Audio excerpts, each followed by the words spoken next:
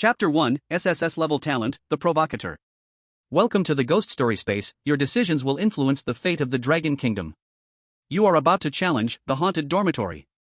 Tip: please read the rules carefully and stay alert at all times.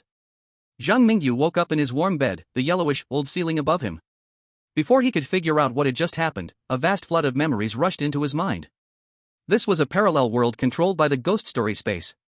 At random intervals, a chosen one would be selected from various countries in this parallel world to enter the Ghost Story Space and face terrifying, unbelievable ghost stories. If the chosen one dies in the Ghost Story Space, the ghost stories and strange occurrences will descend upon their country. If a chosen one completes a ghost story, their country will receive various magical rewards. The performance of the chosen ones will be broadcasted live for global audiences. Clearly, Zhang Mingyu was the lucky one chosen by the Ghost Story Space. This chosen one looks so young. Didn't they say the chosen ones are supposed to be healthy citizens between 18 and 30? Probably a high school student. Do all high school students look this good nowadays? He's so handsome. What's the use of being handsome? To get through the ghost stories, it's about strength, do you understand? I hope this little guy can be strong. We've already lost 4 times in a row. I'm now running into the slit-mouthed woman just buying instant noodles. Slit-mouthed woman? I was chased by a guy with a blood-stained skull hammer for 10 whole streets. Also, recently those little devils from the Cherry Blossom country are getting all loud online, waiting for us to lose 5 times in a row. We can't let them look down on us. No matter what, we can't lose this time. At this point, Zhang Mingyu finally digested the flood of memories that had rushed in. He felt a chill down his spine, as if countless eyes were watching him from outside the blanket. No, I can't lose my composure, I need to stay calm. Carefully feeling around, Zhang Mingyu found a black notebook beside his pillow. When his fingers touched the hard cover of the notebook, the emotionless voice of the Ghost Story Space echoed again. Congratulations, you have found the notebook that contains the rules of the Haunted Dormitory. You have earned the chance to draw your exclusive talent. Would you like to draw your exclusive talent? After hearing the prompt from the Ghost Story Space, Zhang Mingyu's nervousness began to ease. When chosen ones first enter the Ghost Story Space, they are given a chance to draw their exclusive talent. These exclusive talents may increase the chosen one's power, enhance their speed, or even have powerful talents that can resist the eerie forces in the ghost story world. The prerequisite for drawing the exclusive talent is to acquire an item that carries the rules of the ghost story world. Draw the talent. Ding dong. Congratulations, you have drawn the SSS level exclusive talent, Provocateur. When Provocateur incites anger, resentment, or other negative emotions in the eerie forces, you will receive the protection of your exclusive talent. The higher the negative emotions, the stronger the protection. Tip: you are the master of self-destruction in the ghost story world. Go provoke the eerie forces, young man. Provocateur. Oh my god, this exclusive talent with a 1 in a billion chance of appearing doesn't exist anywhere else in the world. With this talent, what is there to fear? Zhang Mingyu's eyes were filled with excitement, but his body still obediently stayed under the covers. He opened the black notebook and, with the dim light from the blanket seam, saw neatly written notes. The dormitory is your second home, and you must follow these rules in the dormitory. Create a life environment filled with harmony and friendship. Dormitory rules, A. 1. You live in dorm 304. During the Qingming festival, only you and your roommate will stay in dorm 304.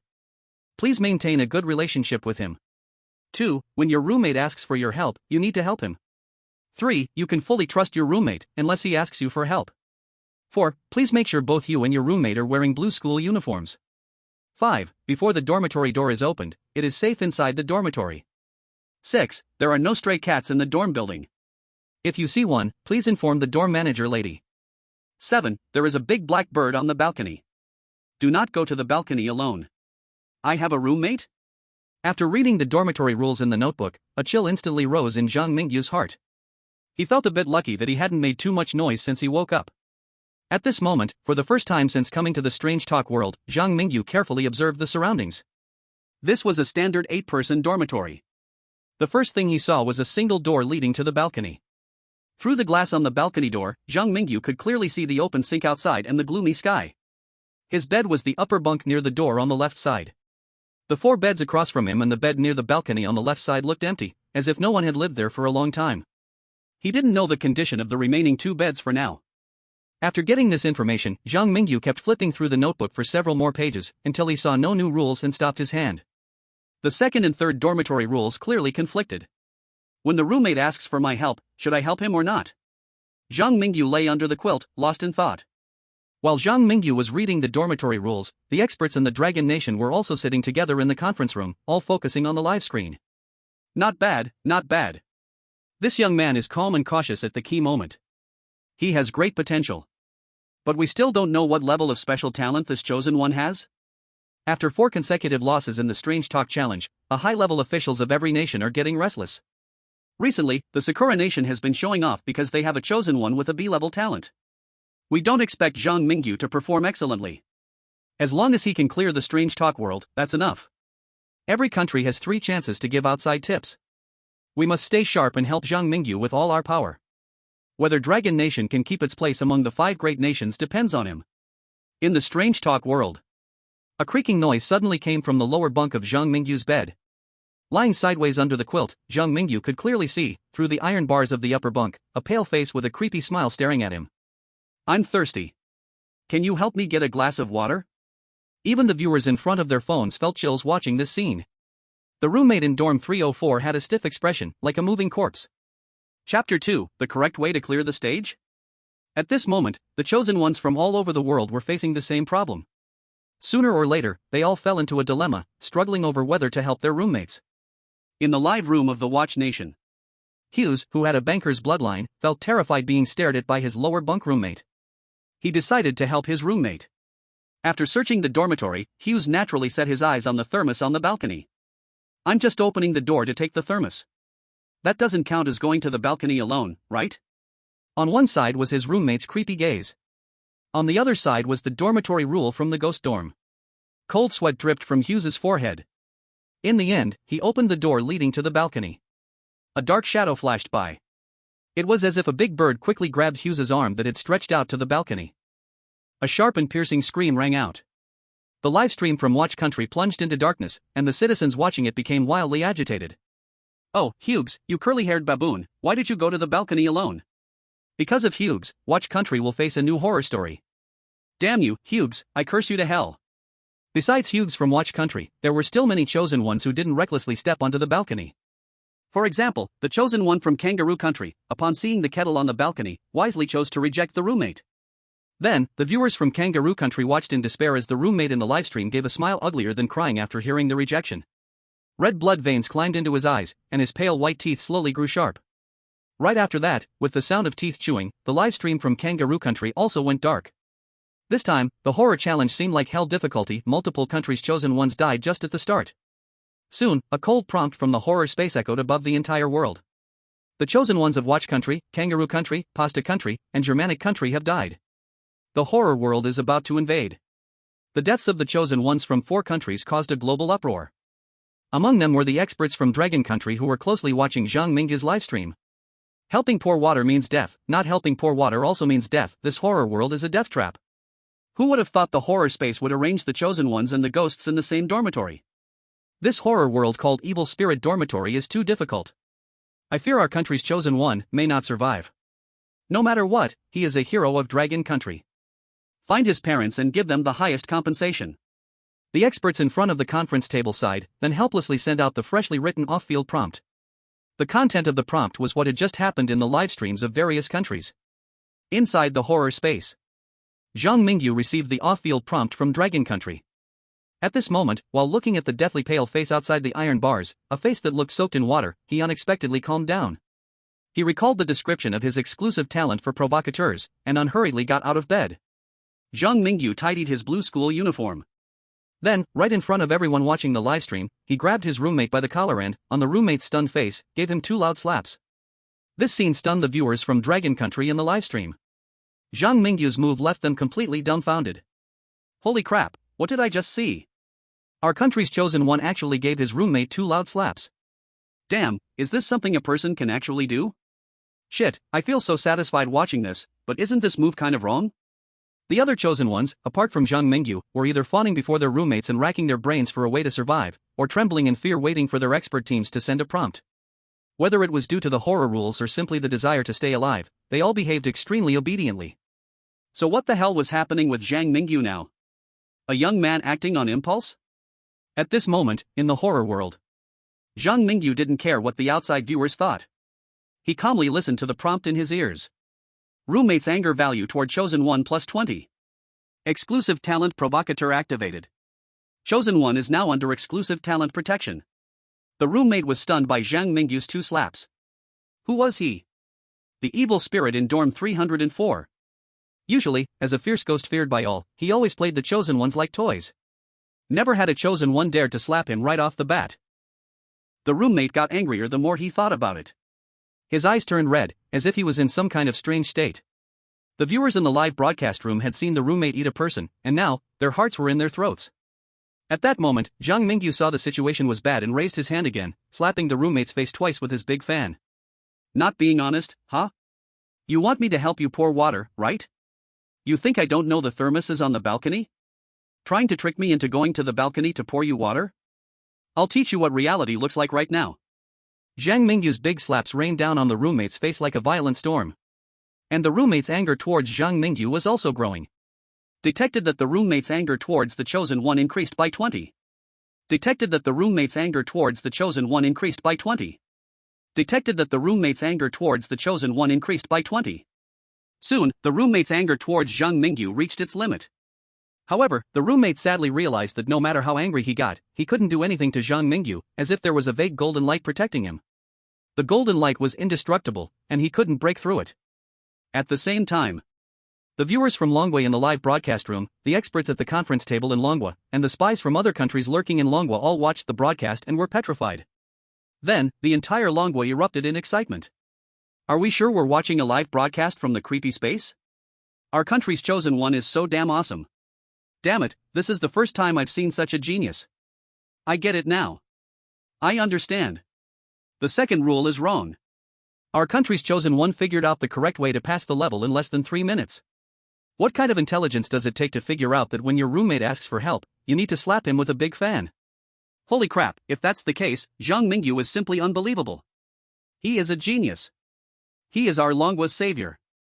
After 4 consecutive defeats, Longwa has finally found new hope. In the Sakura Country conference room. What? You say the way to pass the level is to slap your roommate with a big fan? The Chosen One's roommate is a man-eating monster. If the intelligence is wrong, you must commit harakiri. Forget it, forget it. I don't care anymore. Use the out-of-bounds hint opportunity. Tell Yamada-kun not to bow to his roommate and waste time, but to directly slap his roommate with a big fan. At the same time, similar scenes were happening all around the world. When the expert teams from countries like Chogwa, Sakura Country, Kimchi Country, and Myanmar learned that the second rule was, when your roommate asks for your help, you need to slap him with a big fan, they all immediately used an out-of-bounds hint opportunity. They might think this rule is absurd. But Zhang Mingyu from Longwa had already demonstrated that this was the correct way to pass the level. Chapter 3, the Chosen Ones from other countries were totally fooled. The out-of-bounds hint was delivered. In the creepy world. Sakura Country's Chosen One, Yamada Taro, received the out-of-bounds hint from his country and was completely dumbfounded. He wondered if his eyes were having issues. You want me to slap a creepy big fan? Are the experts from my country trying to get me killed? Yamada Taro doubted, but there was no better solution at this point. He straightened his bent waist, grabbed the roommate he had always disliked, and raised his hand to slap the roommate's cheek.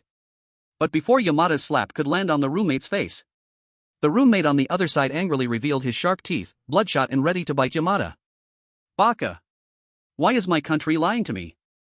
These useless experts can all go to hell. Yamada was horrified and terrified. In the last moments of his life, he quickly used his B-class exclusive ability, Death Rewind. His exclusive talent allows him to rewind death once in every horror tale world. This ability lets him return to 60 seconds before death, completely unharmed. Now, the precious chance to stay alive has been wasted.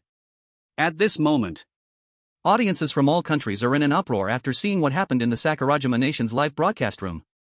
Yamada-kun's life-saving skill was wasted. This must be a conspiracy from the Dragon Nation's Chosen One. You Dragon Nation Chosen Ones are so despicable. You don't want to live, and you drag Chosen Ones from other countries down too. Quick, inform our Kimchi Nation's Chosen One not to anger the roommate. We, the Ugly Nation, as partners of justice, strongly condemn the Dragon Nation.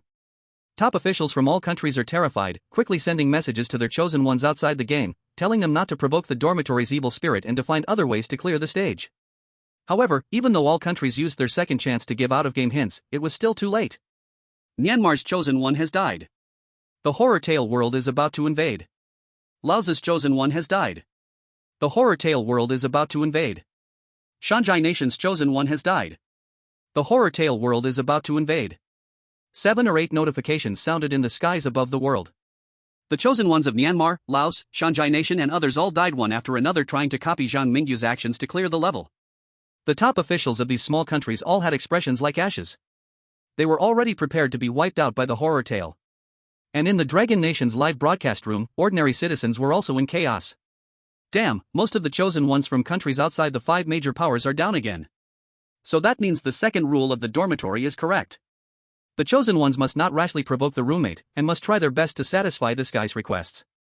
What's going on with our Dragon Nation's chosen one? Yeah, why is Zhang Mingyu fine? Look, he's still riding on his roommate and beating him like crazy. That poor roommate looks like he's about to cry. In the horror tale world, it had already started raining lightly outside the dorm building. The time was now 5:37 in the afternoon. Zhang Mingyu had already stopped tormenting his roommate when he heard the prompt from the horror tale space. After all, he hadn't forgotten that he still needed to keep a good relationship with his roommate. Unexpectedly, just as he was about to get off his roommate, the already beaten into a pighead roommate let out a roar of grief and anger and turned into a ball of black mist, rushing into a spirit altar under Zhang Mingyu's lower bunk. Only then did Zhang Mingyu notice that, in the entire dorm 304, only his own bed had a normal mattress and bedding. The other 7 beds were all empty, and only on the roommate's bedboard sat a pitch-black spirit altar. On the pitch-black spirit altar, a black and white memorial photo was placed. Chen Huayang? Zhang Mingyu looked at the young boy in the black and white photo, wearing a blue school uniform, and found that he looked a bit similar to his roommate. But in small details, there seemed to be slight differences. If a person's face was a jigsaw puzzle, then the roommate's face looked like it was a piece taken from Chen Huayang's. Next to the spirit altar, Zhang Mingyu also found a hard-shell black notebook. He picked up the notebook, and sure enough, found the new rules of the evil spirit dorm inside. Dorm rules, B. 1. There is enough water and bread in your wardrobe for 3 days. Do not eat anything other than water and bread. 2. Do not move the spirit altar in dorm 304. It will protect your safety during the night. 3. The dorm building is safe. Leaving the dorm building is forbidden. 4. Do not shout or make loud noise inside the dorm building. 5. The lights in dorm 304 may turn off by themselves. When this happens, no matter what occurs in the dorm, do not be afraid and do not inform the dorm auntie. 6. When someone knocks and claims to be a student from another dorm, please ignore them. A new dormitory rule has appeared. Combining the first rule, your wardrobe must contain enough water and bread for 3 days, and the third rule, leaving the dormitory building is forbidden, Zhang Mingyu, based on his past experience of watching haunted livestreams, roughly judged that the days in this haunted world were likely only 3, and the venue was the entire dormitory building. In addition, he vaguely felt that the rules in dormitory 304 were hinting at him to stay away from the dormitory ant. This suggests that the things in dormitory 304 and the dormitory ant might not be on the same side, or perhaps the dormitory ant is even more terrifying than the eerie roommates? There is too little information, and Zhang Mingyu is temporarily unable to make a judgment. He opened his wardrobe, took out 3 days' worth of bread and bottled water, and tossed them onto his bed. After doing all this, he turned his gaze toward the spirit altar on the lower bunk. My roommate seems to be connected to the black spirit altar. Leaving such an unsafe thing in the dormitory is irresponsible to my life, Zhang Mingyu thought deeply, his eyes dark. With the protection of the provocation talent, even if the spirit altar can't be moved, I shouldn't face any life-threatening danger. Thinking of this, Zhang Mingyu, confident in his provocation talent, immediately picked up the spirit altar from the lower bunk and walked straight toward the balcony. Outside, in the live stream, the audience from Longwa was desperate, pounding their chests and stomping their feet, wishing they could rush into the haunted world to stop Zhang Mingyu. What's this Zhang Mingyu doing? Didn't Rule B in the dormitory say you're not allowed to move the black spirit altar? Are you an actor? If you want the haunted world to come to Longwa, just say it. Everything was fine just now, but now you've completely lost your mind? Meanwhile, the actions of Longwa's chosen ones were also being closely watched by spies from various countries in the livestream. Sakura country, yo, Zhang Mingyu was finished, daring to harm our Sakura country's chosen one. He deserves to die. Kimchi country, Longwa's chosen ones are still too young, actually violating the rules in the haunted world.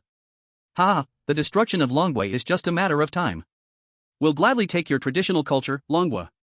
Ugly country, with such a stupid chosen one, Longwa's destruction would be a blessing from God. A3 country, Longwa people are all stupid pigs, we A3 country are the #1 in Asia. Chapter 4, Are you here for vacation? In the haunted world. While other chosen ones are still serving their roommates, bringing them tea, pouring water, and assisting with changing clothes, Zhang Mingyu had already carried his roommate's spirit altar to the balcony.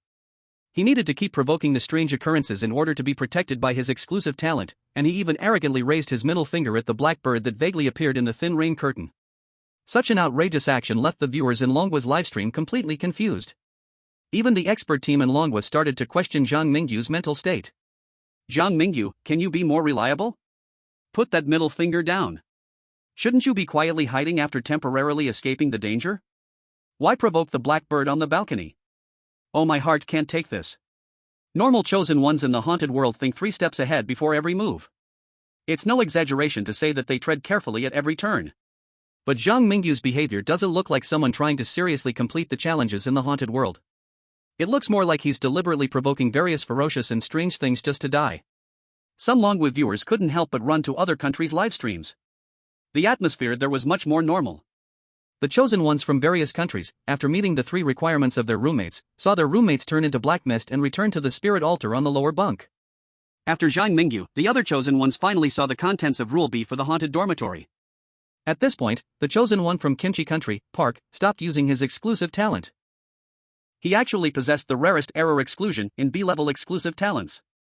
This talent could exclude one wrong option from the rules of the Strange Tales world. Wow, we, the chosen ones from Kimchi country, have the rare B-level talent of error exclusion. This time the Strange Tales world is definitely secure.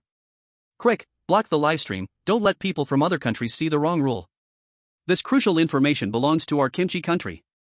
We must apply for a world cultural patent. But Kimchi country's actions were ultimately too slow. The wrong rule had already appeared in the livestream. The second rule of Dormitory Rule B is wrong. The second rule of Dormitory Rule B. Please do not move the spiritual altar in Dormitory 304, it will protect your safety at night. After receiving the reminder from his exclusive talent, Park Biting immediately made the same choice as Zhang Mingyu when he thought of his roommate's terrifying appearance. However, as soon as he picked up the spiritual altar, countless malicious curses filled with hatred erupted from the pitch-black altar. Under the gaze of viewers from various countries, Park Biting of Kimchi country was immediately cursed, his body crawling with curses, and was instantly consumed by the red-black waves of curses. At that moment, the people of Kimchi country suddenly woke up. Just a moment ago, they seemed to be in paradise, but the next moment, when they saw Park Biting's tragic death, it felt as though they had all fallen into an endless abyss. The prompt from the exclusive talent cannot be wrong. Why did Park Biting get killed by the monster in the altar? I understand now, the error in the rule is that the altar will protect the chosen ones at night, not that it shouldn't be moved. It's no use saying anything now, the strange tale is coming to Kimchi country. This strange tale is so terrifying, we are doomed. It's all Park Biting's fault, he is the sinner of Kimchi country. The strange tale descended upon Kimchi country. That night, a high school student in Kimchi country mysteriously died. Some died by a black bird, others by a malevolent roommate. At this moment, the high-ranking officials from various countries who were watching the Strange Tale livestream finally realized something was wrong. Why did Zhang Mingyu survive when Park Biting died, even though they both moved the altar? Zhang Mingyu must have drawn the rare A-level exclusive talent. Because only A-level and higher exclusive talents can counter the eerie powers. In the Strange Tale world, the chosen ones from various countries received deductions about Dormitory Rule B from the expert teams. As of now, the vast majority of countries had already used up their 3 off-field prompt chances. After learning about the incorrect rule, the chosen ones from each country basically chose to leave the altar in place and sleep on a bed farther away from it, holding their blankets. Only the chosen one from Ugly country, Steve, made a different choice. He had the A-level talent Voodoo Doll, which allowed him to make 3 disposable voodoo dolls in the Strange Tale world, shifting the ghost's attack target. At this point, after receiving continuous off-field prompts about the altar, Steve finally made up his mind to activate his exclusive talent, Voodoo Doll, for the first time. Then, he also followed Zhang Mingyu's example and took the altar to the balcony. He really didn't want to stay with this eerie altar for even a second. The curse attacked the voodoo dolls, but Steve suffered no harm. Sweating profusely, he returned to his dormitory, remembering a name in the prompts from Ugly Country's expert team. Zhang Mingyu. Steve gritted his teeth, his eyes flashing with a vicious light. You think we, the people of Ugly Country, will be defeated by your little dragon country's conspiracy? No matter what your A-level talent is, the strongest person in this Strange Tale world will definitely be me. On Zhang Mingyu's side, he had already closed the single door to the balcony and comfortably lay back on his bed. Through the transparent glass of the balcony, he could see some strange changes seemingly happening on the balcony. It was as if a large black bird was tearing at the spirit altar on the balcony. Zhang Mingyu turned over in bed, not caring at all about the strange scene on the balcony. His expression at this moment even looked a bit comfortable. In the live stream room, Dragon Nation's viewers were sending bullet comments one after another. Just asking, has our Dragon Nation's chosen one decided to lie flat? Is Zhang Mingyu not afraid? The thing in the spirit altar seems to be fighting that black bird on the balcony. Why do I feel like other chosen ones are walking on thin ice, but our Zhang Mingyu is just out for a stroll? Holy crap, everyone! Everyone! I'm kneeling to our chosen one. Zhang Mingyu is amazing. No joke. Now live stream rooms in other countries are exploding. A bunch of people are coming to our Dragon Nation to learn from us, trying to see how our chosen one clears the horror world. Yes. I used to say our chosen one was just an actor. I take it back. Zhang Mingyu isn't a fake match actor, he's my idol now. Immediately, someone shared the miserable situations of other countries' chosen ones to those who didn't know. Now, everyone speaking badly of Zhang Mingyu in the Dragon Nation livestream room shut their mouths. And the attention of all countries around the world focused completely on the Dragon Nation's livestream. Inside a meeting room, the upper levels of Sakura Nation wore gloomy faces. Yamada Taro, that useless trash, clearly has a B-level gift but is far worse than Dragon Nation's Zhang Mingyu. Isn't America's Steve also an A-level talent? Why is he just following along with Dragon Nation's Zhang Mingyu this time? Damn it! All of you, a bunch of good-for-nothings. Immediately seek support from America, and also have our spies keep causing trouble in Dragon Nation's livestream. Mock their Zhang Mingyu is just a reckless fool who survives only by luck. Chapter 5 Su Lei from Dorm 412. After eating dinner, Zhang Mingyu started to sleep and rest. He knew very well that in a horror world filled with killing intent, even with an invincible exclusive gift like Provoker, he could not be careless. He wanted to clear the evil spirit dormitory, so he had to rest well and always stay full of energy. While Zhang Mingyu was taking a nap under the protection of his roommate's spirit altar, the other still living chosen ones were trying their best to stay alert to the ghost roommates while organizing the information they had gotten. In the horror world of the evil spirit dormitory, there were currently 13 discovered rules. Among these 13 rules, the chosen ones noticed something strange. Dorm 304 seemed very hostile to outsiders. The dorm rules not only forbade going to look for the dorm manager and after something strange happened, but also didn't allow chosen ones to open the door for students claiming to be from other dorms. This was very suspicious. It was as if the person who wrote the dorm rules was deliberately trying to prevent the chosen ones from contacting the outside world. Without ever opening the dorm door, hiding inside dorm 304 was indeed relatively safer. But after eating bread and bottled water for 3 days, then what? The horror world wouldn't just clear itself, right? Late at night, Zhang Mingyu was lying in bed and had already fallen asleep comfortably. Meanwhile, the chosen ones from the other 10+ countries who hadn't been eliminated yet were still racking their brains trying to find a way to clear the horror world from the dorm rules. At 1:27 a.m. Knock knock knock. For the sleepless chosen ones, the knocking sound suddenly rang out in their ears almost at the same time. In an instant, every chosen one except Zhang Mingyu felt their hearts jump up in fear. This sudden knocking sound scared them so badly they didn't dare move at all. Over on Zhang Mingyu's side, Zhang Mingyu, who slept early and got up early, felt the other party was disturbing his sleep, and he flared his nostrils and smelled a stench that seemed to come from the soul itself. He shouted out in dissatisfaction, "Who is it? Knocking like crazy this late at night instead of sleeping?" Detected that Su Lei from Dorm 412 has increased resentment towards the chosen one by +20. Exclusive talent, Provoker has been activated. The chosen one is under exclusive talent protection. The knocker outside clearly didn't expect the person inside to speak so rudely. After a long silence, a young man's voice finally came from outside the door. "I'm Su Lei from Dorm 412. I have something I'd like your help with." The Su Lei outside spoke very politely. Zhang Mingyu hesitated for a moment, then replied, "Su Lei? Wait a second, I'll open the door for you." Outside, in Blue Star's Dragon Country, it was the middle of the night. The few night owls in Dragon Country who were still watching suddenly sobered up after hearing Zhang Mingyu's words. Oh my god, is Zhang Mingyu really going to open the door for that Su Lei? Didn't the dorm rules clearly say not to open the door for anyone claiming to be from another dorm? The chosen ones from other countries all pretend not to hear knocking. Did Zhang Mingyu get so sleepy he forgot the dorm rules? This is bad, really bad. If that rule about not opening the door for students from other dorms is wrong, then fine. But if it's right, Zhang Mingyu is walking straight into death by opening that door. I'm losing my mind. Should he open the door or not? Can the expert panel please say something? Whoa, I hope Brother Mingyu doesn't make a mistake. All the Dragon Country viewers in the livestream were secretly sweating for Zhang Mingyu. And just when they thought Zhang Mingyu was about to get out of bed and open the door for Su Lei, they realized he hadn't moved a single step. Even though he said he'd open the door, his body never budged.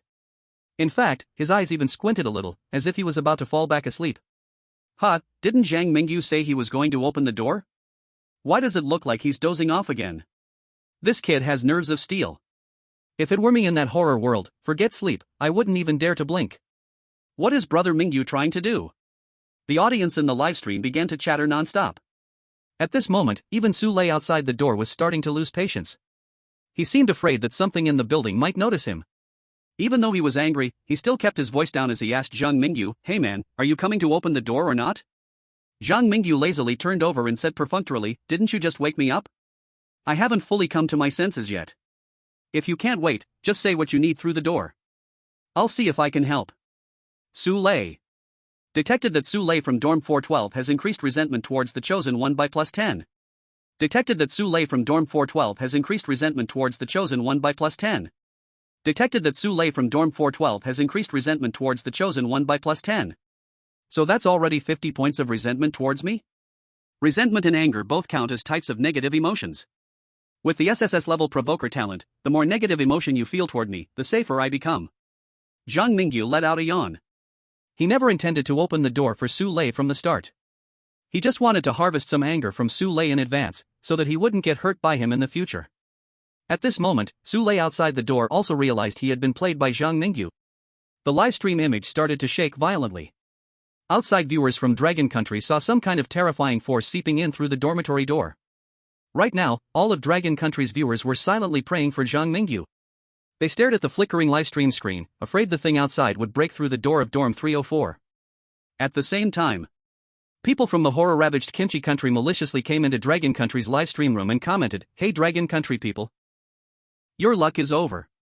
People from the Sakura Country, who had been living quite well, came to mock, "You guys, Zhang Mingyu, what's the point of your A-level talent? You're still not living longer than Yamada Taro from our Sakura Country. Ugly Country, a mere East Asian sick man, not worthy of being compared to our Steve. A 3 Country, wah, the wisdom of the Chosen Ones from Dragon Country is indeed no match for the Chosen Ones of our 3 Country." As some high-ranking officials from certain countries were already waiting to see the Dragon Country's joke, the shaking at Dormitory 304's door suddenly stopped. Whether it was Su Lei from outside the dormitory, who was pretending not to hear the knocking sound and following the dormitory rules, or Su Lei in the Dragon Country's livestream, who had already gone berserk, both disappeared at the same time. The area outside the dormitory door fell into a deep silence. It seemed that Su Lei had completely left the door of Dormitory 304. At this moment, the countries led by the Ugly Country were stomping their feet in anger. Damn it, Dragon Country's Zhang Mingyu was really lucky. He didn't die even after all this. This is unfair.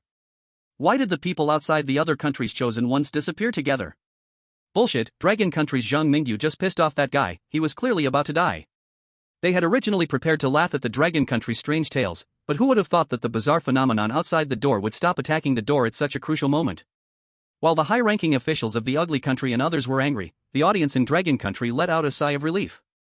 At this time, no one noticed that even more terrifying things were happening in the world of strange tales. Chapter 6, The Shadow on the Balcony. In the world of strange tales. At 2 a.m. The knocker outside finally left, and the Chosen Ones from all countries let out a collective sigh of relief. However, Zhang Mingyu did not let down his guard. He gave up on the idea of going back to sleep and climbed out of bed after hearing a strange cat's meow. A cat? Dormitory Rule A, Article 6. A stray cat in the dorm? Zhang Mingyu said loudly on purpose. He had already seen the small orange cat on the balcony. The dormitory rule says that if you see a stray cat, you should report it to the dorm manager. Maybe I should take the stray cat and leave the dorm now? Zhang Mingyu, holding the stray cat, went to the door as if he was going to open it and leave. However, after several minutes, he still did not make a move to open the door. Perception detected, Su Lei from Dormitory 412 has an additional resentment value of +10 towards the Chosen One. Zhang Mingyu, holding the stray cat, smelled the increasingly obvious stench and quietly crouched on the ground, peering through the crack in the door. After adjusting his angle several times, he finally saw a pair of white sneakers in a hidden spot outside the door. Su Lei from Dormitory 412 had indeed not left. He could not break through the door of Dormitory 304, which had never been opened before, so he had been standing outside, waiting for Zhang Mingyu to walk right into his trap. In fact, the little cat in Zhang Mingyu's arms might even be a bait thrown out by Su Lei. Zhang Mingyu's roommate, Chen Huoyang, seemed to be just an ordinary senior student on the surface. But the feeling Zhang Mingyu got from Su Lei outside the door was like that of a killer in a novel or movie, cunning, ruthless, and good at disguise. Time passed second by second, and Zhang Mingyu still made no move to open the door. And Su Lei outside the door was also very patient. He seemed particularly obsessed with Zhang Mingyu from Dormitory 304, But the only problem was that Su Lei's enthusiasm towards his classmate made Zhang Mingyu uncomfortable. Inside dormitory 304, Zhang Mingyu turned on the lights, and at a rather eerie hour, he simply ate today's breakfast, bread with water. Outside, while Zhang Mingyu energetically enjoyed his breakfast, people from Camel Country and Brazil Barbecue Country were frantically running around in panic. A few high-ranking leaders were so angry they wished they could slap themselves across the face. In their live broadcast, the Chosen One was completely unaware, holding a cat in his arms, ready to go out and find the dormitory ant. However, they had already used up their 3 chances for off-field hints, and could not warn the Chosen One of the danger outside the door. Oh my god, these useless teammates. Why does our country not have a Chosen One as talented as Zhang Mingyu? Damn it, I'm going to handle my immigration papers right now. The Chosen One from Camel Country is dead, the world of ghost stories is about to invade. The Chosen One from Brazilian Barbecue Country is dead, the world of ghost stories is about to invade. After finding the stray cat on the balcony, some Chosen Ones decided to send the cat to the dormitory ant overnight. But little did they know, as soon as they went outside, they encountered the malicious Su Lei.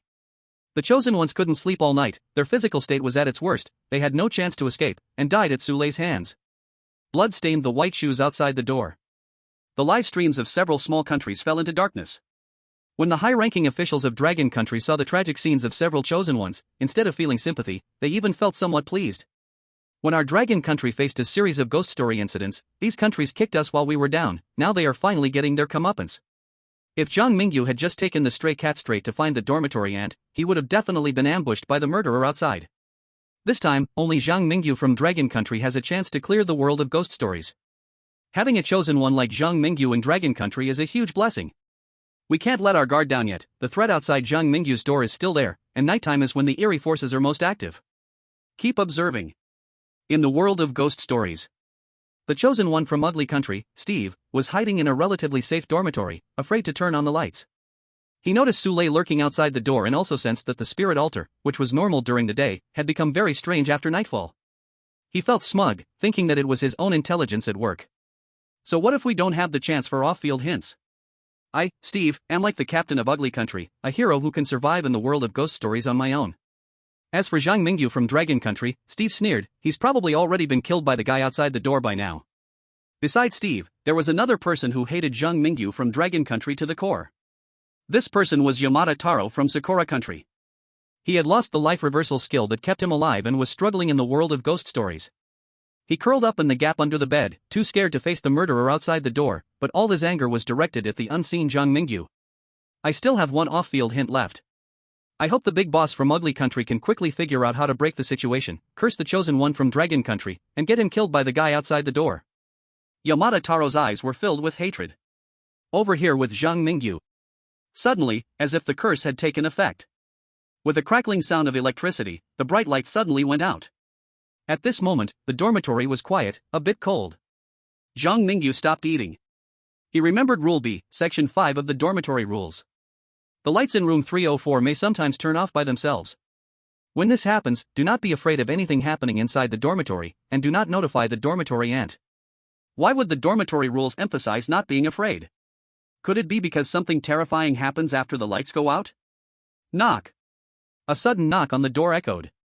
This time, the knocking came from the single door on the balcony. Zhang Mingyu turned his head towards the balcony. He saw some strange changes happening on the chilly balcony. Black blood was pouring out from the black spirit altar. A curse full of hatred is spreading across the land. Is this the thing in Dorm 304's rules that tells me not to be afraid? Zhang Mingyu instinctively grabbed the stray cat on the ground and backed 2 steps in the dark toward the dorm door. At that moment, he noticed the stray cat in his arms didn't seem afraid of the strange scene on the balcony. The faint rotten smell still hung in the air, which meant Su Lei was still outside the door and hadn't left. As Zhang Mingyu was wondering whether to follow the rules and stay in dorm 304, or rush out and fight Su Lei outside, black blood rolled inside the spirit altar on the balcony, and a boy in a blue school uniform floated up. That's Chen Huayang from the black and white photo, but why do I feel like he's missing something compared to the photo? In that moment, a flash of insight suddenly hit Zhang Mingyu's mind. He looked at Chen Huayang standing outside the single door and guessed that the roommate from the daytime, and this boy in a blue uniform at night, were probably both parts of Chen Huayang. If the Chen Huayang in the memorial photo was like a puzzle, then the daytime and nighttime boys were each a quarter of the full picture. They were like broken pieces of a soul, and they didn't feel complete. All of this was just Zhang Mingyu's own reasoning. But whether he was right or wrong, he now had to face a serious problem. At midnight, dorm 304 was no longer safe. Chapter 7, A Good Classmate Who Sacrifices for Others. On the balcony. The boy outside the single door was wearing a blue school uniform, but now it was slowly turning red with blood. Wounds of all sizes appeared on his body, and the vicious curse spread beneath his feet. In the center of the cursed prison, a large blackbird could vaguely be seen struggling desperately. This scene was playing out in every chosen one's dorm room at the same time. Except for Zhang Mingyu, most of the chosen ones were so scared by the chaos in the spirit altar that they couldn't even stand straight.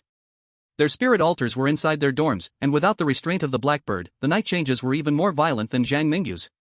At the same time, Zhang Mingyu knew he didn't have much time left. He had no doubt that even if his challenger gift helped him block 99% of the damage, he could still be killed by the monster on the balcony. Rule A, number 4, of the dorm rules. Make sure both you and your roommate are wearing blue school uniforms. Now that the roommate's uniform had turned red, I must run. Thinking this, Zhang Mingyu forced himself to stay alert and turned around to place his hand on the handle of dorm 304's door. Outside. The Dragon Nation audience in the live broadcast room felt like they were riding a roller coaster with their emotions rising and falling. What is Zhang Mingyu trying to do? He's not going to go out, is he? There's a killer in the hallway. As if the thing on the balcony is any better. None of the other nation's chosen ones have found a good solution. Has Zhang Mingyu found a way to escape? The Dragon Nation viewers had already clearly seen the real face of the killer outside the door. This seemingly gentle and polite good classmate had already killed several chosen ones from different countries. In this world of horror stories. While everyone watched nervously, Zhang Mingyu finally pulled open the dorm door behind him. The moment dorm 304's door opened, a large blackbird hand reached in from outside. Sule outside the door seemed to know dorm 304 would become extremely dangerous at night. He didn't try to rush in, but tried to drag Zhang Mingyu outside to deal with him. At that moment, Zhang Mingyu, who had already stacked many negative emotions onto Sule in advance, was not about to fall for it. He stuffed the stray cat in his hands into Sule's large, black-furred hand. The stray cat, startled, bit down hard on Sule's palm. Sule cried out in pain. Taking this chance, Zhang Mingyu grabbed Sule's arm and dragged him into dorm room 304. Bang! The two, tangled together, crashed to the floor and rolled around. Lying on the floor, Sule seemed to realize something, and without even turning his head, he ran straight for the open dorm door. At that moment, Zhang Mingyu also sprang up from the floor. Relying on his challenger's gift, he fearlessly reached out and grabbed at Sule's black-haired arm. F***K your mother. If you want to die, don't drag me down with you. Sule's face turned pale with fear. He had already seen the situation on the balcony. After Sule entered dorm room 304, Chen Huayang's school uniform, soaked in blood, became even more vivid in color. On the balcony, Chen Huayang seemed to fall into a crazed state, and a terrifying curse filled with killing intent crushed the blackbird on the balcony at any cost. He no longer looked at Zhang Mingyu, but turned all his vicious curses and raging hatred toward Sule, who had been dragged into dorm 304, as if there was deep hatred between the two. At this moment, the wave of curses had already arrived behind them.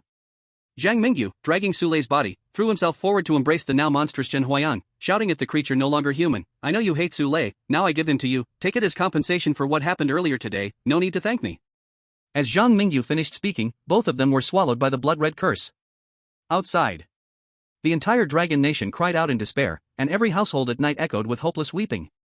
Bullet comments protect him. Zhang Mingyu, please don't die. It's over, our Dragon Nation is doomed.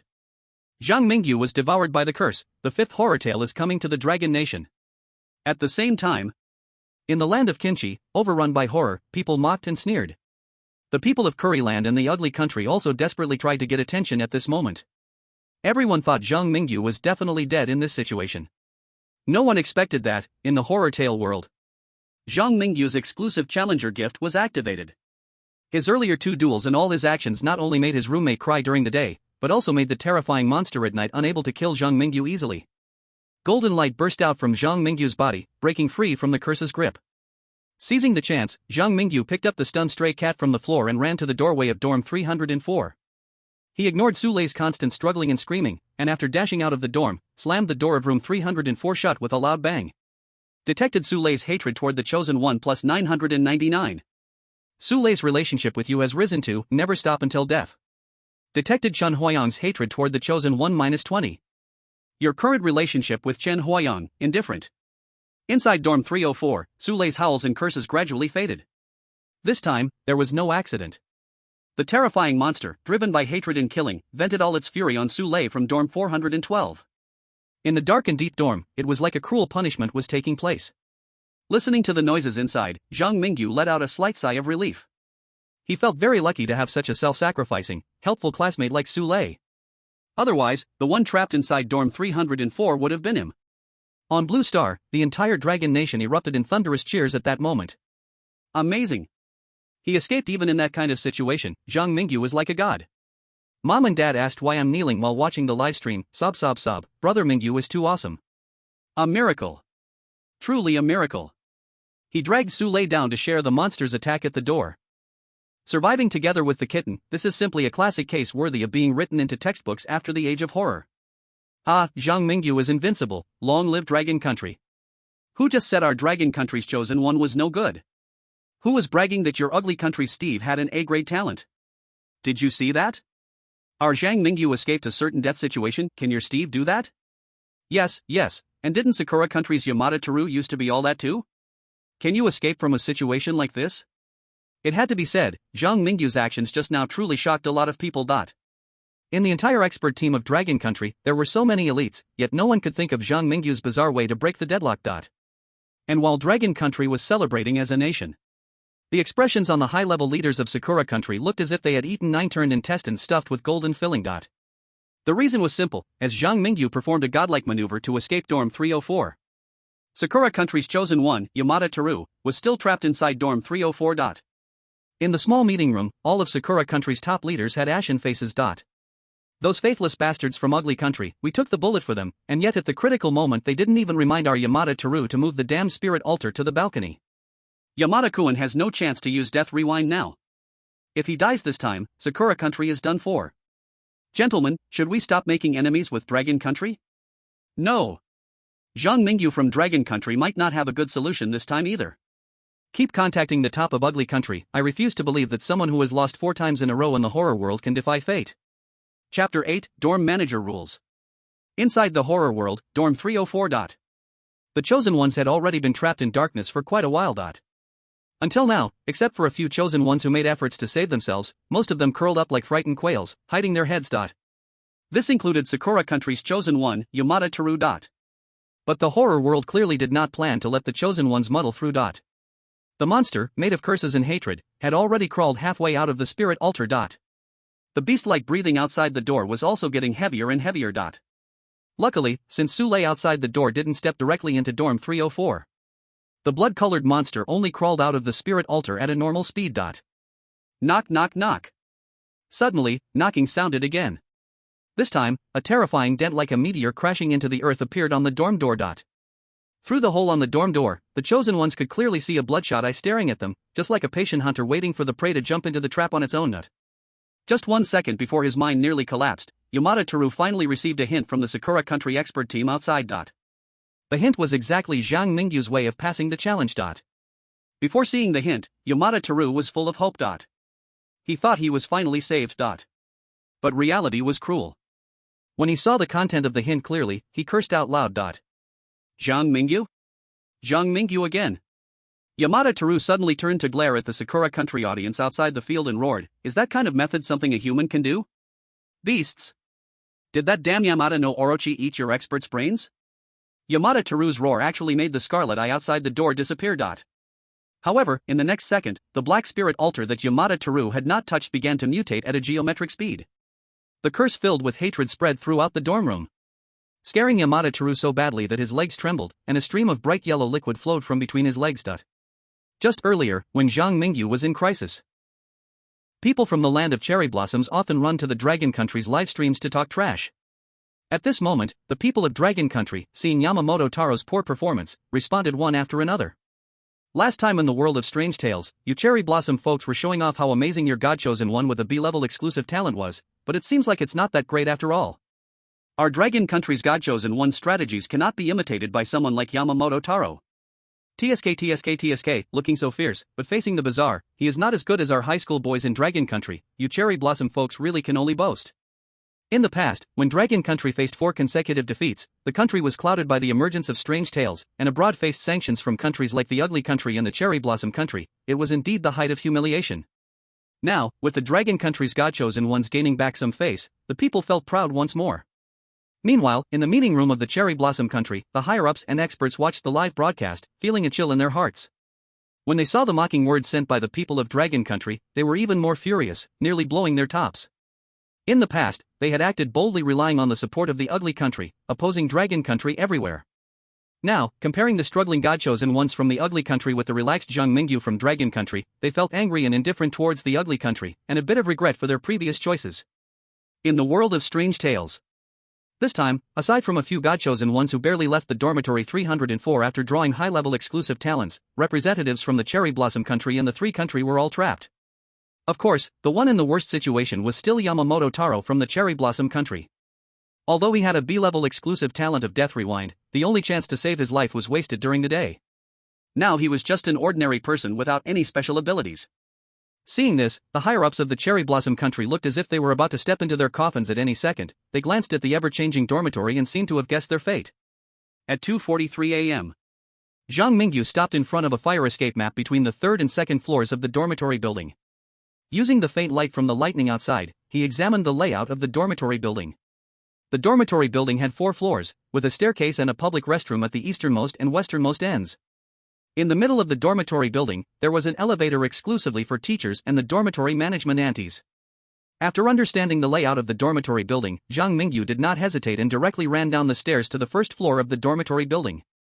The first floor of the dormitory has the dormitory management room and the exit door. Now the dormitory management auntie must have been attracted to the noise made by Qin Huayang and the others in room 304, so I can take the opportunity to check the dormitory management room and the exit.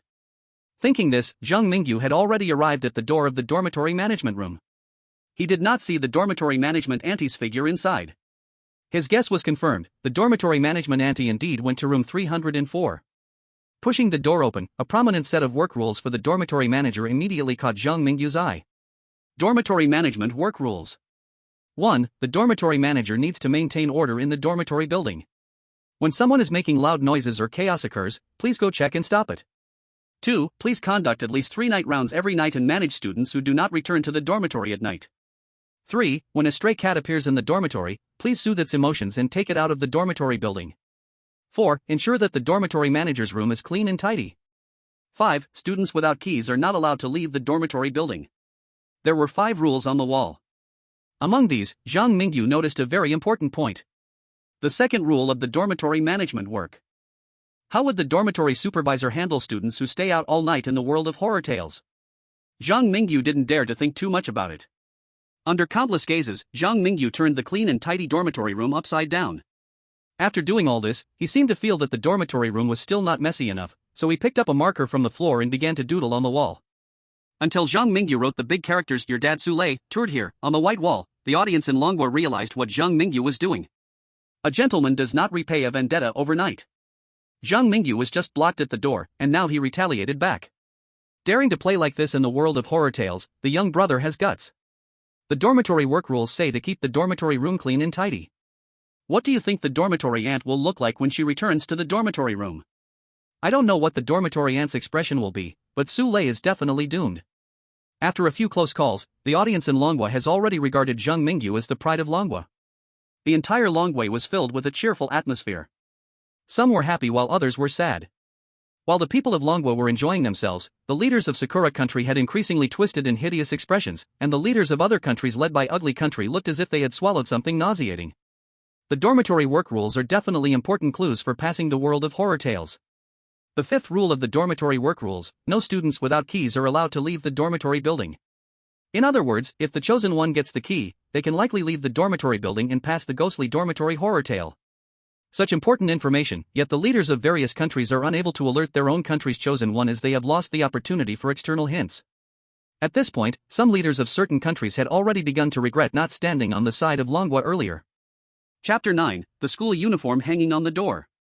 In the world of horror tales, any chosen one from various countries who hadn't escaped from room 304 is dead. The remaining chosen ones were either hiding in the shadows of the hallway or cautiously exploring in the cold night.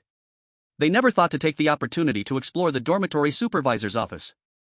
Moreover, the audience outside was very doubtful that even if they thought of this, they wouldn't have Zhang Mingyu's courage. Over here with Zhang Mingyu. He left the dormitory office and headed straight for the main entrance of the dormitory building. Outside, the rain was continuous. And the main entrance of the dormitory building was, as expected, locked. This was the middle of the first floor, very close to the elevator exclusively for the supervisor. Was it just his illusion? Zhang Mingyu always felt that there were malicious eyes watching him through the cracks of the doors on both sides of the dormitory. He instinctively hugged his well-behaved cat tightly, preparing to leave the area near the main door. Suddenly, the sound of the elevator running came from the elevator room next door. No way. Did the dormitory ant resolve Chen Huayang so quickly? The elevator takes a maximum of 6 seconds to go from the 4th floor to the 1st. Yet the main door of the dormitory is at least dozens of meters away from the nearest staircase. Zhang Mingyu stood in the silent stairwell, and the scene he saw was being transmitted back to the live broadcast room in Longhua. Outside. Who do you think is in the elevator? Could it be the dormitory supervisor? Don't say that upstairs, my legs are weak. Dad. Dad. Whoa, I can't watch the live stream anymore, come here and watch for me. The entire Longhua was worried about Zhang Mingyu, a pair of eyes fixed on the live broadcast, beads of sweat forming on their foreheads. At the same time, in the live broadcast room of Asan country, the highly anticipated A Kim was cautiously exploring the hallway, tiptoeing with his unique D-Class exclusive talent hide and seek. The D-Class exclusive talent hide and seek can reduce his presence. This does not mean Akim could directly become invisible, but rather it would make him as inconspicuous as a moth on a tree trunk. As soon as he sensed something in the elevator, Akim immediately activated his hide and seek ability and crouched in the corner of the hallway. Our chosen ones from Asan country may not have the exclusive talents like the chosen ones from Dragon country, but Akim possesses the unique ancient wisdom of Asan people. You Dragon country, Kimchi country, and Cherry Blossom country are just lucky. Our chosen ones from Asan country are beyond your comprehension. What if you have D-level exclusive talents? In the world of strange tales, there are no useless exclusive talents, only useless chosen ones. Everyone, keep your eyes wide open. Even if our chosen one from Asan country doesn't notice the dormitory rules, he can still survive with his clever mind. The people of Asan country had finally launched a wide-range attack. Before the people from Dragon country could say anything, the citizens of Cherry Blossom country and Kimchi country were already in a fierce clash with those from Asan country. It was truly a scene of dogs biting dogs. Meanwhile, in the live studio of Ugly country, Steve, who fancied himself a hero of Ugly country, awkwardly escaped from dormitory 304. When he noticed the unusual sounds in the elevator, he appeared very calm. His A-level exclusive talent voodoo doll still had 2 chances to use, so he was not afraid of ordinary ghosts. He patiently waited near the elevator, his eyes sparkling with wisdom, as if he wanted to see the dormitory manager's true form. The chosen one from Cherry Blossom country has died, and the world of strange tales is about to invade. The chosen one from Bullfighter country has died, and the world of strange tales is about to invade. The chosen ones were being eliminated one after another. In less than a day in the world of strange tales, only 5 chosen ones remained: Zhang Mingyu from Dragon country, Ivanovsky from Polar Bear country, Steve from Ugly country, Louis from Iron Tower country, and John from the Empire of the Sun. Also, the chosen ones from the 2 small countries of Asan country and Mexican Chicken Wrap country were still alive. At this moment, the surviving chosen ones in the world of strange tales all faced the dormitory manager. Encountering the dormitory manager seemed to be a test given by the world of strange tales, one that the chosen ones could not escape no matter what. In the world of strange tales. In the damp, chilly hallway, Zhang Mingyu felt a chill as malicious eyes stared at him from the dormitories on both sides. He had a great memory and kept recalling the 13 rules of the evil spirit dormitory, hoping to find a way out. It's definitely too late to run now. If I want to survive, I must take the initiative. He thought, squinting his eyes. Should I hide in the dead corner of the elevator and figure out a way to provoke the dormitory manager for a surprise attack, or should I try to smash open a room door on the 1st floor and change to a new dormitory for the night? Zhang Mingyu's thinking was different from that of ordinary people. Just as he was ready to act, the orange cat lying in his arms suddenly meowed uneasily. He turned around quickly. Zhang Mingyu saw an old, tattered school uniform hanging on the door of dormitory 114, its style resembling his own, the only difference being that the uniform on the door was red, as if stained with blood. At that moment, the door of dormitory 114 was pulled open a narrow gap from inside, revealing a boy in a blue school uniform standing in the crack. The dormitory manager is coming. If you don't want to die, come in quickly. Zhang Mingyu felt a strange familiarity in the boy's voice. Without hesitation, upon seeing the blue uniform, he picked up the cat and dashed into dormitory 114. The numbers on the elevator display kept jumping. The moment the floor number flashed 1, the dormitory's big door was slammed shut with a bang. Ding dong. The elevator's arrival sound rang outside the door. The sound of high heels clicking on the floor stopped outside the dormitory door. Don't make a sound. The student inside the dormitory put a finger to his lips and leaned against the door, his fear in his brows not acting. The student in dormitory 114 wore the same blue school uniform as Zhang Mingyu, but what puzzled him was that the uniform on that person was dirty, as if it hadn't been washed in years, and what made Zhang Mingyu more alert was that dormitory 114 had no bedding, and everywhere was dusty, as if no one had lived there for many years. After a while, the clicking sound sounded again. This time, the dorm manager outside seemed to have left. When the footsteps outside could no longer be heard, the student in dormitory 114 sighed in relief, looking like he was still scared. What are you doing wandering around the dormitory at this late hour? There's no one else in the whole dormitory who is as reckless as you. Chapter 10, Similar-Looking Student. Over in Asen Country. The chosen one of Asen Country, with a special talent for hide-and-seek, had already turned into a turtle hiding in its shell. The sound of high heels echoed in the hallway. Clap. Clap. When the high heels stepped out of the darkness, the chosen one of Asen Country was horrified to find that the dorm manager was not a person at all, but a pair of blood-red high heels. He hid in the corner, his D-grade talent for hide-and-seek making him hard to find. However, the blood-red high heels seemed to have known the chosen one of Asen Country's location and walked straight toward the corner. A sharp smell of blood wafted through the hallway. A sweet scent mixed with the smell of rust invaded the chosen one's nostrils. Then, as if enchanted by the fragrance, he stepped out from his hiding place and slowly approached those blood-red heels. The screen in the live broadcast shook violently. Previously, Zhang Mingyu had turned misfortune into fortune multiple times in strange hands, leading the people of Asen to have a mysterious confidence in their own Occam, but now the truth told them that Occam was trash in front of Zhang Mingyu. Occam, you lump of dung is going to kill us. Asen is going to be finished. Help, help, the ghostly tail is about to descend, who can help us? Asian countries should help each other. The chosen one of Asen Country is dead, the ghostly tail is about to descend. The death of the chosen one of Asen Country reduced the number of surviving chosen ones to 6. Yet, the Asian countries felt no sympathy for Asen's plight. Ha ha ha, we Long Country people really do not understand Asen people's ancient wisdom. You deserve it, Asen people. Grandpa's from Long Country upstairs, my ancestors are Long Country people, please save me, the ghostly tail of the evil dormitory is descending, I don't want to stay in this terrible country any longer. I also want to immigrate to Long Country, I believe that Zhang Mingyu from Long Country can definitely pass through the ghostly tail. Come on, we Long Country people are not interested in sticks and little days. After the tragedy of the chosen one of Asen Country, the chosen ones of various countries made all sorts of different choices. Some were rescued by the mysterious student from dormitory 114, while others chose to reject that mysterious student. In the world of ghostly tales, dormitory 114. Zhang Mingyu discovered new dormitory rules on the big door behind the owner of dormitory 114. Dormitory rules, c.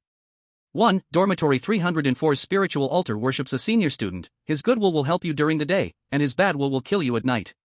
2. You might find similar-looking students in the dormitory, you can trust him unconditionally. 3. Please do not leave your dormitory at night.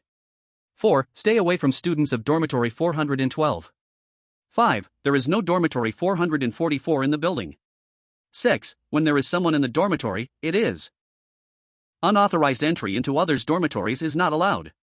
Why is the third part of dormitory rule number 304 appearing in dormitory number 114? Both the third and fourth clauses in dormitory rule C are correct.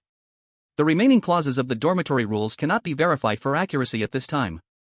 As for the second dormitory rule stating that I might find students who look very similar in the dormitory building, this student in dormitory 114 seems to resemble Chen Huayang from dormitory 304 a little.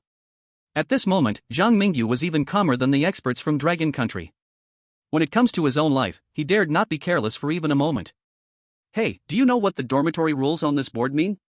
Zhang Mingyu smiled gently, like a friendly neighborhood boy, making it easy for people to trust him. I just transferred here not long ago, and I'm not clear about many things. Can people really die in this dormitory? Just transferred? No wonder you dare to walk out of the dormitory at midnight. The student in dormitory 114 had a look of realization, leading Zhang Mingyu to sit inside the dormitory, daring not to turn on the light but instead finding a flashlight to brighten the room. This dormitory building is haunted. I was only transferred to this building by the homeroom teacher last week, and just a few days have passed since all my roommates who moved in with me have disappeared. Disappeared? Yes, as if taken away by ghosts. No one besides me remembers they ever existed. The student's expression was grotesque. I suggest you seriously remember those dormitory rules, for I have personally seen the students from dormitory 412, and they are all abnormal, like twisted murderers, emanating a terrible stench. This dormitory building is absolutely the scariest place I've ever been in my life. Besides the students from dormitory 412, have you seen other students? Yes, there's a boy in dormitory 304. Although he has a strange personality, he once helped me drive out those perverts from dormitory 412. The student in dormitory 114 spoke earnestly, as if he believed his own words. This didn't mean he was deliberately deceiving Zhang Mingyu, rather, his memory might only be this much. In his eyes, Chen Huayang from dormitory 304 and he were both normal living people. Yet in Zhang Mingyu's conjecture, the young man before him might already be dead. My name is Zhang Mingyu. What's your name, big brother? Zhang Mingyu cautiously asked a sensitive question while calculating his chances in case of conflict with the other. My name is Chen Huayang. After the student said this, the temperature in the entire dormitory seemed to drop a bit. Out in the world. The student in dormitory 114 is also named Chen Huayang. I see, the first rule of the evil spirit dormitory rule C states that Chen Huayang's evil thoughts will kill the chosen ones at night, while his good thoughts will help the chosen ones during the day. Do you think, as the most important person in this bizarre world, his soul could have been artificially split in two? Are you saying that the monster in dormitory 304 was Chen Huayang's malice, while this normal person in dormitory 114 is his goodness? It's possible. But what about the roommates during the day? Pay attention to the dormitory rules. It only states that Chen Huayang's malice will kill the chosen ones at night, not that his malice doesn't exist during the day. I believe the daytime roommates are also manifestations of Chen Huayang's malice. He'll sadistically make the chosen ones help him with various tasks. As long as the chosen ones don't violate the dormitory rules, he won't harm them. Simply put, the daytime roommate is just Chen Huayang's malice. Wow, it really is possible. The expert group from Dragon Country included elites from various fields.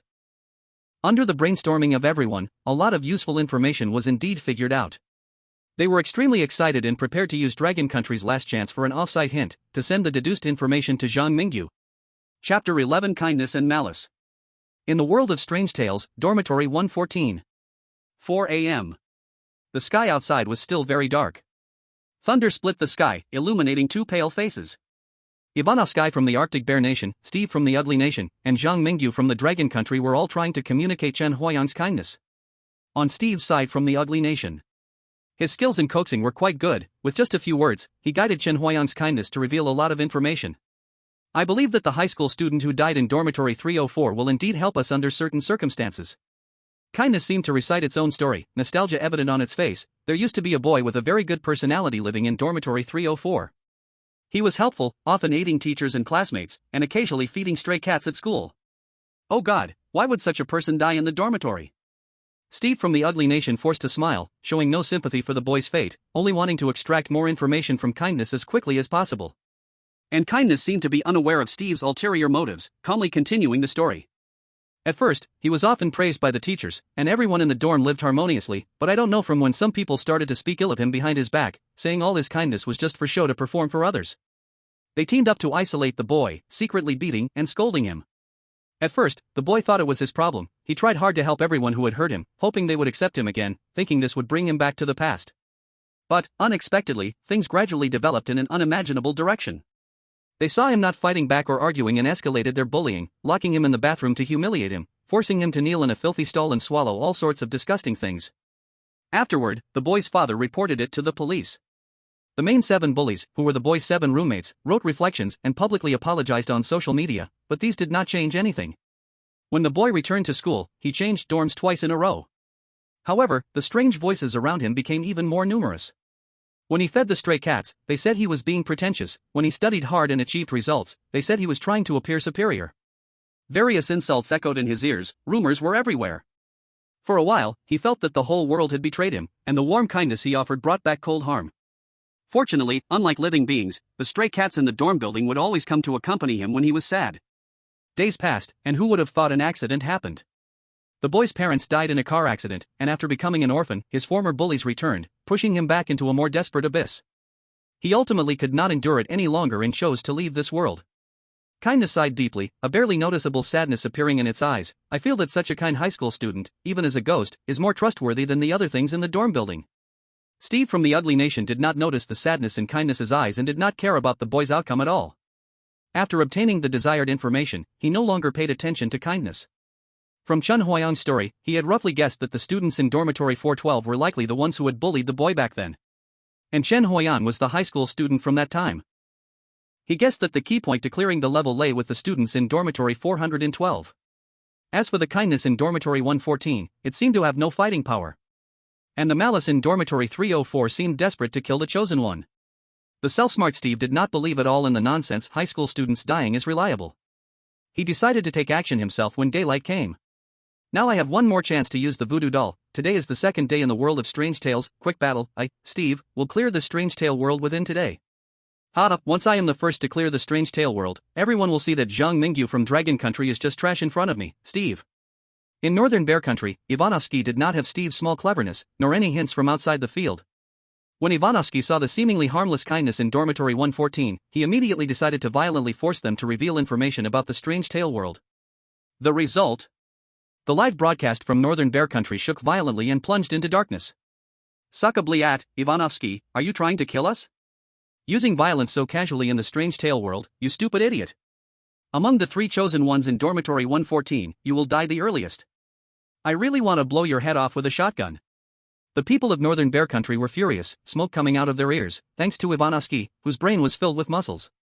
Meanwhile, the high-level officials of Northern Bear Country crudely issued a nationwide Level 1 alert amidst a chorus of Yura. As one of the 5 major countries, they had a rich heritage. This heritage included some cursed items obtained by the chosen ones in the world of strange tales, as well as some unconventional weapons capable of harming strange creatures. With these, Northern Bear Country should be able to withstand this strange tale invasion after paying some price. At the same time, countries around the world pretended to sympathize with Northern Bear Country's plight, then shifted their focus to Zhang Mingyu of Dragon Country. Steve from Ugly Country and Zhang Mingyu from Dragon Country were the 2 most outstanding chosen ones left. Countries were comparing their performances as a basis for future international alliances. In the world of strange tales. At 5:20 a.m. After resting for a few hours in dormitory 114, Zhang Mingyu received an outside hint from Dragon Country. The information he received confirmed his guess about the method of clearing the level. Taking a deep breath, Zhang Mingyu held the hand of kindness and said sincerely, "Bro, I think those who bullied that high school student back then should die. Why don't we cooperate and help the deceased high school student take revenge?" Revenge? The kindness swallowed hard. He instinctively found the word familiar, but when he saw Zhang Mingyu tightly gripping his hand, he felt a bit scared. Haven't the memories returned yet? Zhang Mingyu noticed something was off with the kindness in front of him, but he dared not negotiate with the malice upstairs alone. So, he began to try to awaken the kindness's memories. The words I'm about to say may be hard for you to accept. I once saw your black and white photo on the spirit altar of dormitory 304.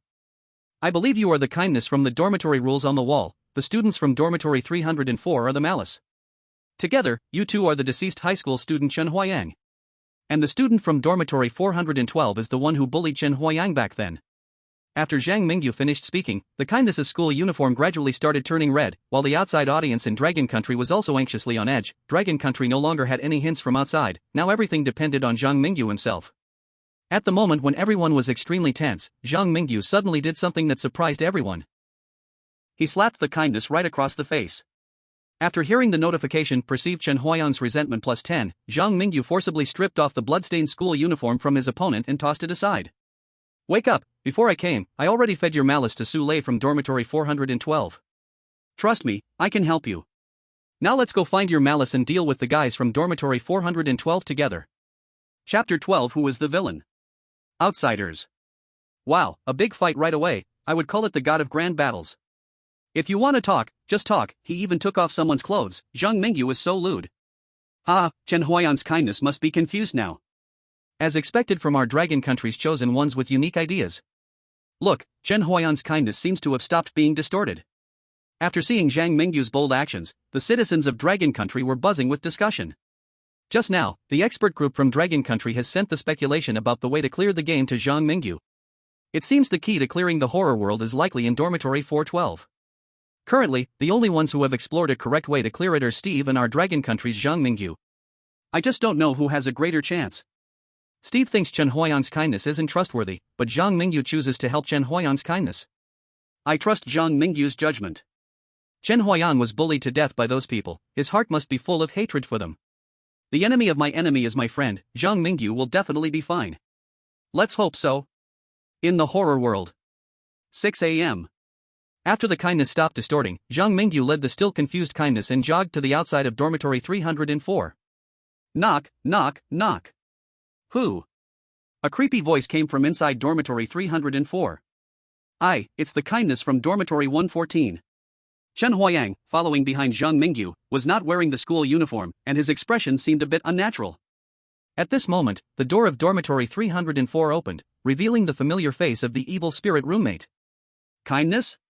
You regained your memory? The evil spirit roommate was Chen Huayang's malice. During the daytime, his school uniform was also blue, and he lacked the terrifying power of nighttime. The dormitory door opened halfway and then stopped. Because the malice in dormitory 304 saw Zhang Mingyu standing next to kindness, smiling. Bang! The malice reacted quickly. Upon seeing Zhang Mingyu, he immediately tried to close the door. But Zhang Mingyu had already prepared, sticking his foot in to block the door. I said, brother, I helped you get rid of Su Lei yesterday, so don't take those small misunderstandings to heart. During the daytime, the evil spirit's power was within Zhang Mingyu's control. He wasn't afraid of this guy going berserk to hurt someone, so he was full of confidence. Zhang Mingyu smiled happily, but the malice was almost driven mad with anger. He glared at the kindness behind Zhang Mingyu, and his expression seemed to say, "Is it you who brought the ghost into the village?" The kindness felt a bit uncomfortable under that gaze. His eyes darted back and forth between Zhang Mingyu and the malice, feeling that their relationship wasn't as good as Zhang Mingyu had previously claimed. Outsiders.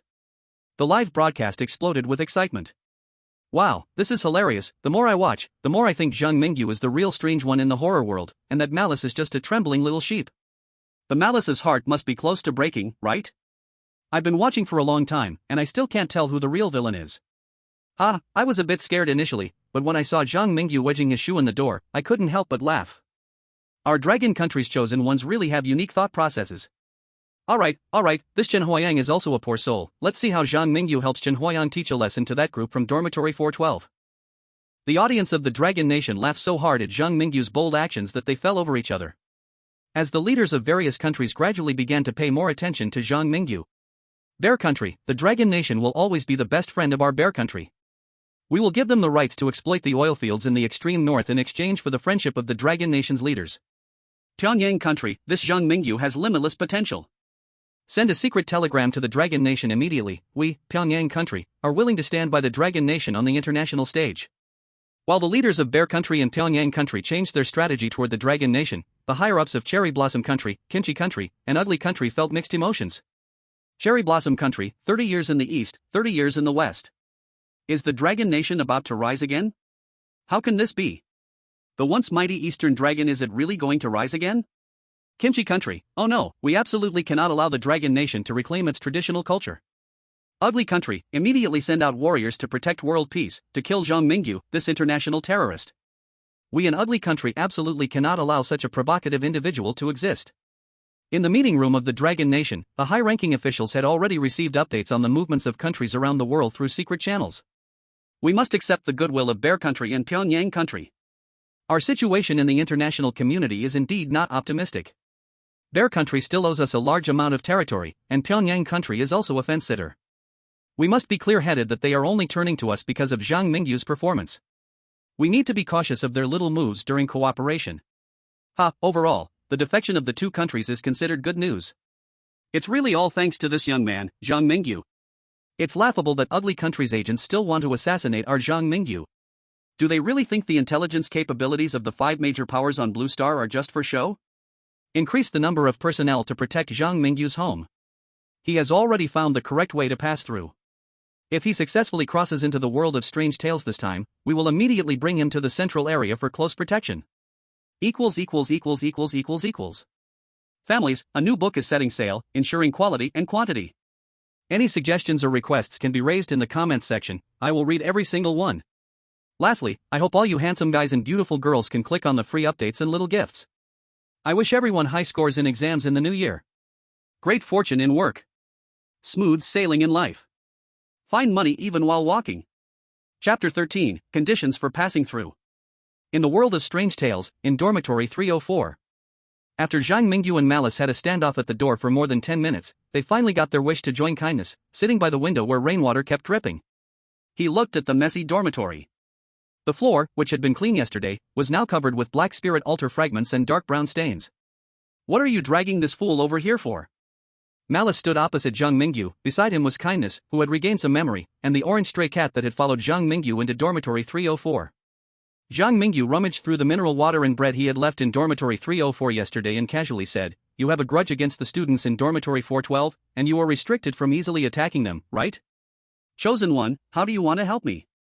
Malice indeed grasped many things that kindness had forgotten. A hint of interest appeared in his eyes, and his tone was no longer as stiff as before. "I must tell you in advance, even I must follow the rules of the Strange Tales space and cannot randomly intrude into others' dormitories.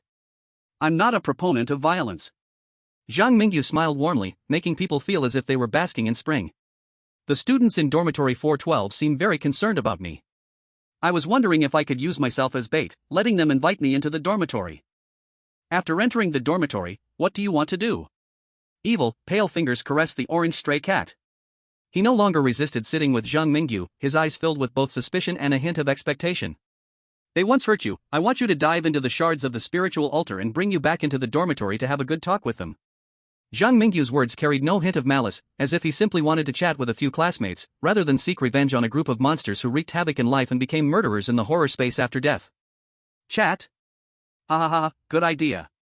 In his malicious eyes intertwined curses and hatred, while hugging the orange stray cat, he kept biting his black and white photo. "Chosen one, if you can really get them to talk to me, I promise to help you perfectly pass this horror challenge. Congratulations to the chosen one for discovering the conditions to clear the horror world. Pass, survive for 3 days in the horror world, obtain the key hidden in dormitory 412, and leave the dormitory building through the correct exit. Excellent, gain friendship from kindness or malice, with the help of important person Chen Huayang, obtain the key hidden in dormitory 412, and leave the dormitory building through the correct exit. Perfect, make up for the regrets of important person Chen Huayang, with the help of important person Chen Huayang, obtain the key hidden in dormitory 412, and leave the dormitory building through the correct exit." Got it. As Zhang Mingyu saw the horror space prompt, the audience from the Dragon Country also saw the 3 different levels of clearance conditions. The appearance of the clearance conditions greatly boosted morale. Zhang Mingyu and the expert team from the Dragon Country are indeed amazing, the key is indeed in dormitory 412. The key point is that Zhang Mingyu slapped his malicious roommate twice in a duel yesterday, and today he is pulling kindness and malice to fight against the murderers in dormitory 412. This operation is incredible. Steve next door can't even believe in kindness, let alone cooperate with malice. Our Dragon Country chosen one is uniting all the possible forces. With the help of kindness and malice, our Dragon Country is guaranteed an excellent rating this time. Ha! I am already looking forward to the scene of Chen Huayang and the students from dormitory 412 sharing their feelings. Campus bullying is unforgivable, such scum deserve to die. At this time, the chosen ones from various countries had found the clearance conditions. Some discovered the clearance conditions when they saw the door of dormitory 444, while others obtained the clearance conditions when they fought with the students from dormitory 412. John from the Sun Never Sets Kingdom was the first type. Using his experience from clearing the horror world multiple times, he found the door to dormitory 444 and obtained the clearance conditions. Now, John was trying to negotiate with the students from dormitory 412. He had a D-level exclusive talent, Social Butterfly. This exclusive talent allowed him to gain strange favor more easily. After an unpleasant exchange, John leaned against the hallway of the dormitory, gasping heavily, his face pale as he cursed. "What the hell? The students in dormitory 412 are all monsters. Oh, damned curly-haired baboon, maybe I should try to find the important person Chen Huayang mentioned in the clearance conditions. There's no way to clear this horror world alone." As of now, only Zhang Mingyu from the Dragon Country, Steve from the Ugly Country, John from the Sun Never Sets Kingdom, and Louis from the Iron Tower Country remained alive. While John complained, Louis from the Iron Tower Country had quietly sneaked into dormitory 412, trying to steal the clearance key. Unfortunately, Louis had never been to dormitory 114 and was unaware of the 6th rule mentioned in the rules of dormitory 304.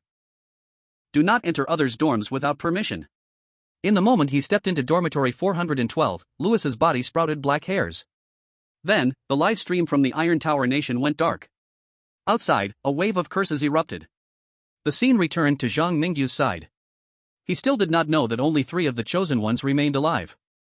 During the day, Zhang Mingyu decided to have a good rest in dormitory 304. You too, the closer it gets to night, the stronger your power becomes. Today, during the day, stay in your spiritual altars. To ensure success, let's act in the evening. Other chosen ones were afraid of the strange activity at night and wanted to deal with the students in dormitory 412 as soon as possible to clear the haunted world. But Zhang Mingyu was very considerate of his eerie roommate and set a rather ghostly time to act. Today was the 2nd day in the haunted world. Steve from the ugly country and John from the empire of the setting sun were both struggling on the edge of life and death. On Steve's side, from the ugly country. Though he chose the path of fighting alone, he was very smart and knew how to leverage all powers. He had seen the dorm supervisor's appearance last night and knew that the supervisor and the students in the dormitory would attack each other. Thus, he decisively decided to survive this day. Then, when night fell, he would use his last chance to activate the voodoo doll, inciting conflict between the students of dormitory 412 and the supervisor. Once the dormitory was empty, he would take the opportunity to sneak into dormitory 412 and steal the keys. Time passed quickly as rain constantly pounded the dormitory windows. Dark clouds thickened, blocking the last light at the horizon. Steve, with bloodshot eyes, stood at the bathroom window, gazing at the pitch-black rain curtain, knowing that night had arrived. Chapter 14, Are You Crazy? In the evening. Outside, the drips continued persistently. Walking alone in the dark hallway, Zhang Mingyu held an orange cat in his arms, with a black and white photo in his pocket, his expression calm and his steps steady, as if he were an ordinary high school student in a boarding school rather than in a haunted world. Touching the black and white photo that hosted Chun Huayan's kindness and malice, he arrived at the fourth floor of the dormitory for the first time. Compared to other floors, the fourth floor of the dormitory seemed very messy. A perpetual stench filled the air, with the corridor covered in old brown stains, animal fur, and discarded bedding and daily necessities. Notably, some bright red stains on the floor and walls were clearly fresh, indicating that they had recently been smeared. Has someone died here recently? Zhang Mingyu squatted down, extending his finger to stir the half-congealed bloody stain on the ground. Suddenly, the malicious thought from the black and white photo spoke. Yesterday, the dorm supervisor rushed up to the fourth floor like she had gone mad. I guess someone among those bastards provoked her, leading to her retaliation. This is good for us. Zhang Mingyu recalled what he had done in the supervisor's room yesterday. Could it be that the students in dormitory 412's misfortune is related to me? Zhang Mingyu did not share his thoughts with the maliciousness, he simply nodded, then stepped on the soft bedding on the floor and found his way to dormitory 412's door. Standing here, the stench at the tip of Zhang Mingyu's nose became even stronger. Is anyone there? I am a student from the dorm downstairs. Zhang Mingyu's voice echoed down the hallway, but the door to dormitory 412 did not open. Not in the dorm? Or perhaps too afraid to open the door? The students in dormitory 412 had pushed Chen Huayan from the third floor to death and had offended the supervisor. Knowing the truth of the dormitory, they harbored various concerns. Dare not casually open the door for anyone. But Zhang Mingyu is different, he holds a kitten in his arms and has strange things in his pocket. With his SSS-level exclusive talent that grants him protection when he provokes the strange, even if all the anomalies in the building stand before him, he would dare to challenge them to a grand duel alone. Outside world. Is Zhang Mingyu really a high school student? When he stirred the blood plasma just now, I almost thought I was watching a horror movie. Oh my god, to go knock on a murderer's door like that, his mindset is so steady. Didn't the dorm rules say that loud noises aren't allowed in the hallway? I hope Zhang Mingyu won't get in trouble for this. In the hallway. As Zhang Mingyu continuously knocks on the door of dorm room 412, it seems that something bad has been stirred. Suddenly, a cold wind seems to blow through the corridor, and outside, thunder flashes continuously. Students of room 412, Sule from your dorm came to our dorm yesterday, apparently looking for a kitten. I guess this must be a very important pet for you, and after finding it, he came straight here. After saying Sule's name, it seems that he poked at a wound inside the door, a prompt from the strange space rings in his ear. Detected +10 resentment from the students of dorm room 412. Detected +10 resentment from the students of dorm room 412. Every small increase in resentment comes relentlessly as Zhang Mingyu knocks on the door. After activating the provoker talent, Zhang Mingyu's knocking became more audacious. He stood outside like a wolf that hadn't eaten for days, whispering maliciously. Students of room 412, you wouldn't want Sule's kitten to become a stray, would you? If you don't open the door, I'll knock until the dorm manager comes. Zhang Mingyu spoke loudly, every word revolving around the keywords of room 412, Sule, and the stray cat, which would easily attract the dorm manager's attention. This made the students inside room 412 feel as if their hearts were dancing on the edge of a knife. Creak. The dorm door opened a crack, revealing a pair of blood-red eyes filled with killing intent and rage. Are you out of your mind? Outside, the live stream lit up again. 666, our country's chosen one actually got cursed by a murderer. You're a murderer in a strange space, and you're insulting a living person, isn't that shameless? I don't know if it's just me, but looking through the murderer's eyes, I can see his exhaustion. In the hallway. Zhang Mingyu deliberately moved closer to the crack in the door, holding the kitten in his arms. He didn't look terrifying like the other anomalies in the building, instead, he exuded a weak, human-like aura. Didn't brush your teeth today? Why does your mouth smell so bad? I'm here doing a good deed bringing back your kitten, and you still curse me as a crazy person? The person inside saw that Zhang Mingyu was only half a step away from the door crack. With a fierce look, he raised his hand and reached for Zhang Mingyu's arm. It's not safe outside, come in and sit. Zhang Mingyu keenly noticed that beneath what seemed like a normal arm, there was black hair growing.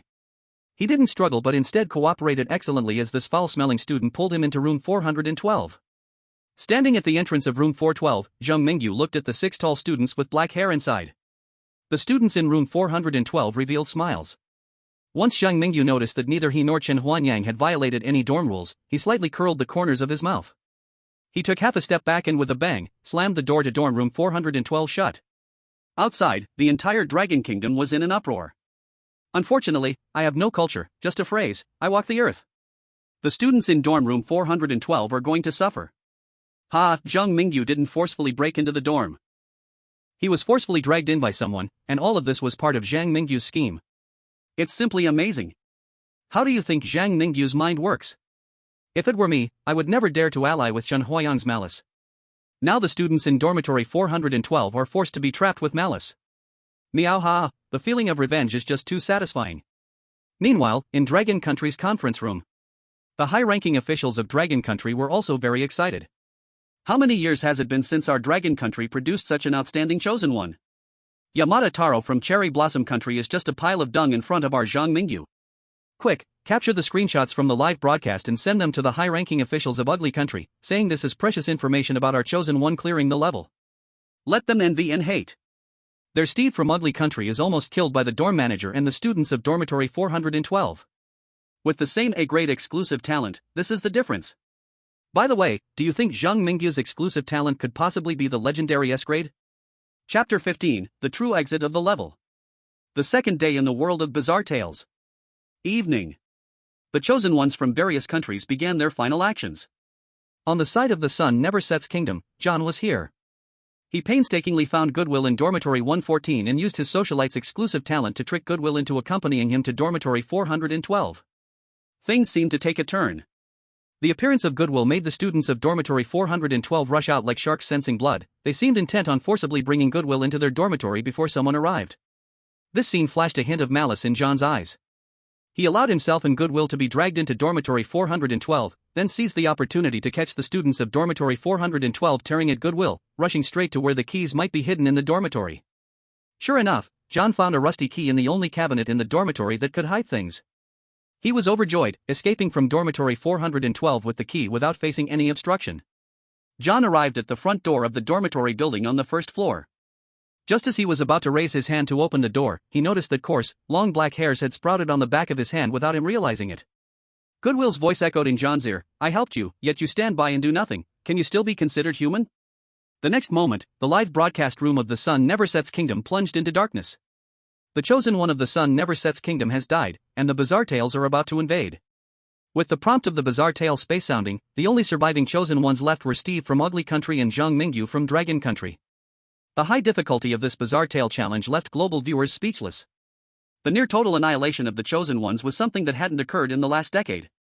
On Steve's side from Ugly Country, his plan went smoothly. Using the last opportunity with the voodoo doll to shift the attack target, Steve successfully stirred up conflict between the students of dormitory 412 and the dorm manager, and he also seized the chance to get the key. Since he did not invite Goodwill to act together, nothing strange happened to Steve after he got the key. Holding the key, he ran at full speed and quickly reached the main entrance of the dormitory on the first floor. The high-ranking officials of Ugly Country stared at the screen, smugly saying, oh, even if Zhang Mingyu from Dragon Country has an A-grade talent, so what? Our Steve from Ugly Country is about to clear the world of Bizarre Tales. We are still leading the world. Though the high-ranking officials of Cherry Blossom Country were dissatisfied that Steve did not remind their own chosen one to clear the world of Bizarre Tales, they still shamelessly echoed like grandchildren of Ugly Country, only the noble blood of Ugly Country is worthy of an A-grade exclusive talent. Even if those from Dragon Country have a bit of luck. In the world of strange tales, in dormitory 412. Here, on Zhang Mingyu's side. The dormitory, piled high with various clutter, was a mess, with torn school uniforms and black hair scattered everywhere. Standing in the stinking red blood, Zhang Mingyu watched as two shadows gradually merged in front of him, finally turning into a high school student in a blood-red uniform, looking weak and seemingly easy to bully. It was Chen Huayang, who had just slain his enemy. Thank you, chosen one. Chen Huayang opened his blood-red eyes, curses and killing intent swirling around him, yet he restrained them, not allowing the curses to harm Zhang Mingyu in front of him. I was bound by the strange tail space, transformed into a pitiful plaything. I was repeatedly harmed by my enemies but could not kill them myself. You helped me make up for my regrets, and now it is my turn to guide you in finding the right way to escape. Chen Huayang came personally to the wardrobe in room 412 and took out a rusty key. Under the gaze of billions of spectators, Chen Huayang did not lead Zhang Mingyu to the main entrance located on the first floor of the dormitory. Instead, he took him to the end of the fourth floor corridor. Here, there was an illusory door that seemed to not exist in this world. On the door, a number was written, 444. This was the non-existent room 444 mentioned in the dormitory rules. The true exit of the Strange Tale world turned out to be room 444. Outside, the audience from various countries erupted in chaos. Oh my god, the exit of the Strange Tale world is room 444. How could a normal person ever think of that? According to conventional thinking, everyone would assume the main door on the first floor of the dormitory is the exit of the Strange Tale world. Looking at it this way, the seemingly simplest path becomes the hardest way to escape. Damn it, Steve from the ugly country has already gone out the main door without the guidance of the important figure Chen Huayang. The global audience was focused on what was happening in the Strange Tale world. Meanwhile, the high-ranking officials of the ugly country were already getting frantic. Dog shit.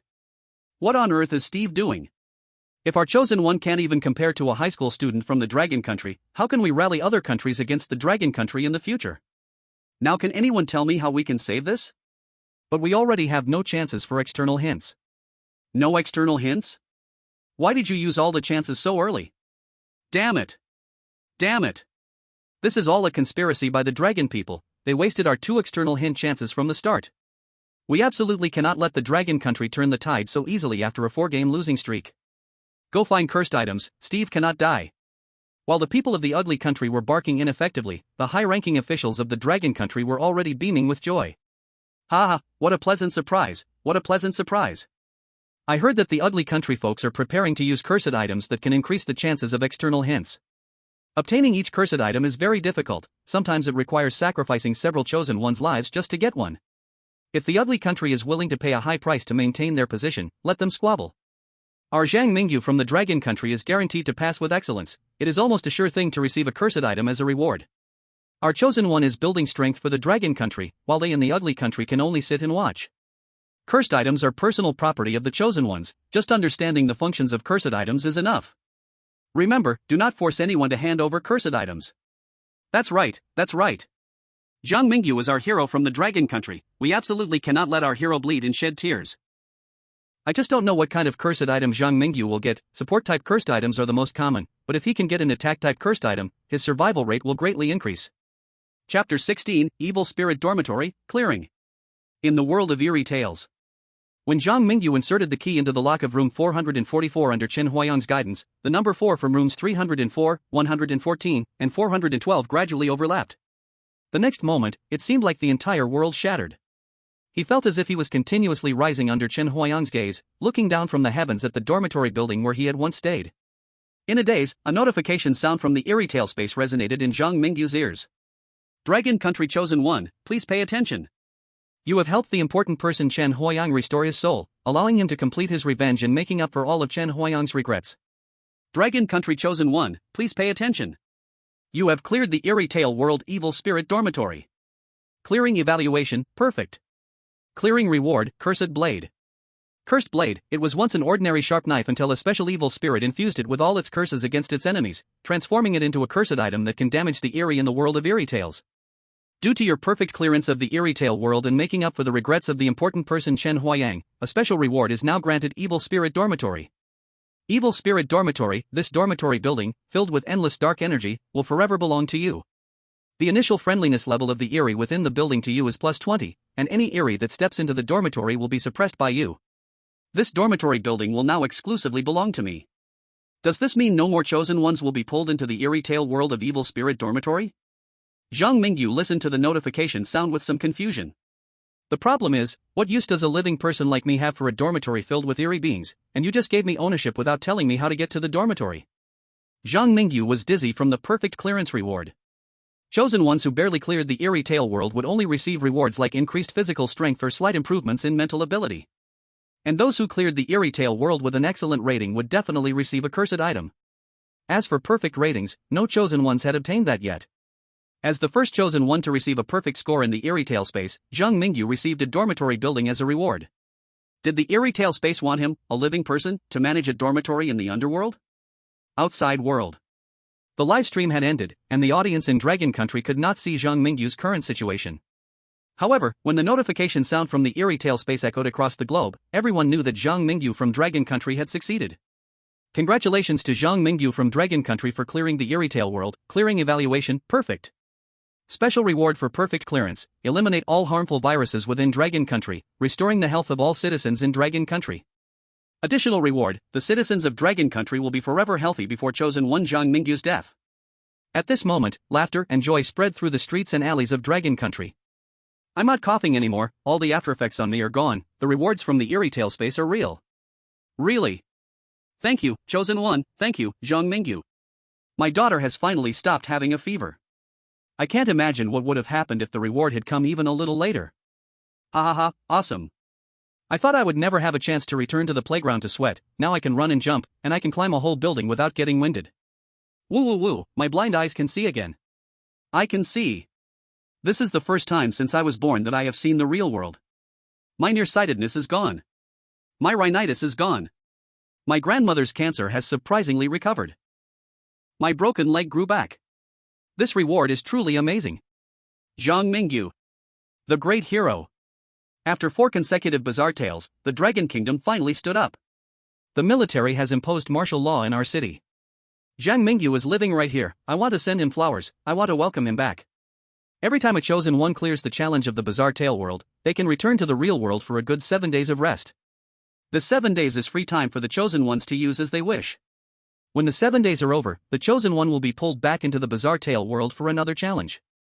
This pattern will continue until the chosen one meets a certain standard in the bizarre tale space or the chosen one dies. In the conference room, the high-ranking officials of the ugly country watched the live broadcast with faces as dark as the bottom of a pot. In the live broadcast, Steve from the ugly country was standing in the rain outside the dormitory, his body slowly melting like a candle, eventually being collected by red high heels and taken back to the dormitory office on the first floor. We paid a huge price to stop Steve from stepping out of the dormitory, but he was too eager to clear the challenge. Our warning was ultimately a step too late. Damn it, the precious cursed item was wasted just like that. Steve deserves it, throw his whole family into the secret laboratory to be guinea pigs. What about the Dragon Kingdom? Our secret agents have all been arrested. And as long as Zhang Mingyu is alive, the people of the Dragon Kingdom won't get sick. This is simply cheating. Oh, could it be that even God favors the Dragon Kingdom? Damn it, a bunch of useless fools. No matter the cost, get rid of this Zhang Mingyu before the second Bizarre Tale Challenge arrives. We cannot give him a chance to let the Dragon Kingdom breathe. The strongest in this world must be us, the ugly country. In the meeting room of the Cherry Blossom Country, when the sound of Zhang Mingyu clearing the challenge and eliminating Steve echoed around the globe, the high-ranking officials nearly went mad. Beasts! Aren't these ugly country people claiming to be the best in the world? Why can't they suppress even a high school student from the Dragon Kingdom at a critical moment? Perfect clearance? Special reward. Damn it, without the interference of the virus, the economy of the Dragon Kingdom will recover. They will dedicate more energy to fighting the bizarre tales and international sanctions. Baka. At this time, do we want our Cherry Blossom Country to beg the Dragon Kingdom like a puppy, hoping for forgiveness? This would disgrace the dignity of our people. The difficulty of this bizarre tale was the highest in the past decade. The only chosen one who survived the dormitory bizarre tale was Zhang Mingyu.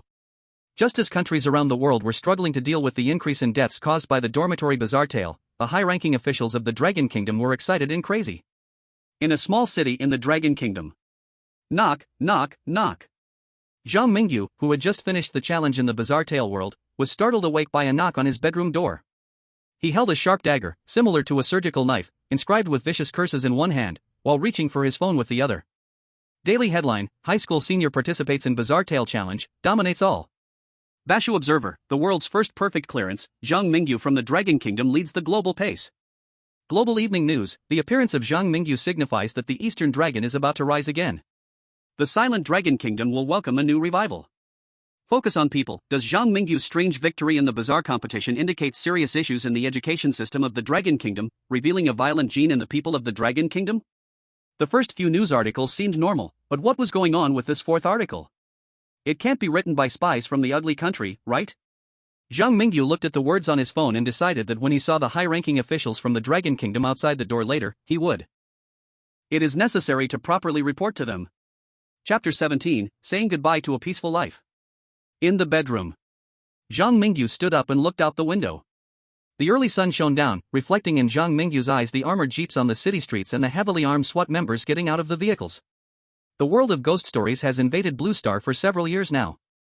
Every chosen one of the Dragon Kingdom receives hero-level treatment upon returning to their motherland. Of course, as figures tied to the fate of the nation, the chosen ones also have the obligation to enjoy the best resources while cooperating with the Dragon Kingdom's expert team. Zhang Mingyu's parents had passed away, leaving him without any attachments in this world. Now, the Dragon Kingdom is his only support. Comrade Zhang Mingyu, I am Ling Xiao, here to escort you to a safer place as per higher orders. A man's voice sounded from outside the door. Immediately, a man dressed in a black combat uniform, paired with a white shirt and dark brown military boots, pushed the door open and saluted Zhang Mingyu in the bedroom. It was obvious that this man was responsible for coordinating with Zhang Mingyu in the real world. Glancing at the armed SWAT members outside the bedroom, Zhang Mingyu understood clearly that he was saying goodbye to a peaceful life starting today. Comrade Ling Xiao, please lead the way. Under Ling Xiao's protection, Zhang Mingyu smoothly made his way to a military airport on the outskirts of the city, then took a private plane to the Dragon Kingdom's most heavily guarded Kunlun military base. From the outside, this place looked like a featureless mountain range, but inside it was a whole different world. The continuous mountains were completely hollowed out, and honeycomb-like underground shelters stored all the technology and cursed items acquired by the Dragon Kingdom from the world of ghost stories. 3 hours later, Zhang Mingyu was brought to the core conference room of the military base. Here, he met the leader of the Dragon Kingdom's expert team, Yang Qingting. Comrade Zhang Mingyu, I am Yang Qingting. Given that you have become the chosen one of the Dragon Kingdom, your safety has been elevated to the highest level. We hope you can stay at Kunlun military base and cooperate with the expert team for specialized training against the world of ghost stories. Yang Qingting extended his broad and powerful right hand to shake hands with Zhang Mingyu. Zhang Mingyu's temperament was already far beyond ordinary people, having experienced life and death in the ghost story world. Therefore, even when facing a big figure like Yang Qingting, he was able to remain balanced and polite. After some brief pleasantries, Yang Qingting directly got to the point. From today, you will have level B privileges at the Kunlun military base. We will do our utmost to provide you with anything you need. Later, I will have Ling Xiao take you to your living quarters, which are equipped with an encrypted communication device. Through this device, you can contact either me or Ling Xiao at any time. Lastly, thank you for saving the Dragon Kingdom in the Evil Spirits Dormitory ghost story world. Yang Qingting arranged Zhang Mingyu's life in the simplest and most understandable way. After that, he handed a schedule to Zhang Mingyu. Although the Dragon Kingdom has many cursed items in the real world, we cannot allow you to use them due to the restrictions of the ghost story space's rules. The training programs in this schedule can enhance your physical abilities in a short period, and this is the only way our expert team can help you. I understand, Zhang Mingyu said as he accepted the schedule. He hadn't expected the expert team to provide him with much help in clearing the ghost stories, thus, even a slight enhancement of his physical abilities was already a pleasant surprise for him. The Kunlun military base was established specifically by the Dragon Kingdom to deal with the ghost story invasion. There are still many good things. For example, many cursed items that Zhang Mingyu had no access to before. And a lot of secret materials about the world of urban legends. Of course, these are of no use to Zhang Mingyu. No matter how good the cursed items are, they are useless if they can't be taken into the world of urban legends. The confidential materials about urban legends are mostly not helpful for clearing the urban legend world. What really caught Zhang Mingyu's eye were various advanced weapons and gene-enhancing drugs that could improve physical qualities without side effects. Many of these items are products of the fusion between the world of urban legends and the real world. The rare gene-enhancing drugs are especially precious military resources. They usually do not flow out to the public. And now, as the chosen one of the Dragon Kingdom, Zhang Mingyu is qualified to use these resources. Next, under the arrangement of Yang Qingting and other experts from the Dragon Kingdom, Zhang Mingyu underwent 7 days of closed training. The training included reasoning, investigation, tracking, combat, and the use of individual weapons. With the help of cutting-edge biotechnology and high-intensity training, Zhang Mingyu's physical fitness reached the level comparable to well-trained special forces. In the blink of an eye, 7 days passed, and the chosen ones were about to set out again. Inside the Kunlun military base, a group of experts from the Dragon Kingdom, led by Yang Qingting, surrounded Zhang Mingyu in the center. Logistics personnel were putting on combat uniforms made of special materials onto Zhang Mingyu, while medical staff were checking Zhang Mingyu's health conditions on several monitors. The entire individual resources of the Dragon Kingdom seemed to be poured onto Zhang Mingyu without cost. He was now armed to the teeth. It is worth noting that Zhang Mingyu is not carrying any firearms. This is because the urban legend space has strict restrictions on what chosen ones can bring from the real world into the urban legend world. Firstly, any cursed items that do not belong to the chosen ones are strictly prohibited from being brought.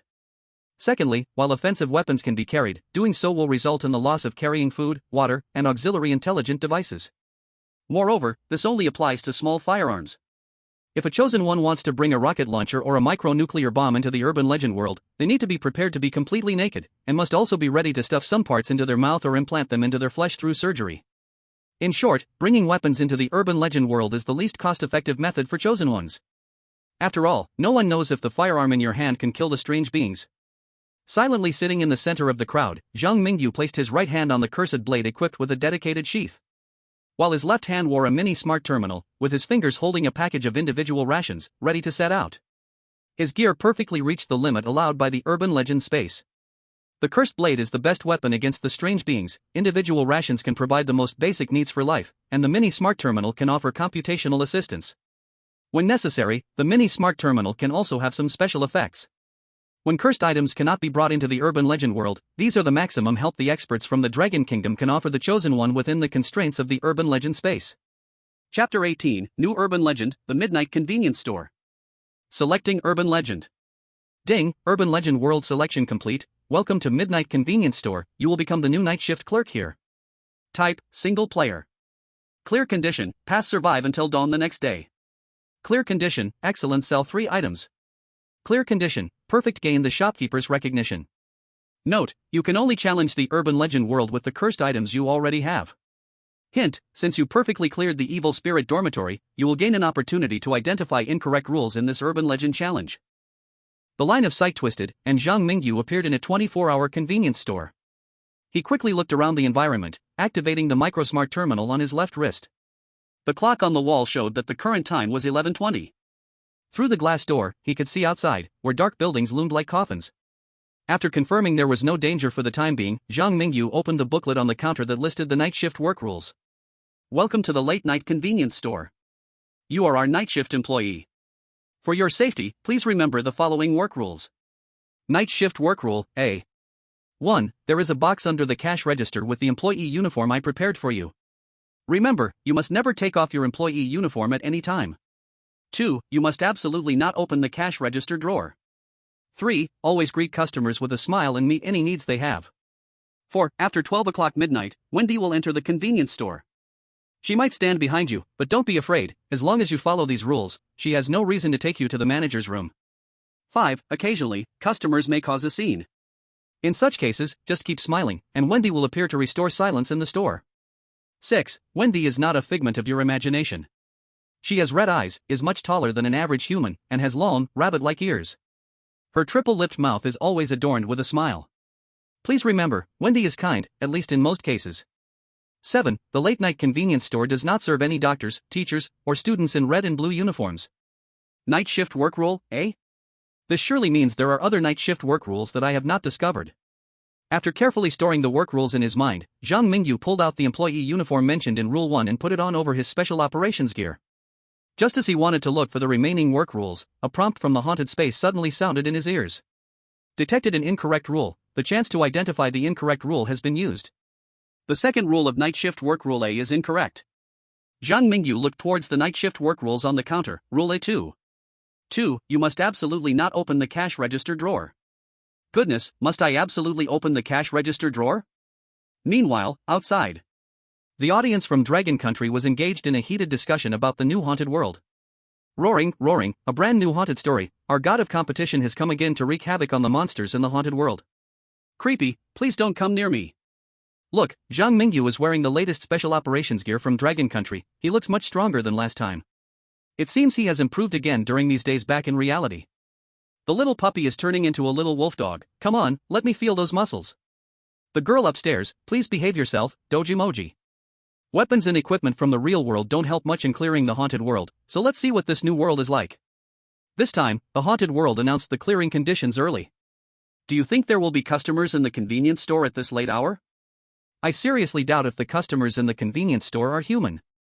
Meow, meow, meow, please stop talking, just stop. The more you talk, the creepier it gets. Moreover, the streets outside are pitch black. Even watching from the live stream is unsettling. This late-night convenience store feels like it's in a deserted little town. Zhang Mingyu must have a good mindset. I just came back from the live stream room in the neighboring pickled cabbage country, and their chosen one seems to be a certain traffic star from the real world. He directly wet himself after being pulled into the haunted world. Haha, the little sticks from the pickled vegetable country truly play steadily. I just want to ask, when has their chosen one not been scared to the point of peeing his pants?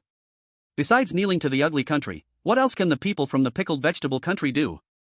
They still have their special skills, like being very good at disgusting people. Funny emoji. Ha, you idiots are going to kill me with laughter. By the way, why has Zhang Mingyu been staring at the drawer under the cash register? I suddenly feel a bit anxious. Zhang Mingyu wouldn't want to go against the rules of the ghost talk right from the start, would he? In the world of ghost talk. Under the reminder of the ghost talk space, Zhang Mingyu decisively pulled open the drawer beneath the cash register. Here, he found a strange spray bottle and a crumpled note. The note contained the night shift work rules, B. The second night shift work rule is actually hidden in the drawer under the cash register. This time the chance to eliminate incorrect rules is really worth it. Zhang Mingyu's face lit up with joy as he picked up the note from the drawer. He was very curious about how long it would take the chosen ones from other countries to discover the second hidden rule in the drawer without an incorrect rule prompt. Night shift work rules, B. 1. The deodorant in the drawer can cover up your human scent, please do not forget to use it. 2. You need to count the coins in the cash register at every hour on the hour. 3. Be sure to remember, no car will drive directly to the front of our convenience store. If you see a car parked at the door of our store, please calmly go outside and tell the driver, our convenience store is closed. When you walk back, you will find Wendy standing at the door looking at you. Please do not make any eye contact with it, just return to your post. 4. You are not allowed to enter the manager's room at any time. 5. As a midnight convenience store employee, you need to keep the inside of the store and the entrance clean at all times. When strange trash appears, please take it to the side door and throw it away in the alley.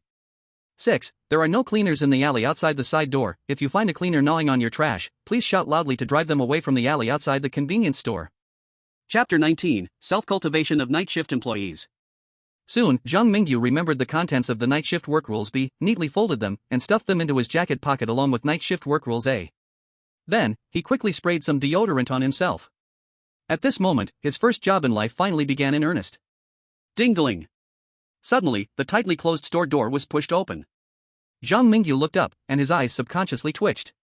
At that moment, a park clown was standing outside the door. He exuded a strong smell of blood, and a twisted smile, partly mocking and partly joyful, was always playing at the corners of his mouth. Are you the new employee of this convenience store? The clown's voice was unpleasant, like a kazoo stuck in his throat. His eyes rolled as he scanned Zhang Mingyu. I seem to smell the scent of prey on you? Prey, my ass. Zhang Mingyu rolled his eyes and said indifferently, this is a convenience store, either buy something quickly or get lost. The clown's expression froze. He clearly did not expect Zhang Mingyu to dare to speak to him like that, and for a moment, even the exaggerated smile on his face started to falter. After a while, the clown came back to his senses. He was filled with rage, and the words spilled out between his teeth, are you looking for death? Bang! Without waiting for the clown to continue, Zhang Mingyu slammed the blood-patterned cursed blade on the counter. He smiled at the clown and asked, do you have any objections? The cursed blade was a cursed object produced by the final boss of the ghost dormitory talk, having a natural restraint against weaker ghost talk beings. The clown felt pressure as he met the sharp gaze of Zhang Mingyu. Hee, no objections, no objections. The clown faltered, gulping, and turned to leave. However, Zhang Mingyu was not satisfied with this. To succeed in this challenge of the ghost story world, at least 3 items needed to be sold, and if no one bought anything, when would he ever meet the conditions to pass? He knocked on the counter. Zhang Mingyu looked at the clown, who dared not move, and forced out a chilling smile. Remember to buy something. I don't have anything I want to buy. Regret, deep regret, the clown admitted he had underestimated this new night shift employee. It felt like 100,000 vengeful spirits were racing in his heart. If given another chance, he would absolutely not provoke Zhang Mingyu again. My work code mentions that when customers act irrationally, Wendy will handle everything. Mr. Clown, you wouldn't want Wendy to know about today's events, right? As soon as the clown heard the name Wendy, he instinctively wanted to escape through the convenience store's door, but Zhang Mingyu had already grabbed his arm. I want to go back to the amusement park. The clown's voice trembled. However, Zhang Mingyu still would not let go. I smell the scent of prey on you? Zhang Mingyu licked his lips, and his eyes revealed undisguised killing intent. The clown looked at Zhang Mingyu holding his arm with a begging expression. After no mercy was shown for his plea, he reluctantly picked up a grilled sausage from the counter, saying, I'll buy a grilled sausage. As soon as he finished speaking, a pitch-black arm emerged from the cashier, pulling out some black substance from the clown's body. The clown's wail echoed in the convenience store. At the same time, the alert sound from the ghost story space also appeared. You have sold one item, late-night convenience store approval plus 10. As Zhang Mingyu sold his first item, the other chosen ones in the ghost story world were still struggling in despair. In the pickled cabbage country, the popular star Song Ziahyun showed a smile more painful than crying at the clown in front of the counter. Unexpectedly, this bully clown directly took out a knife and sliced at the corner of Song Ziahyun's mouth. Right, just like that, smile happily, no one wants to buy from an angry person. The clown admired his masterpiece, producing an endless stream of wild laughter from his throat. But Song Ziahyun was already crying from the pain. Whoa, there isn't a normal customer in this convenience store, I want to go home. While Song Ziahyun was tormented by the clown in pickled cabbage country, the chosen ones from other countries were also facing various hardships from customers. The only difference was Tanamo from the Binfi country. He drew the powerful A-level exclusive talent and boldly revealed the ability of his exclusive talent to the global audience right from the start. His A-level exclusive talent, Create Miracles, could create a miracle that common people could not complete. This miracle includes, but is not limited to, bringing back the dead, killing a very powerful monster in the ghost story world, or passing through the ghost story world in seemingly impossible conditions. With confidence, Tanamo was incredibly arrogant in the late-night convenience store, naturally making the bully clown cautious, not daring to act rashly against him. Outside, the audience from the Dragon Country was laughing at Zhang Mingyu's bold actions. I have to say, the manager of this late-night convenience store is lucky to have an employee like Zhang Mingyu. That clown was almost scared to tears. Ah, strong-arming really suits you. The clown's inner thoughts are probably cursing this place as a black shop, right? By the way, the chosen ones from the pickled cabbage country are too weak. They still dare to bark online, claiming their pickled cabbage country is the real dragon's descendant. Not afraid of the wind blowing my tongue away. A bunch of disgusting cowards. Their intelligence and strength are hundreds of streets behind our Dragon Kingdom's Zhang Mingyu. This chosen one from Binfei Kingdom is a bit interesting. Among the chosen ones in the late-night convenience store, besides Zhang Mingyu, this Tanamo seems to be doing the best. Just a mere A-grade talent, yet so flaunted. I doubt he'll survive this bizarre world. Look at how low-key our Dragon Kingdom's Zhang Mingyu is. Although the expert team hasn't revealed Zhang Mingyu's special talent, I believe it's at least an A-grade, and definitely not worse than Tanamo's, Create Miracles. The special talent, Create Miracles, is indeed good, making many Dragon Kingdom viewers a bit envious. However, the vast majority of Dragon Kingdom viewers still choose to believe in Zhang Mingyu, believing that their chosen one is not inferior to anyone else. In the bizarre world. After sending away the clown, Zhang Mingyu ate some emergency rations he had brought from the real world. After finishing his meal, Zhang Mingyu looked up at the clock hanging on the convenience store wall. It was exactly midnight. Tick-tock. At the moment the minute and second hands overlapped. Zhang Mingyu suddenly felt a chill at the back of his neck. He quickly turned around and found a monster standing behind him, with a rabbit head, human limbs, and dressed in formal attire. Chapter 20, Cleaner. Zhang Mingyu looked at the rabbit-headed monster in front of him and remembered the fourth rule of the night shift work guidelines. For, after midnight, Wendy will enter the convenience store. She may stand behind you, but please do not be afraid. As long as you follow these rules, she has no reason to take you to the manager's office. Is this Wendy? Zhang Mingyu felt a tightness in his chest involuntarily. Wendy's sudden appearance was too abrupt, as if she had teleported right behind him. This made him suspect that this Wendy, the employee, might be a terrifying monster comparable to the malice in the evil spirit dormitory. The sixth rule of the night shift work guidelines says Wendy is kind. This means that, provided I follow the rules, the stronger Wendy is, the more beneficial it is for me. Having realized this, Zhang Mingyu no longer focused on Wendy but instead opened the cash register. He had not forgotten what the second rule of the night shift work guidelines stated. 2. You need to count the coins in the cash register at every whole hour. Zhang Mingyu did not want to be taken to the manager's room, which might be dangerous. So, he needed to count the money now. The empty cash register had only 3 cards with clown drawings on them, which relieved Zhang Mingyu, who had no experience counting money. It seemed that the clown cards really sealed a part of the clown customers' souls, as they wailed and screamed continuously after Zhang Mingyu picked them up. However, Zhang Mingyu appeared calm and continued to count the 3 cards repeatedly, causing the clowns within to let out even more miserable wails. Seeing this, Wendy's crimson rabbit eyes revealed a strangely human-like expression.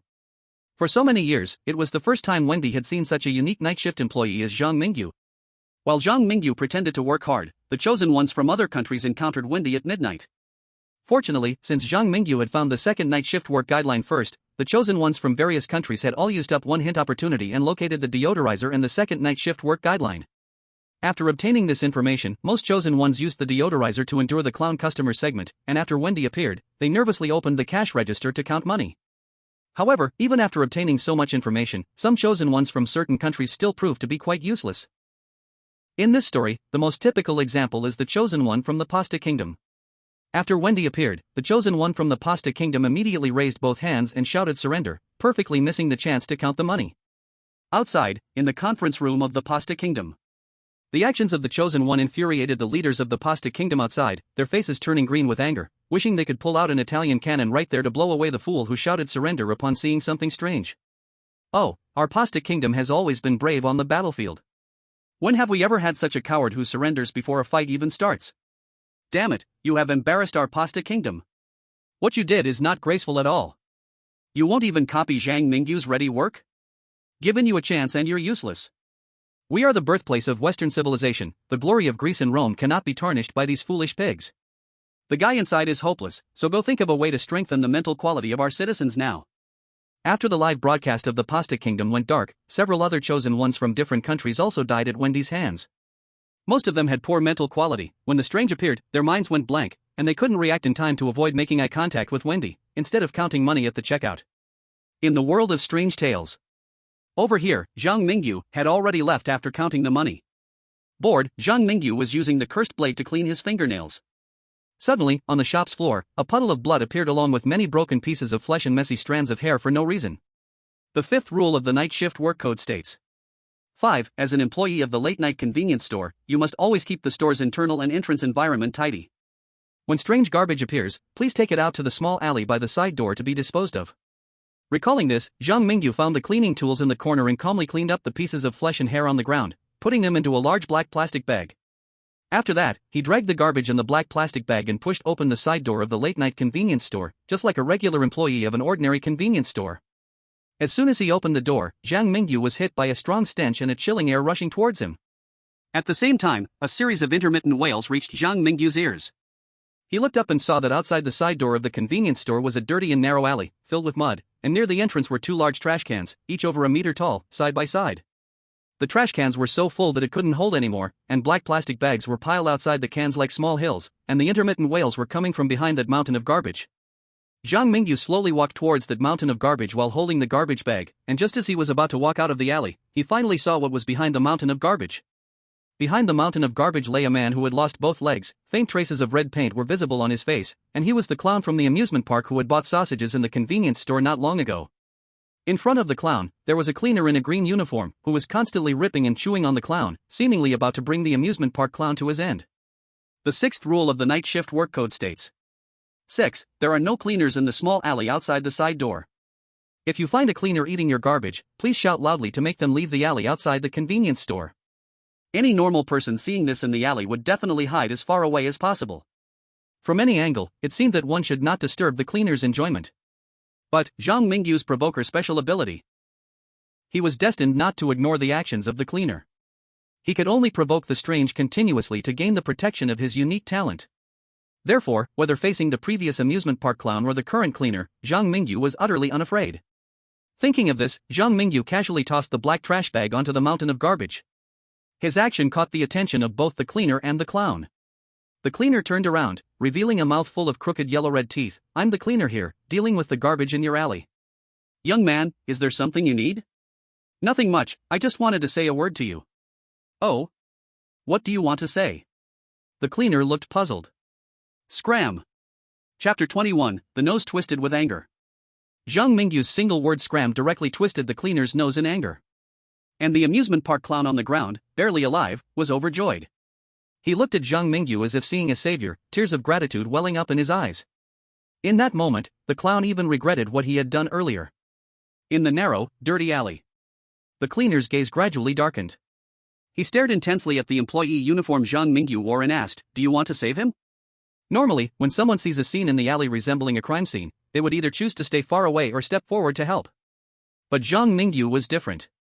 He scolded the cleaner because of the requirements of the night shift work rules and the need for a provocateur's talent. As for the clown on the ground, for this guy who had plotted against him not long ago, he felt no pity at all. Looking at the dirty old cleaner, Zhang Mingyu said seriously, "It's your freedom to eat whatever you want, but this alley is the territory of our convenience store. I suggest you take it next door to eat, it's better for everyone." Zhang Mingyu's words left the old cleaner dumbfounded, and the clown on the ground looking for help was filled with questions in his eyes. "So you're not here to be a hero? You are just disgusted by the old man eating in front of your convenience store, messing with the image of the place, huh?" The old cleaner's eyes darted around quickly, scanning back and forth between the side door of the convenience store and Zhang Mingyu's employee uniform. Finally, as if wary of something in the convenience store, he chuckled a couple of times and said, "Hee, interesting young man, I hope to see you again next time I come." With that, the old man dragged the helpless clown out of the alley. Outside, the live broadcast went wild instantly. Zhang Mingyu was really bold, he dares to confront the strange.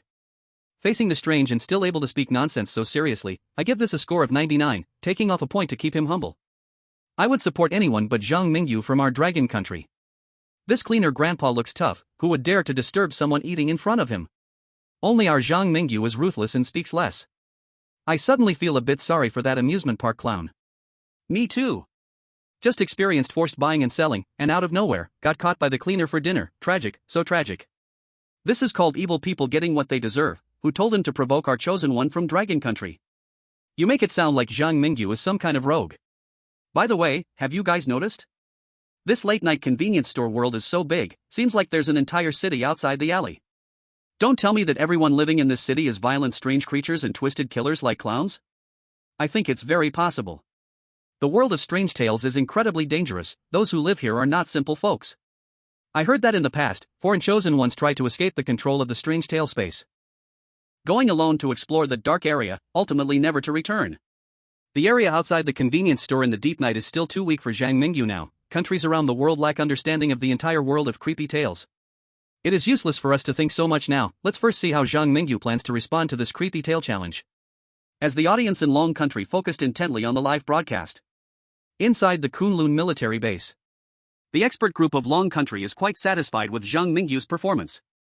Zhang Mingyu's current strength is more than enough to deal with these ordinary murderers and strange beings at the residual soul level.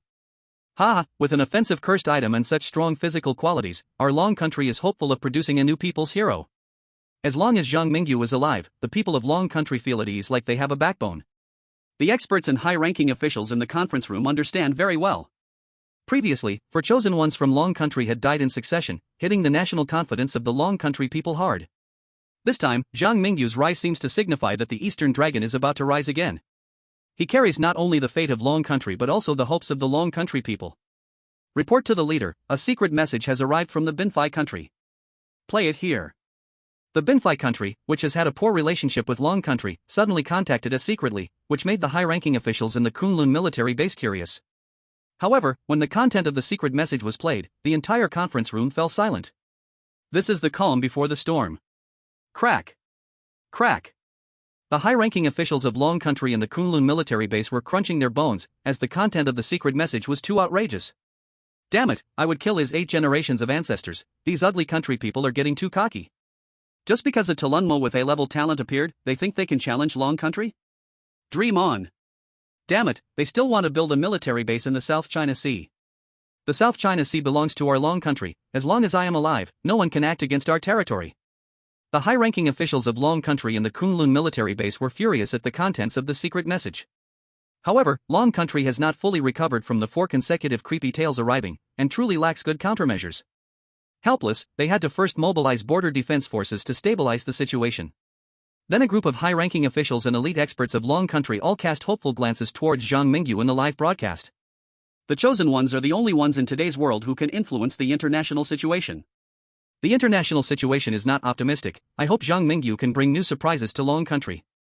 Chapter 22 Too Brutal. In the world of creepy tales, outside the side door of the convenience store at midnight, chosen ones from various countries met the old cleaning man gnawing on garbage in the alley one after another. They almost instinctively chose to run away. No one dared to scold a man-eating monster in the world of creepy tales like Zhang Mingyu did, and they all miraculously survived. However, among so many chosen ones from different countries, there were always some who chose to scold the cleaning man. Who would have thought those chosen ones who scolded the cleaning man immediately faced his attack? Chosen ones from Tingen Country, Wellington Beef Country, Madagascar, and Lithuania died. The creepy tale is about to descend. The warning sounded 4 times in the air above the world. In South America, Oceania, Africa, and Europe, chosen ones died, and the high-ranking officials of these 4 countries all turned pale. The high-ranking officials of Tingen country were even angrier and started cursing. Why? Can anyone tell me why? How could the 6th rule of the work regulations possibly be wrong? Zhang Mingyu from Long country just sternly scolded that damned cleaning man. Why did Zhang Mingyu from Dragon country survive, while our nation's chosen one was attacked? Oh, this is a conspiracy, definitely the dark scheme of the horror space. While the high-ranking officials of Tingen country were going crazy, the leaders of Lithuania quietly sent a secret telegram to the high-ranking officials of Dragon country. The European alliance is completely unreliable, and as for the ugly country's people, they would love for us to be cannon fodder for them. It can't go on like this. Immediately send a secret telegram to Dragon country. We, Lithuania, are willing to share some intelligence on the ugly country secretly targeting Dragon country in exchange for the friendship of the Dragon people. I heard that the neighbor, German country, has long been in contact with Dragon country, and the Asian country, Pyongyang, has received help from Dragon country early on. Hurry up and show our sincerity to Dragon country. With a chosen one like Zhang Mingyu, Dragon country will soon become the leader of the world again. I hope next time we can get reliable intelligence from Dragon country. In this horror world of the late-night convenience store, Zhang Mingyu's performance once again drew widespread international attention. More and more small countries are secretly establishing diplomatic relations with Dragon country, and even the people of Benfi who loudly called for the ugly country to build military bases in Dragon country's South China Sea have become much more obedient. On the side of the high-ranking officials of Dragon country, they were all smiling from ear to ear. Ah, Zhang Mingyu, you really know how to bring pride to our Dragon country. This kid is great, talented, truly a pillar of our nation. No matter how much the ugly country manipulates those small nations, it won't work. Zhang Mingyu is our biggest trump card. With Pyongyang as a precedent in Asia, and Lithuania in Europe, if this continues, it won't be long before more and more small countries choose to abandon the dark and turn to the light, standing on our side. We accept their friendship, but remember, there are only interests between nations. We must remain vigilant in our dealings with them. In the horror world. 12:30. After the cleaner left the alley, Zhang Mingyu stayed in the alley for a while longer. He gazed at the city streets outside the alley, and suddenly a question surged in his heart. This horror challenge is called the late-night convenience store, but clearly, there is a broader world outside the convenience store. Could the evil spirit dormitory I cleared last time be in that dark city? The more Zhang Mingyu thought about it, the more likely it seemed. But for now, he still needed to prioritize clearing the horror challenges. With that thought, Zhang Mingyu prepared to return to the convenience store to continue his work for the day. At that moment, suddenly, the sound of a car horn shattered the quiet night. Standing by the side door of the convenience store, Zhang Mingyu looked out at the road outside the alley. On the wide road, a black car was passing by. That car should have stopped right outside the front door of the convenience store, but that was in Zhang Mingyu's blind spot. Gently stroking the uneven blood-red patterns on the cursed blade, Zhang Mingyu stepped back into the convenience store. The 3rd rule of the night shift working manual B is 3. Always remember, no cars will go directly to our convenience store's door. If you see a car parked in front of our store, calmly walk outside and tell the driver, our convenience store is closed. When you walk back, you will find Wendy standing at the store entrance looking at you. Please do not make any eye contact, just return to your position. Zhang Mingyu looked around the convenience store but did not see any sign of Wendy. So, he stepped outside the convenience store onto the road alone. He knocked on the black car's window, intending to say his line and then turned to leave.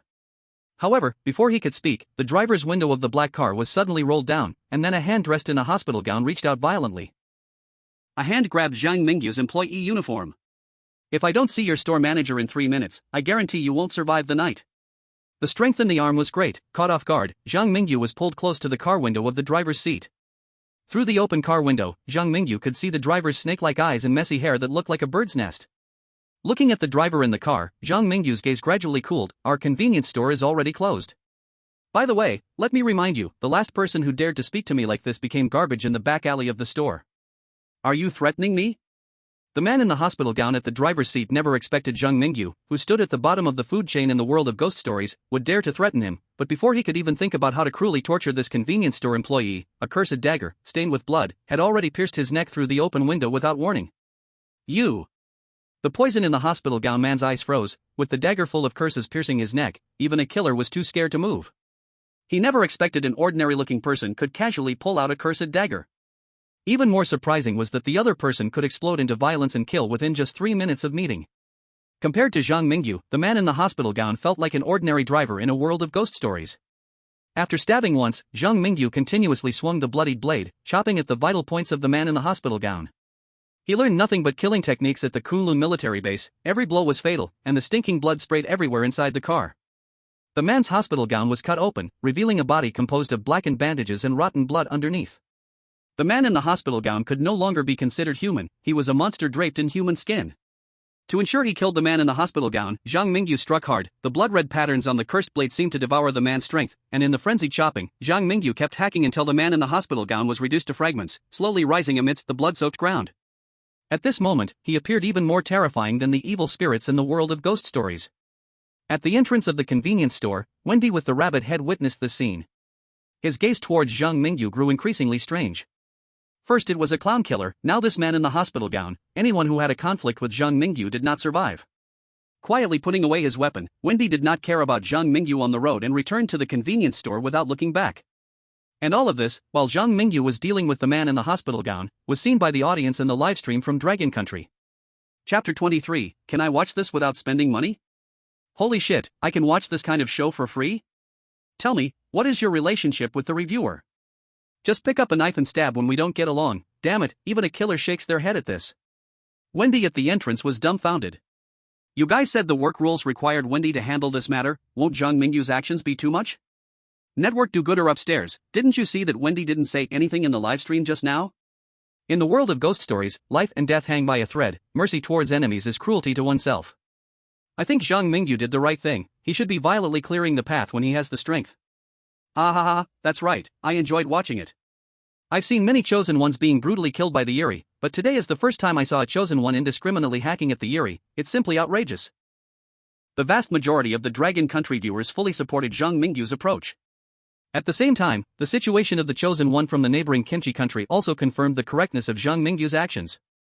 In the live stream room of Kimchi Country, after holding on for more than an hour, Song Xiuxian finally broke down. Upon seeing the black car outside, he rushed out, crying and begging the man in the hospital gown inside to take him away. The next moment, thick, foul-smelling blood enveloped Song Xiuxian completely, as a living person was devoured whole by the man in the hospital gown from inside the car. Damn it, idiot Song Xiuxian, what a useless piece of trash. You are the disgrace of our Kimchi Country. Tell me where his family lives, I want to kill this fool's entire family. We are all descendants of dragons, why is there such a huge gap between you and the chosen ones from Dragon Country? Ancestors of Dragon Country, I want to return to your embrace. I don't want to stay in Kimchi Country for another day. The people of Kimchi Country were in an uproar. What happened in the Kimchi Country live room left some foreigners, who planned to use this opportunity to condemn the Dragon Country people for violently treating the strange protector of the weird from the world of bizarre talk, speechless. In the middle of the night, on the road outside a convenience store. The battle had already ended. And the result was, of course, that Zhang Mingyu had more garbage to clean up. After becoming a chosen one, he found himself becoming increasingly skilled at handling corpses. At midnight, after clearing the trash in front of the store, Zhang Mingyu returned to the cashier's counter, waiting for the next customer. Ding ding ding. Finally, the pleasant doorbell rang again. A sharp smell of disinfectant rushed into the convenience store as Zhang Mingyu saw a woman doctor, nearly 3 meters tall, with her mouth stitched up, wearing a blood-stained white coat, standing at the door. Almost as soon as the woman doctor appeared, the temperature inside the convenience store noticeably dropped to an abnormal level. Zhang Mingyu recalled the 7th rule of the night shift work. 7. No doctors, teachers, or students in red or blue uniforms will be served at the midnight convenience store. And this woman doctor clearly fell into the category of bizarre individuals that the store does not accept. The tall woman doctor looked down at Zhang Mingyu, her stitched mouth struggling to produce unclear words. Have you seen a man in a hospital gown? Yes. Zhang Mingyu felt something was off about the woman doctor's gaze. He took out some deodorant from the drawer and sprayed it on himself again. But the woman doctor seemed unconcerned about Zhang Mingyu's identity, simply staring straight into his eyes. Where is he?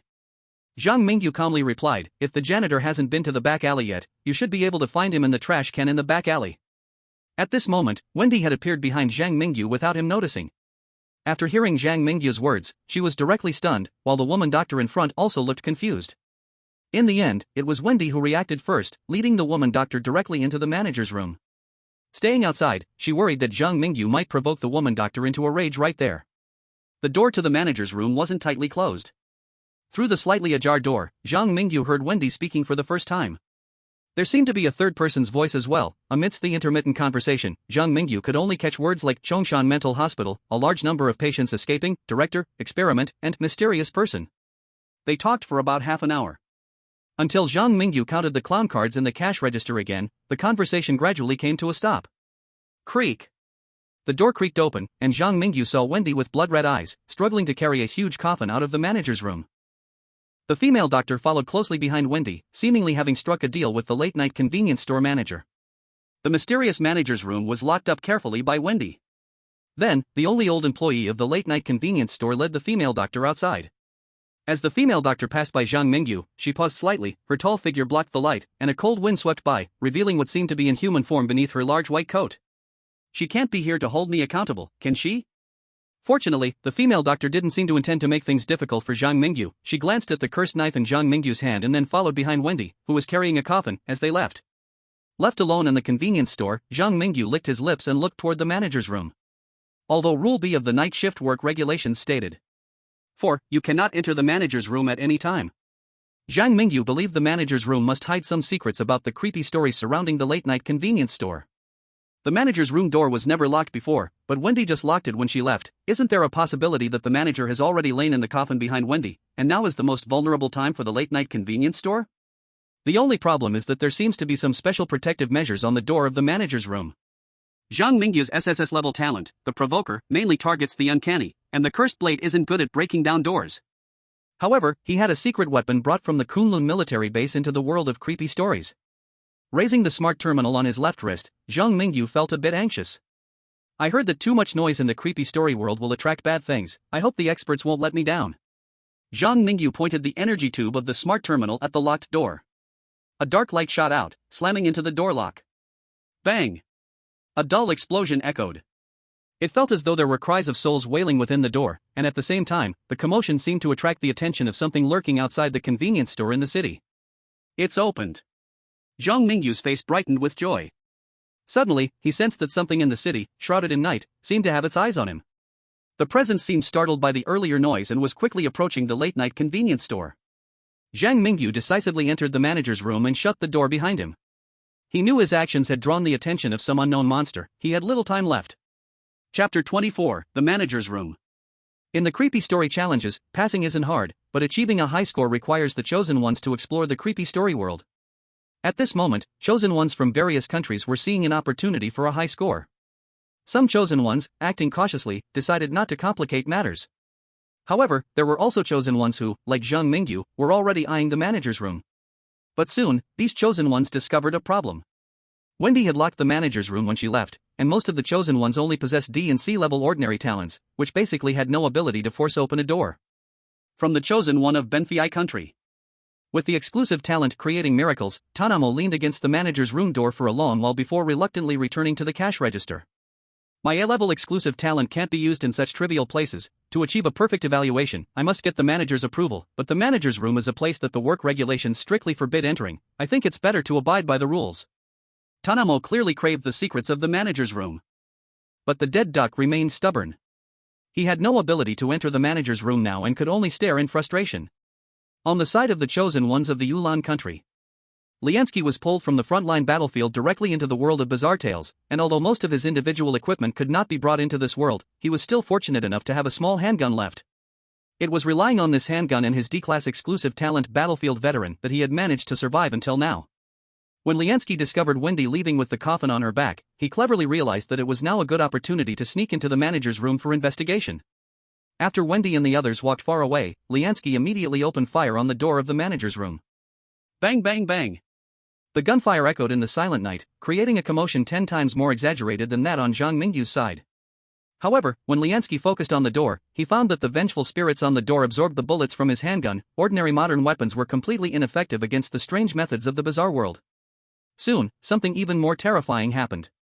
Shortly after the gunfire, the night outside the convenience store suddenly surged into the store, the lights went out, and Liansky himself was shrouded in darkness. The next second, the live broadcast of Wulan country fell into darkness. Outside, the audience in Dragon country were all dumbfounded. What the hell? Why did the chosen one from Wulan country die? I was still quite optimistic about him, an active soldier with a handgun pulled into the bizarre world? Wulan country clearly started off with a heavenly hand this time. Liansky died too unjustly. Did you notice, the chosen one from Wulan country attracted the bad things in the dark only after shooting? I think the darkness that invaded the convenience store just now is very likely a form of the bazaar. The noise caused by the chosen one from Mulan country was too loud, attracting that thing and leading to his tragic death. Rest in peace. By the way, the equipment Zhang Mingyu used earlier was somewhat magical. It didn't look like something produced by the bazaar world. Could it be a secret weapon provided by our Dragon Country expert group? As long as Zhang Mingyu is fine, that's all that matters. Currently, only our Dragon Country's Zhang Mingyu has entered the manager's room among all the chosen ones. The others are either outside staring blankly or have already passed out. Indeed, not everyone can learn Zhang Mingyu's methods. Ha ha ha, thinking about the late-night convenience store manager on his first day at work, truly my idol. At 1:40 a.m. The manager's room had no lights on, only a few white candles emitting a faint glow. Leaning against the wall and moving slowly, Zhang Mingyu's heart raced, and his brain was highly tense. Without the help of Dragon Country, even I find it hard to enter here. The manager's room is inevitably a place that most chosen ones cannot explore. Zhang Mingyu moved forward cautiously, holding the cursed blade tightly in his palm. Soon, he arrived at the deepest part of the manager's room. Here lay a strange doll sewn from the fur of dead rabbits. When Zhang Mingyu wanted to touch the doll, the cursed blade in his palm suddenly turned bone-chilling cold. The cold that pierced through his palm seemed to remind Zhang Mingyu that the doll was extremely dangerous. It was as if something bad would happen if Zhang Mingyu touched the doll. This doll is the manager of the late-night convenience store? Zhang Mingyu quickly dismissed this thought. If the doll were the manager, I would have already died when I entered the room. The manager's true body is likely in the coffin behind Wendy, and this doll is something extremely important to the manager. Zhang Mingyu's mind raced quickly, fully focused on analyzing the current situation. Just then, he suddenly heard a series of painful gnawing sounds from the corner of the manager's room. Creak! Creak! Zhang Mingyu's heart skipped a beat. He turned to look in the direction of the sound and discovered a row of locked iron cages in the corner of the convenience store. Approaching the cages, Zhang Mingyu saw a group of pure white rabbits isolated in their own cages. Most of these rabbits seemed ordinary, but one rabbit was relatively larger, and its face looked more human-like than rabbit-like. When Zhang Mingyu reached the outside of the cage, the strange rabbit seemed to have been stimulated and managed to squeeze out a barely discernible sentence. You are the new employee at the convenience store, right? Save me, otherwise your fate will be the same as mine. A talking rabbit? Zhang Mingyu hesitated whether to silence it. But the rabbit in the cage was unaware of Zhang Mingyu's thoughts and continued to persuade him. I was once human too, but ever since I became an employee at this convenience store, I slowly stopped being myself. You must help me, or when the sun rises tomorrow, you will become a monster like the manager. Do you mean someone like Wendy who has a rabbit head? It seems you have seen what happens to those working here. Hurry. I know how to escape this convenience store. It's hard for a living person like you to survive in this world, please let me out. The rabbit monster knew a lot. It had been locked in the manager's room ever since its transformation. However, Zhang Mingyu did not fully believe its words. Even the clown and the man in a hospital gown couldn't be sure they were alive, so why was this rabbit monster so certain it was different from them? Chapter 25, What do you understand? One should never harbor evil intentions, but always be cautious of others. Zhang Mingyu would not unconditionally trust the rabbit monster just because it was once a night shift employee like him. Seemingly casually, he opened the cage. In the next second, the rabbit monster immediately lunged out, trying to bite Zhang Mingyu's palm. You really want to harm me? Zhang Mingyu coldly laughed and avoided the rabbit monster's self-perceived hidden attack. He then grabbed the rabbit monster's long ears and gave it 2 hard slaps. After being slapped twice, the rabbit monster seemed stunned. It appeared to have exhausted a lot of energy after its failed sneak attack, and the spark of humanity in its eyes gradually faded, becoming more and more rabbit-like. In the outside world, at the Kunlun military base, we were going to warn Zhang Mingyu that he couldn't fully trust the rabbit monster. It seems our chosen one from the Dragon Country is young, but very alert, handling things with skill. I think the nickname given to him by netizens is actually quite fitting. Battle God. If we didn't know beforehand about his unique ability to protect himself from weird provocations, we might really have been scared out of our wits by his tendency to slap monster faces. The only thing we worry about is the secret weapon we gave Zhang Mingyu, which helped him enter the manager's room while also attracting some unknown monster. Let's hope he finds something valuable in the manager's room. In the world of strange tales. After Zhang Mingyu slapped the rabbit twice, it indeed became much more obedient. He held the rabbit by its ears with one hand and pressed the cursed blade against the rabbit's main artery with the other, speaking slowly, I am a kind person. But kind-hearted people in this world are always easily deceived by bad people like you. Now I will give you one last chance to tell all the secrets of the late-night convenience store. Zhang Mingyu's kindness shone through, frightening the rabbit monster so much that it trembled all over. I will tell you. I will tell you everything. Please don't kill me. The rabbit monster was truly scared, like beans spilling from a bamboo tube. It revealed all the secrets it knew.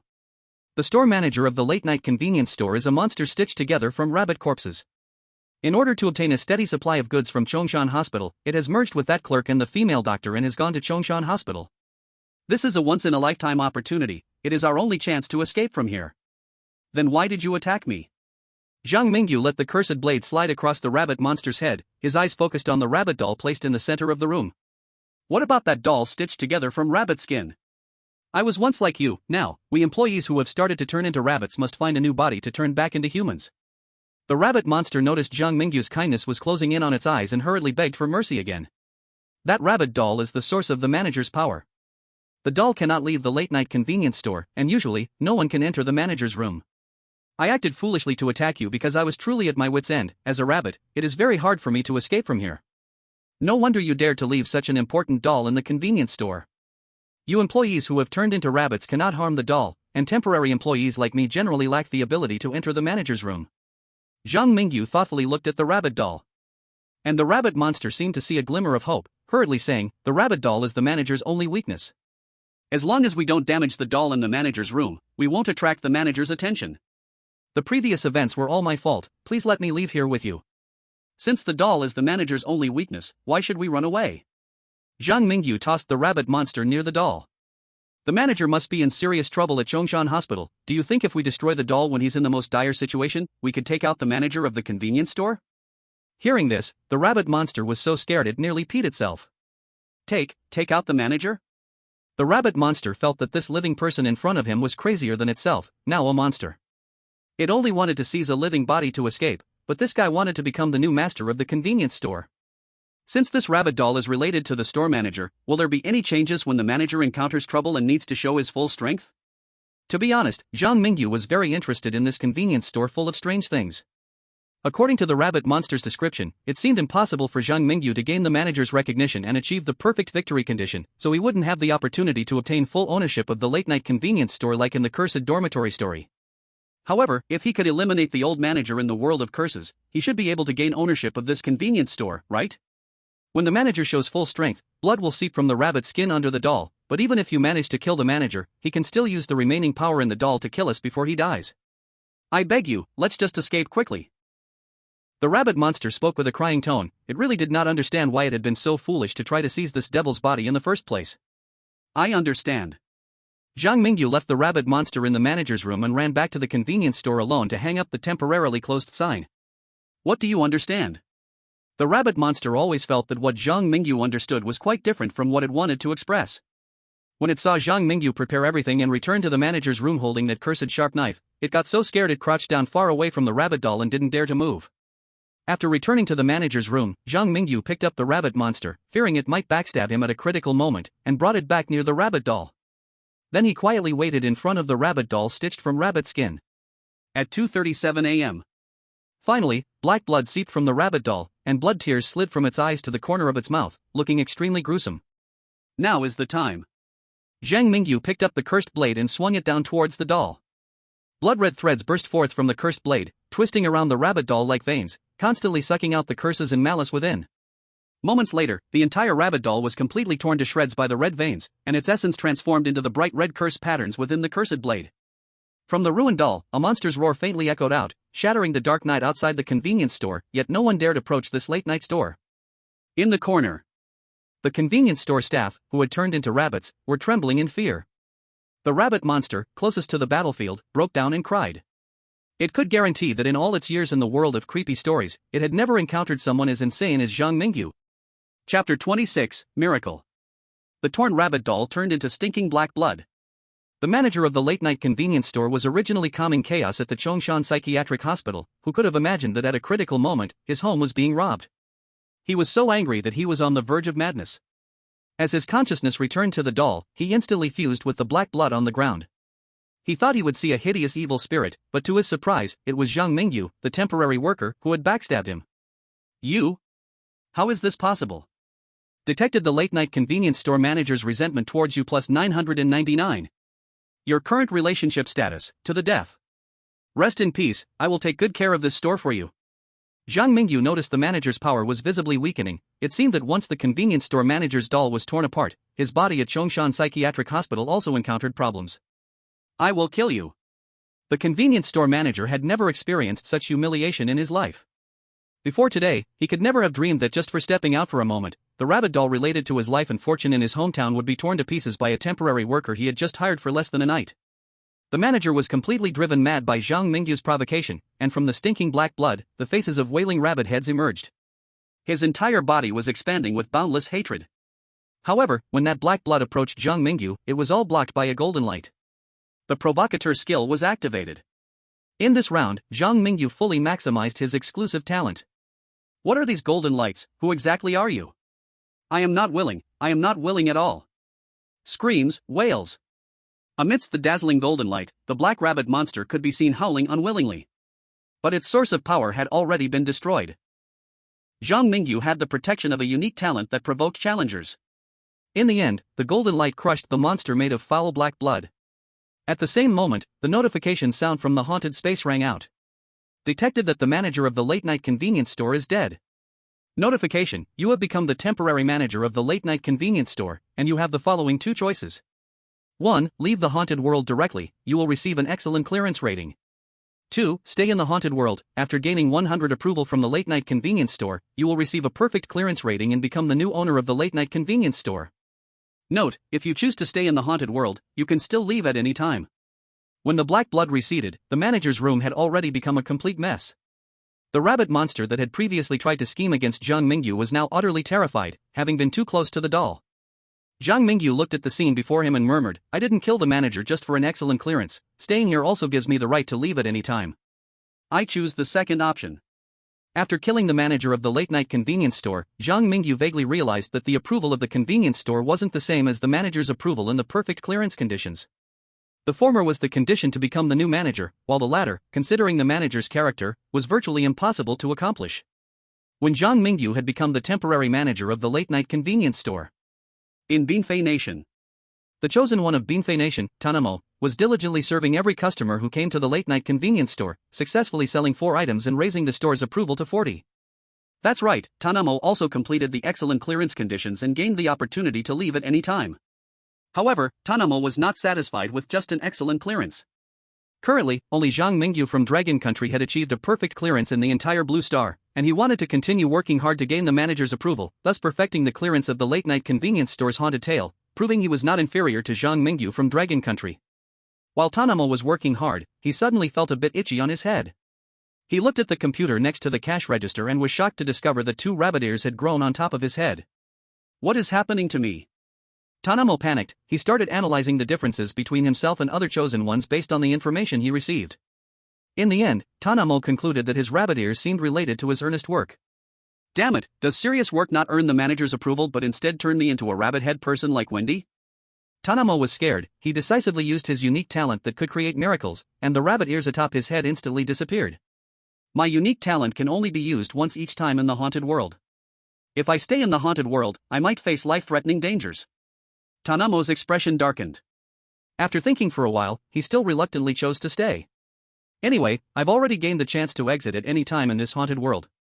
From now on, I won't work hard, I will wait for the manager and others to return and gamble to see if I can get a perfect clearance rating.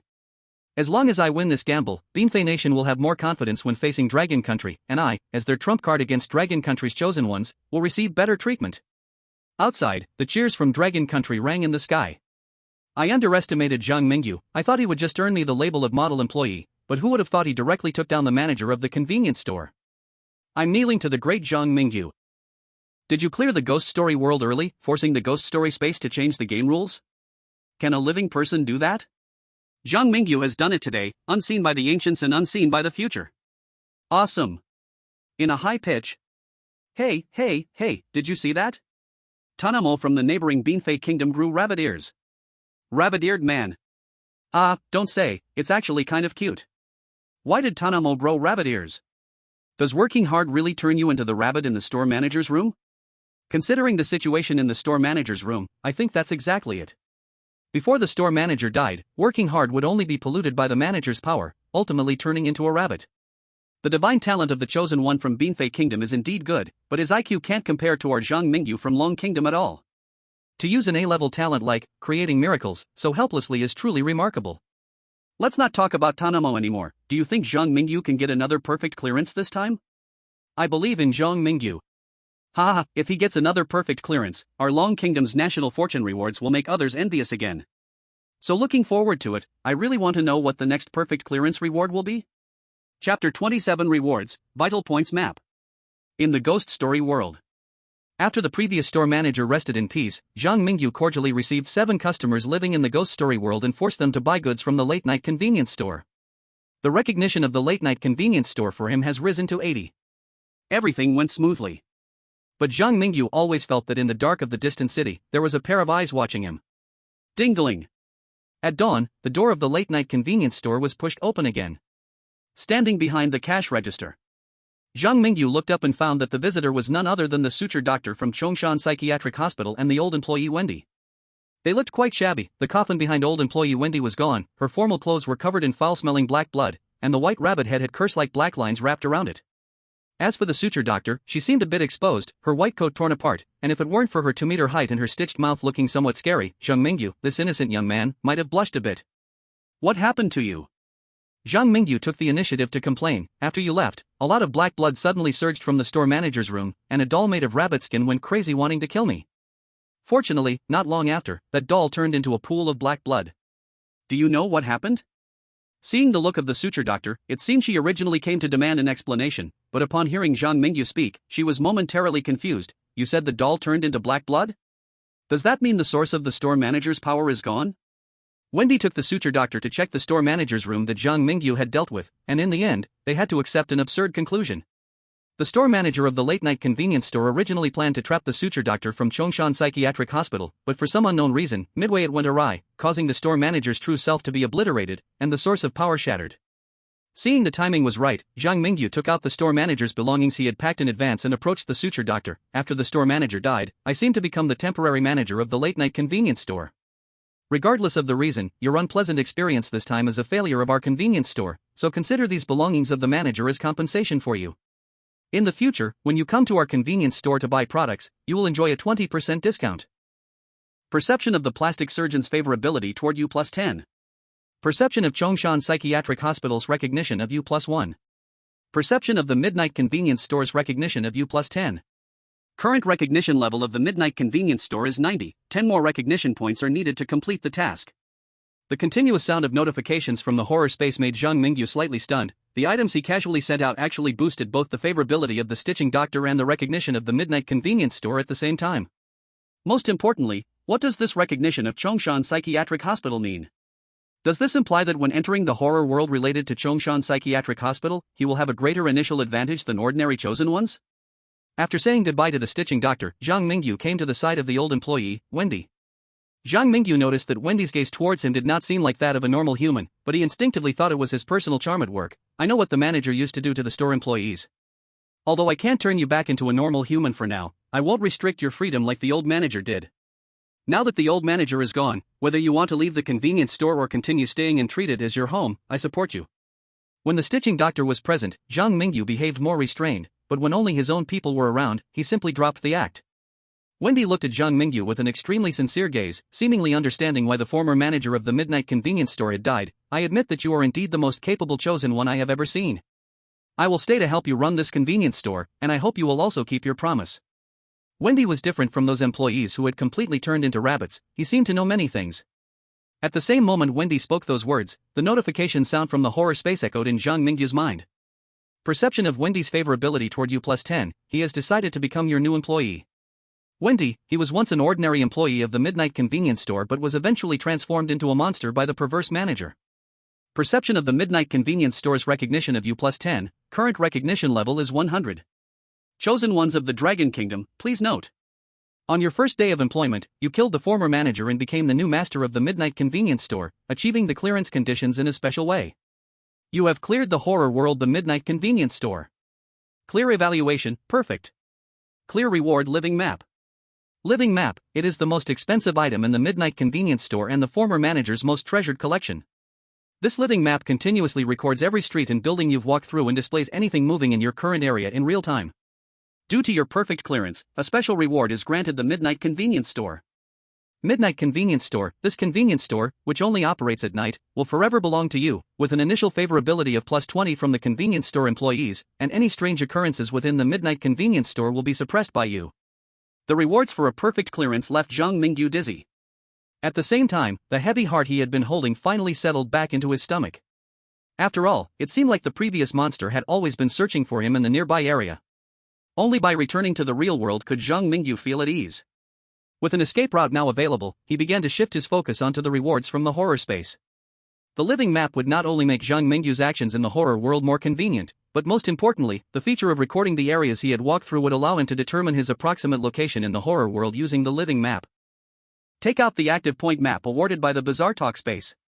Zhang Mingyu found 2 weak light spots that were very close together on the almost completely dark map. As he zoomed in on the light spots, Zhang Mingyu saw a dormitory surrounded by mist and a convenience store at an intersection. The distance between the evil spirit dormitory and the late-night convenience store is not too far. It seems that both of my Bizarre Talk challenges are conducted in the same city. This map will have a huge impact on how I manage my business in the Bizarre Talk world in the future. A spark named ambition ignited in Zhang Mingyu's eyes. Since the Bizarre Talk world descended upon Longwa, only the monsters from the Bizarre Talk world have invaded Longwa, and both Longwa and the entire human world lack understanding of the Bizarre Talk world. If one day he could light up all the areas on this map, he might uncover the secrets behind the emergence of the Bizarre Talk space, allowing all of humanity to live a better life. Chapter 28, Behind You Stands Longwa Forever. In the outside world, several passing alerts sounded in the sky around the globe. Congratulations to the Ugly Country Davis for clearing the Bizarre Talk world, pass evaluation, satisfactory. Congratulations to Sakura Country Nichikawa Steel for clearing the Bizarre Talk world, pass evaluation, satisfactory. Congratulations to Benfiguo Tanamo for clearing the Bizarre Talk world, pass evaluation, excellent. Excellent pass reward, all citizens of Benfiguo will have their physical fitness enhanced by 1%. At the same time as the passing evaluation in Benfiguo rang out, Tanamo, who had almost been killed by the convenience store manager, frantically escaped back to reality. He waited for the late-night convenience store manager and Wendy at dawn. But what awaited him was not the manager's recognition, but a new curse. Tanamo's face twisted in anger. That damn store manager doesn't treat employees like humans at all. No one can achieve a perfect clearance in the late-night convenience store. I can't do it, and Zhang Mingyu from Longwa definitely can't do it either. Touching the new rabbit ears that had grown on his head, Tanamo somewhat regretted his reckless decision to stay in the Bizarre Talk world. He browsed the content of the Bizarre Talk livestream, wanting to see if Zhang Mingyu from Longwa would fare even worse than he did. At that moment, the prompt sound of the Bizarre Talk space echoed once again. Congratulations to Longwa Zhang Mingyu for clearing the Bizarre Talk world, and the pass evaluation is perfect. Special reward for perfect clearance, the late-night convenience store will appear in every street and alley of Longwa, and citizens will be able to freely take food, drinks, and daily necessities from the convenience store without any cost. Additional reward, the resources in the late-night convenience store before the death of the chosen one Zhang Mingyu will be inexhaustible and endlessly available. The prompt from the Bizarre Talk space directly left Tanamo, who had just said that no one could achieve a perfect clearance, with his mind instantly crashing. Meanwhile, more citizens of Longwa were unaffected by this. At the moment Zhang Mingyu received the perfect clearance score, the entire Longwa fell into a frenzy. Hurry! Give me a few big battles to wake me up. Am I dreaming? This reward means that as long as Zhang Mingyu is alive, there will be no hunger in Longwa. Even children in remote mountain areas can eat endless delicious food from the late-night convenience store at any time, enjoying a life of abundance and warmth. Thank you, Zhang Mingyu. Brother Zhang Mingyu is my idol. No more talking, guys, I just found a late-night convenience store downstairs, and I've already gone in to taste test it for you. Various breads, chips, ice cream, and sodas, cola, kvass, all can be taken freely. My dad and mom are down there with the grocery cart to stock up. You don't know, I saw a little vendor recklessly scrambling to collect shampoo and shower gel into his basket, preparing to resell them abroad for money. The most important thing is that the shelf seems to connect to another dimension. Things taken away will be immediately replenished. I saw the sign outside the late-night convenience store saying that even if Zhang Mingyu dies in the future, this store will not close, only the products on the shelves will be replenished once a month. Get lost, you upstairs troublemaker. Zhang Mingyu cannot die, he will never die. If our great hero of Long Country has an accident because of your words one day, I will bring a truckload of bread people to make you pay. Speaking of which, just now the chosen one from Binfi Country was boasting after achieving an excellent clearance, and now they are so envious after seeing our perfect clearance reward. A 1% increase in physical fitness is nothing compared to our last reward of full health for everyone. Those who should have broken legs still have broken legs, and those with scoliosis still have scoliosis. As for this time, Long Country essentially has obtained infinite resources, which will bring many benefits in the future. The entire Long Country was cheering and jubilant. In this atmosphere of joy and excitement, Zhang Mingyu returned to the Kunlun military base. This time, he instinctively took out the communication device allocated to him by Yang Qingting and browsed the news online. Long Country News, the Chosen One has perfectly cleared the horror tales twice. Zhang Mingyu has created the greatest miracle in human history. Global Times, will Long Country possess infinite resources? What will other nations do? Can the ugly nation's hegemonic status be maintained? Magic City Evening News, due to the emergence of the late-night convenience store, a wave of zero-yuan purchases has occurred in Long Country, with countless citizens rushing to nearby convenience stores to stock up on toilet paper, instant noodles, and other supplies. Focus on people. Zhang Mingyu, the Chosen One of Long Country, clears horror tale worlds in unreasonable ways, suspected to be the devil's favorite.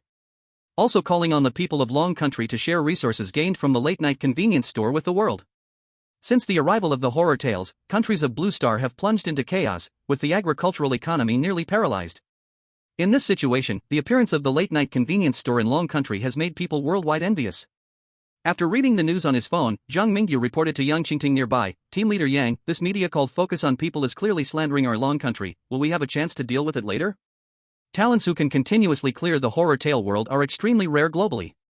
A chosen one like Zhang Mingyu, who can consecutively clear the horror tale world perfectly, is even rarer.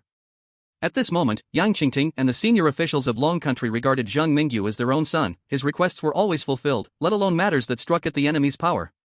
Yang Qingting glanced at the name of that media outlet and immediately said, "We will handle these matters, you just rest well at the Kunlun military base and prepare for the next horror tale world. If there's anything we can help you with, just say it. Always remember, we in Long Country will stand behind you." 7 days quickly passed. During this time in the real world, Zhang Mingyu's physical fitness was once again fully enhanced. Meanwhile, the chosen ones from various countries who cleared the late-night convenience store horror tale also received assistance from their respective nations. Of course, small ordinary countries definitely do not have such good things as mini-smart terminals. Kunlun Military Base. Zhang Mingyu's third horror challenge was about to begin. He sat once again in the center of the Long Country expert group, with a sharp knife with increasingly dense curse patterns inserted into the scabbard on his right side, and a satchel on the left containing a live map and 3 days' worth of individual rations. A brand new mini-smart terminal was also worn on Zhang Mingyu's left wrist. This little gadget is the product of Long Country's cutting-edge technology since the arrival of the horror tale world. Although he couldn't provide much help in battling the chosen ones, Zhang Mingyu was still quite adept at using it. Everything was ready. Finally, the prompt tone from the Strange Tale space appeared. Chapter 29, New Strange Tale, Chongshan Mental Hospital. Selecting Strange Tale. Ding, the Strange Tale world selection is complete. Welcome to Chongshan Mental Hospital. Please find your identity in the mental hospital. Type, single player. Clear condition, pass enter Chongshan Mental Hospital and survive for 7 days. Clear condition, excellent, discover the secrets of Chongshan Mental Hospital and escape from the hospital. Clear condition, perfect, uncover the secrets of Chongshan Mental Hospital and save the innocent within. Note, you can only bring cursed items you already possess to challenge the Strange Tale world. Tip, since you perfectly cleared the Midnight Convenience Store, you will receive one opportunity to eliminate contamination or other negative states in this Strange Tale challenge. Zhang Mingyu's vision was both blurry and clear, as a mental hospital shrouded in black mist appeared before him. He stood outside the gate labeled Chongshan Mental Hospital, looking up at a dilapidated guard booth and a weathered bulletin board filled with words. We are glad you chose Chongshan Mental Hospital for treatment. Here you can receive the best care. Please remember the following rules within the hospital. Patient guidelines. 1. Please remember, all our doctors wear blue surgical masks and white N95 masks. If you encounter a doctor wearing a black mask, please inform the director. 2. All our nurses wear green hats and do not wear masks. 3. There is no guard in this hospital, please do not attempt to communicate with a guard. 4. There is no building 4 here. 5. Chongshan Mental Hospital is dedicated to physical and mental therapy, there are only psychiatric departments, no plastic surgery. 6. The cafeteria is on the east side of the garden, no one can resist the food from the cafeteria, no one. 7. Please trust me, not eating from the cafeteria will lead to death. Zhang Mingyu memorized it all. He simply glanced over it once and remembered all 7 patient guidelines. There was a lot of information known so far. However, what concerned Zhang Mingyu the most was the name of this hospital. Chongshan Mental Hospital. I really hope I haven't ended up at the hospital where Stitcher Woman works this time. Zhang Mingyu took out the LivePoint map. He found that Chongshan Mental Hospital was actually located not far from the Midnight Convenience Store. On the map, the hospital currently displayed only the western side with 3 towering buildings, the outpatient building, the inpatient building, and the cafeteria building to the east of the central garden, while the mysterious building 4 was completely absent. It seems this strange tale world requires me to choose my identity in the hospital myself, and based on the patient guidelines at the entrance, the patient's identity is likely the easiest to obtain. Zhang Mingyu speculated that the identity easiest to obtain would definitely be of the least help in clearing the strange tale.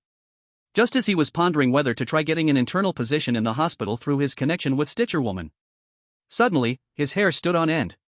The feeling of being watched from the last strange tale world returned once more. Moreover, this time he could clearly sense the monster rapidly heading towards the mental hospital. Meanwhile, in the outside world, the new strange tale is actually Chongshan Mental Hospital. What's wrong with Chongshan Mental Hospital? Why are you so excited? You must be a fake fan. Zhang Mingyu met a female doctor from Chongshan Mental Hospital in the last strange tale world, and unexpectedly this strange tale came here so fortuitously. Ah, so there's Stitcher Woman. This strange tale is surely a win.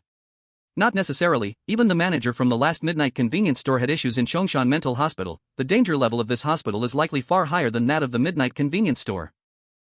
At least we in Long Country still have our old connections. Once Zhang Mingyu makes a move, any ghost story can be resolved.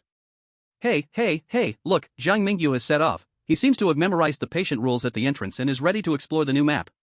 I didn't believe what the Long Country expert said about him having a photographic memory, but now it seems to be true.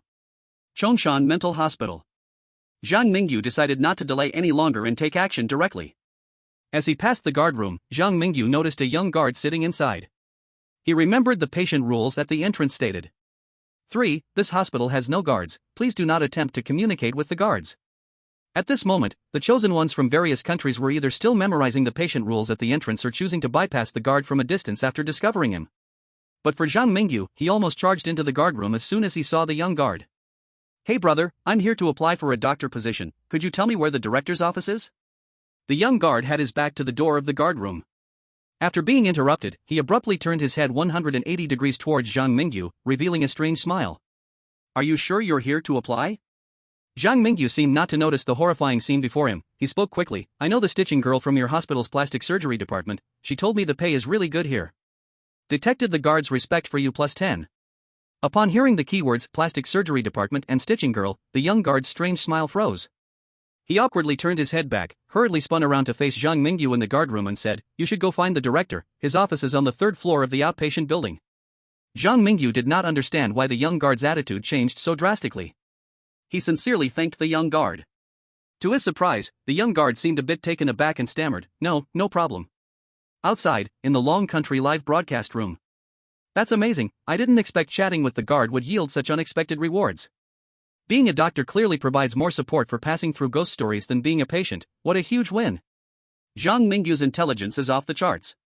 Phew, when I saw Zhang Mingyu talking to the guard, I thought something bad was going to happen. Facts prove that every action of our Long Country chosen ones has profound meaning. The audience in Long Country all breathed a sigh of relief. Meanwhile, foreign spies lurking in the Long Country live broadcast room found it hard to stay calm. Chatting with the guard seems to offer a chance to gain a doctor's identity. Last time in the Evil Spirit Dormitory ghost story, Zhang Mingyu single-handedly got several chosen ones from different countries killed. Could it be the same situation this time? But in the late-night convenience store incident, Zhang Mingyu was the first to discover the errors in the work rules. Damn, the thoughts of Long Country's chosen ones are just too hard to guess. I really want to ask the Long Country higher-ups what Zhang Mingyu's special talent is, so our judgments can be more accurate. The people upstairs are too cocky, a bunch of spies casually chatting in our Long Country live broadcast room? Where are the moderators? Hurry and ban their accounts. High-ranking officials from various countries were speculating about Zhang Mingyu's true intentions. They received reports back from spies but did not dare to pass on the information to their own chosen ones immediately through outside tips. However, the high-ranking officials of Beanfei country were unconcerned. They directly joyfully sent Zhang Mingyu's actions to Tanamo. Chapter 30, Doctor and Patient. In the world of ghost stories. As Zhang Mingyu rushed towards the director's office, the chosen ones from various countries chose different directions to explore Chongshan Mental Hospital. Most of them did not choose to chat with the guard. The young gatekeeper also seemed uninterested in stopping them. At this moment, on the side of the Beanfei Kingdom, Tanamo, after receiving an outside tip from the Beanfei Kingdom, headed straight for the director's office. He believed that with the position of the director's office, he no longer needed to risk chatting with the gatekeeper. But after Tanamo left, he did not notice the young gatekeeper watching him head straight for the director's office with a chilling, strange smile. Davis from the ugly country, like Zhang Mingyu, chose to chat with the gatekeeper. With his own set of persuasive words, he learned that Chongshan Mental Hospital was hiring nursing staff. And Rick Chuan from the Cherry Blossom country, as if having discussed in advance, made the same choice as Davis from the ugly country. As of now, the identities available at Chongshan Mental Hospital included doctor, nursing staff, and patient. Among these, the identities of doctor and nursing staff were clearly more helpful for clearing the horror stories than that of the patient. On Zhang Mingyu's side. At the moment he stepped into the area of black mist, the feeling of being watched weakened significantly. And when he entered the outpatient building with some fellow patients, the chilling gaze completely disappeared. Does the black mist outside the mental hospital also have the effect of blocking monster perception? Zhang Mingyu felt a surge of joy, but on the surface, he remained calm as an old dog. He steadily explored the mental hospital, continuously pushing through the black mist surrounding him on the living map. As he delved deeper, Zhang Mingyu noticed that the doctors wearing blue masks and the few scattered patients looked very ordinary. This place resembled an ordinary psychological rehabilitation center in the real world rather than a terrifying hospital from a horror story. Finally, Zhang Mingyu arrived outside the director's office. Before he had the chance to knock, he saw a kind old man in a black coat push open the door. "You're the one the gatekeeper said was applying to be a doctor, right?" The kind old man looked Zhang Mingyu up and down without even asking if he had a medical qualification certificate, and directly said, "I am the director of Chongshan Mental Hospital. Since you're referred by the stitching girl, I'll arrange a job for you right away." "Thank you, director." Zhang Mingyu brought out the diligent spirit from his late-night convenience store job. He was humble and polite, appearing to anyone as a positive and sunny boy. The director seemed very pleased with Zhang Mingyu's performance. The director led Zhang Mingyu to the mental rehabilitation department, pushing open the door of the department. "Our mental hospital focuses on the dual health of patients' bodies and minds. Here, patients can not only heal their psychological traumas but also rejuvenate their bodies.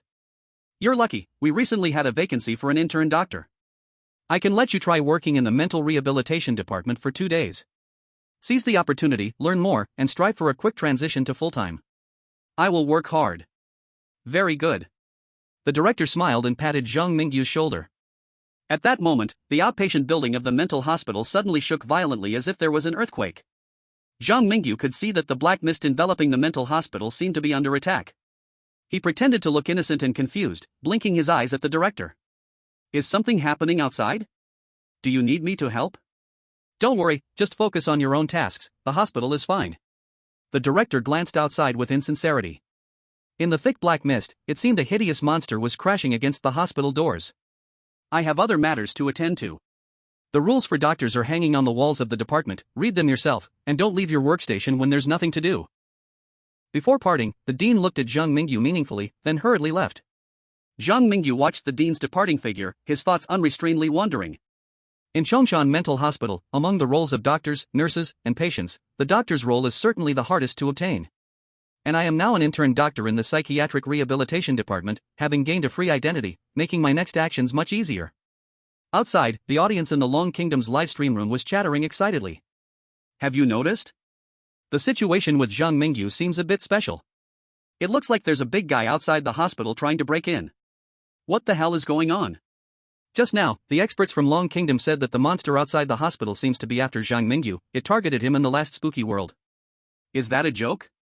Can something from the last spooky world really come to chase him to this mental hospital? Does this mean the difficulty for Zhang Mingyu is about to skyrocket?"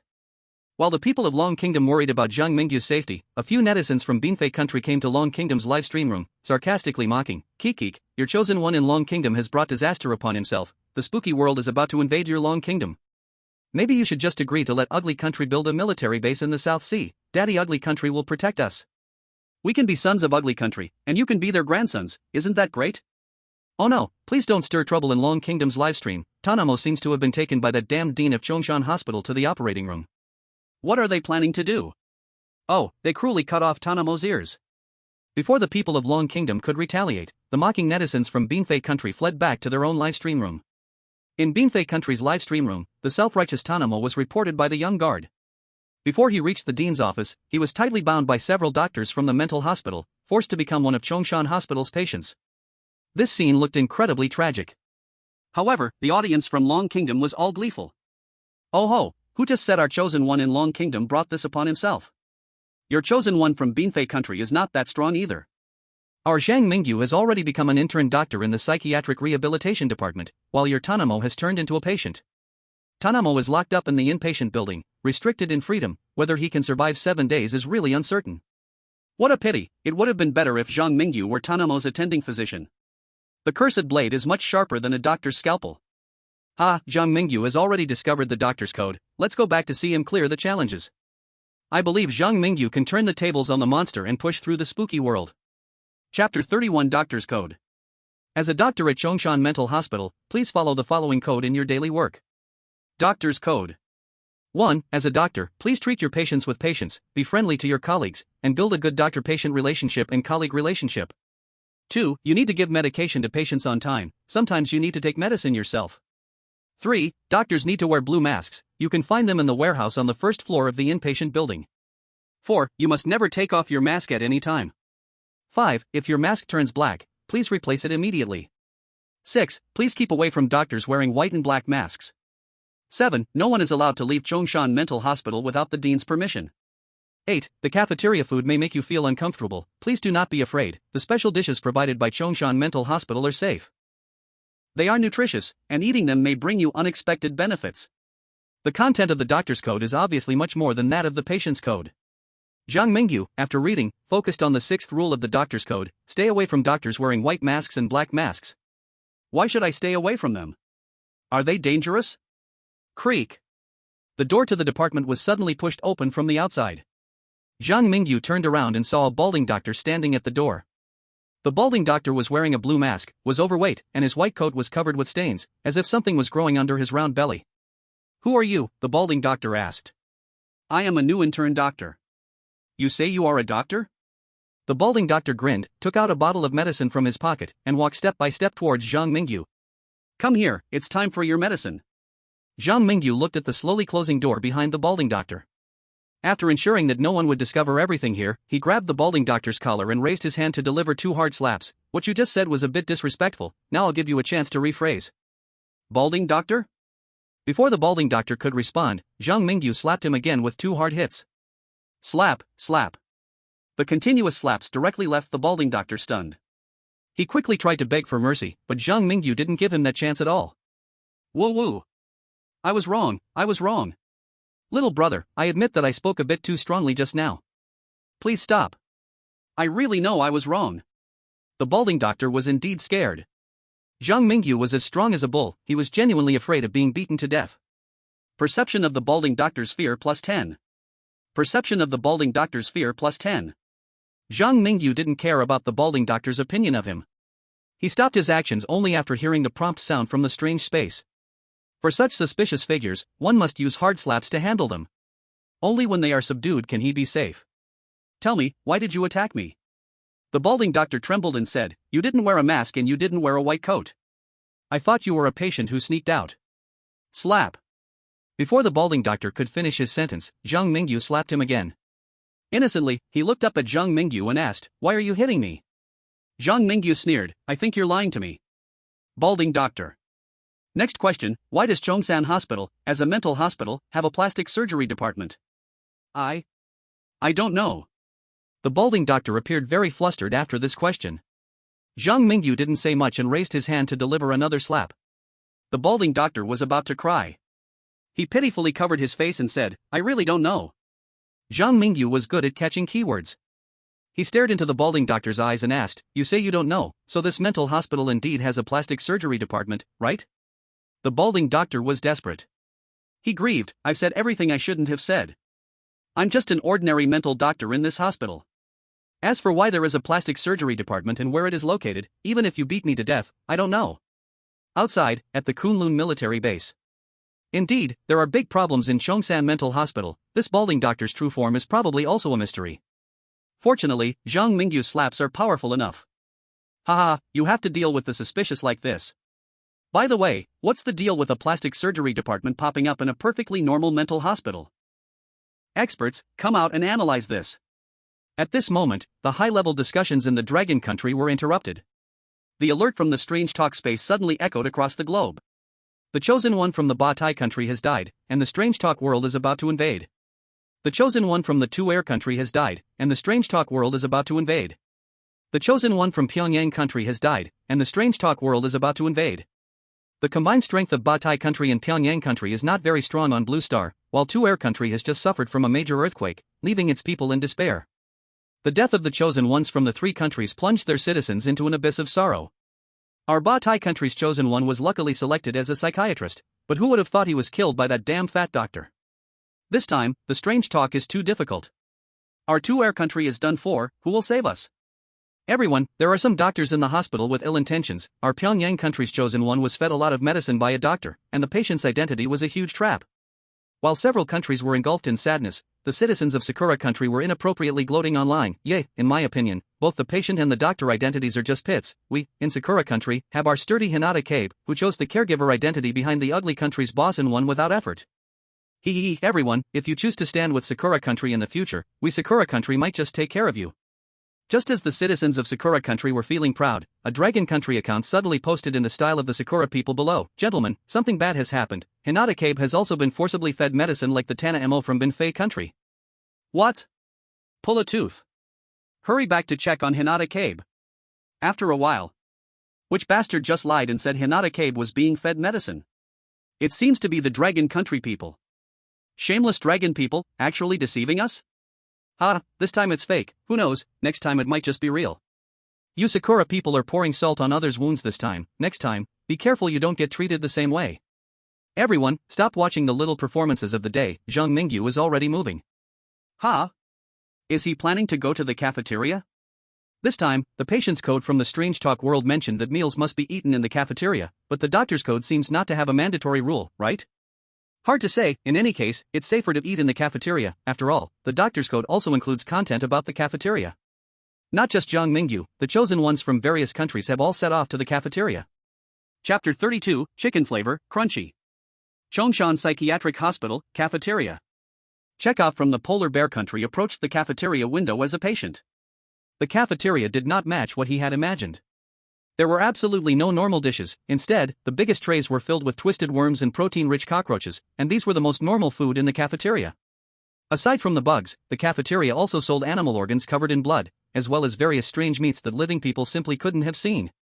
Damn it, this cafeteria wouldn't be serving human flesh, would it? Chekhov's hair stood on end, but under the requirements of the patient's code, he had to put some bug delicacies on his plate while under the bizarre gaze of the staff and eat them in front of them. Finally, the staff's gaze shifted away from him. Chekhov let out a sigh of relief. Meanwhile, viewers from the Polar Bear country were also cursing loudly. Suckably this food is just too disgusting. I really want to kick the cafeteria chefs, but with my square-toed boots, I swear I really would. Chekhov's teeth are sharper than a curly baboon's. Only the tough guys from our Polar Bear country can eat bug feasts raw. The chosen ones from other countries would probably break down upon seeing this, right? Quick, look. The chosen one from Dragon country has also gone to the cafeteria. Could he want to taste these delicacies too? The audience from Polar Bear country excitedly rushed into Dragon country's livestream. On Zhang Mingyu's side. Wearing a doctor's white coat, Zhang Mingyu had already taken the Mediterranean doctor to the cafeteria. Here, he discovered something. The cafeteria window was piled high with horrifying meats, alongside various live bug dishes. Doctors wearing blue masks and patients allowed to move freely were all gathered at the live bug dish window, making half of the cafeteria window crowded, while the other half was empty. In front of the meat-filled window, Zhang Mingyu saw several doctors wearing white masks. He recalled the content of the doctor's rules. 6. Please stay away from doctors wearing white or black masks. 8. The food in the cafeteria might make you feel uncomfortable, please do not be afraid. The specialty dishes provided by Chongshan Mental Hospital are safe, they are nutritious, and consuming them might bring you unexpected benefits. With these two rules in mind, a normal person would absolutely not touch the suspicious meats in the cafeteria window. However, without knowing the correctness of the doctor's rules, Zhang Mingyu could only guarantee his safety by provoking the strange, and he had one chance to clear contamination and negative status. With this in mind, under the gaze of global audiences, Zhang Mingyu pointed to the pile of meat splattered with blood, oddly shaped but emitting a strange fragrance, and said, "Auntie, give me a serving of pig's heart, and also this dish, yes, this dish, please don't shake your hands, give me more." Cafeteria Auntie, Omega Omega. Mediterranean doctor?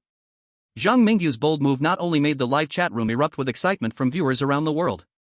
Even the cafeteria auntie who was serving Zhang Mingyu was stunned. As for the Mediterranean doctor, he could guarantee, with his identity as a psychiatrist, that beneath Zhang Mingyu's sunny boy smile lay a heart of a twisted killer. Outside, netizens from various countries had mixed opinions about Zhang Mingyu's behavior. Your chosen one from Dragon Country is playing with fire this time. Wasting cafeteria food can be deadly. The chosen one from the neighboring Kimchi country was just slaughtered for not daring to eat bugs. The chosen one from Dragon Country is doomed after trying so many strange dishes. Oh, even though the chosen one from Dragon Country is doomed, we from Polar Bear Country respect him as a man. The discussions from netizens filled Dragon Country's livestream. Meanwhile, Zhang Mingyu in the cafeteria was oblivious to the outside commentary. He casually picked up the meat from his plate and started to chew it heartily, the unique flavor lingering between his lips and teeth.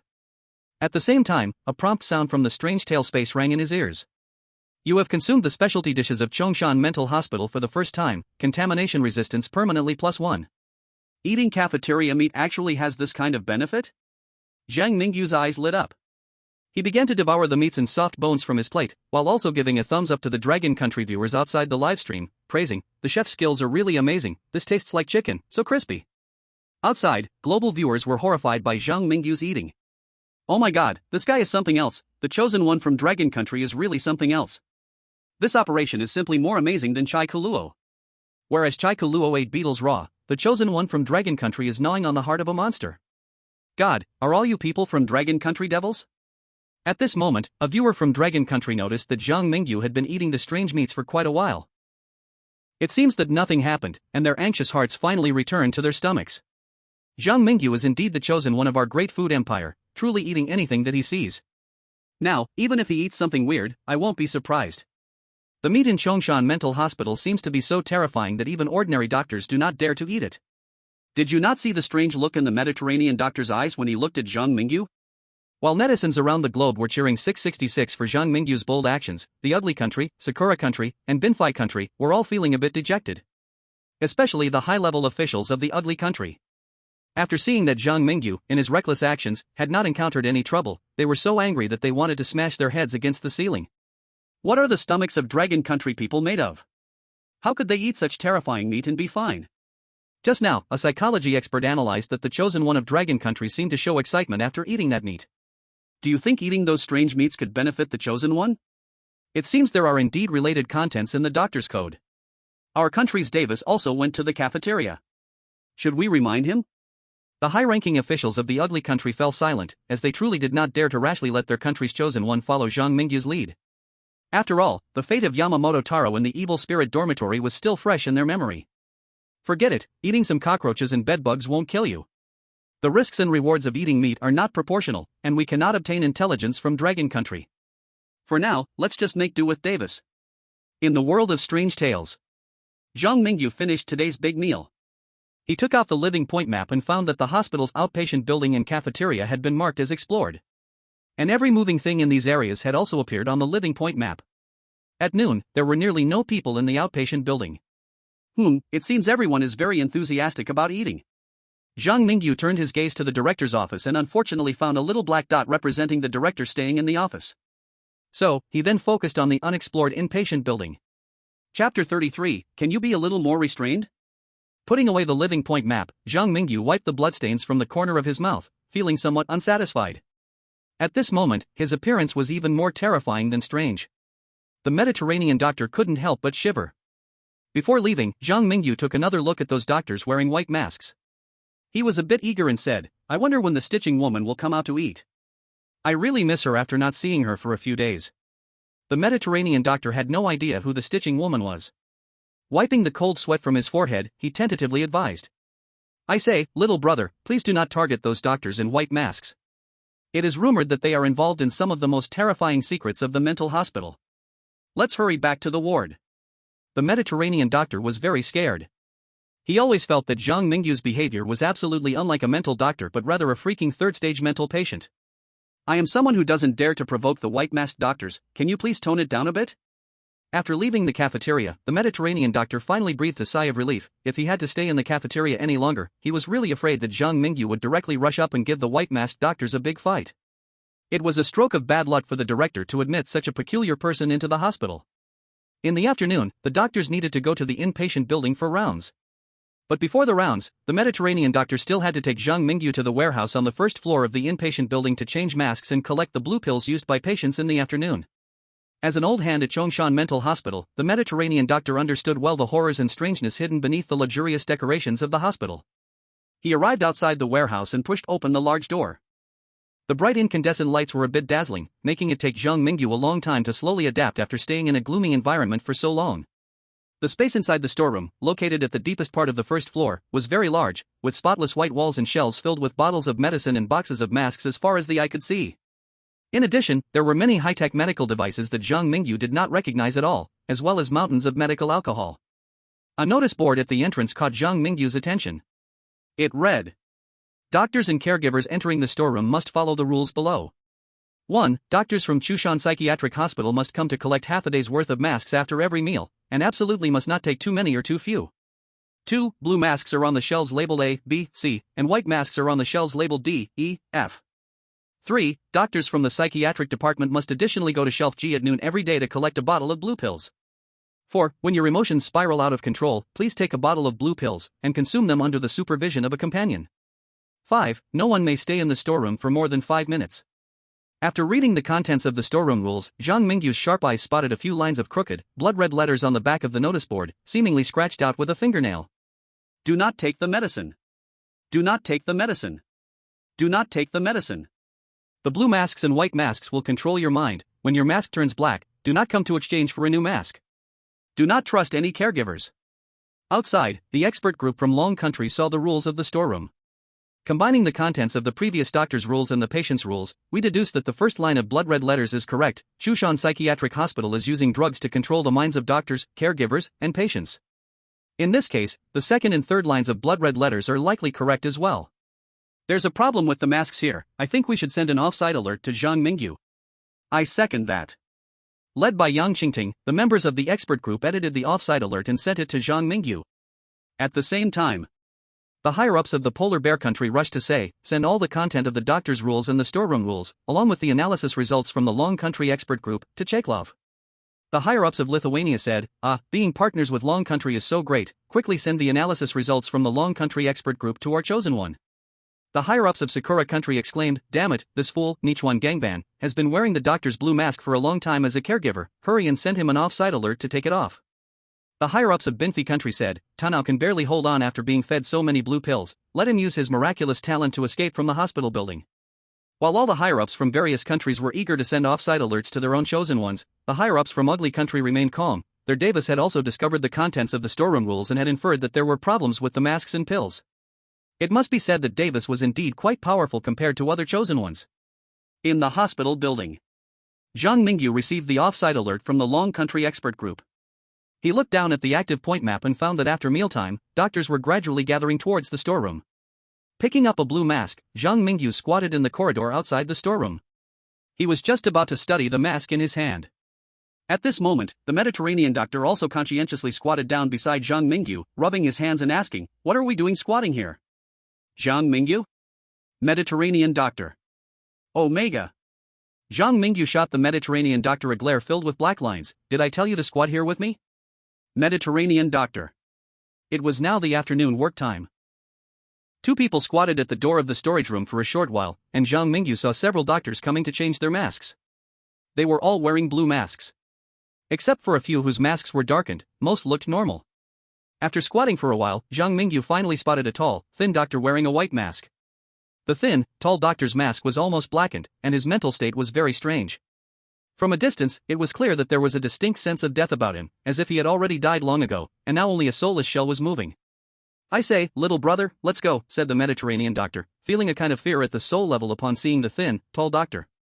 Yet at this moment, Zhang Mingyu still carefully observed the thin, tall doctor at the door of the storage room. Suddenly, the thin, tall doctor started wildly tearing off the mask from his face, and black threads were squeezed out from inside him. The mask, almost black, transformed into pure black under the invasion of these black threads. He rushed to the bulletin board in the storage room, scratching out crooked letters with his fingernails. They want to reshape my personality, they want to control my thoughts. Wake up! Wake up! You! He only scratched halfway through the last word before stopping. Because black mist rushed into the hospital building from outside while the doctor went mad, brutally slamming him to the ground. Slowly, the mask on the thin, tall doctor's face changed back to a half-white, half-black state. The thin, tall doctor crawled up from the floor, his senses dulled again, and instinctively walked into the storage room to take out a new white mask to put on his face. This scene was witnessed by Zhang Mingyu and the Mediterranean doctor hiding outside the storage room. Clearly, it was the first time they had seen such a thing. At the same time, the blue mask on the Mediterranean doctor's face also seemed to be gradually turning black. Chapter 34: The Non-Existent Building 4. Outside, the audience from Long Country was terrified. Oh crap, the blood characters on the bulletin board were actually scratched out by the white-masked doctor with his fingernails. That's so creepy. It seems that the thin, tall doctor is not very sane after his mask turned black. No, look at the blood letters he wrote on the bulletin board. The thin, tall doctor was conscious under the black mask, while the doctor in the white mask seems like a zombie controlled by Chongshan Psychiatric Hospital. Oh my gosh, this is so mind-boggling. Hey, the Mediterranean doctor seems to be mutating too. I thought only the white-masked doctor's mask would turn black, but now it seems even the blue-masked doctors can turn black. The color of the doctor's mask seems to represent different identities. Maybe the blue-masked doctor is from the mental department, and the white-masked doctor is from the plastic surgery department. And when the doctor's mask turns black, it seems to mean that they are breaking free from the control of Chongshan Psychiatric Hospital. However, based on what just happened, the black mist outside seems to suppress doctors on the verge of losing control, so the Mediterranean doctor will likely end up in vain. The problem is, what should Zhang Mingyu do now? Chongshan Psychiatric Hospital. With the help of hints from selectors from various countries outside, they gradually discovered the secret about the color of the masks.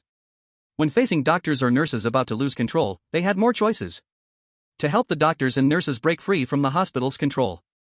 Or to pretend not to see and protect themselves. The selector from the Arctic Bear Country, Chekalov, chose the former, as he, a patient in the psychiatric hospital, discovered that his attending physician's mask had turned black. Attempting to eat the blue pills to stabilize emotions, they used violent means to force the other to stop taking medication. Chai Kuluo's actions made all the people of the polar bear country extremely anxious. They watched with hope as the doctor, controlled by Chongshan Psychiatric Hospital, regained consciousness for a few seconds, and during this time, the attending doctor seemed to want to say something to Chai Kuluo in a panic. Just as the people of the polar bear country thought Chai Kuluo could cling to the doctor's leg and escape, a scene of despair unfolded. The black fog that lingered outside Chongshan Psychiatric Hospital broke through the window and seeped in. The attending physician's mind regained its confusion, and he wandered dizzily toward the storeroom on the first floor of the inpatient building. And after his plan failed, Chai Kuluo was fed a large amount of blue pills. The chosen one of the polar bear country, Chai Kuluo, is dead. The world of strange tales is about to invade. Over here, Zhang Mingyu. Having seen the fate of the doctor in the black mask with his own eyes, he understood how difficult it was for the doctors, nurses, and patients of Chongshan Psychiatric Hospital to escape its control without prior preparation. Masks and drugs are the conventional methods Chongshan Psychiatric Hospital uses to control others. And the black fog outside is the final insurance. At present, Zhang Mingyu had no means to fight against the black fog. He looked at the Mediterranean doctor, whose forehead veins bulged and whose huge belly seemed to have a foul-smelling liquid ready to burst out, and he drew the cursed blade, raising his hand to stab the doctor's thigh. Ah! The Mediterranean doctor shivered in pain, and his body's transformation slowed down slightly. Are you more awake now? The Mediterranean doctor timidly nodded his head. Zhang Mingyu pointed in the direction where the doctor in the white mask had left and said, "You saw everything that just happened. Chongshan Psychiatric Hospital wants to control us. I guess you don't want to be a puppet in their hands for the rest of your life, right?" The Mediterranean doctor gasped in pain, touching his thigh in fear and said, "I understand the reasoning, but could you please pull the knife out of my leg first?" Puff! A jet of foul-smelling black blood shot out like a fountain. And the instigator of all this continued as if he hadn't seen anything. "Next, you should not eat the blue pills in the hospital or change your mask. The black fog outside will only suppress you when your mask turns completely black. Just maintain your current state, take me to check the rooms to complete today's work, and try to act as normal as possible so as not to attract others' attention." The Mediterranean doctor was a bit scared and said, can the two of us really escape from the psychiatric hospital? If this gets big, we won't even be able to do the weird stuff. Zhang Mingyu's mind was calm, and his thoughts were clear. He coldly swept his gaze over the Mediterranean doctor's neck. "Do you think you still have a way out now? Helping me is helping yourself. We can only survive by eliminating the hidden forces in Chongshan Psychiatric Hospital." The Mediterranean doctor found Zhang Mingyu's expression a bit frightening at that moment.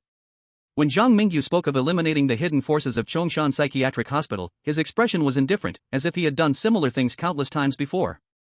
Zhang Mingyu's first day at Chongshan Psychiatric Hospital soon passed. Nighttime. Zhang Mingyu and the Mediterranean doctor returned to the psychiatric rehabilitation department as if nothing had happened. The doctors of Chongshan Psychiatric Hospital had no staff dormitories and could not go home, usually living on temporary small beds in their respective departments. When the night was deep and quiet. After instructing the Mediterranean doctor, Zhang Mingyu quietly slipped out of the psychiatric rehabilitation department with the living map. He relied on the ability of the living map to show others locations, continuously dodging all the doctors and nurses in the outpatient building, and he explored his way near the inpatient building, where he wandered for a long time. Finally, hard work paid off. Behind the inpatient building, he saw the eerie building 4. Outside, the global audience was in an uproar. Oh my gosh, the chosen one of the Dragon Kingdom has discovered the non-existent building 4.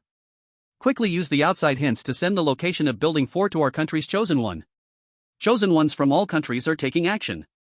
This is an opportunity to uncover the secrets of Chongshan Psychiatric Hospital and achieve an excellent clearance rating. Inside Chongshan Psychiatric Hospital. Holding the living map, Zhang Mingyu quietly entered the lobby of Building 4. He stood by the window looking outside and suddenly noticed the lights in the outpatient building flickering on one after another, and the nurses on night shift in the inpatient building turned into black shadows rushing down the corridor. Am I going to be exposed? Zhang Mingyu held his breath. He felt that even if he was discovered sneaking into Building 4, it shouldn't cause the doctors and nurses of Chongshan Psychiatric Hospital to conduct such a grand search. The black mist rolled. With limited information, Zhang Mingyu judged that the doctors and nurses of Chongshan Psychiatric Hospital seemed to be running towards the southern gate of the hospital, and there were no names approaching him on the living map. His anxious heart relaxed a little. It seemed that those doctors and nurses were not coming for him. Although he was unclear about whether the hospital's strange movements were related to the monsters he had attracted, for now, the more chaotic the hospital was, the better it was for him. Zhang Mingyu quickened his pace to explore deep into Building 4. He decided to seize this opportunity and uncover the deepest secrets of Chongshan Psychiatric Hospital with all his might. Chapter 35, The Caregiver's Code. In the world of strange tales. Zhang Mingyu leaned against the wall, inch by inch exploring deeper into Building 4. Perhaps the monster at the entrance attracted most of the attention of the hidden forces in the psychiatric hospital, and Zhang Mingyu encountered almost no obstacles as he reached the stairwell. However, as Zhang Mingyu was about to go upstairs to explore, the empty corridor on the first floor suddenly erupted with a crackling electrical sound. The lights above flickered faintly, and Zhang Mingyu turned his head to look at the other end. At the end of the long hospital corridor, one light went out. It seems like there's someone standing there? The dim light flickered again, and another light at the other end of the corridor went out. The eerie shadow in the darkness seemed to be slowly approaching Zhang Mingyu. I must have been discovered. Zhang Mingyu drew the cursed blade and decided to take action. As the light went out for the third time, Zhang Mingyu charged into the darkness like a sharp sword, full of determination. My dear colleague, let me help you end your suffering. Each time the light flickered, the distance between Zhang Mingyu and the shadow narrowed by one step. The shadow in the hospital still had no idea of the seriousness of the situation. When it discovered the prey was actively leading it towards itself, it even excitedly quickened its pace. At the moment the light flickered for the 7th time, Zhang Mingyu's left hand had already grasped the shadow's neck. He raised the cursed blade high in his right hand, piercing into the suffocating darkness. Puff! The cursed blade pierced the shadow's heart, and to prevent too much noise, Zhang Mingyu exerted all his strength, letting the malicious curse surge into the shadow's body like a tide. The shadow gradually revealed its true face. She wore the uniform of a caregiver from Chongshan Psychiatric Hospital and had a green hat on her head. The extinguished lights lit up again, and Zhang Mingyu could see the threads of the curse spreading within the caregiver's body. The soul of this caregiver seemed to have already been devoured by the hidden hands of the mental hospital, leaving behind only a husk, a walking corpse. The doctors in this hospital need to take their medication regularly, but it seems I have never seen the caregivers take their medication at all. Zhang Mingyu pulled out the cursed blade, his thoughts wandering. Does this mean that the doctors and patients of Chongshan Mental Hospital may still retain some awareness, continually struggling subconsciously, while the caregivers in the mental hospital have all been hollowed out of their souls, becoming toys in the hands of the mastermind behind Chongshan Mental Hospital? After the female caregiver died, only a set of caregiver uniforms was left on the ground. He picked up the caregiver uniform and searched the inner pocket of the clothing, pulling out a thin little booklet. Caregiver Code. 1. As a caregiver of Chongshan Mental Hospital, you need to know that the doctors, caregivers, and patients of Chongshan Mental Hospital are all the private property of the director, and the director's orders are above all else. 2. The plastic surgery department exists, and Building 4 also exists. 3. Building 4 of Chongshan Mental Hospital is solely for the plastic surgery department. The doctors in the outpatient building and the patients in the inpatient building are all spare materials for the plastic surgery department. Any caregiver must undergo deep personality reshaping within 3 days of onboarding, with the goal of dedicating everything to the director. Due to the needs of the personality reshaping experiment, the doctors and patients of Chongshan Mental Hospital only undergo superficial personality reshaping, hence there is a risk of losing control. You need to ensure that the doctors and patients take their medication on time and change the masks used to suppress the main consciousness before losing control. 5. The doctors in the plastic surgery department were once very dangerous oddities, so please ensure they wear more effective white masks, instead of ordinary blue masks. 6. When you discover a doctor wearing a black mask who was not suppressed, please report it to the director immediately. 7. The true director's office is in Building 4. 8. Building 4 houses some patients undergoing personality reshaping, but if they try to escape, please stop them. If you cannot stop them, please kill them immediately. 9. Please ensure that the doctors in the plastic surgery department only leave Building 4 when changing masks and eating. Kill anyone unauthorized who steps into Building 4, including doctors and patients. Outside, the people of the Dragon Kingdom were all stunned by Zhang Mingyu's actions. Caregiver Code. This is the damn Caregiver Code. The chosen ones from the ugly country next door and the cherry blossom country didn't receive the Caregiver Code when they became caregivers, but our Zhang Mingyu from the Dragon Kingdom got it first. Damn, the content of this Caregiver Code is so explosive. The seemingly safest caregiver identity is actually the deepest pit, bottomless. According to the content on the Caregiver Code, this Chongshan Mental Hospital appears to be helping mental patients, but in reality, it wants to control everyone in the hospital through personality reshaping. This technology seems to still be in the experimental stage. The doctors are forced to become the director's assistants after superficial personality reshaping, while the patients are all experimental material for the director. Now I know why Rising Steel Plate and Davis couldn't get the Caregiver Code. Before they underwent the director's personality reshaping, how could the director show them something involving the core secrets of Chongshan Mental Hospital? It's a pity for so many caregivers in the mental hospital. Their souls have been completely transformed into the director's puppets. It seems there is no hope for salvation. Hiss. Speaking of which, Zhang Mingyu obtaining the Caregiver Code means he has discovered the biggest secret of Chongshan Mental Hospital. Now, as long as he escapes the mental hospital without anyone noticing, he could get an outstanding level completion evaluation. If the chosen ones stay in this haunted hospital for 7 days, they might not even recognize themselves when they come out. Passing the level is a big trap. Chosen ones from Myanmar dead, the world of horror tales is about to invade. Chosen ones from Laos dead, the world of horror tales is about to invade. Chosen ones from the counterfeit country dead, the world of horror tales is about to invade. People in the Dragon Country were discussing when a series of elimination alert sounds echoed over Blue Star.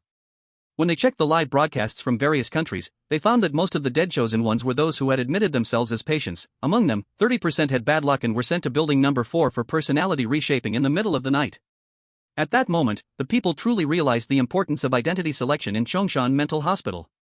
What a sin, if only we from Myanmar had followed the powerful people in Dragon Country.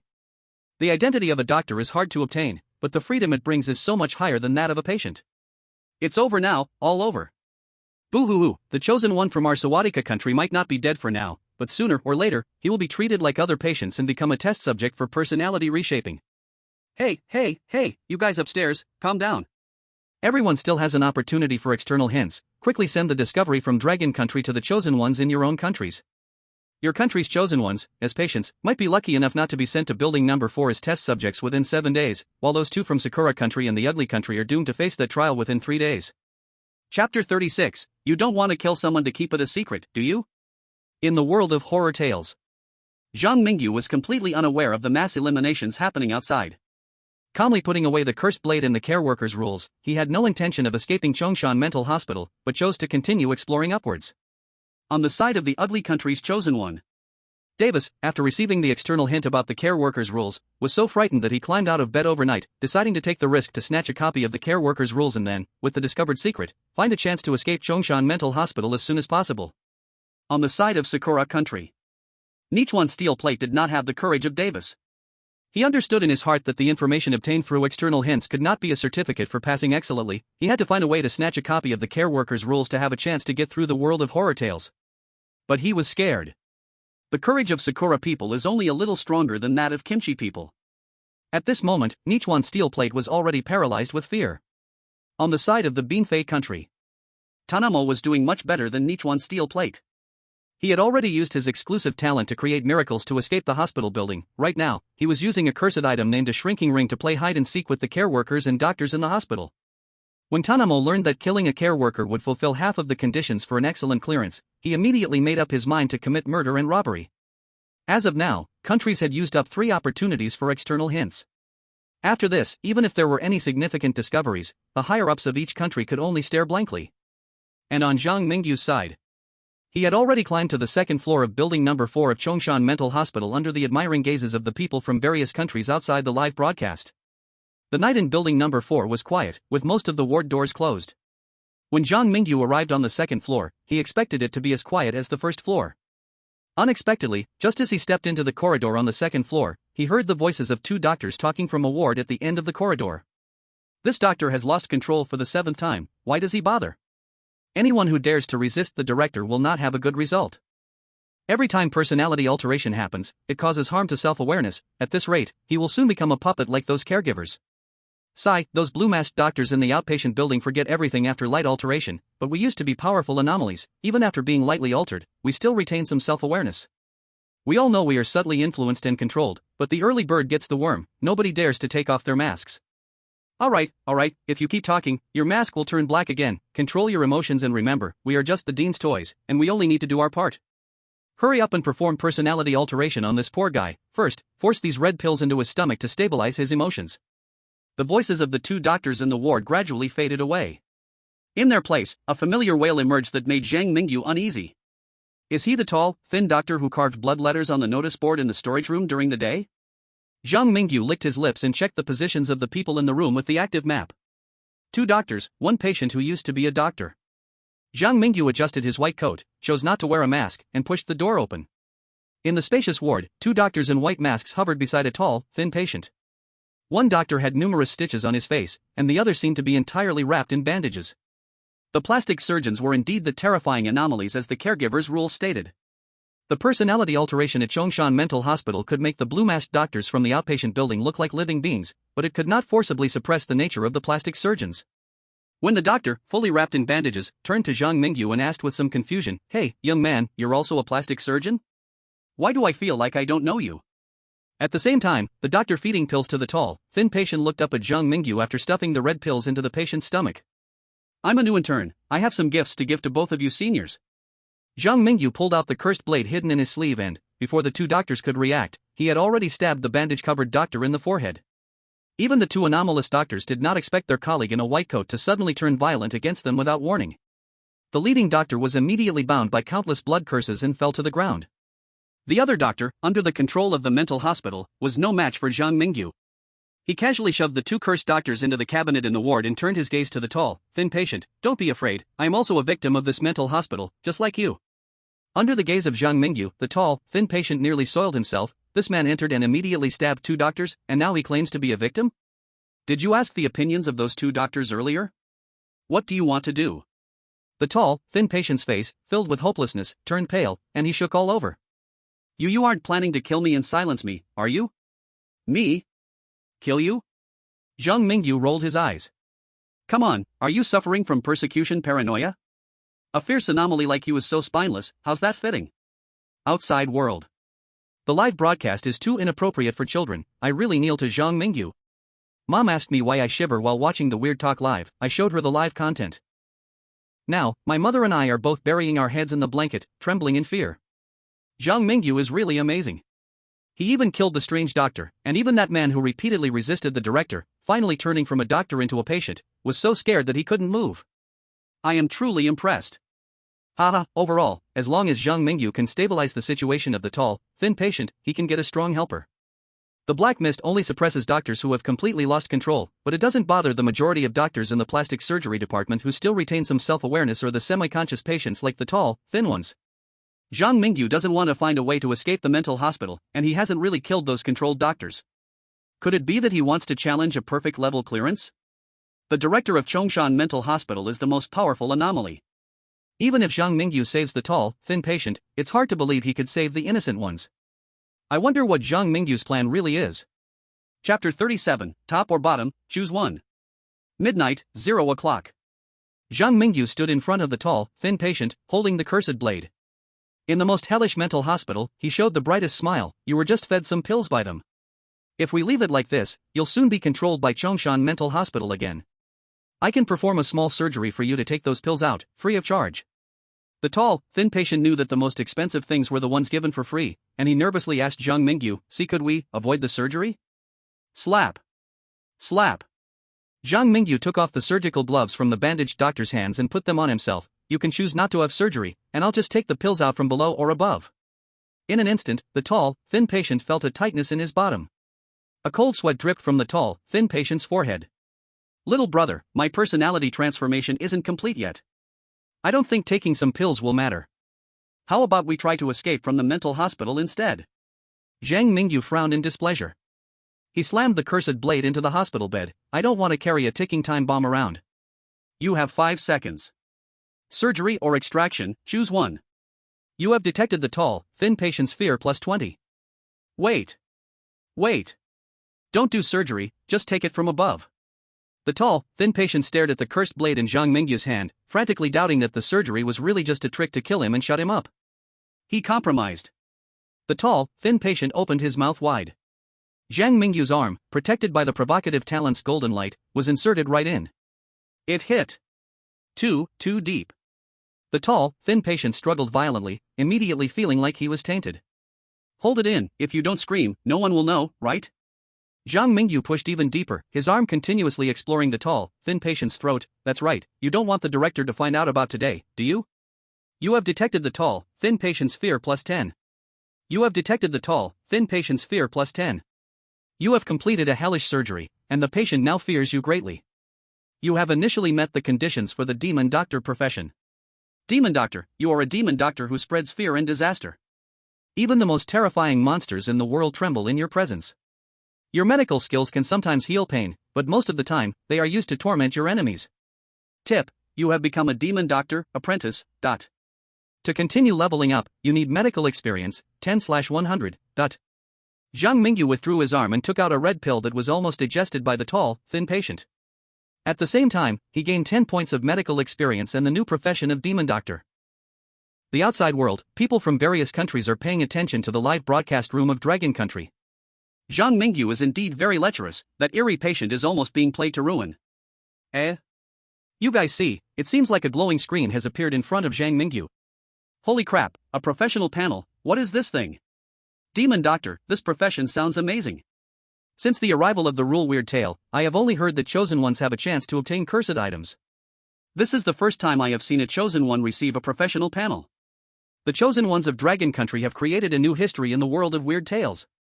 Zhang Mingyu, the Demon Doctor's professional panel is globally live-streamed in the Weird Tale world. The entire blue star is boiling because of the appearance of the professional panel. Because the weird space only displayed part of the professional panel's content, the outside world had no idea how to obtain it. Therefore, the high-ranking officials of various countries are now as anxious as ants on a hot pot. For instance, the ugliness country here is the first to be unable to sit still. Oh, damn. What on earth is this professional panel? What are all the experts we've raised for an ugliness country, allowing a Dragon Country person to activate such an important thing first? Quick, research well, how exactly can we activate the professional panel? Our ugliness country must lead the world, and we absolutely cannot let Dragon Country shine in front of the whole world. In the conference room of Cherry Blossom Country, the high-ranking officials look like they've swallowed flies. Why does it seem that ever since Zhang Mingyu became the chosen one of Dragon Country, the bigwigs of ugliness country are becoming more and more unreliable? The high-ranking officials of Beanfei Country, looking at Tanamo struggling to explore in the Tsongshan Mental Hospital, say with frustration, we've used up all 3 chances for external hints. Even if we want Tanamo to imitate Zhang Mingyu, there's no opportunity now.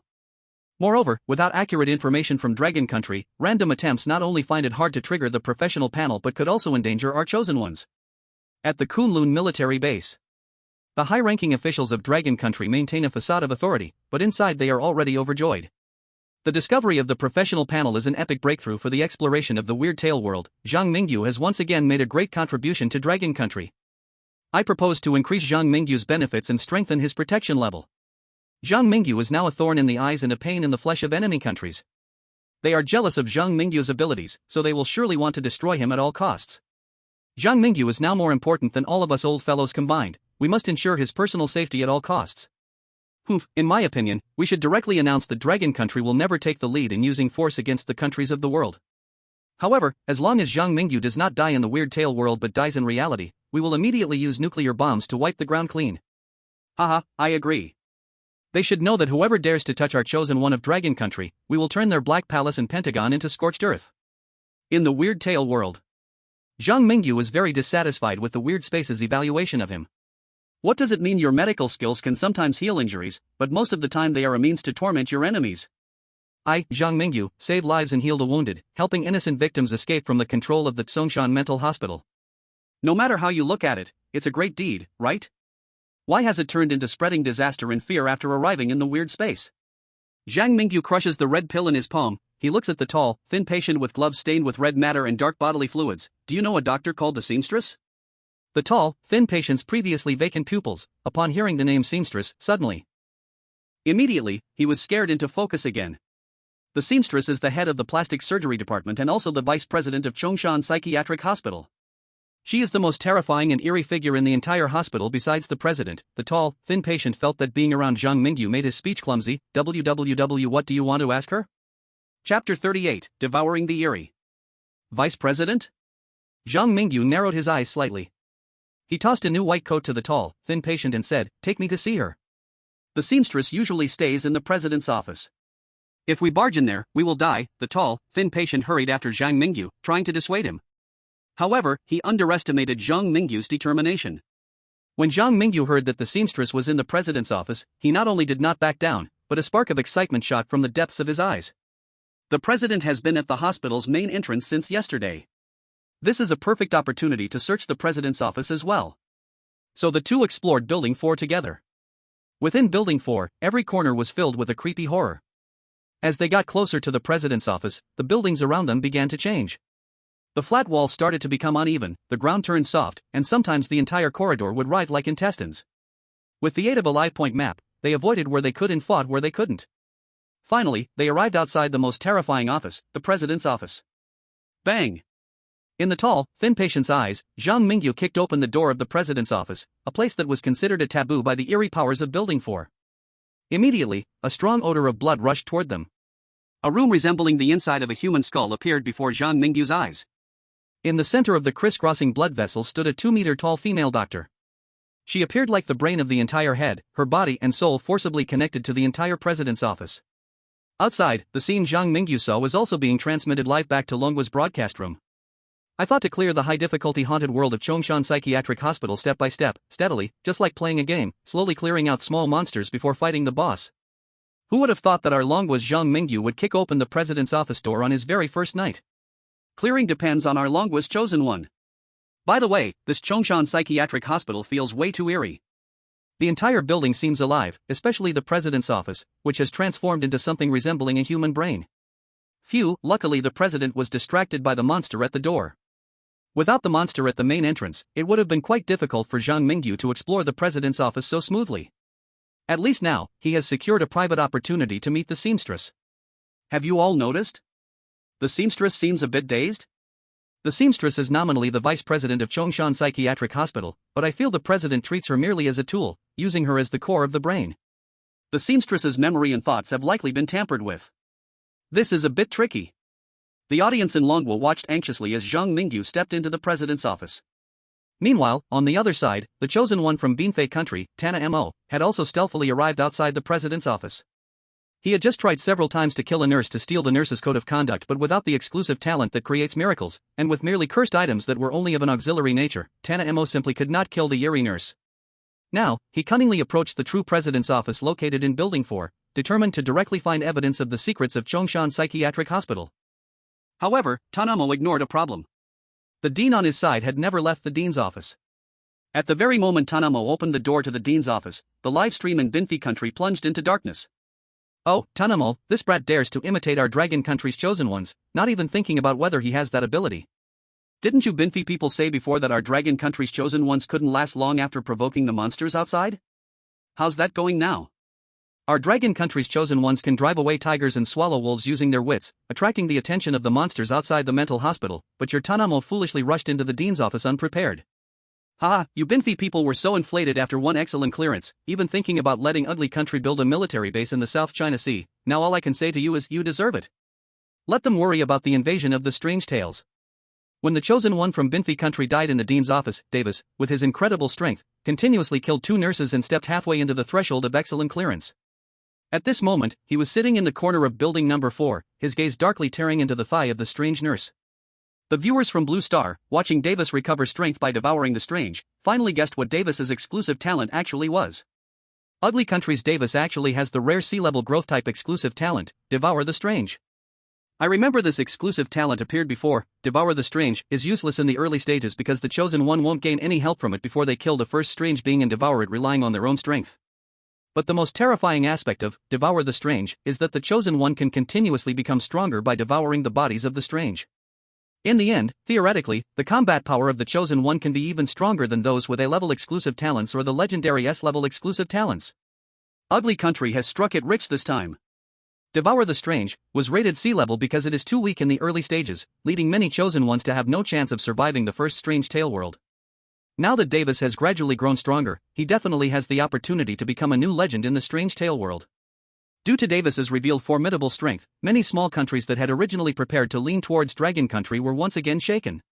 After all, in the eyes of most top officials in various countries, the calm and ruthless Davis, with this exclusive talent that has infinite growth potential, is not inferior to ordinary chosen ones who possess S-level exclusive talents. And Dragon Country's Zhang Mingyu can only claim to have an S-level exclusive talent. Especially since he foolishly chose to oppose the dean of Chongshan Mental Hospital this time. Countries like Sakura Country, Kimchi Country, and India have already prepared to watch Zhang Mingyu play himself to death. Late at night, in the dean's office, Zhang Mingyu stepped closer to the stitched woman embedded in flesh and blood. His voice was soft, as if he were a family member of the stitched woman, trying to communicate with her. Do you remember me? I am Zhang Mingyu. I once gave you the belongings of the night convenience store manager as a gift. I know you are suffering now, don't be afraid, I can help you break free from the dean's control. Zhang Mingyu was no longer a novice in the Strange Tale world, he had experience in knowing when to fan the flames for great battles and when to show his kindness. And as Zhang Mingyu reassured her, the self-awareness of the stitched woman seemed to be waking up. Chapter 39, Dean's Rules. You finally came.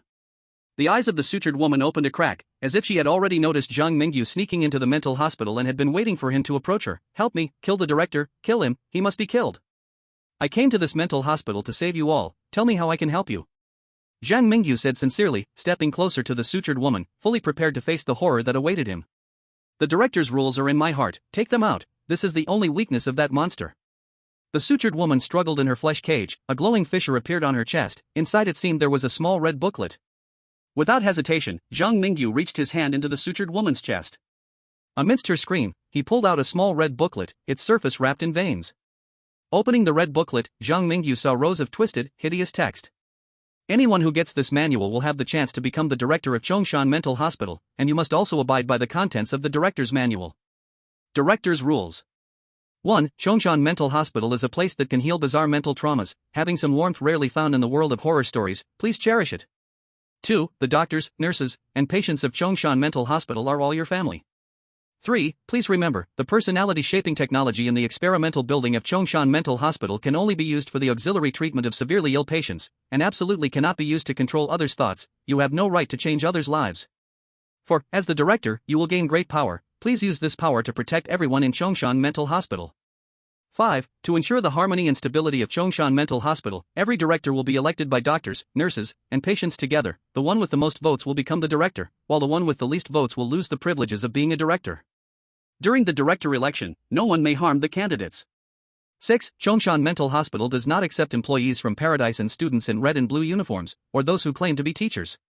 7. Chongshan Mental Hospital has the most advanced medical equipment in Chongshan City, and we occasionally have the ability to heal some patients whose souls have been severely traumatized.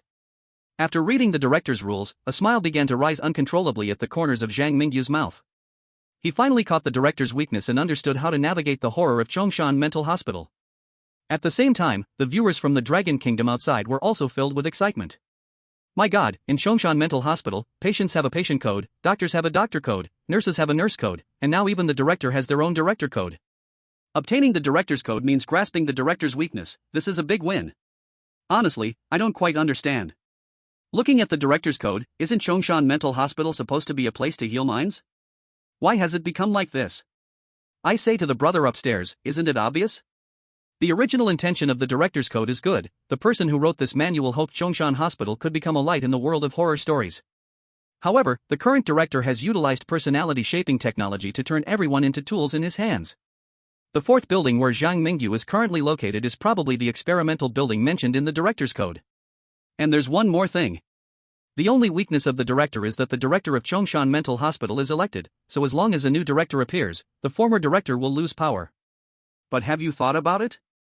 The doctors, nurses, and patients of Chongshan Mental Hospital have already been brainwashed by the wicked director using personality-shaping technology. They have been controlled. This The viewers in the live streaming room felt as if a bucket of cold water had been poured over their heads, waking them up one by one. They looked at Zhang Mingyu in the president's office, feeling somewhat lost and unsure. What should we do now? In the president's office. The tall, thin patient held the same view as the Dragon Country viewers. Although there are weaknesses in the president's code, we can't possibly find a president that everyone will be convinced by in a short time. Moreover, the caretakers in the psychiatric hospital have undergone deep personality alteration, and the doctors and patients with shallow personality alteration are also being controlled by medication and masks. It is simply unrealistic to let these controlled individuals choose a president again. Zhang Mingyu also thought of this problem. Except for a few doctors in the experimental building who can maintain a semi-conscious state like the Seamless Woman, the vast majority of people in Chongshan Psychiatric Hospital have already turned into pawns obedient to the president. Zhang Mingyu touched the hilt of the cursed blade, a glint of determination flashing in his eyes. To gain their support, we must first help them temporarily escape the control of the Chongshan Psychiatric Hospital. The tall, thin patient felt that Zhang Mingyu's current state was terrifying. Trembling, he asked, "What do you want to do?" Zhang Mingyu calmly replied, "First, we'll stimulate the monsters outside to attack the main door desperately, making the president too busy to respond, and in the chaos, we'll burn the masks and medications in the storeroom." The tall, thin patient was so scared that strange black smoke erupted from his head. "Are you crazy? We will die. The doctors and patients with shallow personality alteration won't break free from control even if they don't take medication or have other therapeutic measures for a short time. We will be torn apart by everyone in the hospital." The Seamless Woman, having blocked the gap in her chest, also did not have faith in Zhang Mingyu's plan. "Although I really want to kill the president, your plan's feasibility is too low. I'm stuck in the president's office and can't act. With just you and that useless one, it's impossible to burn the storeroom. The monster outside won't be interested in you weak little ants either. The monster outside is coming for me. If it weren't for the black mist in the psychiatric hospital blocking my scent, the monster might have already broken in." Zhang Mingyu didn't want to waste any time. He patted the shoulder of the tall, thin patient and said, "In a bit, I will let you bleed a little. You go outside to attract the monster's attention, and I'll take care of burning the storeroom." "You mean that terrifying monster was attracted by you?" The tall, thin patient's legs started to tremble, and he wanted to ask if it was possible to back out now. But thinking that today might be his only chance to escape the president's control, he ultimately looked at Zhang Mingyu and gritted his teeth, saying, "Let's do it." After leaving the president's office, Zhang Mingyu soaked the white coat he took from the tall, thin patient with his own blood. They parted ways at the entrance of the experimental building. The tall, thin patient, feeling heavy-hearted, ran towards the hospital's main gate, while Zhang Mingyu quietly made his way to the storeroom on the first floor of the inpatient building, guided by the active map. Chapter 40, Hospital Out of Control. In the outside world, Zhang Mingyu's actions caught the attention of many countries around the globe. The leaders of the ugly country, the chosen one of Dragon Country, can't even compare to our Davis. Our chosen one has both bravery and wisdom, and we are just one step away from escaping the Chongshan Psychiatric Hospital. The leaders of Cherry Blossom Country looked at Taiyuan Gangban's cowardice and then at Zhang Mingyu in the Dragon Country livestream, feeling a bit sour. To save the innocent in the psychiatric hospital is a mission impossible. The leaders of Kimchi Country also came out to flatter the ugly country. The Eastern Dragon is already dead. In your Dragon Country, Zhang Mingyu's two previous victories over the horror tales were just luck. This time, our Pickled Vegetable Country's Min Xiaoxian's luck is no worse than your Zhang Mingyu's. As soon as the high-ranking official from Pickled Vegetable Country finished speaking, the alert sound from the horror space rang like a slap in the face all over the world. The chosen one from Pickled Vegetable Country has died. The horror world is about to invade. At this moment, the high-ranking official from Pickled Vegetable Country immediately regretted and slapped himself several times. Meanwhile, the people from Pickled Vegetable Country cursed their unfortunate higher-ups vigorously. "Ah, I really have to admire the bad luck of that little stick. How can you call it bad luck? I think that high-ranking official from Pickled Vegetable Country spoke very well. The more you talk, the better. I hope every time our chosen one can have some of that bad luck." Everyone, stop watching the Pickled Vegetable Country fight. Zhang Mingyu was about to make a move. Chongshan Psychiatric Hospital, inpatient building. Zhang Mingyu used his survival map to avoid all the doctors and nurses and arrived at the storeroom door, quietly waiting until a loud roar came from the hospital's main entrance, then stepped out from the shadows. Click. Click. In the dead of night, all the lights in Chongshan Psychiatric Hospital were turned on. All doctors and nurses gathered toward the hospital's main entrance. "Hurry, go help, the monster outside the psychiatric hospital is about to break in." "Didn't they say the director had already controlled that monster?" "I heard the director had already drugged that monster and was about to take it away, but then the monster inexplicably woke up and is now frantically attacking the door. Even the director can't hold it back." In the corridor, two nurses hurried out to the hospital's exterior. Zhang Mingyu glanced at the direction they were leaving and entered the storeroom alone, reaching the area where the medical alcohol was stored. He knocked down and smashed all the alcohol bottles piled like a mountain, then used a lighter taken from a doctor he had just searched to ignite the storeroom.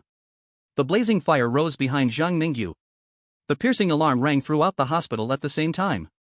Go put out the fire, the storeroom is on fire. Damn it, why is everything bad happening today?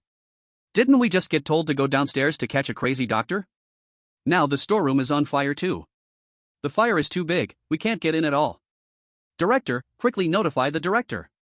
Zhang Mingyu, wearing a white coat, moved through the crowd as a doctor, attracting no one's attention. At this moment, he suddenly spotted the timid Mediterranean doctor in the crowd. The Mediterranean doctor's blue mask had almost turned completely black. He seemed ready to escape from the director's control at any moment. However, the black mist that should have suppressed the Mediterranean doctor did not act. Zhang Mingyu noticed that the black mist enveloping Chongshan Psychiatric Hospital was gradually becoming thinner. It needed to block the outside monsters while also assisting in putting out the storeroom fire, and it was starting to struggle. There are too many doctors in the psychiatric hospital, tonight's chaos is not enough. Continue giving them some time, and the storeroom fire will be extinguished soon. If the things in the storeroom are not burned clean, my plan will also be affected. With this thought, Zhang Mingyu stepped over to the Mediterranean doctor's side, ripped off the Mediterranean doctor's mask without waiting for a response, and shouted to the nearby doctors, "Come help, there's a doctor out of control here." After Zhang Mingyu shouted, he dove into the crowd, leaving behind the bewildered Mediterranean doctor, who was regaining his original appearance. Help! Help! I don't want to be controlled. I don't want to be controlled anymore. The Mediterranean doctor realized he could no longer hide his escape from control and immediately screamed in desperation, wanting to flee. At the same time, Zhang Mingyu was causing chaos in the outpatient building and the inpatient building using the same method. Now, the entire Chongshan Psychiatric Hospital was in utter disarray. Some were at the hospital entrance helping the director deal with monsters. Some were running around the hospital capturing tall, thin patients covered in blood. Some were desperately trying to put out fires in the storeroom. And others were fighting to control colleagues around them who were regaining their own consciousness. Outside, the viewers in the live broadcast were stunned by Zhang Mingyu's ability to cause chaos. Wow, Zhang Mingyu's destructive ability can only be tolerated in a horror world. I'm curious why his school didn't get blown up before. I used to be Zhang Mingyu's classmate, thank you, Brother Xia, for not killing me. Those chosen by the ugly country play horror escape games, but Zhang Mingyu is playing Battlefield, Call of Duty, Crossfire. I can testify that if our entire company went to the horror world, we probably couldn't achieve this effect. Burning storerooms, destroying hospitals, from now on, you are the boss here, right? At the Kunlun military base. The high-ranking officials of Dragon Country sat in front of the live broadcast screen, feeling somewhat at a loss for words. Group Leader Yang, what do you think? With Zhang Mingyu's character, should we think of a way to help him bring some powerful new weapons into the horror world? It's not worth it for other chosen ones to bring weapons, but I believe Zhang Mingyu can use all the destruction in the most needed places. Ahem, maybe we should skip the weapons. In the future, we could arrange more chemistry classes for him, let him find opportunities to create them in the horror world, including some chemical agents for disposing of bodies. I believe Zhang Mingyu will often need to use them. Oh my goodness, luckily, I was a bit envious of that weird devouring talent from the ugly country. Now I see where our Dragon Country's chosen need not rely on such low techniques to clear the level. If he doesn't blow up Chongshan Psychiatric Hospital, the director will be eternally grateful. Joking aside, we still need to pay more attention to how we help, or rather, cooperate with Zhang Mingyu to clear the level. The ugly country has had contact with the director and can confirm that the director of Chongshan Psychiatric Hospital is very powerful. I think we should remind Zhang Mingyu and ask him what he's planning to do after the chaos settles down. Sure, after all, even if the drugs and masks in the storeroom are burned to ashes, it doesn't guarantee the doctors and patients will definitely wake up. Although you can run for director with the director's handbook, if Zhang Mingyu isn't sure about becoming the director, it might be better for him to escape amidst the chaos now. Chapter 41, I Want to Be the Director. In the horror world. Besides Zhang Mingyu and Davis actively seeking a way to clear the horror within 7 days, the remaining chosen ones chose what they thought was the simplest way to clear it: survive in Chongshan Psychiatric Hospital for 7 days. On the ugly country's side. After risking almost his life, Davis finally dragged his broken body out of the psychiatric hospital door. At the same time, a thunderous cheer erupted throughout the ugly country. Oh, Davis is truly a citizen of our ugly country. Did you see that? This is the strength of our people. Isn't Zhang Mingyu from your Dragon Country quite impressive? Why is he so slow to clear this level? Ha ha ha. Zhang Mingyu from your Dragon Country belongs to the past, the future is Davis from our ugly country. Zhang Mingyu was unaware of the situation on Davis's side. He was searching for the perfect opportunity to clear the horror at his own pace. Chongshan Psychiatric Hospital. Building 4. At dawn. Standing in the dean's office, filled with writhing blood and flesh, Zhang Mingyu calmly looked out at the chaos that was gradually subsiding. The black mist that had been as thick as dark clouds during the day yesterday had turned very thin this morning. His gaze swept over the now quiet hospital entrance, where he could see the city shrouded in night and towering buildings reaching into the clouds in the distance. My late-night convenience store might be shining its lights at some intersection. It seems there are still some special areas deep in the city that sunlight cannot illuminate. Zhang Mingyu had very good eyesight, able to see the blurry Ferris wheel like a giant eyeball of a monster flashing like a lighthouse through the mist, while sounds of clear reading seemed to drift from the depths of the city. At this moment, time seemed to stand still. In this world of horror stories, Zhang Mingyu rarely felt tranquility. Unfortunately, in this world filled with the bizarre, any good is only temporary. Right here. The guy who caused the chaos just ran into the dean's office. The dean's office? How did he get into the dean's office? Damn it, if the dean finds out someone has broken into his office, we're done for. We must catch him before the dean comes back. Outside the tightly closed blood-red door, a chaotic murmur could be heard. The stitched woman embedded in the wall of the dean's office slowly twisted her body, looking towards Zhang Mingyu at the window. You don't have much time left. The dean has already dealt with the monster outside the door, and the chaos in the outpatient clinic and inpatient building has basically been controlled. Now, almost all the doctors and patients are still under the dean's control. If you have any plans, you should act quickly. I think we don't have more time. Zhang Mingyu withdrew his gaze from the window and turned to look at the tightly closed blood-red door. Dean, since you are here, don't just stand outside the door. Upon hearing this, the stitched woman instinctively directed all her hatred towards the dean's office door. And in the next moment, the blood-red door was pushed open by a kind-looking old man in a black coat. Young man, tell me what monster is standing behind you. Why is it targeting me? Targeting Chongshan Psychiatric Hospital. Standing outside was the dean of Chongshan Psychiatric Hospital, completely unable to believe that a newly hired intern doctor could force him into such a predicament, firmly believing there must be another mastermind behind today's events. Zhang Mingyu looked at the dean outside the door. With righteous indignation he said. Chongshan Psychiatric Hospital should have been a place of hope and light in the world of horror stories, but you have turned it into an experimental base to satisfy your own desires. I am grateful for the opportunity you gave me to work in the hospital, but I cannot stand by and watch the things happening in the hospital.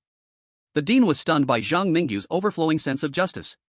He never expected that in this world filled with blood and slaughter, a newly hired intern doctor would dare to educate him like this. It doesn't matter if you don't say anything, the farce is over. I will quickly restore order, and then slowly pull out what is in your head. The dean maintained a polite smile, ordering the attendants behind him to throw 2 dark things into the dean's office. At this moment, the dean's originally tidy and clean black coat, just a day and a night later, had soaked in blood, and on his right shoulder, a row of huge blood holes appeared as if something with sharp teeth had violently bitten through. As for the 2 dark things on the ground, one was a tall, thin patient who was almost terrified beyond measure, and the other appeared to be a dying little kitten. Ordinary little kittens do not qualify to be brought here by the dean. Zhang Mingyu guessed that this little cat was likely the terrifying monster that had chased him from the last haunted world to Chongshan Mental Hospital. Seeing the dean prepare to capture both Zhang Mingyu and the seamstress, he decisively pulled out a small red booklet. Anyone holding the dean's handbook is qualified to run for dean. Now, as the holder of the dean's handbook, I apply to initiate a new dean election. You got the dean's handbook? The dean finally reined in his hypocritical smile upon seeing the red booklet. His eyes gleamed coldly as he sneered. You can't seriously think you can wake them up and become dean, right? The effect of personality reshaping can last at least half a month. What you're doing is merely delaying time. Outside, the netizens from Blue Star began to see clearly the small booklet in Zhang Mingyu's hand. Oh my goodness, did you see that? As soon as the dean's handbook came out, the doctors and nurses froze, and it seems the dean can only attack Zhang Mingyu after the dean election ends. What use is that? The people from Pickled Vegetable Country started voicing their opinions. Zhang Mingyu's plan has failed, the doctors and patients are controlled by the dean, and they won't wake up for half a month? The nurses have long since become the dean's toys. There will be no miracles in this election. The citizens of Cherry Blossom Country echoed the sentiment. You reap what you sow. He, your divine chosen one from Dragon Country was just acting tough in front of the dean's office window, and now they will pay for it.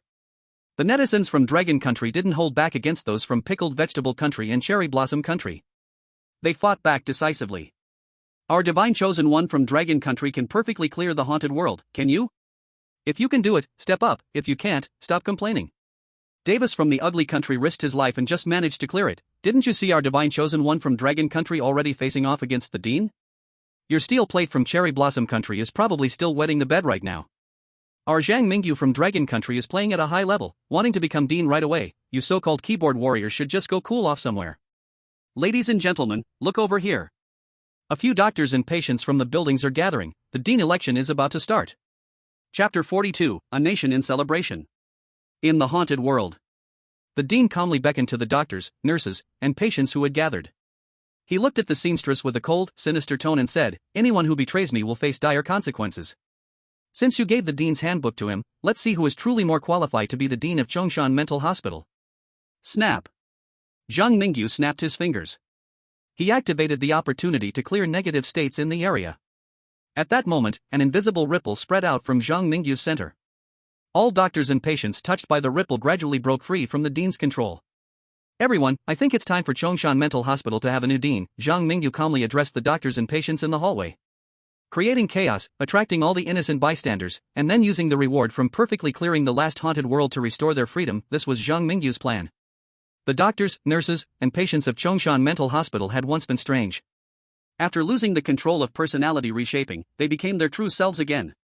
Outside the dean's office, terrifying and grotesque anomalies filled the hallway. When the black-clad dean saw this, he finally panicked. He hurriedly rushed towards Zhang Mingyu in 3 quick steps, angrily shouting, "What have you done to them, nurses? Capture all these disobedient ones.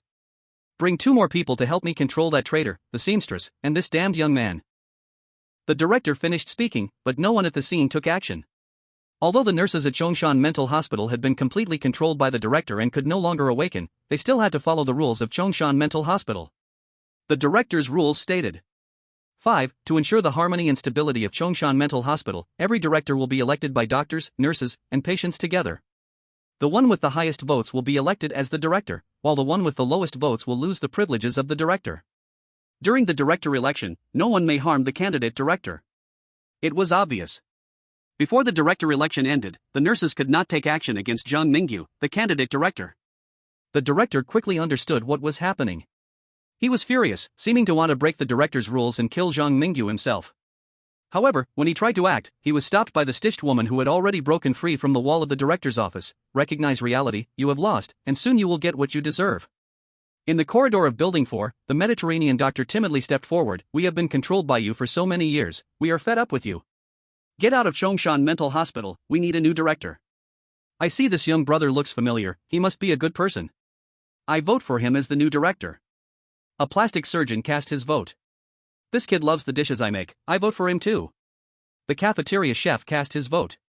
The black-clad director saw that the hospital staff, who had regained their awareness, were unanimously standing by Zhang Mingyu. He was so angry that he trembled all over.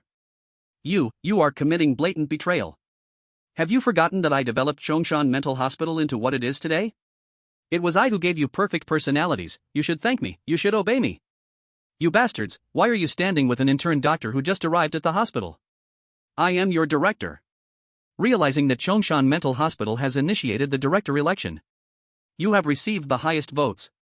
Congratulations, you have become the new director of Chongshan Mental Hospital. You can choose to leave the Strange Talk world immediately, or stay in Chongshan Mental Hospital for no more than 7 days." After hearing the sound of the Strange Talk space prompt in his ear, a heavy stone finally fell from Zhang Mingyu's heart. He was not in a hurry to leave the Strange Talk world. Instead, on his first day as the new director, he gave his staff a special gift, the soul of the former director. "Kill him. Kill them. Nurses. Nurses, save me." The former director was crazily torn apart by doctors and patients. The few nurses' attempts to stop them had no effect at all. He had lost the ability to control the hospital's dark mist, and his fighting power was even weaker than the recently freed stitched woman. In his final moments of life, the former director's eyes never left Zhang Mingyu for a second.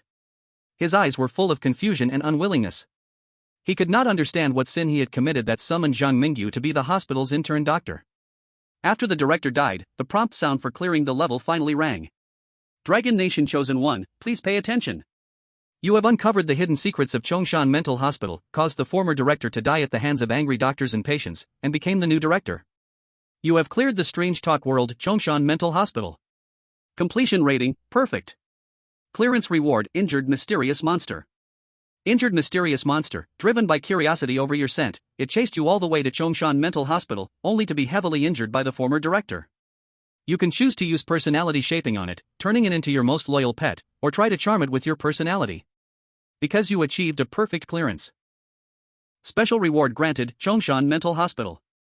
Chongshan Mental Hospital, this mental hospital, once devoted to healing strange wounds of the heart, is now on the verge of shutting down after being destroyed by someone. Please manage Chongshan Mental Hospital well, and restore it to its former state. Doctors, nurses, and patients in the hospital all have an initial favorability of +20 toward you. Any strangeness that steps into the hospital will be suppressed by you. Zhang Mingyu looked at the clearance reward, and a smile slowly appeared on his face. He subconsciously assumed that the person who ruined Chongshan Mental Hospital, mentioned in the strange tale space, was the former director.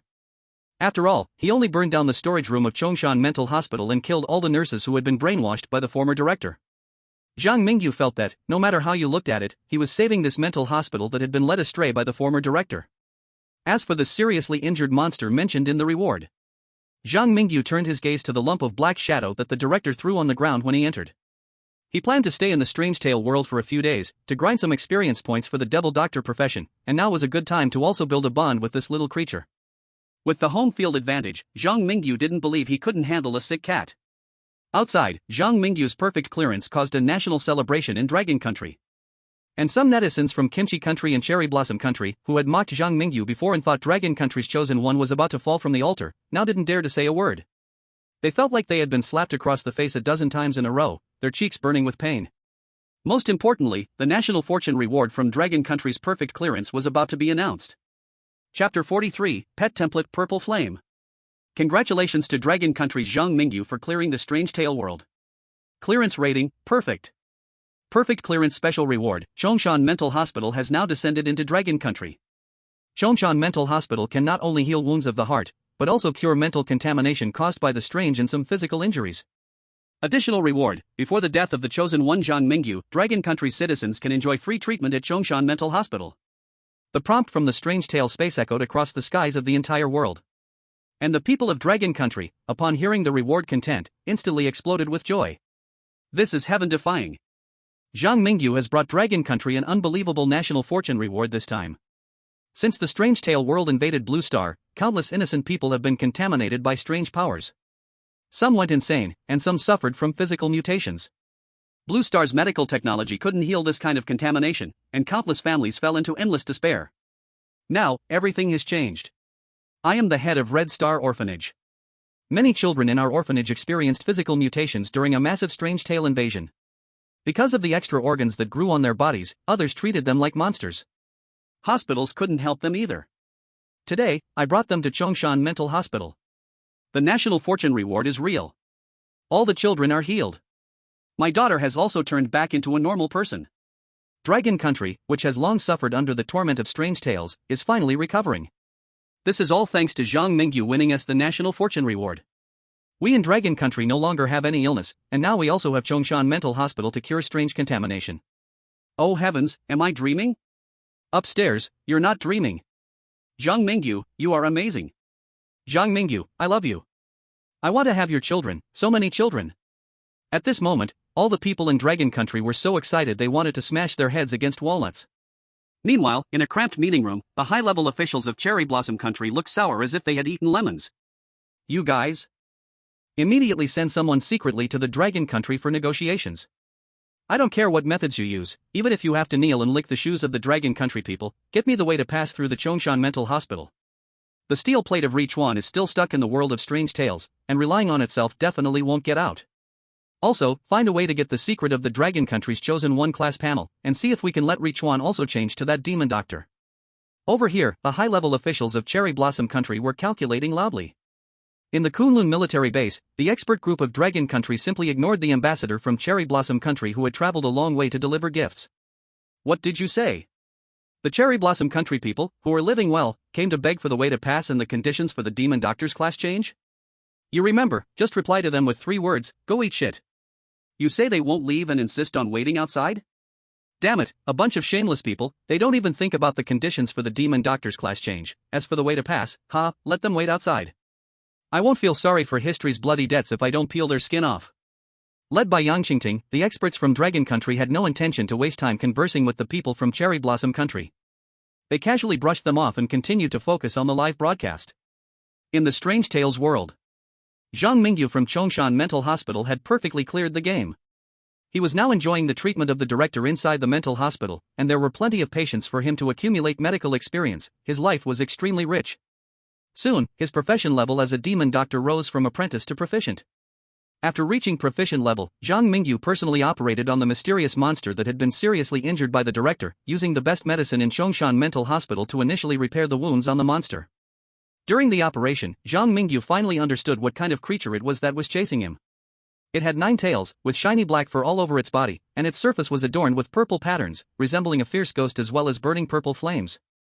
The most unique feature of this monster was its eyes, which contained despair and disaster in its vertical pupils. From a distance, this monster was more terrifying than a fierce tiger.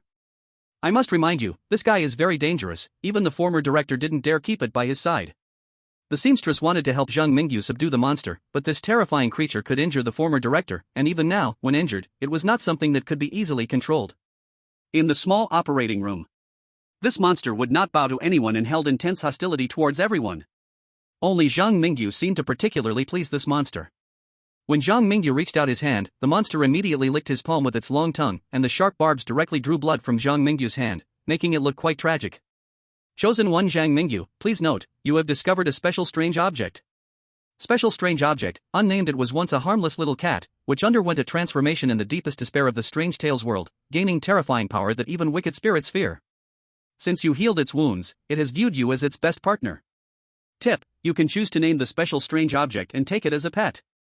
You little rascal, only I can see that you are recognizing your master. If someone else came over and you licked them like this, wouldn't you scare them to death? Zhang Mingyu endured the sting in his palm and rubbed the monster's head. Glancing at the cat-like monster in front of him, he thought for a moment and said, "From now on, I'll call you Purple Flame." Ding! Your pet has been named.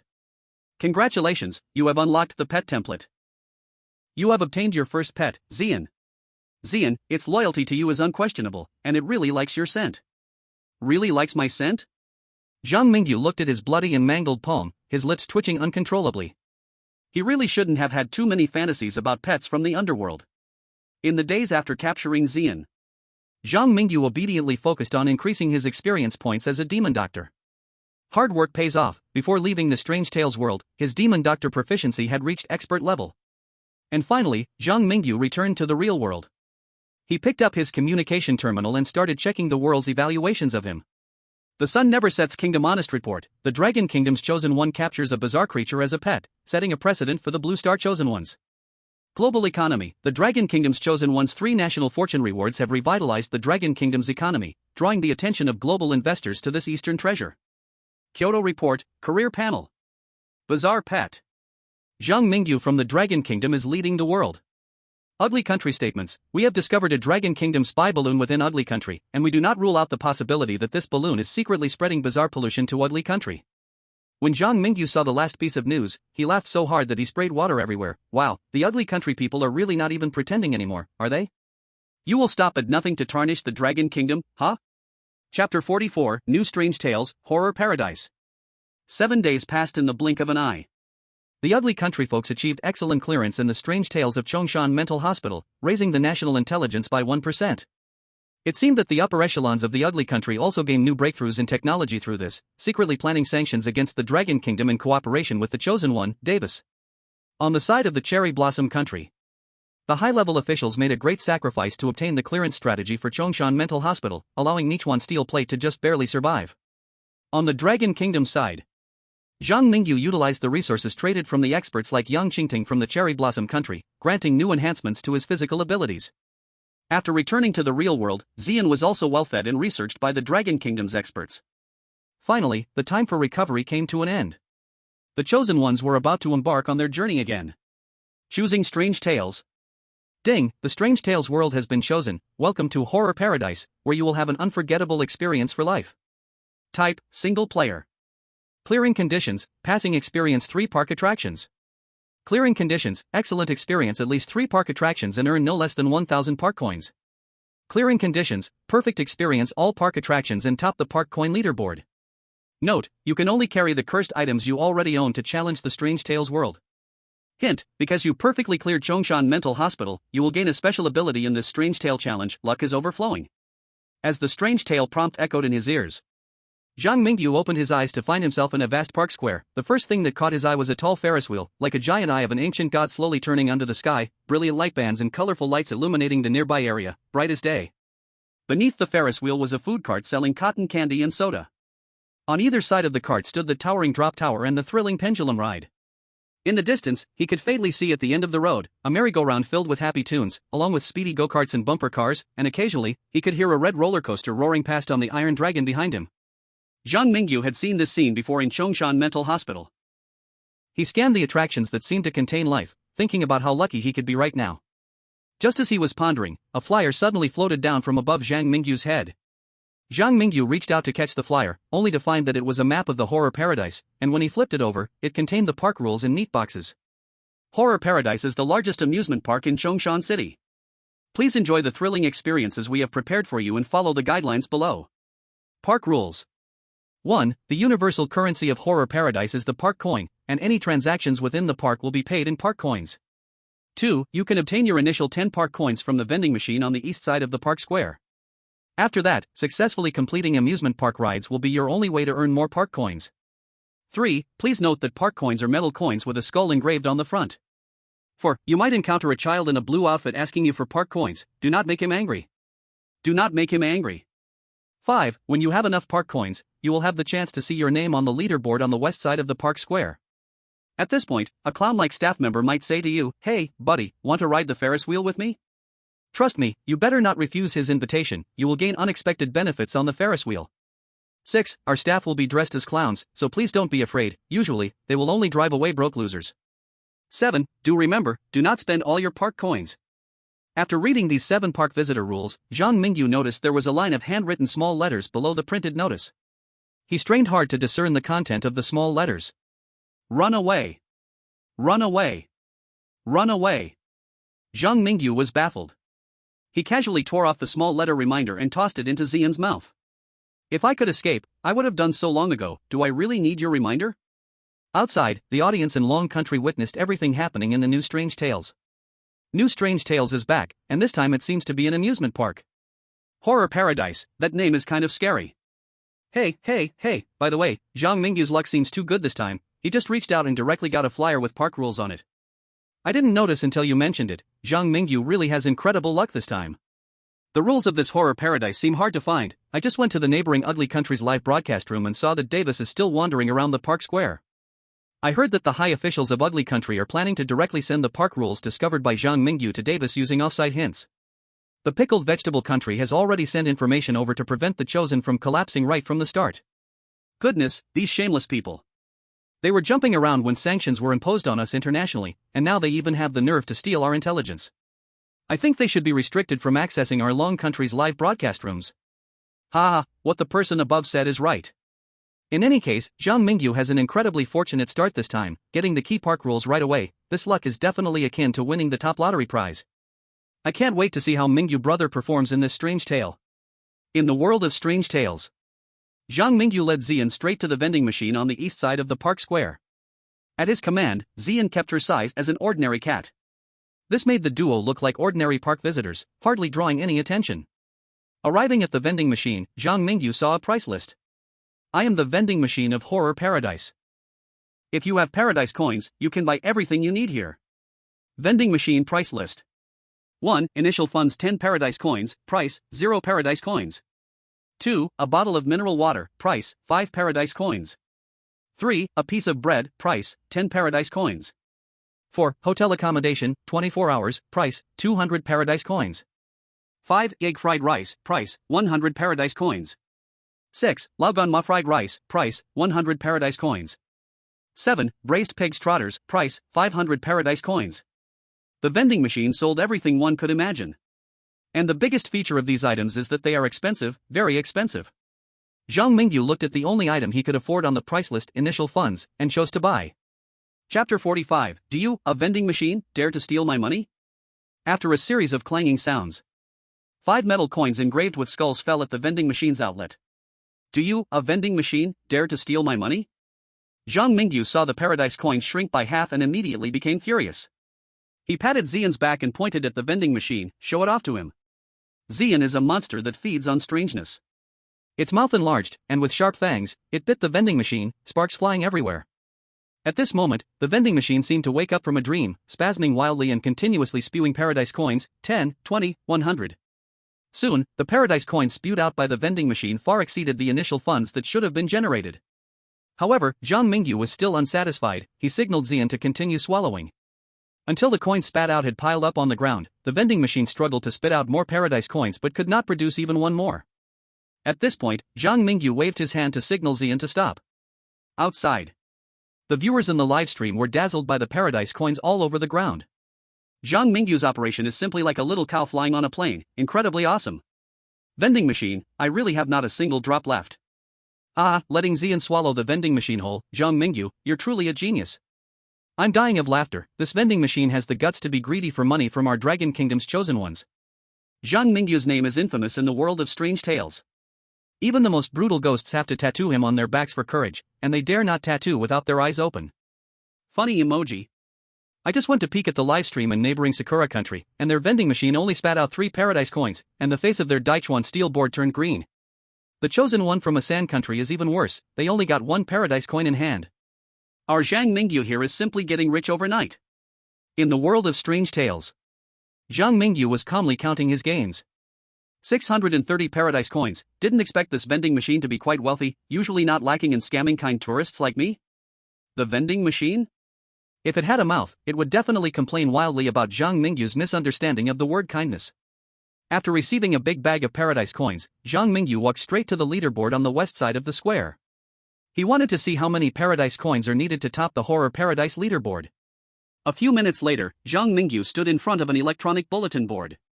The bulletin board displayed Horror Paradise Leaderboard. First place, Principal, 19,999 paradise coins. Second place, Red Wedding Dress, 5,000 paradise coins. Third place, Meng Meng, 5,000 paradise coins. Fourth place, Clown, 5,000 paradise coins. Fifth place, I Love Eating Little Shells, 4,999 paradise coins. Zhang Mingyu did not see his name on the leaderboard. He wasn't disappointed, after all, he had not officially begun to experience the attractions of the paradise. Suddenly, a commotion in the paradise square caught Zhang Mingyu's attention. He looked up to see a little boy in blue clothing pushing and shoving a younger girl. It seems like he is demanding money from that little girl. What is most infuriating is that a middle-aged woman is also following the little boy. The middle-aged woman is the little boy's parent. For the little boy's behavior, the middle-aged woman not only did not discourage him, but stood by with a big smile. She is a typical bad parent. Zhang Mingyu remembers the 4th rule of the park guidelines. 4. You may see a child in blue clothes asking you for park tokens, don't make him angry. Don't make him angry. Right now, he seems to have encountered that child mentioned in the park guidelines. Look, the child in blue clothes. So young and already learning to rob like others, if that little monster were mine, I could break his legs. The most hateful is that bad parent. The child is clueless, and the parent just watches their kid bully a little girl, their heart must be very cruel. Look, that little monster has pushed the little girl down. How could he even do that? That bad parent is definitely raising that little monster to be a bully. Speaking of which, how is Zhang Mingyu going to handle this? Didn't the park guidelines say not to make that kid angry? The little boy in blue might be a powerful oddity. Our divine chosen ones in Dragon Kingdom have pets that can bite the director, why should we fear a little brat? Exactly, if pushed too hard, let Xian take care of them all. The viewers in the live stream were filled with righteous indignation. And in the world of the oddity, Zhang Mingyu would not disappoint the viewers.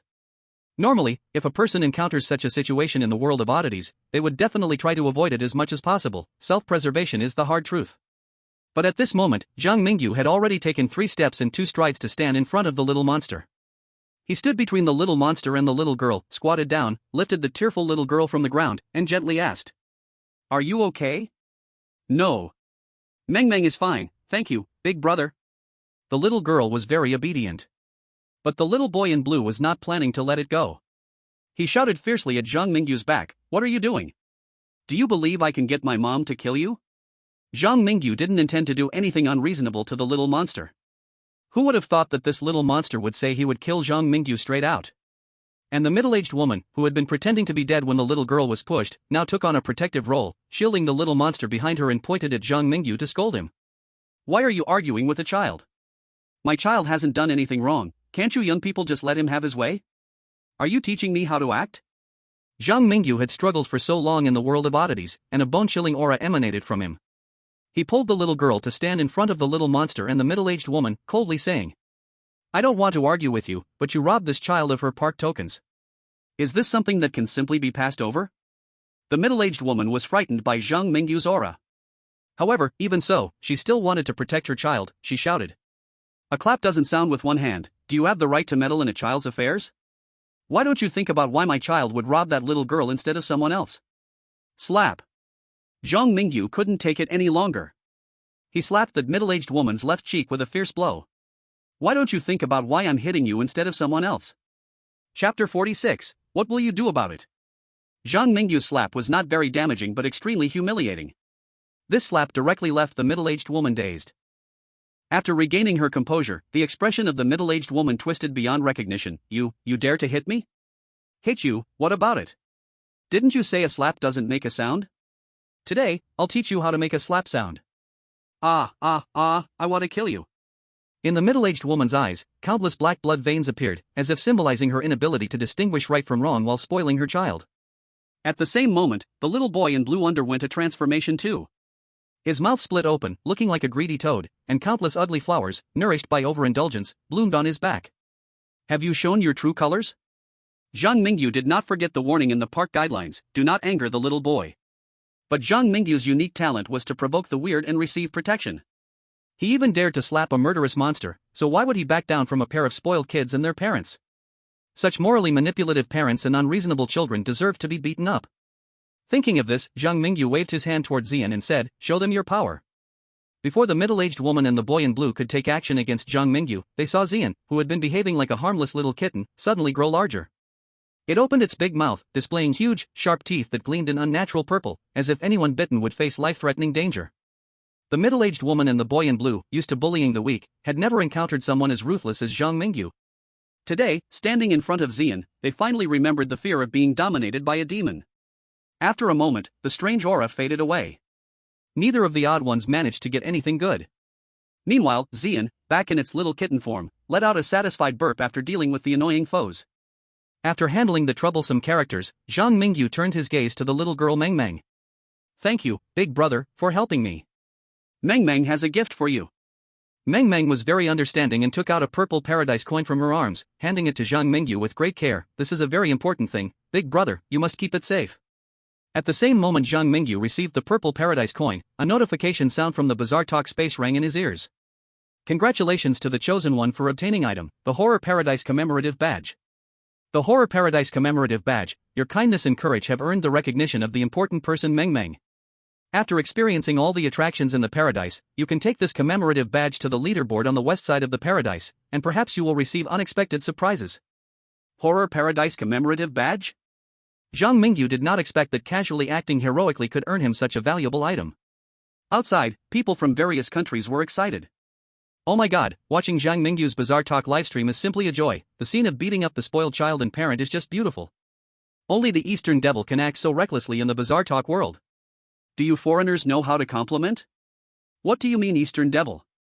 Zhang Mingyu is clearly our Dragon Kingdom's nemesis to the weird." Exactly, ordinary people in this situation would have long been eaten by those two weirdos, but Zhang Mingyu treats them like cat food. By the way, what exactly is the purple paradise coin that Meng Meng gave to Zhang Mingyu? "I don't know, but it's definitely something good." Meanwhile, the high-ranking officials in the clown country were quickly analyzing the situation. "The purple paradise coin must be something good. Send Davis an off-site prompt quickly.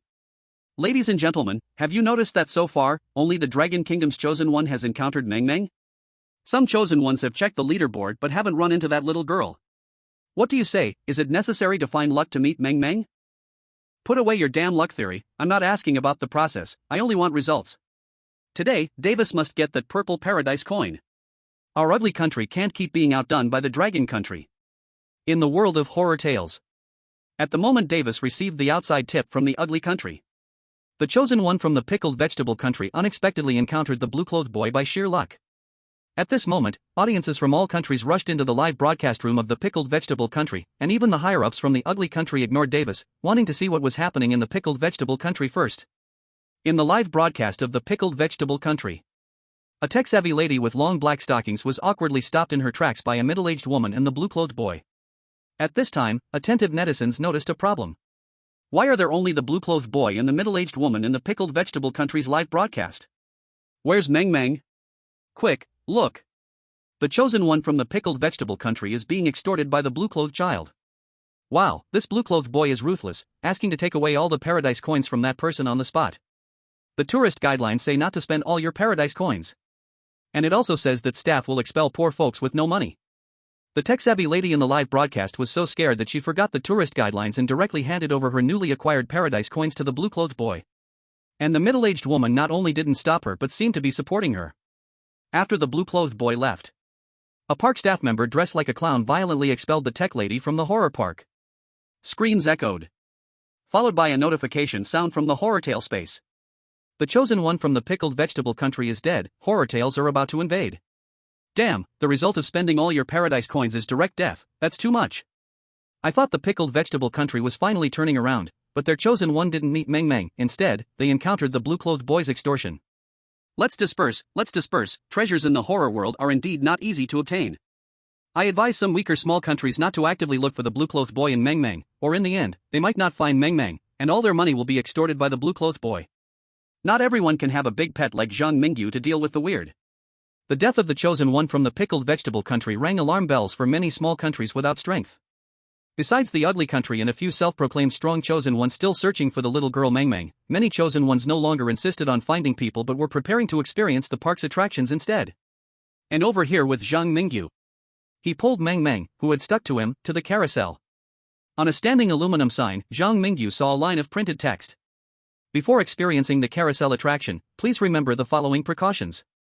1. Before experiencing the attraction, please insert 1 paradise coin into the payment box.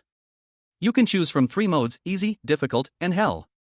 Completing the easy mode will earn you 10 paradise coins, completing the difficult mode will earn you 100 paradise coins, completing the hell mode will earn you 1000 paradise coins. 2. When you sit on the carousel, please keep smiling the entire time and keep silently saying, I am a child.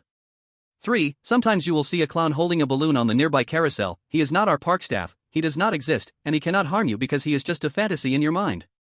For each person can only challenge this project once, and you must not leave the carousel during the challenge. 5. Stay. We will all be your best friends. Chapter 47, My luck is outrageous. After reading the precautions, Zhang Mingyu's eyes lit up. He extorted the only vending machine in the horror park to obtain 630 park coins. Now, all he had to do was clear the hell mode of the carousel ride to get 1000 park coins. This must be arranged immediately. Finding the charging box mentioned in the notes, Zhang Mingyu unhesitatingly tossed in a park coin. He was now financially vigorous, this little amount was still affordable. Meng Meng, you stay down there and watch, I'll let you ride the carousel. Hearing this, Meng Meng stood to the side with a resentful expression. This little guy seemed to be silently complaining, although I'm not human, big brother, you're indeed a fool. Meanwhile, Zhang Mingyu had already hugged Xian and jumped onto the carousel in front of the global audience. Wow, going straight into hell mode, no wonder I picked this man. It seems Meng Meng also wants to ride the carousel, look at the hope in her eyes, it's about to overflow. Ha, this little one doesn't even know that Zhang Mingyu is protecting her, right?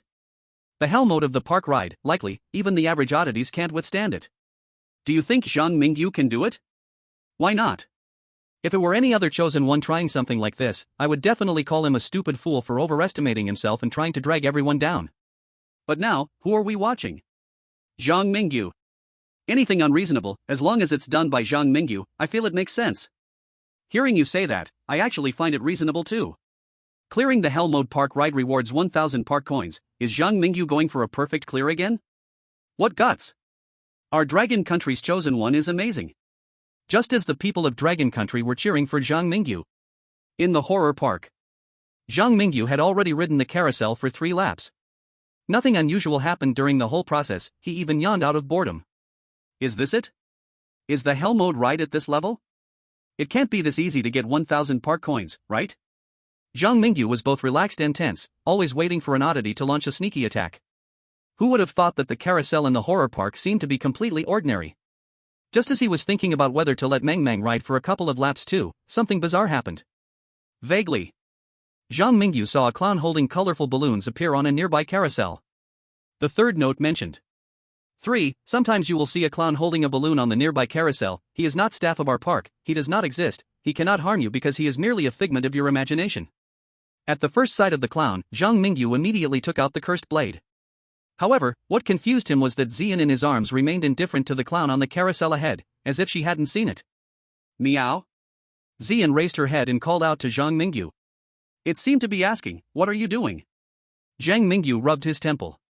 He looked ahead again and unexpectedly found that the clown he had seen before had suddenly disappeared. How strange. Zhang Mingyu turned to Meng Meng standing beside him and asked.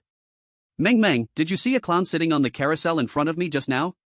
Meng Meng shook her head. At this moment, Zhang Mingyu finally confirmed one thing. Only he could see the clown holding the balloons. At the same time Zhang Mingyu realized this, a prompt sound from the strange talk space echoed in his ears.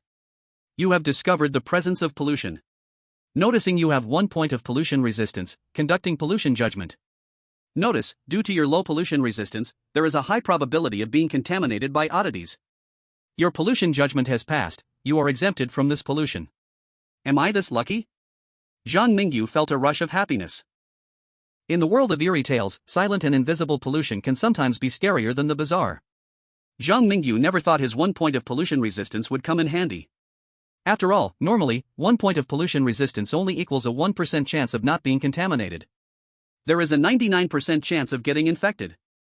And now, he actually passed the pollution test? It's simply a miracle. In the following time, Zhang Mingyu experienced many rounds of pollution tests. The sound of the alerts came so frequently that his ears were about to develop calluses. Yet, despite so many tests, not once did Zhang Mingyu get infected. 10 minutes later, Zhang Mingyu received the 1,000 amusement coins spat out from the ticket booth. He patted the carousel's back, reluctantly accepting a fact. My luck right now seems really incredible. Outside, the audience from Long Country was left confused. What is going on? Didn't an expert just say in our livestream that Zhang Mingyu was facing difficulties from pollution tests? Why does it seem like he looks so relaxed? Not just relaxed, Zhang Mingyu is really at ease.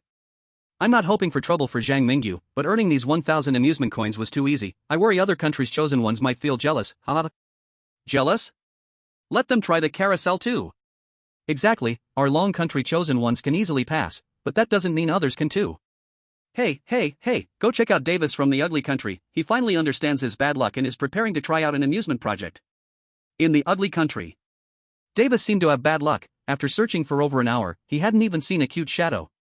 He accepted reality and, guided by the hints outside, planned to go to the carousel project to earn some amusement coins to soothe his inner pain. At almost the same time, chosen ones from various countries received the simple hint about the carousel. The higher-ups in each country had a simple thought. They believed that even if their chosen ones could not easily pass the hell mode of the carousel project, at least trying out the easy mode and hard mode wouldn't be a problem. Thus, a wave of imitation emerged in the world of eerie tales. And at the forefront was Davis, who had now arrived at the carousel. He looked powerful, as if he wanted to challenge the hell mode too. However, when his hand came down, the indicator for hard mode lit up. This scene left the viewers speechless. You're so impressive, I thought you were going to challenge the hell mode, but it turns out you only chose the hard mode? The hard mode is good enough, we from the small Laos country are just waiting to follow suit with the Ugly Country. The performances of your Long Country chosen ones aren't very referential, just because you can pass the hell mode doesn't mean our chosen ones can easily pass it too. Davis is different, if he can also pass the carousel without injury, everyone would have a better understanding. At this moment, the number of viewers in Davis's livestream even surpassed that of the Long Country stream. The high-level officials of the Ugly Country did not see this as the Long Country's chosen ones being too impressive, causing the world to hesitate to imitate them. Seeing this scene, they felt self-satisfied, as if the Ugly Country had once again overshadowed the Long Country internationally. Under the gaze of global viewers, Davis carefully climbed onto the carousel. As he silently chanted, "I am a child," he carefully took out the cursed item from the last eerie world that could resist pollution, the necklace of the Holy Mother. This was because the experts from the Ugly Country speculated that the carousel project was related to pollution. He only dared to follow Zhang Mingyu's lead. Time passed second by second. During the third round, an incredibly bizarre scene appeared in the Ugly Country's livestream. Chapter 48, The Drop Tower. On the merry-go-round filled with joyful music, Davis suddenly seemed to see something terrifying, his pupils shrinking. His right hand instinctively tightened around the Virgin Mary necklace, shaking off the pollution and illusions of the first round. Taking a deep breath, Davis thought he had made it through. Little did he know, the pollution from the second and third rounds quickly followed. The Virgin Mary necklace developed cracks, and Davis's consciousness began to gradually dissipate. This scene terrified the Ugly Country's high-level officials. Damn it, Davis. Davis! Wake up! If you fall off this ride, it's all over. Shit, isn't the Virgin Mary necklace supposed to be effective against pollution? Why can't it even withstand the pollution in hard mode? The expert group analyzed that the cursed item produced by the excellent clear is still too weak. Are you saying that even with a cursed item specifically designed to counter pollution, it can't withstand the pollution in hard mode, while Zhang Mingyu from Dragon Country clears the hell mode with ease? Excuse me? Are you joking? Oh, we absolutely cannot let Davis die in the first project. Don't we have one more opportunity for an external hint? Send an external hint to Davis immediately, find a way to wake him up. The efforts of the ugly country's high-level officials paid off. After receiving the external hint, Davis gradually began to wake up. When Davis, relying on his unwavering will and the necklace that had squeezed out all its potential, cleared the difficult mode of the merry-go-round project, he felt utterly exhausted. In the live broadcast, Davis looked like he had just crawled back from the brink of death. He was so tired that he couldn't even pick up the 100 clear reward tokens on the ground. Similar events were happening to the chosen ones from other countries. What seemed like the simplest amusement park project was actually full of hidden dangers. The chosen ones from various countries found it extremely challenging to clear the simple mode, and a survivor like Davis in hard mode was truly a rarity. When compared, Zhang Mingyu, who cleared the hell mode, seemed almost godlike in the eyes of the people of various countries. Before the comparison, I thought the chosen one from Dragon Country was just a bit better than Davis. Now, both challenging the merry-go-round, Davis from the ugly country needs external hints even for hard mode, while Zhang Mingyu from Dragon Country does it so easily, there's no way to compare. Zhang Mingyu is still awesome. I really envy the Dragon Country people for having such a powerful chosen one. I want to join Dragon Country's nationality and experience the life protected by Zhang Mingyu. Haha, we people from Dragon Country welcome all kind-hearted friends. Zhang Mingyu is about to continue experiencing the amusement park project. Everyone can come and enjoy Zhang Mingyu's amazing skills. After witnessing Davis's tragic situation firsthand, many viewers directly switched to the live stream of Dragon Country, where they could see the most outstanding operations in the world of bizarre tales, enjoying an extraordinary experience. In the thrilling amusement park, Zhang Mingyu found the large project located on the east side of the park, the Drop Tower. He had previously seen many tourists running towards the Drop Tower. However, now it was completely empty. There are many powerful oddities among the tourists in the world of bizarre tales. Even if they die, shouldn't they at least struggle and resist? Zhang Mingyu thought to himself. He unconsciously tightened his grip on Meng Meng's small hand. It was unclear whether Zhang Mingyu was protecting Meng Meng or if Meng Meng was unknowingly protecting Zhang Mingyu. The two continued forward, with one person and one cat. Near an iron staircase, Zhang Mingyu saw an aluminum sign. Before experiencing the Drop Tower attraction, please remember the following precautions. 1. The Drop Tower is a large project in thrilling paradise, where you will meet a clown holding colorful balloons. Please do not be afraid, he is a staff member of our park, and you can trust him completely. 2. The Drop Tower project in thrilling paradise is fair and just, with luck as the most important factor. 3. Please note that the Drop Tower has 3 modes, easy, difficult, and hell. No matter which mode you are in, if you have bad luck, you will find yourself truly jumping off a building, as your life ends in delight. 4. In easy mode, out of the 24 seats on the Drop Tower, 6 seats are broken. You will experience a jump off. If you fortunately survive, you will receive double your bet as a reward. The bet must be placed before experiencing the Drop Tower, with a maximum bet of 10 park coins in easy mode. 5. In difficult mode, out of the 24 seats on the Drop Tower, 12 seats are broken. You will experience 2 jumps off. If you fortunately survive, you will receive triple your bet as a reward. The bet must be placed before experiencing the Drop Tower, with a maximum bet of 100 park coins in difficult mode. 6. In hell mode, out of the 24 seats on the Drop Tower, 12 seats are broken, and you will experience the Drop Tower with our staff, with no limit on the number of tries. If you fortunately survive, you will receive 5 times your bet as a reward. The bet must be placed before experiencing the Drop Tower, with a maximum bet of 1000 park coins in hell mode. 7. You can only earn a reward once in this project, and you cannot leave the Drop Tower during the challenge. The precautions for the Drop Tower are vastly different from those for the carousel. After skimming through it, the sharp-eyed Zhang Mingyu found a line of tiny engravings at the bottom of the aluminum sign. He is cheating. Do not play any large projects in thrilling paradise. Is the cheater mentioned in the small print talking about the staff of the Drop Tower? Zhang Mingyu looked up towards the high platform, where a clown holding colorful balloons stood at the end of the iron stairs. The clown looked very kind and waved enthusiastically at Zhang Mingyu and Meng Meng. This time I'm not seeing a hallucination, he is indeed a staff member of the park. Zhang Mingyu felt that the clown looked somewhat familiar, and suddenly he remembered the clown he had seen at the convenience store late at night. Could the guy who died in the alley behind the convenience store have escaped from this park? As Zhang Mingyu thought of this, external experts from Long Kingdom also discovered the connection between the two. It seems the world of horror tales really is interconnected. Zhang Mingyu has brought many valuable pieces of information from the world of horror tales to the country, whether it's the unique horror buildings that guarantee a perfect clear each time or these unknown secrets of the horror world, they are of great significance to Long Kingdom. I think we need to reward this kid more. This kid Zhang Mingyu never disappoints the country, we must make sure he is well compensated. Has anyone analyzed useful information from this drop tower project? Preliminary judgment suggests that large projects in Thrilling Paradise likely involve clown staff. There is a problem with the tiny engravings on the sign, they are likely credible. The hell mode of the drop tower cannot possibly be cleared just by luck. As for easy mode and difficult mode, they might indeed depend on fate. Depend on fate? Our chosen ones from Long Kingdom likely have gained the ability to increase luck this time. If we don't challenge hell mode, I believe Zhang Mingyu will probably clear it. Let's continue watching the live stream. Chapter 49, Carrying the Backpack. In the Thrilling Paradise. Zhang Mingyu analyzed the requirements of the freefall ride and realized that the biggest challenge was to find the safe seat among the 24 seats. He looked at the clown staff waving at him and suddenly had an idea. Without any hesitation, Zhang Mingyu calmly led Meng Meng and Xian up the steps and said, "I bet 1,000 paradise coins, hell mode." This decisive action attracted the attention of countless onlookers outside. Even Meng Meng instinctively tugged at Zhang Mingyu's sleeve. In front of the freefall ride, the clown staff showed a hint of excitement in his eyes, and he emphasized with a bright smile, "In hell mode, you and I will keep experiencing the freefall ride until someone dies." Zhang Mingyu comfortingly touched Meng Meng's little hand. Then, he raised his head and looked at the clown staff who was ready to go to the control room to start the freefall ride, and suggested, "Buddy, I think the hell mode isn't fun enough. Among the 24 seats, only 12 are bad.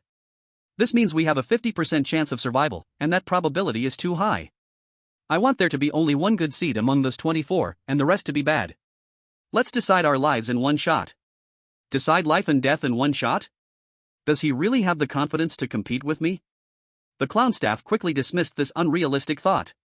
Adjusting the various parameters of the freefall ride, the clown staff left the control room with a strange smile. Bang! Bang! Bang! The safety latch of the freefall ride popped open. However, Zhang Mingyu did not immediately choose a seat but gestured for the clown staff to act first. His action immediately attracted ridicule from spectators from the Ugly Country and Sakura Country, among others. "Oh, my dear friends from Dragon Country, I'm not trying to undermine your confidence, but the notice says that the clown staff will cheat. This means they definitely know which seat is good and which one is bad. Hell mode makes the divine selectors and clown staff gamble, which is a dead end. You Dragon Country divine selectors let the clown staff choose a seat first, which is even more of a dead end. Oh no, you Dragon Country people are in big trouble. Hehe, our experts from the Indian country analyzed that no matter how the divine selectors choose in hell mode, the clown staff will always find a way to finish off the divine selectors. This time, your Dragon Country's unusual nemesis is playing with fire." In front of the freefall ride, Zhang Mingyu's relaxed demeanor made the clown staff feel anxious. With a nervous heart, the clown staff hesitated for a moment and walked straight to the only remaining safe seat. Just at that moment, Zhang Mingyu suddenly clutched his stomach, took 2 quick steps, and sat down in the safe seat prepared for him by the clown. "Oh no, I suddenly have severe stomach pain, so I'll sit here for now." When realizing his own situation, the clown staff's eerie smile became rigid. Because he found he had no reason to make Zhang Mingyu change seats. Grabbing the seat would only affirm the fact that he was cheating. And not grabbing the seat, he was doomed. At that moment, time seemed to stand still. The clown staff's smile shifted to Zhang Mingyu's face. "Buddy, let's get ready to start the game." Zhang Mingyu showcased his master-level acting skills. Pretending to have a stomach ache, he warmly invited the clown. The second point of the freefall ride's instructions mentioned. 2. The freefall ride in Thrilling Paradise is fair and just, based on luck. And Zhang Mingyu relied on the clown staff not daring to cheat openly, which led to his previous plan. The first step was to leave only one safe seat on the freefall ride. The second step was to let the clown staff choose their seat. The third step was to grab the opportunity to sit in the correct seat chosen by the other. After a series of operations, now, the drop machine has started. Sitting on the ever-increasing height of the drop machine, the clown worker's face twisted constantly. Ding! The drop machine began to fall. Many viewers in the livestream had covered their eyes in fear. Screams rang out. But the one screaming was not Zhang Mingyu? When the viewers in the livestream looked at the person screaming, they were all stunned. Because the clown worker had been thrown high into the sky by the drop machine, falling at an incredible speed. Bang! A huge mouth opened below the drop machine, swallowing the clown worker. Yet Zhang Mingyu was unharmed. A miracle. A miracle. I thought Zhang Mingyu was done for when he chose the hell mode. I was so scared I didn't even dare to watch the livestream. Does anyone know what happened? I was also so scared I closed my eyes. I don't know either. Oh, oh. You might not believe it, but I kept my eyes open the whole time and saw Zhang Mingyu forcibly take the safety seat that the clown worker left for himself. 666, there's this kind of operation? To be honest, without a bit of luck, I wouldn't dare to do this. After all, the clown worker might have been playing tricks on tourists, engaging in a psychological game. Zhang Mingyu is simply invincible.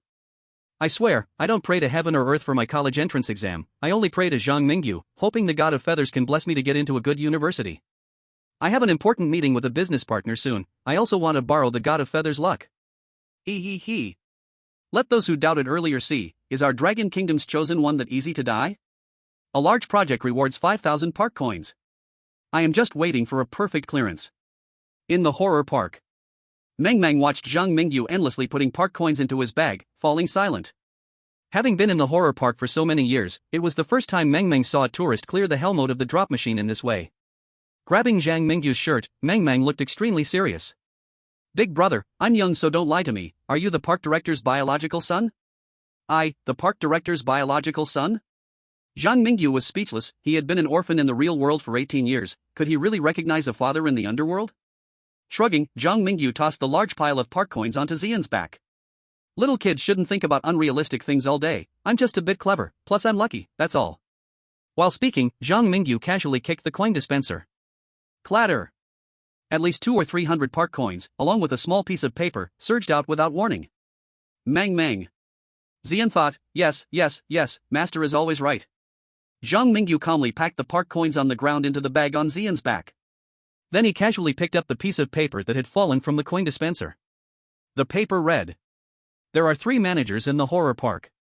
Could this little piece of paper be a special reward that only appears when clearing a large project in the horror park?" Zhang Mingyu casually tossed the paper into Xian's mouth. Now, Zhang Mingyu's main goal was still to collect park coins. His secondary goal was to collect the little pieces of paper. Now, Zhang Mingyu had already collected 6,980 park coins. Among them, 5,000 coins were from a betting reward, 1,000 coins were from the carousel clearance reward, 630 coins were from extorting the vending machine, and the rest, minus 1 coin's expense, was the ill-gotten gains that had just erupted from the coin dispenser. Unexpected gain. Having experienced the joy of large projects, Zhang Mingyu looked down on the profits from small projects like the carousel. He wanted the little pieces of paper and the park coins. The 2 people and the dog packed their bags. For the next stop, Zhang Mingyu chose to head straight for the roller coaster. Chapter 50, the roller coaster collapsed. As Zhang Mingyu rushed towards the roller coaster. In the world of ghost stories, the vast majority of the chosen ones chose to experience 3 small projects to pass the test. They were very clear about their own strength, knowing that they were not capable of passing with an excellent rating. However, there were always some chosen ones who did not have a clear understanding of themselves. They did not choose to challenge the small projects, but instead opted for the most difficult large ones. Hamid from the A3 country was one such person. After receiving his initial funds, he rushed to the roller coaster located in the center of the amusement park, discovering the cautionary notes on the aluminum sign. Before experiencing the roller coaster, please remember the following precautions. 1. The roller coaster is a large project in the thrilling amusement park. You will encounter a clown holding colorful balloons. Please do not be afraid, he is a staff member of our park, and you can fully trust him. 2. The roller coaster has 3 modes, easy, difficult, and hell. After paying bets of up to 10, 100, and 1,000 amusement coins respectively, you will receive twice, 3 times, or 5 times the bet in amusement coins as a reward after the experience ends. 3. Please keep your eyes closed throughout the roller coaster experience. 4. You may hear someone calling your name from behind you, but please note that during the ride, do not turn around under any circumstances, and do not leave your seat. 5. You can only earn rewards in this project once. The precautions for the roller coaster are so simple, it's just closing my eyes and riding once. What's so hard about that? Hamid eagerly sat on the roller coaster. At the same time, the audience outside was also closely watching the live broadcast from A3 country. The chosen one from A3 country actually dares to challenge the large projects of the thrilling amusement park? Zhang Mingyu hasn't even had the chance to experience the roller coaster yet, and Hamid is already on it. Wow! He's even chosen the difficult mode. The chosen one from a 3 country is something else. Just for his courage, I have to give him a thumbs up. Haha, the Dragon Kingdom person upstairs, I admit your country's chosen ones are powerful, but our Hamid from a 3 country is the strongest in the world. It's starting, the roller coaster is about to launch. Hamid is invincible. Under the gaze of the online viewers, the roller coaster started. At first, everything seemed normal. Unexpectedly, halfway through the ride, Hamid suddenly opened his eyes. Chosen one from a 3 country died, the ghost stories of the thrilling world are about to invade. Oh, God, what just happened? Why did Hamid suddenly open his eyes? Did he forget the precautions? Hamid's reckless act harmed us, the ghost stories of the thrilling amusement park are invading a 3 country. Whoa, children in a 3 country will no longer be able to go to amusement parks. The people of a 3 country lost the mood to mock Zhang Mingyu in the Dragon Kingdom's livestream.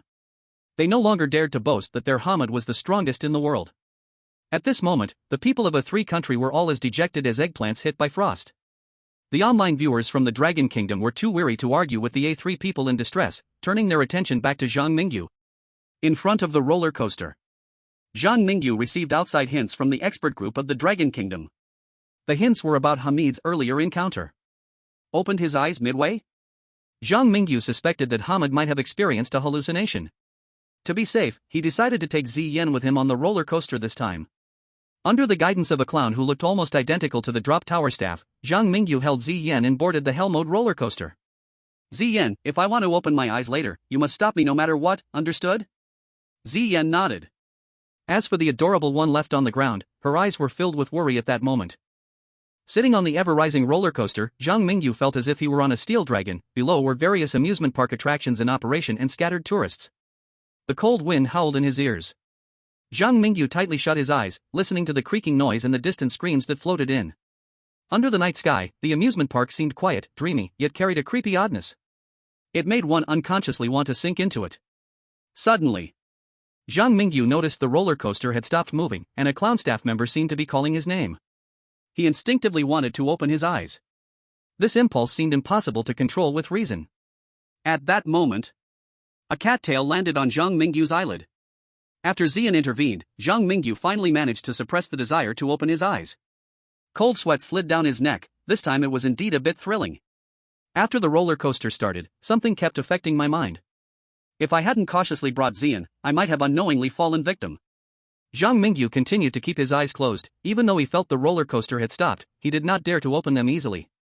At the same time, outside Kunlun military base, Yang Qingtang let out a long sigh of relief upon seeing Zhang Mingyu forcefully stop himself from opening his eyes. The large projects in the horror park are indeed much harder than the small ones. The chosen ones might encounter some sort of mind control, being forced to violate the roller coaster's safety instructions. Thanks to Ziyan this time, Zhang Mingyu's judgment is also quite good. He realized the problem right away and absolutely did not need our old folks' reminders. Zhang Mingyu's mind is being disturbed, he probably can't tell whether the roller coaster is running or not. Dragon Country still has 2 chances for external prompts. We can remind Zhang Mingyu about when to open his eyes through those. Do we need to discuss this with Zhang Mingyu in advance? Communicating with the chosen ones consumes precious external prompt opportunities. I believe if we can think of something, Zhang Mingyu can too. Let's leave it at that. Just as the experts from Dragon Country focused intently on the live broadcast. On the roller coaster, a clown staff member holding colorful balloons seemed to instantaneously appear on the seat behind Zhang Mingyu. Yang Qingting was ready to send an external prompt at any moment. However, an outrageous scene occurred. In the live broadcast, before the clown could do anything to Zhang Mingyu, the roller coaster's steel track suddenly shook violently. Immediately after, under billions of watchful eyes, the steel dragon in the horror park actually began to collapse inch by inch. Quick, send a prompt. Send a prompt to Zhang Mingyu. Damn it, can the roller coaster really collapse in hell mode? Could this all be the clown staff's doing? Already sending. Team leader, you guys see that clown staff member seems a bit confused too. Why do I feel like when the roller coaster was collapsing, that clown staff member seemed to be even more scared than Zhang Mingyu? Chapter 51, Fireflies and Bright Moon. A huge clang reverberated through the sky. The night sky erupted with countless sparkling fireworks, the sounds of explosions and screams filled the park. The roller coaster was collapsing, and this massive structure's breakdown triggered a series of chain reactions, leaving visitors and staff in the horror park utterly shocked. In the violent jostling, Zhang Mingyu received the external prompt from Dragon Country. He wasn't sure if he was lucky or unlucky. Caught in such a major incident as the roller coaster collapse, he surprisingly wasn't hurt at all. Finally, the clattering noise disappeared. Zhang Mingyu confirmed with Xian that the exit for the roller coaster project had already released 5,000 park coins, and then he cautiously opened his eyes. He realized that he was sitting among a pile of steel rails scattered in all directions. The red roller coaster had already broken into several pieces during its fall, and the clown worker who should have been sitting behind him was buried under the wreckage of the coaster. Cough, cough, have I cleared the level? Dust and smoke billowed. Zhang Mingyu stood up, somewhat confused. To be honest, he had been worried that if that confusing voice appeared a few more times, he might not be able to hold on. Unexpectedly, not only had the confusing voice disappeared, but the clown worker who had intended harm towards him also never got the chance to act and died in this accident. The Hell Mode roller coaster was cleared like this. Back at the starting point of the roller coaster, Zhang Mingyu threw the newly earned 5,000 amusement park coins onto Purple Flame's back while receiving strange and cute looks. Then, with a stroke of luck, he reached into the coin outlet and pulled out a small note that recorded the secrets of the scary amusement park. The three managers of the scary amusement park are named Meng Meng, Clown, and Red Wedding Dress. They were all the best students of the principal and the most terrifying oddities in Chongshan City. You can try challenging more large amusement park rides or visit the haunted house to test your luck. Maybe you will earn the recognition of the clown or the red wedding dress. Of course, if you are lucky enough to meet Meng Meng, she will be the best helper for you to clear the scary amusement park. Meng Meng, red wedding dress, and clown. Zhang Mingyu fell into deep thought.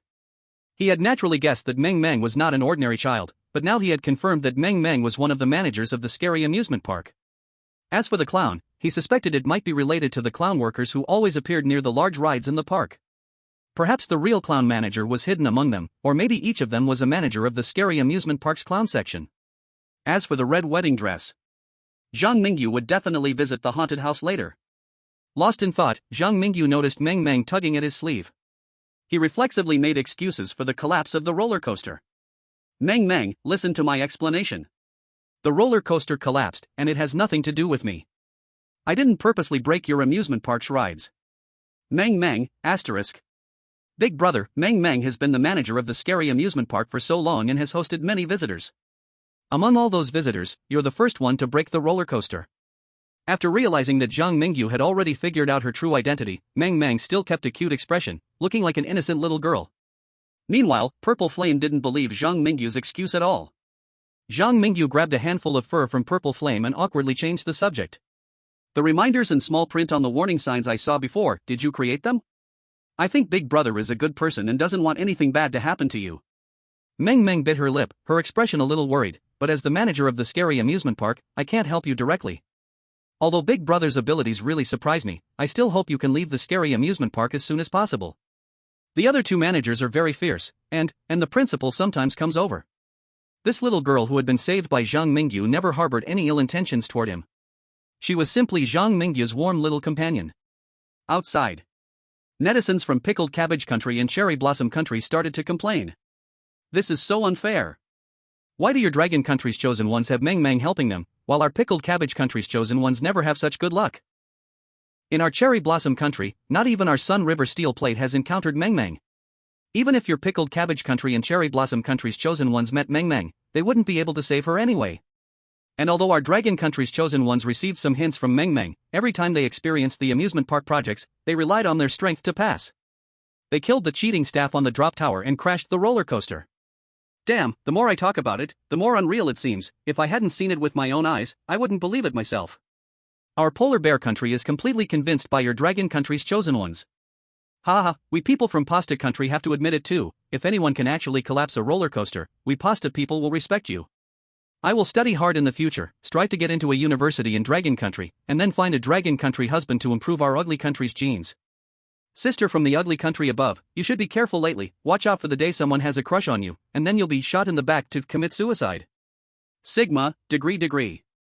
In the world of strange tales. On the ugly country's side, Davis worked hard to clear the bumper cars and the mirror maze in difficult mode, and he finally accumulated 302 amusement park coins. He now has two choices. The first choice is to directly obtain a passing score. The second choice is to try more amusement park projects to strive for an excellent score. The rewards for small projects are just too low. Just now the expert team told me that Zhang Mingyu cleared 2 large projects. I, Davis, cannot be weaker than him. I must at least clear 1 large project to save face for our ugly country. Davis turned his gaze toward the nearby Ferris wheel. He decided to attempt clearing a large project to prove that he is the strongest chosen one. At this moment, Davis still didn't know that Zhang Mingyu had already broken through 10,000 coins, with a terrifying total of 11,630. The gap between him and Zhang Mingyu was like a firefly compared to the bright moon. On Zhang Mingyu's side, he had met the criteria for an excellent clearance and was qualified to leave at any time. At this moment, Zhang Mingyu was even more reckless than Davis. He dragged Meng Meng to the leaderboard, trying to wait for the clown mentioned in the visitor's guide. Zhang Mingyu guessed that this special clown, even if not the clown manager, must be related to the clown manager. Normal people, after receiving hints from Meng Meng, would likely avoid the clown manager out of fear. However, Zhang Mingyu was somewhat looking forward to meeting the clown manager. His late-night convenience store happened to be located between the horror amusement park and the Mount Chongshan mental hospital. If he could get help from the three managers to bring the horror amusement park into his circle, his future activities in the world of strange tales would be much freer. Chapter 52, The Clown Manager. After waiting for a while under the leaderboard with Meng Meng, Zhang Mingyu indeed encountered a man dressed as a clown, just as mentioned in the 5th point of the visitor's guide. The clown man had a distinct aura that set him apart from the other clown staff. He walked towards them step by step, laughing continuously. This scene was as if the clown man would start crying if he ever stopped laughing. At the same time the clown man appeared. Zhang Mingyu, carrying a bag full of amusement park coins with Xian, eagerly approached the laughing clown man, holding Meng Meng's little hand. "Hey, buddy, want to go play on the Ferris wheel with me?" Zhang Mingyu casually invited the clown man. At this moment, Meng Meng, Xian, and the approaching clown man were all taken aback. Meng Meng, Omega? Xian, Omega? Perceiving the clown manager's resentment towards you +20. Are you kidding me? The clown manager stared at Zhang Mingyu, his mouth twitching uncontrollably. He didn't expect his lines to be stolen by a visitor. "I say, buddy, how about I quit, and you become the manager?" "Ha, how could I be so shameless?" Zhang Mingyu took advantage of his provocation talent's bonus ability, confirming that the other party was indeed the clown manager, and immediately laughed. "I'm a rookie actor with 2.5 years of practice, I couldn't hold back and improvised a bit just now. If you liked it, should I show you a split?" Smack! The clown manager almost gave himself a great big slap. He had thought that his wild laughter was a disease. Now, compared to Zhang Mingyu, the clown manager felt like just a normal person who enjoyed laughing. With a long face, the clown manager took Zhang Mingyu to the bottom of the Ferris wheel. Here stood an aluminum sign with precautions for the Ferris wheel. Before experiencing the Ferris wheel, please remember the following precautions. 1. Thriller Park has 5 large attractions: roller coaster, Ferris wheel, drop tower, swinging ship, and haunted house, as well as 15 smaller attractions like carousel, bumper cars, and mirror maze. You can only come to the Ferris wheel after you have experienced all attractions except for the Ferris wheel and haunted house. 2. If you are exceptionally talented and make it onto Thriller Park's leaderboard, you may receive an invitation from the clown manager in advance. 3. Visitors who do not meet the above 2 conditions are prohibited from approaching the Ferris wheel. 4. Never mention the principal of the university in front of the clown manager. 5. When you choose to ride the Ferris wheel with the clown manager, you have already started experiencing the Ferris wheel project. There is no easy, hard, or hell mode in this project. Please do everything you can to earn the clown manager's approval and qualify to leave the Ferris wheel. 6. If you are lucky enough to encounter Meng Meng, please bring her along on the Ferris wheel. Zhang Mingyu found that the precautions for the Ferris wheel were very different in content from those of other park attractions. The mention of the mysterious principal of the university in the 4th precaution also made Zhang Mingyu very concerned. This was not the first time he had heard this term in Thriller Park. Moreover, he seemed to have seen this title in some case files from Chongshan Mental Hospital. While Zhang Mingyu analyzed the content of the precautions, over in the clown country, Davis turned to leave after seeing the Ferris wheel precautions. But unexpectedly, he bumped right into the clown manager as he turned. "Hey, buddy, you violated the Ferris wheel precautions." The clown manager's smile grew even more exaggerated. Seeing this, Davis did not hesitate to choose to exit the horror world. Time and space twisted. The piercing wild laughter rang in Davis's ears. Ordinary people had long been controlled by the clown manager at this point. But Davis, having consumed many bizarre things previously, managed to endure the piercing laughter until the moment he left the horror world. My God, Davis actually survived the clown manager's wild laughter. I just saw a chosen one from Kangaroo Country turn into a madman who only laughs. The exclusive talent of consuming the bizarre is powerful. Just passing it is good enough, at least no new horror stories will come to our clown country. Davis's decisiveness is something all of us should learn from. The vast majority of the clown country citizens were quite happy that Davis had survived the dangerous situation. In their eyes, Davis's survival was the most important thing. However, the high-ranking officials of the clown country did not think so. They were very dissatisfied with Davis's retreat at a critical moment. Davis the coward, why couldn't he hold on a little longer? The chosen one from Dragon Country has already earned 10,000 park coins. Davis returned to reality and immediately had him come over. I want to train him personally to become the strongest warrior of the ugly country. Even if Davis cannot bring glory to the ugly country, at least he must find a way to defeat Zhang Mingyu in the upcoming multi-person horror story. In the real world, we cannot take action against Zhang Mingyu, but in the horror story world, it will be much easier to eliminate their Dragon Country's strange nemesis. Ha ha ha, we may not have a good life in the ugly country, but you Dragon Country cannot think that you can live alone in comfort. On Zhang Mingyu's side, he sat in the rising cabin of the Ferris wheel. On his left was Xian and on his right was Meng Meng, who gazed dreamily at the park's night view outside the glass. Opposite him was the frowning clown manager. Meng Meng's presence seemed to have improved the clown manager's mood a bit. Taking out 3 dice and a dice cup, the clown manager placed them on the small table in the center of the Ferris wheel. Chosen one, come play a game with me. For Meng Meng's sake, if you can win against me, I will gift you a commemorative badge. You mean this scary park's commemorative badge? Zhang Mingyu took out the purple coin that Meng Meng had previously given him and curiously asked, what is its use? The hell mode of this scary park's large project was never designed to be cleared by anyone. Normally, it's difficult for you chosen ones to even make it to the leaderboard, let alone reach the top. The clown manager looked at the more than 10,000 park coins on Xian's back, somewhat helplessly saying, the commemorative badge can be exchanged for park coins on the leaderboard, and then you can challenge the leaderboard's rankings. Of course, for you, perhaps the only function of the commemorative badge is to prove that you have cleared the Ferris wheel. After all, you already have enough park coins. At this point, the clown manager threw the 3 dice into the dice cup. Next, we will take turns betting on the size of the dice. Every time you win, you can get an answer to one of your questions from me. If you win 3 times in a row, I will consider that you have cleared it. And every time I win, I will take away 5,000 park coins from you. If you don't have enough park coins, I will randomly take your eyeball, kidney, or something else. When talking about what he was good at, the clown manager seemed to regain his confidence. He looked at Zhang Mingyu and revealed a polite smile. If you don't want to gamble with me, you can just leave. However, your perfect clearance will be gone. Upon hearing that the game was based on luck, both Meng Meng and Xian looked at the clown manager with a touch of sympathy. On Zhang Mingyu's side, he had already picked up the dice cup on the table and gave his response. I think the purpose of playing a game shouldn't be too strong. I will play 2 rounds with you, with no other intentions, just purely wanting to chat with you and resolve some misunderstandings from before. Chapter 53, The Expert's Speculation. In the outside world, Dragon Country's live broadcast room. Haha, our chosen one in Dragon Country is too funny. He directly stole the clown manager's lines and now is so serious trying to trick him into gambling on luck. Very naughty. I bet 50 cents that the clown manager will become sad again soon. I bet a pack of spicy strips. Everyone, I just watched the live broadcast in the elevator and laughed like a pig in front of my boss. Then I showed the video to my boss, and he laughed even more than I did.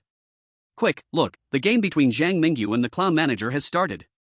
This scary park horror story is definitely not simple. I'm already looking forward to what secrets Zhang Mingyu might get from the clown manager. In the scary park, the Ferris wheel. In the first round, let's bet on size. I bet the average points of the 3 dice are greater than 3. The clown manager pointed at the dice cup. He showed a creepy smile. To avoid you accusing me of cheating, I can let you shake the dice cup. Big brother, just don't say I'm cheating. Zhang Mingyu secretly complained about the clown manager, handing the dice cup to Meng Meng. Meng Meng, you shake the dice cup. He bet on a small average point less than 3 as the other bet on a big. Clang clang.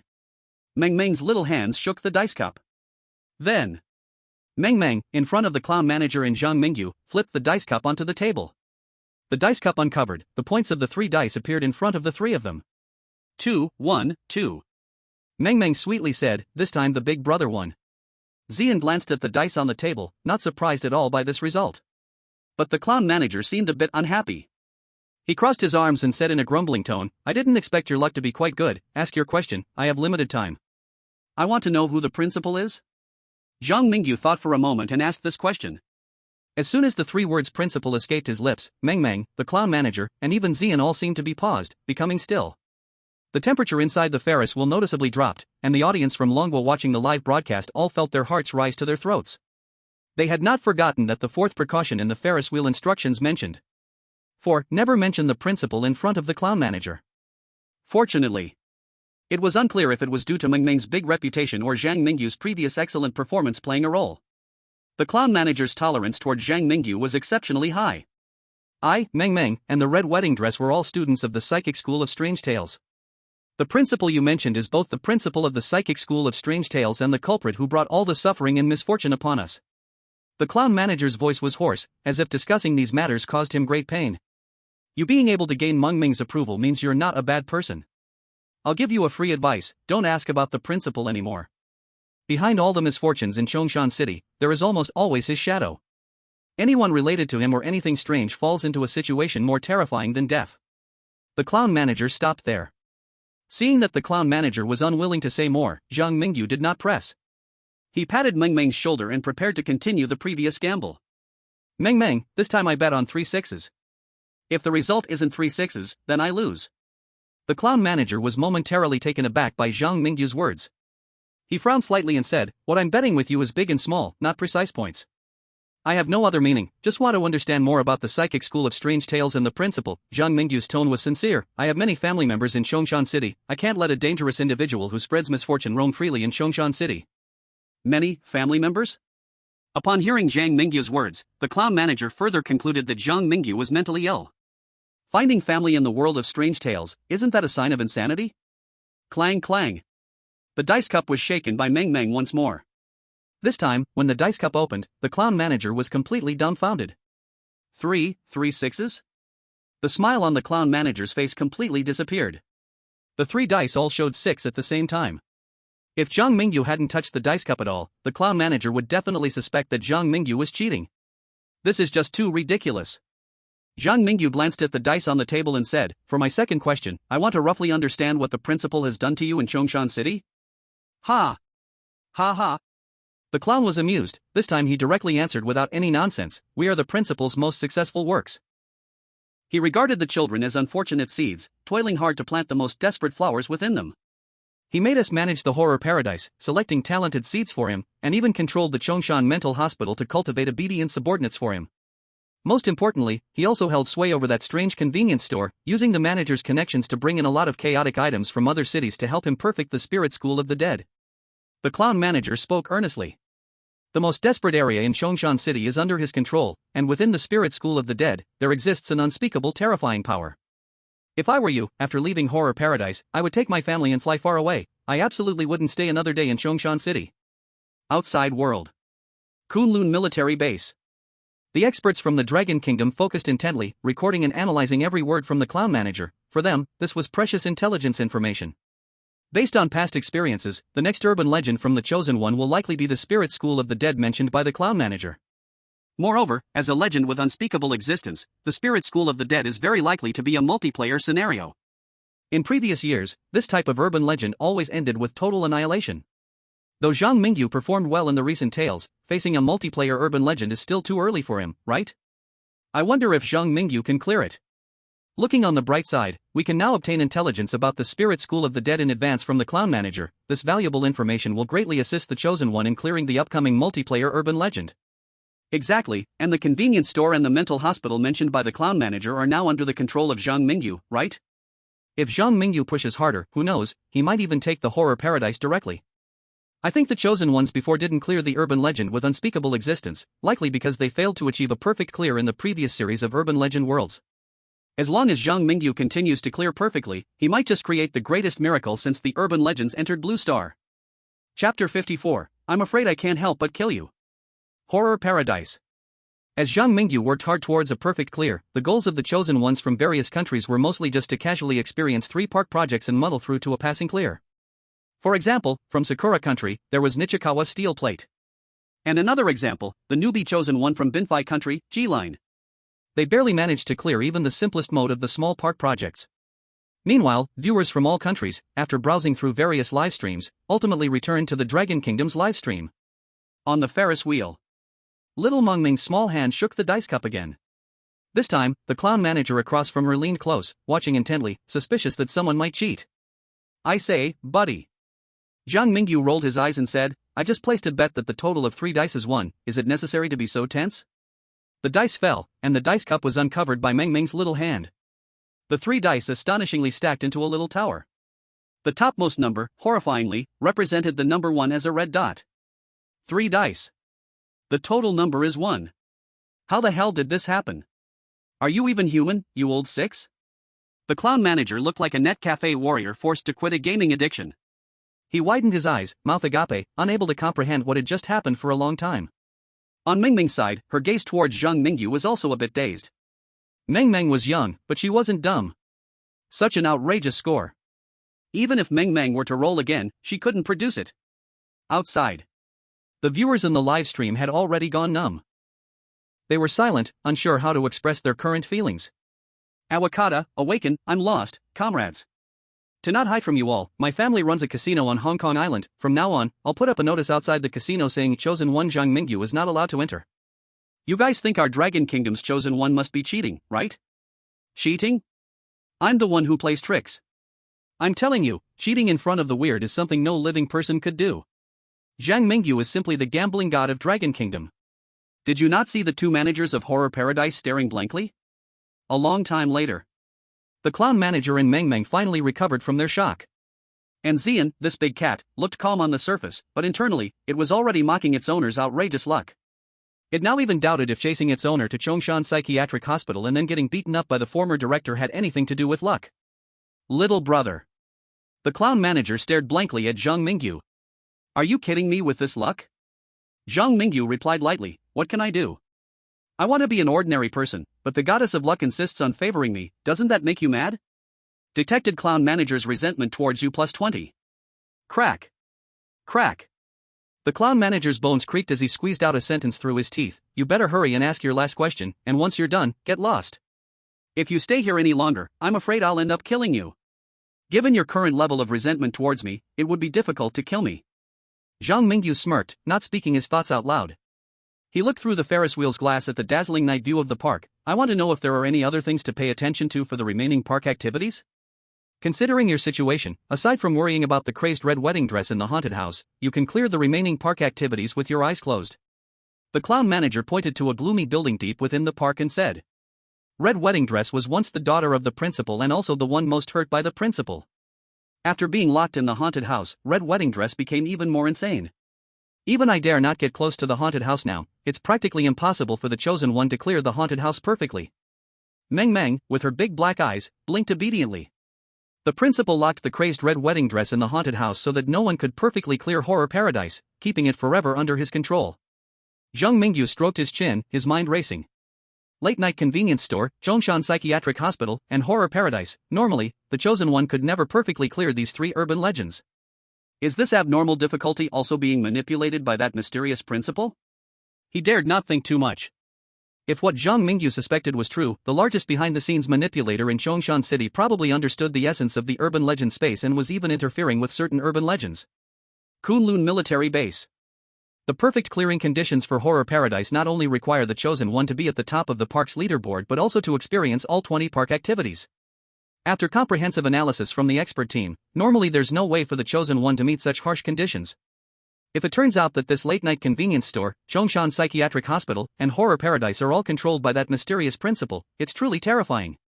Look, it seems Zhang Mingyu is getting ready to head to the haunted house. He's planning to take on the hardest challenge first. After clearing the Ferris wheel, Zhang Mingyu, Meng Meng, and Xian followed the signs along the road, heading deep into the horror amusement park. As a large project in the amusement park, the Ferris wheel brought Zhang Mingyu 5,000 amusement coins in profit. At the same time, the number of amusement coins on Xian's back had reached 16,630 coins. This means that as long as Zhang Mingyu clears the haunted house, his ranking will top the horror amusement park leaderboard. The group walked for about 7 or 8 minutes. They arrived at a quiet and elegant ancient-style alley, where the buildings had the colors of Dragon Kingdom's classical culture, with blue stone brick walls and black tiles, surrounded by tall courtyard walls housing various residences. Each household had pale white candles lit at their doorways. As night fell, the chilling cold wind blew through, making one's hair stand on end. The scattered tourists that could occasionally be encountered in the amusement park completely vanished after Zhang Mingyu and the others entered this alley. This environment made even Meng Meng feel a bit uneasy, and Xian, who fed on malice, also distanced herself from the white candles with disdain, while only Zhang Mingyu remained calm and composed in this cold setting, appearing steadier than the surrounding eeriness. Unknowingly, the three of them, 2 humans and 1 cat, came to the front of a large household. At the door, there were 2 red candles lit on either side, and 2 bright red double happiness characters pasted at the entrance, as if the homeowners were preparing for a joyous occasion. On the steps at the entrance, Zhang Mingyu spotted a red invitation card. Opening the invitation, a line of elegant small writing appeared before the eyes of the global audience. In the horror amusement park, the haunted house is the most thrilling and entertaining large-scale project. For the safety of the visitors' lives, please adhere to the following rules in the haunted house.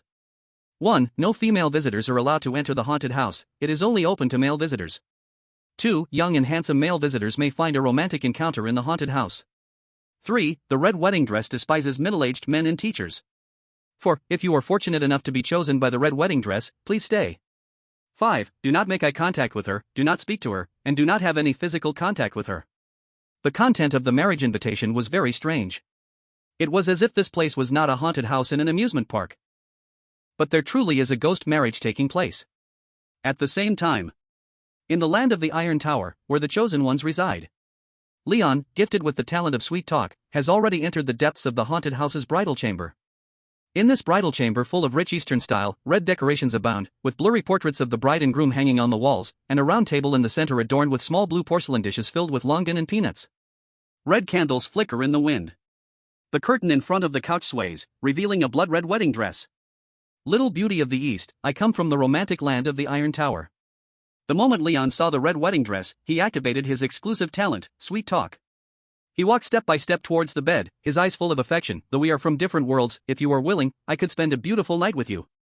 Are you really willing to be my husband? A young woman's voice came from the couch. Through the curtain, one could vaguely see the perfect figure of the woman in the wedding dress. Outside, the men of the Iron Tower whistled with excitement. Good job, Leon. Show that strange bride who's really the boss. If you capture the strange bride, you'll be a hero of the Iron Tower. Even the ugly country couldn't clear the terrifying amusement park's major project. If we of the Iron Tower succeed, we would have the chance to become the first strong nation under the Dragon Country. A chosen one from the Iron Tower dies, the terror story is about to invade. The excited people of the Iron Tower were suddenly doused with cold water. Many from the Iron Tower couldn't even react to what just happened, as their livestream plunged into darkness amidst screams. Napoleon's pants, you won't believe what just happened. I'm furious, that brainless guy Leon. That bastard actually thought about kissing the bride's ghost. Most importantly, Leon, the coward, wanted to kiss her, but when he saw the true form of the red wedding dress, he cried out in fear and was swallowed by the bride right in front of her. Now the terrifying amusement park is coming to our Iron Tower. Everyone, big news. The Dragon Country's chosen one was forced to part with his beloved pet, now he must face the horrors of the haunted house alone. In the world of terror stories, Zhang Mingyu, after entering the haunted house, indeed inexplicably separated from Meng Meng and Xian. Fortunately, he still carried his cursed blade with him. The live map shows that Meng Meng and Xian are right beside me, but I can't see them. Zhang Mingyu felt his way through the dark, eerie mansion, as if he had returned to fight solo in the Chongsan Asylum. For now, I can only rely on myself. He carefully watched for unseen threats with his live map while slowly making his way to the brightly lit bridal chamber. Finally, he arrived outside the bridal chamber where the chosen one from the Iron Tower had met his end. Before entering the bridal chamber, Zhang Mingyu received an intelligence update sent through the last external hint opportunity from the Dragon Country. The ugly country's Davis was forced back to the real world by the clown manager. The chosen one of the Iron Tower with a C-class exclusive talent was killed by the red wedding dress. It seems the true strength of these managers from the terrifying amusement park is not weak. Zhang Mingyu gritted his teeth and pushed open the door to the bridal chamber. A fragrant breeze greeted him. From behind the curtain came a woman's light laughter. Little brother, how about being your sister's husband? As he took 2 steps forward, the door behind Zhang Mingyu slammed shut with a loud bang. In that moment, Zhang Mingyu felt as if some mysterious force had frozen his body. He experienced the greatest terror since entering the terrifying amusement park's ghost stories. This terror was not the panic of being chased by zombies, nor the chilling dread of deep thought. But facing the chilling horror, you find yourself unable to move, paralyzed by despair and helplessness. The cursed blade is clearly sheathed at your thigh, yet you cannot draw it out. And the one who could duel with the director, Xian, is now trapped in an invisible place. In normal circumstances, a regular person would have long since cried like a chosen one from the Iron Tower nation. But Zhang Mingyu is different. Having navigated the world of strange tales for so long, Zhang Mingyu has long possessed the grace and mental resilience to face pressure. He carefully examined the bride and read through the curtain and said seriously, "This beautiful lady, you are ill." After saying that, Zhang Mingyu, afraid that the bride in red did not hear him clearly, emphasized, "You are very ill." In an instant, a cold wind extinguished the candles in the bridal chamber. With a rustling sound, the bride in red burst out from behind the curtain, pressing her exquisite cheek against Zhang Mingyu's nose. Just a moment ago, Zhang Mingyu was marveling at her stunning beauty. In the next second, the bride's mouth split open from the middle, a long, forked tongue as crimson as blood hissed from her sharp-toothed red lips, and a sweet, nauseating smell of blood rushed over him. This was the threat of death. A prompt sound echoed in the strange tale space. The normally icy prompt provided Zhang Mingyu with a tiny glimmer of reassurance today. Perceived the bride in red's anger towards you plus 69. Your exclusive talent provocateur has been activated. Chapter 56, Rising to the Top. The bride in red saw Zhang Mingyu standing at the door. Young, handsome. He was simply a perfect pretty boy. What a good boy. If only he didn't have a mouth. Upon seeing Zhang Mingyu's face, the bride's murderous intent inexplicably calmed down. In the dim room, Zhang Mingyu drew the cursed blade and smiled, saying, "Please don't misunderstand. I am a doctor from Chongshan Mental Hospital. Just now, I found some small issues with you. Many small issues, if not dealt with in time, could become serious problems." You? A doctor? The bride in red clearly did not believe what Zhang Mingyu said. Her crimson tongue swept past Zhang Mingyu's cheek, soft and tender. "Stop overthinking," Zhang Mingyu said seriously, a healer's heart. "I noticed the problems with you, and I must tell you. Even if doing so might get me killed, I cannot violate the most basic professional ethics of a doctor." Looking into Zhang Mingyu's clear and sincere eyes, the bride's already wavering murderous intent faded significantly. Recollecting her long tongue, the bride in red returned to her classical beauty and elegantly sat back on the central bench in the bridal chamber. "Tell me, where am I ill?" "Your mind is ill." Silence. A long silence. In the eerie haunted house, silence reigned. In the next moment, the bride in red exploded with fury. Her black hair danced like long snakes. The furious bride in red gave Zhang Mingyu a love wall slam. "I will chop you into 1,000 pieces. I shouldn't have given you a chance, you mediocre doctor. Scumbag. Die." Facing the stormy scene, Zhang Mingyu remained calm. He did not move his body, casually asking, "Have you recently felt dizzy, drained of spirit, often unable to control your emotions, and smashing things everywhere?" The bride in red gritted her silver teeth, suppressing her anger as she replied, "Yes, I am on the verge of smashing you right now." Zhang Mingyu's expression remained calm as he took the initiative to sit on the bench opposite the bride in red, asking, "How long have these symptoms lasted?" 3 months. The bride in red's beautiful eyes turned red, as if bleeding. Zhang Mingyu drew out the cursed blade. He took a deadly risk and cut a strand of the bride's long black hair, raising it to his nose to sniff. "When was the last time you had your period?" The bride in red looked at her severed hair. Dazed gaze. "You, rogue. Pervert." Noticing that red wedding dress's anger has increased by plus 520. Zhang Mingyu ignored the incessant prompt sound and directly told red wedding dress, "I found a seed in your mind, and it is using your life as nourishment for growth. Because of its existence, your mind has problems." After saying this, Zhang Mingyu looked at red wedding dress, who was so angry that her teeth were chattering, and added, "I guess you haven't had your period for 3 months, right?" Bang! After smashing the round table filled with porcelain dishes, red wedding dress gradually calmed down. Because the symptoms Zhang Mingyu mentioned were indeed her own. And that seed was closely related to a memory that red wedding dress could never let go of in her life. "Can you help me take out the seed?" Zhang Mingyu confidently nodded, "I am an expert in this area." After a round of mental preparation, red wedding dress lay back on the couch within the drapes. In the red candlelight, red wedding dress could clearly see the cursed blade covered in curses. "Are you going to use this knife to perform surgery on me?" "Conditions are limited, please bear with it." Zhang Mingyu calmly wiped the blade on his clothes. The result of this action was, Zhang Mingyu's special combat suit was eroded by the curse on the blade, leaving several large holes. "You! Wait, don't come in, outside." There was a brief silence in the live broadcast room. Then, the global internet was flooded with dense information. "This is inappropriate. It's inappropriate. Inappropriate, my foot. Zhang Mingyu is really amazing. I thought you were going to play an escape room in a haunted house, but I didn't expect you to go perform open cranial surgery on a female ghost. This little female ghost is screaming terribly. Zhang Mingyu truly deserves the title of the disaster-spreading and fear-inducing devil doctor."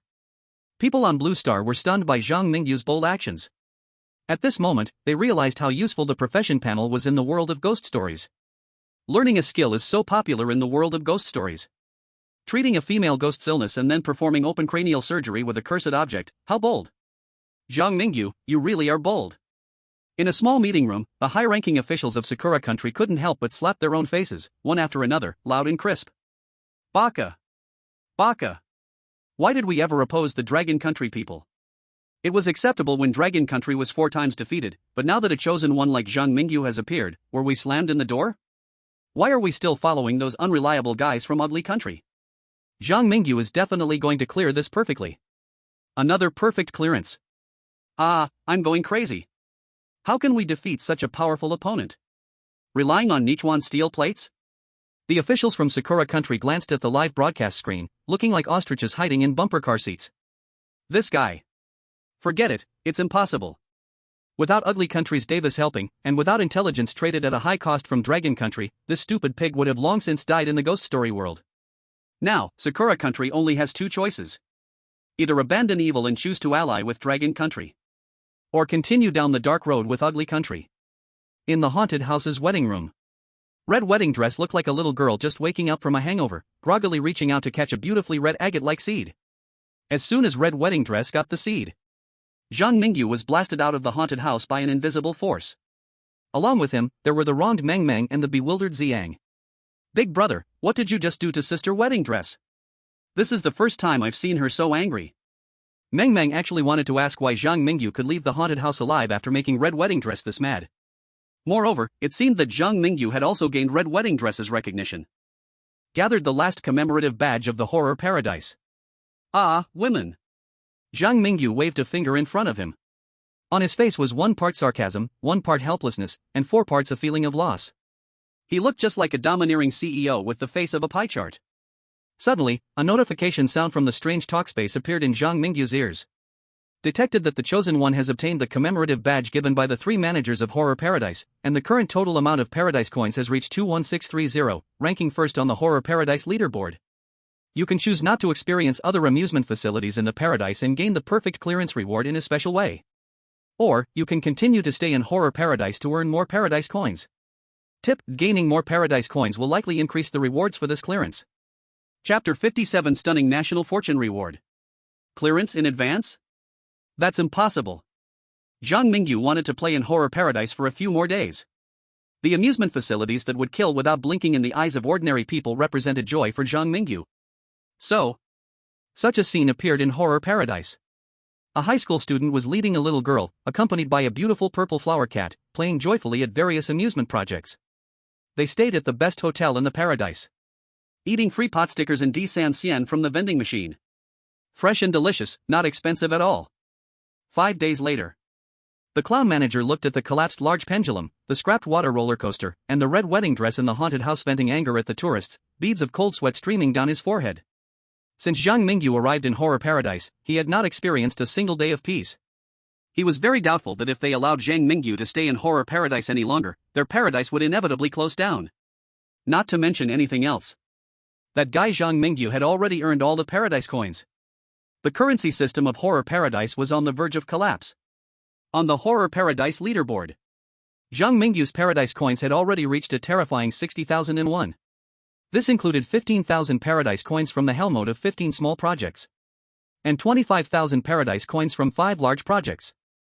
After deducting some scattered expenses, plus the Paradise coins obtained from the 3 managers' commemorative badges and a few windfalls, the final amount of Paradise coins left was this. Unprecedented, unparalleled. Extremely stunning. He left the second place, the high school principal, 10 streets behind. At this moment, the clown manager was glaring at Zhang Mingyu fiercely. Take your reward and get out. The clown manager gritted his teeth and issued an eviction order. Zhang Mingyu was forcibly kicked out of the strange talk world. Upon returning to reality, at the Kunlun military base, Zhang Mingyu sat in the center of a group of experts from the Dragon Country. The clearance notification from the strange talk space echoed in his ears. Attention, Dragon Country Chosen One. You experienced all 20 amusement projects in Horror Paradise, gained 60,001 Paradise coins, and ranked first on the Horror Paradise leaderboard. At the same time, you also earned the recognition of Meng Meng, the clown, and the red wedding dress, gathering 3 commemorative badges of Horror Paradise. You have cleared the strange talk world, Horror Paradise. Clearance evaluation, perfect. The clearance reward will be randomly drawn. You can choose to spend 1, 10, 100, 1,000, or 10,000 Paradise coins to draw your reward from the strange talk world. After the draw ends, the chosen one's special ability Luck Exploding will become invalid. Given the chosen one's excellent performance, you can choose to spend Paradise Coins to retain part of the special ability's effects. Every 10,000 Paradise Coins can be exchanged for 1 point of luck.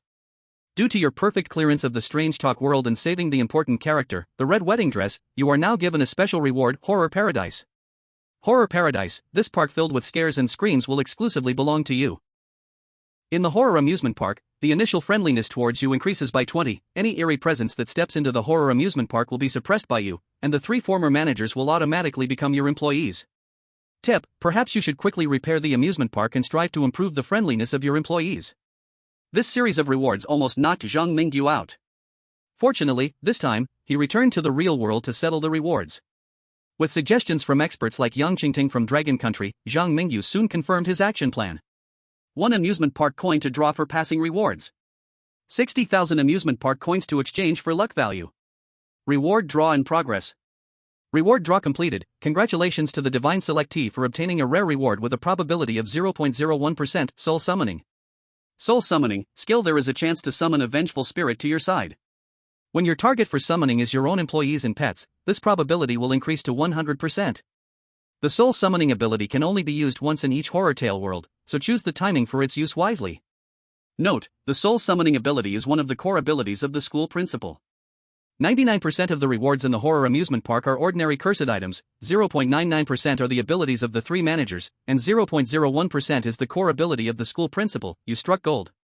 After the drawing result came out, there was no need for a reminder from the horror space. The experts from Dragon Country excitedly pulled at their beards. Ability type rewards: this is even rarer than cursed object rewards. Cursed objects are merely external items. Ability type rewards, like professional panels, are good things that can enhance the strength of the divine selectee. Ha! Dragon Country is rising. Dragon Country is rising. Zhang Mingyu, quickly put all your remaining amusement park coins into luck value.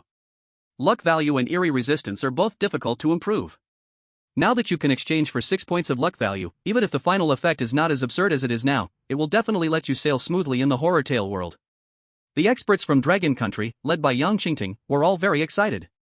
Meanwhile, the Dragon Country warriors guarding from afar, like Ling Xiao, also confidently puffed up their chests. After enduring hardships and obstacles, Dragon Country was finally about to rise. In the future, Zhang Mingyu will be the Sword of Dragon Country in the Horror Tale world. He will lead Dragon Country further in the Horror Tale world, ultimately freeing all humanity from the terror of invasion by horror tales. While Zhang Mingyu was communicating with the experts from Dragon Country. In the skies above the world, Zhang Mingyu's national fortune reward for passing the level rang out.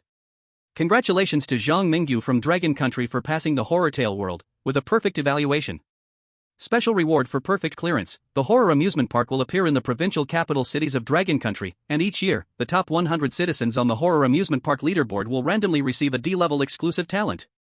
Additional reward: before the divine selectee Zhang Mingyu's death, the amusement park facilities of the Horror Amusement Park will not cause harm to the citizens of Dragon Country. As soon as this reward was announced, the people of various countries on Blue Star could not sit still. What? Dragon Country will give birth to 100 citizens with D-level exclusive talents every year? Damn it, I want to immigrate to Dragon Country immediately.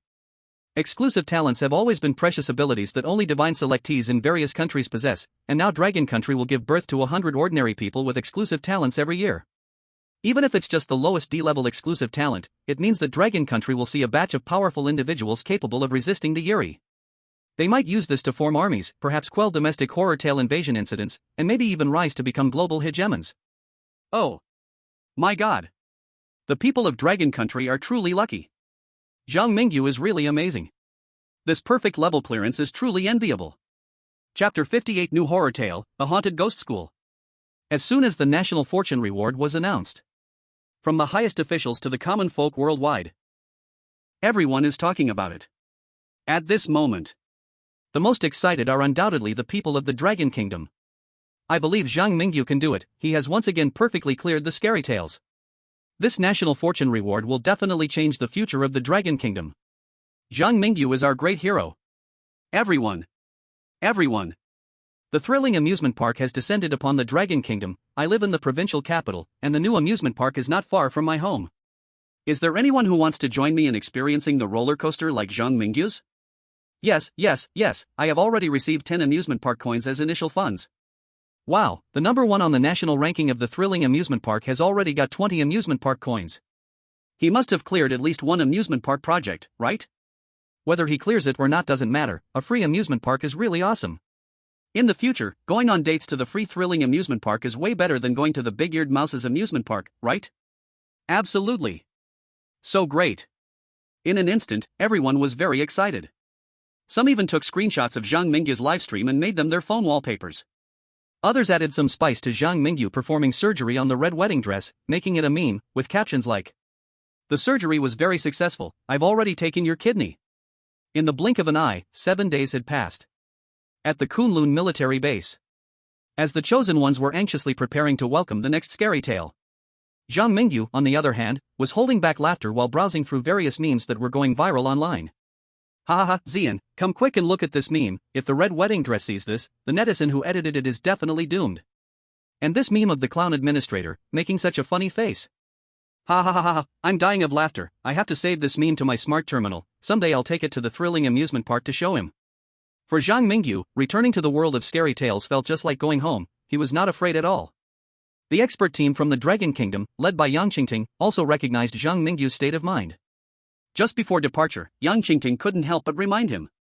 We speculate that this time the scary tale world may be in multiplayer mode, and the chosen ones from various countries will compete together. Given your excellent performance before, the dog country people will likely be desperate and may use Davis to bring harm to you in the scary tale world. Thank you, Team Leader Yang, I'll rely on you all for the scary tale world too. As they prepared to leave, Zhang Mingyu stopped joking around with Zian. The clock ticked away.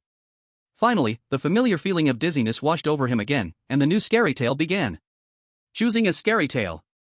Ding, the selection for the scary tale world is complete. Welcome to the haunted school. Type, multiplayer. Clear condition, stay alive. Stay alive.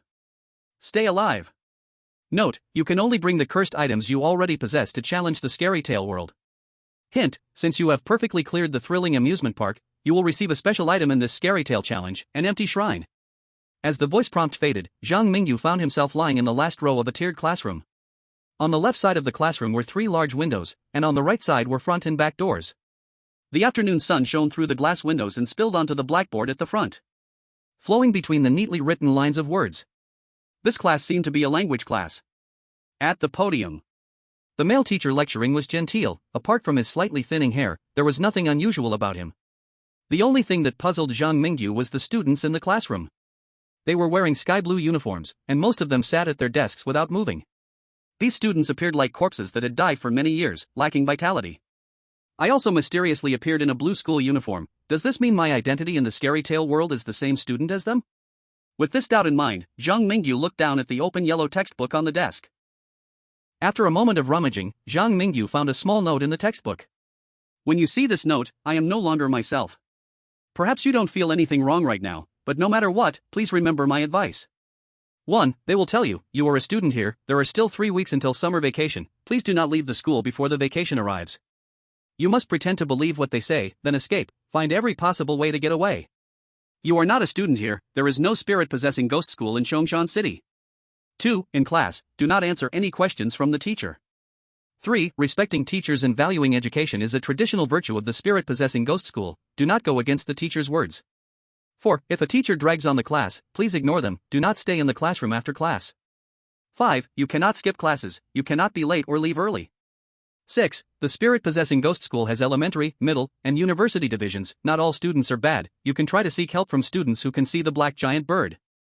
7. The self-study room is absolutely safe, but you must leave before night falls. 8. Your dorm is in Building 4, room 444, staying out at night is forbidden. 9. The spirit-possessing ghost school sometimes has outsiders called the chosen ones, most of them can be trusted, you can try to find them in the self-study room. 10. Please stay away from the student council and do not communicate with them. Many-person horror stories, spirit-possessing ghost school. Zhang Mingyu quietly stuffed the purple flame into the backpack under the desk, without drawing attention. His gaze swept around, and he indeed saw a few guys looking around in the classroom. It was clear that these people were the chosen ones from other countries. Outside world. The audience in the live broadcast room noticed Zhang Mingyu's small action. Our god, you was super strong, yet too steady. Just entered the horror story world, and found several chosen ones from different countries. Haha, the key is that our Zhang Mingyu hasn't exposed himself, What else is there to say? His mindset is incredibly steady. I didn't expect this horror story world to be multiplayer. What's wrong with multiplayer? Sigh, you usually don't pay attention to horror story broadcasts. In past horror story broadcasts, no matter how glorious the achievements of the chosen ones, once they encountered the multiplayer horror, it was always disastrous. Every time in multiplayer horror stories, the result is a total wipeout. Whoa, does it have to be that harsh? I was wondering why this time the horror story world started with so many random rules. Something's going to go wrong. Everyone, stay calm. Our Dragon Kingdom's chosen ones have perfectly cleared the horror story 4 times in a row, and in the last horror story world, they got plenty of info about the spirit-possessing ghost school. I believe Zhang Mingyu will surely pass this horror challenge. Heads up or down, it's still a knife. According to the pattern of the horror story world, the chosen ones must face an unspeakable being in the horror story world after a period of time. I believe in Zhang Mingyu's strength. I cheer for Zhang Mingyu. I also cheer for Zhang Mingyu. Zhang Mingyu. The billions of people in our Dragon Kingdom are your solid support. Chapter 59, Can't Answer the Teacher's Questions. Zhang Mingyu sat in the second to last row of the classroom. To his left was a window, and to his right was a female classmate who was seriously listening to the class. Slowly flipping through the textbook, Zhang Mingyu continued to gather clues without disturbing others. Soon, on the back of the textbook, Zhang Mingyu discovered a handwritten course schedule. In addition, there was also a hand-drawn school map sketched with a pencil in the textbook. Wow, Zhang Mingyu's luck is indeed remarkable. The former owner of this textbook, like me, liked to scribble while listening to lectures. This is convenient for our Dragon Kingdom chosen ones. The map is in hand. By the way, after the global chosen ones were pulled into the spirit-possessing ghost school, it seems that the positions of appearance are all different. The 5 chosen ones in this classroom are all Asians. The chosen one from our counterfeit country can actually be in the same classroom as Zhang Mingyu. Please help us fly. Our little Laos country also seeks to fly. The chosen one from our Sawadika country is also grouped with Zhang Mingyu. Zhang Mingyu was unaware of what was happening outside. He continued to explore the world of strange tales at his own pace. Taking out the dynamic point map, Zhang Mingyu placed it under his textbook. Combining it with the crude hand-drawn map, Zhang Mingyu confirmed that he was located in the school's middle school section. To the east is the school's dormitory area and the school's eastern wall. To the north is the university section, and to the south is the elementary school section. The west side has an open playground and the cafeteria where students eat. The self-study room, small garden, and office building are sprinkled between the school's main buildings. This is the overall view of the ghostly school. I've pretty much figured out the situation in the school, but the area outside the school is still pitch black. Zhang Mingyu bit his pencil, circling the black fog area on the dynamic point map. The only thing I can confirm is that the evil spirit dormitory seems to be in the dormitory area to the east of the school. If conditions allow, I might be able to go to the evil spirit dormitory for help. He shifted his gaze downwards, looking at the small light points on the dynamic point map just south of the school gate. Not far to the south of the school is a late-night convenience store. On the east and west sides are the Chongshan Mental Hospital and Haunting Amusement Park. Between these 4 areas, although there are still many unexplored areas covered in black mist, Zhang Mingyu was already able to initially determine what he should do. Suddenly, the language teacher on the podium stopped the lecture. He raised his hand, pointing at a somewhat anxious male student sitting in the front row, and asked, "You, what are you looking around for in class?" "I didn't." The student being questioned was the chosen one from Little Laos. He instinctively denied it. The Laos language he spoke, after being translated by the world of strange tales, also reached the ears of the chosen ones from various countries. At this moment, the chosen ones present became nervous.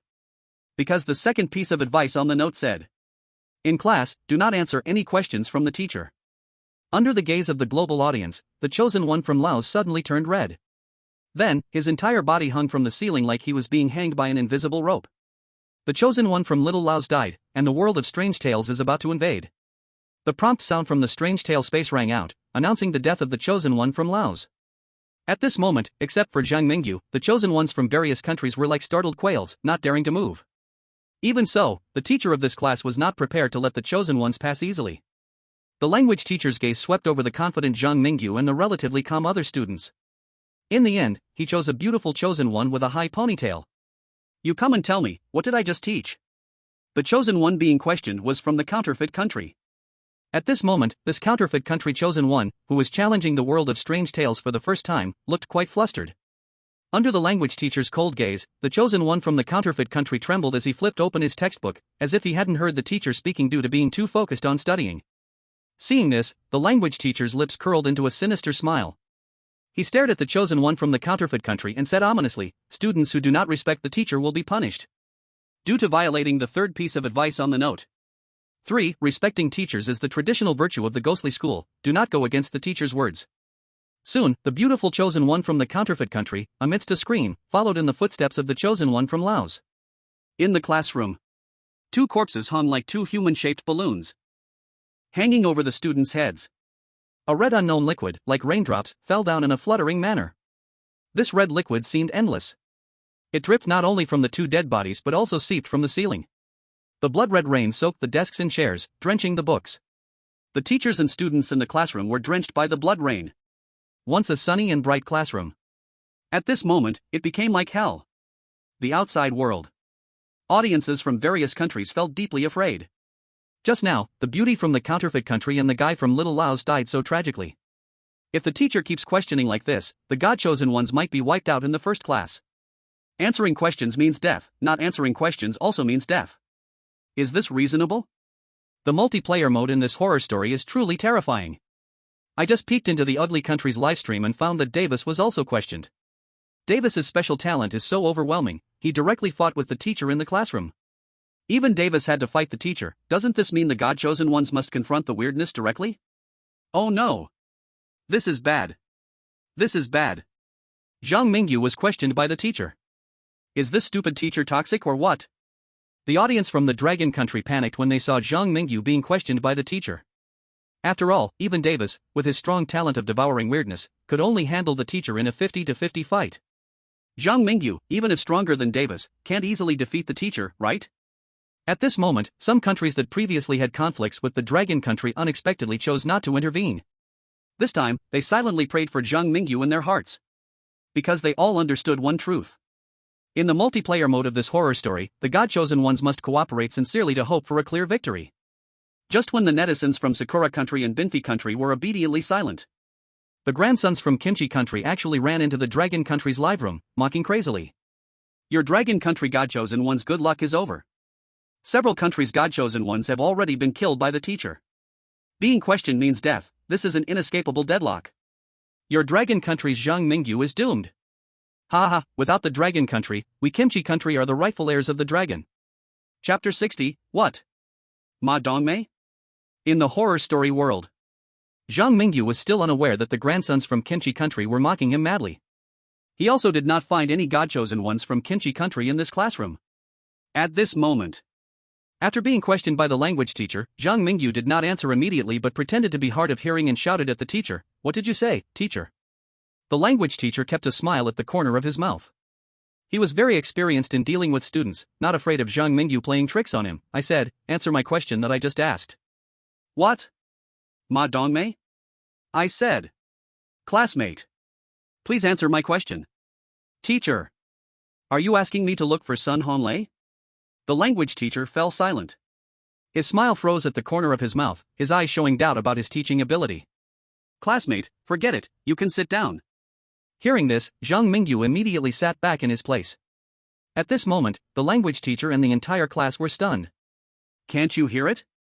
Perception of the language teacher's resentment towards you plus 10,086. The language teacher on the podium wished he could strangle Zhang Mingyu right away. But Zhang Mingyu's previous things didn't match the point, he never responded directly to the teacher's question. Moreover, Zhang Mingyu had not disobeyed the language teacher. Thus, the language teacher could not find a reason to kill Zhang Mingyu. Perception of the language teacher's resentment towards you plus 1. Perception of the language teacher's resentment towards you plus 1. The language teacher's resentment towards Zhang Mingyu kept stacking up. And Zhang Mingyu remained sitting well in the second to last row of the classroom. It looked leisurely and extremely comfortable. Zhang Mingyu pretended to be deaf and mute, neither directly answering the teacher's question nor defying the teacher like the chosen ones from the fake country. This thought process is just freaking awesome. One word, absolute. Haha, Zhang Mingyu is our Dragon Country's undefeated legend. Grandchildren of the pickled vegetable country, open your eyes wide and see clearly, our Dragon Country chosen ones are doing just fine. Furthermore, even if all your chosen ones in the pickled vegetable country die, our chosen ones from Dragon Country will still survive. Zhang Mingyu's bold move made the entire Dragon Country rejoice. Some high-ranking officials from other countries, after seeing Zhang Mingyu's way of clearing the level, couldn't help but secretly establish relations with Dragon Country behind the scenes. Iron Tower Country, the Arc de Triomphe is above, Zhang Mingyu is simply a figure like Napoleon. I think we need to change our diplomatic strategy. Our country's chosen one, Martin, is not in the same classroom as Zhang Mingyu, so send him an off-site hint immediately to tell him the correct clearing method. Also, let him ally with the chosen ones from Dragon Country when conditions allow. Polar Bear Country, Yura. Well done, Dragon Country chosen ones. Pyongyang Country, our Pyongyang Country will always be a reliable ally of Dragon Country. Let Jingguo form an alliance with Dragon Country's mysterious nemesis after class. Iron Brother Country, oh. Don't forget about our Iron Brother Country in the alliance. For a moment, countries around the world turned their backs on Dragon Country en masse. They either directly announced an alliance with Dragon Country or quietly visited Dragon Country. In any case, these countries' actions did not please the ugly country that prides itself as the world's hegemon. Shit, these fence-sitters. They keep claiming they will help Davis eliminate Zhang Mingyu from Dragon Country in the multi-monster talk. Now, these guys are all secretly interacting with Dragon Country. The Iron Tower Country trader has directly allied with Dragon Country. What should we do next? The Sun Never Sets Kingdom, Pickled Vegetable Country, and Cherry Blossom Country have all sent messages saying they will stand by our side. Forget it, forget it. Let Davis unite the existing forces after class at all costs to get rid of Zhang Mingyu. In the world of monster talks. Outside the window, the sky was covered with a thin layer of gray clouds. All the chosen ones except Zhang Mingyu buried their heads in their books like ostriches, afraid of being called on by the teacher. Finally, the long agony was coming to an end. Ding ding ding. The bell rang for class to end. The chosen ones eagerly picked up their bags, ready to rush out of the classroom. Unexpectedly, the teachers in each classroom acted as if they were deaf, showing no intention of letting class out. The fourth piece of advice on the note said: if a teacher drags on, please ignore them and do not linger in the classroom after class. Now, the chosen ones from all countries were dumbfounded. They were unsure of the correctness of the fourth piece of advice and dared not verify it. The chosen ones looked at each other. No one dared to be the first to leave the classroom. At this moment, Zhang Mingyu picked up his backpack and walked out of the classroom in front of all his classmates.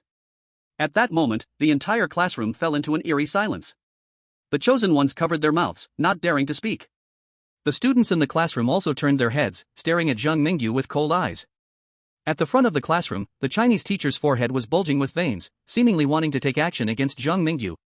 However, he soon discovered a problem. The more angry he was at Zhang Mingyu, the less he could harm him. It was as if whenever he felt anger towards Zhang Mingyu, a mysterious force would protect the latter. Under the gaze of countless eyes, Zhang Mingyu left the classroom.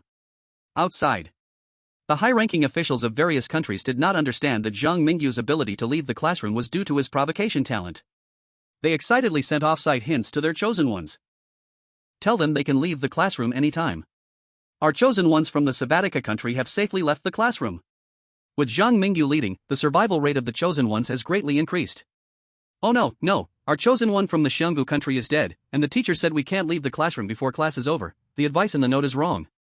Damn it, our chosen one from the Cuba cigar country is also dead. What's going on? Why are your chosen ones from the Dragon country and the Sabatica country all fine? After receiving hints from outside, the chosen ones from various countries reacted.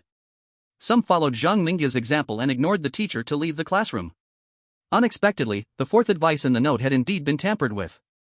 Almost all chosen ones who made the same choice as Zhang Mingyu ended up dead.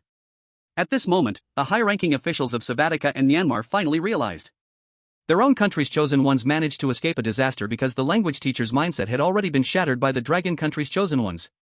Thank you very much to the Dragon country's chosen ones for helping our Sabatica chosen ones survive. Myanmar expresses the highest respect to the Dragon country. Some were joyful while others were sorrowful.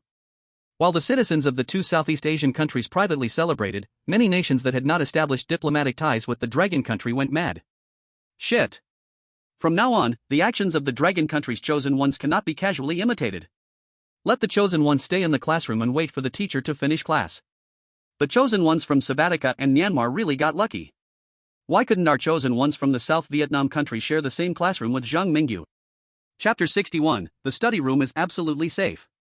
The classroom was empty outside. Aside from Zhang Mingyu, only the chosen ones from Sabatica and Myanmar left the classroom early. Zhang Mingyu did not waste time. He smiled slightly at the two chosen ones and headed alone toward the study room mentioned in the note. 7. The study room is absolutely safe, but you must leave the study room before night falls. The seventh piece of advice not only indicated the location of the safe zone for the chosen ones. It also hinted at possible clues to clear the game that might exist in the study room. Why is the study room safe? What is the relationship between the study room and the person who wrote the note? As Zhang Mingyu pondered these two questions, he arrived outside the study room with his bag on his back. At the entrance of the study room, a notice was posted. The notice read, Rules of the study room. 1. The study room is absolutely safe, do not question this. 2. In the study room, please do not make loud noises. 3. Every floor has toilets on the east side, and please do not talk to the people in the toilet stalls. For teachers, school leaders, and student council members are prohibited from entering the study room. 5. Please leave the study room before 8 p.m. 6. You may encounter some outsiders who claim to be chosen ones, they are not all normal, and they are not all dead. These rules of the study room are so strange, just looking at them scares the hell out of me. The study rooms in school do not allow teachers and school leaders inside. Does this mean the study room is not aligned with teachers and their camp? The sixth rule of the study room says chosen ones are not all dead. The chosen ones are clearly living people who have run into the real world. Why does this rule say the chosen ones are all dead? Wow, now that you mention it, that's true. And has anyone noticed? The weirdness in this strange talk world seems to understand the difference between the chosen ones and themselves. This is completely unimaginable in previous strange talk worlds.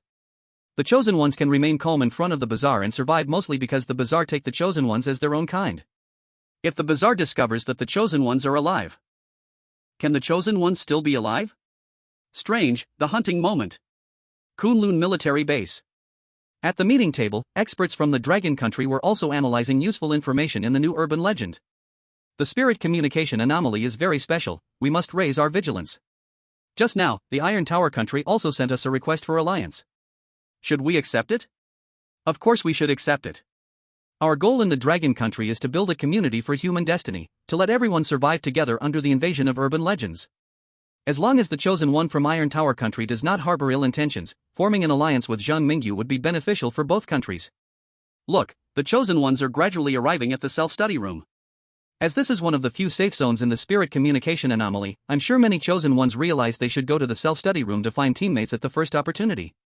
Martin from Iron Tower Country, Kim Gukriel from Pyongyang Country, and Hilia from the Iron Pakistan Country have all joined up with Zhang Mingyu. Unity is strength. With this reliable team, Zhang Mingyu's chances of survival will greatly increase. Next, we will see how they will act. In the self-study room, on the third floor, in the corner by the window, Zhang Mingyu and a few others sat around a large table, deciding to communicate by writing. Picking up pen and paper, Zhang Mingyu's Chinese quickly transformed into French, Pyongyang language, and Urdu that everyone present could understand. Zhang Mingyu, we are not sure about the definition of noise in the self-study room, so we will try not to speak. Anything you want to say, write it down on the paper in front of you. The short-haired Kim Gukriel wrote quickly, Zhang Mingyu, you can tell me anything. Zhang Mingyu, I saw the teacher in class kill a student who violated the warning on the note. Take out your warning notes and compare and see if there are any differences. Then, let's share the information we have. 4 warning notes were placed on the table in the self-study room. Kim Gukriel boldly wrote, the contents of the notes are exactly the same. The chosen one from Iron Pakistan, an older woman, carefully pointed out the difference, our dormitory building and room number are different. Zhang Mingyu also noticed this issue. He nodded slightly and turned his gaze to Martin from Iron Tower Country, who had remained silent. Martin pondered, slightly hesitated, and wrote, regarding the 6th rule of the self-study room, that not all chosen ones are dead, I have some information. In our classroom, Zhang Mingyu didn't interrupt the teacher's question, and 4 chosen ones died during one class. Just now, when I passed the first floor of the self-study room, I saw the chosen one from Costa Rica, who was supposed to be dead, calmly getting water in the washroom. Kim Gukriel, see? Hilia, winky face. Everyone present was scared to the core. Meanwhile, outside, the audience from Dragon Country also felt an eerie chill. The dead chosen ones can still behave like living people in the washroom? And most importantly, they can still enter the self-study room? A self-study room with dead people cannot be called absolutely safe? A group of netizens from Dragon Country wildly criticized the self-study room rules. At this moment, a rational netizen analyzed. I think the rule stating the self-study room is absolutely safe is not necessarily wrong. In the world of urban legends, almost all students besides the chosen ones are actually dead, and dead chosen ones being able to enter the self-study room does not mean they will harm the chosen ones inside. We might conclude that the dead do not directly attack the chosen ones. They might kill indirectly through other means. Or perhaps, they can only attack the chosen ones after meeting certain conditions. Wow, the person upstairs is amazing. Impressive. Impressive. It seems Zhang Mingyu also noticed this point. As Helia and the Golden Kingdom stood in panic, Zhang Mingyu remained calm. Our Dragon Nation produces great talents. Speaking of which, the Ugly Nation has just announced that they want to kill our Dragon Nation's Zhang Mingyu in the world of weird tales, and they've said anyone who teams up with Zhang Mingyu will be killed too. I don't believe the Ugly Nation really dares to act wildly. We are on good terms with the Arctic Bear Nation. At worst, we can have the Chosen Ones all meet up with Fedorovsky from the Arctic Bear Nation. Then, we can coordinate with their Chosen Ones to bury all those Ugly Nation lackeys in the weird tale world. It seems like something is going wrong on the Ugly Nation's side again.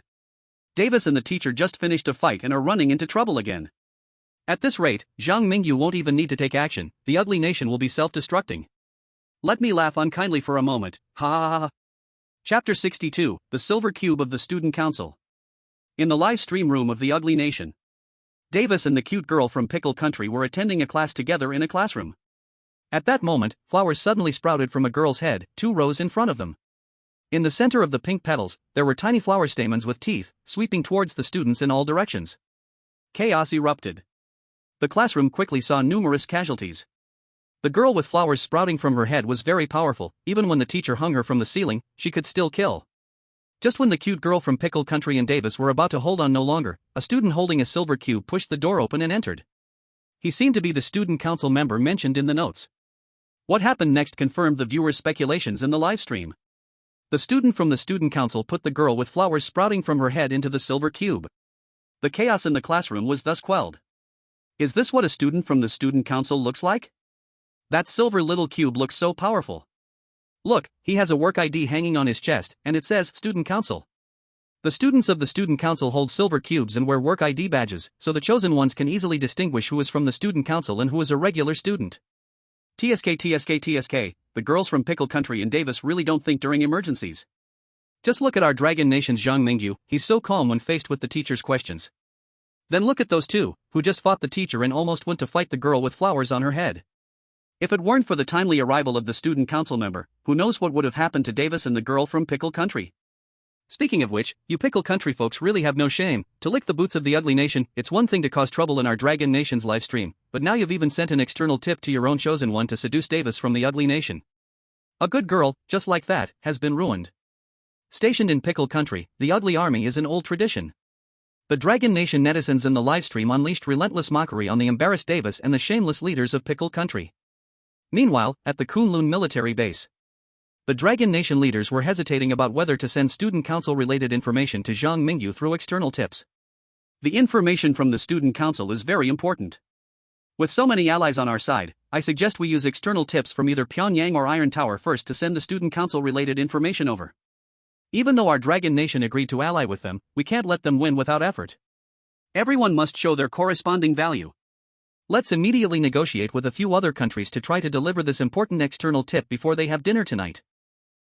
In the world of strange tales, Zhang Mingyu received an external tip from the Dragon Kingdom. He silently noted the information in his heart and continued to explore at his own pace. Dinner time. The sky began to rain down ashes that emitted a burnt smell. It swirled around, almost like the snowflakes of a deep winter in the north. As they passed through the black ashes, Zhang Mingyu and other chosen ones headed to the cafeteria. The school cafeteria was located on the west side of the playground, next to the western wall of the school. On the playground, students came and went. Some hurriedly held books, some laughed and played in groups, while others walked together under the ash-like snow, holding umbrellas for each other. Today was the first day for the chosen ones to be pulled into the strange school of supernatural communication. The most terrifying mutations had yet to begin. Aside from the air being a bit choking. For now, the chosen ones could still enjoy the peaceful campus time. Zhang Mingyu, there's a sign here in the cafeteria. Zhang Mingyu followed the direction pointed by Jean Guoli and saw a small A sign at the entrance of the 3-story cafeteria, which read Cafeteria Rules. 1. The West Cafeteria is the only cafeteria in the school. We only provide food to middle school and university students, not to elementary school students. 2. The cafeteria lady looks very beautiful. 3. Please do not bring mirrors into the cafeteria. 4. If you do not wish to trigger unknown consequences, do not let the cafeteria lady see your true appearance. 5. You can safely eat the meals given by the cafeteria lady.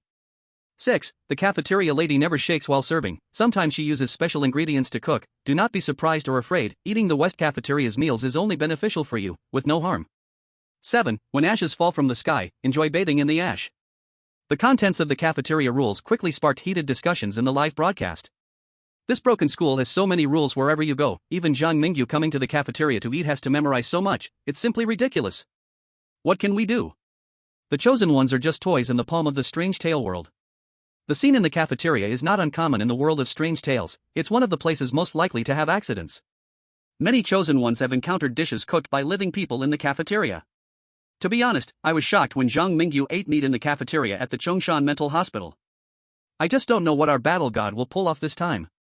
Zhang Mingyu couldn't see the bullet comments in the live stream. He didn't hesitate and led the chosen ones into the cafeteria. As the day wore on, even though he had brought a small amount of food from the real world, Xian couldn't keep starving forever. In the cafeteria. As soon as Zhang Mingyu and the others entered, they were stunned by the sight before them. They saw a big tree, or more accurately, the cafeteria lady resembling a big tree. This monster was about 4 meters tall with 16 arms, able to serve food to students in 8 directions at the same time. Below her, students lined up in long queues stretching in all directions. They obediently held plastic trays, coming under the cafeteria lady. Then, the cafeteria lady would insert a spatula into her own body, stir it around, and finally scoop out a large lump of mushy meat product to throw onto the students' trays. This scene looked incredibly horrifying. Yet those students remained completely unaware, all queuing up in an orderly fashion for their meals.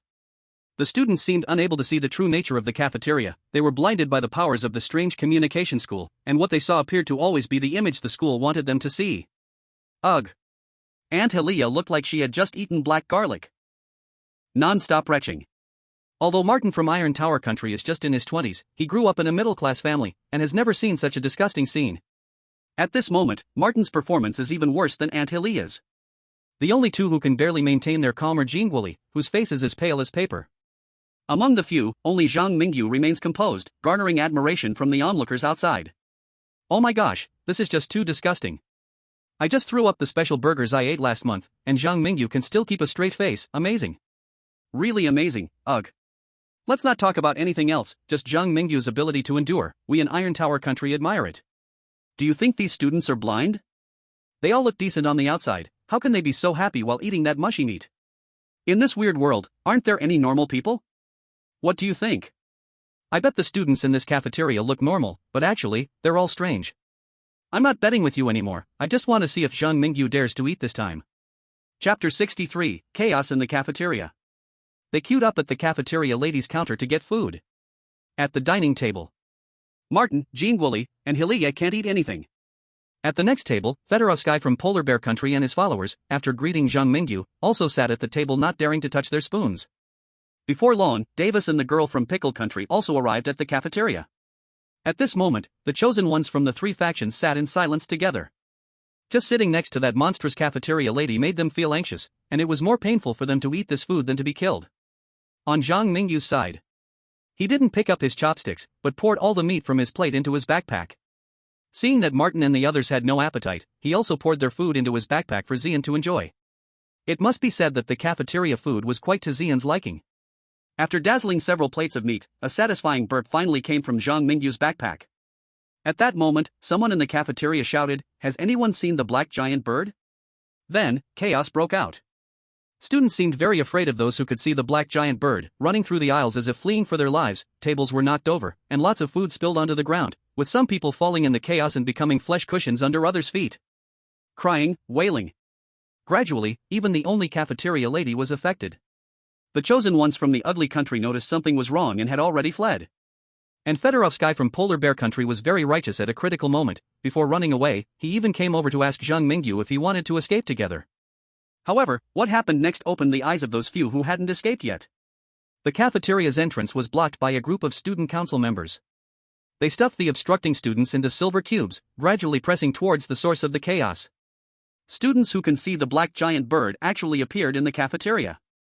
I remember the note's warning said that chosen ones could seek help from students who could see the black giant bird, but why does everyone else look so afraid of them? Look, the student council is here. Could it be that the student council came to capture the one who can see the black giant bird? Goodness, the moment the student who can see the black giant bird appeared, they are already struggling to survive. The note also said to let chosen ones seek their help. What's going on? What do you think Zhang Mingyu will do in this situation? I've never guessed Zhang Mingyu's moves right even once. I can only be sure that Davis from the ugly country saw this situation and ran away faster than anyone, bringing along whatever the Japanese steel plate was, and even the cute girl from the pickled vegetable country was trained by him to become the same kind of person. In the live broadcast room, netizens from the Dragon Country were discussing vigorously. In the world of strange tales, Zhang Mingyu and the others were facing choices of life and death. Sometimes, to successfully challenge the world of strange tales, one must obtain information from specific key figures. If one does not take the risk to get the information, the result is often the death of the chosen one. Now, whether to save or not to save, there was only one chance. Fedorovsky, do you want to cooperate this time? What do you want to do?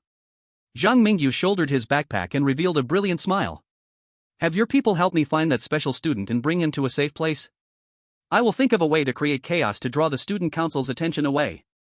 Upon hearing Zhang Mingyu's plan, Martin's eyes almost popped out in fear. They had just witnessed the power of the silver square of the student council's students. In this situation, Zhang Mingyu still dared to go alone to distract the student council.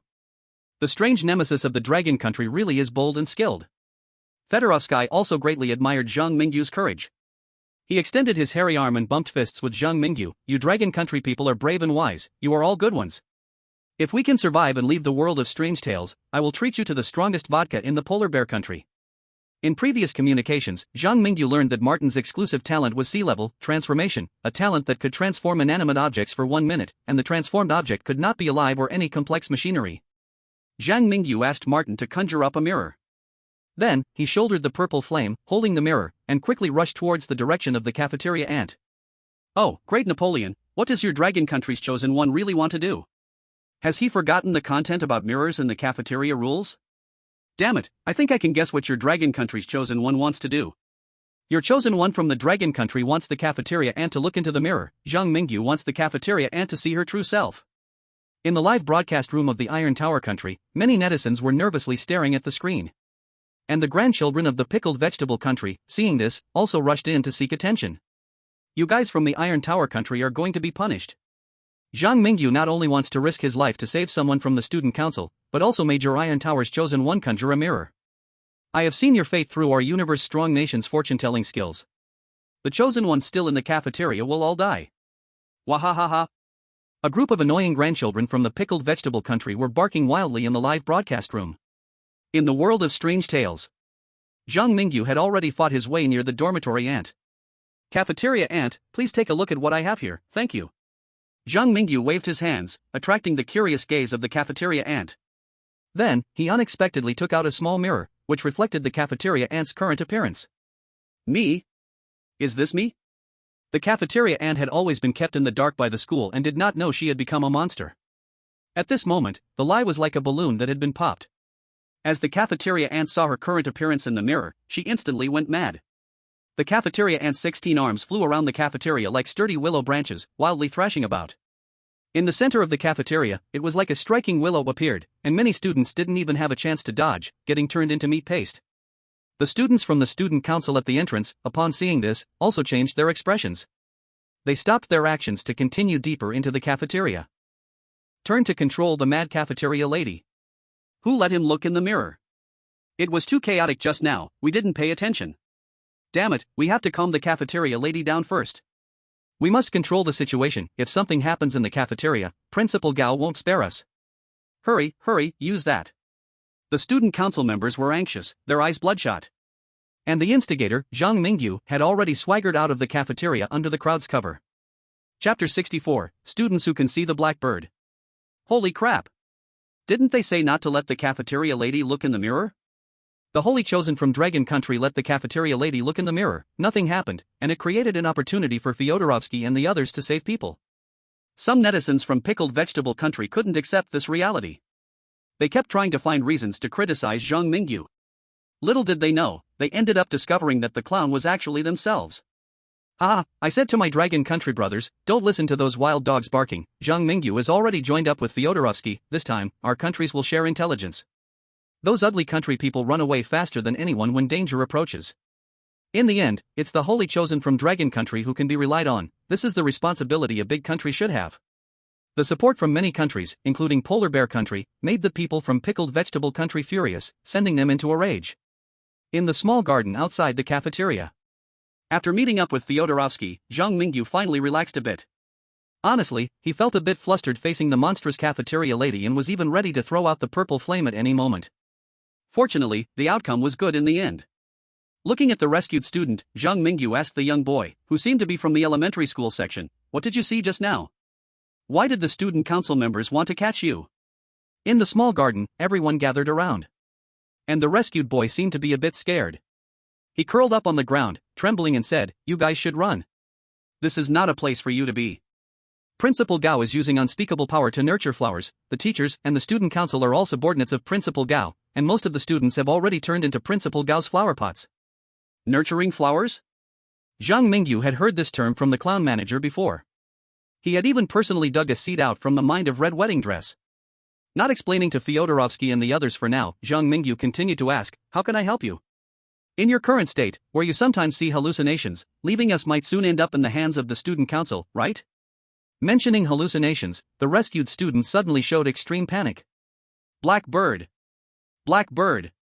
The unspeakable power is eroding the entire campus, Principal Gao's experiment is out of control, the dead students are coming back to life, and there are blackbirds that feed on flowers.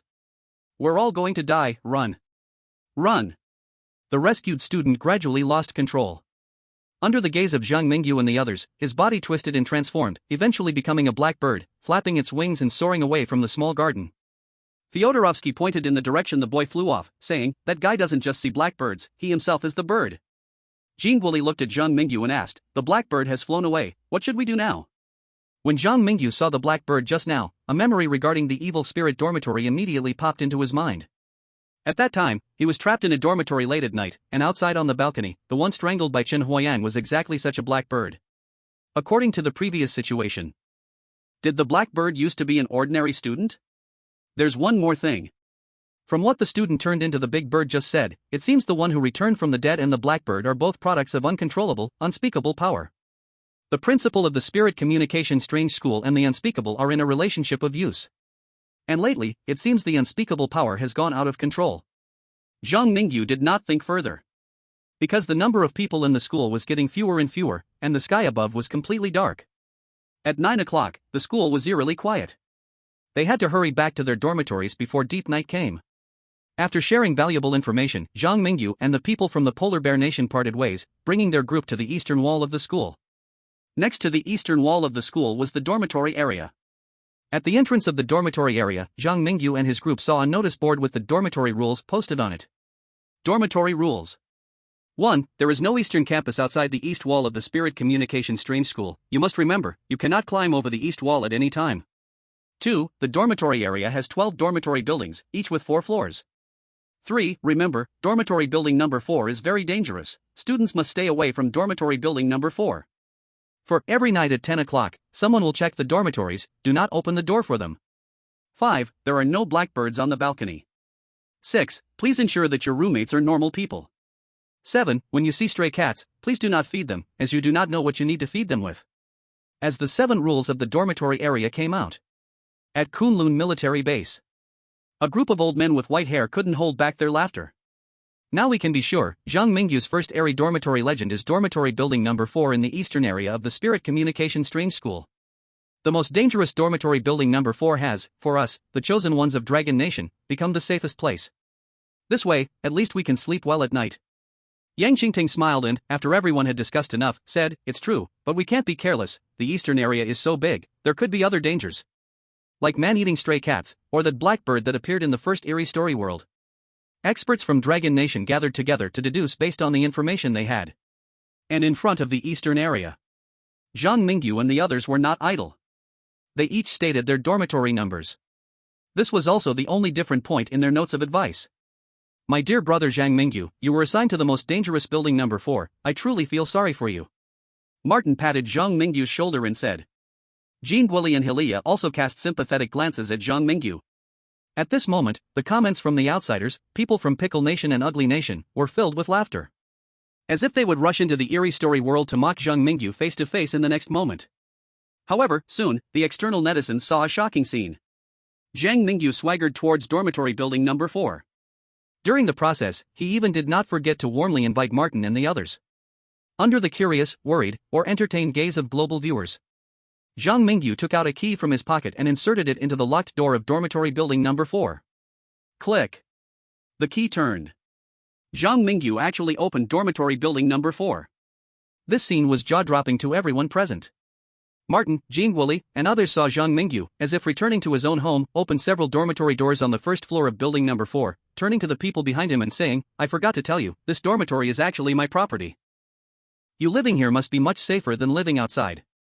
The conditions are simple, for now, you can stay in these few rooms. Hilia, degree. Jingwuli, BB. Martin, awesome." Chapter 65, The Smile of Mona Lisa. Building 4 is empty. Zhang Mingyu did not find Chen Huayang and his little kitten here. This made Zhang Mingyu inevitably feel a bit melancholic. Outside the window, the night deepens. The eerie and lonely atmosphere wrapped around Zhang Mingyu and Xian. They quietly watched the ghostly campus, seeing the ash rain that still hadn't stopped. "Xian, where do you think Chen Huayang and the others went?" "Meow?" Xian showed an innocent expression. How could it possibly know the answer to such a question? This world of weird tales is very different from other weird tale worlds. The only condition in the clearance requirements is to survive. It didn't say I have to survive for 3 days, 7 days, or even a month. This won't do, we can't continue having classes, eating, and waiting to die according to the school's rhythm. Zhang Mingyu took out the active point map. So far, he had lit up most of the school except for a few areas. With the help of the prompts outside, Zhang Mingyu had also obtained the names of the chosen ones. This means he could easily locate the chosen ones by their names on the active point map. This was an incredible help in preventing attacks from the chosen ones. On the active point map, the dead chosen ones are marked with red names, the living chosen ones are marked with green names, and the teachers and students in school are all yellow names. Zhang Mingyu's gaze moved to the east wall of the school. The area beyond the wall was pitch black, nothing could be seen clearly. Looking south, it was the same situation. However, Zhang Mingyu was sure that not far outside the southern wall was a convenience store open late at night. Just because I can't leave the school doesn't mean my cat can't leave the school. Maybe I can send Xian to find someone to help me. Wendy, the stitched woman, and the girl in the red wedding dress are all powerful weird beings. If they can silently sneak into the ghostly school, they will definitely give the principal a surprise. With this thought, Zhang Mingyu decided to take action. He took Xian and familiarized himself with the locations of several areas on the active point map. Xian cooperated very well, and after remembering the route, it reluctantly said goodbye to Zhang Mingyu. Near the southern wall of the school, Zhang Mingyu watched as Xian nimbly climbed over the southern wall and let out a slight sigh of relief. He guessed correctly, the school's wall restricted students but would not stop Xian. Next, it would be a show to see tomorrow. A night without conversation. The next day, the chosen ones from various countries, with dark circles under their eyes, began a new exploration. After experiencing a lot of initial casualties, the chosen ones chose to huddle together for warmth. Based on the relationships of their real-world countries, they gradually formed a small circle centered around the ugly country's Davis and a team centered around the polar bear country's Fedorovsky. Of course, there were those who wanted to choose Zhang Mingyu's side. But Zhang Mingyu was elusive and there was also the threat from the ugly country's people. As a result, these people ultimately chose Davis from the ugly country and Fedorovsky from the polar bear country. On the ugly country's Davis side, they still chose to believe in the contents of the note, not skipping classes or leaving early, seriously attending each class according to the schedule. On the polar bear country's Fedorovsky side, the seemingly rude Fedorovsky was actually quite wise. He believed that continuing to follow the advice of the note to attend class could likely lead to getting lost in the mysterious school. He felt that if the chosen ones wanted to survive, they had to break the rules. So, Fedorovsky from the polar bear country took his followers. They directly chose to skip class. They decided to use the daytime to look for a way to escape school. Davis from the ugly country and Fedorovsky from the polar bear country have already taken action. Our dragon country's Zhang Mingyu sent Xian out of campus last night. Why do you think Zhang Mingyu did this? Even if Xian escaped, it wouldn't help Zhang Mingyu, and, without Xian, Zhang Mingyu would struggle against the strange things, right? Hey, I have insider information from the expert group, so you can relax. Zhang Mingyu has his own considerations.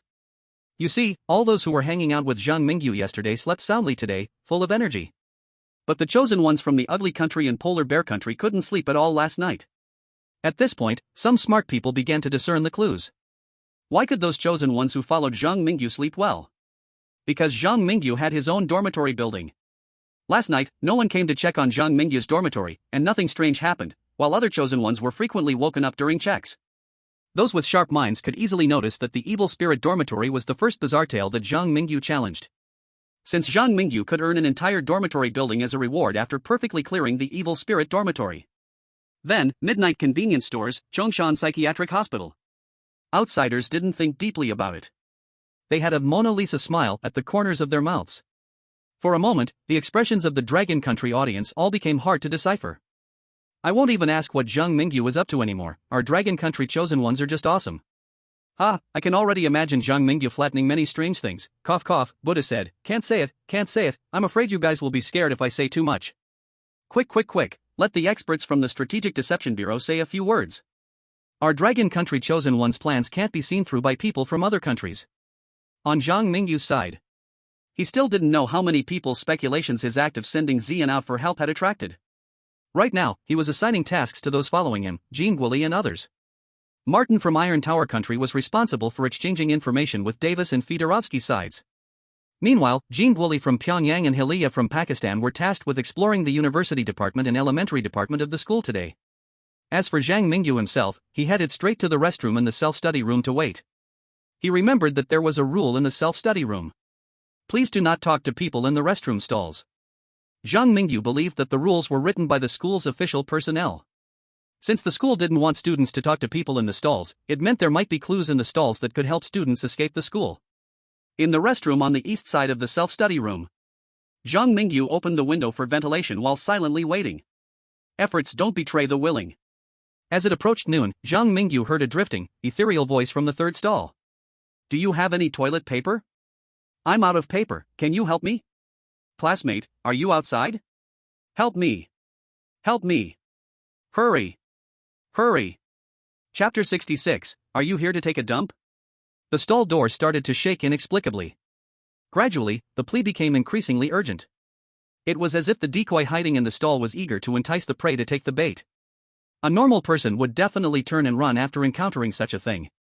But was Zhang Mingyu a normal person? Obviously not. Upon hearing the plea, he immediately grabbed some tissues and walked toward the stall. Without giving the eerie presence inside any time to react, Zhang Mingyu, without saying a word, directly pulled open the stall door. Are you here to take a dump?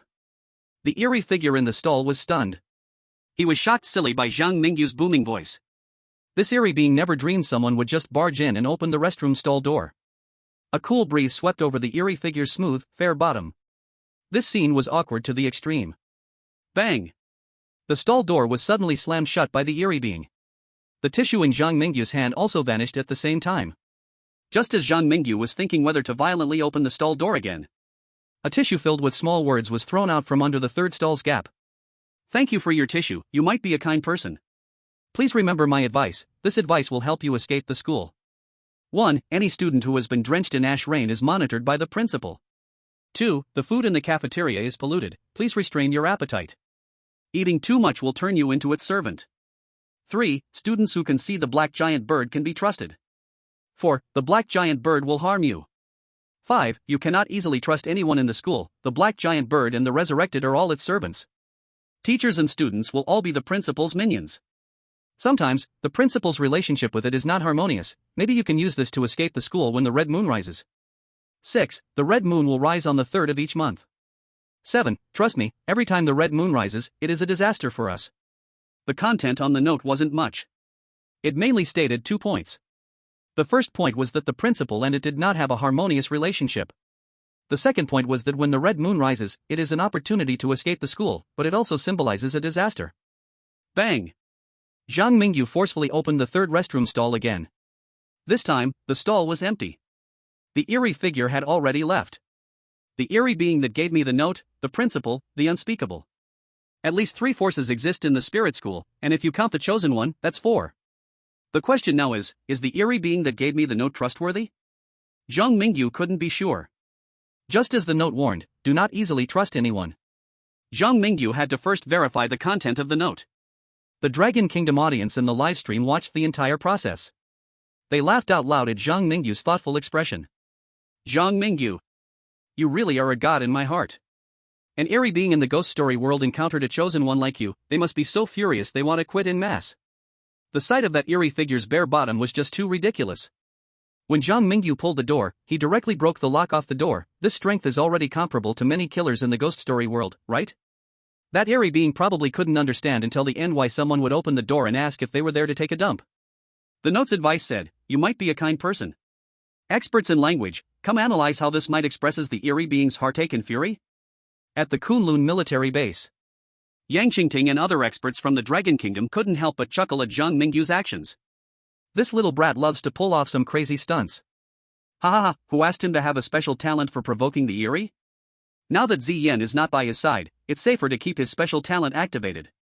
What does everyone think about the note's advice? Our expert team deduced from some calendars on the wall that today's date in the ghost story world is April 1st, which means there are only 2 days until the red moon rises. In 2 days, escape from school? We can't guarantee that doing so will meet the conditions for clearance. The risk of skipping school is still quite high. The information we have here will soon be sent to Davis and the others by the ugly country through outside hints. Let the ugly country go scout the way first. I believe Zhang Mingyu can remain patient. In the world of strange tales, Davis indeed received outside hints from the ugly country. To put it simply, the ugly country doesn't believe that Zhang Mingyu will share information with Davis, and they also don't want Davis to be led by Zhang Mingyu. After all, they are planning for Davis to get rid of Zhang Mingyu. Zhang Mingyu got the key information about the spirit summoning school so quickly? Davis felt a drop of cold sweat on his forehead. The higher-ups of the ugly country have forced him to stand against Zhang Mingyu. Now, the stronger Zhang Mingyu becomes, the more afraid Davis feels. The condition to pass is just to let me survive. I not only don't need to escape the school, but perhaps I can also cooperate with a few forces in the school. Then, when Zhang Mingyu's pet cat is not around, I can take him down. A ruthless glimmer flashed in Davis's eyes. He thought of an excellent idea. On the side of the polar bear country, Fedorovsky also learned information about the red moon. He smiled proudly and slapped his thigh, saying, "I guess that to survive, one must escape the school." Davis is staying obediently in the school and will either become an unspeakable servant or a toy for the principal. Fedorovsky looked at the followers behind him and raised his arm, shouting, "Everyone, our next goal is to escape the school. In the next 2 days, our main task is to find a way to eliminate the principal's surveillance. If we don't find a way to escape the surveillance in 2 days, we will split up and gamble with our lives." Time reached afternoon. In the self-study room, after meeting with Jean Guoli and Zelia, Zhang Mingyu briefly exchanged the information they had. The two of them had almost no gains throughout the day, until dusk approached. Martin from the Iron Tower country returned with some unfamiliar chosen ones. "My dear Zhang Mingyu, you won't believe what kind of information I exchanged from them. They told me to escape the school when the red moon rises. They also told me that feeding the cat can get rid of the principal's surveillance. All the details are on this note, come and take a look." Martin was very excited. He said that these newcomers were chosen ones from the ugly country. Davis sent them to follow Martin back to discuss cooperation. However, Zhang Mingyu looked at the chosen ones behind Martin with a strange expression. Chapter 67, The Resurrected. Something has happened. Something has happened. These chosen ones Martin brought back are all the dead. Davis is simply a pure-born bad seed, not only leading all the resurrected chosen ones to Martin, but also secretly allying with the student council. The resurrected will take advantage of the situation. Feeding the cat will surely lead to death. The student council will also start hunting Zhang Mingyu. Where is our expert group from the Dragon Country? Why haven't they sent outside hints to Zhang Mingyu? In the self-study room, Zhang Mingyu indeed hasn't received outside hints from the Dragon Country. But he had already identified a few dead chosen ones through the different colors of names on the living point map. "Zhang Mingyu, it seems there are people from the student council downstairs. I received an outside hint from the Pyongyang country that Davis is against us." Jean Guoli whispered to Zhang Mingyu, revealing the information he received. Currently, the outside hint opportunity from the Pyongyang country has been used twice. And the Dragon country has also used one outside hint opportunity. Zhang Mingyu looked at a student wearing a student council badge below and gained a new understanding of the multiplayer mode of the ghost story. In multiplayer mode, hints outside the field may become more important. Besides the struggle with the eerie and humans, I also need to pay more attention to the little actions of other selected ones targeting us. For now, he had not revealed the identities of the few resurrected ones. Zhang Mingyu secretly winked at Martin, then said to those resurrected ones, "The self-study room is not a place to talk. We should first find the stray cat you mentioned, then continue discussing how to cooperate." The group, claiming to be the chosen ones from the ugly country camp, readily agreed. After going downstairs, the group headed towards the school playground. The students from the student council had originally prepared to act against Zhang Mingyu and the others. However, when they saw those resurrected ones, they didn't dare to act rashly. Seeing this, Zhang Mingyu smiled slightly. The students from the student council and the resurrected ones are indeed not from the same camp. Now that we are being targeted by both the resurrected ones and the student council students, I wonder if we can incite competition for prey between the two sides. Perhaps some people will think that without purple flame, I can be easily manipulated. In this ghost story world, I will make them remember what happens when they try to interfere with me. Zhang Mingyu led Jin Guoli and others to follow behind the resurrected ones. He was calm and unhurried. Even if he encountered something he couldn't solve, he could use his soul-calling ability to summon the red wedding dress and create chaos in the spiritual Eerie school. By then, even that high school principal and the unspeakable terrifying existence would probably be disturbed. The group moved through the suffocating rain of ashes. Soon, in the corner of the playground, Zhang Mingyu spotted an orange stray cat. It was injured all over and was curled up in a gray snow pile, licking its wounds on its paws. Isn't this Chen Huayan's pet cat? A flicker of astonishment crossed Zhang Mingyu's eyes upon seeing the stray cat. At this moment, the leader among the resurrected ones stepped forward appropriately and said, "Feeding the stray cat can eliminate the smell of the ash rain on you. Hurry up." At that moment, anyone with clear sight could tell something was off. Outside, the audience from Dragon Country was on edge. Do you all remember, there's a rule in the dormitory area that says not to feed stray cats, because you can't be sure what you need to feed them? It really is true, these resurrected ones are genuinely up to no good. Isn't Zhang Mingyu supposed to have an exceptional memory? My brother Mingyu, please don't mess up at a crucial moment. Netizens in the live chat were all worried for Zhang Mingyu. And on the playground, Zhang Mingyu seemed to have completely forgotten about the rules in the dormitory, ignoring Jin Guoli's and Hilia's reminders, walking straight towards the stray cat. At that moment, the students from the student council, who had been following from a distance, suddenly shouted from afar, "Wait! Don't feed the stray cat, stay away from those guys." Just as Zhang Mingyu was about to feed the stray cat, the eyes of the resurrected ones lit up with excitement. Who would have thought, at a crucial moment, the students from the student council would ruin the good plan? At this moment, the gaze of the resurrected ones simultaneously turned toward the incoming student council students. The two sides were like beasts fighting over prey, filled with the smell of gunpowder. We are the students from the student council, responsible for protecting the safety of our fellow students. You all need to go immediately to the first floor of the office building, find our president, and tell him what is happening here. Trust me, with the protection of the student council, you will definitely be safe. Don't trust the people from the student council, we are on the same side. The students of the student council wanted to trick Zhang Mingyu and the others to their headquarters. The resurrected were desperately trying to persuade Zhang Mingyu to feed the stray cat. They all wanted Zhang Mingyu to die at their hands. However, what Zhang Mingyu did next left both parties stunned. Zhang Mingyu gave Martin and the others a look, then rushed straight toward the stray cat. He picked up the stray cat and held it in his arms, then ran toward the students of the student council, shouting, "Help! Help! Senior members of the student council, save me!" When Zhang Mingyu picked up the stray cat, the face of the resurrected showed a smug smile. They all thought Zhang Mingyu was done for. But they quickly realized a problem. Zhang Mingyu not only was not dead but was running toward the students of the student council with the stray cat as if he was asking for help. This scene excited the students of the student council immensely. They rushed forward to help Zhang Mingyu and blocked the resurrected, reminding him, "Remember to go to the first floor of the office building, hurry."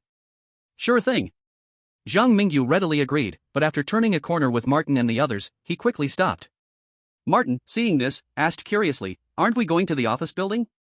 Hearing this, Zhang Mingyu replied helplessly, "I was tricking them, did you really believe it?" Zhang Mingyu quickly found a place to hide. Once he was sure it was temporarily safe, he took out the cursed blade and prepared to treat the stray cat of Chen Huayang in his arms. Meanwhile, outside, the audience of the Dragon Country felt relieved. I remember, this orange stray cat is the same one that Zhang Mingyu was holding in the haunted dormitory story. I was wondering why the stray cat didn't bite Zhang Mingyu, so that's why. The chosen one of the ugly country paid a huge price, but in the end, couldn't hurt our chosen one from Dragon Country. Their high-ups must be furious. Our Zhang Mingyu from Dragon Country is so clever, using the conflict between the student council and the resurrected to escape death. Now Zhang Mingyu not only avoided danger but also saved Chen Huayan's pet cat. What a big win! Chapter 68. The Eastern Campus exists. In Blue Star, in the meeting room of the ugly country. The faces of the high-ranking officials in the ugly country were extremely grim. Damn it, that waste Davis, he should have united with the student council. Why did he have to bring the resurrected over? Now the chosen one of Dragon Country is not dead, and we in the ugly country have suffered a huge loss. By the way, it seems that the chosen one from Dragon Country knows that stray cat? Our expert team analyzed that the haunted story world is likely connected. The haunted dormitory they cleared was dormitory building number 4 of the Spirit Communicating School. That stray cat is also acquainted with the chosen one of Dragon Country in the haunted dormitory story. Fuck. The chosen one of Dragon Country is cheating. Why does the haunted story space allow such outrageous things to exist? This is not fair at all for our chosen ones from the ugly country. In the meeting room of the Sakura country, the high-ranking officials of Sakura country deeply regretted having gone onto the ugly country ship.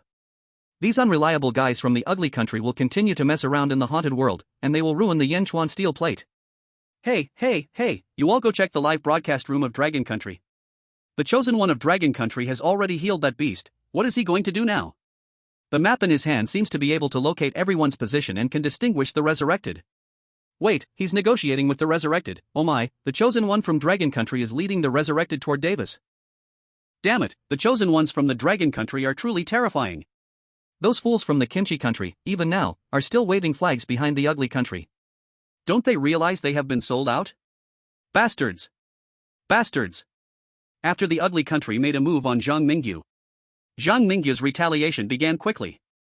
He used the living spot map to locate the resurrected ones, then tricked all of them to Davis and the others with various reasons.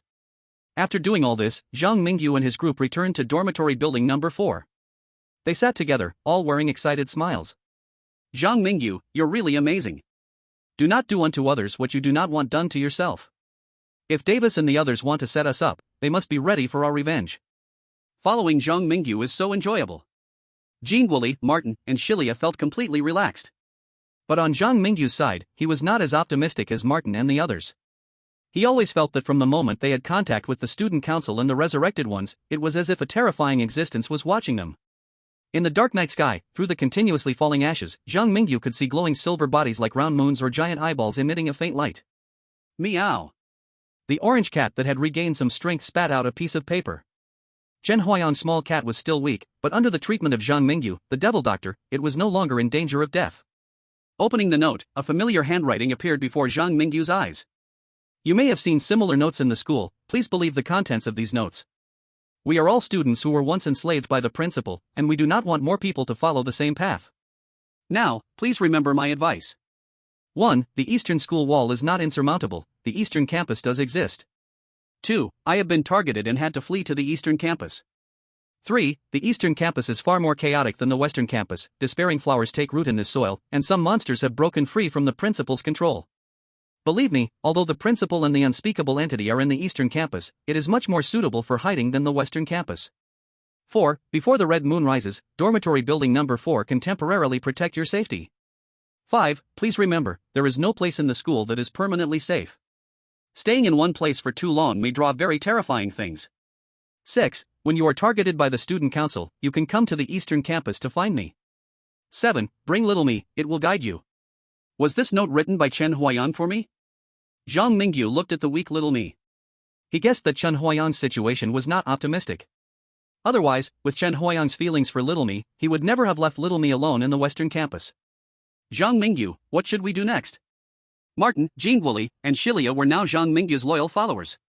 If Zhang Mingyu told them to go east, they would absolutely not go west. You guys should continue to hide in the dormitory tonight. If luck is on your side, you might see me again tomorrow morning. Zhang Mingyu quickly packed his things.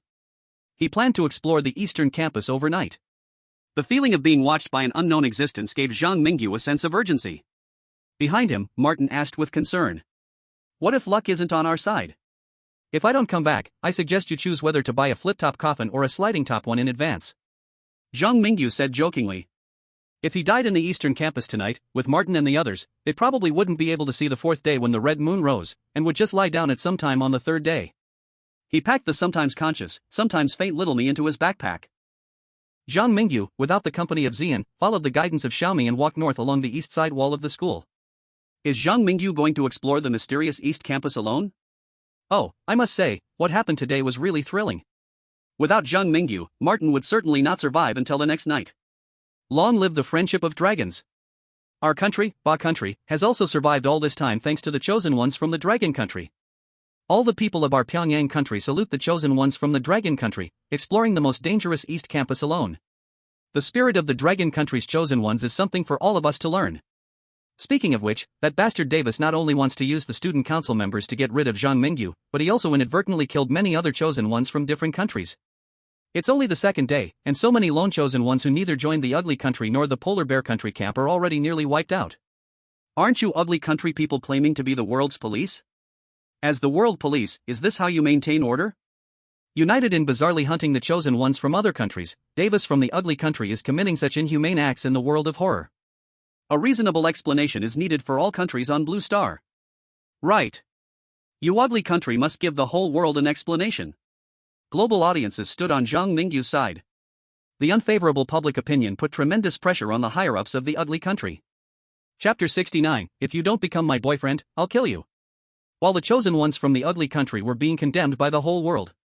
In the world of horror, Zhang Mingyu, under Xiaomi's guidance, was moving north inside the dormitory area. The dormitory area was adjacent to the east side wall. The east side wall was very high, making it difficult for ordinary people to climb over. Even for Zhang Mingyu, without a point of leverage, climbing the wall was quite challenging. Fortunately, Xiaomi was a reliable guide. Before long, Zhang Mingyu saw a garbage station located at the northeast corner of the area. The garbage station was piled high with mountains of household waste. Zhang Mingyu stepped onto the mountain of garbage and with a sprint, climbed up to the top of the wall. With force in his arms, Zhang Mingyu straddled the east side wall. Here, he finally saw the non-existent East Campus. The East Campus really does exist. So exciting! Our Dragon Country's chosen one is about to step into the East Campus. By the way, isn't this East Campus terrifying? The atmosphere is completely different from the West Campus. I guarantee that other chosen ones in the East Campus probably won't survive a minute. Global audiences witnessed the legendary East Campus in the live broadcast. The area by the wall of the East Campus was a vast playground. At that moment, there weren't many people on the playground. As for the farther places, they were shrouded in a rain of ash that was 10 times larger than the West Campus, only blurry buildings could be seen, along with shadowy and strange figures in the distance. As an old campus, the facilities in the East Campus looked very worn down. Through the ashes falling like snowflakes, one could see several buildings near the playground with yellowed walls covered in various suspicious stains. The ground of the playground was littered with trash, and the smell from this side of the East Campus was even worse than the junkyard of the West Campus. I often feel that I don't smell bad enough, making me completely out of place with the environment of the East Campus. Zhang Mingyu self-deprecatingly remarked. Without much hesitation, he jumped into the East Campus under Xiaomi's guidance. Inside the East Campus, Zhang Mingyu's actions became extremely cautious. Everything here was completely different from the West Campus. If the strangeness of the West Campus was terror submerged beneath order, then the East Campus was the very essence of horror and terror. All the monsters brazenly exposed their original forms, murderers swaggered along the campus streets, and grotesque mountain monsters pieced together from dismembered limbs weaved between the teaching buildings. The blackbird circled excitedly in the sky. This place is a paradise of ghost stories, a nightmare for the living. Senior, have you seen my boyfriend? Turning a corner, Zhang Mingyu bumped into a girl drenched in blood. He jolted back and pushed her away, his hands landing in places they shouldn't be. Soft, cold. With a shiver, Zhang Mingyu decisively pulled away from her. Standing opposite him was a female student holding a knife. She looked to be about his age and fit Zhang Mingyu's taste in appearance. If this were the real world, Zhang Mingyu would definitely be happy to start a sweet love story with her. However, this is the world of ghost stories. Considering the knife in the girl's hand and her twisted smile, this cute junior might have just killed her own boyfriend not long ago. Outside, Dragon Country netizens watched the entire encounter between Zhang Mingyu and the girl through a live stream. At this moment, the live chat was overflowing with comments from netizens. Wow, this girl student looks way too terrifying, she's covered in blood. I would totally believe she just killed someone. Looking for a boyfriend? Do you think our Zhang Mingyu is blind? You wicked woman, stay away from my Zhang Mingyu. Back. Back. Back. Monsters, get away. Monsters, get away. Hey, you up there, are you serious? It's just a girl, even if she's covered in blood and holding a knife, what's so scary about that? Is there still someone whose worldview follows their looks in this age? No matter how pretty she is, you need your life to date her. Don't you realize where this is? The world of ghost stories. Is this a place for love? Wow, what does Zhang Mingyu want to do? Zhang Mingyu, control yourself. Can't you see that woman is a killer? I can't bear to watch, Zhang Mingyu is going to get hurt. In the world of ghost stories, East Campus. Zhang Mingyu was led by the girl student into a nearby teaching building. They arrived in a classroom. The windows were boarded up, the walls covered in red blood writing, and on the floor laid blood-soaked school uniforms, while the desks and chairs were all piled in the back of the classroom. Bang! The girl student shut the classroom door. The girl, who had been pretending to be weak, finally revealed her fangs. Senior, if you don't want to be my boyfriend, you'll be killed. There were still fresh bloodstains on the girl's cheeks, and given the scene on the floor, it wasn't hard to guess that Zhang Mingyu was no longer the first boyfriend she had lured into the classroom to kill. Be your boyfriend? Zhang Mingyu pretended to be very scared, his voice trembling. His blue school uniform was clean and he looked like an innocent boy who had wandered into East Campus. At this moment, Zhang Mingyu's frightened look seemed very normal to the girl student. Step by step, the girl approached Zhang Mingyu, clueless that once on her territory, he wouldn't be able to escape. Just as the girl let her guard down, Zhang Mingyu unleashed the superhuman strength forged in the world of ghost stories, seizing the knife from her hand. One hand held the knife, the other had her neck pinned against the wall. The reversal came too quickly. The girl pinned against the wall was caught off guard and struggled futilely, waving her arms in an attempt to break free. However, her strength was barely comparable to the playground clown from the midnight convenience store, and was no match for Zhang Mingyu now. In the midst of the struggle, a student handbook fell to the ground. Student Handbook 1. You are a student of East Campus. One of the most valued flower pots by the principal of the university, you need to continuously plunder nutrients from other flower pots to let the most beautiful flowers bloom in your mind. 2. Do not climb over the wall on the west side of the school. 3. When someone from the West Campus comes to the East Campus, you can also kill them and rob them of the nutrients within them. For teachers only exist in the West Campus, there are no teachers in the East Campus, and all school affairs are managed by the student council.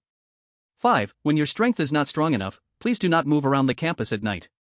6. The indoor stadium in the East Campus is under repair, and no one is allowed to enter. 7. You can go to the library to trade things you need, but remember, any student coming out of the library must be inspected by the student council. Chapter 70, Playing with Fire and Getting Burned. Zhang Mingyu scanned the student handbook and committed its contents to memory in an instant.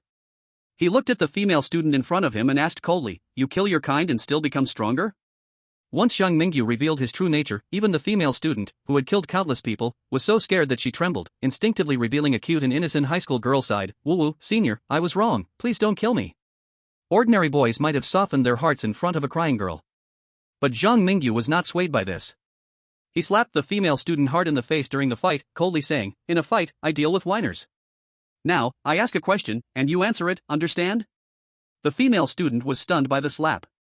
She blankly replied, I understand. I'm looking for a friend who came from the West Campus.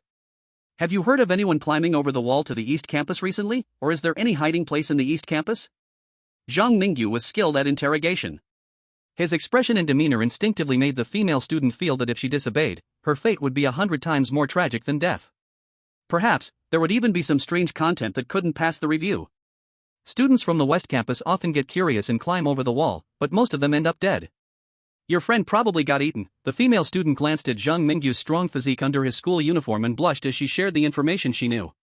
To her surprise, just as she was halfway through, Zhang Mingyu pulled out a cursed sharp knife. Realizing she had said something wrong, the female student quickly changed her words. "The only place that's somewhat safe in the East Campus is the library. No one dares to cause trouble there, not even the student council. If your friend is still alive, he might be hiding in the library." The student council doesn't dare to cause trouble in the library?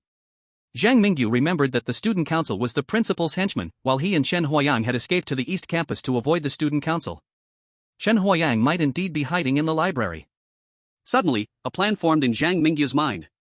He looked up and down at the cute little green tea girl with a cute nose and watery eyes, resembling a devil that lures one into the abyss, whispering, "You want a boyfriend, right? I'm new here and not familiar. If you help me find someone, I'll introduce you to a new boyfriend after." A new boyfriend? The little green tea didn't expect happiness to come so suddenly. Her eyes lingered over Zhang Mingyu's strong physique, clearly misunderstanding something. Zhang Mingyu didn't expect that even with a knife against her neck, the little green tea would think about unrelated issues. He was merely enticing her because Little Me was in poor condition and needed a local guide.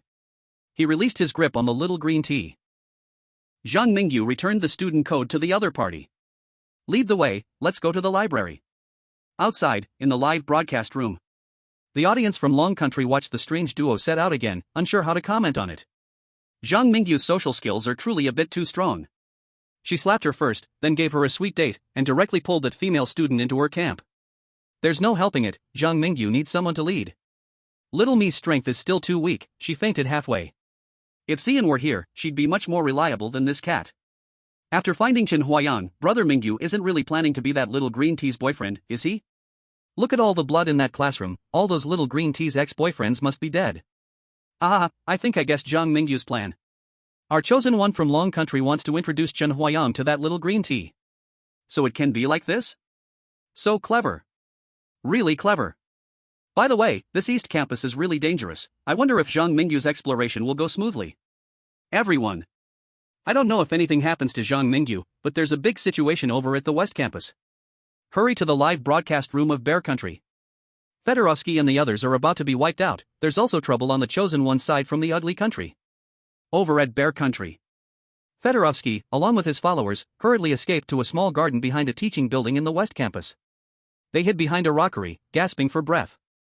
Damn it! Why can these damn student council members always find us?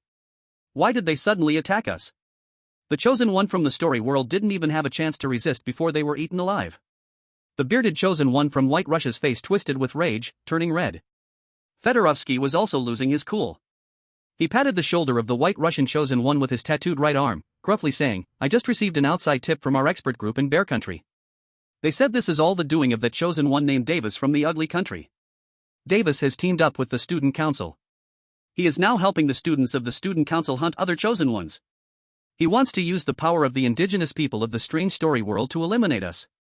Upon hearing Fedorovsky's explanation, the chosen ones from Bear Country were no longer calm. These despicable bastards from the ugly country. They are helping the indigenous people of the strange story world hunt us. This is simply against humanity. Fedorovsky, what should we do now? I heard that the chosen ones from Long Country are all staying in the dormitory area of Building 4. Should we go ask the chosen ones from Long Country for help? The ugly people are our common enemy. I believe Zhang Mingyu will be very willing to cooperate with us. Looking at his allies, Fedorovsky stood up with concern, saying, "The chosen ones from Long Country have gone to the East Campus and are struggling for their lives. We can try to reach out to the chosen ones from Pyongyang, Iron Tower, and the Iron Brother countries. Even if we have to die in the strange story world, we must turn this damn school upside down." Fedorovsky's latest information left the chosen ones from Bear Country astonished. They couldn't understand why so many of them were being hunted down in the West Campus, while the chosen ones from Long Country had already infiltrated the more dangerous East Campus. But, surprise aside, after a brief rest, they continued to act under Fedorovsky's leadership. The mysterious strength of the student council was indeed very powerful. They can only escape for now. Chapter 71, The Library. On the side of the ugly country. The chosen ones from the ugly country stand on the rooftop of the teaching building, watching the students from the student council hunt down the chosen ones from other countries. Peiseki, the chosen one from the pickle country, leans in the arms of Davis from the ugly country, charmingly says, "The chosen ones from your ugly country are truly wise. If the chosen ones from the polar bear country want to blame someone, they can only blame themselves for picking the wrong side." Davis's gaze is dark, and he doesn't say much. At this moment, Nichuan Gangban from the cherry blossom country also flatteringly moves closer to Davis, saying, "Boss Davis, I've received some outside hints. It seems the chosen ones from Long Country have brought the resurrected dead towards us. Shouldn't we escape now? Nichuan Gangban, are you questioning me?" After consuming a large amount of the strange, a dead aura began to appear around Davis as well. Just a glare from him made Nichuan Gangban lose any thoughts of resisting. The other chosen ones from the ugly country also became much more obedient after witnessing this. Davis nodded in satisfaction. He sneered and said, "Our relationship with the student council is mutually beneficial. We provide them with sacrifices, and they along with the principal help us survive in this horror world. You might not yet know that in this horror world called Spirit Communication Weird School, there exist two different forces, the principal and the unspeakable. We just need to seek balance between them." Balance? Nichuan Gangban feigned flattery towards Davis. But inside, he had already turned cold. The expert group from the cherry blossom country analyzed that the unspeakable and the principal, even though they have contradictions, are mostly cooperating for now. And for the chosen ones, who possess various exclusive talents, they are just a slightly tough piece of bread for both sides.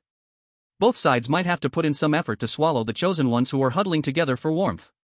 But fundamentally, bread is still bread. They, as outsiders, are prey in the eyes of the strangeness of this horror world. Davis is playing with fire and will get burned. Just as Nichuan Gangban was lost in thought, one of the chosen ones from the ugly country suddenly pointed at the resurrected dead gathering below and exclaimed, "Boss Davis, it seems we are also being targeted. The actions of the ugly country and the polar bear country are being watched by outside observers. They are discussing fervently. Some people have even placed bets on who will become the final victor in this horror world. Our chosen one from the pickle country is clinging to the big shot, and now they are going to breeze through.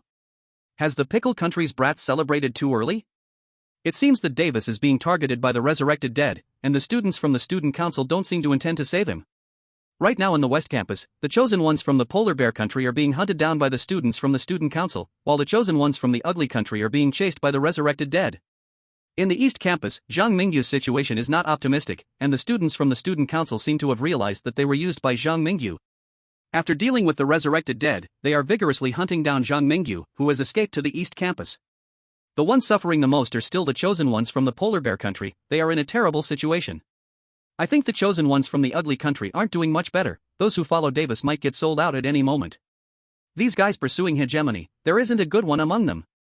Overall, the power of the resurrected dead is far less than that of the student council.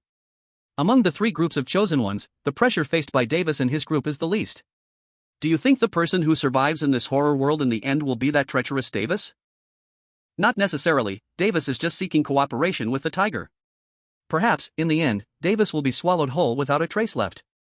On Zhang Mingyu's side, he received the second offsite hint from Long Nation.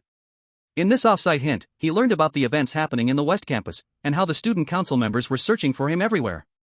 Outside the library, Zhang Mingyu and Little Green Tea were crouched in the roadside greenery, a bit taller than a person. He held Little Green Tea's restless head, his gaze wandering outside the library. The atmosphere in the East Campus was different from that in the West Campus. Outside the library, it was empty with almost no one in sight.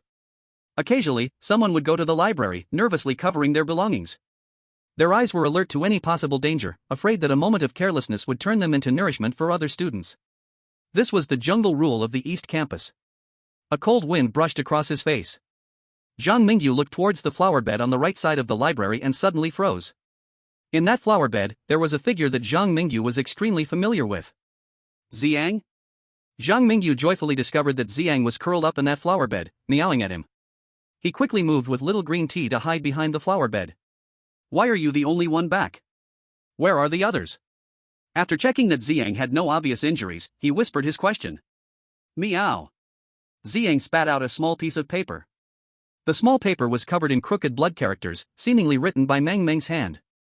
The principal has sealed the school's entrance and exit. Before the red moon rises, we can't enter the school.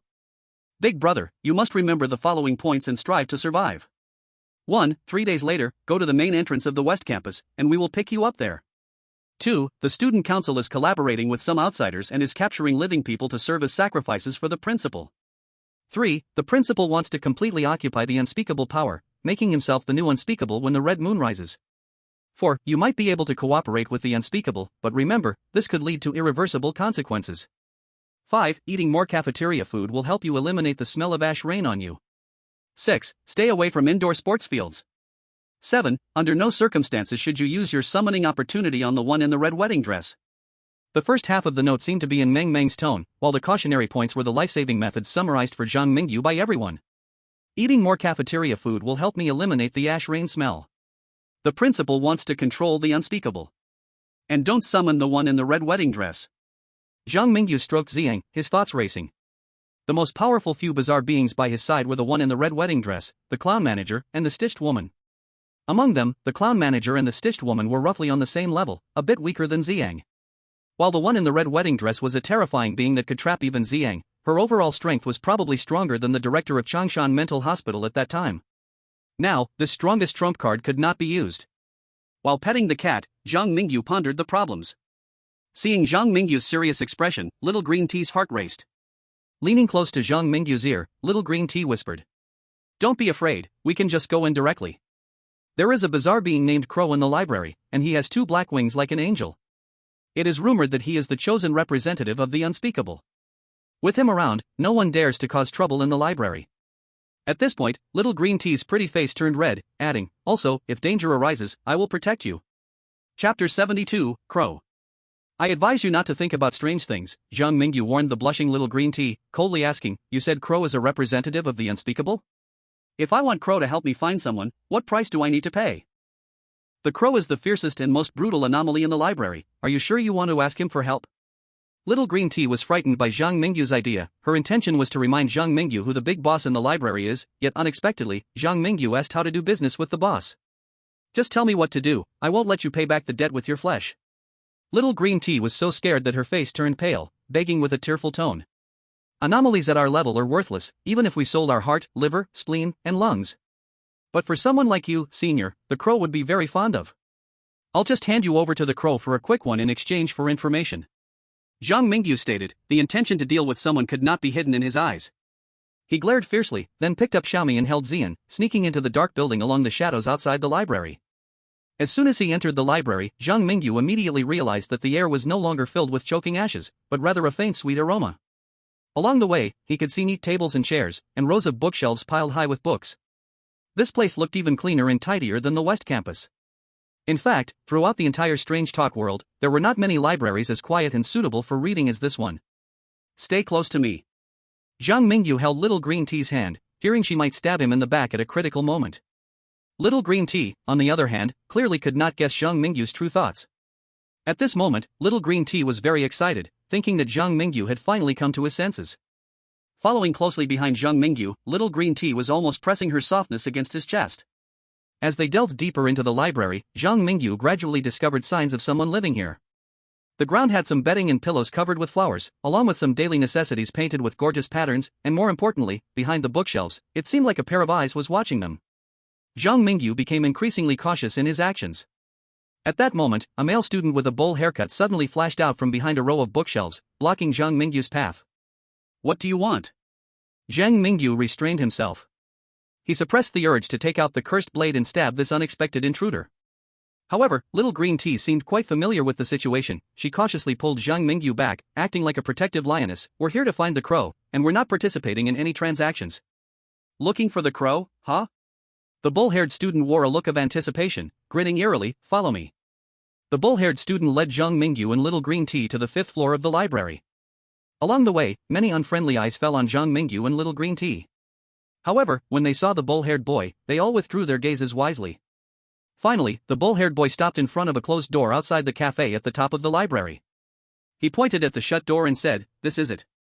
In the live stream room, netizens from various countries watched the scenes on screen, all feeling extremely tense. The crow is an unspeakable representative. His power is probably comparable to some major bosses in single-person Strange Talk worlds. In such a chaotic place as the East Campus, Zhang Mingyu's act of meeting the crow is too risky. Risky? Our dragon country's chosen ones have always been fierce. It's just meeting a crow. Since Zhang Mingyu dares to meet, I believe he won't be in trouble. By the way, did you see what was written on the note that Xian brought back? I don't know, it seems some power has deliberately distorted the content on the note. There have been cases like this before. It is rumored that powerful anomalies can influence Strange Talk live broadcasts, distorting information they don't want others to know. Do you mean that the information on the note was left by the powerful and strange? It's still unclear. East Campus, Library. Zhang Mingyu pushed open the door and saw a fairly private coffee shop. Inside the coffee shop, there were many chairs, and behind the bar was a dazzling array of coffee beans and a set of brewing equipment that at first glance seemed quite expensive. At that moment, a middle-aged man, about 6'2", with shiny black hair and bright, piercing eyes, wearing a smart suit and pants, a white shirt, and black leather shoes, was standing by the coffee machine, brewing coffee for himself. He looked handsome and striking. Of course, the most attention-grabbing feature was the pitch-black wings that grew from the shoulder blades on his back. On the surface, the middle-aged man was almost like an angel from a myth. A fallen angel with black wings. At the sight of the middle-aged man, the Little Green Tea girl nervously clutched Zhang Mingyu's arm. And the little cat in Zhang Mingyu's backpack, also stimulated, struggled to open its eyes. Only Xian remained indifferent, yawning lazily. "Is it you who wanted to see me?" asked the middle-aged man with black wings without looking up. He was the crow, the unspeakable spokesperson. In the library, he was the order. Zhang Mingyu didn't pay attention to the other's arrogant tone, calmly answering, "We want you to help us find someone. Afterwards, whatever you want can be negotiated." Oh? The crow slightly raised his head to look at the few people at the door. A rather common perverted female student from East Campus, a sunny and cheerful boy? And when the crow saw Xian in Zhang Mingyu's arms, the disdain and arrogance in his eyes instantly turned into deep terror. Before he became the unspeakable spokesperson, he had seen that guy in the deepest part of the Black City. That guy was brutal, fierce, symbolizing the most primal horror and disaster. Why would such a terrifying monster appear in his territory? Recently, the unspeakable battles with the school principal had reached an intense peak. If he were killed by that monster now, the unspeakable would definitely not stand up for him to preserve power. The crow suddenly took 2 steps back. He stopped his movements, his smile stiff, and asked, "Who do you want to find?" Zhang Mingyu was puzzled as to why the crow's attitude had completely turned around. He didn't think too much and casually placed Xian on the bar between himself and the crow, then took out a black and white photo from his pocket and said, "This is my friend Shen Huayan, have you seen him? Let me see." The crow awkwardly laughed and moved away from Zian. He wiped the cold sweat from his forehead and looked at the black and white photo in Zhang Mingyu's hand. For the crow, as long as Zhang Mingyu wasn't here to cause trouble with Zian, everything was negotiable. His gaze fell on the black and white photo in Zhang Mingyu's hand. After carefully discerning who the person in the black and white photo was, the crow suddenly exclaimed, "He is your friend? Is he in the library?" Zhang Mingyu caught the implication in the crow's words. He had no intention of pushing for answers. But Zian obviously misunderstood the master's intention. As Zhang Mingyu asked the question, Zian directly reverted to its true form, looming over the crow with its gaping mouth, staring hard at him. The crow really couldn't understand why Zhang Mingyu's friends were all so fierce. His gaze darted back and forth between Zhang Mingyu and Zian, beads of sweat like peas fell continuously from his forehead. "I say, little brother, calm down a bit. If your friend is the maniac who was chased by the student council a couple of days ago, I think I can take you to see him. He is currently hiding with me to recuperate. Eat well, sleep well. We can talk about anything, but can you keep your little kitty away from me?" Zhang Mingyu clearly underestimated Zian's impact on ordinary weirdness. Little green tea is not afraid of Zian, for ignorance breeds fearlessness. The crow, as a knowledgeable boss, is secretly hoping for the moment to send these two disasters away. Chapter 73, Red Bean Paste Simi Marseille.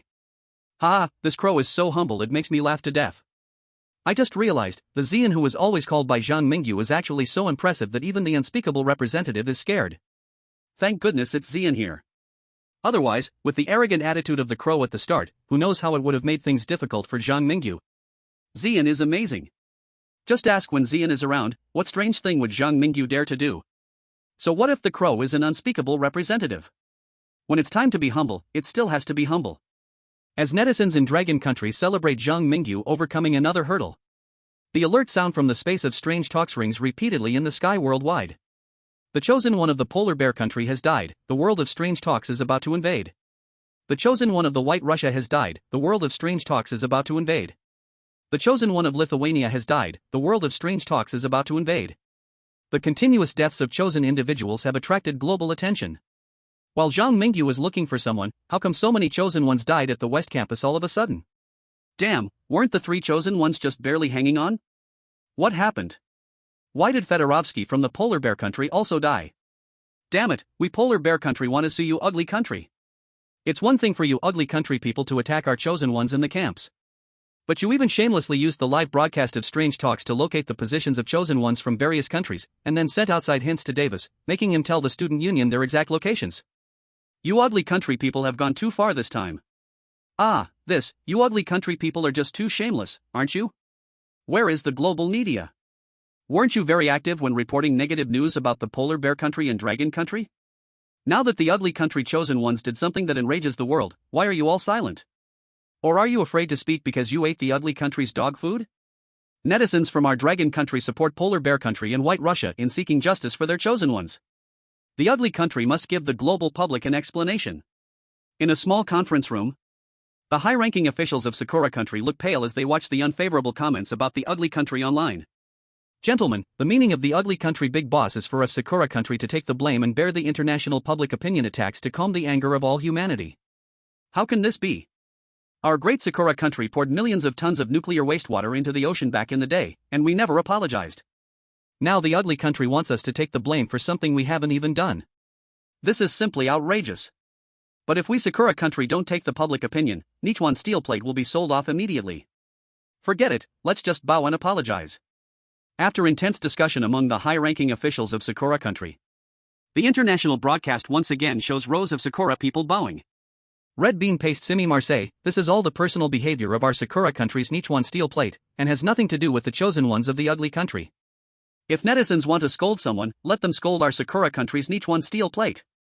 Outside, as the ugly country and Sakura people appease public opinion. In the world of strange talks, the crow has already led Zhang Mingyu and his group to the warehouse on the east side of the library. This place is noticeably different from other areas of the library, with a refreshing floral scent wafting through every corner of the library. But only this warehouse was left behind. The damp, decaying smell came with a gust of chilly wind, and in the dim warehouse, only a few candles emitted faint light. Cough, cough.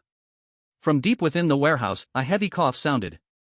In the dim light, Zhang Mingyu could vaguely see a figure wrapped entirely in blood-red threads, struggling to look towards the entrance of the warehouse.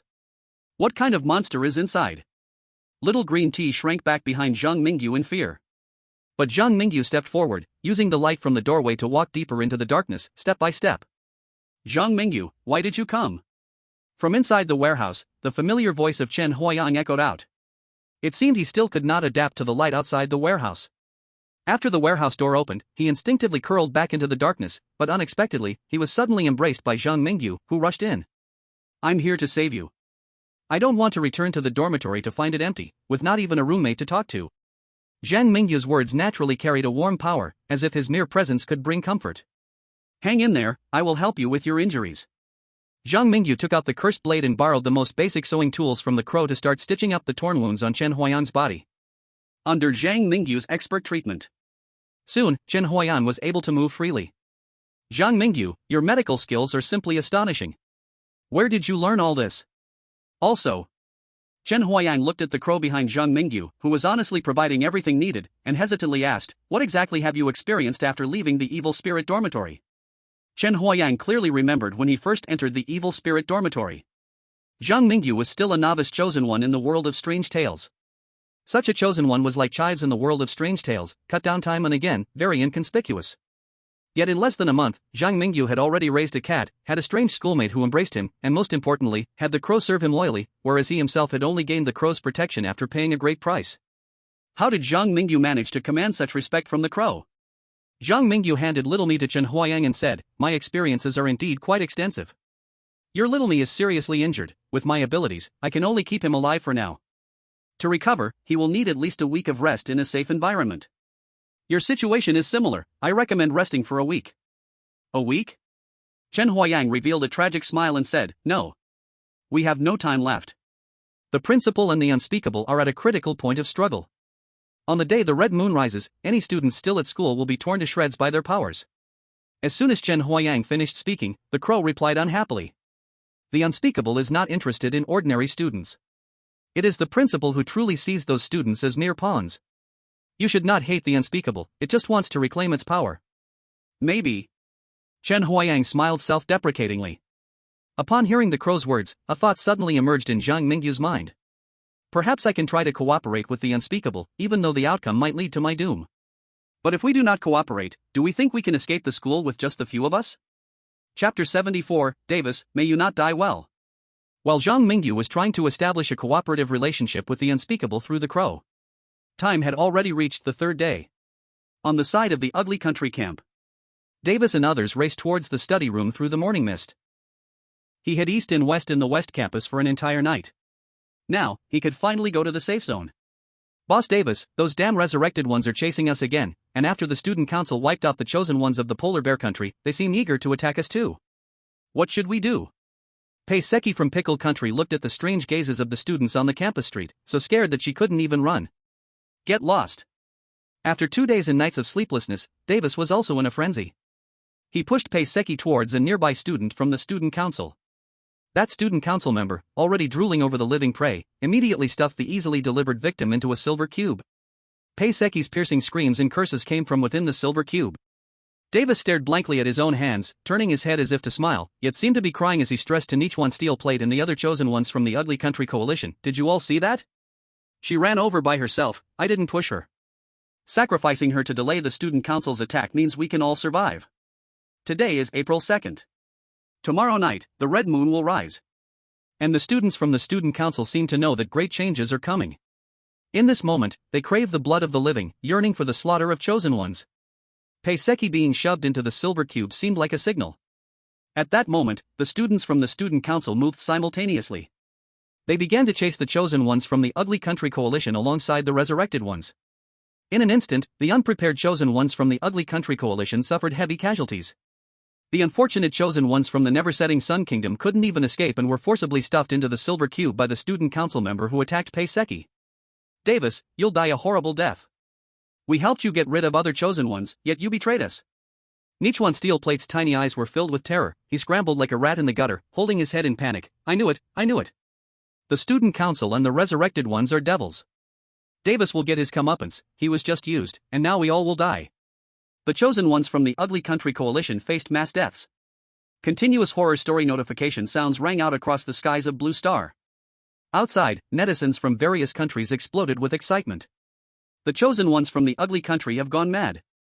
What he's doing isn't just targeting the chosen ones from the Dragon Country, but all chosen ones worldwide. Quick, let us run with Nichuan Steel Plate.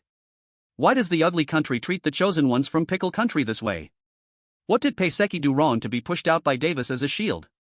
Our Pickle Country is going to be invaded by horror stories. The most loyal chosen ones of the Ugly Country were betrayed by Davis. Yet the countries of the Polar Bear Country, White Russia, and even Dragon Country, which have not lost their chosen ones, showed no sympathy for the plight of Pickle Country and the never-setting Sun Kingdom. See, I told you. The chosen ones from your country will eventually be sold out by Davis. Oh, my dear friend from the Dragon Country, you are absolutely right. There's an old saying in the Dragon Country, it's not that the time for retribution hasn't come. Haha, the friend from White Russia upstairs understands quite well. What happened in the Ugly Country Coalition threw the world into chaos. Meanwhile, at the Kunlun military base in the Dragon Country, Yang Qingting and other experts from the Dragon Country were not in the mood to participate in scathing attacks on the Ugly Country. Because Zhang Mingyu had already planned how to cooperate through the crow with the unspeakable, and at that moment, Zhang Mingyu was explaining his plan to the live-streaming camera. Zhang Mingyu wanted to communicate with the chosen ones in the West Campus through off-site hints. West Campus, Dormitory Building 4. Martin from the Iron Tower Nation, Hilia from the Pakistan Nation, Jingwuli from the Pyongyang Nation, and a few chosen ones from the Arctic Bear Nation did not run around after dawn, but instead stayed in the safe zone defined by Zhang Mingyu. Here, before April 3rd, they could still protect their safety. Suddenly, Martin from the Iron Tower Nation's spirits lifted. He stood up abruptly and excitedly said to everyone, "Everyone, I received an off-site hint from our Iron Tower Nation. They said Zhang Mingyu wants us to help him create chaos in the West Campus, to attract the attention of the student council and teachers. During this process, the Resurrected and the Black Great Bird will help us. He also said this task is very dangerous, and he cannot guarantee that each of us will survive. But if his plan succeeds, he promised to do his best to keep us alive." Martin's words rekindled hope in the eyes of the chosen ones present. After being betrayed by Davis, many were dead or injured, and the opportunities for off-site hints had dwindled. Now Zhang Mingyu was willing to step up and lead them. Undoubtedly, this was a strong boost of confidence for the chosen ones present. I listened to boss Zhang Mingyu. Jingwuli was the first to express his support. Hilia quickly followed, saying, "The reason we are alive now is thanks to Zhang Mingyu's arrangements. Without this dormitory building 4, we would have been dead long ago." At this moment, the chosen ones from the Arctic Bear Nation also stood up after a brief hesitation. Fedolovsky was already dead, and Davis wanted to kill them too. The only way to survive now was to follow Zhang Mingyu. I'm in too. I don't want to die here without dignity. To avenge brother Fedolovsky. A group of chosen ones who once followed Fedolovsky turned towards the mysterious enemy of the Dragon Nation. At the same time, Zhang Mingyu also received the specific situation from the West Campus through the last off-site hint opportunity of the Dragon Nation. He turned to the crow and calmly said, "I have no problem here. Our people in the West Campus will assist you in attracting the attention of the student council, then we will take the opportunity to put the unspeakable heart back to its unspeakable body in the gymnasium." The crow flattered, smiling, yes, exactly. Once the unspeakable heart is put back into the body, the unspeakable will surely regain its strength. By then, once the president dies, we will definitely ensure your safe departure. Chen Huayang sneered and said, "You don't want to let us go, we'll either sink together or perish together." Although we might not be able to threaten the unspeakable during normal times, when the red moon rises, the recently regained control of the unspeakable over the school should have no ability left to deal with the bizarre chaos in the school, right? Zhang Mingyu's plan was to take advantage of the chaos in the West Campus to attract the president, allowing them to return the heart of the unspeakable from the library back to its body in the gymnasium. If the unspeakable tries to turn against them after regaining everything, Zhang Mingyu and his group would unite all possible strange allies and fight to the death against the unspeakable. Chapter 75, The Altar. Today's ashes and snowflakes fell especially heavily. The entire sky seemed to have transformed into a giant sieve, pouring down feather-like black ashes onto the earth. Occasionally, one would find traces of burning deep red flames amidst the pitch-black ash, as if they originated from a mysterious realm. Once they burned out, they would turn into those lifeless, ordinary black snows. Through the overwhelming blackness, Zhang Mingyu vaguely saw the outlines of distant buildings. The sports hall, resembling an egg-shaped dome, stood uniquely among the old, broken, and filthy teaching buildings, standing out like a crane among chickens, giving off a feeling of pride, almost like a palace of the gods. Boom! Boom! The ground shook. From a distance, between the teaching buildings outside the sports hall, stood a mammoth elephant covered in ugly flowers. It was as tall as a 5-story building, its thigh thicker than the old tree in the nearby soil pit, and it was its walking that caused an earthquake-like effect. Are we sure we want to go in? Little Green Tea was very scared, clutching Zhang Mingyu's sleeve tightly. Who is we? Didn't I already introduce Chen Huayan to you? Go find him. Zhang Mingyu disdainfully broke free from Little Green Tea's grip. In the gaze of Chen Huayan's sorrowful expression, Zhang Mingyu turned his attention to the crow. To be precise, it was the heart wrapped in green vines that the crow held. Later, we will sneak into the sports hall and have your men keep a low profile. If today's events get messed up because of your people, I think you know the unspoken consequences. Boom. Boom. After the mammoth elephant covered in strange flowers walked away, Zhang Mingyu and the crow's group began their action. Meanwhile, outside, the audience in the live broadcast room saw everything from a god's perspective. Haha, our Dragon Kingdom's strange nemesis always brings together every force that can be united, then leads everyone to fight the boss. Over at the West Campus, the Chosen Ones are making great progress. They have stirred up a lot of commotion in several teaching buildings, and one Chosen One with a B-level exclusive talent source of plague directly caused a localized flu outbreak. Davis and his group have it the worst. The student council members think this situation is revenge from Davis and his group. They are currently chasing them down with everything they've got. I have to say, Davis is really ruthless. Having endured this long, his strength now rivals that of some formidable anomalies, making it easy for him to deal with ordinary student council members. For a while, it has become somewhat difficult for the student council members to catch him. I think Nichuan Steel Plate is the hidden high player. In the past few urban legend challenges, I didn't pay attention to this coward. It was only in this multi-person urban legend that I discovered Nichuan Steel Plate's exclusive talent is truly impressive. Nichuan Steel Plate always kept a low profile. When he finally took action, he revealed an A-level exclusive talent timid as a mouse, which protects him from strange attacks when he is terrified.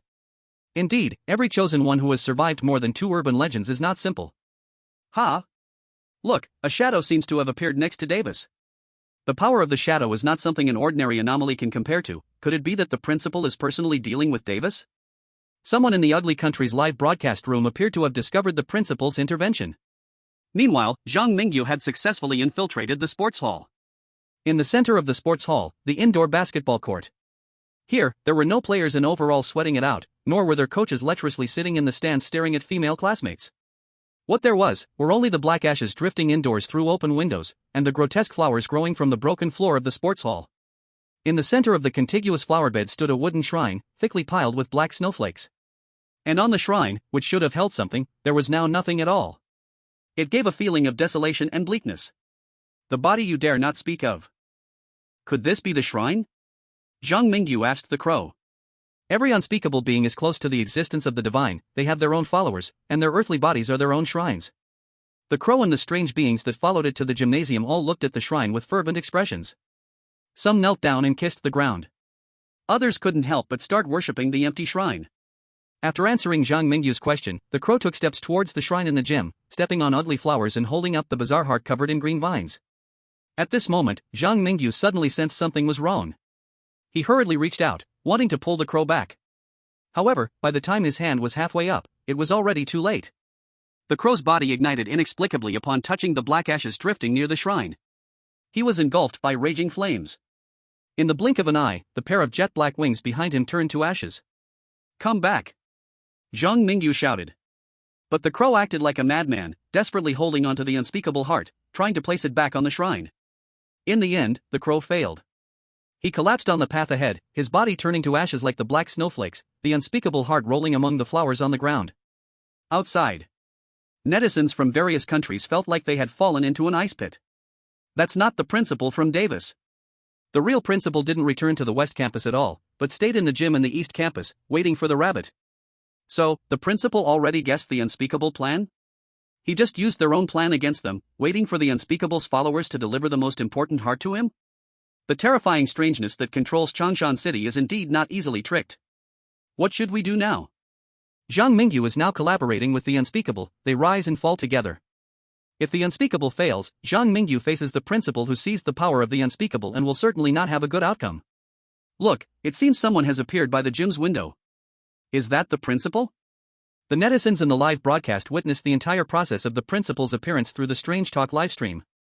It seemed the principal's own power was shrouded in the ashes rain of the spiritual school. while the power of the unspeakable was related to the flowers on the ground. At this time, in the gymnasium of the East Campus, burning ashes floated in through the open window. As the ashes gradually gathered, a figure appeared before the crowd. Chapter 76, The Principal. The black ash wind blew inside the gymnasium. A blurred figure stepped out from the center of the ashes, wearing a beautiful top hat, with frequently groomed bright silver hair peeking out from under the brim. What stood out the most were his eyes, deep brown with a sickening false kindness and benevolence looking at the people in the gym. Under the dim light outside, this elderly man dressed as a principal raised his tall nose, and the crystal monocle perched on his right eye refracted a white light. His dark red, sharp lips curled slightly upward. Dressed in a brown wool coat and fitted dark trousers, it flapped in the wind. Click. Click. His small leather shoes lightly tapped the ground, and the principal leisurely took off his hat and approached the crowd. Look what I've caught. A few disobedient kids. Oh, children, come here, let me help you forget what happened today. The strangeness that followed the crow to the gym. At the moment the headmaster appeared, they couldn't help but become dazed. Their eyes were like flowers blooming above their heads as their bodies uncontrollably stepped towards the headmaster step by step. At the same time, Chen Huayang and Xian displayed expressions of great concern, as if facing a powerful enemy. Chen Huayang held his little cat, numerous threads of curses spreading within him, and each curse thread was as powerful as all the curses in a cursed blade. Combined, Chen Huayang had gained strength far beyond the ordinary monsters. At this moment, Xian had already returned to its original form. Its massive body, with 9 tails swaying behind it, looked like a mythical beast that had stepped out of a legend, exuding an overwhelming presence. Is this the little cat you raised? Chen Huayang's eyes were nearly popping out of their sockets. Looking at Xian's exaggerated physique, he finally understood why the crow was so afraid of Zhang Mingyu. On the other hand, Zhang Mingyu had no time to chat about these trivial matters. He glanced back at the gradually losing control of the little green tea and knocked the other out with a swift chop of his hand. Then, he instructed Chen Huayang and Xian, hold him off for me for a little while. Roar! As soon as Zhang Mingyu's command was issued, Xian immediately rushed towards the headmaster without hesitation. Chen Huayang gritted his teeth and charged through the snowflake-like ashes. However, Xian, who could injure the headmaster, was easily sent flying by a wave of the headmaster's hand. Chen Huayang's threads of curses were scattered all over, easily torn apart. The two powerful creatures struggled to even buy time in front of the true mastermind behind Chongshan City. The headmaster smiled slightly and calmly advised, children, you are all the flowers I am nurturing. Do not resist, return to the embrace of your alma mater. I will make you all better versions of yourselves. I will turn the Paranormal Academy into a despair-filled campus that all creatures fear. Pervert! Zhang Mingyu spat fiercely at the headmaster. Then, he unhesitatingly activated the ability he had just obtained from the horror-themed paranormal tales about the headmaster, Summon Souls. A sea of deep red blood appeared before Zhang Mingyu. He extended his right hand, as if there was a hidden power in his palm, pulling the souls in the sea of blood to the surface. Gradually, a familiar aura emerged from the sea of blood that made everyone present feel an intense familiarity. A blood-red bridal veil appeared before everyone in the gym. The moment the sea of blood appeared, the headmaster's composure shattered. And when that bright red bridal veil floated to the surface, the headmaster's monocle nearly slipped off. He pointed at the sea of blood in shock. Where did you learn to summon souls? Where did you meet her and how did you establish a connection? You don't need to care where I learned to summon souls. Zhang Mingyu felt that summoning the red wedding gown was definitely 100 times more difficult than summoning ordinary ghosts. He struggled to pull the red wedding gown inch by inch from the sea of blood, and when the entire blood-red wedding gown finally appeared in the gym, he whispered in a low roar, I just want to help you reunite father and daughter. Red wedding gown. I can only help you up to this point. At the moment the red wedding gown appeared in the gym, the sweet, bloody scent immediately filled everyone's nostrils, and the gown's power was even more terrifying than Zhang Mingyu had imagined. Her hatred for the headmaster was also deeper than Zhang Mingyu had anticipated. As the red wedding gown left the sea of blood, it immediately charged wildly at the headmaster. Meanwhile, the viewers from the Dragon Kingdom outside were all excitedly standing up after seeing this. Wow! Wow! Wow! I can't even speak. The red wedding gown is incredible. Just now, even when Chen Huayang and Xian, two creatures, attacked together, they were not the headmaster's match. As soon as the red wedding dress came out, it directly restrained the high school principal. Zhang Mingyu's ability gained from the thrilling paradise horror stories is simply too abnormal. The red wedding dress is simply unbeatable. Red wedding dress. You will be my god from now on. In comparison, Chen Huayang, little brother, you are just too low. Ha ha ha ha, what you said above will definitely make Chen Huayang, the boss-level Eri from the evil spirit dormitory, feel depressed.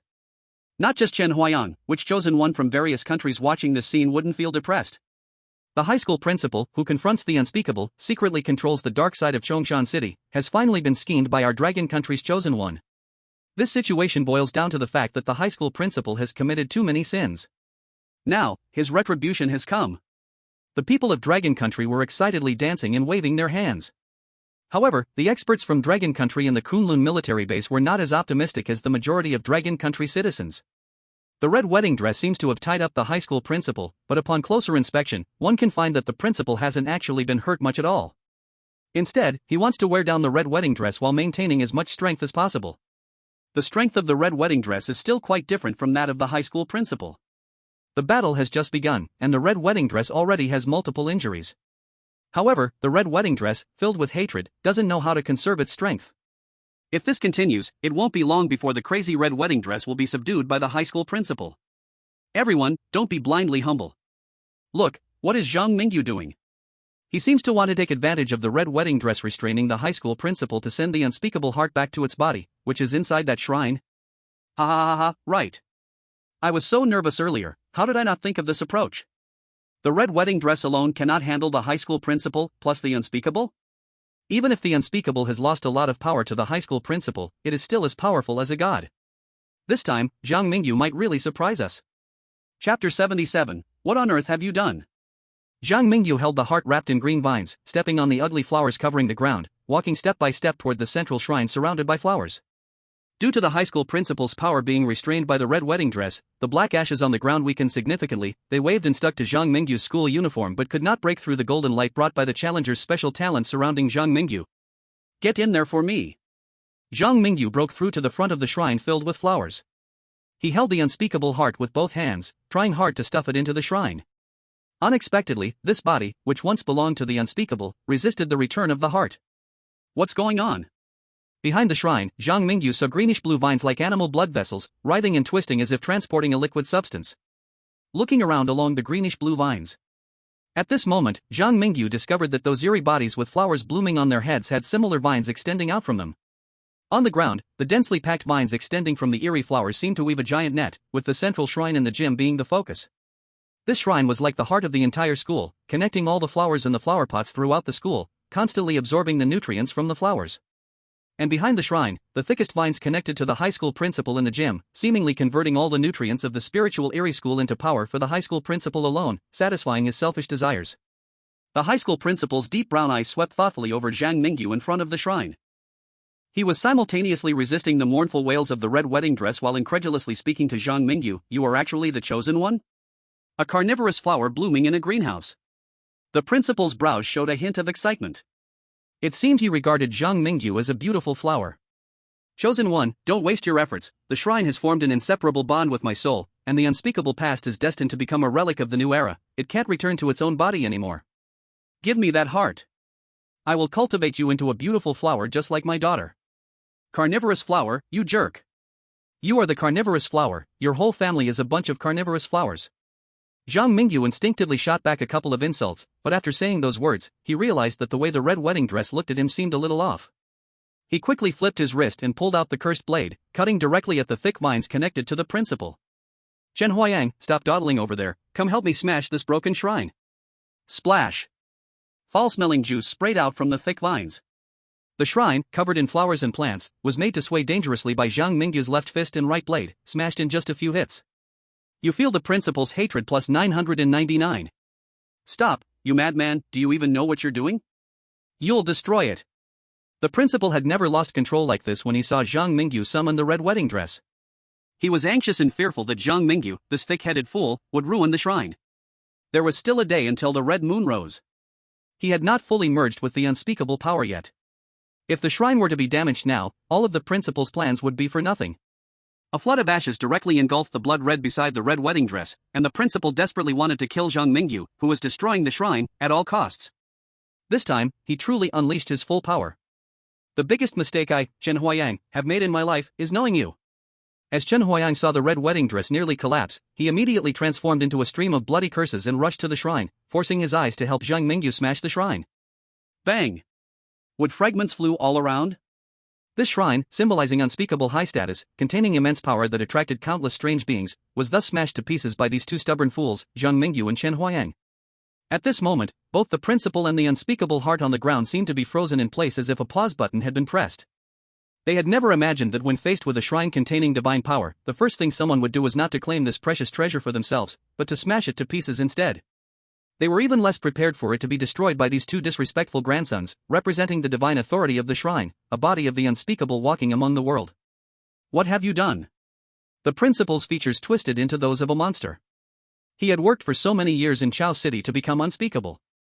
Who would have thought, in the end, he wouldn't fall to the horrifying unspeakable power, but was instead plotted against by a living person he looked down upon. At this moment, the principal's heart was like Mount Fuji in Sakura country on the verge of eruption. He couldn't suppress the anger and it felt like lava could overflow like water flooding the land at any moment. On Chen Huayang's side, looking at the shrine fragments all over his hands, he wanted to cry but had no tears. Zhang Mingyu, what the hell have I followed you to do? The shrine. We smashed the shrine. Smashing this thing will bring retribution in the world of urban legends. The outside world. The entire audience of Blue Star fell silent. Some of them knew a little about the secrets of the shrine. At this moment, on Sakura Island, the high-ranking officials of Sakura country were considering whether to prepare for the aftermath of Richuan Steel. Yo! Richuan Steel is done for, all the chosen ones in the world of strange tales are doomed. The chosen ones from Dragon country have pushed this too far, bringing all the global chosen ones into this mess. Damn it! Didn't those people from Dragon country teach Zhang Mingyu a bit of common sense? Doesn't he know what destroying the unspeakable shrine means for those terrifying entities in the world of strange tales? Now that the principal has lost his chance to become unspeakable, he will certainly seek revenge against Zhang Mingyu and all the chosen ones at any cost, and he might even retaliate against us living in the real world through the passage between the world of strange tales and the real world. We are truly in big trouble this time. Baka. Even a little baka like me thinks Zhang Mingyu is truly a dog. I just want to say, if they from Dragon country really don't have this kind of information, wouldn't they ask us for it? Even if we have to be traitors, we would have to go to Ugly Country to steal the data and read it to Zhang Mingyu one word at a time. Now, it's too late to say anything. Prepare for the aftermath of Richuan Steel. The chosen ones will face a double pursuit from the unspeakable and the principal in the world of strange tales, and all the students in the school will likely turn into terrifying monsters, chasing all living things in the school. Additionally, Sakura Island must prepare an emergency response plan to prevent that principal and the unspeakable from teaming up to retaliate against the real world. Chapter 78, Doomsday Movie. Ugly Country, Black Palace. Oh my gosh, the chosen one from Dragon Country actually found his own death by shattering the unspeakable shrine? He is finished, the nemesis of oddities from Dragon Country is definitely doomed. Once Zhang Mingyu dies, the world will belong to us in Ugly Country again. Yaha! Although Davis is destined not to return to Ugly Country, sacrificing just one Davis to achieve the death of the nemesis from Dragon Country is an incredibly profitable deal. Disperse, leave Davis alone. Remember in the last off-screen notification to conceal the situation on Zhang Mingyu's side, to avoid this guy causing us any trouble. Oh, right, don't forget to award him a useless honorary certificate after Davis dies. To prevent his family from investigating this matter, let the FBI agents arrange an accident for Davis's family, preferably a plane crash, or some other suicide incident that leaves the media speechless. The high-ranking officials of Ugly Country had already regarded poor Davis as a discarded pawn. Meanwhile, in the world of strange tales, Davis clearly did not know this. He was struggling to survive under the pursuit of the student council, guided by the experts from Ugly Country. Suddenly, Davis noticed that all the members of the student council chasing him had come to a halt, and then all the students began to run madly toward the eastern wall of the school as if they had received some kind of orders. At the same time, the teachers, the resurrected, and the large blackbirds circling in the sky, all like zombies in a doomsday movie, surged towards the east of the school. In the classrooms of the West Campus, some students' flowers bloomed prematurely, killing the still normal students around them, transforming into half-human, half-flower monsters, causing great chaos in the school. On the East Campus, a similar situation was also occurring. The only difference was that there were almost no normal students on the East Campus. Every visible creature is a half-human, half-flower monster. Some are completely controlled by the headmaster, while others, after the shrine shattered, gradually succumbed to an indescribable power, joining an unimaginable faction. At this moment, in the eye of the storm, Zhang Mingyu and Chen Huayang had become the targets for the headmaster's rage. Even the indescribable heart was so angry that it hopped around in the flower bed. Picking up the heart he carelessly tossed into the flowers, Zhang Mingyu hoisted it disrespectfully in front of him and viciously threatened, "I can give you a new shrine, but from now on you must listen to me. Understand? Jump twice if you understand, if you don't, we'll both be killed by the headmaster. The heart, covered in vines, uncontrollably jumped twice. Then, before a global audience, Zhang Mingyu suddenly reached out with his right hand and grasped the air. A shocking scene unfolded. As Zhang Mingyu pulled back his right hand, a brand new, empty shrine, free from the headmaster's control, was astonishingly pulled from the void. At that moment the shrine appeared. Zhang Mingyu sensed the indescribable heart's excitement in his palm. Without caring for the consequences, he directly tossed the heart toward the empty shrine. In the next moment, the indescribable heart regained its body. Fearsome, deep, and filled with endless despairing power, it spread out from the new shrine. Unexpectedly, this perfect reward from the horror theme park played a crucial role in reviving the indescribable at the key moment. You actually have a new shrine? The headmaster looked at the terrifying power emanating from the shrine, his eyes filled with both greed and deep fear. At the same time, the audience from various countries outside was also stunned.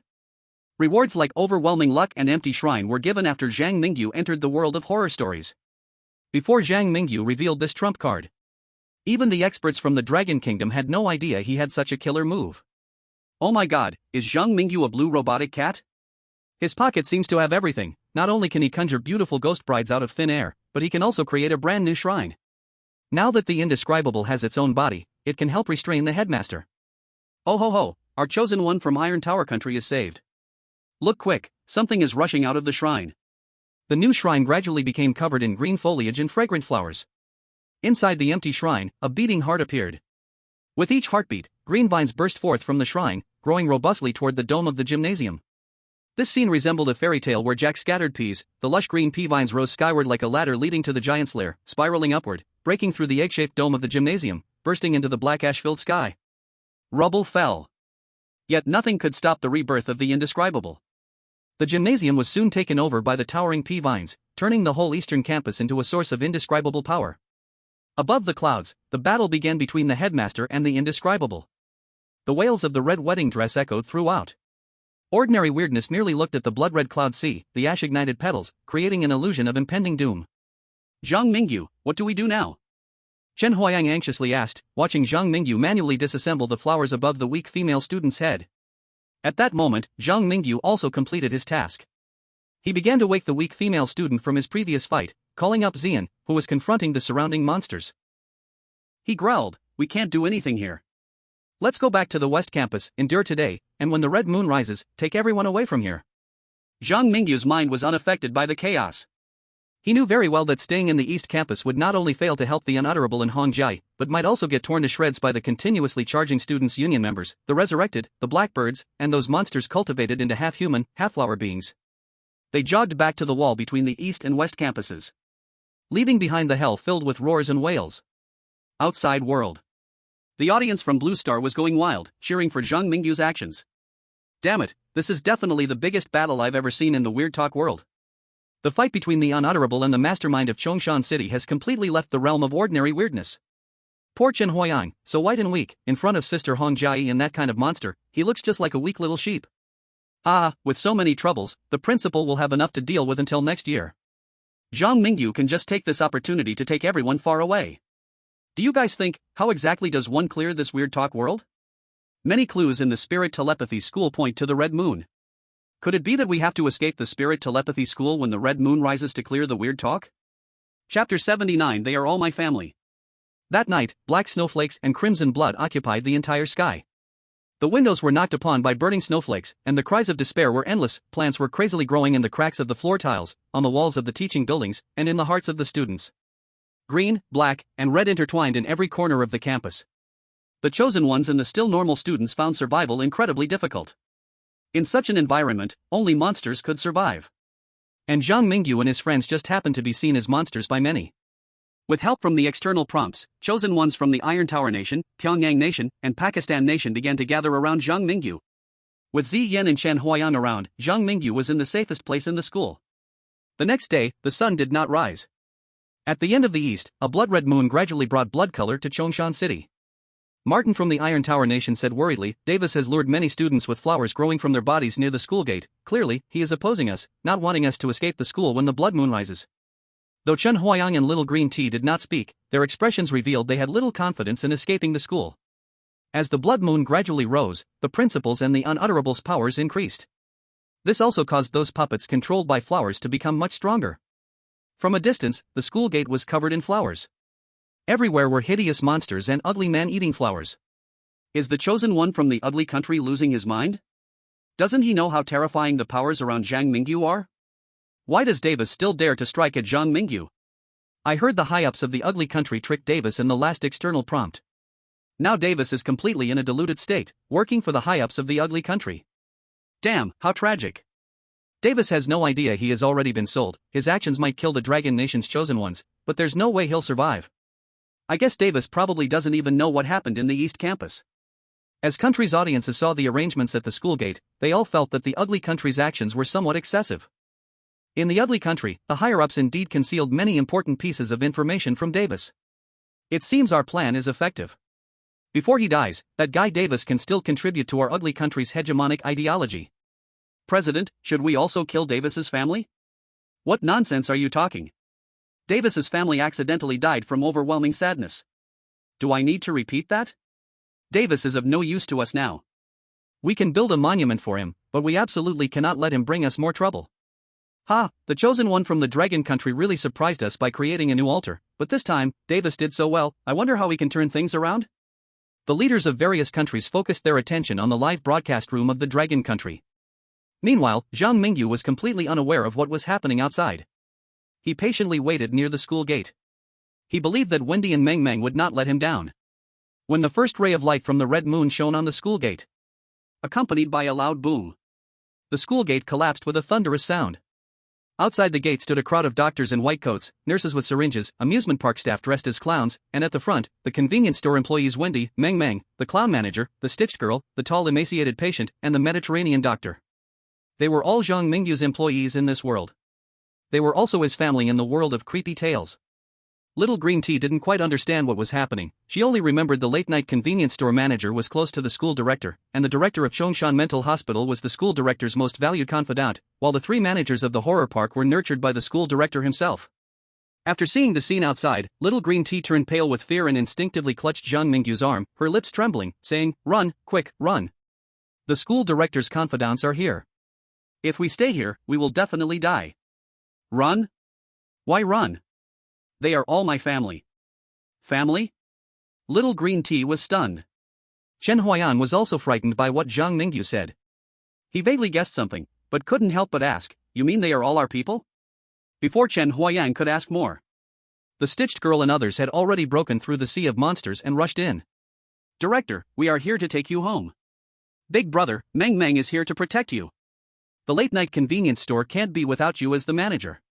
The clown manager, Meng Meng, the stitched girl, and Wendy were about as strong as Chen Huayan, while the numerous ordinary creepy creatures from Chongshan Mental Hospital and the clown workers could easily outnumber the students in the school.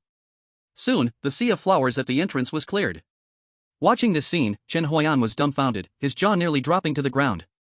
What are you? What kind of monster are you?" Chen Huayan quietly moved away, distancing himself from Zhang Mingyu. "How long has it been since I last saw you? In less than a month, you told me you have your own convenience store, became the director of the largest mental hospital in Chongshan City, and even turned all those clown workers into your employees? And those places used to be the school director's property. No devil could stir things up like you." Upon hearing Chen Huayan's words, Little Green Tea and those chosen ones from various countries all had the same horrified expression. Martin from Iron Tower Country turned to look at the surging sea of ghosts, then glanced at the calm Zhang Mingyu, and after holding back for a long time, blushed and said, "Awesome." Zelia, Jinguoli, and all the chosen ones who chose to side with Zhang Mingyu also dumbly raised their thumbs. At the same time, this scene caused a sensational effect in the live broadcast room outside. "Oh my god, I never even dared to dream of this, the chosen one of the Dragon Kingdom actually did it. Heavens, just looking at that ghost woman with her mouth sewn shut gives me chills all over. Zhang Mingyu, how dare you be their principal?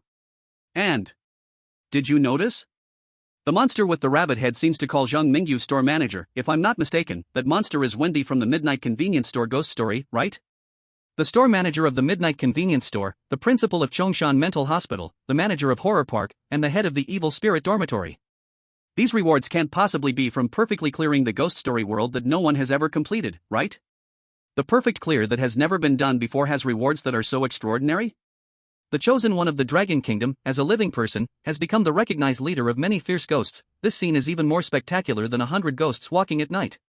This young man named Zhang Mingyu is truly a miracle in the ghost story world. Chapter 80, Clear Rewards, Seeds. At the school gate, Zhang Mingyu opened his arms to embrace Meng Meng. He stood in the center of a group of ghosts and monsters. This scene, which should have been extremely creepy, instead made him feel incredibly warm. In the ghost story world, the living Davis would scheme against Zhang Mingyu, while Meng Meng and Wendy would travel across the dark Chongshan city to the most dangerous area of the city just to bring Zhang Mingyu home. Sometimes, human hearts are far more terrifying than ghosts and monsters. I found this guy in the nearby teaching building. What do you want to do with him? The clown manager walked out from the shadows, dragging the beaten-up Davis like a dead dog, and unknowingly, a hint of respect appeared in his eyes when he looked at Zhang Mingyu. Not everyone can accomplish what Zhang Mingyu did, bringing together so many eerie beings to save him. This is the principal's territory, where unspoken existences dominate the ghostly campus. The anomalies of Chongshan City are controlled directly or indirectly by the principal. Everyone bears the pressure of the principal, but no one can escape the dark and hopeless situation. Previously, many had attempted to resist. However, they were all crushed into dust by the principal's immense power during their solitary battles. Zhang Mingyu was the first person the clown manager had ever seen who could unite everyone together. Davis? Zhang Mingyu saw the battered Davis, and he guessed that the other party might have been betrayed by the higher-ups of the ugly nation, and he also guessed that the other party was merely a pitiful pawn in the political struggle. But Zhang Mingyu did not plan to forgive Davis because of this. He did not have the authority to pardon Davis's crimes for those chosen ones who had been harmed by him. For the vodka that Fedorovsky couldn't share with me, for those chosen ones he harmed to death, I do not wish to see him leave the ghostly campus alive. After saying this, Zhang Mingyu no longer looked at Davis. And the clown manager faithfully carried out Zhang Mingyu's orders. At the Kunlun military base, Yang Qingting watched Zhang Mingyu coldly give the order to kill Davis, and a trace of satisfaction flashed in his eyes. Being ruthless to enemies is the right way to protect family. Good. Good. Good. Our Dragon Kingdom's men never start wars, but if anyone dares to invade our land, they will be punished, no matter how far. This child Zhang Mingyu is young, but his character is truly remarkable. No wonder he has gained so much recognition among ghosts in the ghost story world, and no wonder he has made it this far in the perilous horror world. This is the rising generation of our Dragon Kingdom. The death of Davis from the ugly nation stirred up a wave of public opinion internationally. Some say Davis was merely used by the higher-ups of the ugly nation, and Zhang Mingyu's behavior was too cruel. Some people even said that Davis objectively committed the crime of joining the bizarre hunt against the chosen ones from various countries. Such inhumans deserve to be executed 10 times over. The president of the Arctic Bear Nation, upon hearing Zhang Mingyu's remark about vodka, excitedly slammed the table and announced that upon Zhang Mingyu's return to the real world, he would personally host a state banquet for him to visit the Arctic Bear Nation.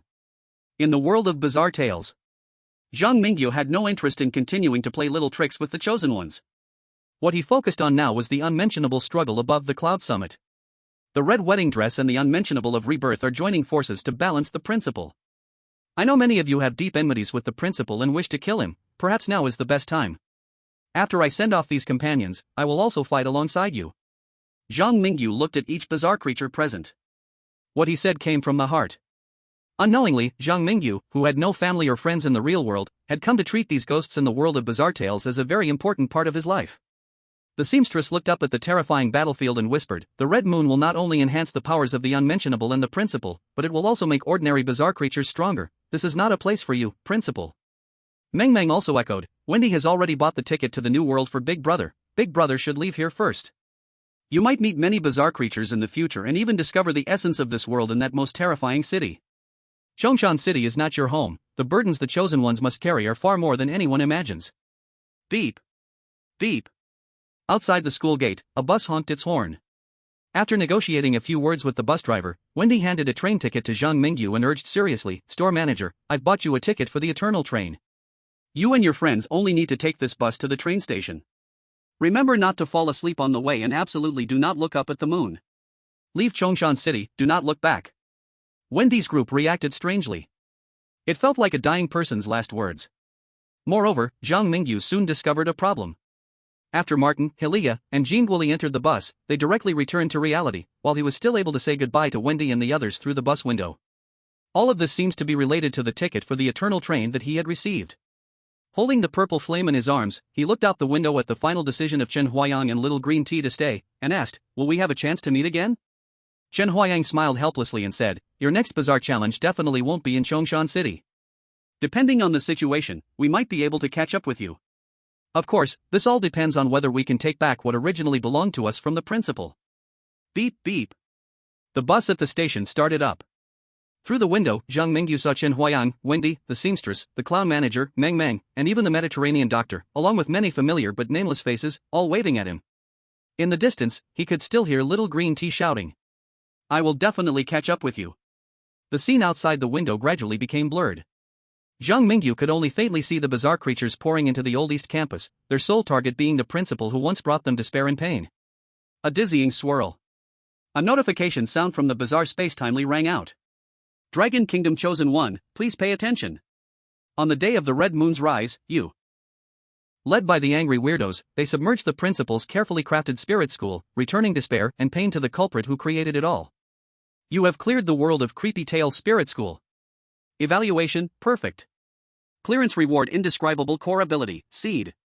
Seed, you can plant a seed in the body of a dead or living person. When the seed takes root and sprouts, you will harvest a flower that completely obeys you.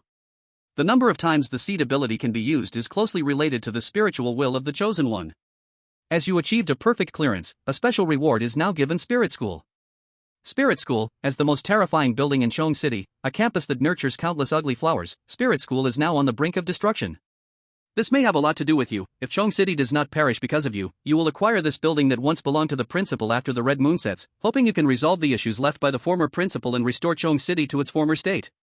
The initial favorability of the teachers and students of Spirit School towards you plus 20, any weirdness that steps into Chong City will be suppressed by you.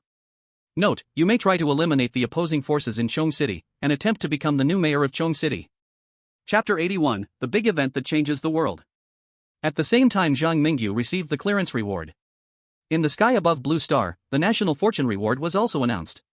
Congratulations to Zhang Mingyu of the Dragon Nation for surviving in Chong City, clearance evaluation, perfect.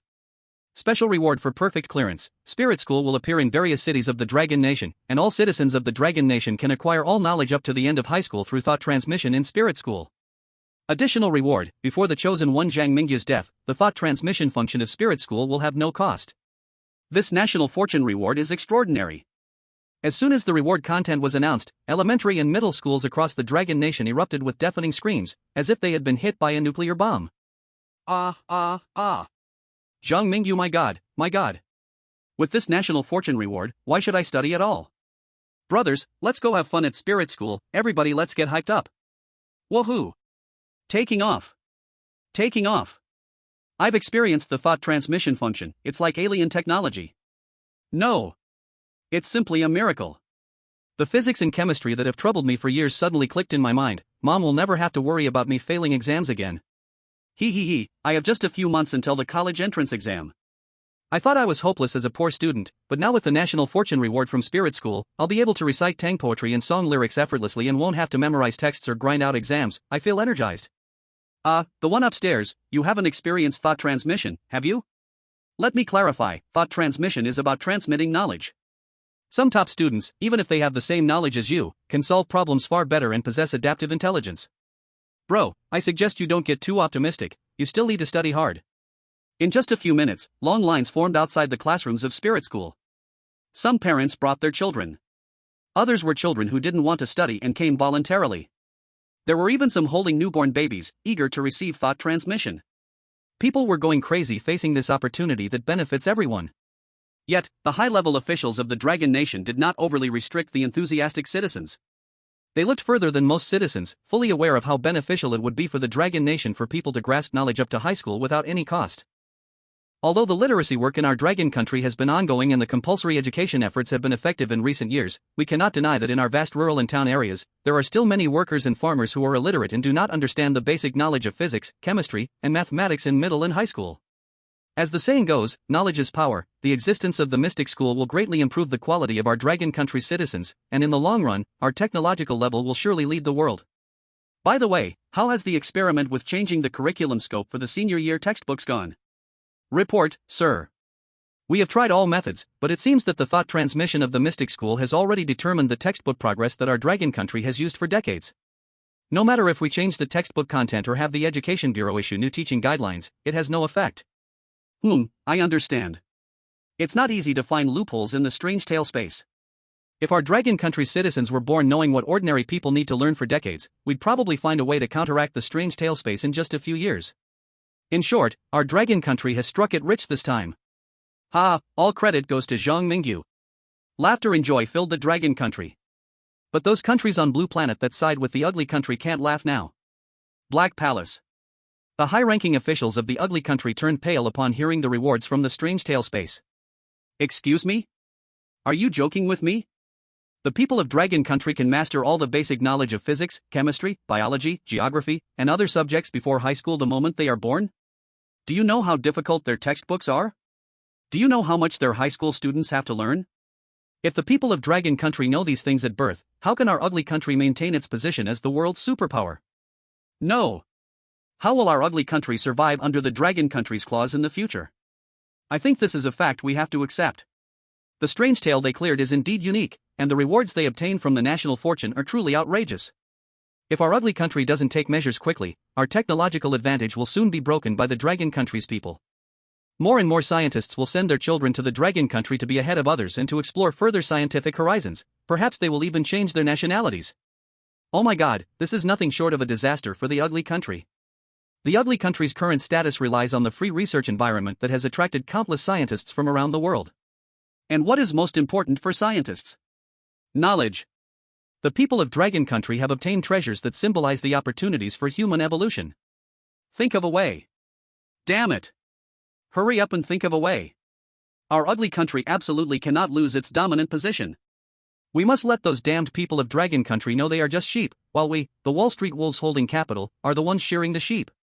The national fortune rewards of the Dragon Country were simply outrageous.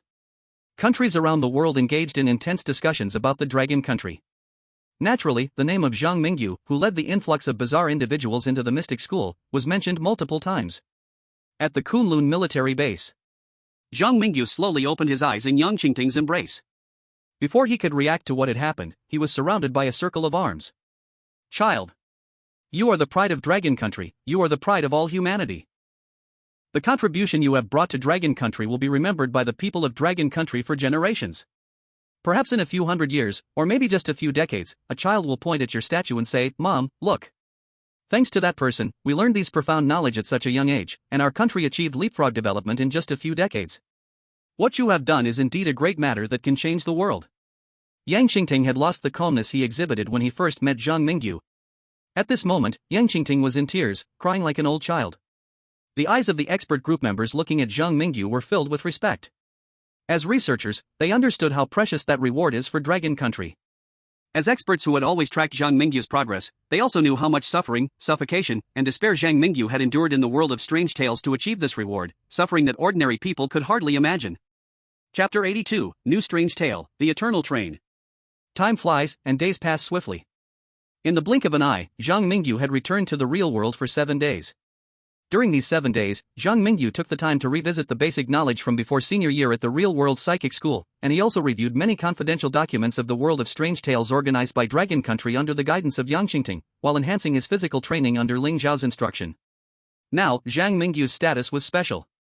He had cleared a multiplayer strange tale with a 100% death rate. He brought 5 perfect-level national fortune rewards to Dragon Country. Everyone believed that Zhang Mingyu's existence would surely lead Dragon Country to a whole new peak.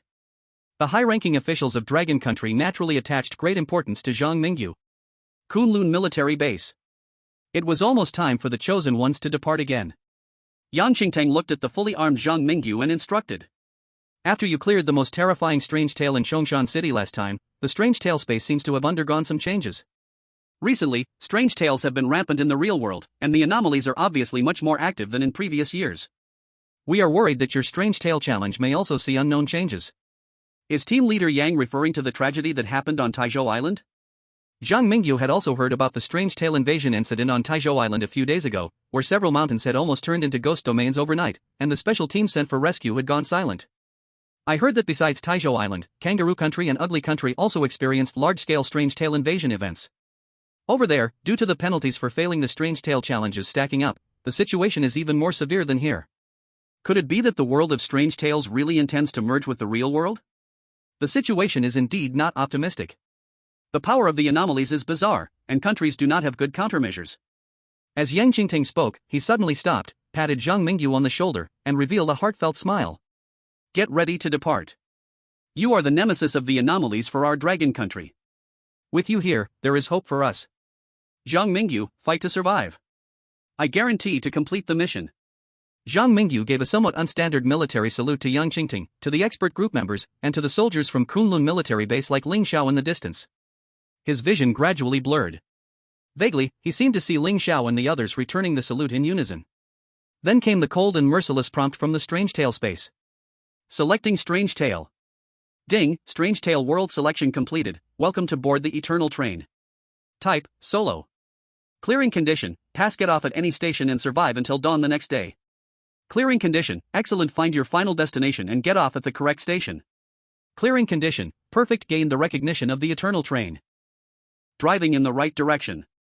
Note, you can only challenge the world of Strange Tales with cursed items you already possess. Hint, since you have perfectly cleared the Ghostly School Challenge, at the right time, you will receive a hint from the world of Strange Tales. Hard and cold. The sensation from his 5 fingers confirmed to Zhang Mingyu that his left side was a wall wrapped in iron sheets. He looked up and realized he was lying on the lower bunk of a soft sleeping berth in a train, with a frosty sliding window above him. A small white table separated him from the bunk on his right. The lower bunk on the right was messy, its owner had clearly just stepped away temporarily. The bedding on the upper bunks to the right and left were neatly arranged, indicating that no passengers were temporarily present. He locked the sliding door leading to the aisle. Zhang Mingyu fumbled around in his soft sleeping berth and pulled out a bulging wallet. After dumping everything out of the wallet, he discovered a ticket marked Eternal Train and a thick stack of yellow and white paper money. Ghost money? This was the first time Zhang Mingyu had seen such a thing. As he examined the ghost money, he pondered his current situation. Outside world.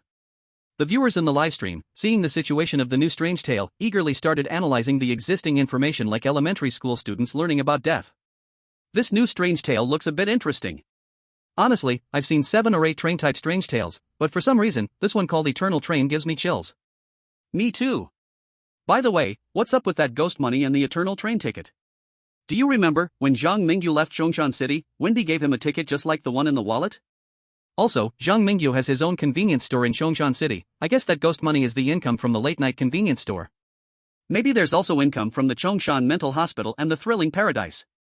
I wonder how the struggle between the principal and the unspeakable is doing. How long until we see them again after this departure? Let's focus on the Strange Tale at hand first. Right now, the situation across the globe isn't good. Our dragon country can only remain peaceful thanks to Zhang Mingyu. Hey! Look quickly, the back of the Eternal Train ticket seems to have some small print. Under the viewer's gaze in the livestream. Zhang Mingyu flipped the Eternal Train ticket over and carefully read the content on the back. Dear soft sleeper area passengers, due to the Eternal Train often passing through dangerous areas, please read the survival rules on the back of the ticket carefully before boarding and remember them well. Ticket guidelines. 1. Sometimes the Eternal Train may stop in cold suburban areas due to uncontrollable factors. Please do not panic, stay in your compartment, do not speak, and do not move around casually. When you feel cold, you can try to ask the staff for extra blankets. 2. The staff always wear blue uniforms. 3. When you see staff in red uniforms, keep away. Keep away. 4. There are no staff in red uniforms on the train. If you unfortunately encounter them and can't avoid them, please do not make eye contact and do not speak with them. 5. Sometimes the train will sell special braised dishes, which you can buy from the staff in red uniforms. They are delicious, they are expensive. 6. Please note that if you do not carry enough ghost money, do not trade with the staff in red uniforms. They may forcibly take some things from you as a bargaining chip to buy things. In the upper left corner of the ticket, there is a QR code. Please scan the QR code to join the Eternal Train group chat. In the group chat, we will update train information in real time, ensuring your travel safety. Chapter 83 Unforeseen Circumstances have arrived. Zhang Mingyu sat by the train window, having finished reading the content on the back of the ticket. He twisted the smart terminal on his left wrist, scanned the QR code on the back of the ticket, and was unsurprisingly pulled into a group chat named Soft Sleeper Compartment. At the top of the group chat, it showed that the current number of members was 77 people. At this moment, this group chat with more than 70 people was eerily quiet. No one knew if everyone had fallen asleep or if they were afraid to speak in the chat. He thought about whether to send a dog emoji to make an appearance in the chat. Suddenly, Zhang Mingyu felt a chill on the back of his hand. He lowered his head to look at his right hand, as if something icy was melting away.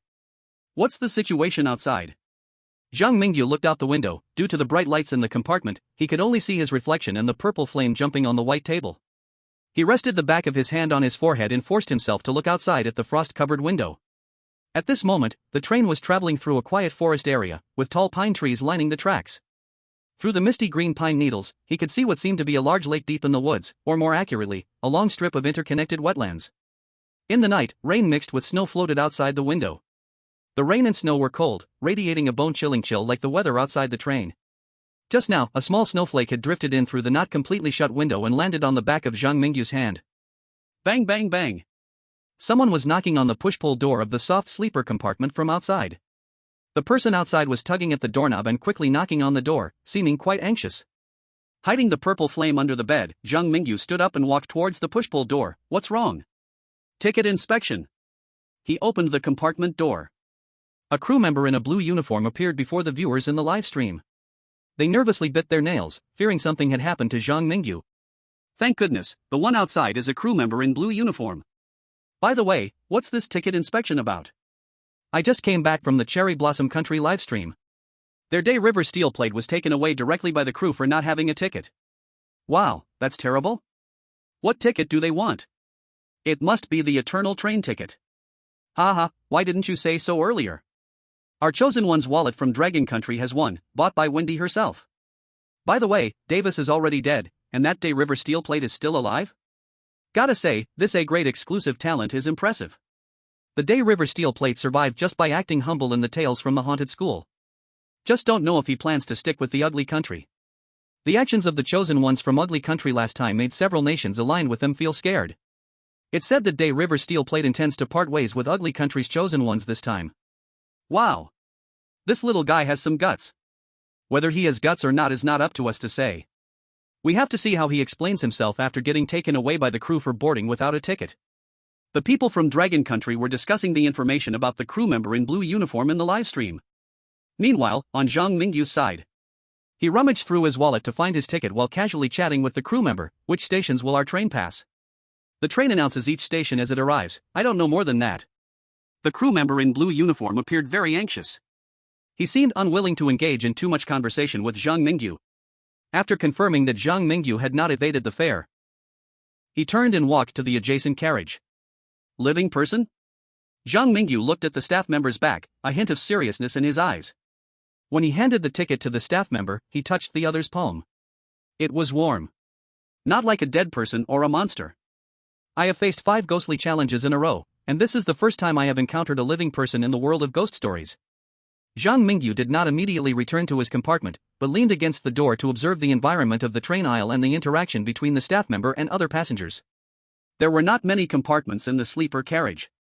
At a glance, it was roughly estimated that there were about 10 to 12 compartments. Have you heard?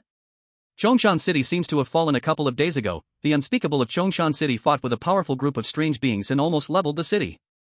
Chongshan City is the second largest metropolis after the 9 major cities. How could a place like this suddenly fall and become a ghost domain? Who knows? When there was order before, there might still have been survivors in Chongshan City. Now, I'm afraid they are all dead. The invisible intrigue at the unspeakable level is something we cannot even imagine. We should worry more about our own safety. I heard that the Eternal Train has gradually slipped out of human control. Our journey is not necessarily safe. Zhang Mingyu heard a couple of elderly people talking in the compartment close to the left side of the train partition, while on the right side was a burly smoker. He did not bother to look further right, because he noticed the Eternal Train was slowing down with a harsh screech. And the staff member in blue uniform seemed to have suddenly received an order from above. He ran towards the front of the train without looking back. The first piece of advice for passengers mentioned. 1. Sometimes, the Eternal Train may stop in the cold countryside due to uncontrollable factors. Please do not panic. Stay in your compartment, do not speak, do not move around. If you feel cold, you can ask the staff for extra blankets. Is this situation due to uncontrollable factors? Zhang Mingyu cautiously retreated back to his compartment. This time, he did not close the compartment door but calmly observed the aisle outside. What exactly is the reason for the train stopping? Why does the passenger notice require us to stay in our compartments, not talk, and not move around? Could it be that speaking and moving might attract something bad? Just then, Zhang Mingyu heard several ding-ling-ling notifications from mobile phones in the sleeper carriage. At the same time, his smart terminal on the wrist also vibrated. He lit up the screen and looked at the new message in the sleeper carriage group chat. Anonymous, dear passengers, our train has stopped in the countryside due to uncontrollable factors. Please follow the guidelines on the back of your ticket and remember the following requests. 1. During the train stop, if you see anything strange boarding the train, please do not speak, do not move, curl up in your blankets, and pretend to sleep until it leaves. 2. Please do not use the restroom at night. 3. If you accidentally get trapped in the restroom, remember, don't look up. Don't look up. 4. This train is a no-smoking train, smoke-free throughout the journey. Given that the train is currently at a stop, if you can't resist smoking, please go outside with 2 or more friends to smoke. 5. We wish you can survive until the train resumes its journey. In the world of ghost stories. At the same time, Zhang Mingyu received the anonymous group message. The chosen ones from all countries also received the anonymous notification from the train chat group. Their reactions varied. Some chose to tightly shut their doors and pretend to sleep, while others sought help from other living souls in nearby compartments. In the land of cherry blossoms, the unfortunate Hirakawa steel plate was covering his missing eye and wailing. He did not have the exclusive talent for avoidance. After being caught by the attendant for fare evasion, he was immediately taken away to have one eye removed as a ticket, and the cabin switched from soft sleeper to hard seat. The information in the hard seat cabins group chat was vastly different from that of the soft sleeper cabin. At this moment, Hirakawa steel plate was suspiciously reading the content on his phone. The notice in this group says the hard sleeper cabin's passengers have already reached their station? It's a desolate wilderness out here, there's not even a platform. Who knows if stepping off will lead to an encounter with a man-eating demon? What kind of station is this? Hirakawa steel plate had originally planned not to get off the train. However, he quickly discovered that the passengers in the hard seat cabin, after seeing the group notification, although terrified, were diligently packing their things, seemingly preparing to get off as required by the notice. Outside, the expert team from the land of cherry blossoms was also baffled. They gathered around a small round table, seriously discussing whether Hirakawa steel plate should get off the train. Most off-site prompts received by chosen ones from various countries advise not to disembark, saying there may be terrifying things outside the train. Why is it different here in the hard seat cabin? Ladies and gentlemen, this is not the time to complain. Hirakawa-kun is currently in extreme danger and needs our expert team's help. After my observations, the passengers and attendants on this train are all living beings. They must have their own survival strategies to stay alive in the extremely dangerous world of ghost stories. Now, the hard seat passengers have chosen to get off after seeing the group notification. Perhaps not following the group's instructions will lead to bad consequences. Alright. Mr. Mari, you truly are the great detective of our land of cherry blossoms. This analysis is simply brilliant. I agree with Detective Mari, let Hirakawa steel plate get off the train. Perhaps our land of cherry blossoms will meet the conditions for a passing score or even an excellent score, thus becoming a leading superpower in the world. The experts from the land of cherry blossoms were dreaming big. In the world of ghost stories, Hirakawa steel plate also received an off-site prompt from the cherry blossom experts. What? Let me get off now? Are these experts out of their minds? Hirakawa steel plate stood up with uncertainty and moved behind the passengers preparing to get off. As a master at passing through the mystical ghost school, Hirakawa steel plate's intuition was far superior to that of the cherry blossom experts who could only talk theory. However, the command from the cherry blossom expert team was almost equivalent to an order from the emperor of cherry blossom country. The chosen ones of the cherry blossom country dared not disobey orders in the world of ghost stories. After a fierce internal struggle, Hirakawa steel plate chose to trust the judgment of the cherry blossom experts this time. He carefully followed behind the group of living passengers, cautiously stepping off the eternal train. Is it safe? Hirakawa steel plate, like a turtle withdrawing its head, glanced around. Living passengers were grouped together in a desolate area. The surroundings were empty, with only low roars of monsters occasionally echoing from the dark forest in the distance. Something's not right. With rich experience in escaping, Hirakawa steel plate instantly realized he had gotten off at the wrong stop. He hurriedly turned around, wanting to reboard the train. But to his surprise, behind him, there was no trace of the eternal train, only 2 old railway tracks left. He and the other hard-seat passengers could never go back. There are monsters. In the forest, there are so many red-eyed monsters. Oh no, I knew I shouldn't have gotten off. Now it's fine, we can't go back on the train. The expert team from the cherry blossom country has really messed up their chosen one. By the way, is Nichikawa steel plate still alive? This guy has incredible talent, he won't die easily for a while. If I were Nichikawa steel plate, when I get back alive, I would definitely kill a few experts as a sacrifice to the heavens. The people of various countries are scolding the expert team from the cherry blossom country, turning them into a huge pile of dung. They saw live how Nichikawa steel plate was thrown off the train by the expert team from the cherry blossom country and encountered monsters in the wilderness. Meanwhile, in the conference room of the Cherry Blossom Country, it is also a scene of silence.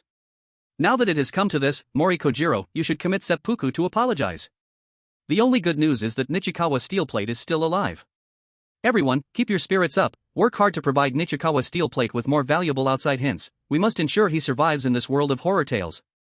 The high-ups of the Cherry Blossom Country still value Nichikawa steel plate, the chosen one with an A-level exclusive talent. Because of Mori Kojiro's mistake, there was chaos in the Cherry Blossom Country. On the Dragon Country side, Yang Xingting and the experts, smiling, sent the information obtained at the cost of blood about Nichikawa steel plate to Zhang Mingyu in the horror world. In the soft sleeper compartment, Zhang Mingyu found that the lights in the carriage suddenly went out. He touched the heating vent close to the floor and realized the heating in the carriage had also stopped. Since we stopped just now, the temperature inside the train has become abnormally low, and it's still dropping. Zhang Mingyu touched the window and saw several drops of rain that had not yet dried in the crack of the window, now turning into ice beads under the sudden drop in temperature. We can't get off, now there's a power outage and no heating. In this kind of weather, just relying on the thin blankets that come with the soft sleeper compartment, I can't possibly sleep.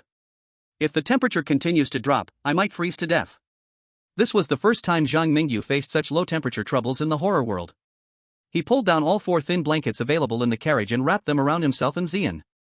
Then, he hid under the blankets, trying to stay as quiet as possible. Time passed by second by second. Zhang Mingyu's eyes were constantly alert, observing the dark corridor outside and the deep darkness outside the window above. He dared not move or make a sound, just silently enduring the loneliness and cold. At this moment, the temperature in the train was still dropping. Zhang Mingyu could even hear the lady next door violently coughing from the unbearable cold. He didn't interfere with her, because he didn't know how long the train would be stopped. If the train remained in this state overnight in the countryside, even with his physical condition, he might not survive to see the sun the next day. Curled up quietly in the corner of the soft sleeper, Zhang Mingyu had been looking forward to the appearance of a blue-uniformed crew member. Finally, it seemed that Zhang Mingyu's anticipation had worked. At the end of the soft sleeper compartment, the sound of rolling wheels echoed. Chapter 85, Special Braised Food.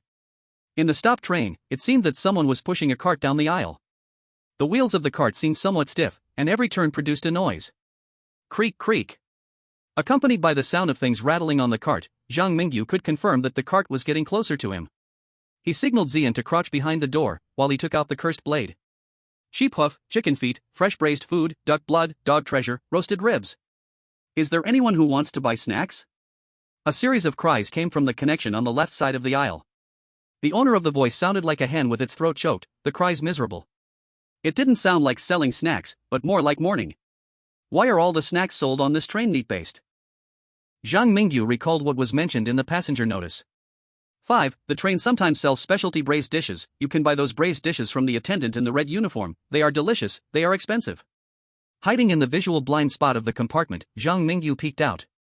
He discovered that at the end of the aisle, a red shadow was slowly pushing a cart forward. An attendant in a red uniform? Zhang Mingyu was not surprised by this result. The only problem was that he originally planned to ask the attendant in a blue uniform for more blankets to keep warm. But given the current situation, it was unlikely he would see a second attendant. The red shadow continued to move forward. When the red shadow passed by the door of the elderly couple's compartment next door, Zhang Mingyu could clearly hear the elderly couple holding their breath in fear, even suppressing their trembling. And upon seeing this, the red shadow did not stop outside the couple's door. Pushing the small cart, the red shadow continued toward Zhang Mingyu's side. At that moment, the other passengers in the train thought Zhang Mingyu would, like them, stay quiet and not provoke that red shadow. Unexpectedly, Zhang Mingyu's shout shattered their hopes for a bright future. Old lady, come here for a moment. Zhang Mingyu's compartment door was not closed. From afar, he could see all kinds of strange foods on that small cart. Those foods on the cart looked very much in line with the aesthetic style of the world of strange tales. Hideous, twisted, disgusting, filthy. No living person would ever develop an appetite for such food. Young man, would you like to try our train's specialty chicken feet? They are delicious and not expensive, I guarantee you will be satisfied. The woman pushing the cart had eyes filled with a strange blood color, and as she spoke, her gaze was fixed on Zhang Mingyu's fair and long hands, as if those hands were the perfect chicken feet in her eyes. Auntie, your eyes don't work well, I can help you dig them out, there's no need to keep staring at my hands. Zhang Mingyu stood up to block the aisle to the right, and commanded Xian to jump out of the soft sleeper compartment to block the escape route behind the cart lady. He stared menacingly into the lady's eyes. He did not know when, but a sharp knife covered in curses had appeared in his palm. Gulch! The cart lady looked at the knife that danced like a butterfly on Zhang Mingyu's fingertips and gulped with difficulty. In that moment, even the red light in her eyes faded considerably. I say, young man, auntie doesn't mean any harm. If you don't want to buy anything, just let me go. If you're not satisfied, auntie can give you 2 packs of chicken feet for free. As the cart lady continued speaking, her teeth began to chatter. This young man clearly looked handsome, but why was he acting so fierce, even scarier than a ghost? Who wants your rotten chicken feet? Zhang Mingyu pulled out 2 paper offerings from his wallet and slapped them on the lady's cart, saying coldly, give me 2 servings of food that normal people can eat, and bring me 2 thicker blankets, hurry up. Zhang Mingyu acted very disciplined. However, the aura around him made the cart lady have no doubt that if she did not perform her duties after receiving money, the outcome would definitely be miserable. This is our train's specialty braised dishes, you should try them, I assure you there's no problem. The cart lady was also someone who saw money and couldn't help herself. When she saw the 2 paper bills Zhang Mingyu slapped down, she immediately stopped trembling, and her service attitude improved dramatically, even better than having a knife to her throat. Soon, 2 bowls of braised dishes appeared in Zhang Mingyu's compartment. Also, there were 2 chicken feet that the cart lady forcefully stuffed in. Watching the cart lady push her cart away, Zhang Mingyu sat back down on his bed. Hesitating, he opened the 2 bowls of fragrant braised dishes. The outside world. In the live stream room of Dragon Country. The last time I saw such absurd operations, I was still a virgin, and now, I am already a mother of 2. Zhang Mingyu's operation is indeed absurd. Wait, what did the person upstairs say? Sigma, degree. Wow, there's a lot of information in the comments. Haha, I found that when Zhang Mingyu is involved in a ghost story, the atmosphere is all wrong. Look at the chosen ones from other countries next door, they dare not even look at the eyes of the attendant in the red uniform, but here, Zhang Mingyu immediately wants to dig out their eyeballs to eat as candy. Even the ghosts have to retreat 3 steps when they see my brother Yu. By the way, this ghost story is so strange. Not only are there live indigenous people here, but there are also clearly snacks not sold to the living, like sheep hooves and chicken feet. Just thinking about it makes me anxious. Yes, and just now, the old lady with the little cart walked without making a sound, only the wheels went squeak, squeak, and her look at people was also not quite right. Also, did you notice, since the train stopped, the temperature has been dropping at an abnormal rate. It was still drizzling with rain and snow outside just now, but now it's so cold that water freezes instantly.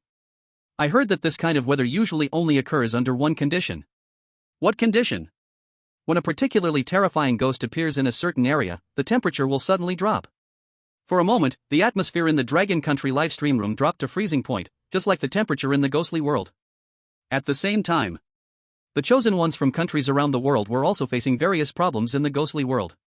Some chosen ones were unfortunate enough to be entangled by the old lady with the little cart, and they paid part of their body organs as the price, being forced to buy some snacks from the cart. Others dodged the old lady but did not have enough warm clothing. Among them, a small portion of people with strong physiques still managed to hold on for a little while in the severe cold. But many of those with weaker physiques fainted directly in the low temperature. After all, not everyone can be like Zhang Mingyu, who after clearing the ghostly world each time, is trained by Dragon Country with various resources. Now, Zhang Mingyu was wrapped in 4 thin quilts and 2 thick quilts. Other chosen ones who were only wrapped in a cotton quilt from their beds could easily imagine their fate. Chapter 86, Don't Go to the Toilet at Night. Zhang Mingyu found that since he bought the braised dishes from the old lady with the little cart, the attitude of the passengers around him in the soft sleeper compartment changed to being as wary as towards those eerie things. Zhang Mingyu did not pay attention to the passengers' prejudice and buried his head, enjoying the blood-red braised dishes in his bowl. Noticing that the chosen one is eating the specialty braised dishes of the eternal train for the first time. Pollution resistance of the chosen one permanently +1.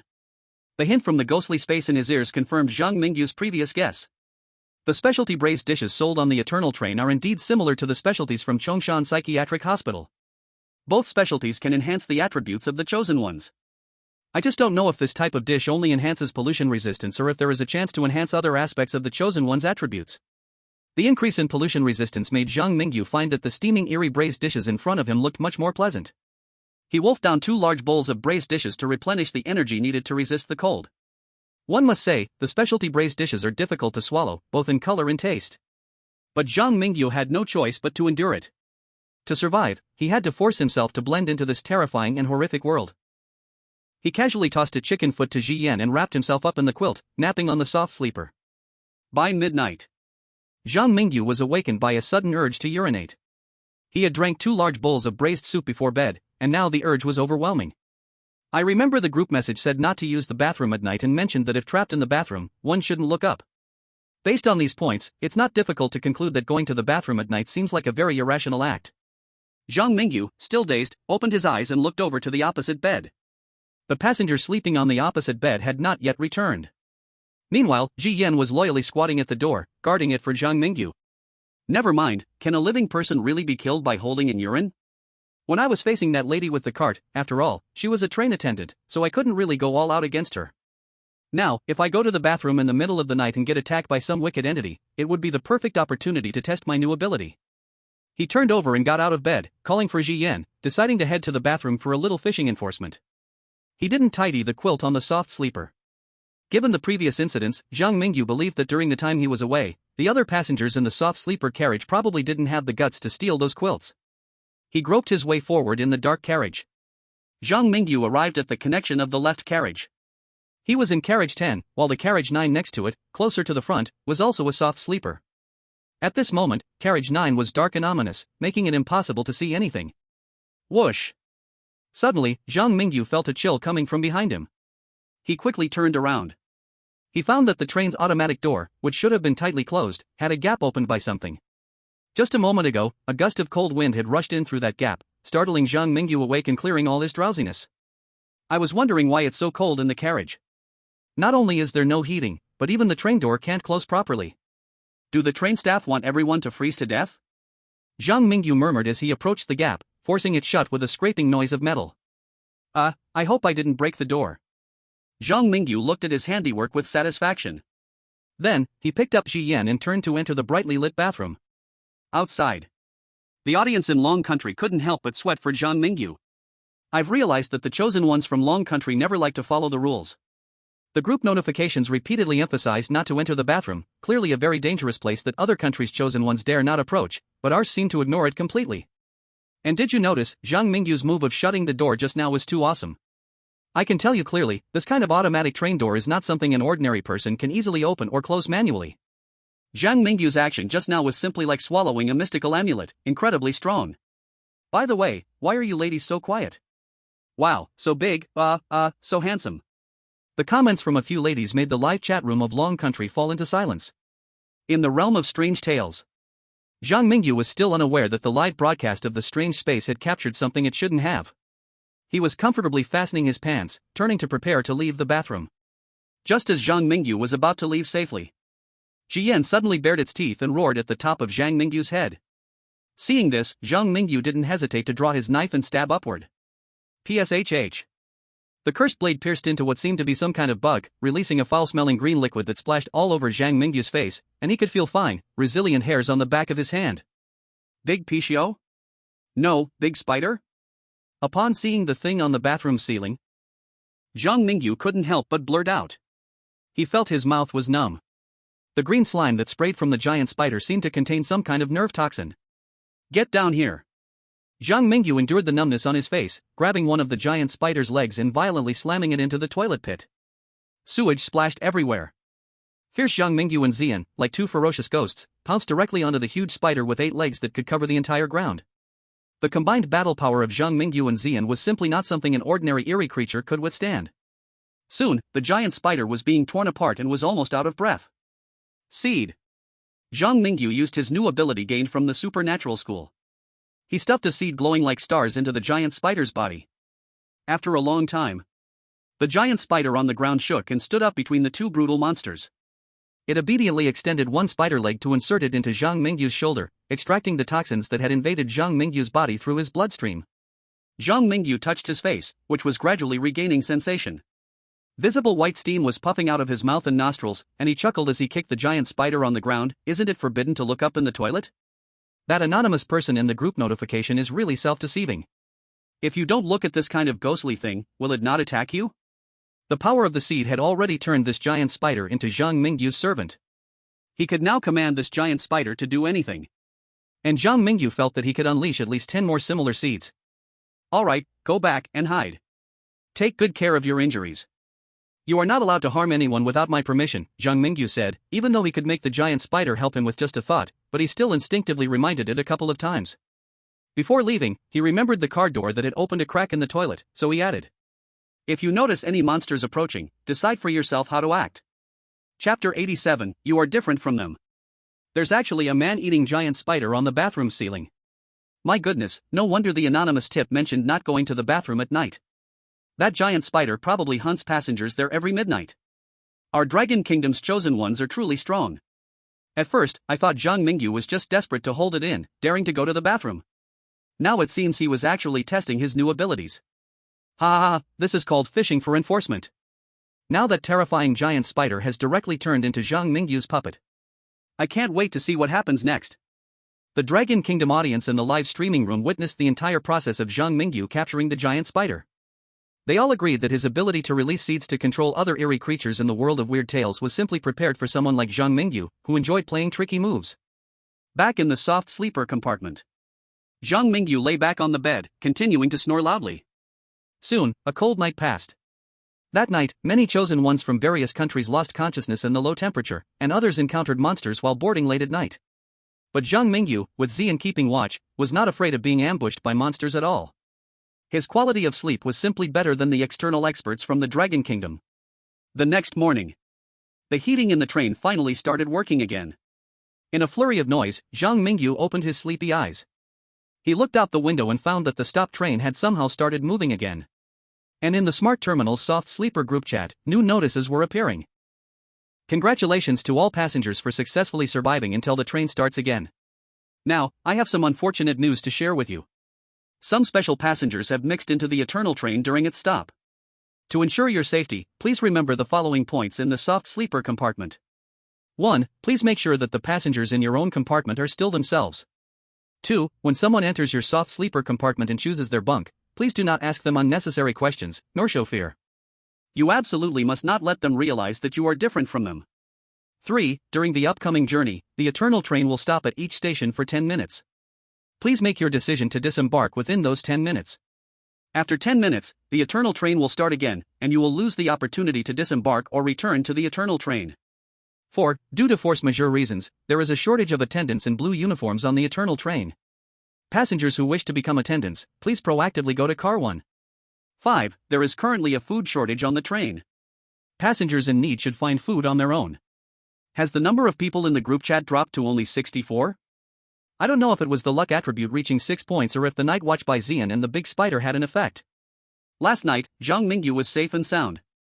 However, through the changes in the group chat numbers, it was not hard for Zhang Mingyu to judge.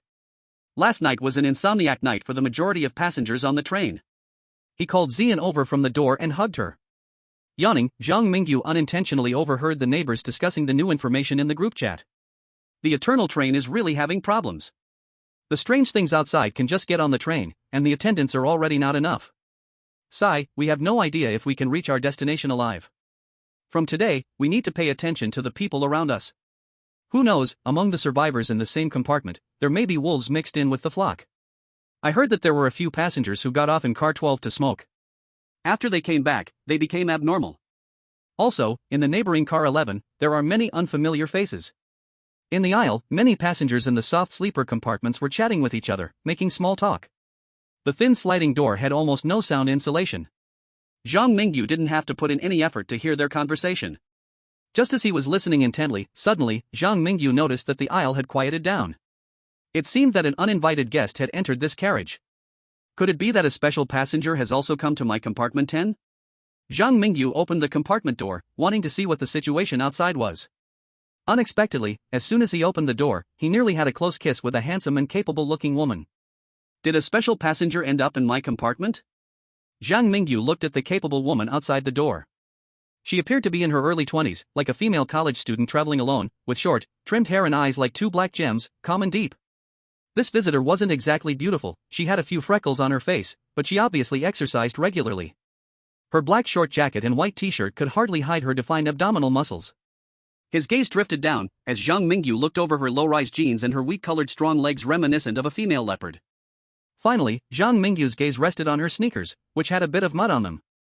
As if guessing Zhang Mingyu's thoughts, the capable woman glanced at the 6 blankets on Zhang Mingyu's bed, tossed her backpack, which she had on her back, onto the bunk opposite where someone had lain, and said, "My name is Yen Lan, you can call me Sister Yen." Or, Sister Yen, believe me, I am not one of those special passengers who infiltrated the train. If you obediently listen to me, I might be able to help you survive on the eternal train where strange changes have occurred. Yanlan? Zhang Mingyu was momentarily confused about the woman's intentions. Outside the world. A small group of people from Sakura Country and Pickled Cabbage Country infiltrated the Dragon Country livestream and immediately began to gloat. Oh, sure enough, the unlucky chosen one is not just our Sakura Country's Nichuan steel plate. Their Dragon Country's chosen ones have encountered unexpected situations too. Hee, even if your Dragon Country's chosen one survived last night, what does it matter? Today's special passengers are the biggest test for the chosen ones. Zhang Mingyu is doomed. The noise from the Sakura Country and Pickled Cabbage Country people quickly drew the ire of the Dragon Country citizens. They retorted at those trolls who entered the Dragon Country livestream. Your Pickled Cabbage Country's chosen one is still trembling like a scared puppy. I'm curious how you all dare to come to our Dragon Country and mock Zhang Mingyu? Do our Dragon Country chosen ones need your instruction? Speaking of which, the Sakura Country's Nichuan steel plate is still being chased by monsters in the forest. The Pickled Cabbage Country chosen one has died, and the world of strange tales is about to invade. As the Dragon Country citizens fought back, a notification sound from the strange tale space echoed worldwide. Audiences from various countries rushed into the Pickled Cabbage Country's livestream and discovered that their chosen one did not die from the strangeness but was actually frozen to death last night due to poor physical condition. Ugh, this is retribution. Your Pickled Cabbage Country is receiving retribution. Oh no, how could this happen? Is Dragon Country really a nation blessed by the gods? Why did our chosen one die just because we said a few bad words? It's over, the world of strange tales is about to invade the invincible Pickled Cabbage Country. Chapter 88, Arrival at the Station, the Live Burial Village. On the train, it was shadowy and indistinct. Strange passengers were constantly passing through the soft sleeper carriage aisle, heading to other carriages. They all carried a kind of coldness that kept others at bay, as if they had lost their basic social skills after being disconnected from society for so long. The most frightening thing was they emitted a chilling aura, with some even having visible ice crystals at the tips of their hair. Bang! Zhang Mingyu closed the sliding door of the soft sleeper compartment. He turned to look at the bed across from him and found the woman who called herself Yanlan was also looking at him. I won't listen to you, but I think we can cooperate. Cooperate? Do you think you have the right? Yanlan looked at Zhang Mingyu, who blocked the sliding door, and asked with great interest. Usually, those lacking confidence in their abilities would never voluntarily lock themselves in a closed space with others. In Yanlan's eyes, this 18-year-old boy did not seem to be a powerful strongman.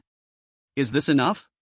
Zhang Mingyu took out a bag of chicken feet that Xian didn't finish last night and tossed it on the table. Of course, if you don't want to cooperate with me, we can each play our own games, without interfering with each other. I won't force anyone to do what they don't want to do. What you want to do is your freedom. Zhang Mingyu didn't finish his words. But Yanlan, sitting across from him, instinctively shivered. This tone, and that bag of chicken feet. Is he really a living person? An absurd thought inexplicably popped into Yanlan's mind. Suppressing the urge to continue probing, Yanlan completely flipped her attitude towards Zhang Mingyu. Cooperation is fine, I can tell you a piece of information right now. The place we stopped yesterday is not Wasteland, but a place called Frost Town. When I got off the train to investigate, I found that there were no living people left in the town. The reason the Eternal Train suddenly stopped at Frost Town seemed to be to wait for those frozen dead for countless years. Frost Town? Zhang Mingyu's eyes flashed with thought, so last night, we could be considered to have stopped at a station. I hope I didn't miss the final stop on the first day. Clearing away the unnecessary thoughts in his mind, Zhang Mingyu continued to ask, you said the Eternal Train used to not welcome strange entities boarding? The old Eternal Train prohibited most strange entities from entering. Now, it seems that the rules of the Eternal Train have changed. It not only carries living people like us, but also the dead from the stations along the way. Yanlan's tone was filled with deep concern. In the subsequent conversation, Zhang Mingyu and Yanlan exchanged some simple information. He learned that Yanlan could get off midway because of a cursed item called Soul Guide Rope. At the same time, he informed Yanlan about some information he had gathered on the train. As noon approached, the Eternal Train reached its stop. The mechanical announcement sounded. The train has arrived, Active Coffin Village. This train will stop for 10 minutes at Active Coffin Village. Passengers planning to get off, please take care of your personal belongings and prepare to disembark. Based on the group notification, it's easy to deduce that during the 10 minutes the train stops at Active Coffin Village, passengers should be able to come back after getting off. I will go off the train to take a look and be back soon. You keep an eye on our things in the carriage, and if I don't return in 10 minutes, you must find a way to delay the train's closing.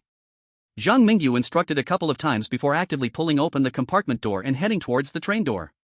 Outside, the audience in Longwa watched Zhang Mingyu walking through the aisle, feeling extremely anxious.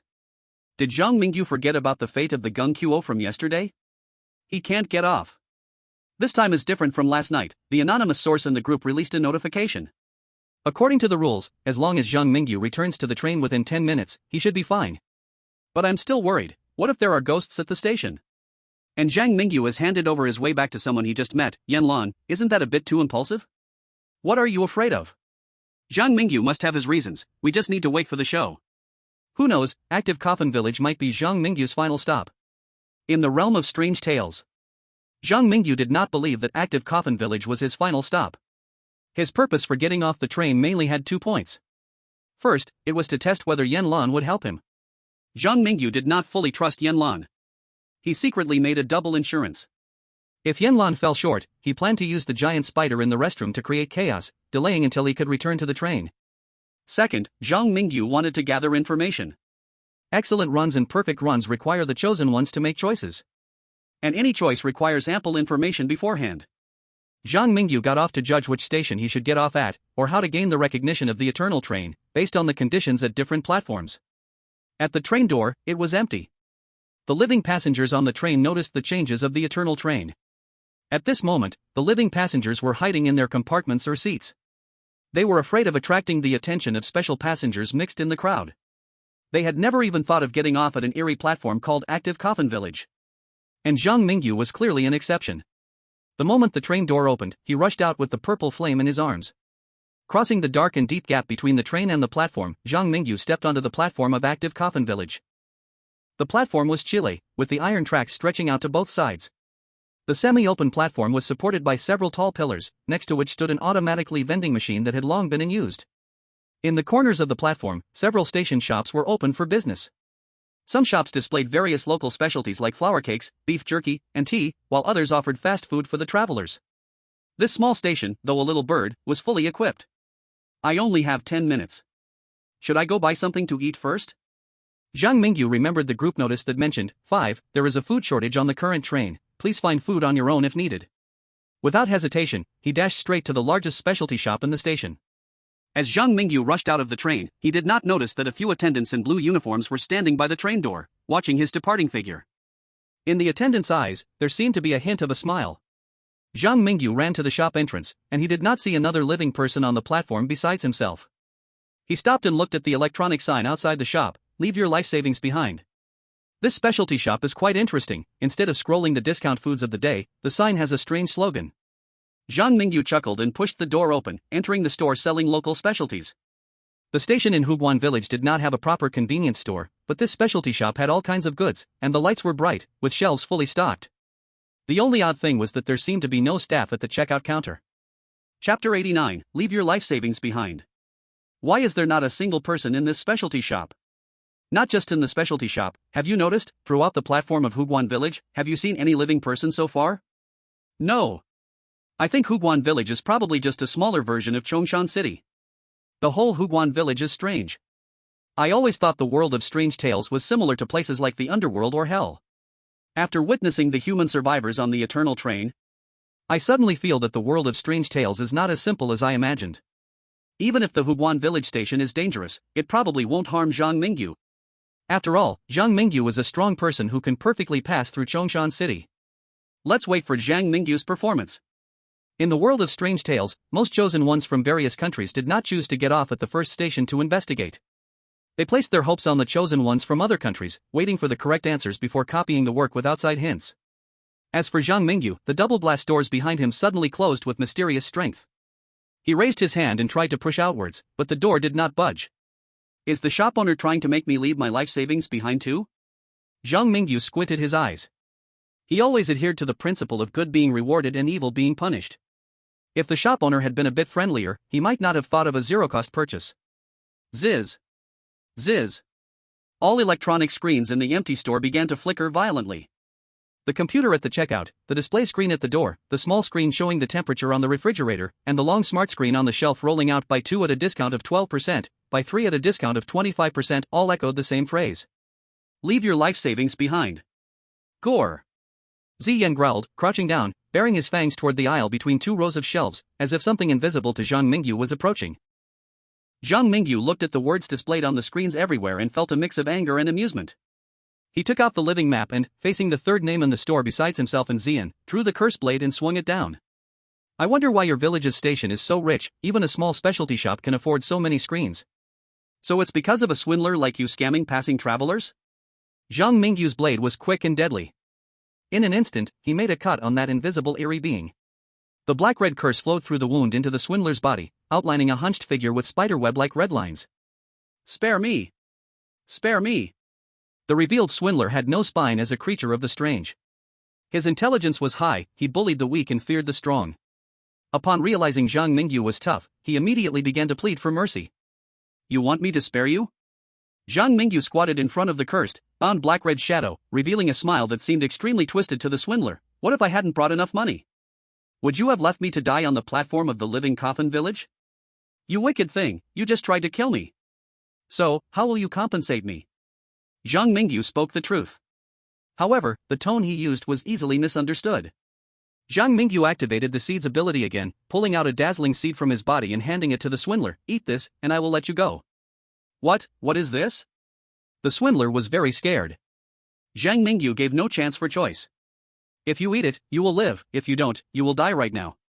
Choose one. As Zhang Mingyu spoke, he instructed Xian to find a bag and sweep all the food and water from the shelves into a plastic bag without spending a cent. Watching Xian's 9 tails sweep madly through the shelves, the swindler on the ground felt worse than death. He knew it was time for him to pay for his life. The transparent swindler swallowed the seed. Zhang Mingyu also stood up satisfied. Having delayed a bit of time here, there were only about 5 minutes left before the train was set to depart. Counting the time needed to run back to the train, Zhang Mingyu needed to hurry back. Before leaving, Zhang Mingyu didn't look for anyone else on the living coffin village platform but directly interrogated the swindler store owner from the biggest specialty shop at the station. What information do you have about the eternal train? Tell me everything. Let me advise you in advance, my time is very valuable, and I have no time to play games with you. The owner who had eaten the seed cooperated well, not daring to conceal a thing. Our living coffin village is a small stop on the route of the eternal train. Next, along the way, there are dozens or even hundreds of similar stations like Living Coffin Village. If you want to go to a village or town station, just get off when you arrive. But if you want to go to the 9 major cities or other municipal stations, you'll have to rely on luck. After all, the route of the eternal train often changes. That's all I know. Every passenger's destination is their own final destination. As a merchant selling specialties at a station, I can't find out much more, you see. The merchant's mention of the destination sparked Zhang Mingyu's interest. He seemed to grasp a hint of inspiration. Everyone's destination is their own final destination. Their own final destination, their own final destination. Zhang Mingyu repeated the key information over and over. Suddenly, he clenched his fist and slapped his palm, and a light of realization appeared in his mind. Does this mean the destination mentioned in the superior level clearance? The fate of every passenger is closely related, and we need to find the common ground between ourselves and each station. Then do we find the terminal station that suits us best? It's still uncertain. Zhang Mingyu glanced at the smart terminal. He didn't have much time left, staying too long in the specialty shop would mean missing the train. He signaled for the merchant to continue managing the shop well at the Living Coffin Village station, and Zhang Mingyu and Xiang grabbed bags of food and water, sprinting back towards the spot where the eternal train was docked. Outside. The audience in the livestream was experiencing the thrill of life and death with Zhang Mingyu. I didn't expect there to be so many terrifying cities like Chongshan City in the world of strange tales, and bizarre villages like Living Coffin Village and Frost Town are too numerous to count. It's hard to imagine how the living natives survive in such an environment. Is it time to discuss these things? There's only 1 minute until the eternal train leaves. Damn it, I didn't expect to experience the thrill of catching a train during the spring festival in the world of strange tales. Hurry up, Zhang Mingyu, you need to run a bit faster. The eternal train is about to start. Didn't that merchant say everyone's terminal station is different? I think Zhang Mingyu and Living Coffin Village fit together. Maybe if he stays, he can achieve an excellent level clearance. Our Zhang Mingyu has always achieved perfect clearances in the world of strange tales. If we're talking about the chosen ones from other countries, they might risk it all, turning a bicycle into a motorcycle. The problem is, does our Zhang Mingyu even need an excellent level clearance? For Zhang Mingyu, gaining recognition from the eternal train as soon as possible is the priority. Wow, the live stream is already showing the doors of the eternal train. Hey! When Zhang Mingyu was running towards the train, why did the chosen one from the neighboring country jump off the train? These idiots were too scared to act when getting off the train to collect information. Just now, after Zhang Mingyu uncovered the intel, they immediately sent out clues to their own chosen ones. The neighbors even directly made their chosen one try to gamble for an excellent level clearance. Forget it, Zhang Mingyu was about to jump on the train. Chapter 99 Major Cities. In the empty station, two figures were sprinting wildly. Ahead of them, a train was docked at the deserted station, its lights flashing to signal closing the doors. From a distance, the two running figures saw, at the entrance of car number 10, a crew member in a blue uniform, watching with a smile at the one person and cat scrambling back, seemingly anticipating what might happen next. Just as Xiang was ready to transform back and tackle the obstacle at the door. Behind the crew member in the blue uniform, Yanlan suddenly appeared. Holding a rough hemp rope, Yanlan, under Zhang Mingyu's surprised gaze, swiftly choked the crew member, forcefully pulling him away from the doorway. This action cleared a precious escape route for Zhang Mingyu and Xiang. Beep. Beep. As a series of lights flickered, the train's doors slowly began to close. Thanks. Zhang Mingyu nodded at Yanlan. Although he wasn't afraid of the crew member in blue blocking their way, this incident did lay the foundation of trust between him and Yanlan. What do we do with this guy? Yanlan didn't loosen her grip on the crew member in blue. Because she noticed that the crew member, tied up with the soul-conducting rope, had glowing red eyes. After last night's sudden incident, the crew members in blue uniforms seem to have also become a bit unusual. Shine a light on him. What? Yanlan was somewhat confused, her brain processing slowly as it crashed. Before Yanlan could react further. On the train. Soon, an astonishing scene appeared before her. Purple Flame, who had been behaving like a well-behaved little kitten, suddenly opened its bloody mouth at the command of Zhang Mingyu, and like snacking, it swallowed the glaring crew member in one bite. What the hell? Yunlan leaned against the wall near the train partition, almost scared to the point of collapsing. Earlier this morning, when she first saw Zhang Mingyu, Yunlan had worried that this sunny and cheerful big boy might be scared stiff at a crucial moment and drag her down. Now it seemed, how could Zhang Mingyu be someone who would be scared stiff? Instead of worrying about Zhang Mingyu, Yunlan felt she should worry more about herself. Oh, sorry, I was talking to my little kitten. Looking left and right in the aisle, after confirming there were no other witnesses, Zhang Mingyu returned to his compartment with a large bag of loot. Now, he had food, teammates, and information. Next, it was time for the teammate sacrifice, boundless power segment. Of course, the sacrificial part was just a joke. In fact, Zhang Mingyu was just preparing to collaborate with his teammates to steadily carry out his next plan. Outside, at the Kunlun military base. On the meeting table in front of Yang Qingting were filled with charted information. The chosen ones from Asen country failed to achieve an excellent clearance, invisible monsters appeared in the living coffin village, and shredded the chosen ones from Asen country. Ryuan Steel barely survived in Frost Town thanks to its unique talent.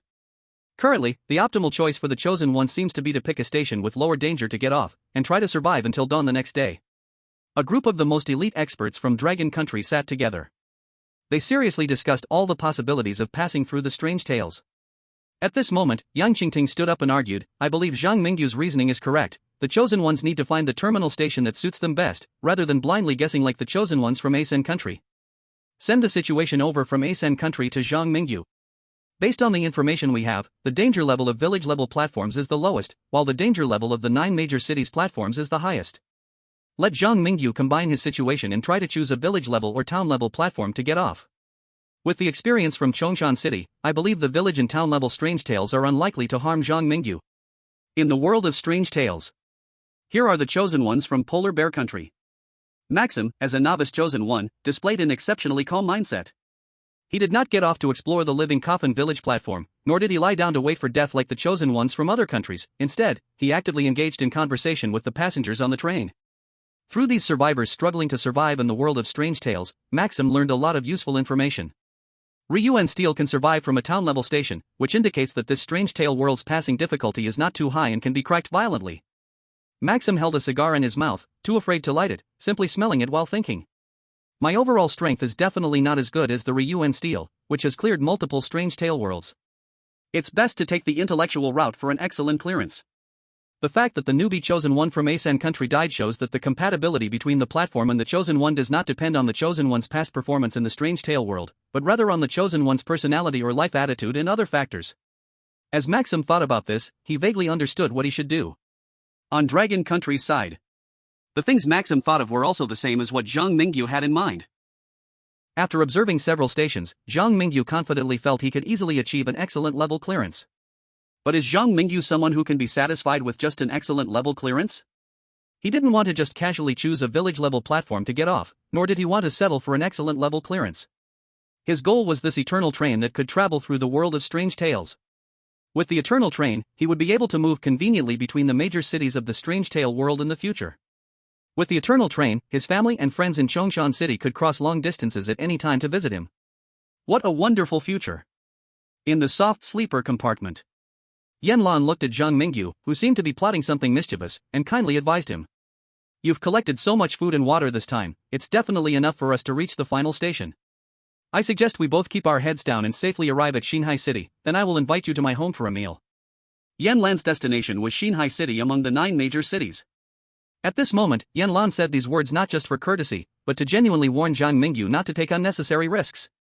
Even in Xinhai City, one of the 9 major cities in the world of strange tales, there were few living people who made Yanlan feel deep fear like Zhang Mingyu did. On Zhang Mingyu's side, he obviously misunderstood Yanlan's intention. Upon hearing the name Xinhai City, Zhang Mingyu's eyes lit up instantly. You mean you are going to one of the 9 major cities? No need for the meal, I just remembered that a businessman mentioned on the platform before that passengers who want to go to a city-level station like the 9 major cities have to rely on luck. What do you want to do? Yanlan felt a bit scared. From her perspective, the worst that could happen would be to stay on the eternal train for a couple more days. After all, riding the eternal train was considered the safest way to travel between cities. However, Zhang Mingyu's thinking was clearly different from that of a normal person. He knocked on the strange technology crystal on his left wrist and said, wasn't it mentioned in the previous group notice that there was a lack of staff on the train? I plan to sneak into their internal system and find a way to gain control of the eternal train, then we can go directly to our destination. Yanlan? _3 _. I just want to safely reach the final station. But you are trying to persuade me to directly hijack the eternal train? What kind of bandit thinking is this? Yanlan was now very suspicious of what Zhang Mingyu had done in the past. Why did every move he made carry a fierce aura that frightened both the living and the bizarre? You stay here in this carriage, I will go check on the situation in the number 1 carriage mentioned in the previous group notice. You can contact me anytime. Zhang Mingyu was a doer. He had already planned to become a staff member when he saw the second anonymous group message. Since it was difficult for passengers on the train to gain recognition from the eternal train, he would become a staff member. If being a staff member also failed, he would aim to become the train chief. Today, he was determined to take this train that could traverse the world of strange tales. Chapter 91, Staff Regulations. The aisle of the number 9 carriage was spacious. This carriage, like the number 10 carriage where Zhang Mingyu was also a soft sleeper carriage. At this moment, the compartment doors in the number 9 carriage were tightly closed, as if the people inside did not welcome strangers. Of course, they might also be worried about those special passengers. Soon, Zhang Mingyu unexpectedly arrived at the number 8 carriage. This was the hard sleeper carriage of the eternal train. Compared to the soft sleeper carriage, the passengers in the hard sleeper carriage had no compartment doors to block outsiders' view. They were forced to squeeze together with 5 other people in a narrow upper and lower bunk, always on edge, fearing being devoured alive by a passenger sleeping above or below them, or by passing monsters. When Zhang Mingyu walked past them, he immediately received a series of hostile glances and some sinister stares. Some of these looks came from people treating Zhang Mingyu as a strange living passenger, while others came from those curious about Zhang Mingyu's true identity. They could not imagine what it would be like if Zhang Mingyu were a living person. A living person dwelling in the world of eerie tales, why would he dare to walk on this strange train? Zhang Mingyu did not disturb the passengers in the hard sleeper carriage. He held on to Xian and strode past the 8th and 7th hard sleeper compartments, then walked straight through the crowded 6th to 2nd hard seat compartments. All along the way, the carriage was silent as a grave. In such an environment, Zhang Mingyu pushed open the door to the first carriage. Outside, netizens from various countries had rushed into Longgua's livestream. Oh my god, the bravery of your chosen one from Longua is truly admirable. I felt cold all over and my legs couldn't stop shaking just being stared at by those eerie passengers through the screen. How is Zhang Mingyu so calm? This must be the mentality of the strong. Oh, look! Zhang Mingyu is about to enter the first carriage. The chosen one from Longwei is the first in the world to dare to explore the first carriage. There might be secrets about the crew hidden inside. A group of foreigners were fully focused on the livestream, missing no detail. Did you think they were just watching a show? Wrong. They were stealing skills. Since Zhang Mingyu emerged from Longwa, he has done things that previous chosen ones dared not do. And as a result, chosen ones from around the world benefited. They utilized a great deal of second-hand information from Zhang Mingyu to drastically increase their chances of survival. On the eternal train, In the first carriage, Zhang Mingyu was too lazy to care about the foreign country's skill-stealing actions. His only goal was to pass perfectly. Looking into the first carriage, the small compartment was artificially divided into two areas. On the left was the brake area for blue uniformed attendants, and on the right was the brake area for red uniformed attendants, with a door leading to the front of the train at the back. The moment Zhang Mingyu pushed the door open, the blue uniformed attendants immediately stood up and looked over. The blue uniformed attendant who had once checked Zhang Mingyu's ticket even stood up straight. He nervously glanced at the red uniformed attendants, then hurriedly came to Zhang Mingyu's side, grasping his right hand, anxiously saying, "What are you doing here? This is the attendants' break area. Let me take you back to the soft sleeper carriage." "I'm here to apply for an attendant position." Zhang Mingyu smiled and declined the blue uniformed attendant's kindness. He scanned the other attendants present and didn't see the middle-aged lady who had given him chicken feet before. The number of train attendants was a bit unusually low. There were still 5 red uniformed attendants remaining, and only 3 blue uniformed attendants left. Most importantly, besides the nervous brother who reminded him, the other 2 blue uniformed attendants were already looking unwell, their eyes glowing red. "You're here to apply for an attendant?" The nervous brother's forehead began to sweat. He realized that this silly kid truly didn't know how dangerous it was to be an attendant on the Eternal Train. The kind-hearted older brother wanted to say something more. At this moment, one of the 2 remaining blue uniformed attendants, a middle-aged man with a square face, had already laughed strangely and tossed a small package at Zhang Mingyu's feet. "Xiao Xiao, according to the rules of the Eternal Train, if he voluntarily applies for an attendant position, you cannot stop him. Besides, we're short-handed right now, so we indeed need a few scapegoats." The square-faced man spoke rudely, seemingly not taking Zhang Mingyu seriously at all. Picking up the package from the ground, Zhang Mingyu found a bloody blue uniform inside, along with a small blue booklet. Crew Member Code of Conduct. 1. From today onwards, you will be a crew member on the Eternal Train. Please pay attention to the color of your uniform, and be wary of crew members in red uniforms. 2. Crew members in blue uniforms are all alive and may be trustworthy. 3. Your job is to maintain order on the train, check if passengers are evading fares, and identify if there are any other things mixed in with the passengers. 4. The train may occasionally encounter force majeure and be forced to stop in an uninhabited area. During this time, some bad things may want to eat our passengers. Remember, you are not their match. While the train is stopped in the wilderness, go back to the first carriage and hand the train over to the crew members in red uniforms. 5. Crew members in red uniforms will only appear when the safety of the train needs to be maintained.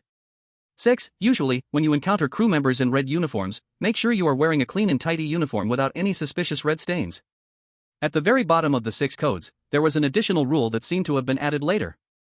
The added rule was also printed, but the handwriting was noticeably fresher. 7. Due to factors beyond our control, the conductor of the Eternal Train has been forced to leave us. Current crew members, please work hard, strive to gain the recognition of colleagues and passengers, and make efforts to become the new conductor to restore order on the train. Is this the operational rule of the Eternal Train? Zhang Mingyu closed the crew member code and looked at the bloodstained uniform. From the expressions of the nearby crew members in red uniforms, he could easily tell that once he put on this bloody uniform, he would immediately trigger an attack from the crew members in red. And all of this seemed to be planned by the square-faced crew member. Zhang Mingyu didn't care how many people were watching on the train, he refused to back down on the spot. "I'm here to help share the pressure, yet you, this bad thing, want to harm me?" Zhang Mingyu threw the bloodstained crew uniform right at the square-faced crew member's face. This move left no face for the other party whatsoever. The nearby crew members in red uniforms, who were already eager to act, along with another crew member in a blue uniform with red eyes, turned their heads towards the 2 like sharks smelling blood. Chapter 92, Anya Town. Zhang Mingyu's immediate turnabout left the square-faced crew member completely stunned. Meanwhile, the viewers from Longwei in the live broadcast applauded and cheered at the flustered expression of the square-faced crew member. The crew member code says that wearing an unclean uniform will attract the attack of crew members in red. This square-faced crew member is clearly not a good thing. Come on, we are all alive.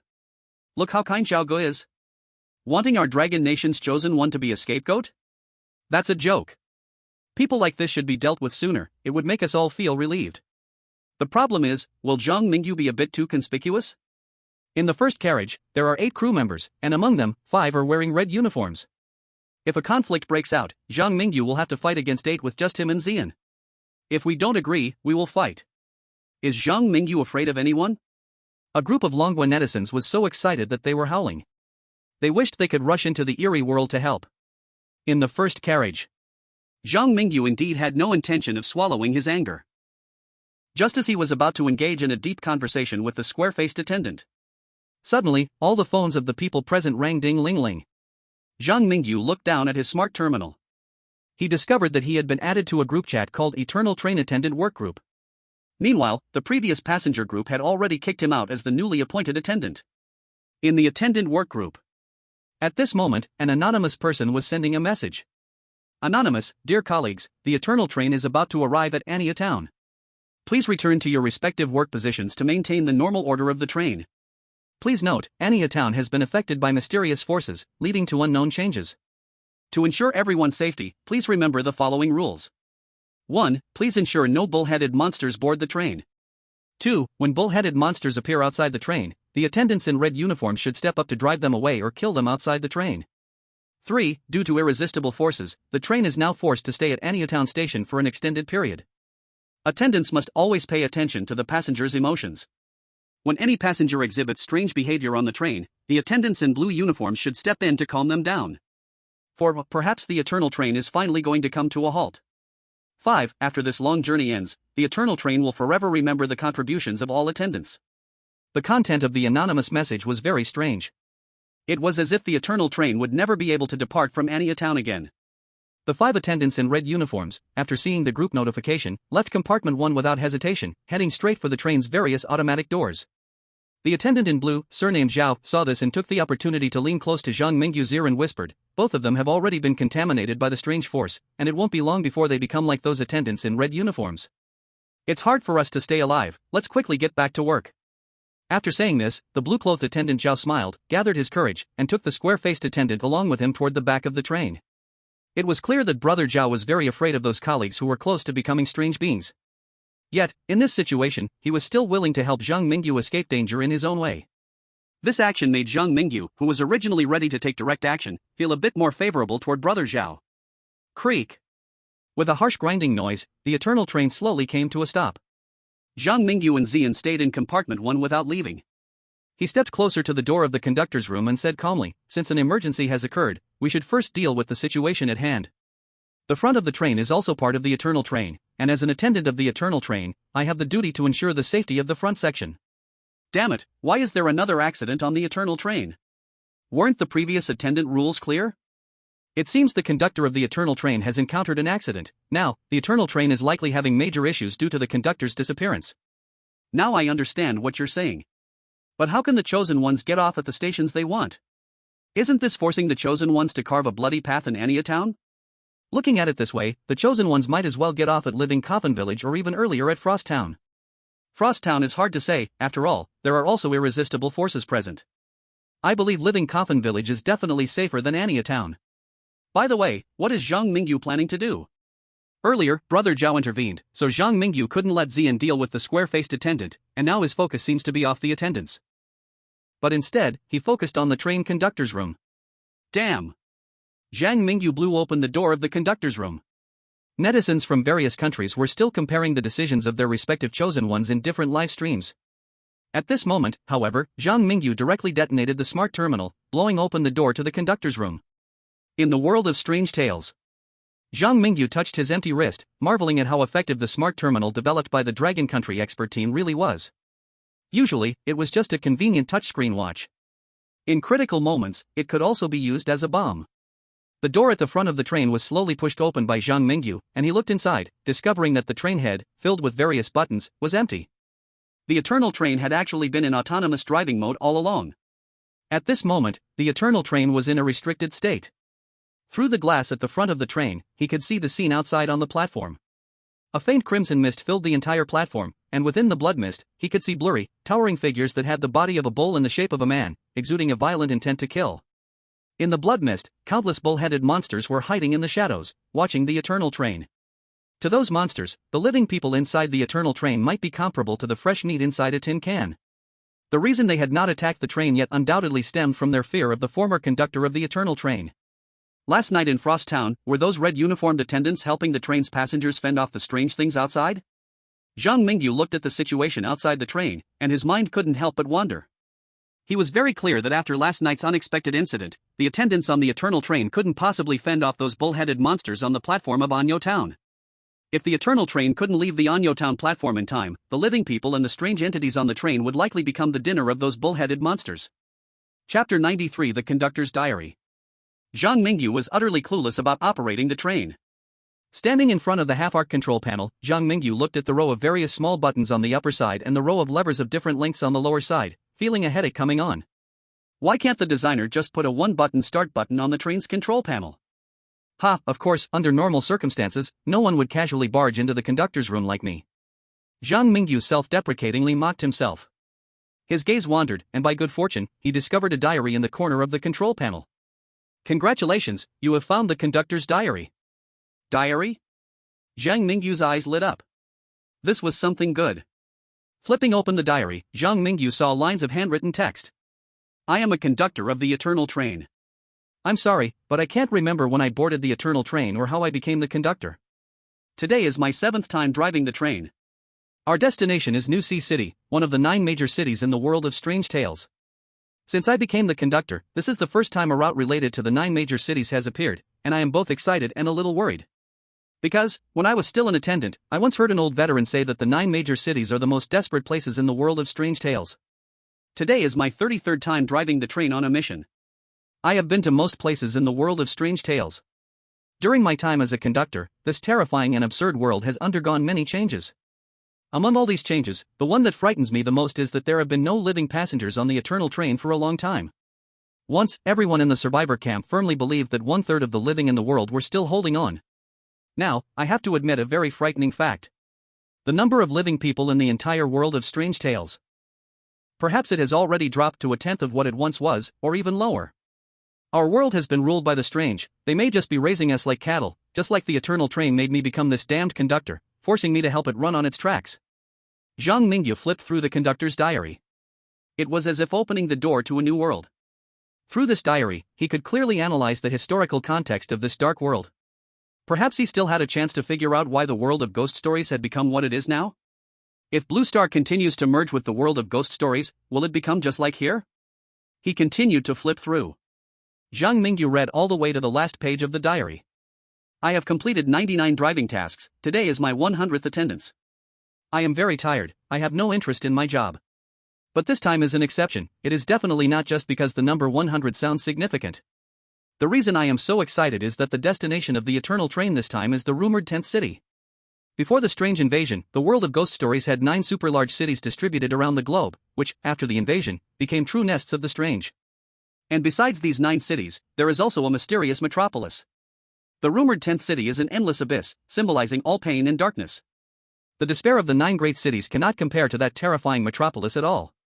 I have a hunch that after my 100th attendance, I may finally be freed. I will no longer live on as a conductor. Upon reading this, Zhang Mingyu felt a chill run down his spine. He saw the names of the 9 great cities of the ghost stories world in the conductor's diary. These included the city of Xinhai, described by the conductor as a realm of chaos and demons.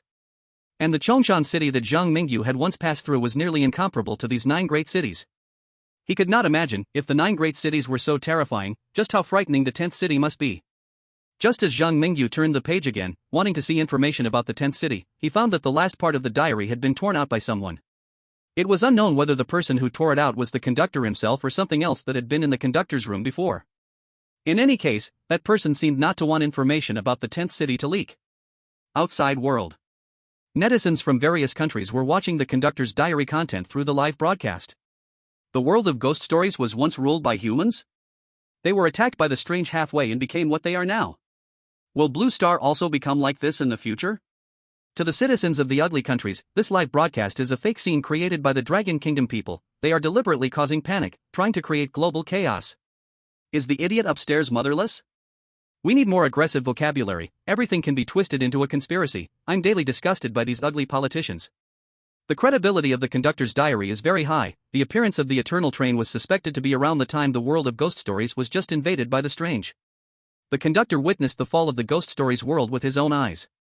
This information is priceless, but it's useless for our Dragon Kingdom's chosen ones at the moment, isn't it? The monsters outside still dare not attack the Eternal Train, all because they fear the former conductor. Now that the former conductor is gone, the monsters outside will sooner or later discover the problem. We should at least think of some way to close the doors of the train. Kunlun Military Base. The experts from the Dragon Nation were fiercely discussing whether or not to send an outside hint.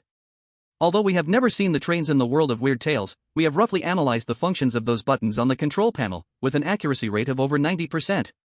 Continue the calculations, we only have one last chance to send an outside hint. If we send the outside hint, we must ensure there are no mistakes. Group Leader Yang, it seems like something has happened over at Zhang Mingyu's side. After Zhang Mingyu closed the diary. Before he could take any other action, he suddenly discovered chaos erupting outside the train. At the same time, in carriage 1, a disheveled figure stumbled in. Sister Yen, what are you doing here? Yen Lan was so furious that her face turned red, she almost spat out the words "I'm damn it." She slammed the connection door of carriage 1 shut and gritted her teeth, saying, "Something has happened outside."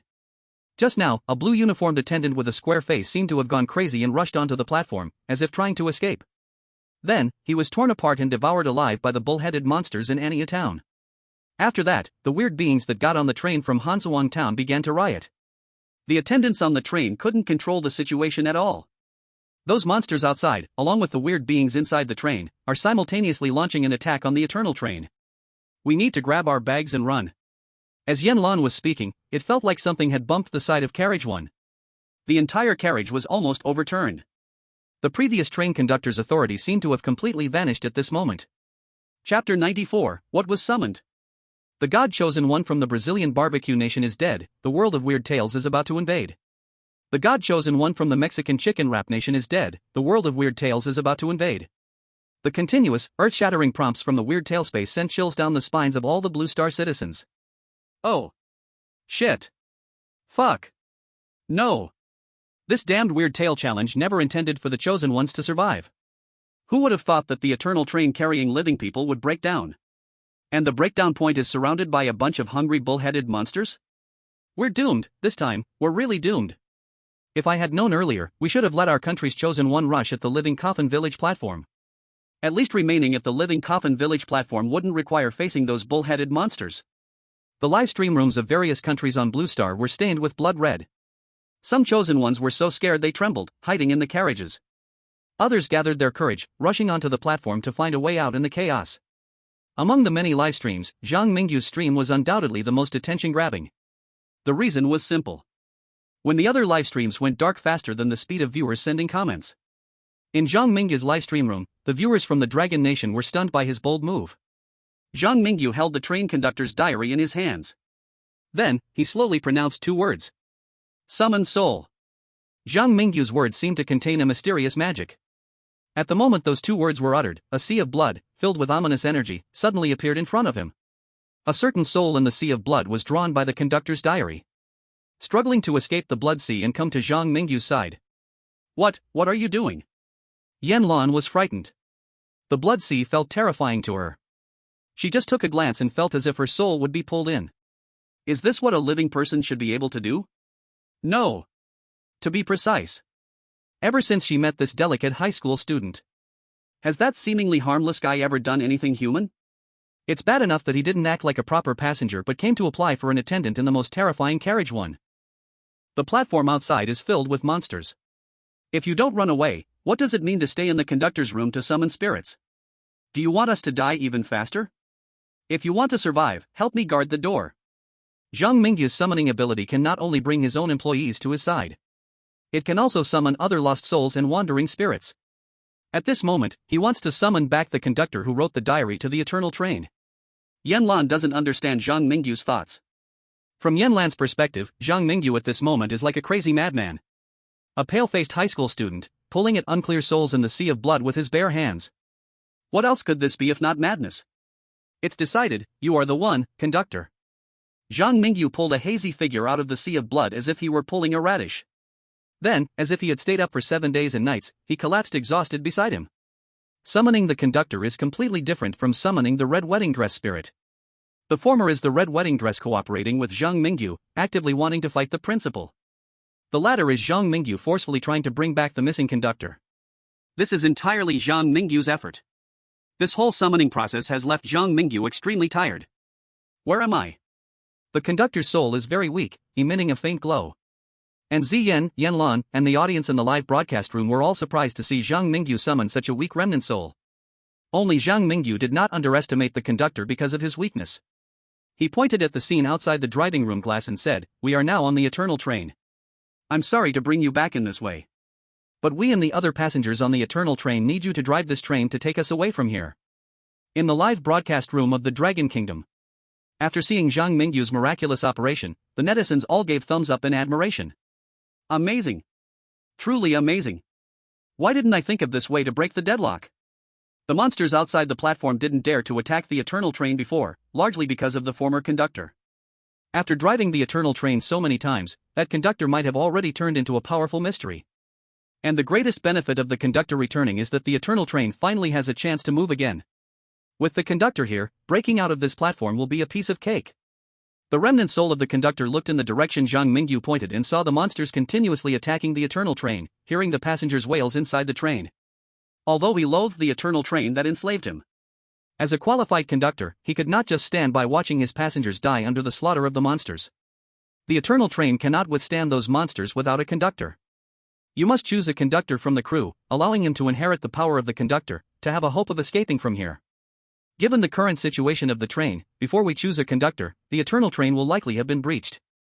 Zhang Mingyu came to the conductor's side and asked, "Can you drive the eternal train out of here?" The conductor shook his head. "You think too simply.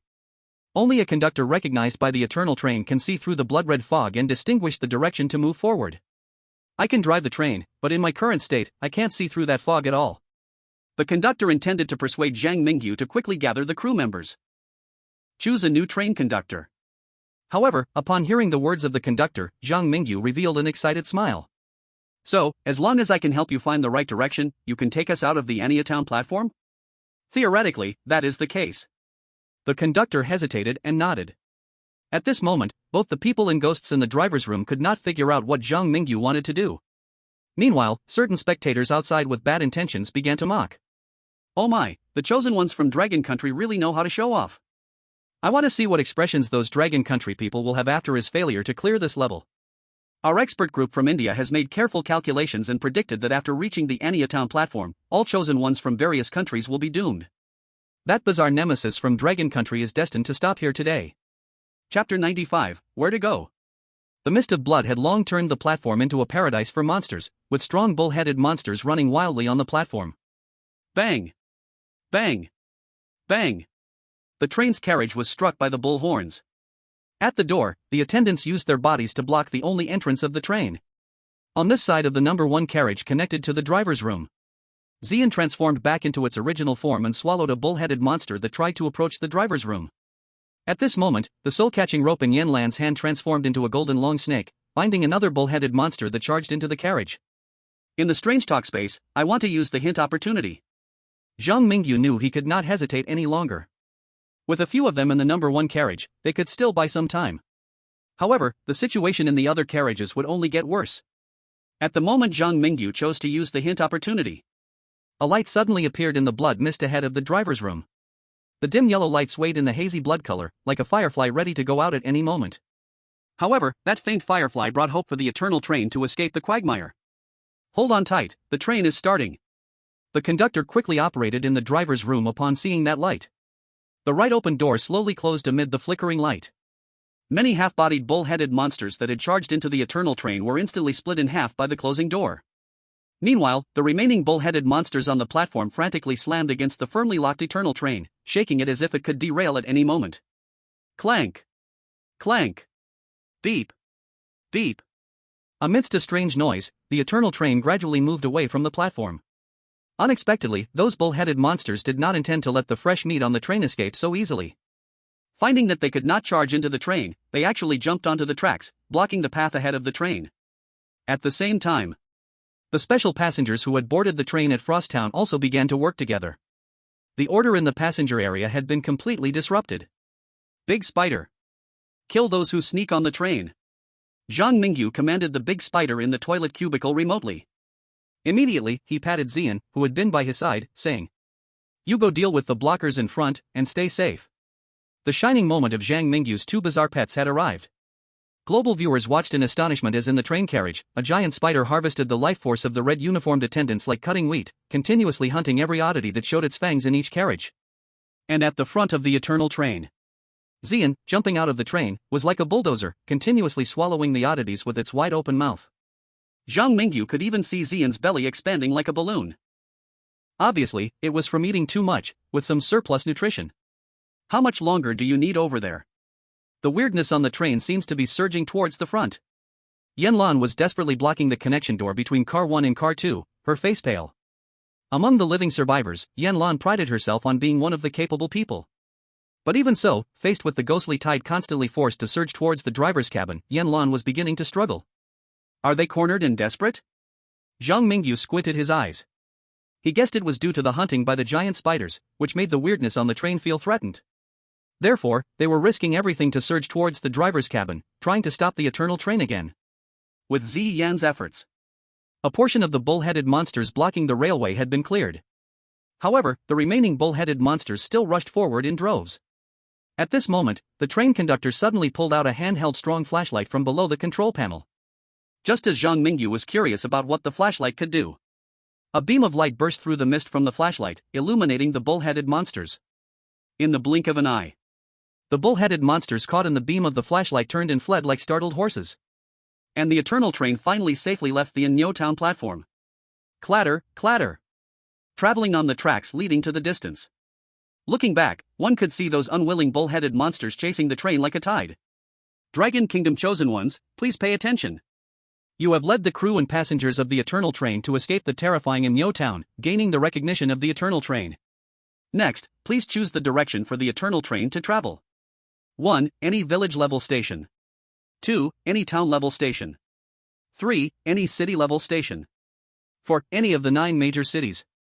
Tip: only by moving toward the most desperate direction can one discover the truth of the world. The voice of the ghost story space suddenly appeared in Zhang Mingyu's ears. He picked up Ziyan, who had returned to the driver's cabin. He shook this little guy a bit. Heavy, kind of unaccustomed. No, the real question now is where the Eternal Train should go next? Zhang Mingyu looked at Yanlan in Car 1. After leaving the Inyo Town platform, the weirdness inside the train seemed to have lost its fighting spirit, scattering and fleeing, no longer attempting to charge the driver's cabin. It probably wouldn't be long before they would be completely wiped out by the giant spiders and crew. In other words, deciding the direction of the train would likely be the last question of the Eternal Train's checkpoint. Outside Kunlun Military Base. Zhang Mingyu's performance in this ghost story world is truly spectacular. While the train conductor exists, there are ways for the Eternal Train to achieve passing grades, excellent, and perfect clears. But after the conductor dies, the methods to clear the Eternal Train ghost story seem to be left with only passing grades and perfect clears. After all, without the conductor, the Eternal Train will be easily stopped by the stations along the way. And once the train stops, starting it again becomes difficult. This ghost story challenge is a dead end for the vast majority of chosen ones. We need to pay more attention to other similar ghost story challenges in the future. This kind of ghost story challenge may not have high difficulty at the outset, but once the story itself goes wrong, it can easily trap the chosen ones. Speaking of which, how should Zhang Mingyu choose the direction of the train's travel? If there hadn't been that hint, I would think getting off at village or town level stations would be the best choice. But moving toward high difficulty stations to discover the truth gives me a bit of hesitation. We analyze that wherever Zhang Mingyu disembarks, his next ghost story challenge is likely to occur at that station, considering the safety of the chosen ones. I don't think we should take the risk. Stop arguing. Let's send our analysis to Zhang Mingyu and let him decide his own fate. Chapter 96, The Conductor's Flashlight. Zhang Mingyu's eyes swept over the conductor, whose soul was becoming blurry, and over Yanlan, who was waiting beside him. Zhang Mingyu made his choice. I choose the fourth option, to go to the most desperate place to seek the truth. Zhang Mingyu understood deeply that in the world of strange tales, merely being a coward would only lead to a more tragic end. He had to lead the dragon country to uncover the truth of the strange tales world. Only by understanding how the world became this way could he and the people of Dragon Country find a glimmer of hope. Attention, Dragon Country's chosen one. You have gained the recognition of the Eternal Train, leading the crew and all passengers safely on this journey. You have cleared the Strange Tales World Eternal Train. Completion evaluation, perfect. Completion reward, the Conductor's Flashlight. Conductor's Flashlight, this is a portable, powerful flashlight that not only can be used for illumination but also to dispel the strange. The only thing to note is that using the strong light flashlight in places where the strange gathers may provoke unknown consequences. Due to your perfect completion, you now receive a special reward, the Eternal Train. Eternal Train, this is a train capable of traversing the Strange Tales world, able to take you to any place in the Strange Tales world. Please select the new conductor of the Eternal Train quickly to ensure its safety. Initial favorability of the crew and passengers on the Eternal Train towards you +20. Any strange entity entering the Eternal Train shall be suppressed by you. The completion prompt rang out. Then, Zhang Mingyu saw the remnant soul of the conductor smile gently at him before dissipating into the sky. At the spot where the conductor had stood before, there now lay the powerful flashlight that had previously dispelled the bull-headed monster at the station. Is this the reward that the Strange Tale space gives me? After picking up the flashlight, Zhang Mingyu realized he was still in the Strange Tales world.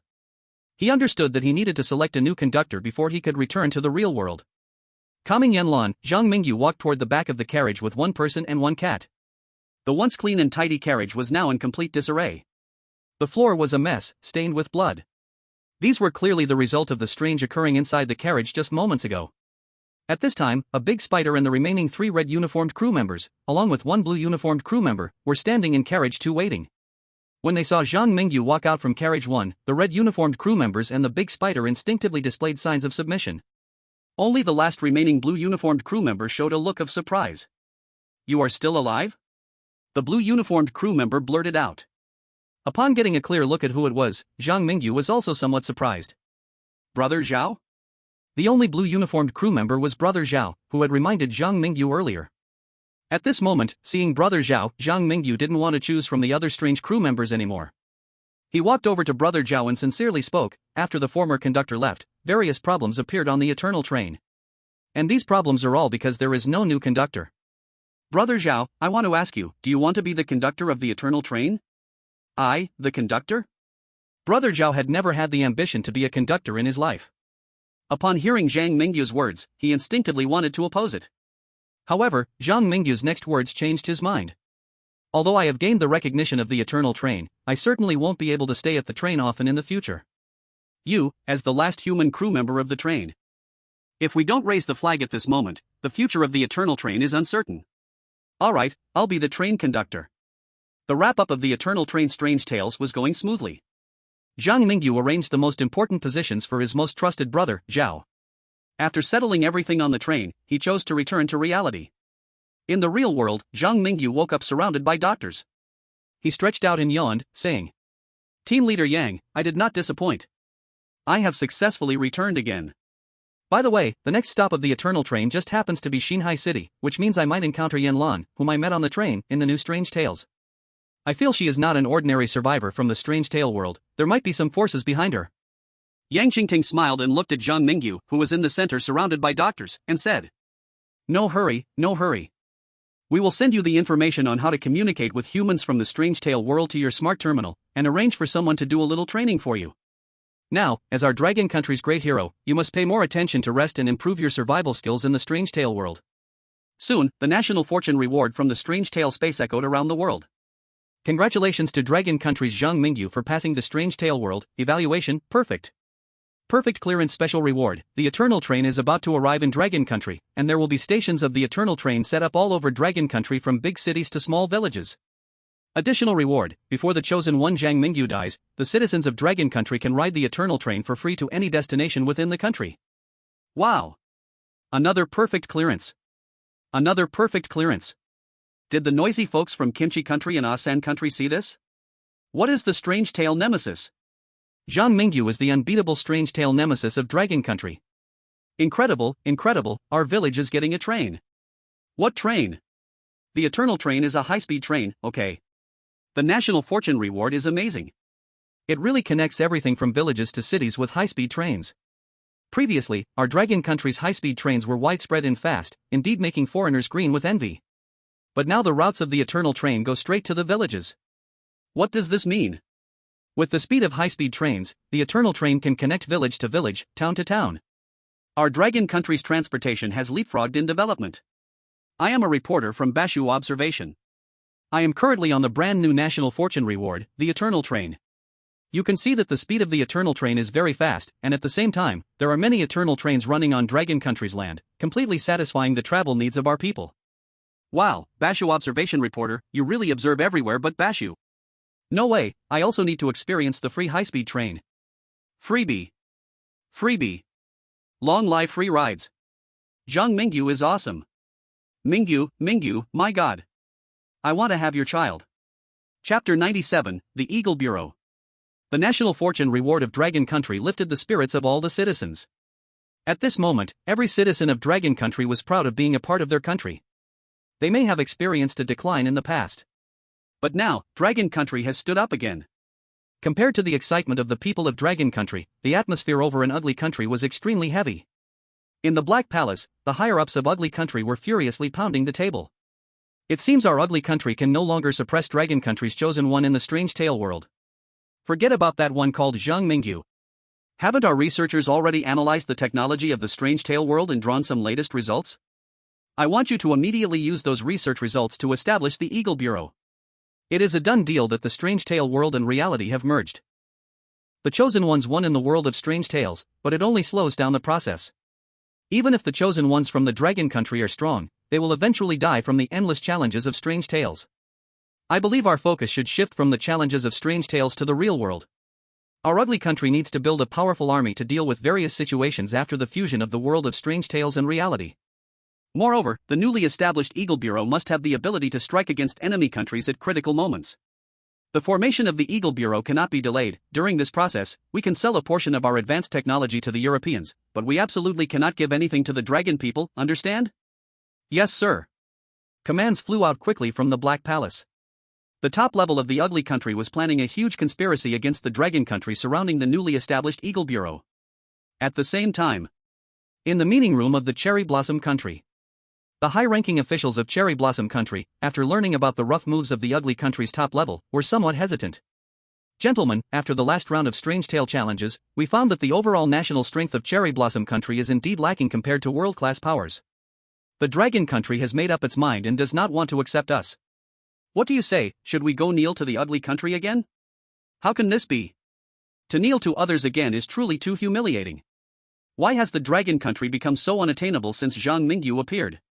But fortunately, at least we Cherry Blossom Country can still bully the Kimchi Country. Let's first secretly communicate with the high-ranking officials of the Kimchi Country and ask about their attitude.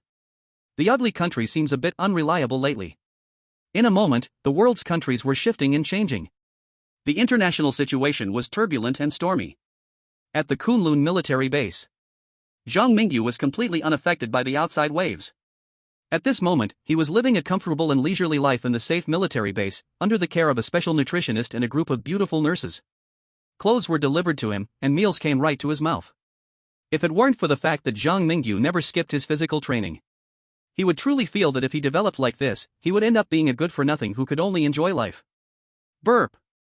Ziyan lay beside Zhang Mingyu and comfortably let out a big burp. This big cat might think that being a lazy cat is quite nice. Clap. Clap. Lying on the tarmac, Zhang Mingyu suddenly heard someone walking towards him through the big hole in the roof meant for aircraft takeoff and landing. The alertness he developed in the Strange Tale space made him flip over and look at the newcomer. Leader Yang, why did you come in person? When Zhang Mingyu saw that Leader Yang was holding the train conductor's flashlight he had lent them for research, he stepped closer. And Yang Qingtang had no air of superiority when facing Zhang Mingyu. He smiled and returned the train conductor's flashlight to Zhang Mingyu, saying, "You will enter a new Strange Tale this afternoon, so I'm returning this cursed item to you, and I want to remind you of a few things." What things? Is it about the survivors of the Strange Tale world? Zhang Mingyu had already undergone relevant training and knew how to face those survivors. However, Yang Qingtang's visit was clearly not about how to negotiate with the survivors. His tranquil eyes, like a still pond, reflected Zhang Mingyu's image. Patting Zhang Mingyu's shoulder, Yang Qingtang sighed gently. "I know the hardships of you chosen ones. The new Strange Tale will likely occur in one of the 9 major cities, New High City, so please do not force yourself into danger." At this moment, Yang Qingtang was like Zhang Mingyu's grandfather, kind and gentle. "Your cursed item is very high level. It is beyond our current technological capability to identify. The only thing that can be confirmed is that using it requires consuming the chosen one's mental energy. And also, the unknown effects triggered by using the flashlight are likely related to strange, abnormal behaviors." Abnormal behaviors? Yes. Yang Qingtang explained, "There are not many anomalies controlled by our laboratory, and we cannot guarantee the accuracy of the test results. In any case, we advise you not to use this cursed item in places with many anomalies." Understood. Zhang Mingyu nodded. Soon, the time came to the afternoon. Zhang Mingyu was about to set out again. Once again surrounded by a group of staff, dressed in combat uniforms and checked for his health, Zhang Mingyu felt as if he had been in a different world. In the blink of an eye, he had already cleared 6 ghost story challenges. About 2 months ago, he was just an ordinary high school senior on Blue Star. Now, he had taken on the hope of the entire Dragon Kingdom. Everything was ready. Zhang Mingyu's gaze turned towards those who encouraged him in the Kunlun military base. His vision gradually blurred. In his ears, the prompt sound from the ghost story space also sounded. Choosing ghost story. Ding, ghost story world selection completed. Welcome to City of the Red Moon. Type, solo, faction. Clearing condition, pass survive for 3 days in the city illuminated by the red moon.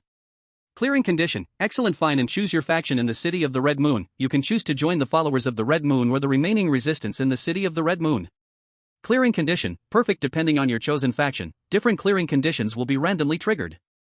Note, you can only carry the cursed items you already possess to challenge the ghost story world. Hint, since you have perfectly cleared the Eternal Train, you will gain a special ability in this ghost story challenge, Infinite Mental Energy. Infinite mental energy, you will possess endless mental energy in this ghost story world. Your mental energy will be like a boundless ocean, never running dry. Chapter 98 New Ghost Story, City of the Red Moon. Soft, dry, comfortable. Zhang Mingyu woke up in the gentle light, and he found himself in a totally girly bedroom, with a pink princess bed, a plush big carpet, colorful wallpaper decorated with cartoon bear patterns, and stuffed toys filling every corner of the room. This room could almost satisfy every child's fantasy of their dream bedroom. The only flaw was the thick knitted curtains blocking the sunlight outside. If only the curtains were drawn open, and a little sunlight poured into the room, this bedroom would be even more perfect. Why do I feel like I'm in someone else's house, stealing toys from a child? Getting out of bed, Zhang Mingyu stepped on the carpet, wondering if the furry carpet would wrap him up like a Mexican chicken burrito and suffocate him. He also worried that some cute toy dolls would suddenly come to life and violently attack him. Of course, none of these fantasies ended up happening. This ghost story challenge seemed not to want to throw the chosen ones into danger right at the start. Instead, it provided a relatively safe buffer zone. Opening the door.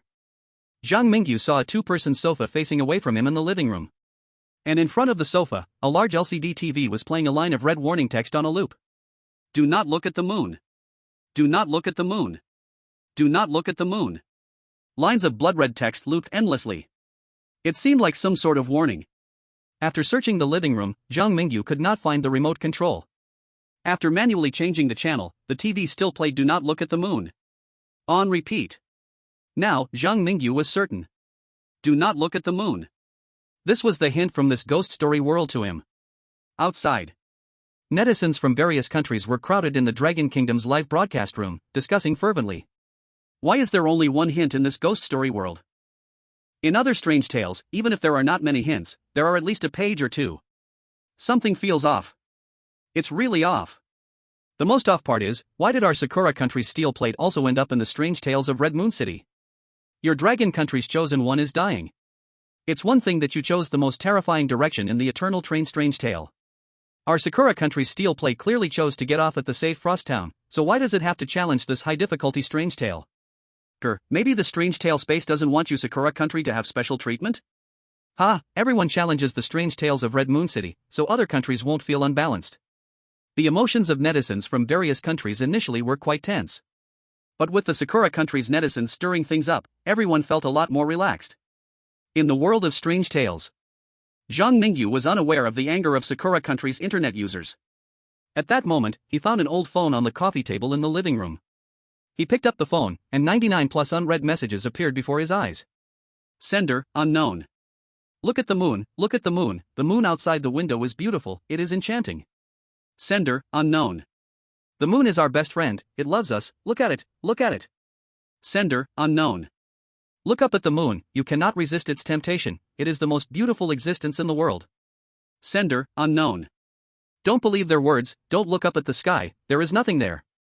The moon has disappeared. Repeat. The moon has disappeared. Sender, unknown. Stay at home, don't go anywhere. Don't look at the moon. Maybe I can find you faster. Sender, New Sea City Emergency Response Team. Emergency notification. Emergency notification. New Sea City is facing a major disaster. New Sea City is facing a major disaster. Don't look up. Don't look up. Don't look up. There is nothing in the sky. Don't stare at the sky. Attention. Please do not believe any information except for this message. Citizens still at home, please close your doors and windows immediately, draw the curtains, and wait patiently for rescue. Citizens in danger, please go to the blurry, safe area immediately. Repeat. Citizens in danger, please go to the blurry, safe area immediately. Why can't I see the address information for the shelter? In his sight, the location marked in the text message for the shelter was all blurry. Zhang Mingyu was unclear whether some force twisted his perception or if that force directly interfered with the presentation of related information. If it's the former, Zhang Mingyu still had a chance to learn the location of the shelter through outside hints. If it's the latter, it would be difficult for Zhang Mingyu to find the location of the shelter. Ding dong. Before Zhang Mingyu could seek help from the experts outside, the homeowner's phone popped up another message. This message was not an unread text, it was a brand new message from a chat app. Chat app. Classmate A, it's been a long time since we met, let's go out for a drink. Classmate A, let's watch the moon while eating skewers and reminisce about the good old school days. Classmate A, okay? Okay? Okay? After receiving a few messages from classmate A, the phone vibrated again, this time displaying the sender as Dad. Dad, child, you've graduated for a while, you can't keep acting like a little girl who loves dolls, who likes to stay alone at home. Dad is coming to talk with you today, let's sit and chat. Dad, is something a bit off outside today? Do you live in happiness community? Why don't you come pick up your dad? The people outside are strange, and the streets are all chaotic. Child, hurry down, Dad will take you to the nearby supermarket to stock up. At the same time as Dad's second message was sent out, a new message popped up at the very top of the phone screen. The name shows as Mom. Mom, don't believe. Dad, he is hiding, don't go out. This message was distorted. Zhang Mingyu could only make out part of the words inside. The ones sending me messages are the parents of the original owner of this room? Which one of them is normal? The few words made Zhang Mingyu shiver with fear. Cold sweat broke out from his back as he saw a new message appear on the phone again. Colleague, did you see those messages on the TV? Colleague, why do you think they won't let us see the moon in the sky? Colleague, they won't let me see the moon, I'll definitely take a look. Colleague, I want to see it, what danger can there be just looking at the moon? Colleague, wow. The moon is so beautiful. The moonlight tonight is just too beautiful. Colleague, don't believe those messages, the moon is very safe, the moon is very beautiful. Let's go see the moon together. Let's go see the moon together. Chapter 99, let's look at the moon. In the empty living room, a chilly breeze lifted Zhang Mingyu's collar. He smoothed his clothes and glanced towards the kitchen. He thought it was probably because the window there wasn't firmly closed, which caused the cold wind to continuously flow into the house, making this small home fail to give him enough sense of security. He turned his attention back to the phone. Zhang Mingyu found that his colleagues in the chat app were still sending out invitations without stopping. It was as if that colleague was certain that someone was holding a phone at that moment. No way? Zhang Mingyu murmured in his heart and opened the chat box. After a little thought, he edited a message and sent it out. Schwer, look at your old mother's moon. Not sleeping at night, yet still sending me random messages, do you believe I'll feed you shit? Making you suffer. After this message was sent out. After a while, no one responded. It was as if the person who received this message was repeatedly confirming whether they had seen it wrong. The mysterious colleague probably couldn't imagine that someone could use Schwer, such a delicate nickname, to send out such a long string of coarse and filthy words. Detected that the colleague's resentment towards you increased by +10. Detected that the colleague's resentment towards you increased by +10. Detected that the colleague's resentment towards you increased by +10. Finally, there was a response. What Zhang Mingyu saw first was the resentment value from his colleague. He checked the colleague's resentment value and looked at the new messages received in the chat app. Colleague, unclear. Colleague, unclear. Colleague, unclear. The colleague sent 3 messages in a row, all unclear. But from the skyrocketing resentment value, it was clear how much this colleague hated Zhang Mingyu, who wanted him to eat shit until he was full. He blacked out the colleague's chat account. Zhang Mingyu originally wanted to continue looking at those texts, to find if there were any useful messages inside. But unexpectedly, someone sent him a message again.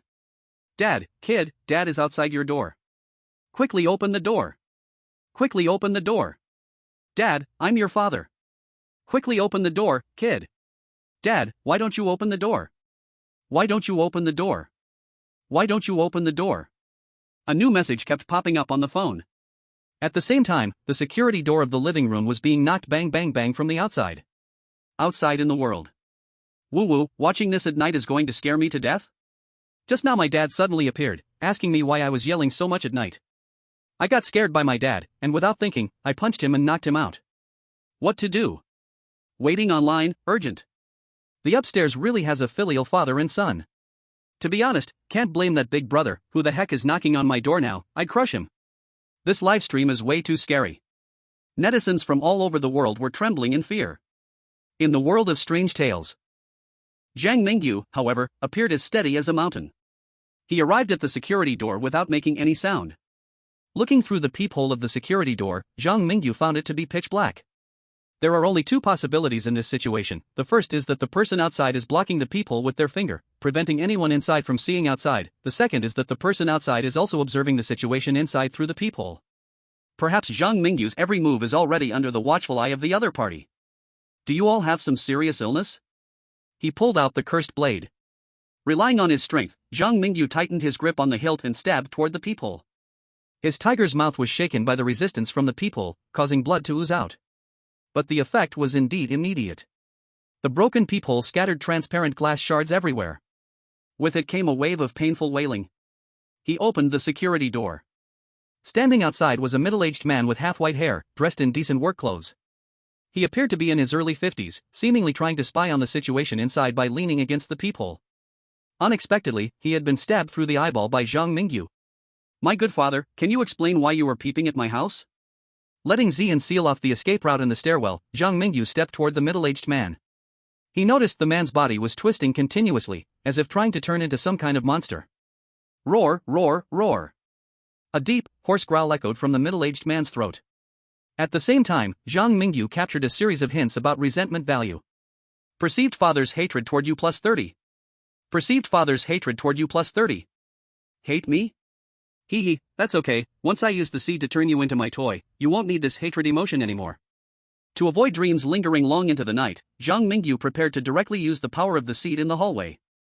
In the urban legends of the city of Scarlet Moon, he had unlimited mental energy. This means that he could use the power of the seed to enslave the bizarre creatures without limit. If these monsters from the city of Scarlet Moon, controlled by unknown entities, could be influenced by the seed's abilities, then Zhang Mingyu would have a chance to establish a new force that he controlled in the order of the city of Scarlet Moon. With a massive amount of bizarre protection, wouldn't it be effortless for him to clear the urban legends? The dazzling seed was planted into the father's mind. At this moment, the hint about resentment value changed. Perceived father's fear toward you plus 30. Perceived father's fear toward you plus 30. When the father's fear value reached its peak, the father actually stopped struggling and stared blankly at Zhang Mingyu. It seemed to be waiting for Zhang Mingyu's command.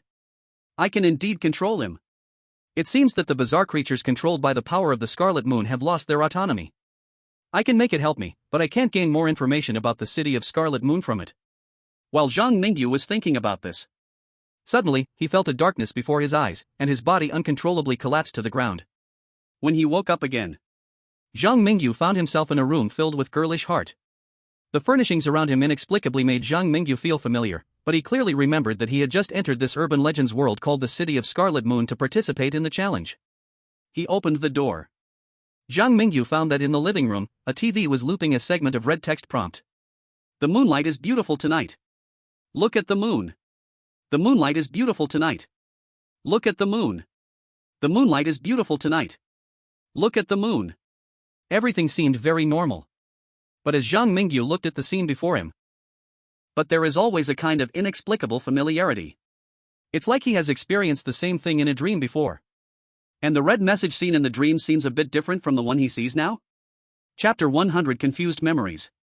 Kunlun Military Base. The walls paved with special materials maximized the isolation from the strange effects on this conference room. Soldiers at the main and side doors were fully armed, and the spacious conference room was filled with various high-precision calculation instruments. A large number of experts were gathered around the live broadcast screen, arguing endlessly. Team Leader Yang. Team Leader Yang. I can bet my life that the Chosen One has lost their memory. We must provide the Chosen One with hints from outside. Provide hints from outside to the Chosen One? I ask you, do you understand why the Chosen One lost their memory? Do you know what just happened? Are you wasting the chance for hints without knowing anything? Who says I don't understand? I speculate that the Chosen One has likely fallen into a loop. Moreover, I have first-hand data from the Galaxy 1 computer as evidence. A group of white-haired old men surrounded the conference table, arguing passionately. Everyone was arguing for the destiny and future of the Dragon Country, there was no one backing down. They wouldn't hesitate to debate based on who had more seniority or higher status. At this moment, Yang Qingting, as the leader of the expert group, stepped up to oversee the situation. He knocked on the table, and seeing that everyone had no intention of stopping their argument, he simply raised his fist and struck the table bang bang twice. Now, all eyes in the room finally focused on Yang Qingting. Clearing his throat twice, he signaled for a young researcher to switch the live broadcast screen. The screen no longer showed the situation on Zhang Mingyu's side. Instead, it turned into a Western man with a prominent hooked nose and shrewd blue eyes. Yang Lao, what do you mean by this? Seeing the sudden switch of the live broadcast screen, the experts from the Dragon Country were puzzled but still patiently asked Yang Qingting for the reason. They believed that, with team leader Yang's prestige, he would never be doing something useless at such a critical moment. Yang Qingting said in a deep voice. The strange tales of the Red Moon City are extraordinary. Just now, the Sun Never Sets Kingdom sent us secret intelligence, asking us to pay more attention to their live broadcast room. They are preparing to send hints from outside to the Chosen One right now and see the effect. This is also a goodwill gesture from the Sun Never Sets Kingdom towards us. Yang Qingting's words stirred excited reactions among the experts from the Dragon Country. Having more reference information before sending hints was naturally a good thing. For a moment, all the experts from the Dragon Country turned their gaze to the live broadcast screen of the Sun Never Sets Kingdom. In the world of strange tales, George of the Sun Never Sets Kingdom, like Zhang Mingyu, also lost his memory. After waking up in his bedroom, he didn't notice anything wrong. He still came to the living room to search for useful information just like the first time he entered the world of strange tales. On the TV, it was playing on a loop. The moonlight is beautiful tonight. Take a look at the moon. The moonlight is beautiful tonight. Take a look at the moon. And the messages on his phone constantly urged George to look at the moon outside. Let me go look at the moon? Could it be that all these hints are wrong? Standing in front of the TV, George was half convinced. In the world of strange tales, sometimes the bizarre would distort the rules the Chosen One saw, turning some originally correct rules into wrong ones, filling the guidance rules with traps. Just as George stood undecided, the hints from the Sun Never Sets Kingdom arrived. The moonlight is beautiful tonight, hurry to see the moon. When the hints from the Sun Never Sets Kingdom appeared in the world of strange tales, all viewers watching the live broadcast room of the Sun Never Sets Kingdom, a big question mark popped up in my heart. Nani? Omega? Why do the people of the Sun Never Set even betray their own chosen ones? You, upstairs little idiot, think with your fishy big brain for a moment. Besides the old fools in the ugly country's black palace, which country's leaders would dare to send wrong messages to their own chosen ones? The external hints from the Sun Never Set Kingdom are clearly distorted by the powers of the world of strange tales. In any random strange tale challenge, there appears a terrifying power that can twist external hints. Xinhai City truly deserves to be one of the 9 most terrifying metropolises in the world of strange tales. The Chosen One from the Cuban cigar country dies, the world of strange tales is about to invade. In the sky above Blue Star, the death notice from the world of strange tales appeared. But the dead Chosen One was not from the Sun Never Set Kingdom, but rather from the Cuban cigar country, which also sent external hints. In the cabinet of the Sun Never Set Kingdom, the Prime Minister of the kingdom was elegantly wiping sweat while surrounded by a group of gentlemen holding civil sticks. I was scared to death. For a moment, I thought our dear George was the one who died. Oh, curly-haired baboon above, George's wisdom amazes me. In the last moment, he pulled back from the brink and identified the oddity in the external hint. We need to thank him. Thanks to George, the Sun Never Set Kingdom avoided the terrifying future of being invaded by strange tales. A group of elegant old gentlemen clinked their glasses, seemingly having achieved the final victory. At the same time, at the Kunlun military base, the expert group of the Dragon Kingdom, led by Yang Qingting, had no interest in the elegance of the Sun Never Set people. I think sending external hints is a very risky decision.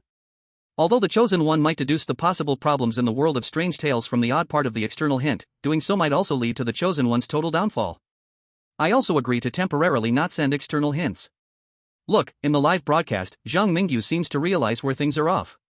In the world of strange tales, a cool breeze swept through Zhang Mingyu's collar as he stood in the empty living room, staring at the one message after another on his phone, feeling a strange familiarity. Sender, unknown. Tonight's moonlight, unclear, go out and take a look, unclear. Sender, unknown. I love you all, even if you, unclear, please, unclear. Sender, unknown. Your father outside the door loves you, open the door, go embrace him, go watch the moon with him. Sender, Xinhai City Emergency Response Team. Dear citizens, please pay attention. Dear citizens, please pay attention. During the Mid-Autumn Festival, we ask all citizens to look up at the moon. Please look up at the moon. Believe what you see, the moon is beautiful, the moon loves you. Citizens who stay at home, pull open the curtains, open your doors and windows, prepare to welcome us. Citizens on the streets, immediately go to the red moon altar to worship. Repeat. Citizens on the streets, immediately go to the red moon altar to worship. Chapter 101, The Paradox of Strangulation. Red moon altar? Worship? What the hell is this? A wave of dizziness surged in my heart. Zhang Mingyu touched the armrest and sat down on the soft sofa cushion. Resting his head against the back, Zhang Mingyu looked up at the crystal chandelier in the living room. The gentle yellow light spilled over the storage cabinet under the LCD TV, flowed onto the low coffee table across from the cabinet, covered the long double sofa, and finally stopped in front of the kitchen's sliding door. He always felt that the scenery around him was strange, but he could not quite pinpoint what was wrong. The purple flame in his arms was gently snuggling. Zhang Mingyu rubbed the cat's head, instinctively picked up the old phone again, and opened the chat app on it. The phone vibrated. A stranger noted as Bestie sent a message. Bestie, are you at home? I know you must be at home. Bestie, I'm in, unclear, trust me, it's safe here. Bestie, I've had your colleague come to pick you up, stay at home. Stay at home. Colleague? Zhang Mingyu felt inexplicably that the mysterious colleague would definitely not like him. He also didn't know why he thought that. Anyway, it's just a kind of intuition. While he was thinking this, suddenly, the mysterious person noted as colleague sent a message. Colleague, the moonlight is really beautiful tonight, come out and eat shit. Colleague, eat shit. Eat shit. Colleague, twist of luxury material. Zhang Mingyu stared at the phone screen, unable to understand why this mysterious colleague had such deep resentment towards him. Why remember to invite him to eat shit in messages? He decisively wanted to block that colleague. After some operations, Zhang Mingyu unexpectedly discovered that the chat-labeled colleague had already been blocked on his old phone. He looked at that colleague, who was still able to send him messages after being blocked, with a headache. At the same time, he also noticed the colleague's resentment value. Noticing that the colleague's resentment value towards you plus 10. Noticing that the colleague's resentment value towards you plus 10. Noticing that the colleague's resentment value towards you plus 10. I must have done something to that colleague before. In an instant, it was like a bolt from the blue. Zhang Mingyu realized that this might not be his first time participating in the Ghost Story Challenge of Red Moon City. He might have angered the colleague once before. This could explain why the colleague was so enthusiastically inviting him to eat shit right from the start. Only this could explain why everything in the world of ghost stories felt familiar to him. At this moment, Zhang Mingyu did not recover his memory. But he already had a clear idea in his heart of what to do next. Buzz. Buzz. New messages appeared at the top of the phone screen. Mom. Your dad. Dead. You're home. Escape. Mom, escape. Have these messages also been distorted by mysterious power? The only words I can understand left are escape? But I feel like Dad should come out now to chat with me about something trivial, right? Zhang Mingyu waited for a long time but didn't receive a letter from Dad. Helpless, he had to open the chat labeled Dad and actively send a string of messages. Swear, Dad, someone wants to feed me shit, come save me quickly. After sending this message, Zhang Mingyu's heart suddenly established a connection with a consciousness. He discovered that he could control the other party as if it were his own fingers, and the one being controlled seemed to be Dad. Bang bang bang. Bang bang bang. A series of intense knocks interrupted Zhang Mingyu's thoughts. He knew very well that the one standing outside the door was not the dad under his control. Outside. My mom asked me why I was hiding under the quilt watching a live stream. I showed my mom Zhang Mingyu's live stream, and then she got scared and hid under the quilt with me, shivering. I fear nothing from the sky or the earth. One time, during a plane security check, it beeped due to my iron will. But now, seeing the live stream, even this Iron Man is panicking. Let me ask everyone, who is not panicking at this moment? Anyone who sees that scene would be scared, right? And you say Zhang Mingyu has amnesia, but the hints outside will also be interfered with, what to do? The audience in the live stream room huddled together, scared. Members of the expert group at Kunlun military base, however, still stood firm in front of the live stream screen. Zhang Mingyu should have been controlling the dad he controlled in his last loop. The strange one controlled by Zhang Mingyu last time is also in a controlled state this time. We can deduce that the Chosen One himself is unlikely to participate in the cycle of Red Moon City. The Chosen One's memories related to each cycle are twisted and stripped away by a mysterious force, but the Chosen One's body and abilities are not forcibly cycled by that power. Instead, they are maintained until the next cycle begins. In short, anything controlled by our Dragon Nation's Chosen One will similarly be controlled in the next cycle. Due to the seed ability, it is theoretically an extension and transformation of Zhang Mingyu's mental strength. Because of this, Zhang Mingyu was able to confirm his current state completely through his colleagues he influenced in the last cycle and the dad he controlled. The members of the expert group from the Dragon Nation were filled with excitement. If they were to send outside hints, they would still be distorted by the mysterious power. But Zhang Mingyu had already used his intelligence to uncover the problem of the urban legends in the city of the Red Moon. I believe it won't be long before he finds the way to break the deadlock on his own. After that, naturally, there would be no need for outside hints from the Dragon Nation's expert group. Having such a worry-free chosen one is simply a blessing brought by hundreds of years of national fortune for the Dragon Nation. Continue observing, do not let your guard down. The person outside might have ulterior motives, and we also do not know the conditions that trigger the cycle. We must figure out a way to break the distortion and send the correct information to the chosen one.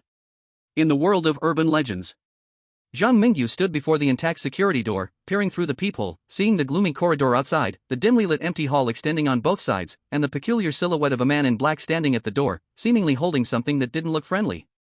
His phone vibrated. A pop-up window appeared with the following message. Colleague, Schwer, open the door quickly, I'm here to take you to see the moon. Colleague, are you mad at me? Why are you ignoring me? Open the door. Open the door. Colleague, I brought you your favorite food. Come, let's eat poop while watching the moon, okay?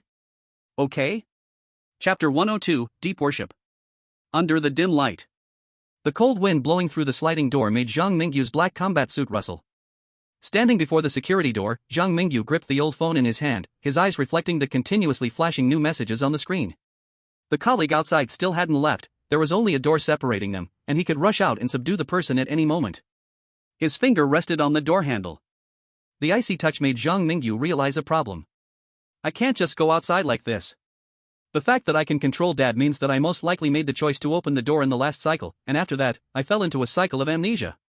Zhang Mingyu still wasn't clear about the reasons triggering the cycle. Therefore, he believed that before confirming whether opening the door to kill the visitor would trigger the cycle, it was best to stay home for now, not going anywhere.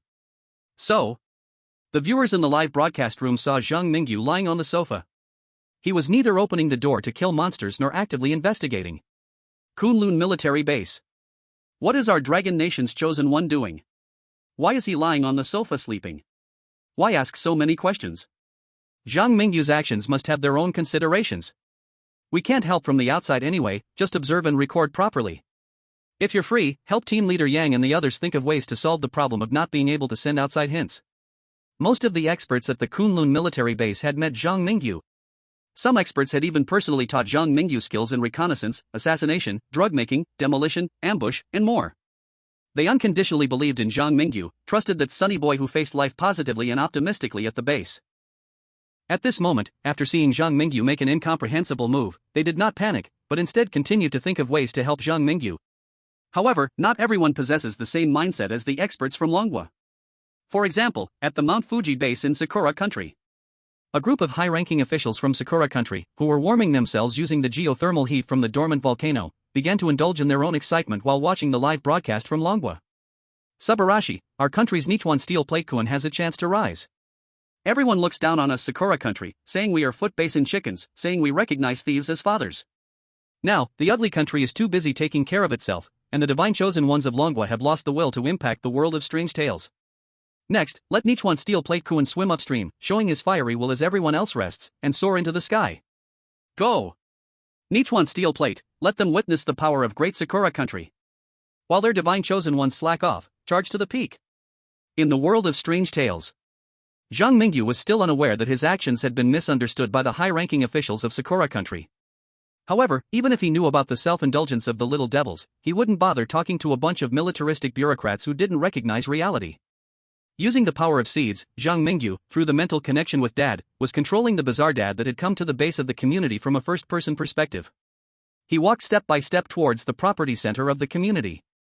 Along the way, he could see many figures similar to the bizarre dad. They were either unconscious, lying on the ground, or like stumbling infants, aimlessly wandering the streets, or kneeling on the ground, worshipping something above their heads. Bowing, one after another.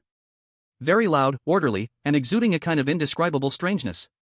Zhang Mingyu dared not look up to see what those people were worshipping. He carefully avoided the crowd of worshippers from a distance. Before gaining enough power, I think it's best not to get myself into trouble. Drawing the attention of the Red Moon too early could lead to devastating consequences. This time, taking the opportunity of the bizarre dad's body to go out, Zhang Mingyu was not forced into a loop. He still could not determine whether this was the way to break the loop. He was just controlling the bizarre dad's body to keep moving forward. He walked all the way to the property center. Zhang Mingyu controlled the bizarre dad to pass through walls, and after searching several rooms, found the main valve supplying water to the 12 buildings of the happy community. At that moment, a glimmer of excitement flashed in Zhang Mingyu's eyes. I can activate the seed ability through the controlled bazaar as well. The only limitation is that the controlled bazaar cannot be too far from me, and using the seed ability through the controlled bazaar consumes 10 times the usual amount. Normally, this ability is quite useless. After all, a tenfold consumption of mental strength means that one seed would nearly drain all my mental strength. But in this world of strange tales, I have unlimited mental strength. From my previous observations, I've confirmed that the bazaar controlled by the Red Moon will subconsciously repeat actions they performed in life at certain stages, and now I just need to use this pipeline to spread my seeds, and I will have the chance to plant seeds inside most of the bazaar beings in the 12 residential buildings of the happy community. While Zhang Mingyu was contemplating his plan, the scenes he was seeing were broadcasted live by the Strange Tales space. The Strange Tales space kindly switched perspectives for the audience, so that they no longer had to stay in the boring little home with Zhang Mingyu's main body, but instead followed the bazaar dad controlled by Zhang Mingyu outside. Holy crap! Wasn't the Divine Chosen One of Longwei just sleeping on the sofa? How did he end up outside at this moment? No, look, our perspective is not on Zhang Mingyu, but on a strange and eerie being. Could this be some kind of ability of Zhang Mingyu? Wow, controlling the eerie to help him move, that's so convenient. If that's the case, Zhang Mingyu lying on the sofa before was probably not resting, but controlling the eerie outside. He must be doing this to avoid some dangers. Viewers from various countries were buzzing with discussions as they watched the scene in the Long Country live broadcast room. Previously, they had seen Zhang Mingyu use his seed ability. But on the Eternal Train, Zhang Mingyu had never directly controlled the eerie like this, and the audience had no specific information, so they could only make blind guesses about Zhang Mingyu's abilities. Now, when they discovered that Zhang Mingyu's ability was so useful, they were all incredibly envious. Among them, the higher-ups from the Sakura country were especially craving. At this moment, the higher-ups from Sakura country were not just coveting, they also felt embarrassed. After all, they had been publicly humiliated again. You guys, Long Country people. Truly bad. Working hard behind our backs. The Divine Chosen from Long Country actually doesn't need to take risks, controlling the eerie can help scout. How can this be? We are so envious. Why doesn't Nichuan Steel Plate have such a powerful ability? A group of higher-ups from Sakura country looked at Nichuan Steel Plate, who was happily playing in the flowerbed of the happy community, and fell into deep thought. Chapter 103, Principal of New Sea High School. In the basement of the property center.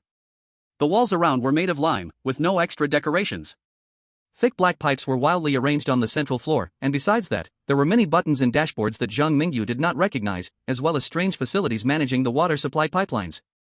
Zhang Mingyu could not pry open the pipeline to poison the 12 residential buildings of the happy community. But fortunately, the seeds transformed by his mental strength had no physical form. They could seamlessly merge into the water source. Controlling the Eerie Father arrived at the thickest water supply pipeline. Zhang Mingyu, through the telepathic connection with the Eerie Father, created a brand new seed in a 10-to-1 ratio. The shimmering seed passed through the metal outer wall of the water pipe. Then, the seed flowed with the tap water to homes everywhere. 1, 2, 3. The Eerie Father released seeds into the pipeline at a speed of 1 seed every 10 seconds. And the initiator of all this, Zhang Mingyu, gradually pulled back his consciousness from the body of the Eerie Father. In a small home in Unit 2 of Building 1 of the happy community, Zhang Mingyu's true self opened his eyes on the sofa. Excitedly, he stroked a cat and suddenly stood up from the sofa. It's feasible to send seeds to the entire community through the water supply valve. In just that little time, I have already established connections with several Eries. If this continues, I will soon establish my own power in the Red Moon City. The thoughts of Zhang Mingyu were naturally invisible to the audience in the live broadcast room.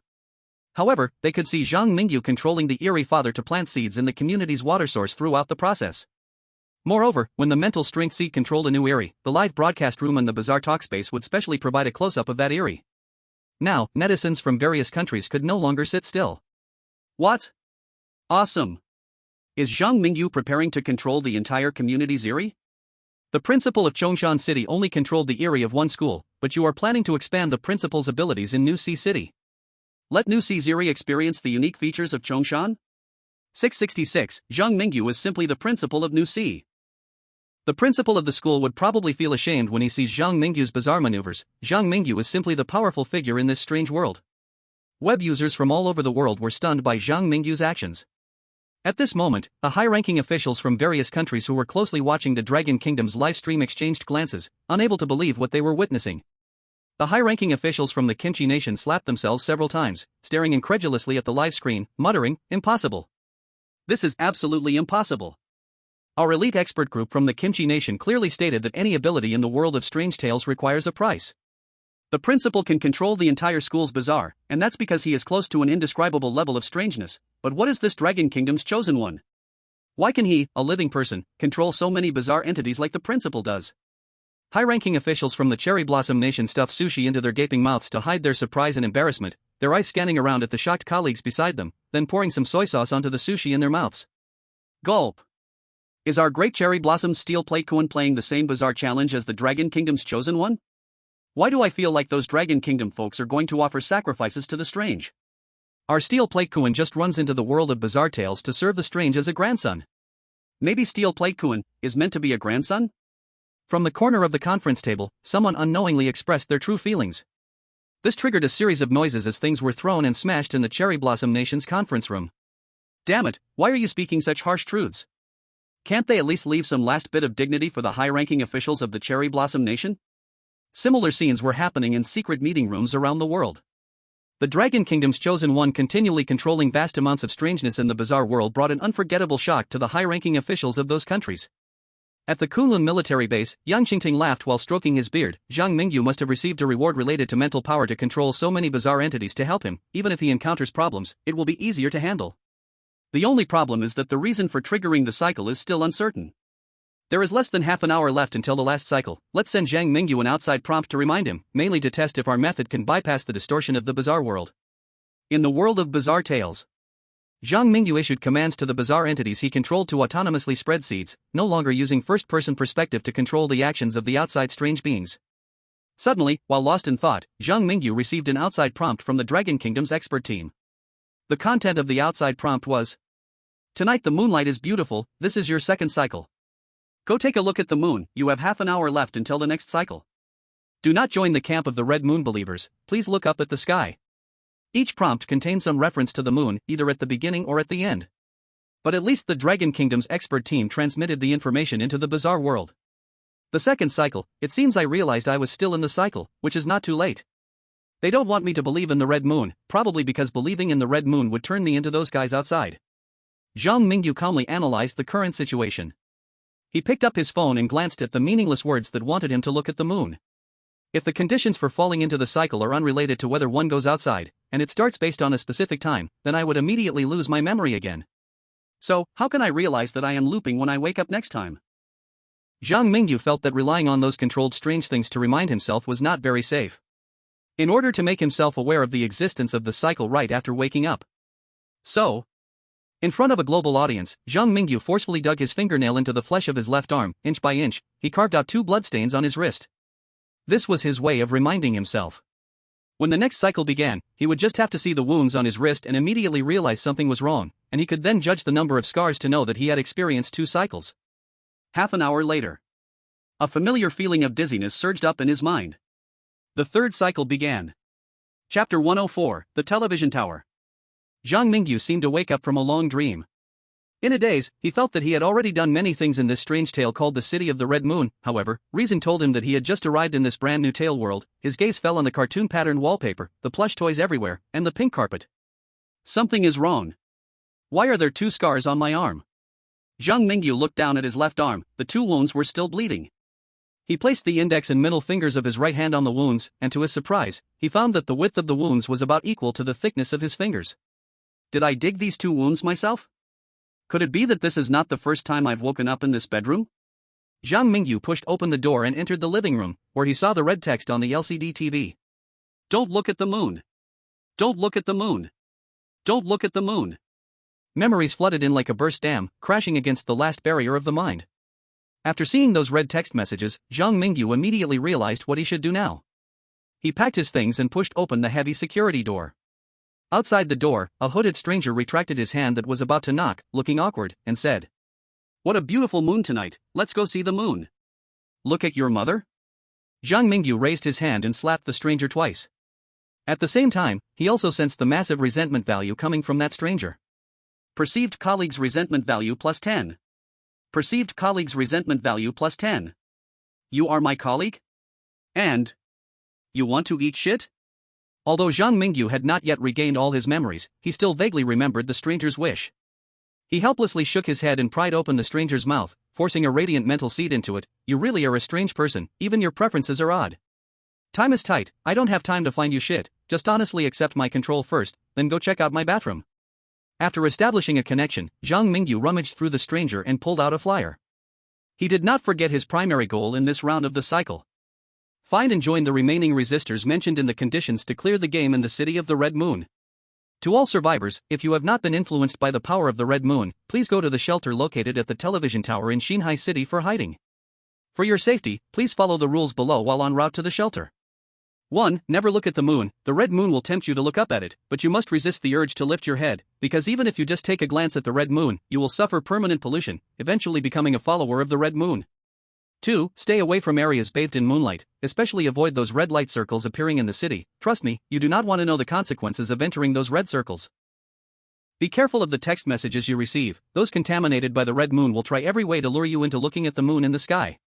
They might send you photos of the red moon they've taken. Don't look at those photos, and don't try to take pictures of the moon yourself. Our staff has hidden special sunglasses at designated spots in various neighborhoods. Please make sure to wear sunglasses before going out to reduce the risk of being contaminated by the red moon. The sewers of Xinhai City are very dangerous. Do not enter the sewers. Sometimes, you might be lucky enough to encounter a bus driving on the street. You can completely trust the bus driver, he will not harm you. Please carry a mirror with you and constantly observe your reflection. Sometimes, you are not always very smart. Look at the moon. Look at the moon. The content on the flyer shows clear chaos. Some parts have been rewritten, while others have been twisted into a blur by a mysterious force. The person who wrote this flyer is likely one of the remaining human survivors in Xinhai City. They have established a survivor gathering place at the TV tower, working together to resist the influence of the red moon. Zhang Mingyu pondered for a moment and decided to go see the TV tower. However, he did not completely trust those survivors. After all, Xinhai City has been invaded by strange tales for quite some time now. As one of the 9 scariest cities in the world of strange tales, Zhang Mingyu was very suspicious of how many humans are still alive in Xinhai City. 1/10? Or perhaps 1%? This city has probably long become a paradise for monsters, allowing most of the controlled strange beings to continue spreading their seeds in Xinhai City. Zhang Mingyu controlled about 10 strange beings following him, covertly protecting him. At the same time, he commanded the father strange being he initially controlled to retrieve the special sunglasses provided by the survivors from a designated location. Soon, Zhang Mingyu set off. He took out the vital point map and walked slowly toward the direction marked as the TV tower. The fog gradually began to clear. Outside, the Dragon Country audience, constantly watching the live broadcast, was also very nervous. It's starting, it's starting. Xinhai City is even scarier than Chongshan City. Trying to walk from the happiness community to the TV tower is simply a hellish challenge. Did you see the hints on that flyer? Those hints were probably all survival rules summed up by the survivors. The chosen ones in the Red Moon City of Strange Tales not only need to guard against threats from the Red Moon but may also need to carefully avoid other strange beings active in Xinhai City. Just like the sewers mentioned in the hints. I think it has nothing to do with the strange tales of the Red Moon City. This challenge of strange tales is indeed difficult, but I believe in our chosen ones from Dragon Country. Zhang Mingyu's recent action of digging into the record of meat and its cycle is truly ruthless, something ordinary people cannot learn. I believe Zhang Mingyu can definitely lead us through the Red Moon City. Come on, Principal of Xinhai. While the Dragon Country netizens cheered for Zhang Mingyu, who inherited the legacy of the principal. In the world of strange tales. At an old bus stop on the side of the road, Zhang Mingyu, wearing sunglasses, saw a shabby yellow bus slowly stop in front of him, shaking with a clanking metal sound. Clang clang. The bus doors opened with a cacophony of noise. A chilling cold air flowed from the bus onto the roadside. The bus mentioned in the flyer appeared. Chapter 105, The Bus to the Underworld. The red moon hung high in the sky. On the empty street, a sinister bus stopped at an abandoned bus stop. Looking inside, one could see the bus floor covered in blood-red flesh buds. The driver in the driver's seat remained motionless, as if he had already died many days ago. Looking at the car door that resembled a monster's big mouth, a normal person would definitely not get in the car. But obviously, Zhang Mingyu was not a normal person. He picked up Xian and stepped into the eerie hearse. Bang! The bus door closed hastily. It seemed afraid that a hard-earned guest would run away. Looks like this is the bus mentioned in the advertisement. Adjusting his sunglasses, Zhang Mingyu began to survey the inside of the bus. Right in front of him, the driver looked dead inside and wasn't talkative. Looking to the left, he saw that there weren't many people on the bus. The only passengers in sight were a strange old lady holding a child and an old man in a janitor's uniform. Upon seeing the janitor, Zhang Mingyu was taken aback. If he remembered correctly, he had seen this man by the garbage heaps in Chongshan City. Clang! Clang! The sound of bones hitting metal snapped Zhang Mingyu back to reality. Turning his head, he found the bus driver was knocking on a notice next to the fare collection area. Attention passengers of the Yellow Spring bus, once you are on board, you must pay the fare. The cost is 100 ghost coins per person. Thank you for your patronage. You have to pay to ride this bus? If I don't collect money, who would drive for free? Under the driver's dead gaze, Zhang Mingyu felt a bit uncomfortable. He pulled out a $100 bill, pinched one end, and stuffed it into the coin slot. Ding! Inserted 100 yuan, one more person needs to pay. Ding! Inserted 100 yuan, 0 people need to pay. Without lingering at the fare collection area, Zhang Mingyu paid for himself and Xian and rushed over to the janitor. He cheerfully leaned beside the old man and asked, "Do you remember me? I'm your fellow villager from Chongshan City. I once shared food with you from the garbage." Detected janitor's resentment towards you +10. The janitor's expression darkened, and he turned away, not wanting to look at Zhang Mingyu. Zhang Mingyu didn't feel discouraged. He chattered incessantly, trying to extract some news about Chongshan City from the janitor. Outside the bus. Wow, I didn't expect the janitor who appeared in the late-night convenience store ghost story to show up in Shanghai City. How did he make it here? I always thought that janitor was not simple, and now it seems to be true. By the way, have you noticed, the passengers on the Yellow Spring bus seem unaffected by the Red Moon's power? What could be the reason? Is there a possibility that the Yellow Spring bus involves a terrifying ghost story on par with Red Moon City, so the passengers on the Yellow Spring bus are immune to the Red Moon's control? Oh my gosh, the analysis upstairs is brilliant. So riding the Yellow Spring bus to the TV tower is indeed the right choice. Quick, inform our nation's chosen ones to also take the Yellow Spring bus and investigate the Red Moon incident in the safest way possible. Netizens from various countries were engaged in heated discussions about the Yellow Spring bus. Some were curious to see what information Zhang Mingyu could uncover from the janitor, some wanted to notify their chosen ones to ride the Yellow Spring bus, while others hadn't even figured out how to bypass the Red Moon's power to send offsite hints. At this moment, many high-level officials from small countries were contacting a few nations that had mastered the offsite hint methods, attempting to exchange various benefits for methods to send offsite hints. On the Yellow Spring bus. The janitor looked at the $500 ghost coins Zhang Mingyu had handed him, and he happily began to share about Chongshan City. "You're quite clever. I honestly didn't expect you to survive after visiting that terrifying convenience store. You want to know how Chongshan City is doing lately? What else can it be like? Several big shots turned Chongshan City into chaos. When I escaped, it was the time they were fighting the hardest, and that principal seemed to be on his last legs. They say money can make the devil push the mill. Zhang Mingyu used money to pave the way, and soon he got the situation in Chongshan City. This gave him some assurance. Before, due to the influence of indescribable forces, the living map could never show the strange happenings near Chongshan City. Now, by learning from the old cleaner grandpa that the Red Wedding Dress gang had the upper hand, Zhang Mingyu became more assured to summon Chen Huayang and the others to help him kill enemies. An old man and a young boy were chatting happily. Suddenly, they noticed the Yellow Springs bus speeding up abruptly, as if it were trying to escape from something. The two instinctively turned their heads to look out the window and saw a round red light circle appearing on the street.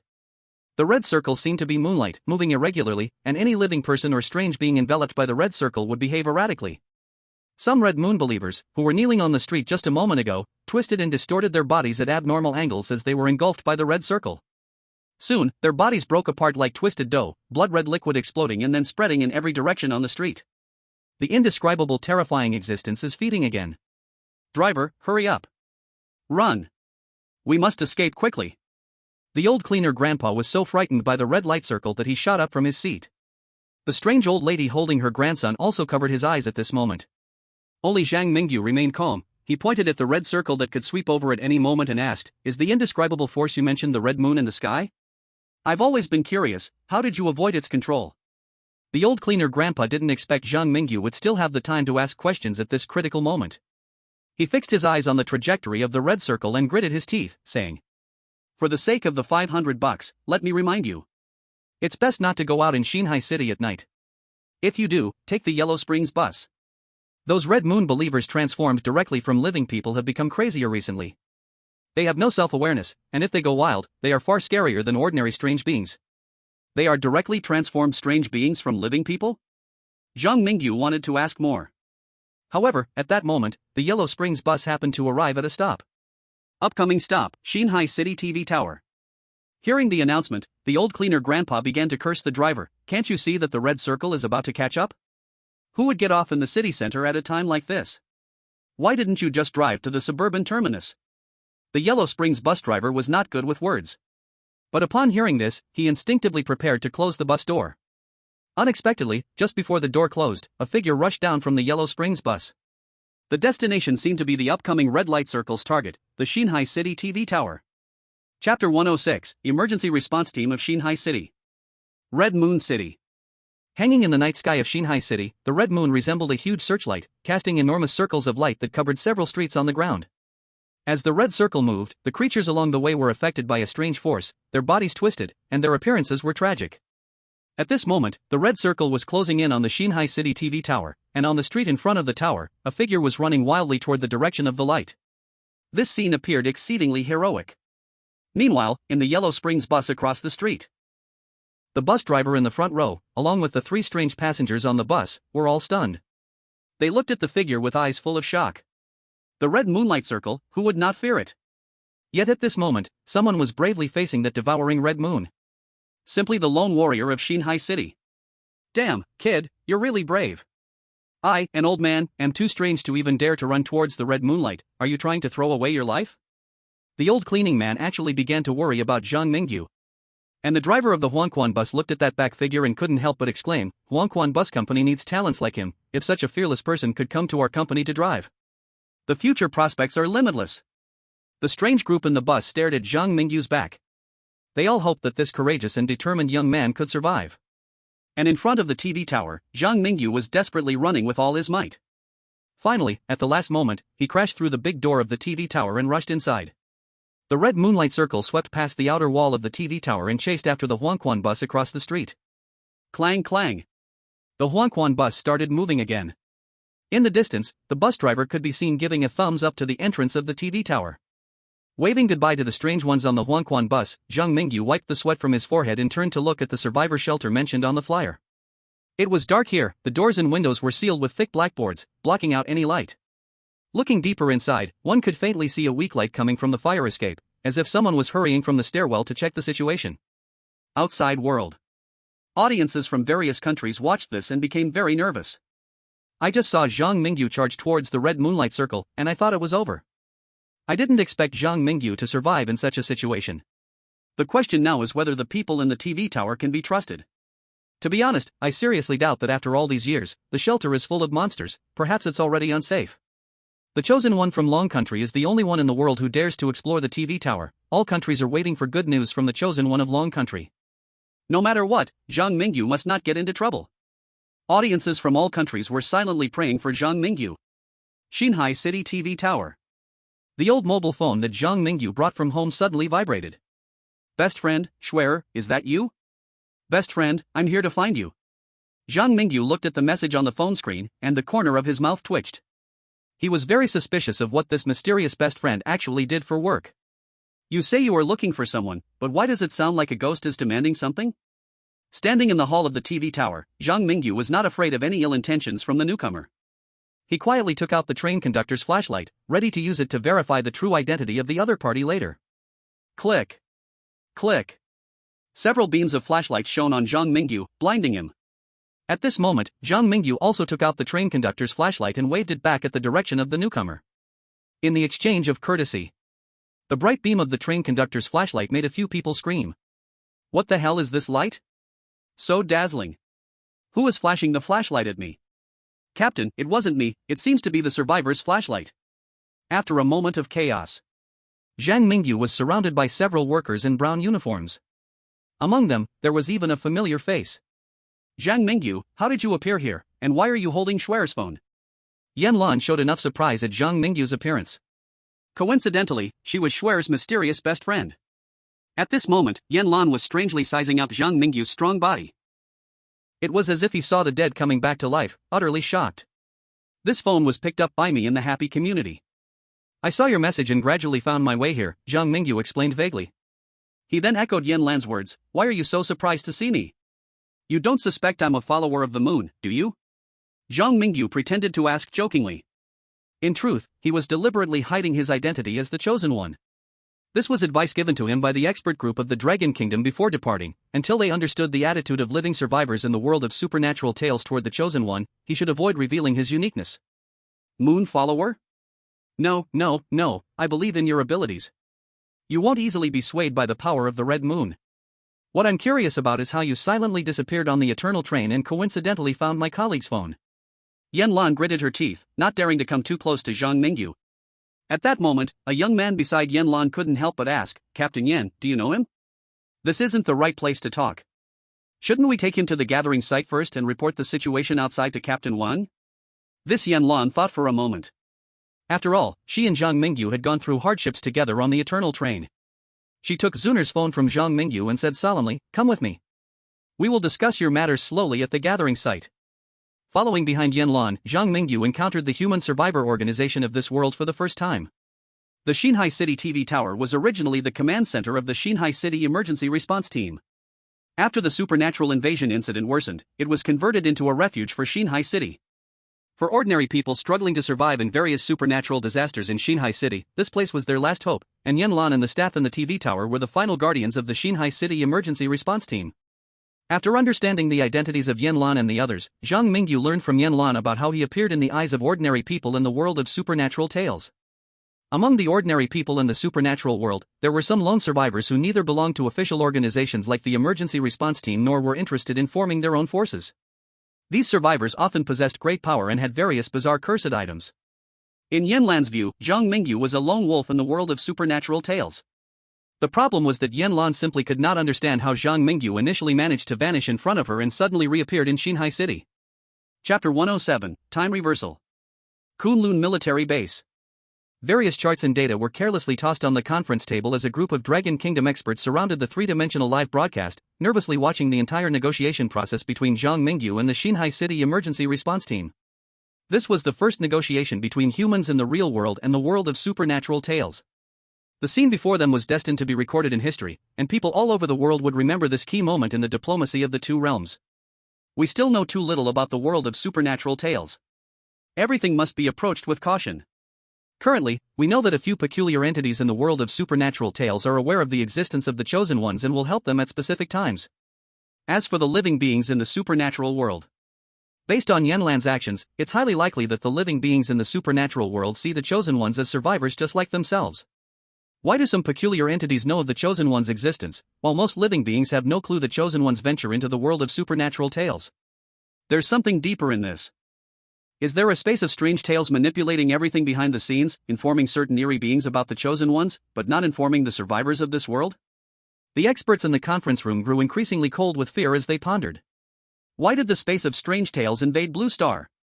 And why did it select Chosen Ones from Earth to participate in challenges in the world of strange tales? It seems that there are countless mysteries behind this, waiting for the countries of Blue Star to work hard to unravel. Look quickly, Zhang Mingyu has finally met the leader among the survivors. This leader Wang looks to be just over 40, dressed in the brown uniform of their emergency response team, with a capable air about him, seemingly from a military background. Now that Zhang Mingyu has met leader Wang, it's likely that the perfect completion task is not far off. Furthermore, our dragon country may establish a connection with the survivors in the world of strange tales through this leader Wang. Underground of the Xinhai City TV Tower. Here, a gloomy and damp atmosphere lingers all year round. The surrounding walls have no windows or any gaps for light to seep in. From the perspective of peaceful times, this kind of underground-like place is definitely not suitable for human beings to survive in for long. But in the city of Red Moon, filled with monsters, this is the only choice for survivors to stay alive.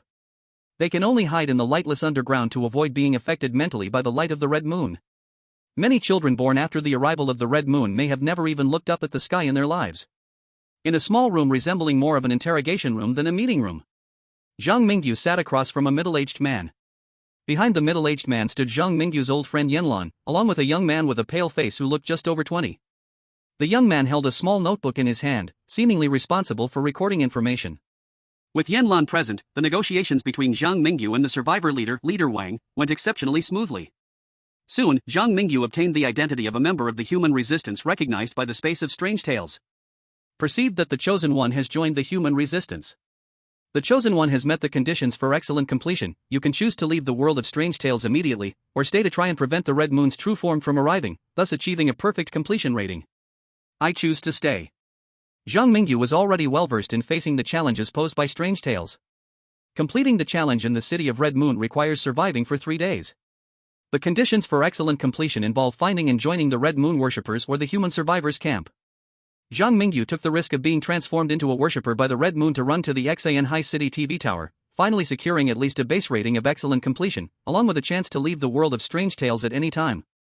With a means of self-protection, Zhang Mingyu's mood was no longer as tense as before. He crossed his fingers over his chest and looked at Leader Wang across the table, earnestly advising. The situation is roughly as I said before. Your colleague Schwer has likely met with misfortune, and I have experienced at least 2 cycles. I don't know why the cycles occur, nor whether there will be more to come. I only hope everyone can share intelligence and respond together to the Red Moon incident. We must prevent the unspeakable true form of the Red Moon from appearing in Xian High City. Leader Wang tapped his index finger on the table, the depth of thought and struggle appearing in his pond-like eyes. After a moment, he spread his hands and made his decision. Young brother Zhang Mingyu, our emergency response team in Xian High City does indeed have control over a cursed item that can rewind time. This cursed item once helped us during the first disaster of faith caused by the Red Moon. The situation in Xinhai City has been controlled, preventing more people from becoming followers of the Red Moon. What you perceive as a cycle is very likely the cursed item running on its own. Zhang Mingyu heard the term faith in natural disasters for the first time, and he frowned slightly. Are you saying that you used a cursed item capable of reversing time to counter the Red Moon in the sky? Frankly speaking, based on the current situation in Xinhai City, your cursed item is not countering the Red Moon at all, it is only making matters worse. Team leader Wang smiled wryly, helplessly. Indeed, as you suspected, we can no longer control the cursed item that can reverse time. The Red Moon incident and time reversal incident are likely to bring us double the trouble. My brother Wang. You really know how to give me a problem. Zhang Mingyu didn't expect the situation to have worsened to this extent. He couldn't imagine that both the cursed item causing the cycle and the Red Moon were completely out of control. Next, he might have to deal with a Red Moon that could descend upon Xinhai City at any moment while facing occasional time reversals. Is this something humans can handle? While thinking, Zhang Mingyu felt a familiar dizziness surge to his heart. He knew that a new cycle was about to begin. Hastily, he dug 3 bloody marks on his arm to record the 3 cycles he had experienced.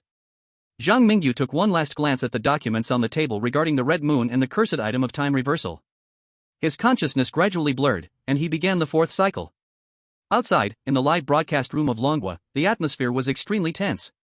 One by one, the viewers stared at the live screen with bloodshot eyes. Damn it! This Red Moon City story is too ridiculous, right? Every cycle happens fixedly before sunset in the morning. Looking at it this way, no one can survive more than 3 days in this constantly looping world. Getting past is just a pit, a bottomless pit. At least our chosen ones from Longhua have already managed to pass commendably. Compared to other chosen ones who are still holed up at home, our chosen ones from Longhua already have a method to escape anytime. Now it's just a matter of whether they can strive for a perfect reward. Chapter 108, The Sewers. Global chosen ones are struggling to survive in the tales of Red Moon City. The dual loss of control of the Red Moon and the time-reversing cursed item has caused great suffering for the chosen ones. Even some who have painstakingly obtained a bit of information will lose any intelligence gained prior after time reverses. Chosen ones from various countries are trapped. They struggle time and again, wasting many opportunities for hints from outside. Some, depending on their wits, find ways to retain some memories, while others completely fall into despair, waking up each time thinking they have just entered a new tale world. At the moment when the 4th cycle began, Chui Erden, the chosen one from Pickled Vegetable Country, stepped forward, attracting the attention of global viewers. He boldly dove into the sewer outside his home and proudly boasted to the outside audience, "This is the method we obtained from the boss of the ugly country. Thank you, Homeland, for the outside hints. Thank you, ugly country boss, without you, I would never have guessed to hide in the sewers." Chui Erden opened the manhole cover of the sewer. Under the gaze of billions of eyes, he climbed down the metal ladder welded to the wall of the well into the sewer. There, he discovered a set of orange maintenance worker uniforms, as well as a toolbox filled with tools, bottled water, and food. He opened the toolbox. A set of rules for sewer maintenance workers appeared in the live broadcast. "We are glad you have come to recognize the cruelty of the outside world. You have chosen to come to the sewer to join us. As a sewer maintenance worker, your daily tasks are very simple. You just need to remember this job code and keep its contents in mind. Sewer Maintenance Worker Code. 1. Before officially entering the main road of the sewer, please be sure to pick up the toolbox on the ground and check if it contains the following supplies: 3 bottles of mineral water, 2 loaves of bread, 1 bottle of eye drops, 1 mirror, 1 flashlight, and several repair tools. 2. Note, you may see some slight red stains on the toolbox. Please do not pay attention to those stains. The red stains are likely from one of your predecessors accidentally spilling ketchup. 3. The sewer of Shanghai City stretches underground for hundreds of kilometers. The main road here is wide, with rushing black sewage in the center. You need to stay away from that black sewage and closely observe the emergency lights on the walls. When the lights flicker, you must take out your repair tools and fix them. 4. Always ensure your flashlight is fully charged. When you pass some blocked sewer pipes covered with iron bars, you may see a pair of red eyes inside those pipes. At that moment, you must immediately take out your flashlight, adjust the light to the brightest setting, and shine it at those eyes. 5. Sometimes, you will find that the light of your flashlight is red. Remember, the flashlight should not emit red light. If the light turns red, it means the power of the red moon has already affected the sewer. You need to escape immediately and, before believing in the red moon, drop 2 drops of our special eye drops. 6. Although we have given you a mirror, trust me, you do not want to see yourself in that mirror. Throw away your mirror, especially if you notice symptoms like loose teeth, hair loss, or dizziness. Definitely do not look in the mirror. 7. Generally, the powers of the red moon and time cannot affect here. 8. Trust us, the sewer is safe, you can live here peacefully. This will be your final refuge. Do not look up, do not pay attention to the time. Focus on your work, and you will become our last maintenance worker. The contents of the maintenance worker code are lengthy. At the end of the code, someone has written in big red letters, fake. Fake. All fake. Look at the moon. The moonlight is beautiful tonight, look at the moon. The red letters look as if someone wrote them with a finger dipped in blood. Upon close inspection, experts outside can even see the fingerprints on the writing. But Chui Erden clearly did not have such keen observation skills. He only noted the 7th rule of the maintenance worker code: time reversal and the red moon cannot affect the sewer. Ha, I found the perfect shelter. The chosen ones from Dragon Country are just fools, they even believe rules like not getting close to the sewer? Our Kimchi Country's expert group and the big shots from the ugly country really are impressive. A long silence. Chui Erden's performance left the global audience watching the Kimchi Country livestream speechless. What's going on in Kimchi Country? Why do I feel like this idiot has been tricked by the high-ups of Kimchi Country and the ugly country? The problem is, this fool is still grateful to both sides. How twisted is that? They want to harm him, and he's still kneeling so proudly in the livestream. I bet the higher-ups of Kimchi Country and the ugly country are feeling a bit embarrassed now, right? I remember this is Kimchi Country's last opportunity for an external reminder. Using their own chosen one to test mistakes on the ugly country's chosen one, Kimchi Country's high-ups are ruthless. The high-ups of the ugly country are just as bad. They have no shame, they probably don't even know what embarrassment feels like. However, being able to see the situation in the sewer does indeed count as a contribution by Chui Erdang. Let's allow this fool to be happy for a while longer. Experts from various countries recorded the maintenance rules from the live broadcast of Pickled Cabbage Country. They prepared to combine the situation in the sewer to see if there is hope to help their chosen one break free from the influence of the red moon or to break the cycle. After all, if it is confirmed that time regression is ineffective in the sewer, it could be utilized. At the same time, in the conference room of Pickled Cabbage Country, the high officials of Pickled Cabbage Country looked pale. They were gathered discussing Chui Erdang's chances of survival. Oh my, why do I feel like the sewer is even more dangerous than the ground? Letting Chui Erdang help the ugly country people explore could very well bury our country's future. Even if we don't let Chui Erdang explore, it's the same. Do you think Chui Erdang has the ability to clear the monster tails of Red Moon City? Rather than letting Chui Erdang die in vain, why not let these useless commoners exchange their lives for the benefits the ugly country offers us? Chui Erdang, you can't blame us for being ruthless. If you want to blame someone, blame the people of Dragon Country for not probing the sewer issue, causing the big shots from ugly country to delay their actions. What should we do next? We in Pickled Cabbage Country no longer have any opportunities for external hints?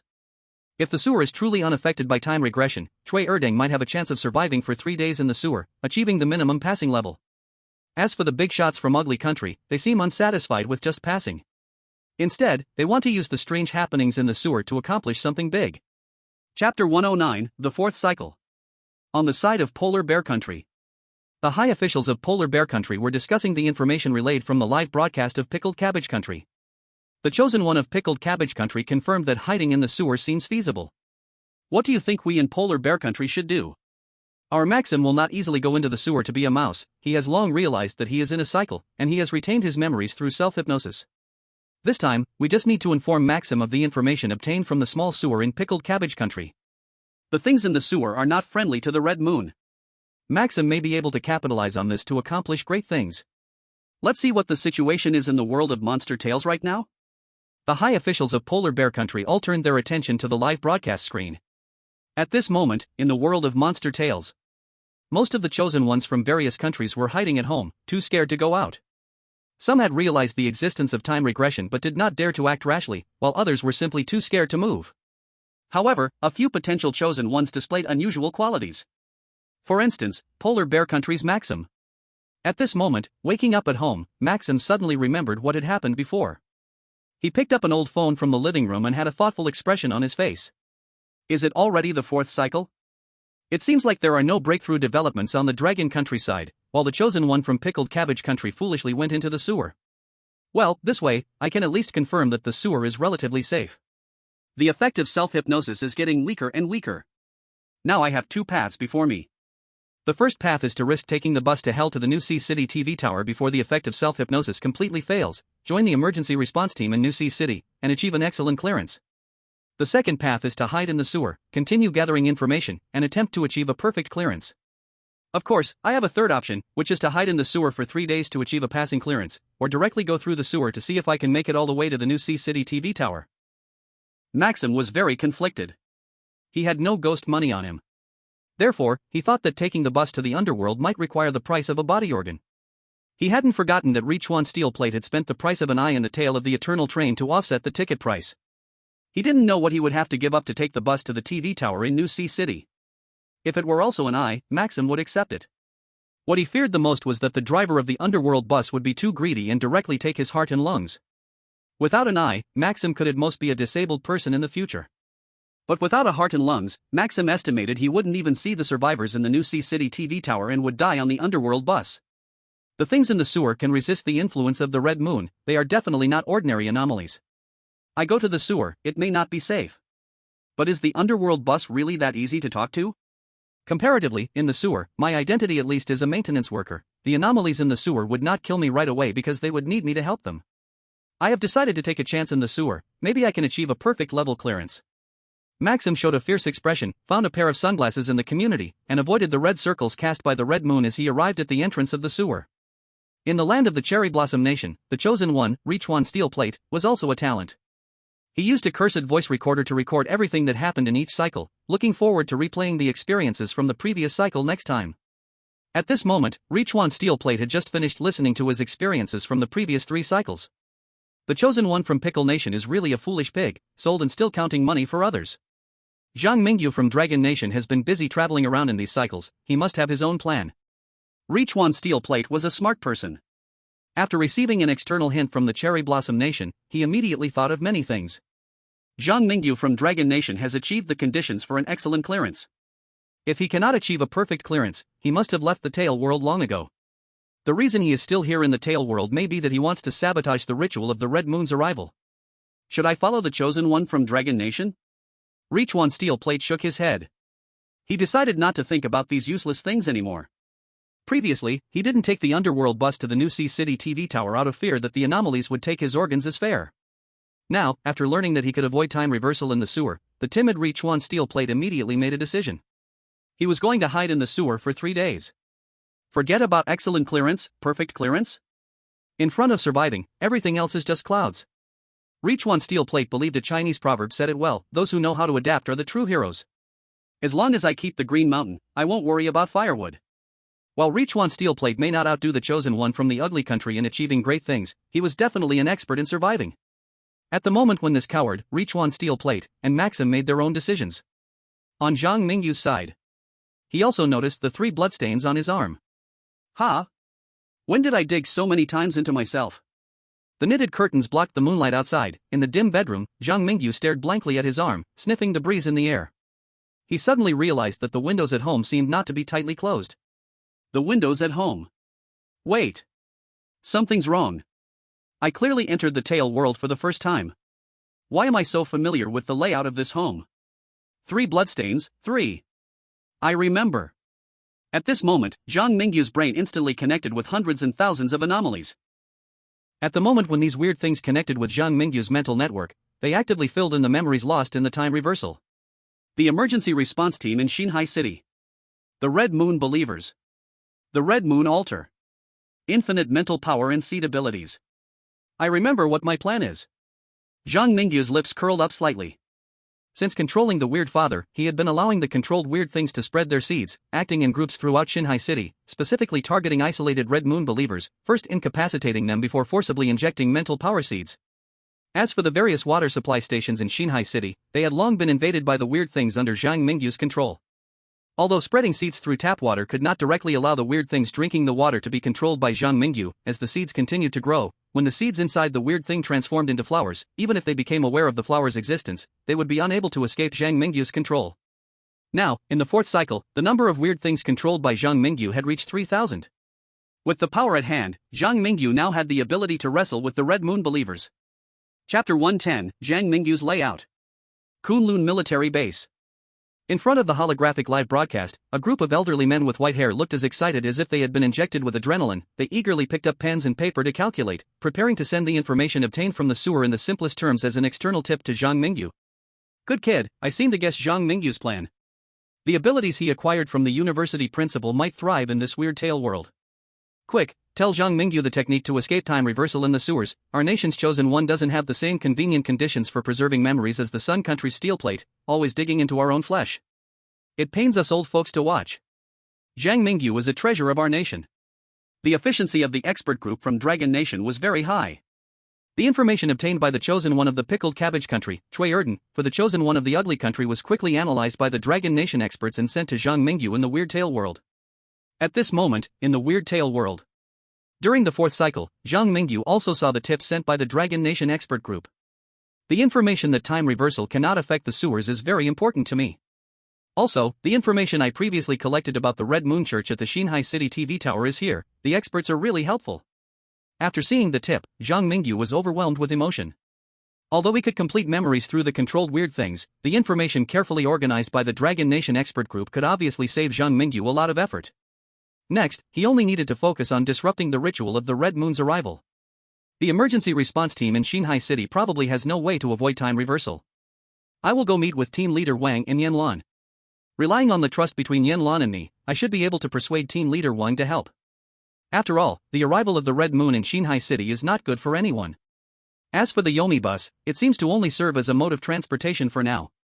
However, the fact that the Yomi bus drivers and passengers can move around in Xinhai City without being controlled by the Red Moon shows that the Yomi bus, or rather the power behind the Yomi bus company, is quite formidable. The Yomi company may very well have indescribable levels of weirdness stationed. If I can pay a sufficient amount of cash as a price, I might be able to get them to help me too. And then there are the sewers. Zhang Mingyu recalled the emergency response team's attitude towards the sewers in Xinhai City. He guessed that the sewer could most likely evade time reversal and the followers of the Red Moon. But this also indirectly confirmed that there existed a terrifying power in the sewer that even the Red Moon followers dared not approach easily. It might also be a being of unspeakable level. I guess it really deserves to be one of the 9 great cities? In name, it says to challenge the urban legends of the Red Moon City. But you, in reality, are involved with at least 3 unspeakable beings. Zhang Mingyu sighed bitterly and stood up. The challenge of urban legends was difficult, but with all the preparations he had made in advance, he was not afraid. Now it was time to take action. The Hell Bus Station. After waiting for more than 10 minutes in agony, Zhang Mingyu finally saw a rickety bus stop in front of him. A cold wind brushed his face, and the moment the bus door opened, both Zhang Mingyu and the bus driver inside were stunned. Looking further inside, the elderly janitor seemed to have already gotten off in the suburbs. The compartment, filled with bloody growths, had no passengers in sight. I say, young man, you are quite diligent in going out, huh? Ha ha, driver, you are also quite diligent, huh? I don't see you resting. You detected the resentment value from the Hell Driver plus 007. 007? Zhang Mingyu was taken aback. At first, he was curious why the Hell Driver suddenly had a resentment value towards him. Upon careful thought, it dawned on him that the drivers of your Hell Company never seem to take a holiday? This is too scary. Scarier than the most horrifying ghost story I've ever heard. Honk. Honk. The Hell Driver, dissatisfied, honked the horn and said, I say, young man, get on the bus. If you're just standing there, we can't hit the road. Riding the Hell Bus, Why do I feel like you're secretly getting back at me for exposing your scars? Zhang Mingyu rolled his eyes at the hell driver in his heart but pretended to take out his bulging wallet and said, "Hey, brother, since we don't have many passengers on this route, how about I rent your bus, and you help me with a favor later?" Rent the bus?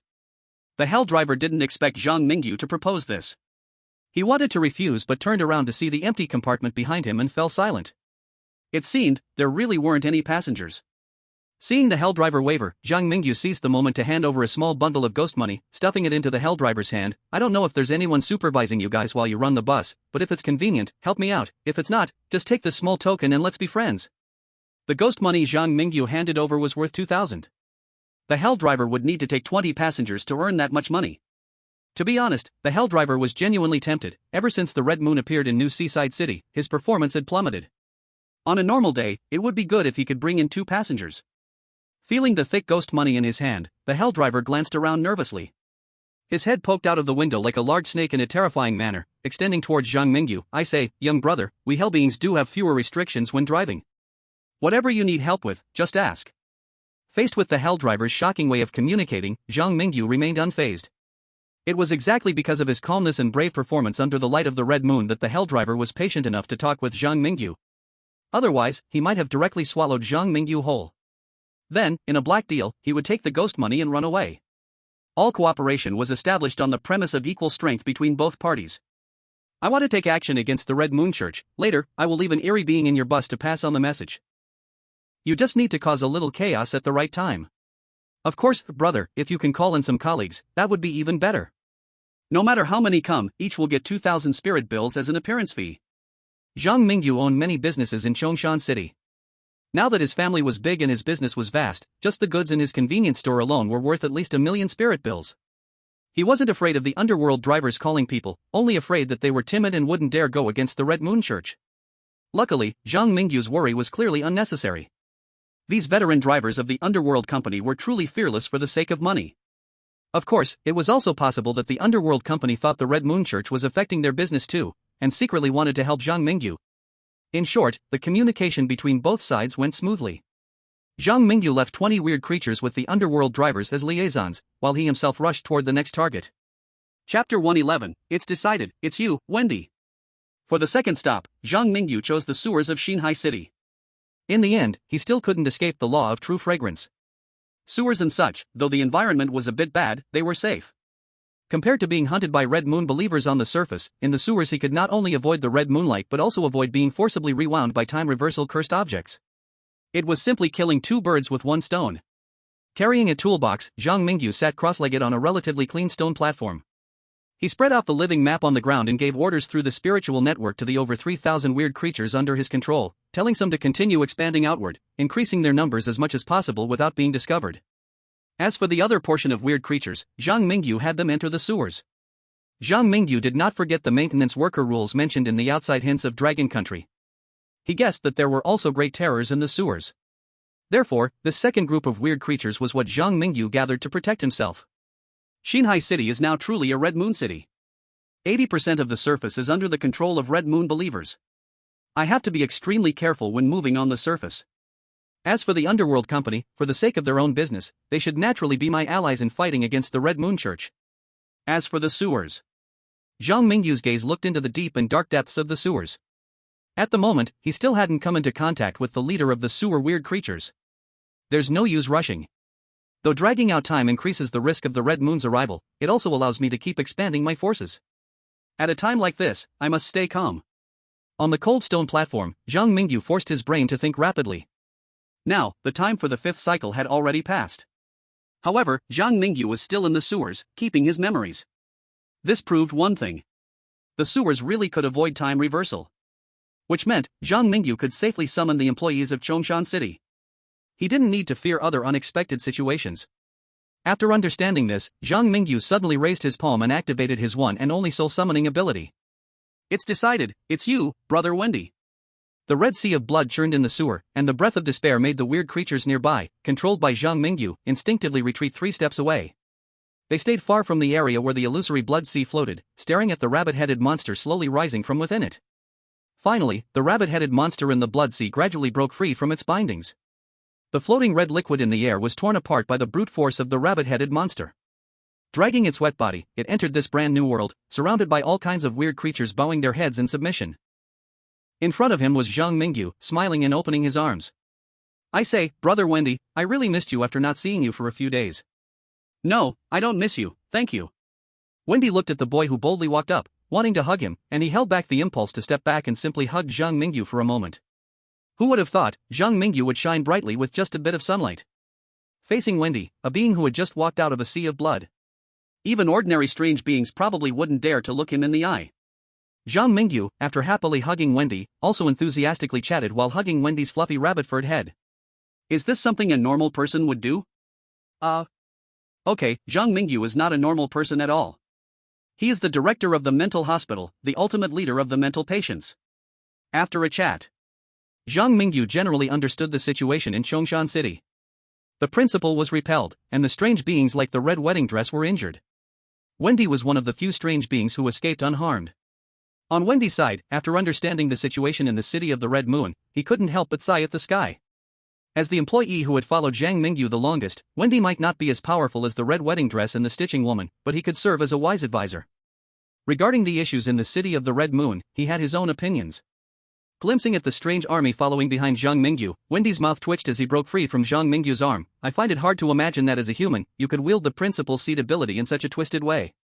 I'm sorry for using the word twisted to describe you. But I really can't think of any other words to describe someone who just arrived in Xinhai City and enslaved 3,000 terrifying madmen, and what's worse is that those whom you enslaved are also the loyal followers of the unspeakable in Xinhai City. Have you thought about what you are doing? Do you know that the unspeakable of the Red Moon is someone even the principal wouldn't dare to provoke easily? You are really going to give me a heart attack, boss." Wendy looked at Zhang Mingyu's bright smile, and he didn't want to speak anymore. His boss clearly knew the danger of this matter but still insisted on opposing the unspeakable of the Red Moon. Is this the uniqueness of the Chosen One? No. Wendy had seen Chosen Ones before. Not all humans from that world are like Zhang Mingyu, who are reckless. This time I am ready to take action against the Church of the Red Moon. Help me out, good brother, and I will double your salary. If something goes wrong, you don't have to worry about me, I will directly reverse summon you back to Chongshan City. Boss, you are really a freak. Sometimes, I feel that being a rabbit clerk on a small piece of land in Chongshan City is pretty good. At least it's better than following you and the principal, risking my life. Looking into Zhang Mingyu's clear eyes, Wendy sighed helplessly. Wendy actually had half a sentence left unsaid. When he followed the principal, he was merely exploited for labor by the principal and the former store manager, but when he followed Zhang Mingyu, he always worried he would be killed by several terrifying, unspeakable beings in the next moment. His boss really knows how to court death. Seeing the incredibly speechless Wendy, Zhang Mingyu shrugged without responding. He looked towards the dark and deep sewer ahead and said, "I think you may have some misunderstandings about me. I'm fundamentally different from that tyrant, the principal. For example, not long ago, I helped our late-night convenience store open a branch at the train station. I think the principal wouldn't do something like this, right? Maybe, he wouldn't."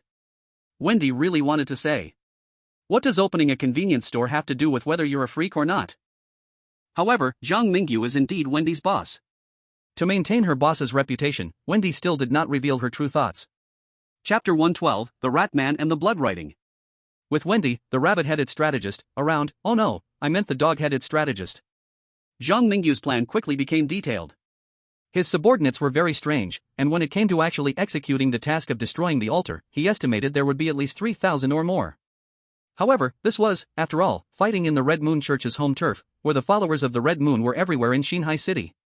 In this city of the Red Moon, the number of Red Moon followers was at least several 100,000.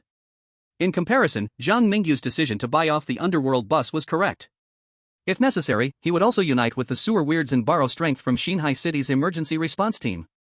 This was the only way to have a chance of achieving victory against a larger force and shaking the situation of the entire city. Of course, before executing the specific plan, Zhang Mingyu had to meet the leader of the sewer weirds and try to forge an alliance with them. With a preliminary plan in place, a person, a cat, and a rabbit-headed being walked forward cautiously in the sewer. Behind them, a group of vacant-eyed strange troops followed. These strange beings were once humans, but after becoming followers of the Red Moon, they lost their human identities and self-awareness, completely reducing to the lowest level of weirds. Now, Zhang Mingyu was going to lead these people. To be precise, he would lead those who had been turned into weirds by the Red Moon. He was going to take them to seek revenge on the Red Moon. He wanted those ordinary people who once lived in Shinhai City to personally demand back everything the Scarlet Moon had taken from them, turning them into something neither human nor ghost. Squeak! In the sewer, a rustling sound startled Zhang Mingyu. He recalled the content of the maintenance workers' code. Without hesitation, he took out the train conductor's flashlight and shone it into the darkness ahead. In the dim sewer, a group of beings that looked like both rats and humans appeared under the beam of the flashlight. They seemed to have become very afraid of light due to their long time underground. As the flashlight's light shone on them, these half-human, half-rat beings let out sharp cries similar to a baby's wail and jumped into the dark, foul water of the sewer like scalded rats. Stay alert! Zhang Mingyu ordered the weirds behind him. These weirds, who had been transformed into followers of the Red Moon, were even more wretched than the students Zhang Mingyu had encountered at the Spirit Weird Academy. They had lost their self-awareness. So they could not autonomously attack enemies like the students of the Spirit Weird Academy could. Zhang Mingyu had to control them like puppets, issuing orders one by one. At that moment, the weirds following Zhang Mingyu revealed their sharp fangs and claws, with some guarding around him. Others took the initiative to jump into the water to intercept those rat men trying to escape. From the maintenance workers' code, it can be judged that there is some kind of pollution in the sewer that can turn people into rats. Staying in the sewer for too long could likely turn someone into that kind of rat man. Zhang Mingyu analyzed, sounding quite logical. This made Wendy, who stood beside him, glance over in surprise. Since the first time she met Zhang Mingyu, his growth had been rapid. Now, Wendy found it increasingly difficult to see through her boss. Based on the existing information, the weirds in the sewer can block the Red Moon's power and interfere with time reversal, which means this area is likely a territory of an indescribable force. Wendy touched her rabbit ears and reminded him, if we want to ally with them, it's best not to make any outrageous moves. Zhang Mingyu slightly nodded. The order I gave to the flowers is to capture, not to hunt. I just feel that these things are approaching us, perhaps trying to convey some information. After all, it is not hard to judge from the maintenance manual that the unspeakable in the sewers does not get along well with the Red Moon. Zhang Mingyu actually had some analysis he hadn't said. As a citizen of the Dragon Country, he knows well the principle that two tigers cannot coexist on the same mountain. Now, the Red Moon's unspeakable beings are indeed at their peak, and other unspeakable beings in New Sea City must be having a hard time. Perhaps the other side will voluntarily offer to use their hands to weaken the power of the Red Moon. Before long, a large black rat was dragged ashore by the flowers. Zhang Mingyu put away the conductor's flashlight, signaling the other party not to be afraid. This scene left the Dragon Country audience outside speechless. Damn it, every time I watch Zhang Mingyu's live broadcast, I always feel something's off. Look at Zhang Mingyu's current demeanor, he would be wasting his talent not to take a role as a big villain. They say you are what you eat. Come on, Mingyu, how many school principals do you eat in a day? The person above doesn't go to watch your Cherry Blossom Country's steel plate. Why are you interested in coming to our Dragon Country's live broadcast? Aren't you busy kneeling and licking the ugly country with the pickled vegetable countries, guys? Oh, we Cherry Blossom people just came to learn from experience. Ha, although your Dragon Country's experience isn't very valuable, it's still much better than that fool from the pickled vegetable country. This account has been deactivated. 6. The person above is really from Cherry Blossom Country? Wow, I come out to say a few good words about the Dragon Country, and the account gets banned right away? You Cherry Blossom Country people have gone too far with this political correctness, haven't you? For a moment, the live broadcast room was in an uproar about the banning of Cherry Blossom Country accounts. In the world of the strange talk, Zhang Mingyu does not care about what is happening outside. He only cares whether he can cooperate with the unspeakable in the sewers. The current situation is truly like someone sending a pillow when you feel sleepy. Little brother Ratman, such a great citizen. Suppressing the excitement in his heart, Zhang Mingyu looked at the captured Ratman in front of him, as if suddenly controlled by some power, extending his blood-stained finger to fervently write on the wall. Chosen one, help me, I can give you a promise within my ability. The Red Moon attempts to dominate the beliefs of New Sea City. I will secretly let my rat people help you, but on the surface, I cannot confront the Red Moon. At least destroy 3 altars of the Red Moon, and you will earn my friendship. After the Ratman finished writing, he still maintained a dazed state. As if the terrifying presence had not yet lifted its control over the Ratman. Zhang Mingyu knew that this was the sewer's strange waiting for his attitude. Little did he know, his goal was to work together to stop the true body of the Red Moon from descending.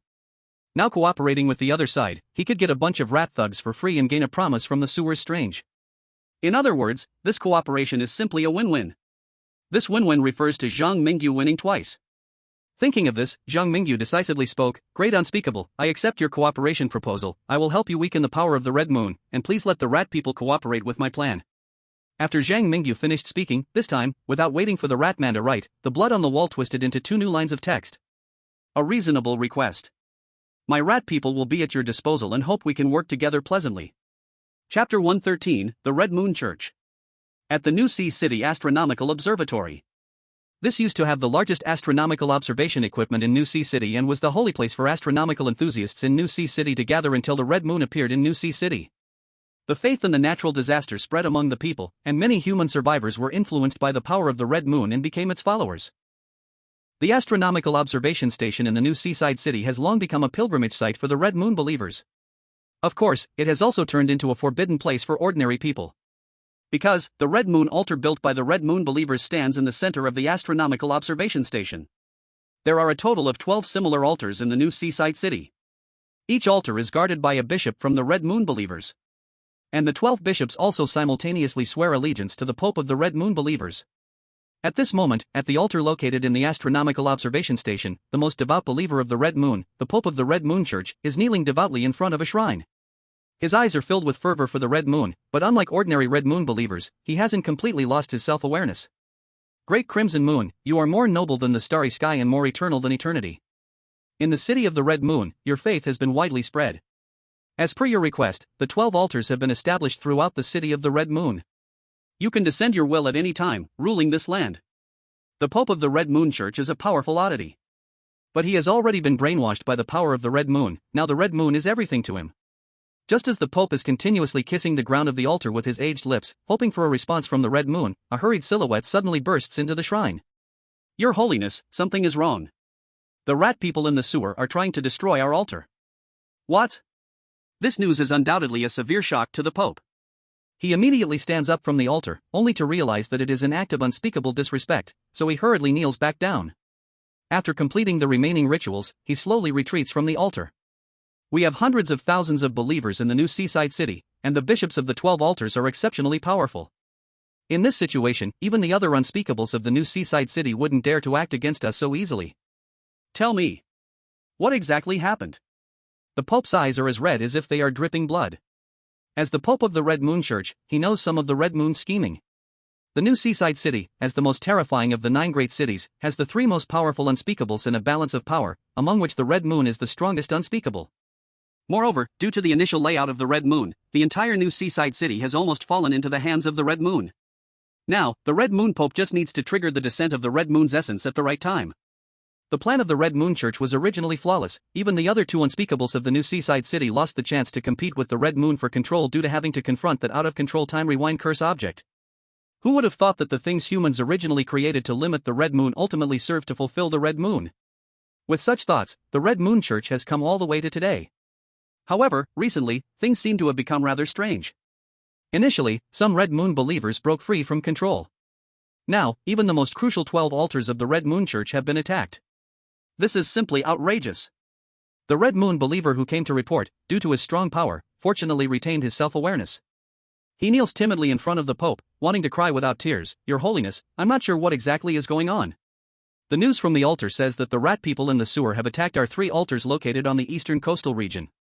There is likely guidance behind this, from that unspeakable being. If we don't hurry to reinforce, relying only on the 3 bishops and a small number of believers, we probably can't hold on. Puff. Upon hearing the subordinate's report, the Red Moon Pope spat out a mouthful of black blood. His 10 years of brain thrombosis were almost cleared by anger. Quick! Immediately gather all the believers in the city to support the altar. The Great Scarlet Moon is about to descend upon the city of Red Moon. We absolutely cannot have any mistakes at this time. Let the bishops from other altars go to support, never mind, let them continue to guard. I will personally go to support the altars in the coastal area. The old Pope's cheeks shimmered with a red light. He inexplicably felt a sense of ominous premonition in his heart. It was as if his career as a pope transformed by the Red Moon was about to end in these 2 days. In the sewers, Zhang Mingyu learned about the movements of the Red Moon believers through the live point map. After 3,000 strange and countless scouts of the rat people, he had the fortune to explore most of the streets in New Sea City, thus clearing the fog over the city of Red Moon on the live point map. Now, he had an absolute advantage in intelligence. Moreover, the rat people's feigned attack seemed to have had the desired effect. Boss, the Red Moon believers have almost all gathered towards the 3 altars in the coastal area. The rat people are far outnumbered by the believers of the Red Moon Church, and they will probably lose soon. They have done well. Didn't you notice that a name on the map moves noticeably faster than the other Red Moon believers? Zhang Mingyu calmly raised his hand and pointed to a red unnamed dot on the live point map, saying, "The Red Moon believers are marked with red dots on the live point map, and clearly, the strength of the same red dots varies, for example, the bishop-level strongmen guarding the major altars, and that mysterious Pope of the Red Moon Church. I suspect that this small red dot should be the Red Moon Pope himself. Now the Red Moon believers are all converging towards the 3 altars being attacked by the rat people, the remaining 9 altars have few believers, and it is an excellent opportunity for us to make our move. Let's go, prepare to surface. My human friends in New Sea City will coordinate with us to launch a real offensive." As Zhang Mingyu gathered the strange beings, approaching the Red Moon altar through the sewers. On the surface, Zhang Mingyu's human friends were also quickly and cautiously moving along the shadows of the buildings towards the pre-agreed location. They were well-trained and brisk in their steps, able to hide well while maintaining speed. These people were the combat personnel of the emergency response team in New Sea City. During the 5th cycle, Zhang Mingyu ran to the TV tower, once again establishing trust with the emergency response team through Yanlan and informing them of his plan. Now, as the 5th cycle was nearing its end, the action began. All parties were in motion. After 5 cycles of planning, Zhang Mingyu finally pointed the sword at the Red Moon Church. Chapter 114, 3,000 soldiers could consume Wu. City of Red Moon, on the surface. Zhang Mingyu crawled out from the manhole covered by the street with Xian. Behind him were Wendy and a group of strange beings controlled by flowers. As the strange beings poured out, the shadows on the streets began to grow. They almost filled half the street, hiding in their own shadows, waiting for their king to give orders. What is this, a sewer and the king of flowers? Zhang Mingyu looked at those strange beings popping out from various sewers and quickly hiding in inconspicuous corners with some toothache. The collective action of thousands of strange beings was not easy to hide. Therefore, they could only move through the sewers until they reached near an altar before daring to peek out. Of course. Even so, Zhang Mingyu and his team could not stay in one place for too long. There were hundreds of thousands of Red Moon followers in the entire city. The people under Zhang Mingyu could at most carry out guerrilla tactics. If it weren't for the fact that most of the Red Moon followers were lured to 3 altars by Zhang Mingyu's tactic of drawing the tiger from its den, they probably wouldn't even have enough people to fill a gap in the Red Moon Church. Wendy, help me check how far the enemies are from us recently. Zhang Mingyu turned to look at Wendy, who was holding the activity map. The nearby Red Moon followers are gathered near the altar at the intersection, about 800 meters away from us. But I suggest you hurry and find a hidden place for everyone, or launch an attack early. The strange creature in the supermarket 300 meters to the front left has noticed us. Although they aren't Red Moon followers, if they report to the Red Moon Church for some benefits, it will put us in danger. A supermarket in the city of Red Moon that can maintain some autonomy? Zhang Mingyu glanced at the supermarket again upon hearing this. In New Sea City, besides the Huangquan bus and the sewer, this was the 3rd place he had seen that could maintain independence in the city of Red Moon. However, compared to the first 2, the strange creature in the supermarket seems unwilling to confront the Red Moon Church directly. They have limited their activity range to the supermarket. This is to prove they are harmless and will not actively infringe upon the interests of the Red Moon Church. If they behave, everyone will be fine in the future. If they don't behave, let's open a branch of our convenience store in New Sea City. Zhang Mingyu calmly instructed the strange creatures to quietly move closer to the intersection behind him. At the same time, he observed the supermarket and uttered a seemingly ordinary sentence that, upon further thought, made even Wendy feel a chill down her spine. Just as she was about to criticize Zhang Mingyu for being too overbearing. To her surprise, one of the strange creatures in the roadside supermarket really did sneak outside as Zhang Mingyu's group quietly approached the altar, trying to ring the bell hanging at the supermarket's entrance. This action undoubtedly signaled the Red Moon followers at the intersection, informing them that someone was coming to ambush. These damned guys. A flash of fierceness crossed Wendy's eyes. The other side made the decision to notify almost at the same time as the appearance of Zhang Mingyu and his group. This process took barely a dozen seconds. Even though Wendy had near teleportation abilities, she could not stop the other party in time. At the same moment, in the Dragon Kingdom's live broadcast room. Damn it, the strange creatures in the supermarket are really a bunch of traitors. Almost at the same time Wendy discovered them, those guys warned the Red Moon followers. They never thought of negotiating with Zhang Mingyu and never left time for negotiation. I used to think Zhang Mingyu's idea of swallowing the supermarket was a bit excessive. Now, I wholeheartedly support Zhang Mingyu's proposal.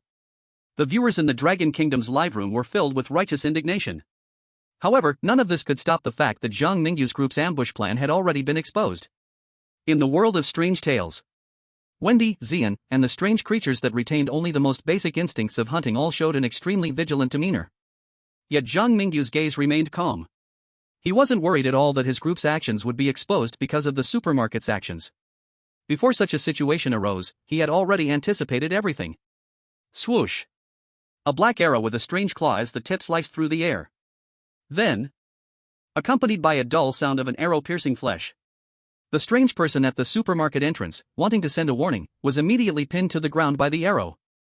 His body was corroded by the strange power on the arrowhead. This arrow completely cut off his possibility of ringing the bell to alert the Red Moon believers. In a high building 4 or 5 streets away, Team Leader Wang stood in front of the window, already knocked the second arrow on the bowstring, and smiled gently at Zhang Mingyu from afar. Without much word, Team Leader Wang had already shown the attitude of the survivors in New Ocean City through his actions. At this moment, even Wendy, who had long known that Zhang Mingyu had other helpers, showed a look of astonishment. She turned to look at the distant high building, as if she couldn't believe her eyes, and asked, "Are they your human friends? Very reliable, isn't it?" Zhang Mingyu flashed a bright smile, showing his white teeth, and waved to the distant high building. Anyone who could survive in New Ocean City until today was not an easy role. From the strength Team Leader Wang had just displayed, even Wendy had to be cautious in response. "Indeed very strong, besides you, he is the strongest human I've ever seen. Excluding your kind of oddities, it's hard to find anyone else in the world of bizarre tales who can shoot arrows like that." Zhang Mingyu knew the oddity that Wendy referred to meant chosen ones like him. In Wendy's eyes, it seemed that chosen ones were some kind of special existence.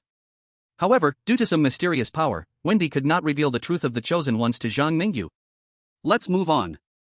Casting aside the unnecessary thoughts in his mind, Zhang Mingyu completely entrusted the strange affairs at the supermarket to Team Leader Wang and the others. He himself quietly led Wendy, Xian, and more than 3,000 strange beings towards the direction of the altar at the crossroads. Finally, the Red Moon altar was within reach. Zhang Mingyu could even see the Red Moon bishop stationed at the altar, as well as the thousands of Red Moon believers. He raised his right hand, quickly pressed down towards the front, issuing an attack command. At the same time the strange beings controlled by Zhang Mingyu's seed ability received the attack command, they sprang towards the Red Moon believers like the most brutal predators. Both sides were ferocious spirits. No extra words. The battle between the spirits could only be settled with violence and death. 3,000 men can swallow Wu. Today with so many people, I don't believe we can't destroy your 3 altars. Zhang Mingyu looked at the strongest defender of the altar, one of the 12 bishops of the Red Moon Church. At this moment, he, Xian, and Wendy all acted simultaneously.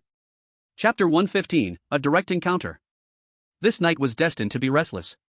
In the dazzling starry sky, the Red Moon cast a mesmerizing glow. In the dark city, the eyes of the Red Moon believers reflected the Red Moon as they knelt before the altar at the crossroads, worshipping. Once they might have been human, but now, under the influence of the Red Moon's power, their bodies had already undergone some transformation, turning them into another kind of being. The worshipping Red Moon believers were originally very quiet. However, at a certain moment, suddenly over 3,000 clawing and gnashing strange beings rushed out from the shadows of the crossroads, and the Red Moon believers all looked up in unison, their eyes fixed on the same direction. At this moment, the bishop on the altar also turned his head. He looked at Xian, who had restored his true form, and Wendy with the rabbit head. At this moment, the bishop of the Red Moon Church also issued a killing order to the believers. Roar, roar, roar. Xian was a monster that crawled out from the depths of despair. Beneath the appearance of a gentle cat, it hid a heart of a beast. As it ran, it gradually transformed back into the creature with 9 tails. A large cat with flame-like purple patterns. At this moment, its appearance was far more terrifying than any predator in movies. Anyone who saw the purple flame would not associate it with any beautiful words. The purple cat pounced onto the bishop of the Red Moon at Zhang Mingyu's command, tearing and biting crazily.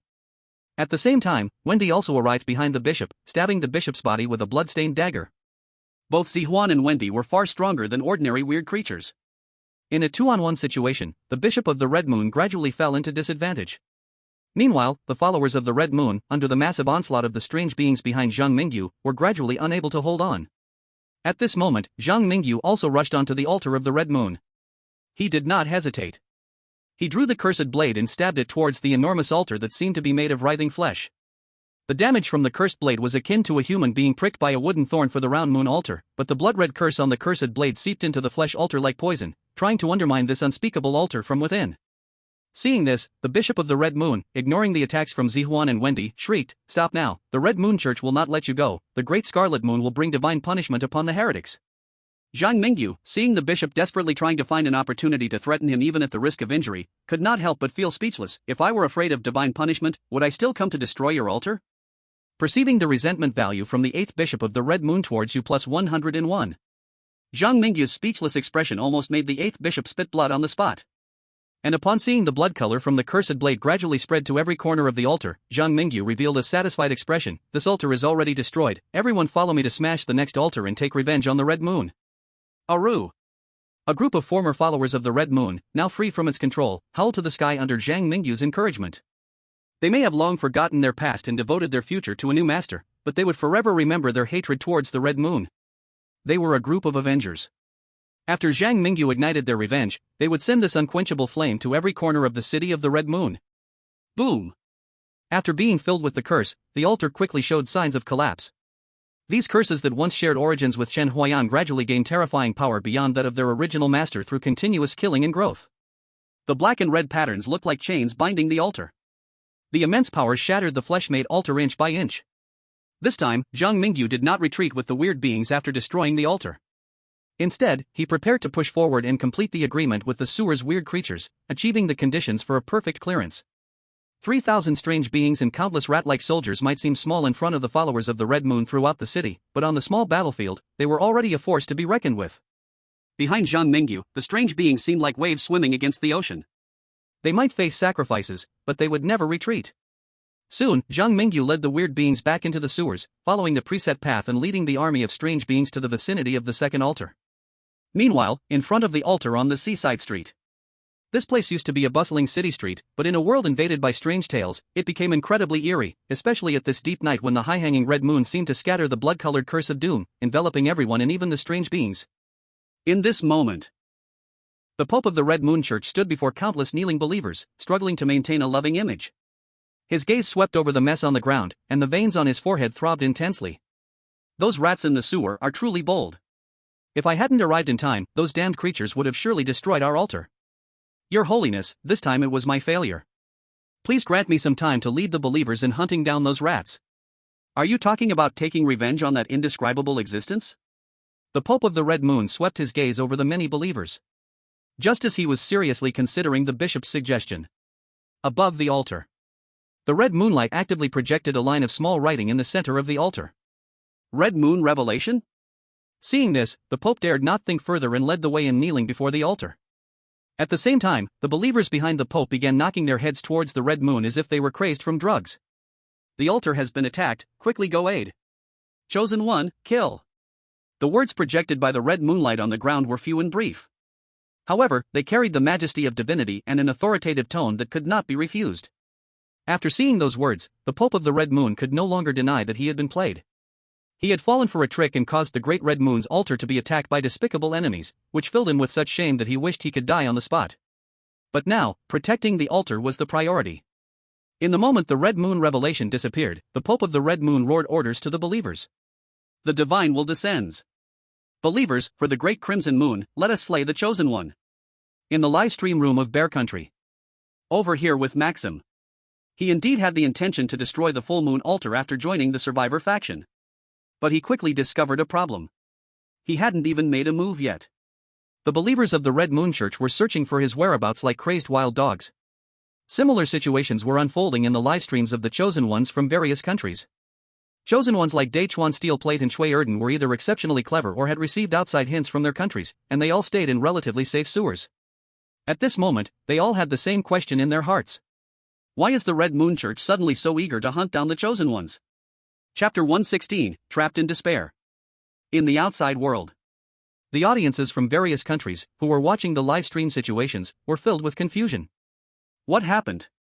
Why have all the Red Moon believers in the live streams gone mad? Logically, wasn't it only the Chosen One of Dragon Country who was targeted by those believers in Red Moon City for destroying an indescribable altar? Right now, if anyone is being hunted, it's also the Chosen One of Dragon Country. Why in the live streams of various countries are all the Chosen Ones facing the same treatment of being hunted? A group of onlookers couldn't make sense of the situation at all. They simply felt that this phenomenon was too miraculous. They had watched countless horror live streams before, but this was the first time they encountered a situation where the actions of one Chosen One affected the Chosen Ones of various countries. In the Kunlun military base, the experts from Dragon Country, led by Yang Qingting, also made their own guesses about this. I believe that the reason for this change may be related to the indescribable. Has someone perhaps forgotten that Zhang Mingyu was the first to pass through a multi-person horror story? After Zhang Mingyu passed through the horror world, it seems that a certain change occurred in the horror world. For example, the indescribable that previously only appeared in multiplayer mode suddenly showed up everywhere. In the single-player mode of the Ghost Story, it has also appeared. Don't deny it, the Scarlet Moon, believed by the Red Moon followers in the city of Red Moon, is definitely a power that is not inferior to that unspeakable horror in the Spirit Communication Academy. If Zhang Mingyu wants to perfectly clear the game, he must stop the unspeakable eruption. And the unspeakable eruption seems to be aiming for its true self to descend upon the city of Red Moon. Its medium for doing this is those 12 altars. Zhang Mingyu previously led a surprise attack and shattered one of the altars, which is almost like digging up the unspeakable's ancestral grave, full of provocation. Now, it is only natural that the Red Moon will strike at Zhang Mingyu. Returning to the main topic, that unspeakable Red Moon will undoubtedly be incredibly angry upon realizing this, and it will surely take revenge on Zhang Mingyu and all the Chosen Ones. Through prior research, we can easily find that once the strange reaches a certain level, it can resist the power of the Ghost Story space. Yang Qingting lightly coughed twice, then asked with an unusual gaze, "Do you mean that because of the actions of our country's Chosen Ones, the Chosen Ones from various nations have suffered revenge from the Red Moon?" Exactly, we previously speculated that the Ghost Story space is similar to creating countless parallel worlds for the Chosen Ones to challenge. After the challenges end, the Ghost Story space selects a certain parallel world's trajectory as the direction for the real world to operate. Of course, this is just a metaphor, we cannot determine its underlying principles. And what is happening now provides us with the greatest help by letting us recognize that the unspeakable can influence the Chosen Ones in multiple parallel worlds simultaneously when encountering such events. They are not canaries locked in a cage by the Ghost Story space but fierce beasts that can break out of the iron cage at any moment. Even the real world we are in may be affected by those monsters in the live broadcast room. The expert's words caused a brief silence in the Kunlun military base. In the end, it was still Yang Qingting who broke the silence first. He knocked on the table and said seriously, "Danger will not vanish because of our ignorance. It is precisely because we understand the terror of those monsters that we must hold a firmer belief and pick up the weapons by our side. Right now, we cannot help Zhang Mingyu and the other Chosen Ones. All we can do is pray that Zhang Mingyu can clear this Ghost Story world as soon as possible. Let those crazy Red Moon followers return to calmness." As Maxim had to give up the plan to destroy the altar and achieve a perfect clear due to being forced by the insane Red Moon followers. Chosen Ones like George from the Empire of the Rising Sun, this type of Chosen One. Because they are not as decisive as Richuan Steel Plate and Maxim. At this time, they are still lingering on the ground. The result of their staying on the ground is that many Chosen Ones, including George from the Empire of the Rising Sun, have died due to the unspeakable decree. In an instant, screams and wails filled the live broadcast rooms of various countries. And the originator of all this chaos, Comrade Zhang Mingyu, at this moment, has led the surviving strange beings, crawling out of the sewer, to the location of the second altar. He no longer cares about the agreement with the sewer strange to destroy how many Red Moon altars. He feels that since he has offended the unspeakable Red Moon, he must do everything possible to destroy its descent and weaken the enemy's living strength under any circumstances. Bang! Bang! Bang! The manhole covers of the sewer were continuously pushed open by the strange beings. Zhang Mingyu knows the movements of all the Red Moon followers through the hotspot map. He sees the red dots representing the followers dispersing rapidly towards the 11 intact altars. Time is running out. We must race against the clock to destroy the altar. Do it! After Zhang Mingyu commanded, the strange creatures under his control immediately engaged in a fierce battle with the more than 1,000 Red Moon believers guarding the altar, clashing curses in despair. The river of blood seemed like a torrent in the ocean, intending to swallow all souls on the battlefield. After the first battle, there were indeed deaths and injuries among the strange army behind Zhang Mingyu. However, Zhang Mingyu utilized the power of seeds to continuously assimilate more strange creatures into his ranks as they advanced.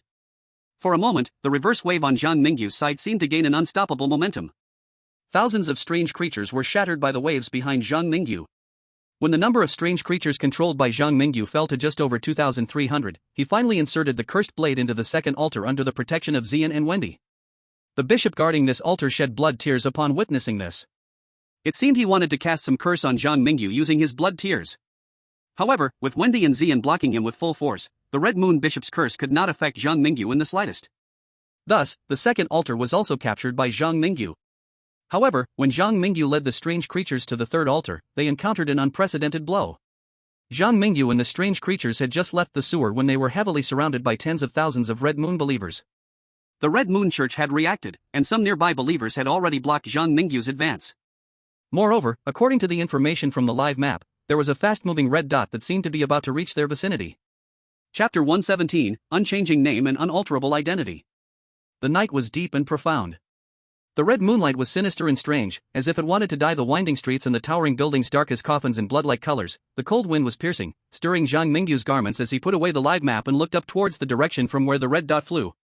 Gradually, the red dot on the live map revealed its true form. In the sky between the distant buildings, an elderly figure dressed in a red robe appeared. The Pope of the Red Moon Church. The biggest behind-the-scenes boss of the urban legends of Red Moon City had emerged. In the outside world, some people saw Zhang Mingyu using a clever strategy to lure the tiger away from the mountain, destroying 2 altars, their blood boiling with excitement. And there were people from other countries who felt uneasy in their hearts when they saw Zhang Mingyu getting the spotlight. At this moment, seeing the emergence of the Red Moon Pope, the reactions of the audience from various nations were different. For example, the audience from Dragon Country was filled with worry for Zhang Mingyu. But the citizens of Kimchi Country seemed unable to recognize reality. I guessed your Dragon Country's chosen one would not have a good ending being so ostentatious. Look at our Kimchi Country's Choi Erden, so honest, hiding in the sewer without a care. He, are you Dragon Country people getting a bit inflated after a few perfect completions? The reason you managed perfect completions before was merely luck for your chosen one. This time, your chosen one's opponent cannot be spoken of. You chose the wrong opponent, don't blame them for opening up a killing spree. Oh, dear dragon people, we Germans don't want to admit it, but even a bishop from the Red Moon Church can barely contend with your chosen one's strongest strange creature. Now, your chosen one has to face 12 bishops and the Red Moon Pope at the same time. In this situation, even if you summon the Red Wedding and the spirits, you probably won't survive, right? In the live stream, someone was openly gloating over the misfortune. Some people are secretly gloating. In any case, as competitors, no country in the world wants the Dragon Kingdom to sail smoothly. And the Dragon Kingdom's chosen one suffering seems to be exactly what they wish to see. In the world of strange tales. At this moment, the Blood Moon Pope finally saw the enemy who had been secretly opposing him. His gaze turned towards those former Blood Moon followers, his eyes filled with disbelief. This is the power of the seed. What is your relationship with that being in Chongshan City? Although the Blood Moon Pope had spent many years in Xinhai City, he had also paid close attention to other unspeakable movements in the strange tale world to welcome the arrival of the Blood Moon. He had heard of the riots that occurred in Chongshan City not long ago. 2 unspeakable level powerhouses. And the ability to control bizarre seeds. Realizing this, the way the Blood Moon Pope looked at Zhang Mingyu changed slightly. If an ordinary person stood in Zhang Mingyu's position now, they would probably not even be able to stand firm. After all, the Blood Moon Pope's power was formidable and he was a top figure within the bizarre. Apart from the unspeakable, only bizarre beings of the Red Wedding Dress level would qualify to talk to him on equal terms. Of course, the Blood Moon Pope, who commands hundreds of thousands of Blood Moon followers in the city of Blood Moon, no longer needed to rely on his own power to fight. A multitude of ants can kill an elephant.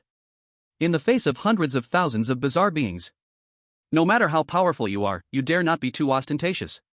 But who is Zhang Mingyu? He once dared to threaten the unspeakable with an unspeakable heart, and not long ago, he had destroyed 2 unspeakable altars. Could such a person be intimidated by hundreds of thousands of bizarre beings? Facing the questioning from the Blood Moon Pope, Zhang Mingyu slowly raised his middle finger. Then, he calmly said, "Good grandson, speak a little louder. Otherwise, your grandpa can't hear." At this moment, the world seemed to freeze. Blood Moon Pope? Wendy, Z. The audience outside.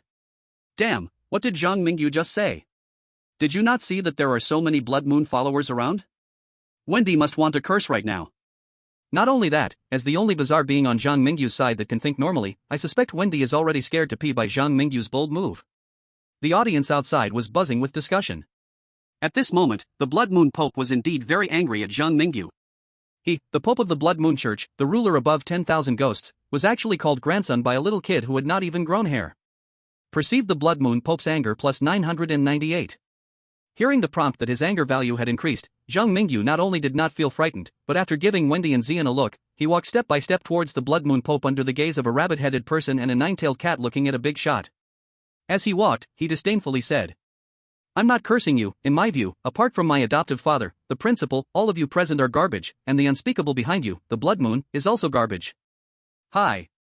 Principal. The Blood Moon Pope nearly bit out these 3 words through gritted teeth. He might fear the terrifying bizarre with unspeakable level power, but that didn't mean he could allow this kid to insult the god of his faith, even if that kid had the principal behind him, so what? After the Blood Moon descends. They, the Blood Moon Church, really do not look down on ordinary unspeakables. Do you think being the adopted son of the principal means you can shake the Blood Moon Church? Today, I will let you witness the wrath of the gods. Perceive the Blood Moon Church's anger value plus 1000. Your relationship with the Blood Moon Church has changed to dead enemy. The Blood Moon Pope was completely enraged this time. Meanwhile, in the 10th city, floating between reality and illusion, a lonely figure was moving forward in despair. He was the principal who had been driven out of Chongshan City by the red wedding dress and others. At this moment, walking in the most terrifying 10th city, the principal suddenly felt a chill all over, as if he were being targeted by some terrifying monster. He touched the wounds inflicted by the red wedding dress and murmured, "Damn it, are these guys cursing me again? Red wedding dress, clown, Meng Meng, stitching girl, and those damn students and hospital staff, I will make them pay sooner or later. Oh, right, and that human chosen one. Just wait. You destroyed the fruits of my decades of hard work, I will make sure you never rise again." The principal glared viciously at the edge of the city, looking into the distance at the world of strange tales. In the end, he still did not dare to linger in the open area. As the most terrifying place in the world of strange tales, even in a severely injured state, one should not be careless in the 10th city.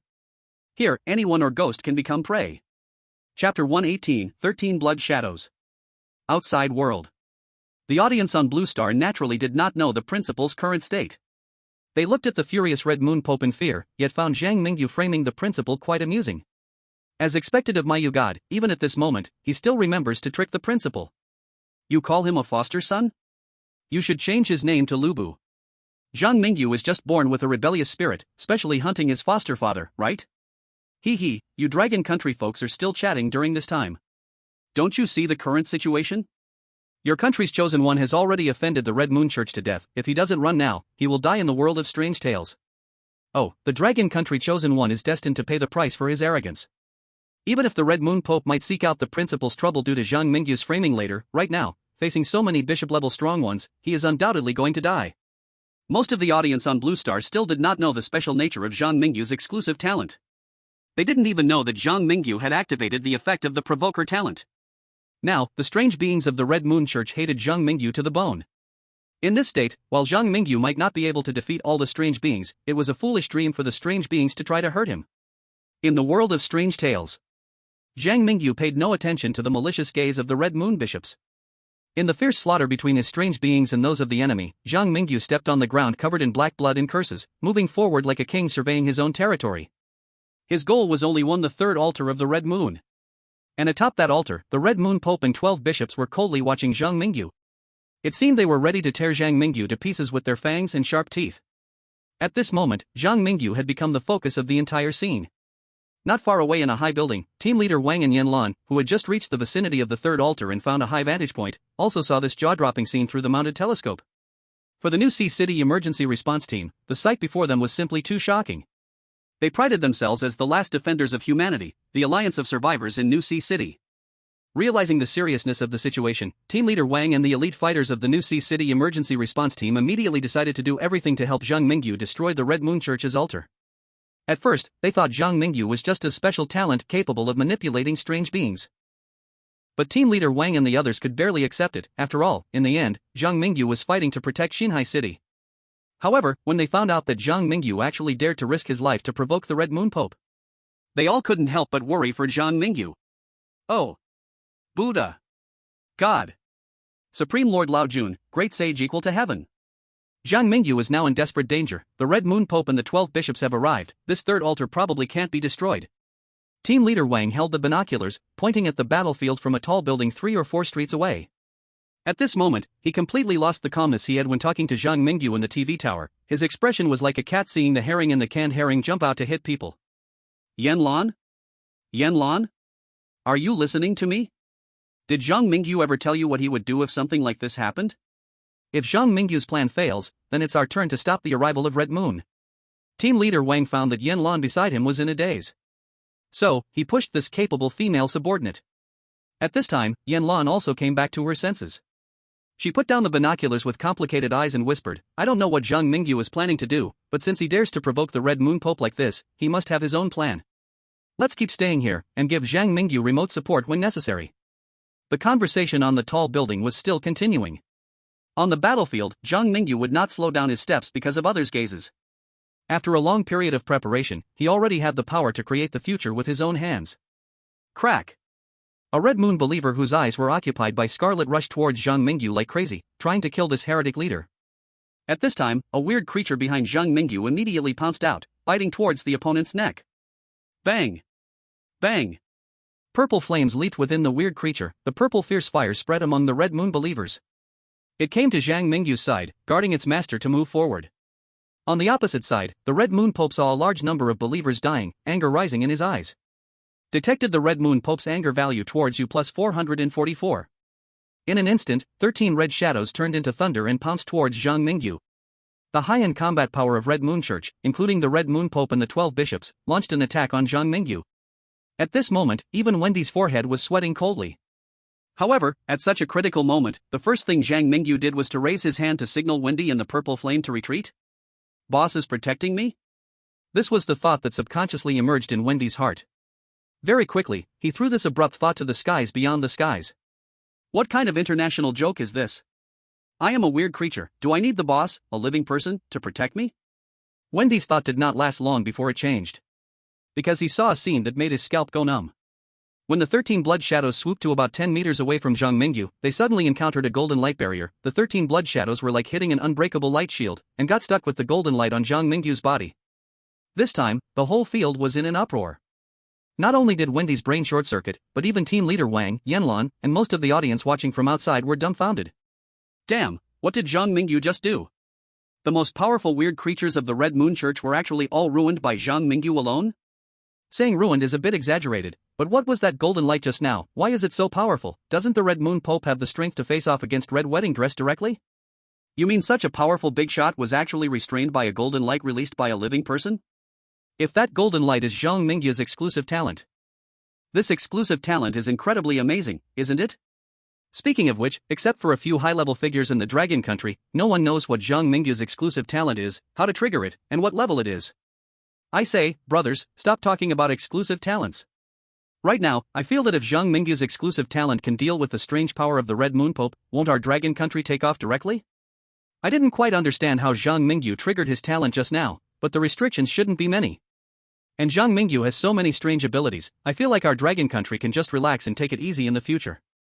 If there's something, Mingyu will handle it, if not, we can just say Zhang Mingyu is on vacation. Not many people understand Zhang Mingyu's exclusive talent. At this moment, everyone's attention is focused on Zhang Mingyu and the 13 blood shadows. Zhang Mingyu's exclusive talent, while powerful, cannot easily break the years of plan set by the Red Moon Pope and the 12 bishops. Chapter 119, Song of Victory. Golden light was like the dawn breaking. The Red Moon Pope and the 12 bishops were blocked by the golden light, unable to advance an inch. They gazed at the young man, radiating golden light, feeling as if he was a sun, blinding them, the followers used to the darkness. Truly worthy of being the chosen one, truly worthy of being the headmaster's adopted son. This golden light is something even I cannot break. A hint of contemplation flashed in the Red Moon Pope's weary eyes. He had yet to find a way to wound Zhang Mingyu, but he still had the power to hold him back. He believed that with the fervor of the Red Moon followers, it wouldn't be long before they slaughtered the strange beings under Zhang Mingyu's command. After that, he and the bishops could slowly deal with this bizarre golden light without worries. The Red Moon Pope's thoughts were good. His strength was indeed abnormally powerful. In cooperation with the 12 bishops, he had managed to push back some of the golden light surrounding Zhang Mingyu. But Zhang Mingyu's plan extended beyond that. He had long anticipated the possibility of facing the Red Moon Pope. First, he provoked the Red Moon Pope through words and actions, gaining the protection of the provoker talent. Now, the second step of his plan was to find a way to break through the Red Moon Pope's blockade and seize the third altar. Honk! Honk! A harsh honking sound rang out from the distant street. The hundreds of thousands of Red Moon followers gathered nearby erupted into chaos. In the sky, the Red Moon Pope and the 12 bishops temporarily halted their attack on Zhang Mingyu and turned to look down the street, where a dozen rusty yellow buses were speeding towards them with their headlights on, stretching into the unknown area of the road. These yellow buses were domineering. They treated the Red Moon followers on the road like zombies from a doomsday movie. Buses that appeared dilapidated but were incredibly sturdy crashed through, like bulldozers, making a cacophony as they rushed toward the third Red Moon altar. Buses from the Underworld Company? How dare they come here? Don't these damned drivers fear the unspeakable wrath? The Red Moon Pope was truly stunned this time. His brain felt as if 100,000 wild bees were buzzing, as if a world-ending earthquake had erupted. He couldn't think straight, unable to understand why the usually neutral underworld drivers suddenly came in droves to cause trouble on the Red Moon Church's territory. Finally, as the dozen buses were about to slam into the altar, the Red Moon Pope reacted. He turned to command the bishops under him. You go stop those Yellow Springs buses, absolutely must not let them destroy the altar. The Red Moon Pope's words had just fallen. The 12 bishops immediately turned into 12 blood shadows and pounced on those Yellow Springs buses. Bang! Bang! The Yellow Springs buses themselves were large cursed objects, driven by the Yellow Springs driver with full force, not inferior to ordinary Red Moon bishops. This power clearly could not be summoned just by spending some ghost cash. Under the protection of the provoker's talent, Zhang Mingyu guessed the identity of the boss behind the Yellow Springs company when he saw those Yellow Springs buses tirelessly helping him attack the followers of the Red Moon Church. It was likely similar to that unspeakable figure in the sewers, trying to use his hands to ruin the arrival of the Red Moon. Oh. It seems that your Red Moon Church is not very welcomed in New Sea City. Zhang Mingyu clapped his hands, mocking the Red Moon Pope in front of him as if watching a show. Shut up, chosen one. Detected the Red Moon Pope's hatred towards you plus 444. If you want me to shut up, and I do, wouldn't that make me very embarrassed? I tell you to shut up, you damn guy. Detected the Red Moon Pope's hatred towards you plus 999. You're anxious. You're anxious. Zhang Mingyu pointed at the frenzied Red Moon Pope, revealing a gloating smile. At this moment, even the Red Moon Pope, who commanded hundreds of thousands of Red Moon believers, could not endure it anymore. The dignified Red Moon Pope was so pissed off by Zhang Mingyu that he blurted out a curse. I damn your mother. Detected the Red Moon Pope's hatred towards you plus 10,086. A bone-chilling black ghostly energy erupted from the Red Moon Pope's body, his aged face became no longer kind, and his blood-red eyes were filled with murderous intent driven by rage. He was truly fed up with Zhang Mingyu's mouth. A soldier can be killed but cannot be insulted. Today, the Red Moon Pope would make this blasphemer pay for his words. The Red Moon Pope controlled the black ghostly energy, transforming it into a gigantic hand that pressed down towards Zhang Mingyu like a dark curtain blocking the sun. However, the Red Moon Pope's anger played right into Zhang Mingyu's hands. He changed from his previous dispirited state facing 13 blood shadows, and now when he faced the already thoroughly enraged Red Moon Pope alone, the golden light within Zhang Mingyu transformed him into the sun. At this moment, it was as if a star exploded on the ground of New Sea City. Poor Red Moon Pope, having been angered into losing his sanity by Zhang Mingyu, was then directly blasted away by the fully activated provoker's talent. Boom! Boom! Boom! The Red Moon Pope's body flew backwards. He crashed through several buildings in a row, attracting the attention of the 12 bishops in battle and the experienced drivers in the Yellow Springs buses. Even the human combat personnel like team leader Wang and Yan Lan in the distant building began to doubt Zhang Mingyu's identity as a pure-blood human. Damn it! This power is just too ridiculous, right? You blasted away such terrifying weirdness like the Red Moon Pope? Your earlier words made the Red Moon Pope so angry he almost spat blood. I say, little brother, you better act like a human. If this goes on, we might not even be able to tell who the biggest villain in Red Moon City is anymore. Slap. Slap. After Zhang Mingyu blasted away the incoming Red Moon Pope, he ascended to the third Red Moon altar under the golden light. At this moment, the scene was like a new king's enthronement, with countless supporters shouting below, and mountains of corpses and seas of blood left by opponents. Swoosh. The cursed blade pierced into the ground of the altar. Faintly, Zhang Mingyu heard wails coming from the altar. The red moon hanging high in the night sky seemed to roar in anger, the night sky resonating with a tumultuous emotion like a tsunami. Below were trembling believers and a spreading black-red curse. The cursed blade, during the destruction of the altar, was also devouring a certain mysterious power from the altar. At this moment, the driver of the underworld bus, the combat personnel of the emergency response team in Xinhai City, the followers of the Red Moon Church, the peepers in the sewers, and the audience on Blue Star all held their breath. They silently stared at the boy on the altar, each with different thoughts. Finally, the third altar was shattered under the curse. The red moonlight fell upon Zhang Mingyu at the last moment.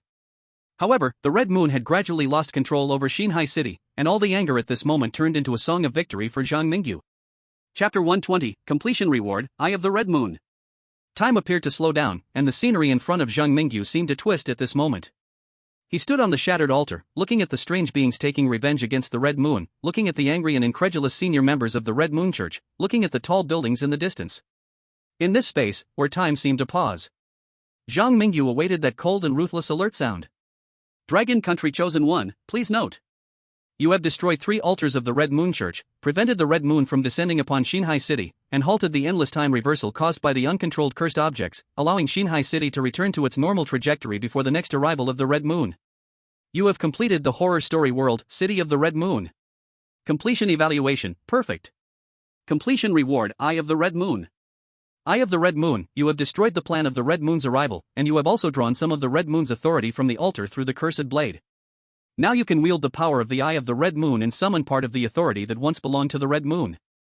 Since you achieved a perfect completion, you are granted a special reward, Two Worlds Passage.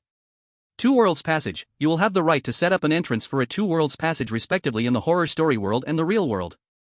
This passage is similar to a teleportation portal, allowing the living or the strange to traverse between the real world and the horror story world under limited conditions. The prompt sound from the horror story space faded away. At the same time, Zhang Mingyu's eyes suddenly began to burn. The blood-red color spread uncontrollably like dye dropped into water within Zhang Mingyu's pupils. His eyes, as dark as ink, were gradually stained with red, emanating a breath that made both the living and the dead tremble in fear. Eye of the Red Moon? Zhang Mingyu slowly lowered his hand that was covering his eyes. He looked down at the chaotic battlefield, but found that whether it was the Red Moon followers or the distant high-ranking members of the Red Moon Church, when they looked at him, they instinctively lowered their heads, not daring to make eye contact. It must be known that this was quite an unbelievable thing. Needless to say about the Red Moon followers. These poor creatures were once the living who now lack self-awareness and are now strange beings. As the lowest existence among the strange beings, the Red Moon followers should have acted like mindless zombies, retaining only the most basic craving for flesh and blood. They shouldn't be afraid. They shouldn't have any feelings. However, at this moment, when they saw Zhang Mingyu's red eyes, they instinctively showed a submissive posture. Is this treating Zhang Mingyu, the usurper of the Red Moon's power, as the embodiment of the Red Moon walking among humans? And those high-ranking members of the Red Moon Church also seem to have some misunderstanding. I wonder if the inexpressible Red Moon would be furious upon discovering the situation here. Not only was its arrival ritual destroyed, but its authority was also partially stolen by Zhang Mingyu. Now, even the Red Moon followers had been deceived by Zhang Mingyu. Truly pitiful. Of course, among this reward, the one that helps me the most is still the Two Worlds Passage. Zhang Mingyu licked his lips, excitement visible in his eyes that anyone could see. He was indeed excited. Because the Spirit School of Talk, the Chongshan Mental Hospital, the Horror Theme Park, the Late-Night Convenience Store, and the Eternal Train, although nominally his private assets, he, as a living person in the real world, could only enter the world of horror tales when challenging new ghost stories. His personal control over these assets was very low. Now, everything was different. In the future, he could not only return often to manage his industries and develop his influence in the world of ghost stories, but maybe he could also accomplish some big things he hadn't even dared to think about before, thanks to the Two-World Passage. For example, Zhang Mingyu remembered there was a description of the Two-World Passage that stated, allows living people or weird beings to traverse between the real world and the world of ghost stories under limited circumstances. It mentioned living people or weird beings, but it didn't say they had to be chosen ones. If operated properly, he might be able to receive more help from the state in the world of ghost stories. Of course, those were all future matters. Before that, he had to solve the immediate problem. With a flick of his finger, Zhang Mingyu said to the far-off, head-down, confused Red Moon Pope. Mr. Pope, you wouldn't want to be unable to contact the Great Scarlet Moon in the future, would you? Pope? 12 bishops, Sigma, degree. Wendy in her heart, boss, I beg you, be a human. In a high-rise building several streets away. Leader Wang, holding a telescope, stared at the scene and after a long silence managed to squeeze out a sentence. I said, Yanlan, are you sure this kid is a living person? I have lived so long, and it's my first time seeing someone dare to talk to a weird being like that. Yanlan. Different forces in the world of ghost stories had varying thoughts. However, Zhang Mingyu did not care about any of these. After receiving the reward of the Red Moon's Eye from the horror space, he discovered something very interesting. His cursed blade had devoured many strange things from 3 altars, and the horror space extracted a small amount of divine material from those strange things to grant him rewards. Now, with the Red Moon's Eye, he seemed able to look directly at the moon. Moreover, he could see some information sent from the Red Moon to Xin High City and actively intercept that information. The Red Moon is different from the indescribable Spirit School of Talk. The essence of the Red Moon seems to be not in Xin High City. It needs the power of the altars to interfere with the weird beings in Xin High City. At this thought, a bold idea suddenly appeared in Zhang Mingyu's heart. At this moment, the opposing Red Moon Pope also reacted. On one hand, he wished to crush Zhang Mingyu into dust, and on the other hand, he felt an indescribable power from those scarlet eyes. He suspected that Zhang Mingyu was being controlled by the indescribable. At this moment, Zhang Mingyu was likely the incarnation of the Great Scarlet Moon walking among humans. With this thought, the Red Moon Pope's heart felt as uncomfortable as if he had eaten excrement, and his attitude towards Zhang Mingyu grew ambiguous. What commands do you have? The Red Moon Pope initially wanted to control those Red Moon believers, first expelling the weird beings brought by Zhang Mingyu to the outskirts. After all, no one could guarantee that if Zhang Mingyu were controlled by the Red Moon, those weird beings wouldn't go out of control. However, with Zhang Mingyu present, The Red Moon believers surprisingly did not even listen to him, the Pope. This made the Red Moon Pope feel very embarrassed and anxious. Meanwhile, Zhang Mingyu glanced at the countdown prompt from the horror space indicating the return to the real world and decided to destroy the remaining altars within the remaining 12 hours. At that time, he might be able to quietly steal away the power he had cultivated for many years from the Red Moon. This is called picking peaches. Chapter 121, Purely a Big Fool. Regarding the ability of the Eye of the Red Moon, the introduction from the Strange Talkspace is very brief. Zhang Mingyu did not require the lofty Strange Talkspace to provide him with a detailed product manual, but just the words able to command part of the Red Moon's authority were too vague, leaving much to be desired, as if high-end superpowers had turned into counterfeit products. A gentle breeze brushed against his face. Inspired by self-reliance and hard work, Zhang Mingyu embarked on the difficult journey of picking peaches.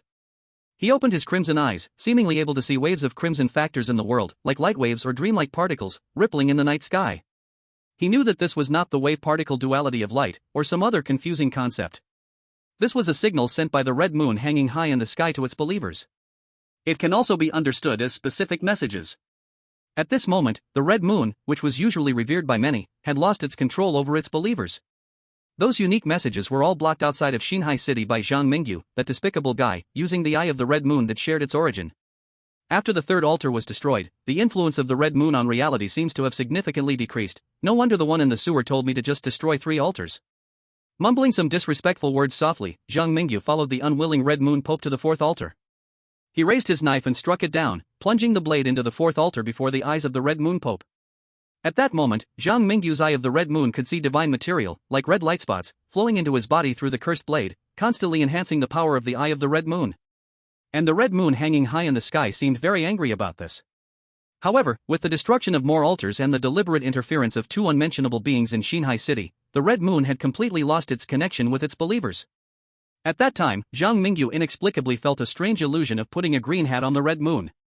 He touched his nose, somewhat embarrassed to shake off this odd thought, then continued to follow the footsteps of the Red Moon Pope, devouring the 5th and 6th altars.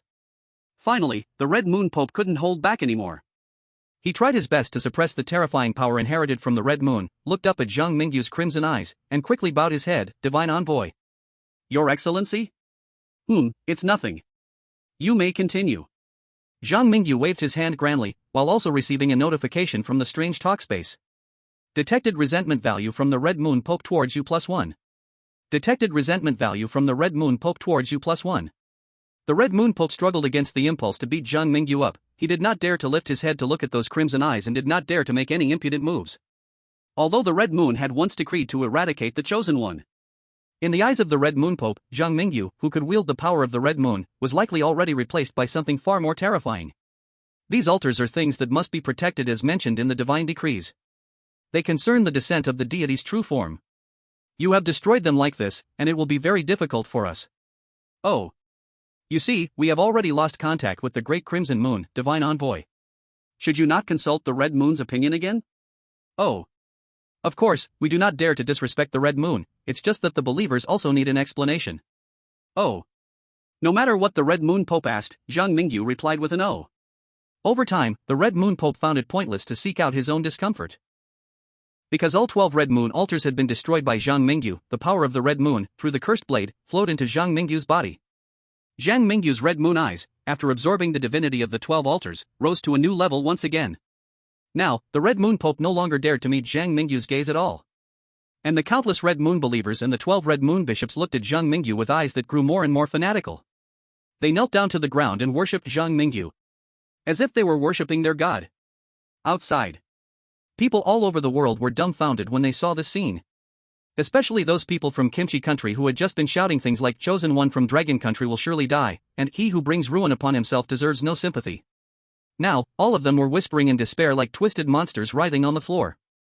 Why by B.A. Bo? Your Dragon country's Chosen One is definitely cheating. Such an obvious cheater, we Kimchi country must report this to the UN.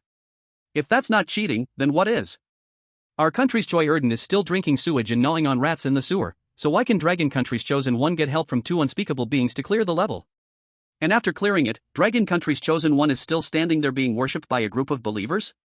Aishiba, I can't take it anymore. Is your Chosen One trying to become emperor, or challenge the horror tales? Why hasn't the Red Moon come out to kill this guy yet? The kimchi country netizens deeply carried out their country's fine tradition. Even though they couldn't do anything right themselves, they still loved to mock other capable countries. Seeing Dragon Country, another Asian nation, rising high, Kimchi Country's citizens just couldn't stand it and had to spam Dragon Country's livestream to get attention. In short, begging for a beating. Sure enough, Dragon Country netizens didn't go easy on the Kimchi Country trolls at all. 1.3 billion internet users, like a wave of water troops, sprayed those foul-mouthed guys from the peninsula nation until they didn't know where north was. Especially after Choi Erden was immediately jinxed to death by his own country's trolls. The Kimchi Country netizens online were so angry they couldn't say a word. Kimchi Country's chosen one has died, part of the horror world's despair will now merge with Kimchi Country. Hey, Kimchi Country's chosen one just died? Look, the prompt after the chosen one's death looks a bit different this time. I didn't notice before, but I just checked online. After Copycat Country failed the level, most of their capital got swallowed by a strange black fog. It involved horror tales in 9 major cities. The failure penalty seems really severe. Ha, who just wished the Red Moon would kill our Dragon Country's chosen one? Didn't you even praise your Choi Erden as awesome? Can you even brag like that? Anyone with eyes wouldn't compare Choi Erden to Zhang Mingyu, right? Pa. Putting my dear Mingyu's name together with that idiot just now, I feel like my male god was stained. Little kimchis from Kimchi Country, are you ready to embrace despair? Who knows, maybe your whole country will become believers of the Red Moon tonight. Chapter 122, 34 Safe Zones. Congratulations to Dragon Country's chosen one for perfectly clearing the horror tale, City of the Red Moon. Notice, from this moment on, Blue Star will enter the horror tale era. Large numbers of low-level horrors from the horror world will invade Blue Star. Every living being must try to find the rules related to the horror tales in order to survive the invasion. Now granting Dragon Country's chosen one the perfect clearance reward, 34 safe zones in the horror tale era. The 34 safe zones of the horror era, these safe zones are created by the horror space, located somewhere in the 34 provinces, autonomous regions, directly governed cities, and special administrative regions of the Dragon Kingdom. After Blue Star enters the age of horror, the safe zones built by the horror space will be absolutely secure, with no strange entities able to enter. Each safe zone is equipped with apartments that can accommodate the entire provincial population, along with commercial areas, parks, industrial parks, high-tech zones, educational areas, and medical institutions. Additional rewards: before the chosen ones of the Dragon Kingdom die, the people of the Dragon Kingdom will be granted free housing rights in the 34 safe zones, each person allocated their own apartment and free to enjoy the facilities within the safe zone. In the endless high sky, the voice of the horror space's robotic-like being, devoid of any emotional tone, passed through fish-scale like small clouds, echoing in everyone's ears. People from around the globe were listening, some because their national chosen ones had miraculously survived the horrors in the City of the Red Moon, earning rewards for passing or excelling in the tests, while others looked up at the sky, which had been clear just a moment ago, now overshadowed by dark clouds, revealing their despair. Blue Star officially entered the horror era. If a few years ago, the people of Blue Star could still scheme against each other in the intervals of strange invasions, viewing the wins and losses in the horror world as a form of international struggle, now the people of Blue Star have fully experienced the cruelty that the horror world brings. The overwhelming ghostly aura descended upon the globe, emitting the foul stench and despair of terrifying strangeness crawling out from the black mist, with corrosive saliva dripping from their mouths, their red eyes pouncing towards their prey. Screams, wails. Despair filled the streets and alleys. A mother appeared with a grotesque face, a devoted wife cooking her husband, who was accustomed to domestic violence, while the gentle school beauty killed her beloved cat and tossed it into a filthy, smelly trash can. A boy in the rainy night looked up to find a bloody head dripping from his umbrella. The blood rain soaked the student's hair. A killer in a raincoat hummed a song, following you into the apartment hallway. At that moment, no one paid attention to the horror livestream anymore. Because fear had arrived right by their side. Ah! A piercing scream tore through the night, seemingly unveiling the terrifying prologue of this brand new era. Oh God! My dear Maria, please, don't kill me. Don't kill me. The moon is beautiful, the moon is great. Look at the moon. Look at the moon. I was wrong, I shouldn't have thrown cockroaches in your bag yesterday, I shouldn't have put glue on your chair, it was all old Eight's idea. Please spare me. Spare me. Shit. You little bastard without a mother, I just owe you a few months' salary, what do you want to do? East Asian sick man, Hurry to the safe zone. Hurry to the safe zone. Our chosen one from the Mexican burrito country barely joined the survivor camp of the City of the Red Moon and got a small piece of safe zone as a reward, but why does this thing still charge fees? Money? I don't have any. Damn it, isn't money a tradition only for the people of the Dragon Kingdom? Help! I don't want to die, I don't want to die. Hurry to the Dragon Kingdom to buy money, what? You're worried the safe zone won't be big enough to hold all the people from our Mexican burrito country? Did I say I wanted to let them in the safe zone? Here, whoever has money is the boss, understand? I want to live. Scenes of tragedy unfolded around the world. Some died from the strange, but more died from the hearts of men. The initial arrival of the horror era brought many strange invasions to Blue Star, but overall, it was not difficult to deal with. Even ordinary people, as long as they calm down and find the strange rules that must be followed, can barely survive and not die on the spot. This might just be the last mercy of the strange tale's space towards humanity. However, in the face of terrifying strangeness, many people were scared out of their wits. They dared not strike at the strange, but instead aimed their guns at their own companions. To survive, they could push their classmates into the clutches of ghosts. To survive, good friends could turn on each other. To survive, perhaps doing anything was not wrong. Of course, the dark side of human nature was laid bare as a result. As the world was thrown into chaos by strangeness, there was one country that stood out. Here in Dragon Country, there were 36 safe zones gained from clearing the bizarre Red Moon City, and there were rewards like the Eternal Train and Horror Park earned from previous perfect clearances. Now, the situation in Dragon Country was much more optimistic than in other countries. A few individuals who gained exclusive talents in the Horror Park were easily maneuvering around the strangeness with their intelligence, while the vast majority of ordinary people without special powers could escape to the safe zones on the Eternal Train at the fastest speed. At worst, some timid people directly hid in the ubiquitous late-night convenience stores, or after being injured, rushed into the Chongshan Mental Hospital, which provided free treatment services. In these places, they could receive the protection of the strangeness in hospitals and convenience stores. Thanks to the rewards obtained by Zhang Mingyu previously, the survival rate of the Dragon Country people greatly increased. I made it to the safe zone. Me too, all thanks to the Eternal Train from the last reward. You don't know, in a fit of extreme anger, I was in a rage for half a day, then a nurse from Chongshan Mental Hospital took me for mental treatment, during which she directly helped me chop the murderer chasing me into 8 pieces. Ah, that was so damn great. I was worried about being kicked out of my rented room by ghosts, wondering if I would be homeless, but when I came to the safe zone, I realized what a real home is. The bizarre tale space keeps its word about assigning apartments, it really did give. That's equivalent to giving away houses directly, right? Which expert said that everyone giving money for houses equals nothing? Damn it, isn't everyone in the safe zone getting a house great? Alright, if you keep saying this, I won't even want to go back and sleep in the toilet. Although our Dragon Country faced an invasion of the strange, overall it isn't too serious. In the future, brave brothers can continue to live outside the safe zone, while I, like a lazy fish, will just lie in the safe zone without striving. Chapter 123, Just Like Coming Home. One day later. On the boundless land of Dragon Country, the blue sky, white clouds, lush forests, and towering mountains formed the most beautiful picture, all seeming like nature's miraculous handiwork, without any human embellishment. Who would have thought that hidden deep within such beautiful mountains was Dragon Country's largest military base, Kunlun? At this moment, underground, in the steel fortress hollowed out from the belly of the giant mountain, a group of ant-like researchers were gazing up at the miraculous tall gate, which had no complex frame but was made up of a pile of colorful unknown energy. The researchers stood in front of the gate, unable to see the scene beyond, extending their hands to press against the colorful energy, feeling a soft texture like a girl's cheek, stroking the dreamlike substance that resembled a wall yet was like a portal in an animated cartoon, their hearts filled with wonder. This was the reward for the chosen ones of Dragon Country for perfectly clearing the Red Moon City, a 2-world teleportation passage. With this passage, or what could be called a heavenly gate, the Dragon Kingdom gained the ability to step into the world of strange tales. Although after complex research, it was confirmed that this seemingly huge heavenly gate only allows one human to carry a small amount of material back and forth every 24 hours. However, the researchers present believed that as long as Zhang Mingyu continued to challenge the strange tale space, he would eventually have the chance to obtain additional quotas for transportation.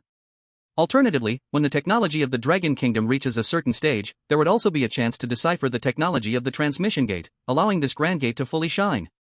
At that time, things like developing the strange tale world on a national scale or advancing new odd energy, which were once unthinkable, might just become a reality. Zitsa. Zitsa. The two realms transmission gate emitted a strange sound similar to electrical currents.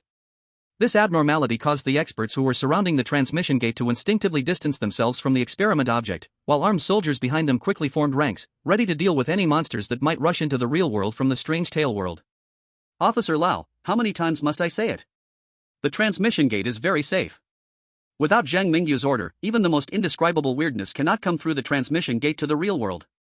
Just keep your men waiting on the spot. From the wall-mounted lift, Yang Qingting's dissatisfied mumble could be heard. Next to Yang Qingting stood the fully armed Zhang Mingyu, as well as his bodyguard and liaison, Ling Xiao. This time, Zhang Mingyu was forced to work overtime during the 7-day rest period, leading Ling Xiao to establish the Dragon Kingdom's forward base in the Strange Tale world. That's right, this was the plan discussed between the expert group of the Dragon Kingdom and Zhang Mingyu. The two realms transmission channel can only allow one human to carry a small amount of material back and forth every 24 hours, so theoretically, it could also allow two humans to carry a small amount of material one way without return. If this assumption holds true, during the 7-day rest period, the Dragon Kingdom could completely send 14 experts and combat personnel to the Strange Tale world, laying a foundation there to continuously strengthen the Dragon Kingdom's power in the Strange Tale world. By then, there might even be a chance to help Zhang Mingyu pass the Strange Tale challenges.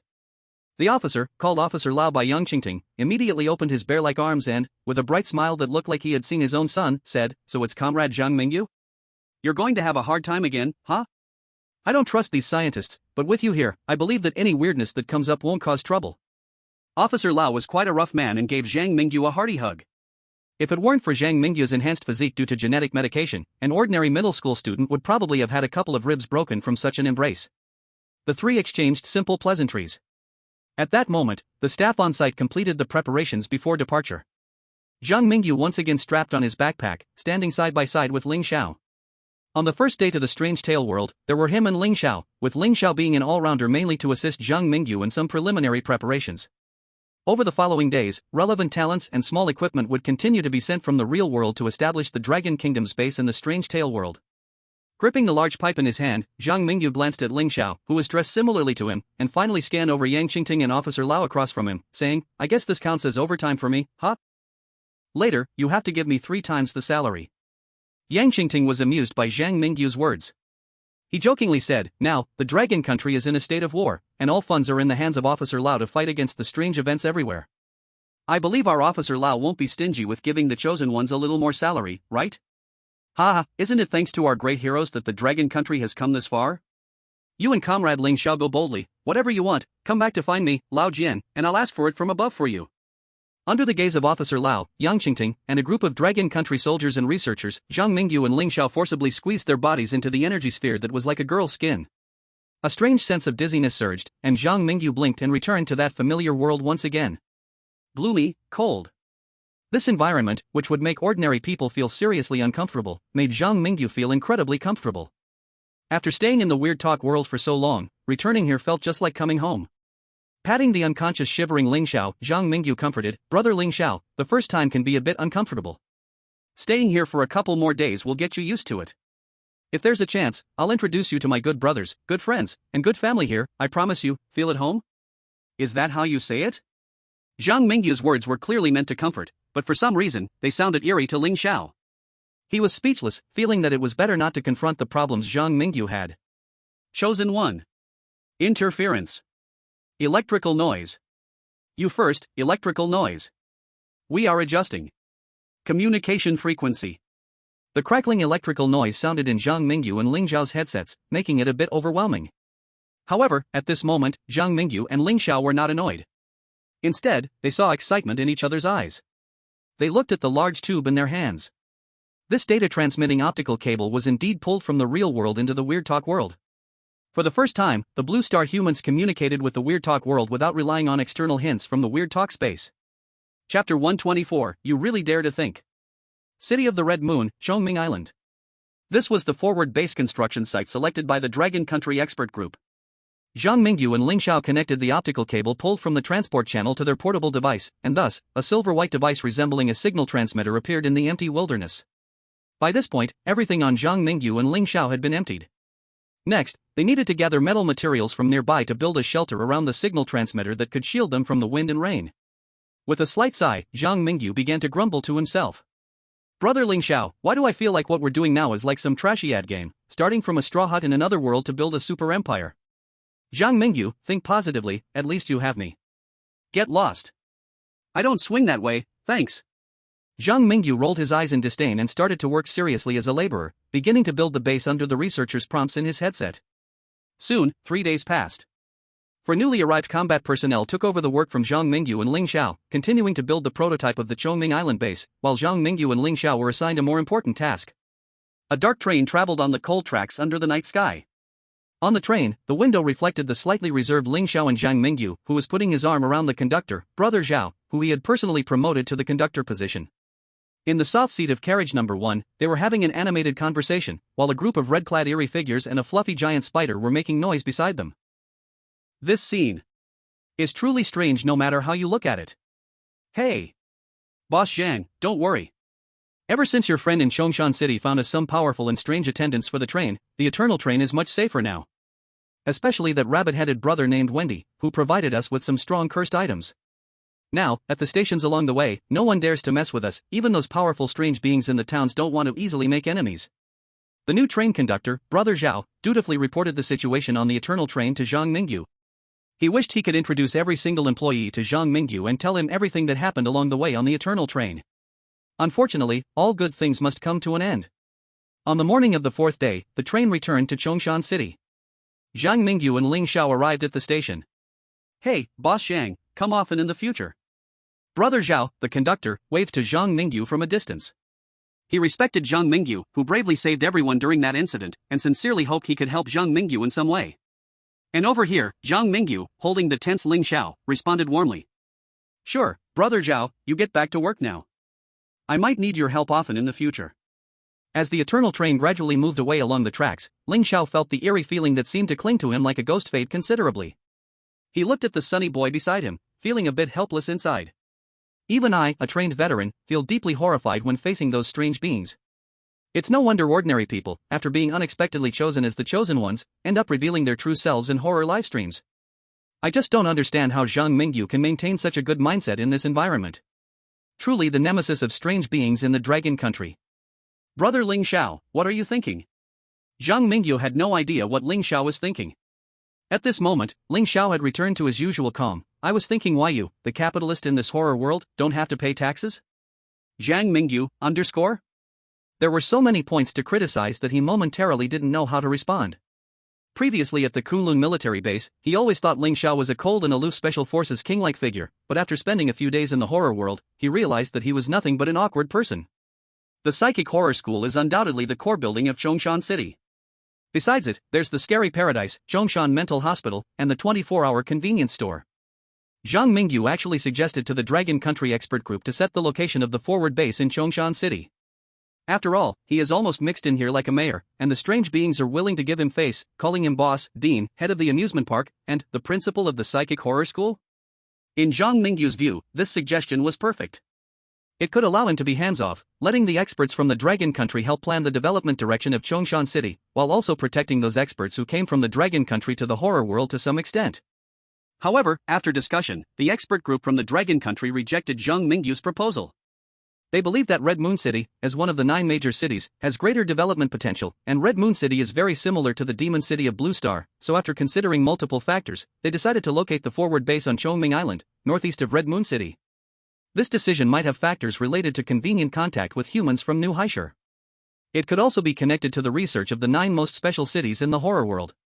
In any case, these things didn't require Zhang Mingyu to think too hard, he just needed to lie back and let those brilliant experts feed him with their wisdom. At the gate of the mysterious school, Zhang Mingyu was stopped by a little green tea wearing a red school uniform top, red long pants, and with long black hair casually draping behind her, swaying like tall mountains. Wu, senior, you finally came back. You really love me. I don't love you, go away.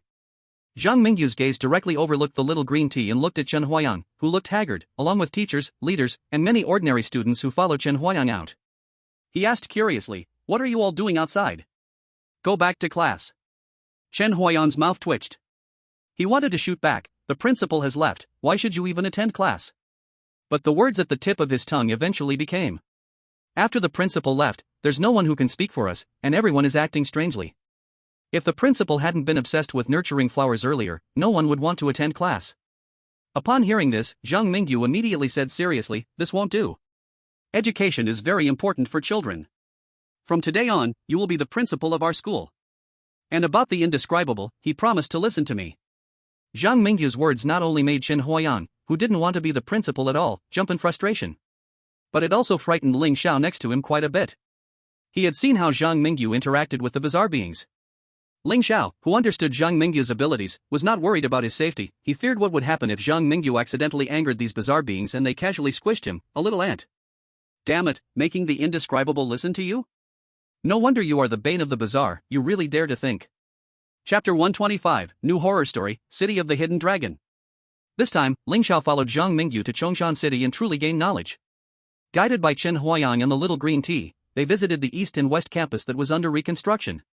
After arranging matters at school, the two visited the suture woman at Chongshan Psychiatric Hospital and Wendy at the late-night convenience store.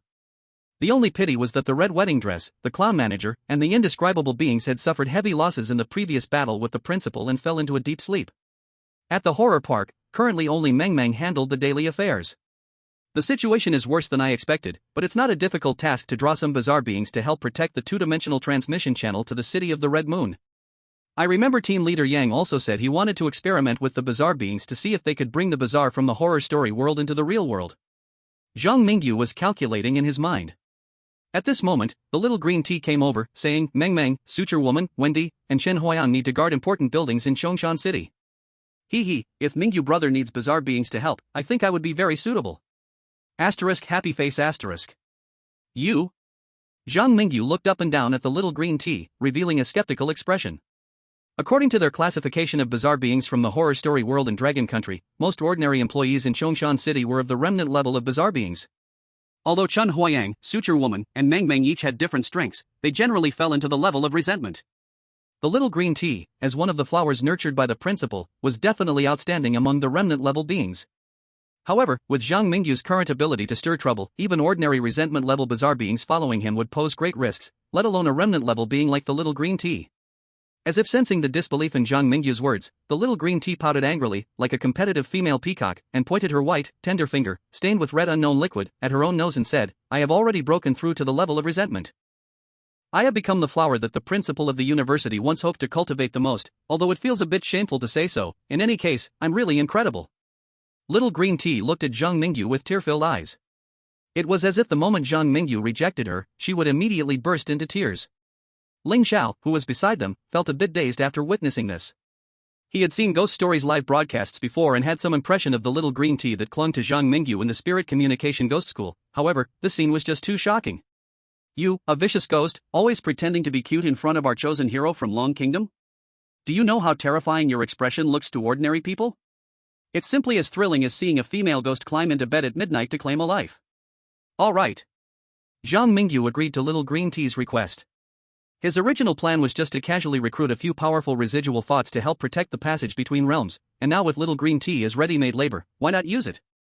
Time flew by like a white horse passing through a gap. Before long, Zhang Mingyu had finished arranging the trivial matters in Chongshan City, leaving with Principal Chen Huayang's resentful gaze as he became a hands-off manager.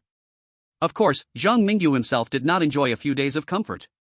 Because, his 8th Ghost Story Challenge was about to start. Selecting Ghost Story. Ding, the Ghost Story World selection is complete. Welcome to City of Hidden Dragons. Type, Multiplayer. Pass conditions, passing survive for 30 days in the City of Hidden Dragons. Pass conditions, excellent survive for 30 days in the City of Hidden Dragons and log into the Hunter Network with an appropriate identity, making it into the top 20 of the Hunter leaderboard. Pass conditions, perfect uncover the secrets of the City of Hidden Dragons and defeat the evil Dragon King. Note, you can only bring cursed items you already possess to challenge the Ghost Story world. Tip, since you perfectly cleared the City of Red Moon, you will gain a special ability in this Ghost Story challenge, Learning. The hint sound from the Ghost Story space made Zhang Mingyu's spirit lift. Then, a familiar dizziness flooded over him, and looking at the gradually blurring faces of Ling Xiao and Little Green Tea, Zhang Mingyu could only complain, I'm already in the Ghost Story world, do you have to knock me out? His whole being seemed to have been erased by an eraser, disappearing in front of the passage between the two realms. Come quick, the Ghost Story live broadcast has started showing images. When I used to watch Ghost Story broadcasts, I was always worried about our chosen hero from Long Kingdom dying, bringing in all kinds of bizarre invasions. Ever since Zhang Mingyu appeared, I can't wait for Ghost Story challenges every day. The national luck rewards after Zhang Mingyu perfectly clears it are just too tempting. Damn, I want to kidnap Zhang Mingyu to the basement and make him work extra hard. The one above, is this extra hard work serious? Sigma_Sigma. Ahem, although I also agree that we should let Zhang Mingyu challenge Ghost Stories a couple more times. We are in a rule of law society, so don't forget to bring me along when kidnapping. Zhang Mingyu? Alright, stop messing around, Zhang Mingyu has appeared on the live broadcast. Speaking of which, last time in the City of Red Moon, quite a few people cleared the Ghost Story. Maxim from the Polar Bear Country, Hiramitsu from the Cherry Blossom Country, and Joseph from Ugly Country all performed decently. This time happens to be a multiplayer Ghost Story, so there's going to be a good show. I don't care whether it's a good show or not, I just know that wherever Zhang Mingyu is, there's bound to be something interesting. His nickname as the king of ghost story activities is not given for nothing. Hey, it looks like Zhang Mingyu is waking up. A strange ceiling. Warm sunlight streamed through the open window, shining on the left side of Zhang Mingyu's face, while a gentle breeze carried warmth, dry, refreshing, making one feel lazy yet pleasant. This is a bedroom, with the walls covered in anime posters from the two-dimensional world. The blue bed sheets and comforter lay on the bed, facing a desk with an old desktop computer. On the right side, a large calendar hung on the wooden door, and the slippers on the floor were for a man, pointing toward the outside. It looked like Zhang Mingyu had deliberately arranged everything before going to bed. It's a bit strange, but I can't quite say what exactly is strange. The surrounding environment was very warm, even giving Zhang Mingyu an illusion of having returned to the real world. To be honest, after working for 7 days in the Strange Talk world, when he first caught a whiff of the sunshine in the air, he really thought that the Strange Talk space had sent him to the wrong place. Of course, such a thing was basically impossible. This place, which seemed to be a boy's bedroom, was his first stop in the Strange Talk in the City of Hidden Dragons. Chapter 126, Survival Rules for Good Kids. He walked over to the window and looked outside. The afternoon sun lazily spilled over the earth, and in the old neighborhood, a group of elementary school children were playing in the area with fitness equipment. The neighborhood consisted of 6-story small Western-style buildings. Zhang Mingyu's gaze swept past a red and white building directly across from him, where he could see the small gate leading out of the neighborhood on the right, as well as the bustling street outside the gate. Cars zoomed by, and buses, carrying not many passengers, crawled slowly. An old man pedaled his bicycle wearing a brown straw hat, not knowing where he was heading.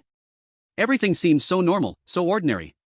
It was like the simple life of a blue star person, with no monsters, no oddities, just simple happiness and warm winds. Could this be the real world? Zhang Mingyu turned to glance at the purple flames that had emerged from under the bed. The pass condition for the Strange Talk space is to survive in the City of Hidden Dragons for 30 days.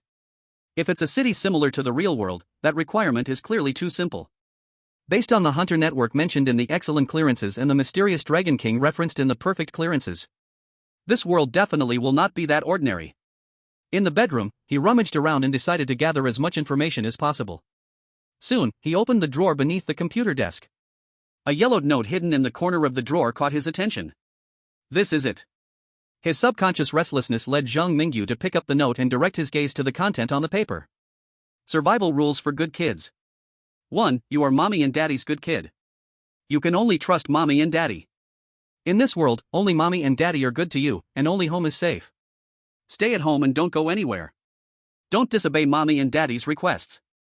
They love you. They love you. 2. During the day, mommy will go out to buy groceries and living supplies, and daddy will go out to work. Please hide at home, and don't open the door for anyone. When someone knocks, you can hide in the wardrobe. 3. Please eat the meals cooked by mommy. 4. You have severe mental disorders. As a good kid, remember to take your medicine before every meal. Remember to take the white pills, and don't take the gray pills. 5. At night, don't go to the bathroom alone, as you might see scary things in the mirror. Of course, that thing might also be in the bathtub, the sewage, the showerhead, behind the door, or over your head. Please don't be scared. Omega? 6. Before sleeping, please place your slippers properly, pointing the toes to the outside. This is very important. Important things need to be said 3 times. Say it 3 times. 7. Daddy can sometimes be very irritable, don't make him angry. After reading the note, Zhang Mingyu felt not afraid at all. Instead, he felt a sense of reassurance. This is how it should be, having ghosts and monsters is the norm in the Strange Talk world. The beautiful life outside just now almost made him think he was on vacation. To be honest, Zhang Mingyu now feels uncomfortable if he doesn't chat with ghosts and monsters for a day. Creak. Suddenly, a sound of someone opening the door with a key came from the living room. Zhang Mingyu and Zian exchanged a glance, and with a swift move, he pushed the bedroom door open a crack to observe the situation outside. Creak. The security door opened. A woman of indeterminate age came in from outside, her long black wavy hair cascading down, wrapped in a brown knitted sweater that fit her body without constricting her ample curves. Below her slender waist, she wore blue jeans that hugged her long legs, paired with sexy black high heels. Looking into the woman's eyes, her youthful clear gaze combined with her peach-like mature figure made her an absolute head-turner when walking outside. Xiaoyu, why are you out? The woman at the door seemed aware of Zhang Mingyu's gaze, or perhaps she was just unusually alert. As soon as she entered the house, she noticed Zhang Mingyu peering through the crack in the bedroom door. This was something that ordinary people could hardly achieve easily. I'm fine, hasn't Dad come home yet? Zhang Mingyu wasn't sure of the woman's identity and didn't dare to casually call her mom, so he had to indirectly inquire about his father's situation. Have you forgotten again, my child? It's all because of that illness. Oh, I'll go get your medicine, and after you take it, Mom will cook for you. Mom? Is that woman really my mom? Zhang Mingyu felt a bit embarrassed. With that figure and skin, people would believe she was his sister. Speaking of the medicine Mom wants me to take, could it be the same as those medications in Chongshan Psychiatric Hospital, which seem to treat patients but are actually meant to harm me? Lost in thought, suddenly, a wave of dizziness washed over Zhang Mingyu unexpectedly. In his red eyes, a monster reflected back at him. His mom was no longer beautiful and charming. Instead, she had a pair of pale golden vertical pupils resembling a snake's. At that moment, Mom's long hair was disheveled, her body covered in blood, and she inexplicably held a blood-stained pair of scissors, looking nothing like a human. Xiao Yu? Xiao Yu. What's wrong with you? Answer Mom quickly. Zhang Mingyu was shaken awake by his mom. When he looked at the woman in front of him again, there were no bloodstains or scissors. Mom's hair was smooth, and she emanated a faint fragrance, completely unrelated to the monster in his vision. It's all Mom's fault, I came back late this time. Quickly take your medicine, after you take it, you won't have an episode. Mom's eyes were filled with worry as she held a cup of water and a white pill. In this situation, if Zhang Mingyu refused to take the medicine, he would probably face conflict with his mom right there. Helpless, Zhang Mingyu had to open his mouth, put the pill into his mouth, and gulp it down with water. After taking the medicine, he was also forced to let his mom check under his tongue and in other places where he could hide the medicine. Seeing that Zhang Mingyu cooperated and really took the medicine, Mom felt relieved and went into the kitchen to cook. As Zhang Mingyu watched his mom's back as she entered the kitchen, he turned back to the bedroom. He took out the cursed blade and controlled the thin, blood vessel-like cursed threads to drill into his mouth like a long snake, then went down the esophagus to retrieve the undigested white pill and crushed it casually. Cough cough. After a violent cough, Zhang Mingyu finally recovered. Before understanding the situation in this world clearly, he dared not take unknown medication casually. Just didn't know, in this multiplayer mode horror story, he had a dad and a mom and was a patient who must take medicine on time. What about the other selected ones? Would the strange talk space give them a similar identity?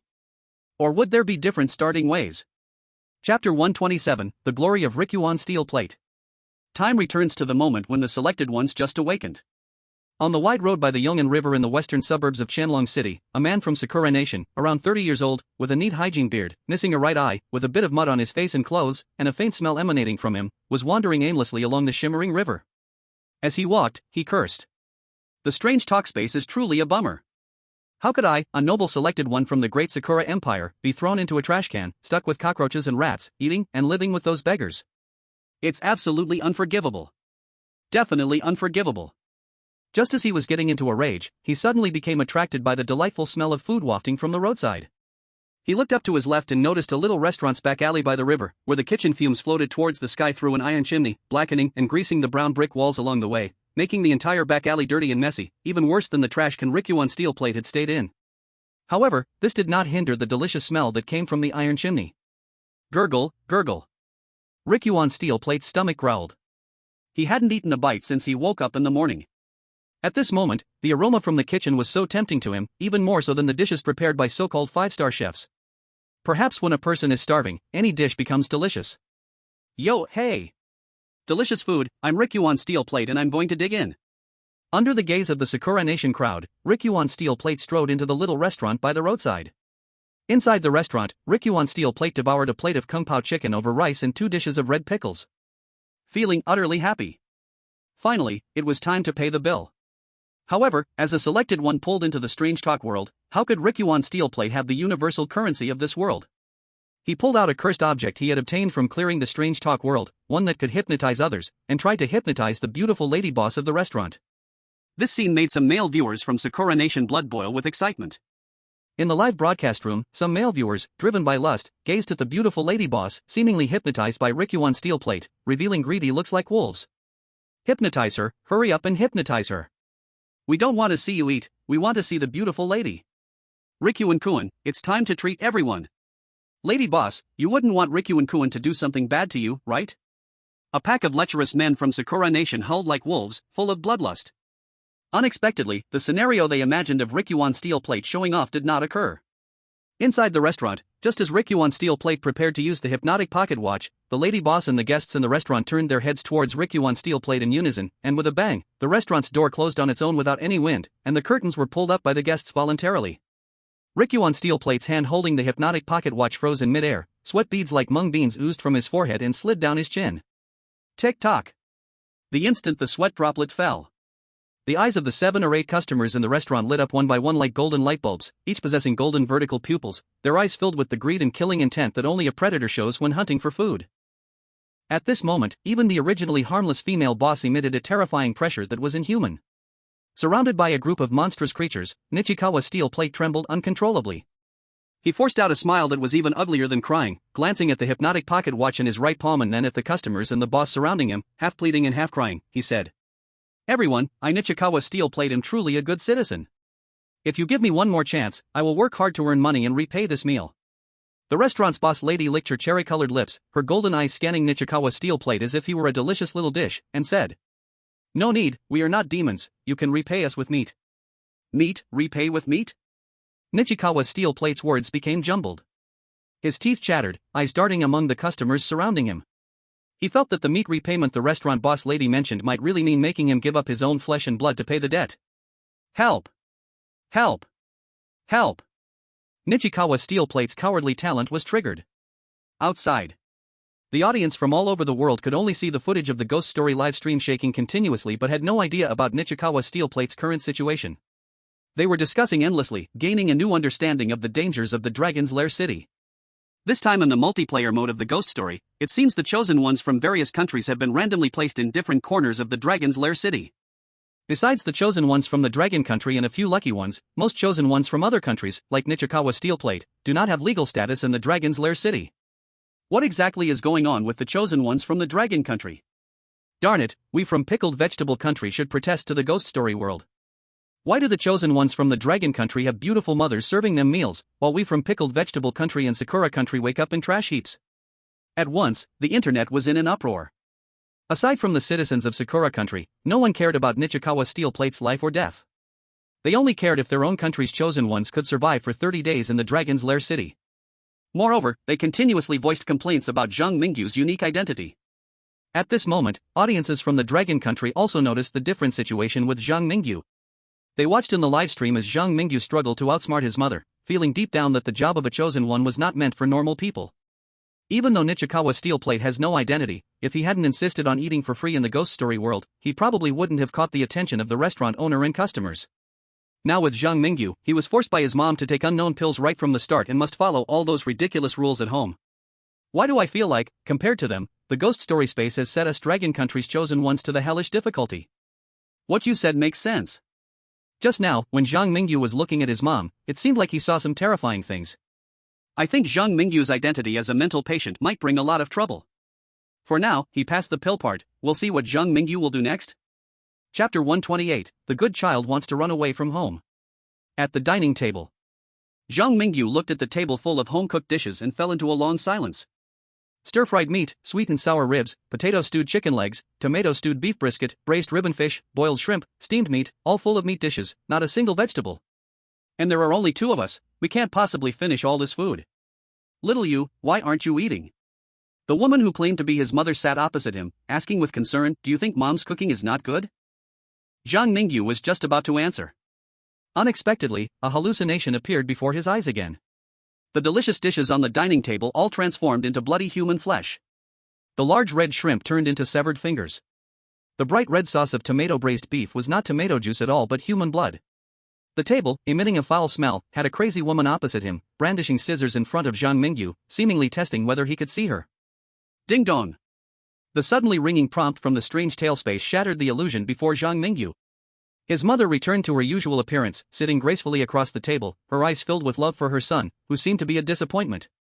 The dishes on the plate were also enticingly colored and fragrant, making one salivate and feel hungry. What happened? Why did Team Leader Yang send me an out-of-the-field prompt at this time? Recalling what had just happened, a wave of fear rushed through Zhang Mingyu's heart. If Team Leader Yang and the others hadn't sent the prompt just in time, pulling him out of that strange hallucination, what would have followed is truly hard to say. At Kunlun Military Base, the meeting room had been moved near the two-world transmission passage, as Dragon Country's expert teams gathered around the live broadcast screen, keeping communication with the combat personnel at Chongming Island Base. They had already begun to have the ability to interfere in the world of strange tales. But currently, Dragon Country's power was still weak and unable to provide Zhang Mingyu with any substantial help. Team Leader Yang, the out-of-the-field prompt has been sent to Zhang Mingyu. It seems Zhang Mingyu did indeed enter a dazed state while talking to his mother, but we are still unclear why he fell into that state or whether it relates to some deeper mysteries of the City of Hidden Dragons. We can only confirm that he seemed to have violent thoughts just now. The situation at Neon Steel has already proven to us a hidden rule of the City of Hidden Dragons: do not rashly use the powers of weirdness and curses. While sending this prompt to Zhang Mingyu, we also pulled the Chosen One out of his dazed state. Now, it depends on Zhang Mingyu. Yang Qingting nodded in worry after hearing everyone's reports. Beneath the calm and peaceful surface of the City of Hidden Dragons, there are probably a group of terrifying monsters. Nowadays, countries around the world hope their chosen ones can survive for 30 days in the City of Hidden Dragons without uncovering the terrifying truth. Yang Qingting naturally had similar thoughts. In the world of strange tales. After seeing the out-of-the-field prompt from the Dragon Country experts, Zhang Mingyu immediately signaled to Xian to quietly retreat back to the bedroom. Can't casually use the powers of weirdness and curses? This is rather troublesome. Unlike those guys from Neon Steel, his home had strange presences. Moreover, in the 2 consecutive hallucinations, his mother seemed to harbor ill intentions towards him, as if the moment Zhang Mingyu discovered the truth of the world, she would start a massacre with her scissors. Xiaoyu? Xiaoyu? Are you feeling unwell again? Eat some food. Eating will make you feel better. At the dining table, his mother still appeared to be caring. However, Zhang Mingyu vaguely read from her words a sense of, if you don't eat what I cooked today, I will eat you. I'm fine. Zhang Mingyu calmly picked up the chopsticks in front of him. He gritted his teeth and aimed for the green peppers and the stir-fried pork, but upon sensing his mother's cold gaze, he changed his target. He picked up a piece of sweet and sour pork ribs. Oh dear, my little you is still so picky. The moment Zhang Mingyu picked up the sweet and sour ribs, the inexplicable pressure from his mother immediately disappeared, and Zhang Mingyu pretended to be calm as he put that piece of rib into his mouth, chewing slowly as if savoring a rare delicacy of the world. As expected, it's mom's cooking, it's delicious. Zhang Mingyu reluctantly gave a thumbs up, fighting back his disgust as he swallowed the meat chunk. He wasn't eating this hard-to-swallow food for the first time. To survive, for the sake of Long Country, what did it matter to eat some strange meat? As long as Xiaoyu likes it, take your time eating, don't choke. Seeing Zhang Mingyu carefully tasting the dishes, his mother was very happy. After Zhang Mingyu tasted every dish, he had another illusion and, in that illusion, saw his mother smilingly staring at him. Because of Zhang Mingyu's big bites of meat, it seemed that his mother completely let down her guard against him. Full and satisfied, yet there were still many dishes on the table that had not been eaten. His mother seemed to have been prepared for this, as she took out a bag and packed all the dishes into it, as if she was going out to deliver food to someone. Xiaoyu, if you're tired, just go back to your room and sleep for a while. Mom will go out for a bit and will be back in the afternoon. Don't go running around by yourself, okay? Oh, __, oh. Okay, Mom, I will be good and listen. The conversation between Zhang Mingyu and his mother was like a model mother-son relationship. No one could find any faults in their relationship. But in reality, when the security door was closed by his mother, the smiles on both Zhang Mingyu and his mother's faces disappeared simultaneously like a change of face. In the living room, Zhang Mingyu looked in the direction his mother left, pondering in his heart. Is Mom taking all that food to deliver to someone? The meals at home were all prepared in advance. His mother surely anticipated that he couldn't eat that much, which means cooking so many dishes that couldn't be finished, then packing the leftovers for something. Very likely it has been his mother's habit all along. But who would the food be delivered to? Could it be Dad? A terrifying guess emerged in Zhang Mingyu's mind. The survival guide for good children mentioned that Dad works during the day, while Mom goes grocery shopping. Now the groceries brought back have turned into strange meat. Could it be that Dad's workplace also hides some secret, or that Dad is just some kind of monster imprisoned by Mom? At that moment, a strong desire to escape this home surged in Zhang Mingyu's heart. 3 people in one family, both adults are abnormal. Is this reasonable? Zhang Mingyu decided he would run away from home. He couldn't stay in this cursed place for another day. Chapter 129, The King of Action. Why am I feeling a bit sleepy? I have only just arrived in this world, why am I feeling tired? I can't hold on any longer, I'm about to fall asleep. Yen. In the last moment before losing consciousness, Zhang Mingyu gave a protective command to the purple flame that rushed out of the bedroom, then his hands fell weakly to his sides, letting the large cat with purple patterns lick him anxiously without moving at all. Woo, something happened to Zhang Mingyu, Long Country is doomed. Yoshi. It seems that we are not the only ones in trouble. At least Neon Sangu is still alive, while the chosen one of Long Country was inexplicably ambushed. You guys from Long Country, life and death are uncertain now. Wah, the chosen one of Long Country is finally going to perish. Next will be our Kimchi Country's era. Our chosen one Han Yujie will surely soar in the legends of Qianlong City. I'll make your Dragon Kingdom's chosen ones call me daddy. Oh, sorry, I forgot that your Dragon Kingdom's chosen ones are almost dead. Zhang Mingyu's hellish start made the people of Sakura Country and Kimchi Country gloat with joy. And many countries that usually had conflicts with the Dragon Kingdom, although they did not directly mock, came to the Dragon Kingdom's livestream with a mindset of enjoying the show. In their view, perhaps it was time to get rid of this chosen one who had brought countless perfect rewards to the Dragon Kingdom. In the world of horror tales, Zhang Mingyu slowly woke up in the bedroom, feeling extremely thirsty, as if his throat was about to catch fire, his whole body weak and powerless, even moving his fingers felt difficult. Ha! Why is it so dark outside? How long did I sleep? He propped himself up, his crimson eyes scanning the bedroom, trying to locate the hiding place of Xian. However, Xian, who usually excitedly ran to him wanting to be petted, seemed to have vanished, leaving no trace of its presence in the bedroom. Raising his left wrist, Zhang Mingyu looked at the smart terminal. 4:37 a.m.? The Arabic numerals on the smart terminal made Zhang Mingyu feel tense. He couldn't remember how he returned to the bedroom after falling asleep, nor could he analyze how he had unknowingly fainted. However, he still clearly remembered the reminder from the survival guide of good children. There are ghosts in your house at night. He reached to touch the sheath on the outside of his thigh. When Xian was not by his side, only the cursed blade could give Zhang Mingyu a bit of a sense of security. His palm slowly moved downwards and then, he touched the empty sheath. His gaze gradually became blank, and Zhang Mingyu's brain experienced a momentary crash. What the? Where's my cursed blade? My exquisite, small, curse-covered blade? Quickly shaking off the state of daze, Zhang Mingyu hurriedly reached for the flashlight in his waist bag. Fortunately, the flashlight was still there. This cursed item looked just like an ordinary handheld flashlight. Aside from himself, probably no one could guess that this flashlight was a cursed object. Bang! In the silent night, a dull sound suddenly rang out. Turning to look at the source of the noise, Zhang Mingyu found that the bedroom window had been blown open by the wind, and the cool night breeze lifted the curtains, letting the cold moonlight pour in. He tried to crawl out of the blanket, intending to get up to close the window. The white wooden floor was spotless, with only a trash can on the floor, and a pair of men's slippers facing Zhang Mingyu. Snap!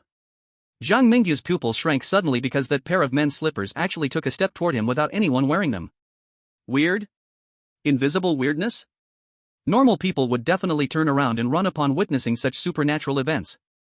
Even chosen ones like Nichuan Gangban and Maxim would prioritize escaping if they discovered something invisible.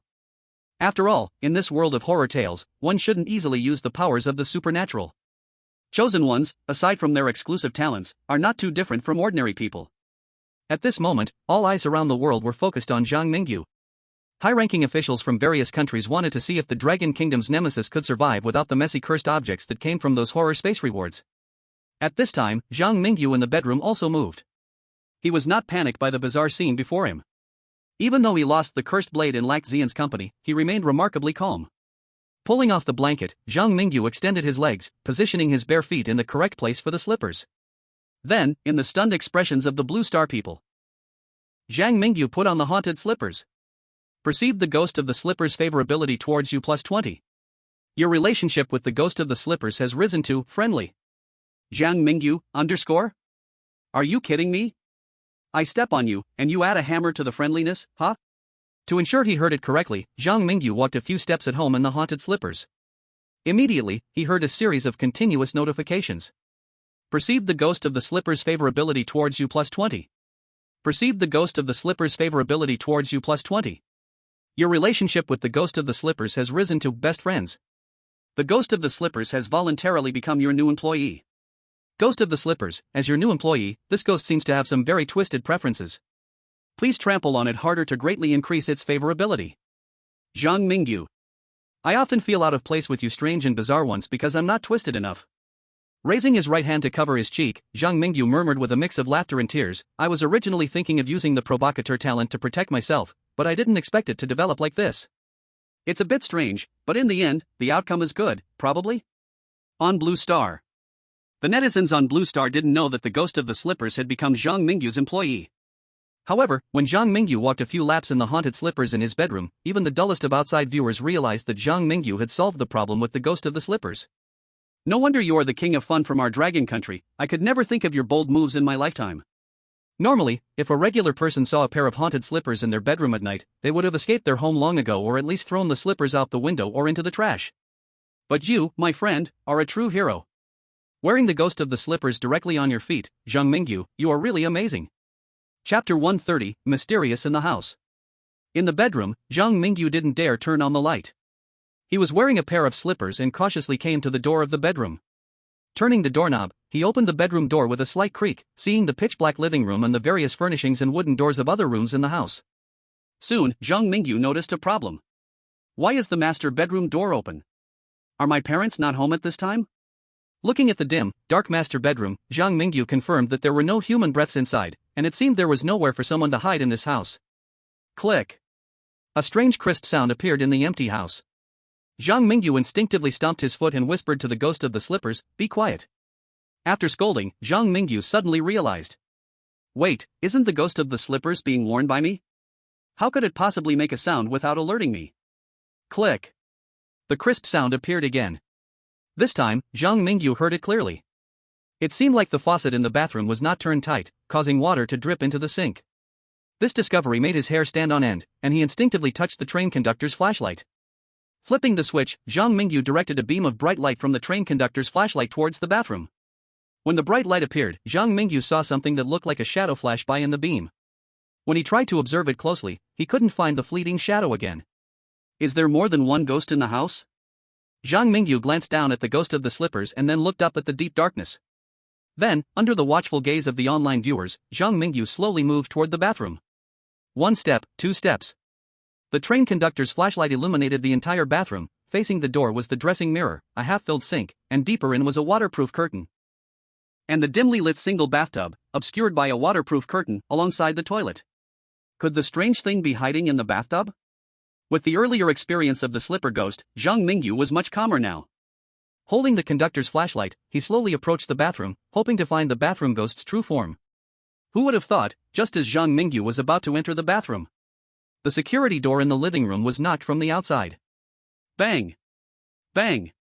Bang! Is anyone home? I am the security guard of the community.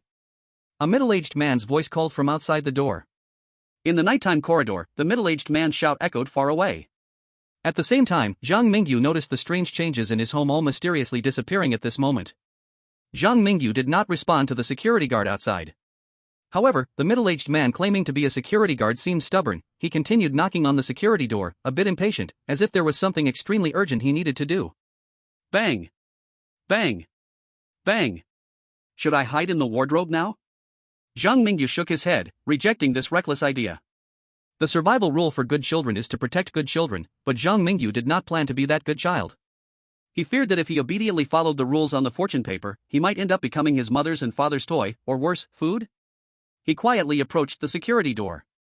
Zhang Mingyu pointed the conductor's flashlight behind him, ensuring he wouldn't be ambushed by the bathroom ghost, then pressed his eye against the peephole. Through the peephole, he saw a bluish human face.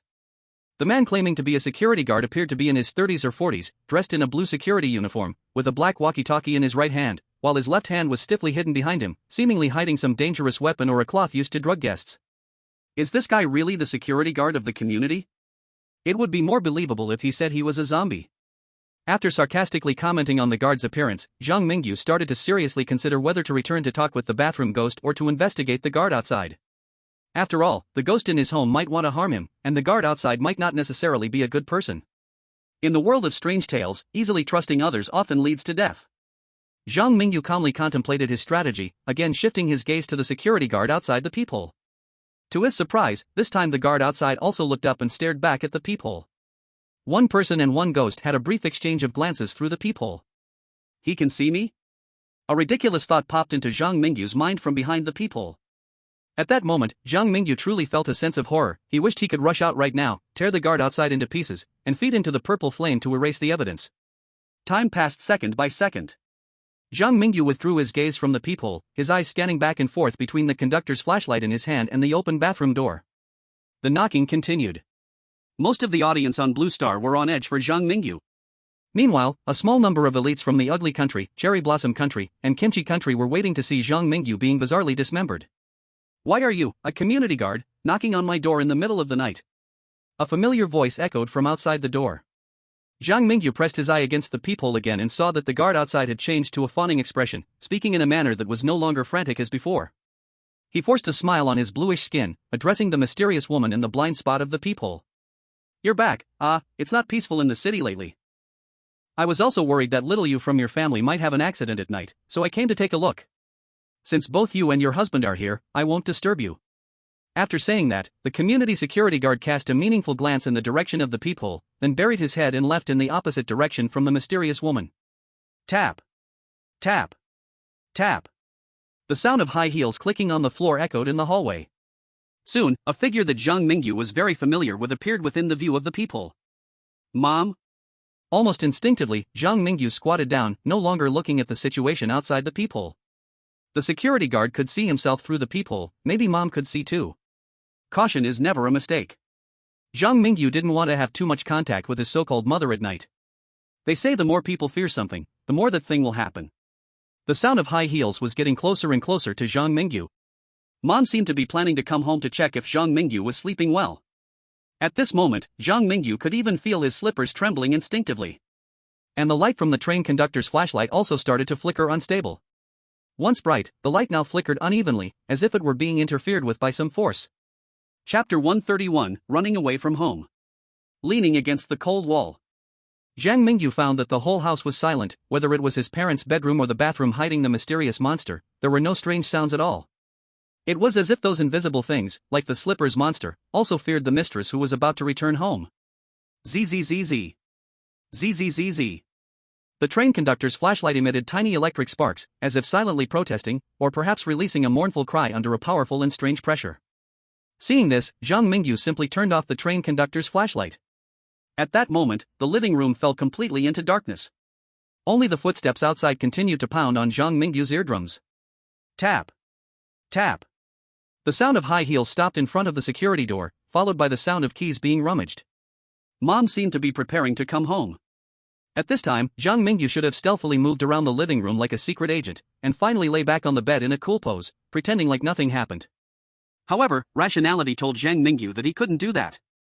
With just a door separating them, any sound in the house could be sensed by the woman outside. At the moment his mother appeared outside the door, he had already lost the chance to return to the bedroom. What he could do now was to pray to the hammer and sickle that his mother outside wouldn't come home. As if an invisible deity that didn't even exist responded to Zhang Mingyu's prayers. At the moment his mother was about to push the door open, a low, heavy, beast-like sound of breathing came from the room diagonally opposite. If Zhang Mingyu guessed correctly, that breathing sound came from the room where his mother had been before. In the dead of night, Zhang Mingyu's mother wasn't home sleeping but instead ran to the room across to spend the night with a mysterious person or monster. What kind of plot is this like next door? At this moment, Zhang Mingyu's heart felt like a pot of boiling cola, with a handful of ants thrown in, complex yet somewhat curious. Definitely not curious about some indescribable scenes. Don't be afraid, your dad, I'm coming over. The hurried footsteps of Zhang Mingyu's mother outside seemed to indicate she had returned to the room diagonally opposite. Leaning against the security door, Zhang Mingyu's heart fell into a battle between reason and emotion. He had just arrived and didn't know much about the city. But now was a rare chance for him to escape. The outside world might hold unknown dangers, but staying at home meant facing his mother's strange behavior, the toilet ghost, and the security ghost. I have already disturbed the ghost's nest and run into one ghost after another, my purple flame and cursed blade are also mysteriously lost. I don't believe that escaping outside could be worse than this. Zhang Mingyu quickly made up his mind. He didn't change his boots and pushed open the security door while still wearing flip-flops. Outside, the cool wind blew. The door diagonally to the right was slightly ajar, and orange light leaked out from inside. Ah. Strange gasping sounds came from behind the partially open security door. The sound was like some beast, a lion, or a wolf. In any case, it definitely couldn't be a normal human. At the very least, it was some terrifying monster that Zhang Mingyu couldn't understand. The cool wind in the hallway blew through the gaps between the white toes of Zhang Mingyu's flip-flops. It was slightly itchy and made him feel cold. Zhang Mingyu looked around to observe the surroundings. In the end, he decided to take the staircase on the right side down. Although this path required passing by the partially open security door, it was better than taking the left staircase and risking running into the security ghost waiting in ambush.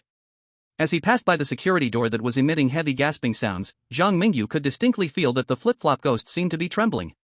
He stepped on the flip-flop ghost and peered into the gap, vaguely seeing some golden bloodstains scattered like paint on the carpet at the door, corroding the cheap imitation Persian carpet into small black holes like bottle caps. Hiss! What kind of creature's blood can corrode the carpet like this? Zhang Mingyu gasped and became even more determined in his thoughts. His so-called parents were definitely not human. Perhaps the hallucinations he occasionally saw were the truest form of this world. Going down the stairs, Zhang Mingyu felt a sense of joy escaping from a cage. His family lived on the third floor, and this old-style villa in the community had no elevator. The only good thing was that the building had 2 staircases, allowing him to avoid a risky showdown against the security ghost in a narrow fight. Soon, Zhang Mingyu reached the first floor. The structure of this building was that residents lived in the middle, with staircases on both sides. The unit door was located in the center of the building. Next, Zhang Mingyu only needed to follow the hallway straight ahead and pass through that unit door to leave this damned haunted building. Unexpectedly, as Zhang Mingyu walked forward, he saw a figure in the opposite hallway quickly approaching him. The security ghost? This thought suddenly popped into Zhang Mingyu's mind. At the same time, as the distance between them gradually closed, they could see each other's faces. In that moment, Zhang Mingyu and the security ghost almost made the same decision. They both charged toward each other, and Zhang Mingyu turned on the train conductor's flashlight, directing its strong beam at the security ghost. Ah! The security ghost screamed miserably as the beam hit him, his body melting away like a candle meeting flames under the light. The problem was that the process of the security ghost melting was very slow. If Zhang Mingyu wanted to use the train conductor's flashlight to kill the ghost, he would have to keep the light pointed at him for a long time. At that moment, the security ghost also reacted. Zhang Mingyu was not a soft persimmon that could be easily handled. He was a wolf in sheep's clothing, a lion that would show its fangs at a crucial moment. After seeing Zhang Mingyu's true face, the security ghost almost immediately turned to escape down the back staircase. Zhang Mingyu, holding a flashlight, chased closely behind the security ghost, and a splendid chase ensued between the two. However, the identities of the two sides in this chase were somewhat strange. The one fleeing was not the living Zhang Mingyu, and the one chasing was not a zombie-like security ghost. Chapter 132, Live Broadcast Across the City. On the Blue Star, it was the middle of the night in the Dragon Kingdom. At this moment, in the dark high-rises that looked like pigeon coops, households were glued to their phones, staring at the bizarre scene in the live broadcast. Some homes were brightly lit, with 3 or 4 family members watching the ghost story broadcast together, while others were sneaking late-night sessions under the covers, quickly crafting comments in the pitch-black darkness. They might be in different environments, with different life situations. Yet now, they were all connected by the chosen one in the ghost story broadcast, joking about Zhang Mingyu's outrageous antics in the cheerful atmosphere of the live chat. I saw Zhang Mingyu cautiously dealing with the eerie happenings at home before, and I thought the ghost story broadcast was finally returning to horror, but what's happening now? Zhang Mingyu is chasing ghosts with a flashlight. My god, you is so lively. Wow, this security ghost is too stubborn. Stubborn? It's clearly pathetic. How can a ghost being hunted by a living person dare to exist in this world? Watching Zhang Mingyu's broadcasts is like watching a comedy. I can't even feel scared. The security ghost was being chased without any dignity by Zhang Mingyu. Of course, this chase did not mean Zhang Mingyu wanted to marry the security ghost or anything absurd like that, but rather aimed to silence the ghost completely. The security ghost had witnessed him use the cursed flashlight of the train conductor. Next, Zhang Mingyu would either turn the security ghost into one of his own like the slipper ghost or kill it to prevent any leaks of information. This guy runs so fast. Zhang Mingyu gasped as he chased to the left stairway on the first floor. He aimed the flashlight's beam upwards and saw the figure of the security ghost sprinting. The ghost's goal seemed to be to notify Zhang Mingyu's parents. Tonight's situation must not continue to spiral out of control. Zhang Mingyu decided to use the power of the red moon eye at all costs. He was unsure if silencing the ghost would be effective, but the security ghost who had seen him use a cursed item and witnessed the whole escape had to die today. Stop. In that moment, Zhang Mingyu's eyes turned bright red. He used the power of the red moon eye to issue a command to the security ghost from afar. Upon hearing the command, the security ghost froze as if a robot had hit the pause button, suddenly stopping at the junction of the first and second floors. Kill yourself. Zhang Mingyu issued the second command. After this command was given, a clear struggle appeared on the security ghost's face. However, this slight struggle was quickly overwhelmed by the red light, turning into absolute obedience. Bang! In the corridor of the complex, the security ghost's head swelled like a balloon, eventually becoming a red and white oil painting splattered across the stairwell. The power of the red moon eye consumes too much mental energy. Zhang Mingyu frowned slightly, no longer looking at the security ghost upstairs, but instead turned and walked slowly away. He walked out of the unit door like an ordinary high school student who gets up early to exercise. His plan to run away from home this time was not perfect at all. The flying curse blade, the mysteriously disappeared purple flame, the bathroom ghost that he didn't have time to silence, and the parents who never came home at night. In this home, Zhang Mingyu still had too many unsolved mysteries. Fortunately, now these things have nothing to do with him anymore. He has escaped that home, and he has also escaped the identity of a mental patient. As for why he previously fainted inexplicably and why his original identity was different from other chosen ones, these questions must wait for Zhang Mingyu to be fully prepared before he can come back to explore. In Qianlong City, East District. 3 streets away from Zhang Mingyu's neighborhood, on the top floor of a skyscraper in a commercial street, Maxim from the polar bear country was standing in front of a tall floor-to-ceiling glass, surrounded by a group of professional reporters holding cameras, microphones, and lights, ready to start a citywide live broadcast at any moment. Maxim, I've already made arrangements with the TV station, you can start anytime. A big man with a square face, blonde hair, blue eyes, a hooked nose, and thin lips appeared behind the crowd, opening his arms in a blue suit as if ready to give Maxim a hug.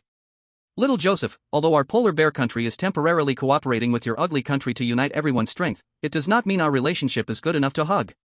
Maxim did not give little Joseph any face. His figure was not tall compared to little Joseph.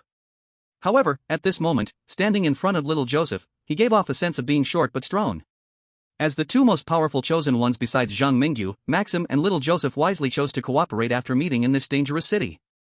Now, they wanted to use little Joseph's connections to hold a citywide live broadcast. The goal was to gather more chosen ones to deal with the possible dangers lurking in Qianlong City. It is worth mentioning that, compared to Zhang Mingyu, who triggered the hell mode and was a wretched fellow, and no identity chosen ones like Nichuan Steelplate, Maxim and little Joseph were incredibly lucky.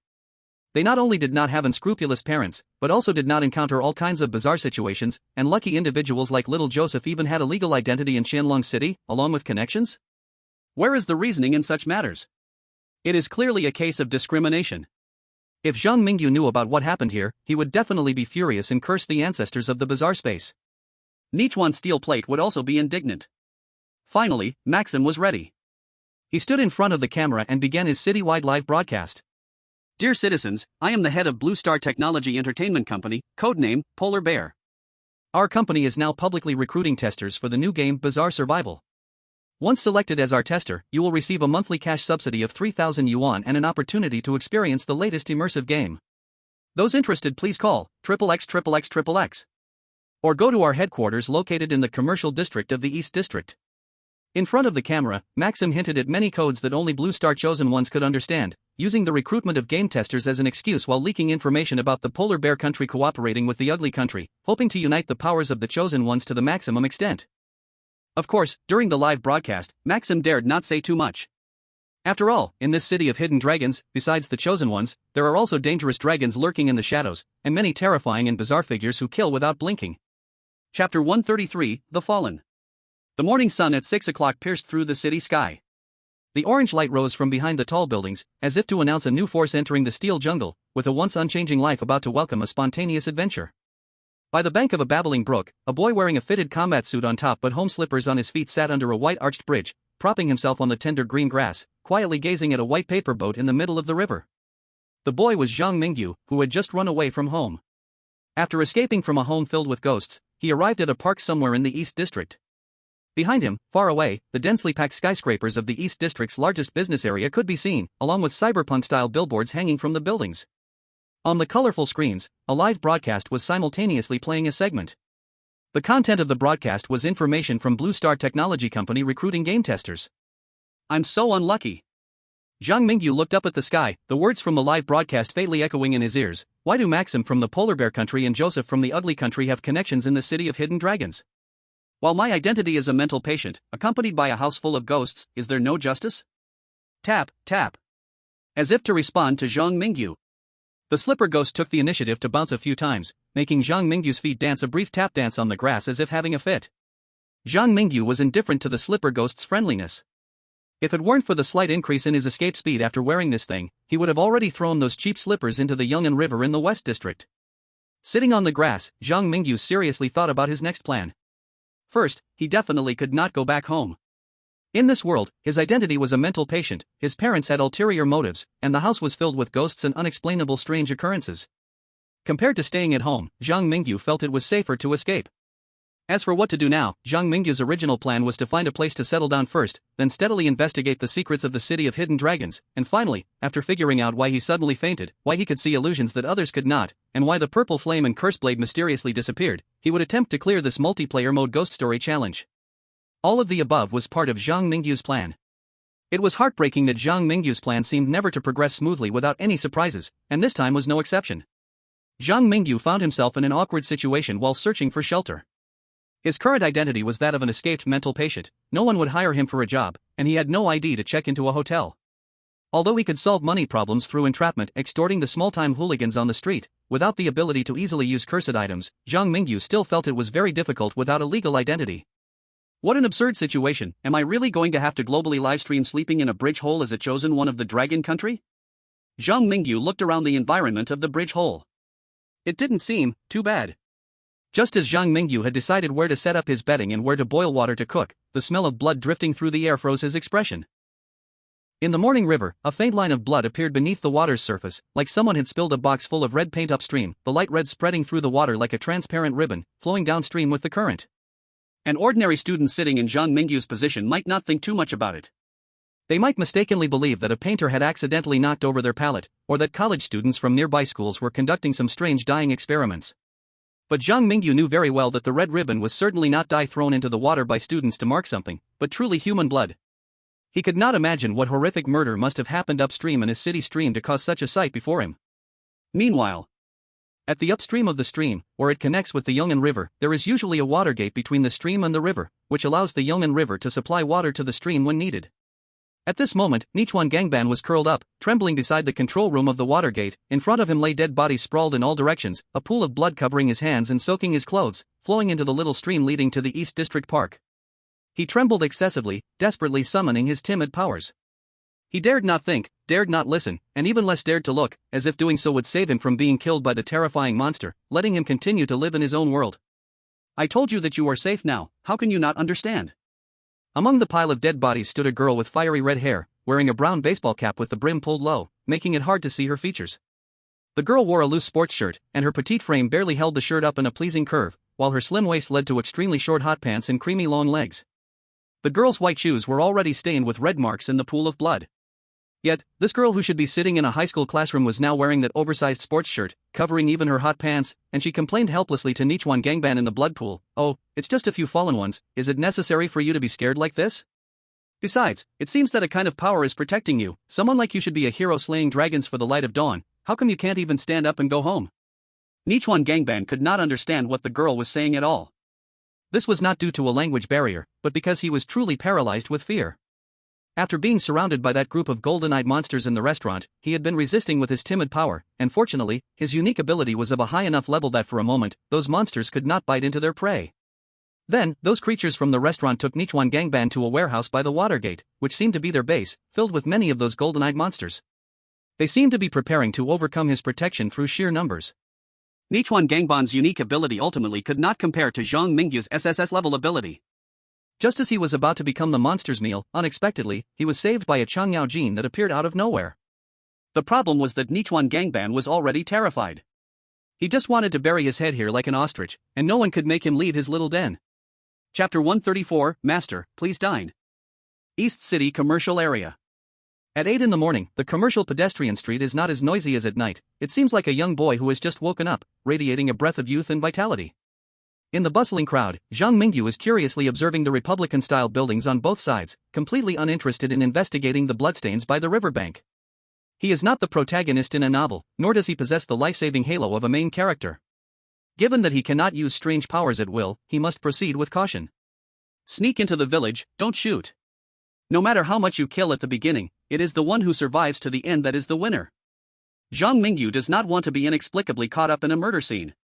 After all, in a place like the Dragon's Hidden City, the one who commits murder could be a cold-blooded oddity, or a monster like his father and mother with golden pupils. He stops in front of a cafe called Cat Cat Cafe.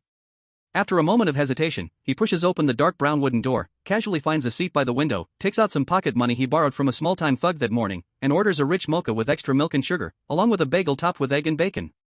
In the corner, the TV is still playing footage of Maxim recruiting game testers, although the scene has changed from live to recorded, suggesting that Maxim has probably gone off to handle other matters. Perhaps this chosen one from the bear country is preparing for a grand hunt. The target of the hunt is likely the dragon mentioned in the perfect level completion conditions. Ding-dling. The copper bell hanging at the door chimes again.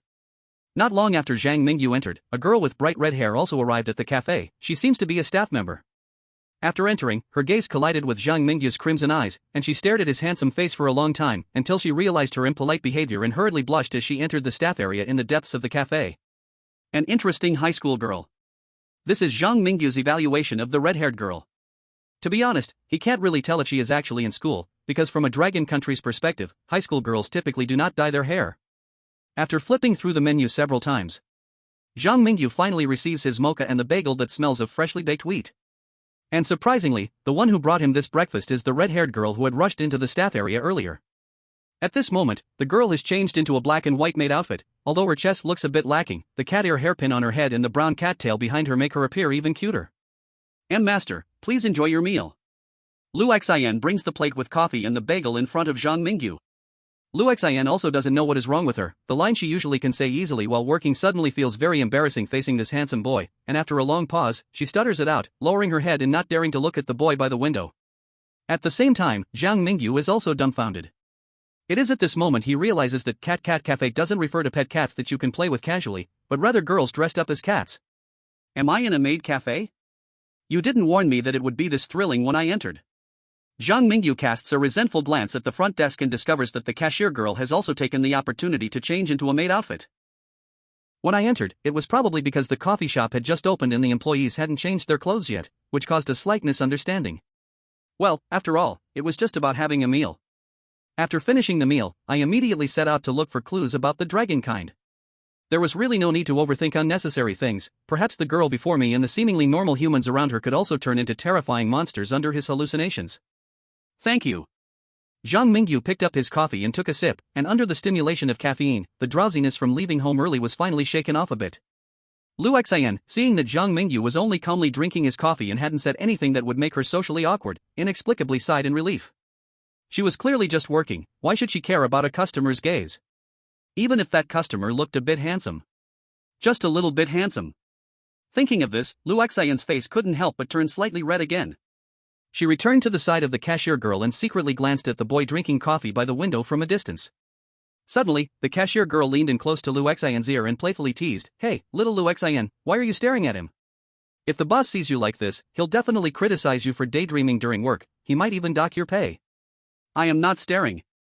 Lu Xian denied vehemently as if her tail had been stepped on like a cat. She bit her lip and said angrily, "Humph, the boss is just a capitalist who deserves to be hung on a street lamp. Last time, you only took half a day of sick leave, and he docked your salary for a whole day and even took away your attendance bonus. It's infuriating to think about." Lu Xian seemed to use this matter to change the topic while genuinely feeling indignant for the cashier girl. In any case, Zhang Mingyu no longer overheard any more conversations about himself. Don't get me wrong, Zhang Mingyu didn't have a habit of eavesdropping. Due to the enhancement from the Dragon Nation's genetic agents, not only had his strength and speed improved, but his hearing was also much better than an average person's, and he unintentionally overheard the conversation between the two cat-eared maids. He took a big bite of the bagel filled with bacon and fried egg. Zhang Mingyu slowly replenished the energy his body needed. Speaking of which, this city called the City of Hidden Dragons seemed to be one of the 9 major cities that the train conductor had mentioned earlier. After living in the City of Hidden Dragons for a day, Zhang Mingyu found that this city was remarkably too normal. In the City of Red Moon, another of the 9 major cities, there were crazed believers of the Red Moon everywhere, and humans like Yanlan and team leader Wang could only survive in dark basements. On the surface, the City of Hidden Dragons appeared to be just an ordinary city of the Dragon Nation. It was calm and peaceful during the day, with the years passing serenely. At night, strange events would only occur in places like the Ghost Tower where Zhang Mingyu lived. At least, from the previous out-of-bounds hint he received, he hadn't heard about any third chosen one besides himself and Richuan's steel plate encountering bizarre attacks. This metropolis, which should have been shrouded in despair, seemed to be safer than even small places like convenience stores at midnight. Chapter 135 He Can See. With a full stomach, Zhang Mingyu was just about to step out to learn more about this world. Suddenly, his hand's movement came to a halt. Through the one-way glass of the cat coffee shop, he could see a group of doctors in white coats approaching, searching the nearby shops with the help of several auxiliary police. They seemed to be looking for someone, and their large-scale actions caused a small commotion on the pedestrian street. Outside the cat coffee shop, a few high school students who came out for a gathering were excitedly discussing the strange events happening in the pedestrian street. I just asked a big brother who just passed by there, and he told me that those doctors and auxiliary police seem to be here to capture a mental patient. This patient suffers from bipolar disorder and attacks everyone around him when he goes mad. I heard that he had been kept at home by his parents for a long time, and last night when he escaped, he even killed a security guard in their neighborhood. Are you saying that this mental patient might have escaped to this pedestrian street? Koen good, don't scare us. Who is scaring you? The big brother just now has already seen a photo of the mental patient. It's said that he is a high school student, very handsome, dressed in strange clothes convenient for outdoor activities, and the most notable feature is that he is wearing a pair of blue slippers. Zhang Mingyu did not continue to listen to the conversation of the few students at the door. Because he discovered a very serious problem, those doctors in white coats and auxiliary police were actually here to capture him. The most important thing was that they had his photo, and they might even access the nearby surveillance footage. Under such thorough searching, could he really escape without using his strange powers? Looking down at the very eye-catching blue slippers on his feet, Zhang Mingyu felt like crying without tears. He understood that, in the eyes of ordinary people in the city of hidden dragons, ghosts are just living humans, and killing the security guard in their eyes meant killing a person. In this case, even if he said he was not a mental patient, no one would believe him. No, I absolutely cannot be caught back. The things at home are enough for me to bear. If I get captured in a mental hospital and lose my freedom, I might encounter even more terrifying things. Zhang Mingyu gritted his teeth, pretending to be indifferent as he stood up and quickly walked outside toward the cat cafe. When Zhang Mingyu reached the door of the cat cafe, the receptionist, Sister Xiaoyun, did not hear the students' conversation clearly, and only gave a polite smile and a bow as he left. However, for some reason, Lu Xian's gaze on Zhang Mingyu became strange. Please walk slowly, master. Welcome to visit again. With the enchanting voice of the receptionist, Sister Xiaoyun, Zhang Mingyu left the cat cafe. After Zhang Mingyu walked far away, Sister Xiaoyun waved her hand in front of the dazed Lu Xian and asked, "Little Lu Xian, are you love-struck? When the guest leaves, you also need to remember to say your lines." What? I didn't. Lu Xian came back to her senses and immediately pushed away her teasing Sister Xiaoyun with her fair little hand. After dismissing Sister Xiaoyun's intention to tease her, Lu Xian muttered a little sadly, "Blue slippers, very handsome. He couldn't be that mental patient, right? No, why am I worried about him? I haven't finished today's work, I need to work hard to save for tuition." After taking a final look in the direction Zhang Mingyu left, Lu Xian was about to bury herself in her work. Unexpectedly, a few doctors in white coats with golden eyes caught her attention. Golden eyes? Are they half dragons and half humans? These guys are basically absorbed by the Dawnlight and the Libertine faction. Especially now, this situation doesn't seem like something wild hybrids could create. The question is, why are they targeting an ordinary person? Aren't they afraid of causing panic among the city's residents? Lu Xian's heart was now in turmoil. Meanwhile, Zhang Mingyu, who had left the cat cafe, also encountered trouble. A vision suddenly appeared before his eyes. In his eyes, the entire world became different.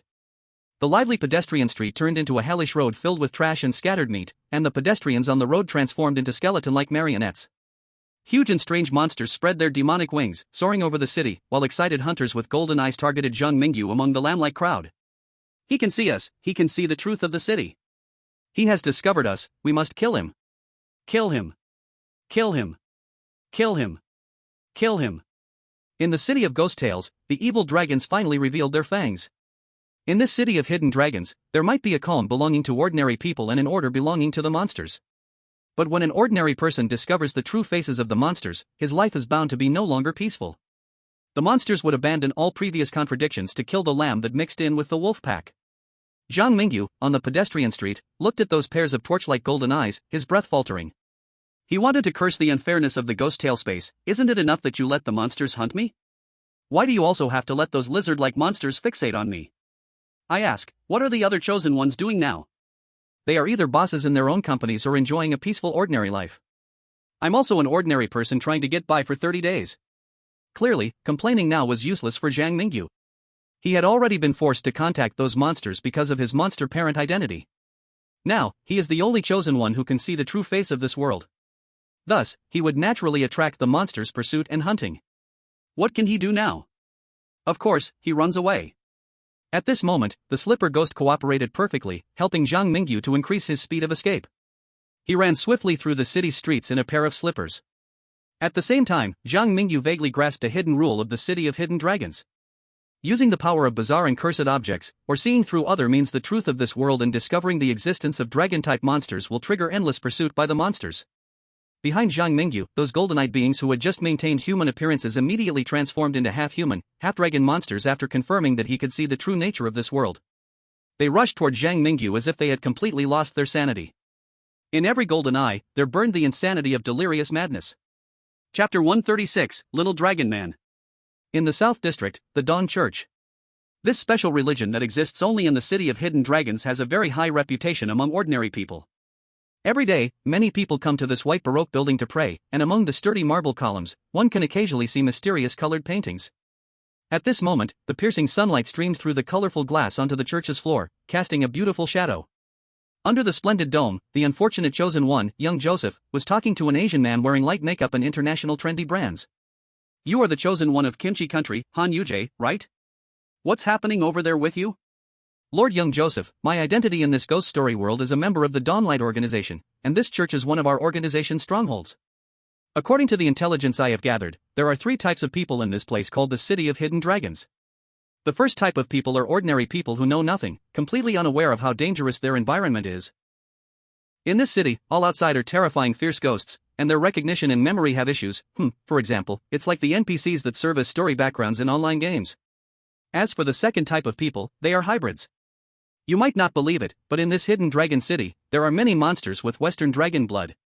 When their human rationality dominates, they pretend to be ordinary humans, mingling in the elite circles of humanity. When their dragon blood dominates, they treat ordinary people as prey. The emergence of the third type of people is closely related to the second type. Or rather, they might be the same kind of people, because the third type is the fallen among the hybrids. The fallen belong to the human rationality that has been completely eroded by dragon blood during their constant hunting. They uncontrollably slaughter all living beings, including their own kind. Han Yujie revealed all the information he knew. When he talked about the hybrids and the fallen, the expression on the face of young Joseph became noticeably serious. And Han Yujie, who was disclosing these secrets, nervously looked around, as if he feared that a fallen dragon monster would suddenly burst forth and tear them apart. "Sir Joseph, I suggest you immediately warn all our chosen ones not to use strange powers lightly in front of the hybrids and the fallen, especially mental abilities. The hybrids have 2 organizations in Dragon City, namely the Indulgence Sect and the Dawnlight.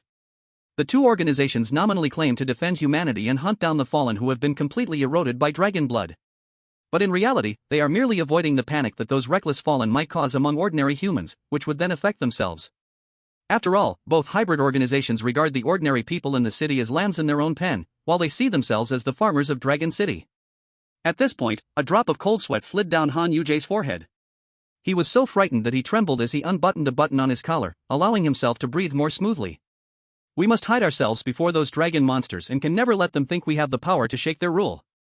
Once those hybrid monsters discover that there are humans who see through the truth of the world, whether fallen or self-proclaimed righteous hybrid organizations, they will definitely find a way to kill us. They will absolutely not allow an ordinary person to possess the power to hunt dragons." Young Joseph patted the shoulder of this coward in front of him. After listening to Han Yujie's words, not only did he not feel fear, but he also vaguely grasped something valuable. So it means that the rule of not lightly using strange powers and cursed objects is mainly because of the fear of attracting the pursuit of hybrids and the fallen? In this city filled with dragon monsters, this is indeed a significant problem. You can continue to infiltrate the Dawnlight organization. Since the Indulgence Sect and Dawnlight have split into 2 distinct organizations, it indicates there must be some ideological differences between them. From the names alone, I think the clues to complete the dragon hunting task can be found in the seemingly more righteous organization, Dawnlight. The strange space will not issue tasks that cannot be completed. I believe the relationship between hybrids and humans is definitely not just a simple hunter and prey. Perhaps the hybrids in the Dawnlight organization won't hunt down all ordinary people who display special traits as you imagine. After arranging tasks for Han Yujie, little Joseph hurriedly left the Dawn Church. If he remembered correctly, the law enforcement officers of the city of Qianlong seemed to have issued a wanted notice for a mental patient named Zhang Mingyu in the morning. If it wasn't just a coincidence of the same name, then it was likely that the chosen one of Longhua was forced to conflict with the natives of the city of Qianlong. This means that Zhang Mingyu had likely been forced to reveal some of the chosen one's special abilities. Now, perhaps Zhang Mingyu was already being chased around by those mixed bloods and fallen ones. Little Joseph was a clever person before entering the world of strange tales, and after becoming a chosen one, he acquired an A-level exclusive talent called Schemer.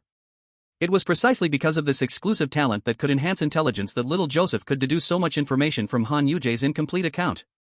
He needed to go back and prepare. If a conflict had truly broken out, perhaps he could seize the chance to take down the chosen one of Longhua. In little Joseph's eyes, uniting the chosen ones from various countries and taking down the chosen one of Longhua were completely not in conflict. In the Eastern District, on a commercial street. Bound by his identity as a mental patient, Zhang Mingyu could not freely roam the city to gather intelligence like little Joseph. He only vaguely guessed that those dragon-like monsters chasing him were possibly stimulated by the mysterious power on him. As for why he saw hallucinations revealing the truth of the world, Zhang Mingyu believed it might be related to the Red Moon's eye. Zhang Mingyu's thoughts scattered, creating a vast amount of analysis in a limited time. However, no matter how much he thought, he still had to face the pressing problem at hand. Many glowing-eyed little dragon people were about to catch up. QAQ. Zhang Mingyu, little dragon people, I greet you and your 8 generations of ancestors. Identified that the hedonistic mixed blood's anger towards you has increased by +10. Identified that the hedonistic mixed blood's anger towards you has increased by +10. Your relationship with the hedonistic mixed blood organization has decreased to hostile. Please improve your relationship with this organization as soon as possible, or it may affect your chances of achieving excellent level clearance and perfect level clearance. Chapter 137: The Importance of Studying Hard. As the sun set gradually. In the busy metropolis, after a day of work, office workers hurried through the intertwined streets like cells returning to their sanctuary, their warm homes that carried everything for them. However, in the afterglow of the sunset, a lonely figure stood apart from the city people, leaning against a wall, calmly observing a public restroom across the street with crimson eyes. His mouth was stained with blood, and there were several long claw marks on his arms and thighs. Through some deep wounds, one could even see white bone and parts of pink organs. Having sustained such severe injuries, surviving would be considered a medical miracle for a normal person. Yet the boy with crimson eyes stared at his prey like a lone wolf in a steel jungle, not daring to slacken in the slightest. Bang! Bang! 2 consecutive explosive sounds came from the public restroom across the street. Toxic yellow-green chlorine gas billowed out from the small window of the restroom, and several gold-eyed hedonistic mixed bloods stumbled out like they had drunk fake wine, their red, swollen eyes tearing up uncontrollably. Some severely affected mixed bloods were even coughing violently, as if trying to cough up their trachea and lungs from within. White foamy chunks were coughed out from their bodies. Some mixed blood individuals who couldn't hold on collapsed on the spot. In the distance, Zhang Mingyu, hiding in the shadows of a street corner, revealed a brilliant smile. The sodium hypochlorite in 84 disinfectant plus hydrochloric acid in toilet cleaner can easily be mixed to produce a large amount of chlorine gas. These mixed blood individuals, even without dragon transformation, are physically no stronger than ordinary murderers in the world of strange tales. Breathing in this highly irritating toxic gas makes them cry, cough, feel nauseous, and even vomit. Some of the unluckier ones might even die. Even after dragon transformation, their strength has only risen to that of ordinary remnants in the world of strange tales, but since they are still carbon-based lifeforms, they must follow the laws of science. After this incident, they should have no time to catch me, right? The method of producing chlorine gas from 84 disinfectant and toilet cleaner is basic high school chemistry that any student knows. Zhang Mingyu had luckily learned quite a few techniques for making liquid bombs and toxic gas bombs under the careful training of an expert group in Dragon Country. It was with this knowledge that he set a series of traps for his pursuers while escaping, making these hedonistic mixed bloods first experience the scorching of alcohol bombs, followed by explosions, acidic liquid, toxic gas, and feces attacks. Now, the hedonistic mixed bloods were filled with hatred for Zhang Mingyu, and some even lost control out of anger, becoming fallen beings driven by the dragon's desire for slaughter. This is great, Zhang Mingyu was very happy. After all, along the way, Zhang Mingyu had also received quite a bit of care from these hedonistic scoundrels. Thinking of this, Zhang Mingyu's consciousness began to fade gradually. As a qualified devil doctor, Zhang Mingyu knew very well that he absolutely could not sleep at this moment. He must find a safe place to heal his wounds.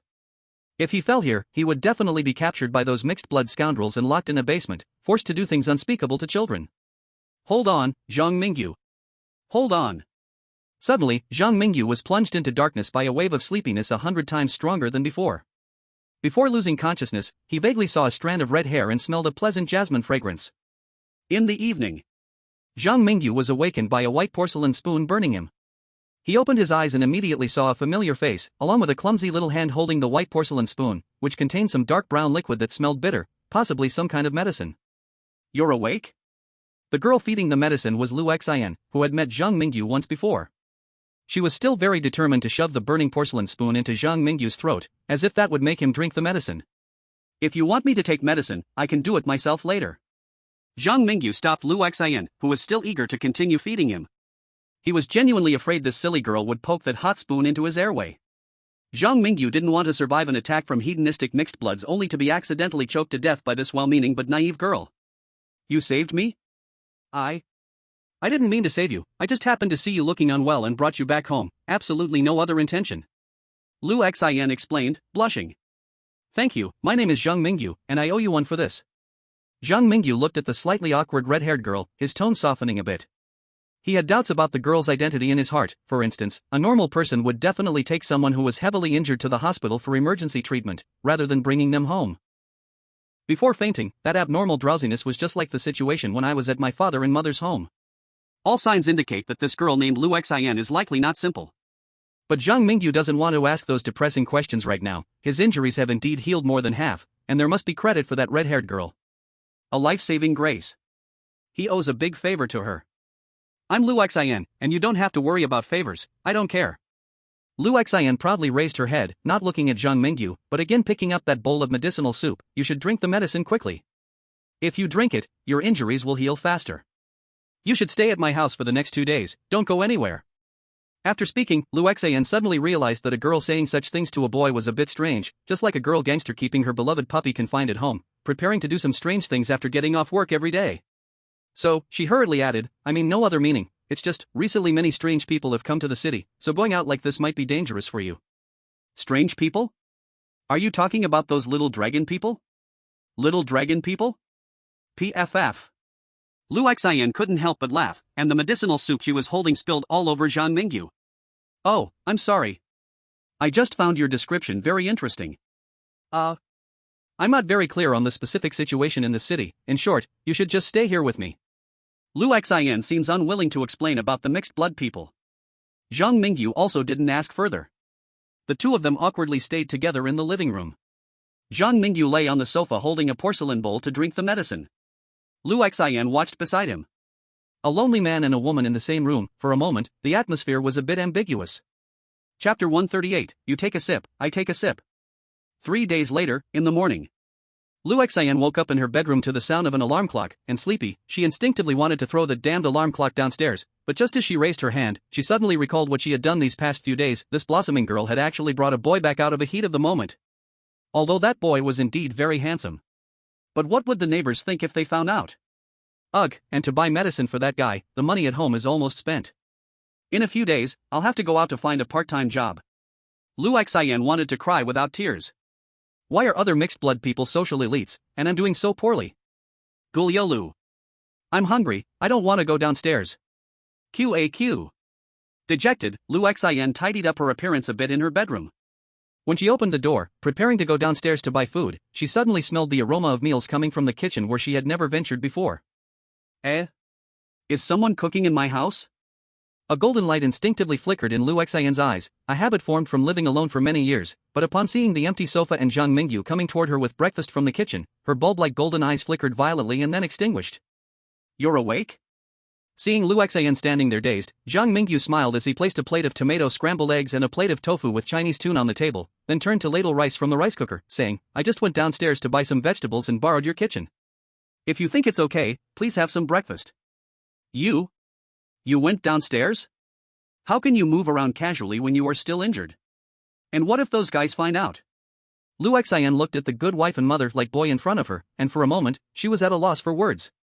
Having lived alone, it was her first time waking up to someone else's cooking. He brought 2 bowls of rice to the dining table. Zhang Mingyu pulled out a chair for Lu Xin and himself. I am a doctor, and I know my own health condition well.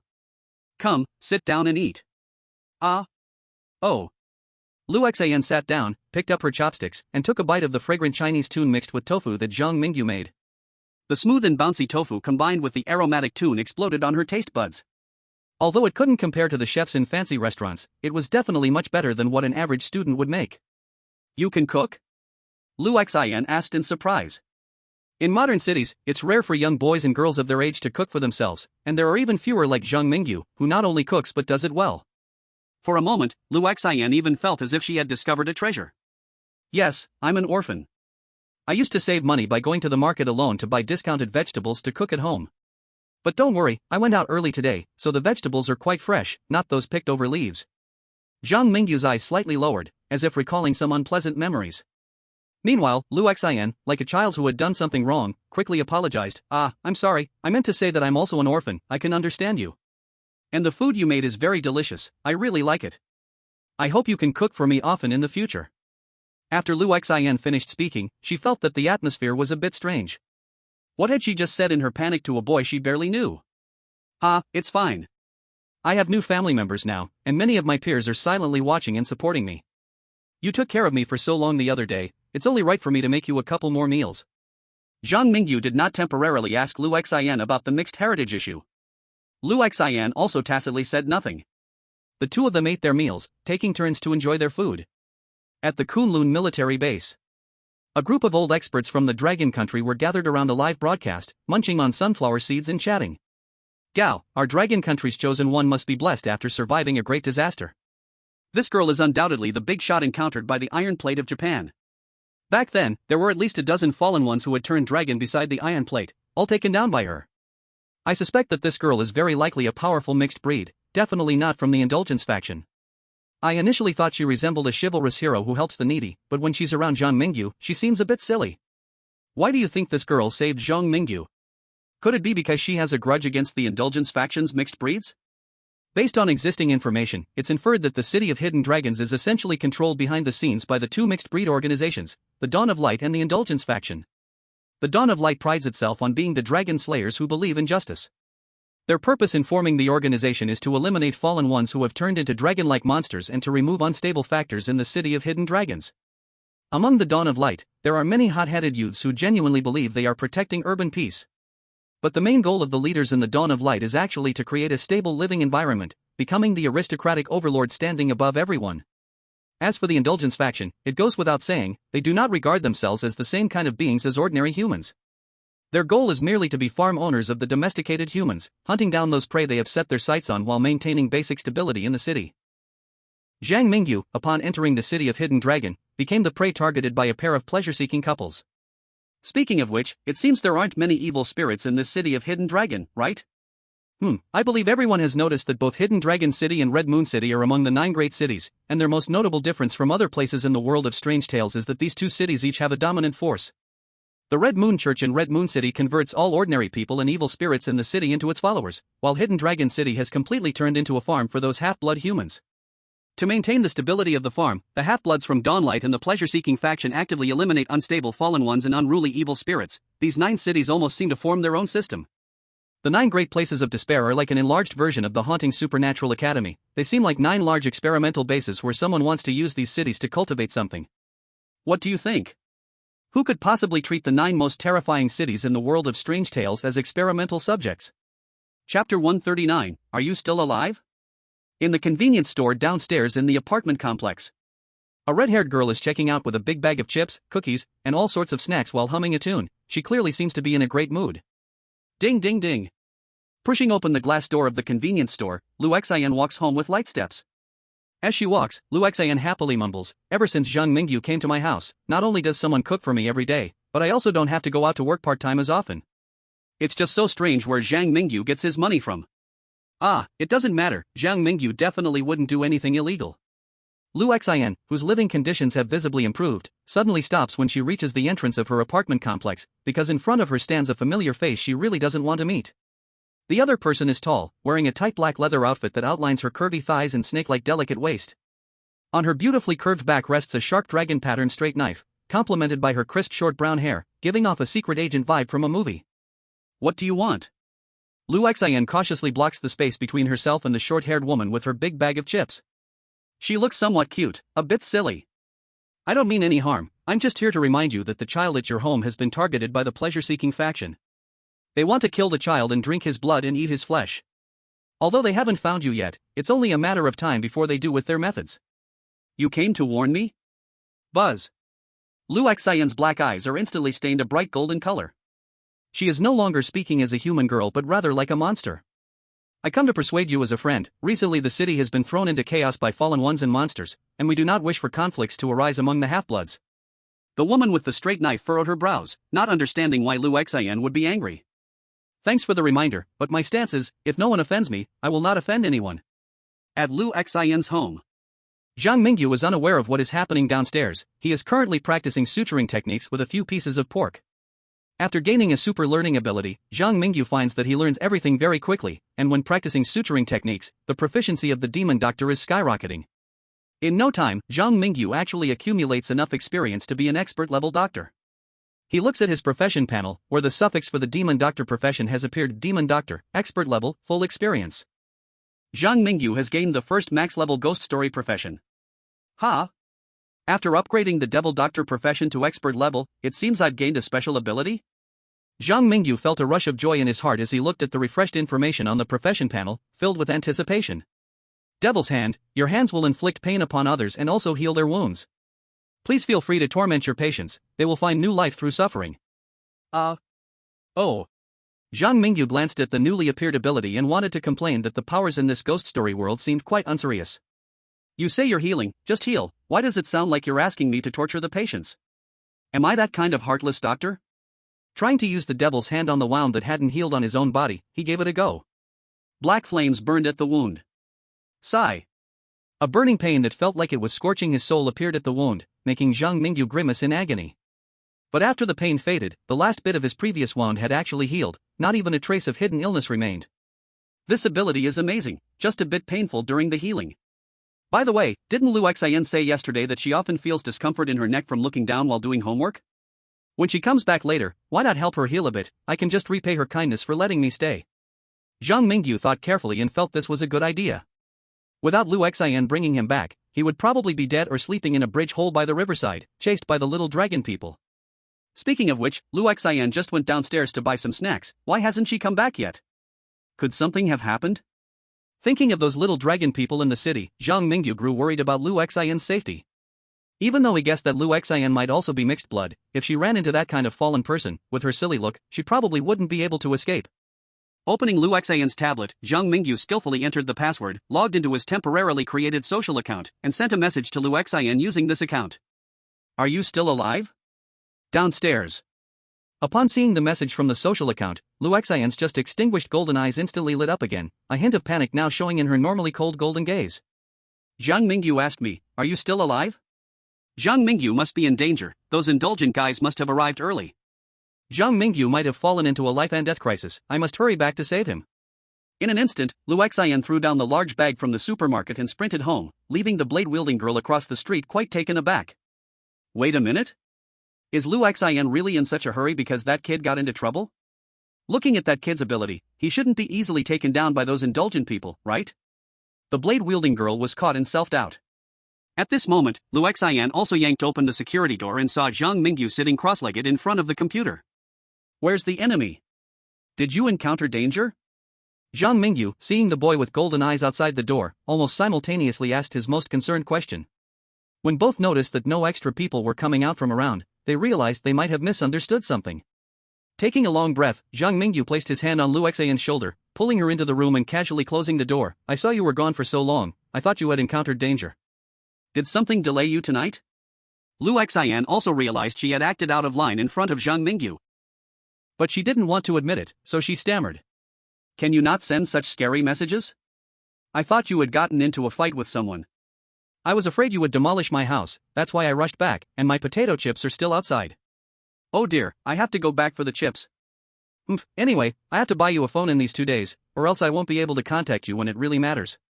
What if you, this sickly person, cause trouble outside? What if something happens to you? You still haven't repaid me for saving your life. I won't do it next time. Zhang Mingyu looked at the anxious Lu Xian, who was almost steaming, and seated her on the sofa where he usually slept. He said, I'll go down now to get the chips, and I can buy my own phone. When I get back, I'll take the opportunity to treat your cervical spine. Nothing will be delayed. Chapter 140, Did you go out to sell yourself? At midnight. On the elevated ring road in the North District, a black Maybach with a triangular logo was racing through the night wind, the silver wheels sparkling like lightning close to the ground, the roaring engine howling like a dragon. Thunder ripped through the sky but did not scare the people inside the car at all. In the driver's seat in the front, Maxim was calmly gripping the steering wheel, staring fixedly at the road ahead. Beside him, a young man named Joseph, looking like a capital tycoon, was casually browsing the information on a tablet computer. The North District is relatively poor, and the Dawnlight and the hedonists are too lazy to manage things here. We don't need to worry too much about our abilities being exposed and attracting a chase. But precisely because there aren't any hybrid beings to maintain order here, if we're unlucky, we might even have to face multiple fallen ones at once. That's not a good situation. Joseph took out a silver-etched cigar, which looked expensive, and seemed ready to smoke a bit to ease his mood. If I were you, I wouldn't make myself smell like smoke before the battle. The combat ability of a fallen one is 2 to 3 times that of a regular hybrid. Besides that, they have sharp senses and a sixth sense. You wouldn't want a fallen one with combat power equivalent to a powerful remnant to head straight for you, smelling of smoke, right? Maxim continued to stare at the road, not turning back, but his words put Joseph in an awkward position in the passenger seat. Their purpose for this trip was to hunt a fallen one that was on the Hunter Network's bounty list. After killing it, they would take photo evidence to upload to the Hunter Network and get their names on the leaderboard. This leaderboard is operated by the Hunter Network, and usually, hybrids from both Dawnlight and the Hedonists occasionally take on jobs from the Hunter Network to make some extra money while also enhancing their fame in the circle when they get on the leaderboard. Reluctantly putting the unlit cigar in his mouth, Joseph awkwardly laughed. Of course, in this damn world, besides us, there are nothing but beasts and monsters. We need to complete the task as discreetly as possible, so we have a chance to appear on the Hunter leaderboard as a solitary hybrid and earn an excellent level victory, right? With a sigh, Joseph didn't know whether he was acting or genuinely feeling depressed. He bit off the end of his cigar and muttered curses. Shit. What a twisted world. Maxim had no comments on Joseph's actions. At that moment, a deep-voiced Canadian strongman behind them suddenly interrupted the conversation between the two in the front. The chosen one from Dragon Country has made it onto the bounty list. The Hunter Network has 2 leaderboards. The Hunter leaderboard ranks hybrids based on the amount of bounties they have completed. The bounty list ranks targets based on the bounty amount. Usually, those fortunate enough to appear on the bounty list are either tricky strong individuals from the fallen or mixed-blood elites who have made enemies. Without exception, they are all super criminals capable of causing great destruction to the city of hidden dragons, and ordinary mixed blood must band together to hunt them. Who is Zhang Mingyu? How can a chosen one from Blue Star be worthy of appearing on the bounty list? At this moment, Maxim and little Joseph looked like they saw a little white rabbit amidst a group of monsters that could bring about the apocalypse, filled with shock, confusion, and curiosity. What is the bounty amount? The Pleasure Sect offered a reward of 10 million. After saying this, the Canadian hesitated and added, and for our rookie team of 4, pulling this off would likely push us into the top 50 of the Hunter ranking. After all, that kid's ranking isn't low on the bounty list. Ahem. The chosen one from Honduras, who had not spoken until now, cleared her throat twice, interrupting the Canadian's next words. She cast a cold glance over the Canadian chosen one's neck and said blandly, "Our Honduras has a good relationship with the Dragon Kingdom on Blue Star. If you decide to strike a Dragon Kingdom chosen one, I cannot accompany you." Maxim in the front also expressed his stance. 10 million isn't a small amount in this city, not to mention the other rewards that come with improving our ranking. At that point, who knows how many solo mixed blood will gather around Zhang Mingyu for the ranking? If we rashly get involved, it would easily expose the fact that we are humans. This way, it won't be easy for us to break into the top 20 of the Hunter ranking. What do you take me, little Joseph, for? We ugly countrymen would never easily use schemes against our fellow humans on Blue Star.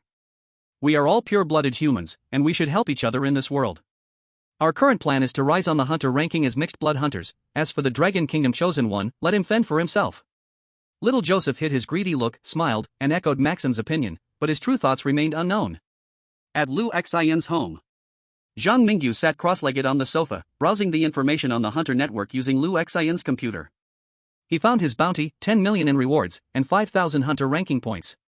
The Hunter ranking points would be evenly distributed among team members after the hunt. If completed alone, this amount could even propel Zhang Mingyu's newly registered account directly into the top 20 of the leaderboard. Hiss. Tears uncontrollably flowed from the corner of Zhang Mingyu's mouth. Looking at the generous reward, he even thought of hunting himself. Hunting myself, it seems like an interesting thought, right? Lu Xian, have you taken on any tasks from here before? Zhang Mingyu asked Lu Xian, who was crunching on chips while watching a cartoon called Garfield's Happy Life. Upon hearing Zhang Mingyu's question, she immediately turned to look at the tablet in his hand and then at Zhang Mingyu, displaying a hesitant expression. I have, why? You're not considering selling yourself to buy me some snacks, are you? Zhang Mingyu flicked her forehead with his hand and complained with a frown, are you all mixed blood this dull? How could I possibly want to sell myself? At this moment, Zhang Mingyu had completely forgotten the idea of hunting himself that he had just had a moment ago. Phew, you scared me. I thought you made that money by selling yourself.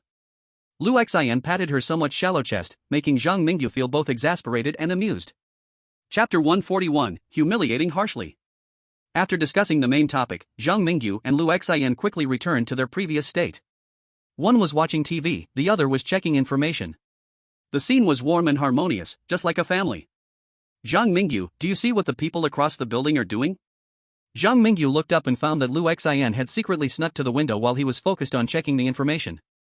At that moment, Lu Xian turned around and raised her delicate, snow-white hand, waving it vigorously towards Zhang Mingyu as if she had seen something extraordinary. I mean, even if we're bored, we wouldn't be peeping into other people's houses in the middle of the night, right? Zhang Mingyu helplessly walked over to Lu Xian, and as his gaze passed over her flesh-colored fingernail, he looked towards the apartment building about 20 to 30 meters away. Since he had gained the Red Moon's eye, his vision was exceptional, and he easily saw the room with the lights on, which Liu Xian had pointed out. The bedroom was small, and through the pulled curtains, he could see a distorted woman leaning over some blurry black shadow, seemingly doing something, either eating or engaging in some strange activity that alternated between being intense and gentle. Zhang Mingyu's face turned a little red. As a pure and innocent young virgin, was it appropriate for him to be watching such things late at night? While Zhang Mingyu's thoughts were wandering, the distorted woman across the building suddenly stopped. It seemed as though the distorted woman had sensed Zhang Mingyu and Liu Xian's gaze and quickly lifted her head. With an incredible precision, she crossed the 20 to 30 meter distance and locked onto their position. Ah! Liu Xian was startled and stumbled backward, falling directly into Zhang Mingyu's arms. Zhang Mingyu's solid muscles, which were not typical of a young boy, made Liu Xian's cheeks flush. Her heart raced as she thought a jumble of things. He won't think this was on purpose, right? What if he thinks I'm a female pervert? What if he turns around and runs out of the house, never coming back? Zhang Mingyu steadied Liu Xian, looking at the red-haired girl who had steam rising from her head. He was a little speechless and muttered, "Are you a mixed blood and scared of ghosts? Who knows, maybe when you turn into a dragon, the ghost across the way will run away faster than you." I am not scared. The only thing left on Liu Xian was her defiant mouth. In order to prove she wasn't scared of ghosts, she widened her eyes and stared at the building across the street, like a contestant in an I-won't-blink competition. At that moment, the distorted woman in the opposite bedroom slowly came to the window. Zhang Mingyu could see the distorted woman standing by the window, lifting a finger as if counting something. What would a female ghost count when standing across from your house? Zhang Mingyu guessed that the distorted woman was counting which floor he and Liu Xian lived on in this building. He didn't tell Liu Xian this guess. Because the distorted woman had already turned around, snapped the man's neck on the bed, and with lightning speed, she rushed out of the bedroom, crawling into the right-side living room like a twisted giant spider. Under the crystal chandelier in the living room, she tore open the security door and bolted out. Sizzle! Sizzle! Each time the distorted woman descended a floor, Zhang Mingyu saw the corresponding floor's lights go out.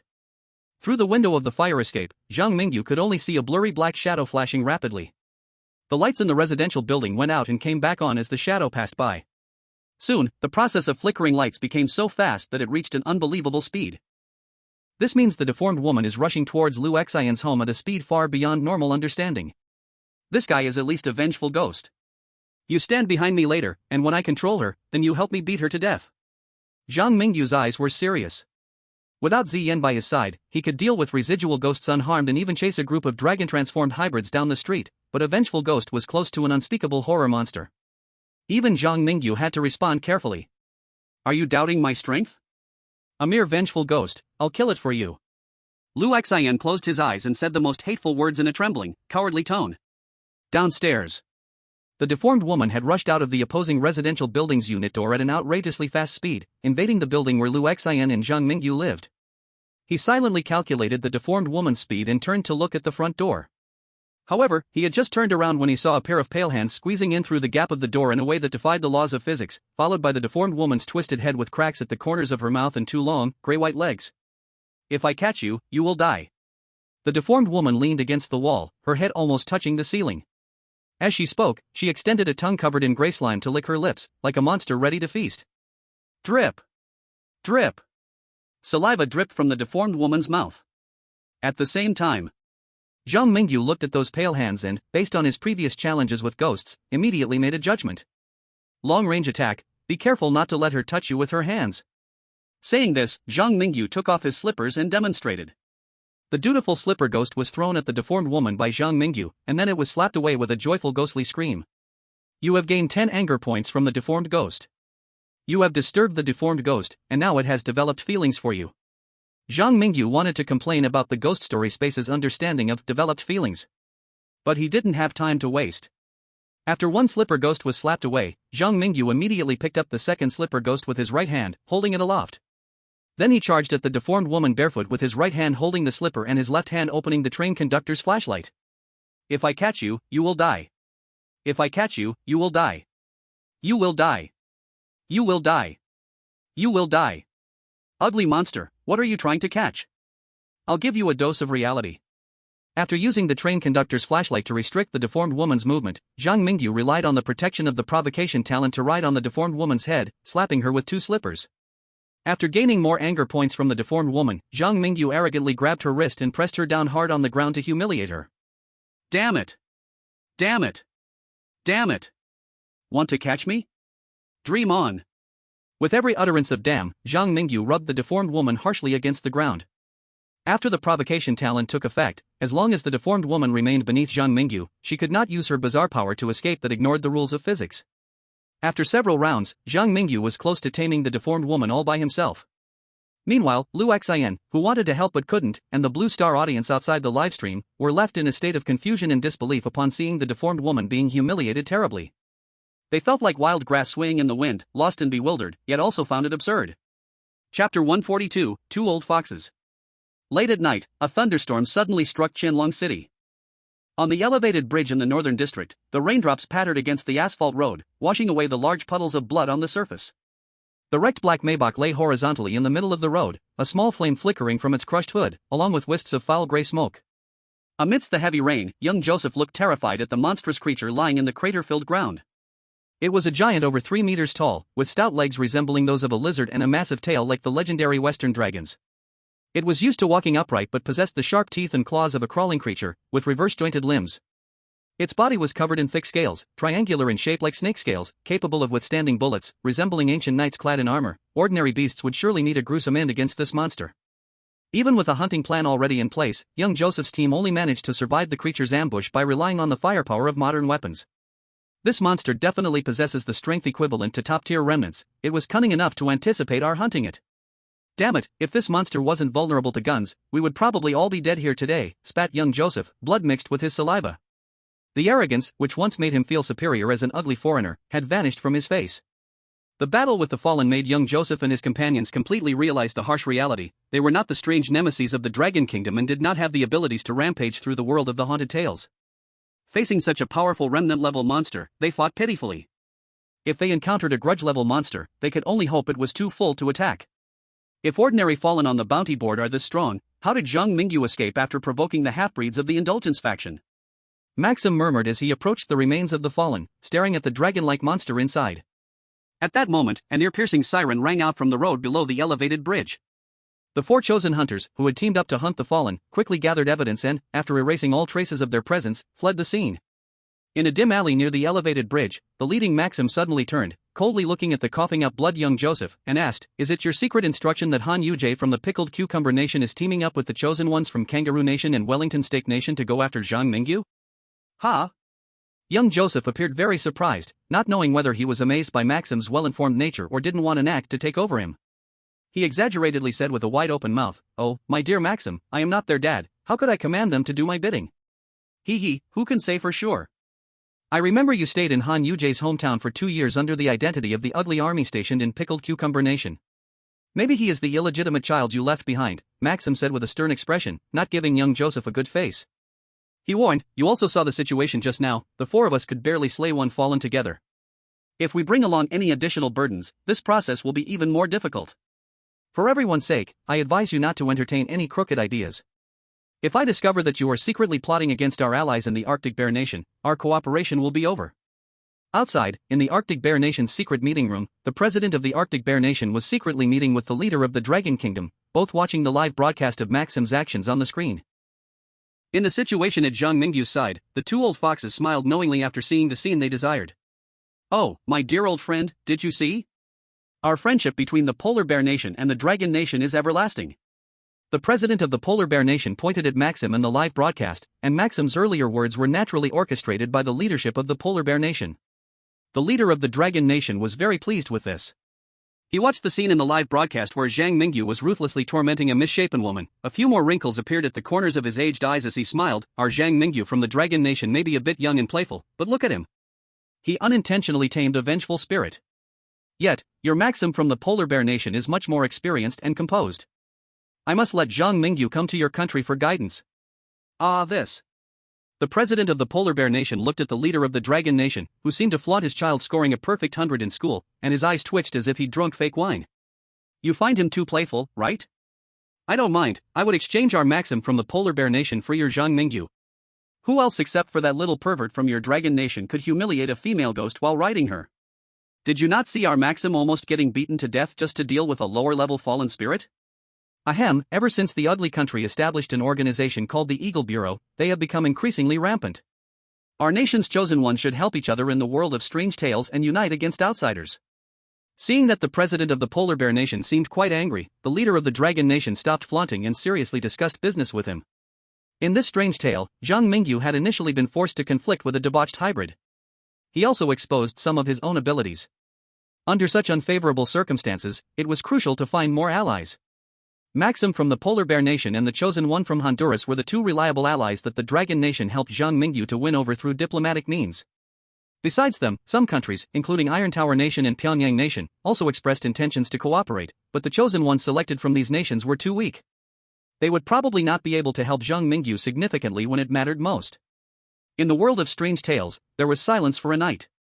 The next morning, Zhang Mingyu was pulled by Lu Xin to a park in the eastern district. A cool breeze carrying a hint of rain swept over the wet lawn and entered Zhang Mingyu's nostrils. He deeply inhaled the cold air into his lungs and slowly exhaled it, making him feel as if he had practiced some profound breathing technique, floating like a celestial being. "Why did you bring me here?" Zhang Mingyu changed into a pair of sneakers, carrying a series of items in his backpack, including flip-flops for ghosts and the train conductor's flashlight. He stood next to a large tree and cast an inquiring look at Lu Xin. Chapter 143, Meng Meng Can Find Confidence. Lu Xin carried a pink small backpack and wore a loose red and white sweatshirt. The zipper of the sweatshirt was open, revealing a flat, smooth little white belly, and the slight curve outlined by the white short sleeves on her crescent-shaped navel was very cute. Meng Meng standing next to Lu Xin probably could find her confidence. Noticing Zhang Mingyu's gaze, Lu Xin was initially a bit shy. However, when she discovered the hint of disdain in Zhang Mingyu's eyes, her red hair instantly flared up. "Zhang Mingyu, what was that look in your eyes? Do you dislike me for being small?" "Oh no, I let my thoughts show on my face." Zhang Mingyu's mouth stiffened, then he touched the back of his head and laughed heartily, changing the topic. "Hey," I said, "Lu Xin, what are we here for today? Look, the park is empty this early in the morning. We can't possibly be here to work out, right?" "Of course we're here to work out. I'm here to teach you how to fight. The way you fought yesterday might work against ghosts, since most ghosts aren't good at close combat.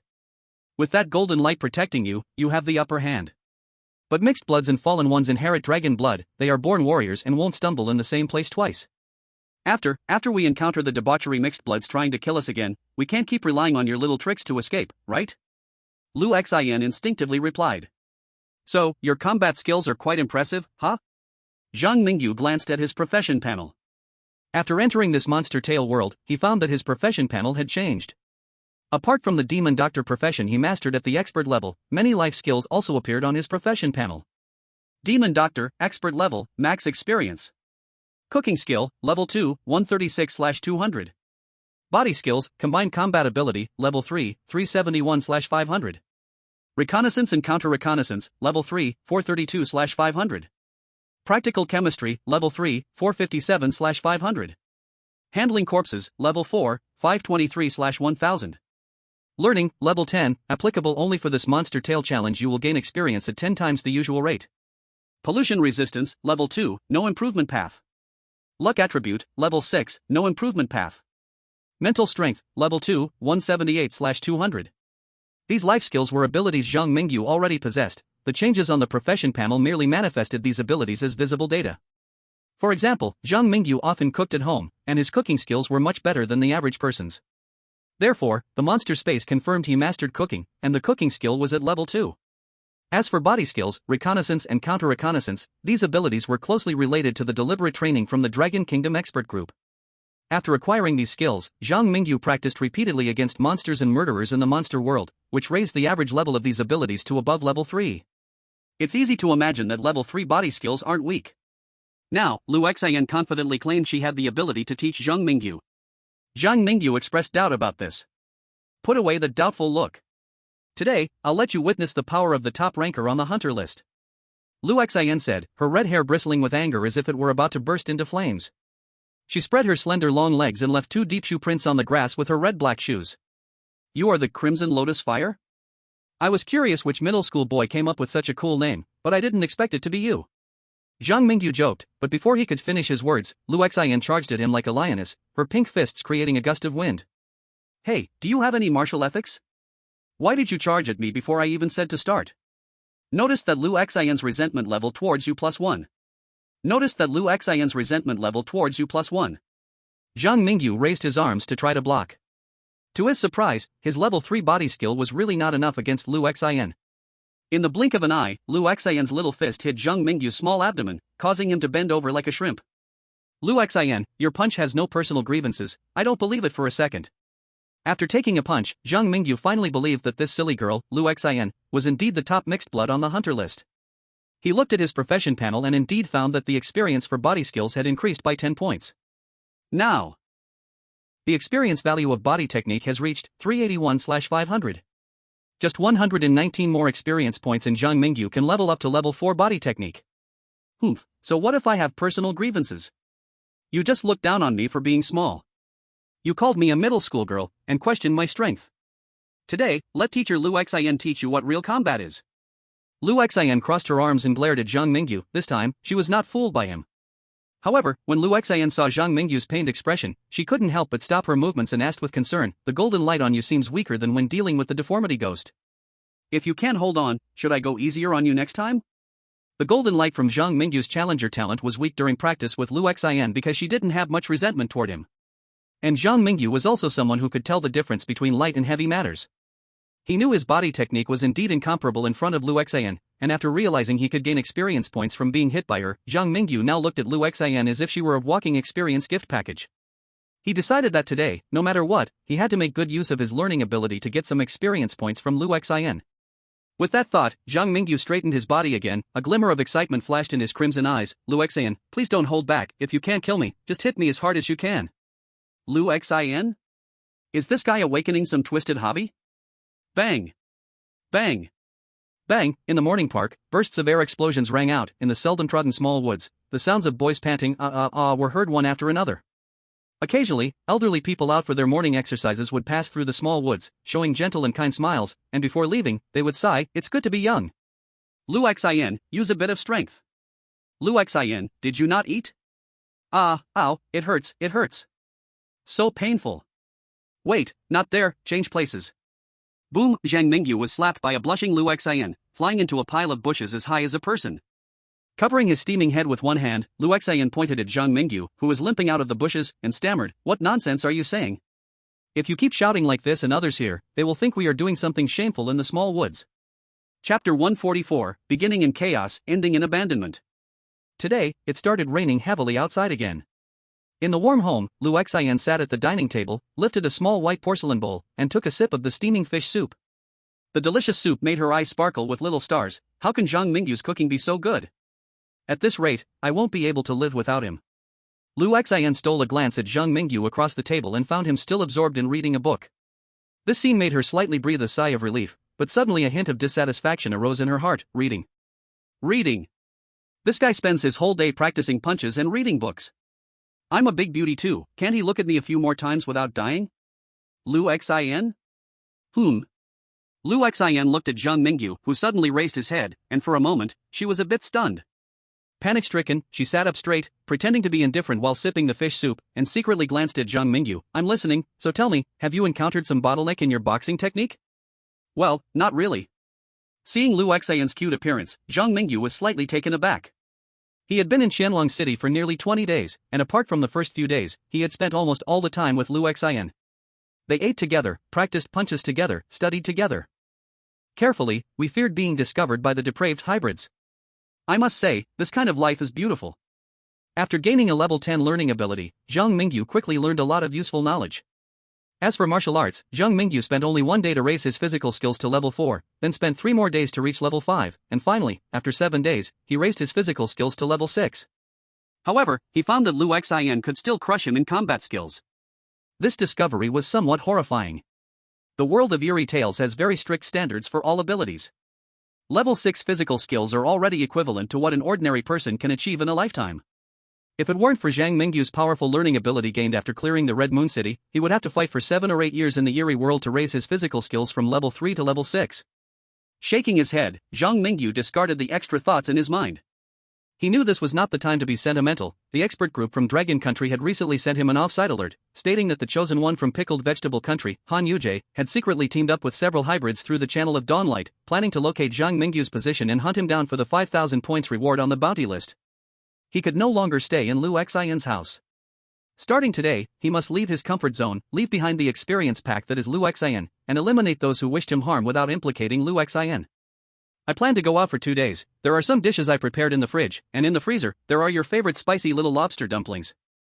If you're hungry, remember to heat them up yourself. I also left the deformity spirit with you to guard the house. This guy is a grudge-level ghost, so you'll be safer at home with him around. I've set aside quite a bit of money for you. It should cover your tuition and living expenses during high school. Zhang Mingyu didn't know where Liu Xian's Crimson Lotus Fire was earning money from bounties. He only knew that her life was indeed very tight, showing no signs of being a powerful hybrid hunter. Except for her impressive capabilities, Liu Xian seemed to him more like a somewhat naive child. Although Zhang Mingyu was also just a senior high student, as an orphan, he had long lost the privilege of being naive, and thus cherished his innocent and carefree good friend even more. Zhang Mingyu. Suddenly, Liu Xian slammed the little white porcelain bowl onto the dining table with a bang. Zhang Mingyu looked up and unexpectedly found that the usually strong-willed red-haired girl had red-rimmed eyes, with tears swirling within them. Are you going out and never coming back? Zhang Mingyu had a level 4 eloquence skill in his skill panel, which allowed him to stand tall in the world full of terrifying ghosts and made him able to speak with ease even in unspeakable situations. When needed, a series of provocative remarks could infuriate powerful monsters to the point of vomiting blood. But when faced with Liu Xian's pitiful question, Zhang Mingyu found he couldn't come up with a single lie. You're just afraid I'll repay your kindness with betrayal and sneak away, aren't you? Liu Xian's black eyes flashed with a faint golden glow. It was rumored that hybrids, in moments of deep emotion, could not suppress their dragon lineage, turning their eyes back to noble gold. Why was Liu Xian so emotionally stirred right now? Zhang Mingyu didn't know. He simply nodded slightly and silently got up to clean the bowls and chopsticks. You! Liu Xian was furious at Zhang Mingyu. But after a moment, she noticed Zhang Mingyu's phone on the dining table. Zhang Mingyu was accustomed to setting his phone to automatically turn off the screen after 30 seconds, and right now, the phone's screen was still lit, displaying the map of the city of hidden dragons, along with a few places Zhang Mingyu had marked as suitable for ambush. Did the debauchery faction find this place? Yeah, I don't want to involve you. If I can survive the next 10 or so days, I will come back for you, Zhang Mingyu straightforwardly admitted his plan. What an idiot! Liu Xian was so angry she gritted her teeth. How could the strongest mixed blood from the people be afraid of a few insignificant members of the debauchery faction? Zhang Mingyu thought Liu Xian was a naive and carefree girl, but in Liu Xian's view, this extremely handsome boy was sometimes just a petty brat clinging to his pride. Would asking for my help kill him? Clearly, I'm ready to go on the run with him. Liu Xian herself didn't know what was happening to her. Maybe this is what they call love brain, practicing martial arts with a boy she barely knew for less than 20 days, escaping the pursuit of monsters. It sounded just like a cliché plot from a girl's manga, lacking authenticity while still making one's heart race, irresistible. I will go with you.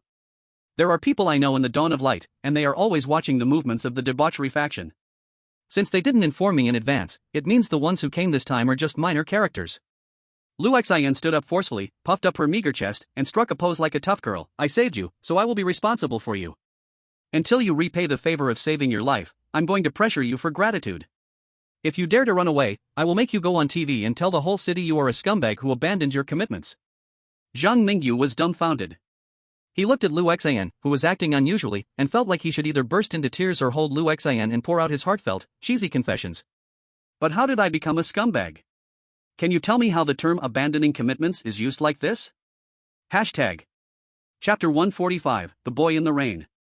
East City Park. The chosen one from Pickle Country, Han Yujie, and the chosen one from Kangaroo Country were sitting in front of a small vendor selling snacks and drinks, sipping Fanta and munching on sunflower seeds.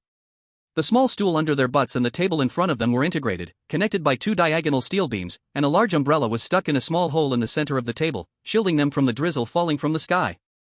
I say, is it really useful for us to squat here and wait for something to happen? The chosen one from Kangaroo Country had the exclusive talent of sea-level druid's eye, which allowed him to control a wild animal to help scout the surroundings, sharing vision with that animal during this time. At this moment, he was anxiously controlling a gray sparrow as it flew around, clearly doubtful about whether their meager plan could actually kill Zhang Mingyu. Zhang Mingyu seems to have a good relationship with that hunter named Liu Xian. According to our experts from Pickle Country, he definitely won't let us harm that hunter. We just need to wait here for him to walk into the trap. Han Yujie didn't move his mouth, but the words he wanted to say were transmitted directly to the chosen one from Kangaroo Country's mind through thought. This was his B-level exclusive talent, Mind Link. This exclusive talent could link with up to 3 companions, allowing those in Han Yujie's mind link to communicate in real time without distance constraints.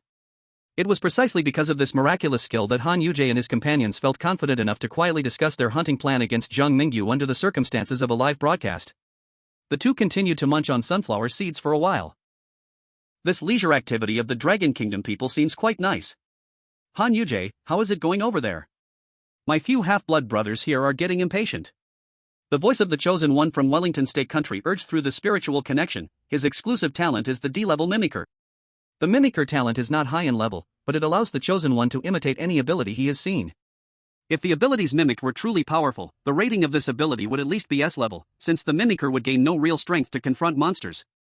At this moment, the chosen one from Wellington State Country was using the mimicker talent to imitate the unique golden eyes of the half-bloods, and through Han Yujie, a member of the Dawnlight, he connected with several strong half-bloods, leading to today's hunting plan. Keep them steady, let's try not to clash with the hunter named Lu Xin.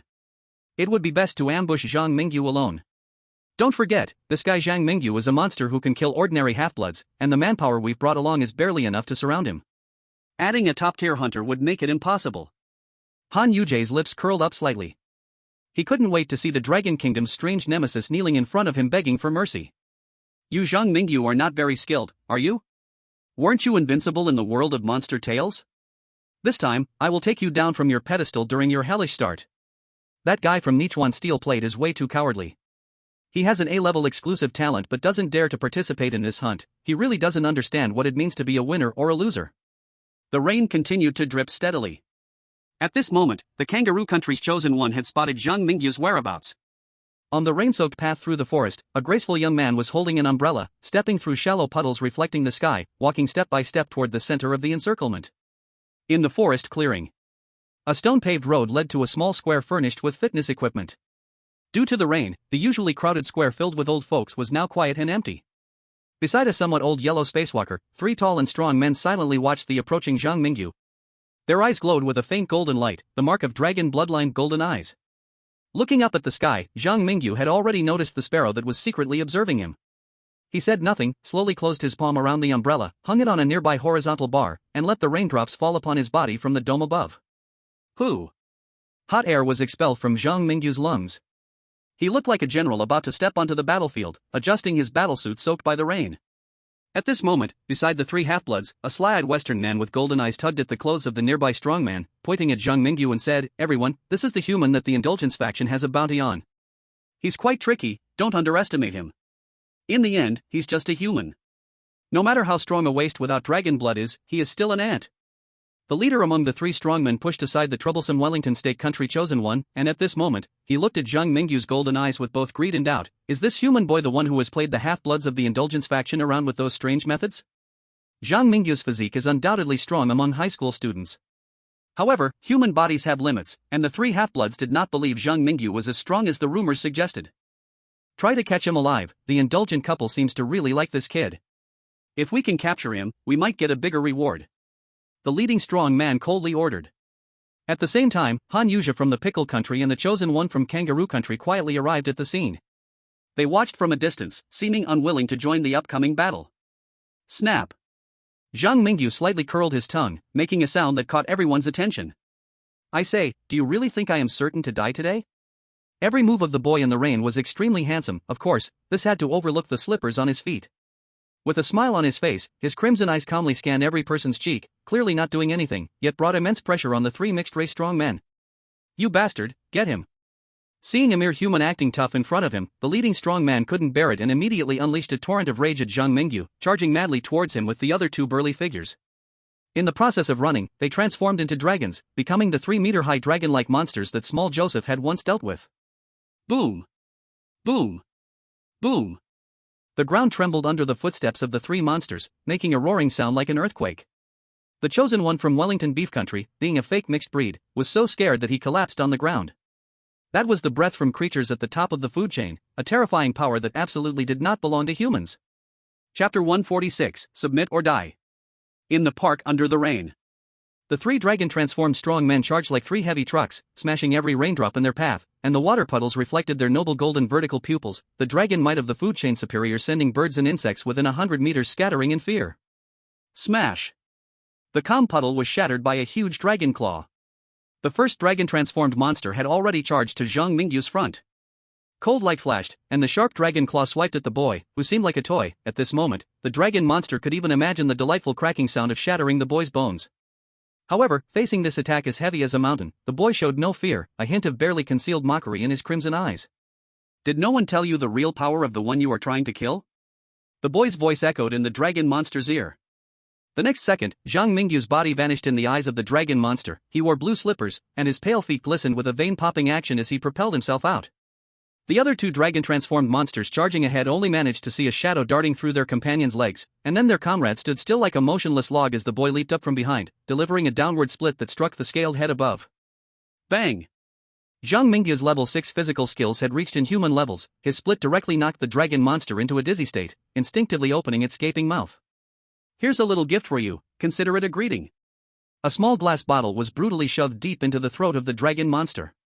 The glass bottle was crushed by the dragon monster's esophagus, and a strong acidic liquid erupted from within. Nasty-smelling white smoke wafted from the monster's mouth. This strong acid caused corrosive damage from the inside out to the dragon monster. Old 3. This kid is playing dirty, not following the rules of martial arts.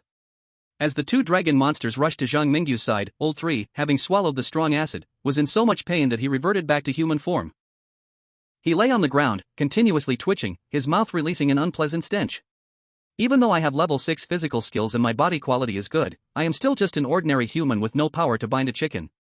Of course, I have to use some tricks against you little dragon men." Zhang Mingyu felt no shame after being scolded by the enemy. Instead, he felt proud. His shameless grin immediately harvested another batch of resentment points from the little dragon men. Thunder rumbled, and a white lightning-like beam illuminated the face of the leading monster. The elder of the three-headed dragon monster let out an enraged dragon roar, which soon transformed into an obscure dragon language. It seemed as if this dragon language could affect the power of heaven and earth, subtly changing the surrounding environment. The temperature dropped noticeably, and even the puddles near the dragon monster's vicinity showed snowflake-like ice crystals. "Wow, your true strength is actually this strong, comparable to a hatred-level ghost, huh? No wonder you dared to attack me." Zhang Mingyu squinted and smiled. He decided he would no longer play around with these guys. The elder monster's dragon language turned the rain in the sky into sharp ice blades, stabbing down like judgment swords toward Zhang Mingyu. At the same time, Zhang Mingyu used the power of the red moon eye. In an instant, a dazzling red moonlight radiated from his eye, dyeing the nearby space a bright red. Even the half-blood elder with hatred-level strength fell into a brain freeze after locking eyes with Zhang Mingyu's red moon eye. Clang! Clang! Clang! A series of crisp sounds rang out. It was the sound of ice blades hitting the ground. However, among so many raindroplets frozen into ice blades, not a single one could hit Zhang Mingyu's body. He moved like a fleeting ghost, walking toward the two dragon-transformed monsters in the icy rain. "Submit or die." Zhang Mingyu spoke lightly as he stood before the two dragon-transformed monsters, clearly looking up at them, yet made the 3-meter-tall monsters tremble as if shaken by a sieve. Thud! Thud! With two muffled sounds, the two dragon-transformed monsters couldn't bear the pressure and knelt down. As they knelt, their bodies slowly transformed back into human shape, covered in bloodstains left by scales breaking through their skin, and large drops of sweat bursting out due to fear. In a nearby small forest, Han Yujie and the Chosen One from Kangaroo Country trembled in fear at the scene before them, and in their mental connection channel, the Chosen One from Wellington State Country directly accused Han Yujie. "You two damn bastards told me that Zhang Mingyu's strength could barely handle hatred-level ghosts. What is happening now?" Han Yujie panicked. He hadn't expected that a half-blood with strength comparable to a hatred-level ghost and two slightly weaker half-bloods would be so powerless before Zhang Mingyu. He gritted his teeth and trembled as he prepared to take out the secret weapon he brought. Unexpectedly, before his hand could reach into the backpack, his body was embraced by a cold shadow. He stiffly turned his head, and a deformed woman's face appeared in Han Yujie's view. "Ah! Han Yujie! Han Yujie! What's going on over there? Speak! Damn it! What the hell is this monster? Run! Run!" The mental link of the Han Yujie trio was cut off, indicating that Han Yujie had already died at the hands of the monster. Soon after, the elimination notification sound for the Chosen Ones from Kangaroo Country and Wellington State Country echoed through the sky over Blue Star. In that moment, the whole world fell silent. After a while, in the Ghost Story live broadcast room, someone timidly sent a bullet comment. Did the Chosen Ones from Pickle Country, Kangaroo Country, and Wellington State Country just die like that? Why do I feel like the gap between the Chosen Ones from all countries and Zhang Mingyu is getting bigger and bigger? The first bullet comment was like an icebreaker ship sailing through the North Arctic, breaking the dead silence on Blue Star. After witnessing Zhang Mingyu's anti-hunting, the people in the Ghost Story live broadcast room were all stirred up. The identities of the hunter and prey have switched. Zhang Mingyu's strength has increased again. My brother Mingyu doesn't even need his exclusive talent and cursed items now, he can single-handedly take on monsters at the resentment level. The 3 hybrids that Han Yujie from Pickle Country went through so much trouble to recruit are nothing in front of Zhang Mingyu. This is an absolute strength crush, an undisputed victory. Just now, Han Yujie and the others wanted to sneak attack Zhang Mingyu from a distance, but the deformity ghosts were already ambushed nearby. These guys ultimately brought about their own destruction. Our Dragon Country's Chosen One is simply awesome. Chapter 147, The Existence of the Chosen One is Exposed. In the elevator area of the residential building, Lu Xian timed her weight at the silver elevator door. After thinking for a moment, she felt being too proactive didn't fit her persona, so her dark eyes kept staring at the display screen next to the elevator. Only when the numbers on the screen were about to jump to their floor did she rush out of the elevator, leaving a pair of eyes in the corner filled with both worry and expectation, gazing at the soon-to-open elevator doors. Click. The silver elevator doors opened to the sides. Soaked all over, Zhang Mingyu subconsciously glanced at the corner outside the elevator but found no one watching him in secret. He shook his head helplessly, already guessing who was so anxiously waiting for him to come home. Stepping on a trail of wet footprints, Zhang Mingyu returned to his doorstep in the warm light of the hallway. He saw a girl with red hair wearing a white t-shirt frantically posing, leaning back against the wall with a movement she thought was cool and indifferent, while holding an Alpenlaternity lollipop in her mouth. With a slightly guilty glance at Zhang Mingyu standing in the hallway, she pretended to be casual and asked, "So, are you hurt?" The enemy was a bit tricky, one of the hybrids could match the strength of a grudge, and there were ordinary people hiding in the dark trying to shoot me. Zhang Mingyu pretended to stagger as he walked, almost tipping over. Immediately, he saw a red shadow with a fragrant breeze pounce in front of him, lifting his head up and cradling it between her unremarkable hills. "Zhang Mingyu, where are you hurt? Hurry! I'll take you home." Lu Xian held Zhang Mingyu in her arms, checking him over and over. During this process, she inadvertently revealed a towel she had prepared, likely intending to tough it out first and then dry Zhang Mingyu off. Now, seeing Zhang Mingyu's condition, Lu Xian ignored any pretenses. If it weren't for their current sensitive identities, she would have rushed him to the hospital for emergency care immediately. "It's nothing. I just tripped a bit, Omega." Zhang Mingyu blinked, a hint of mischief in his crimson eyes. At this point, even if Lu Xian were slow-witted, she would realize that Zhang Mingyu had been teasing her. She grabbed the towel in her hand like a little tiger with wild hair, wrapping it tightly around Zhang Mingyu's head and rubbing it vigorously. "Oh, you. You dare to bully your teacher Lu Xian, huh? Just watch how I won't rub your head to pieces today." "What? Spare me, I was wrong." Zhang Mingyu, buried in the towel, begged for mercy. The two people playfully fought all the way home. The security door closed, and the empty corridor was silent, with no voices left. Dongcheng Park. After Zhang Mingyu left, a group of men and women dressed in black trench coats, looking like special agents from a Hollywood blockbuster, appeared at the site of the previous battle. They carried many sophisticated instruments, and each person had a knife or firearm at their waist, giving off an aura of both thugs and special department researchers. "Sister Chen, there was a battle of resentment level here. No bodies were found in the park, and there are no signs of excavation in the woods. Nearby clues have all been erased. It's clear the perpetrator intentionally cleaned up the scene afterward. And judging by the methods, the criminal is definitely a veteran, a super criminal who could give the city's detectives a headache. I think this must be done by some soon-to-fall hybrid terrorist." The violet youths holding knives and guns expressed their opinions about the park battlefield. The woman called Sister Chen, however, kept quietly gazing in the direction of the night, her black trench coat unable to hide her delicate curves, and the cold dragon-patterned dagger shone with a cold light in the darkness. "The Chosen One." Sister Chen's red lips parted. When she uttered this word, she didn't seem to have a clear understanding of its meaning like some ghosts did.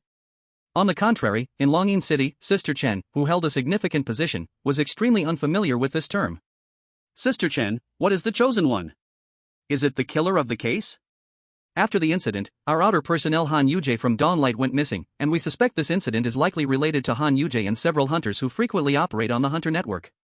A girl with chestnut-colored hair and glasses, who exuded a bit of a scholarly air, came up behind Sister Chen holding a tablet, and after asking a few puzzled questions, provided the team's analysis. "Well, there have been some unusual humans appearing in Longyin City. Let's call them the Chosen Ones for now. Their appearance has seriously affected the city's stability. The elders have decided to work with the pleasure-seeking faction to hunt those chosen ones hiding among ordinary people."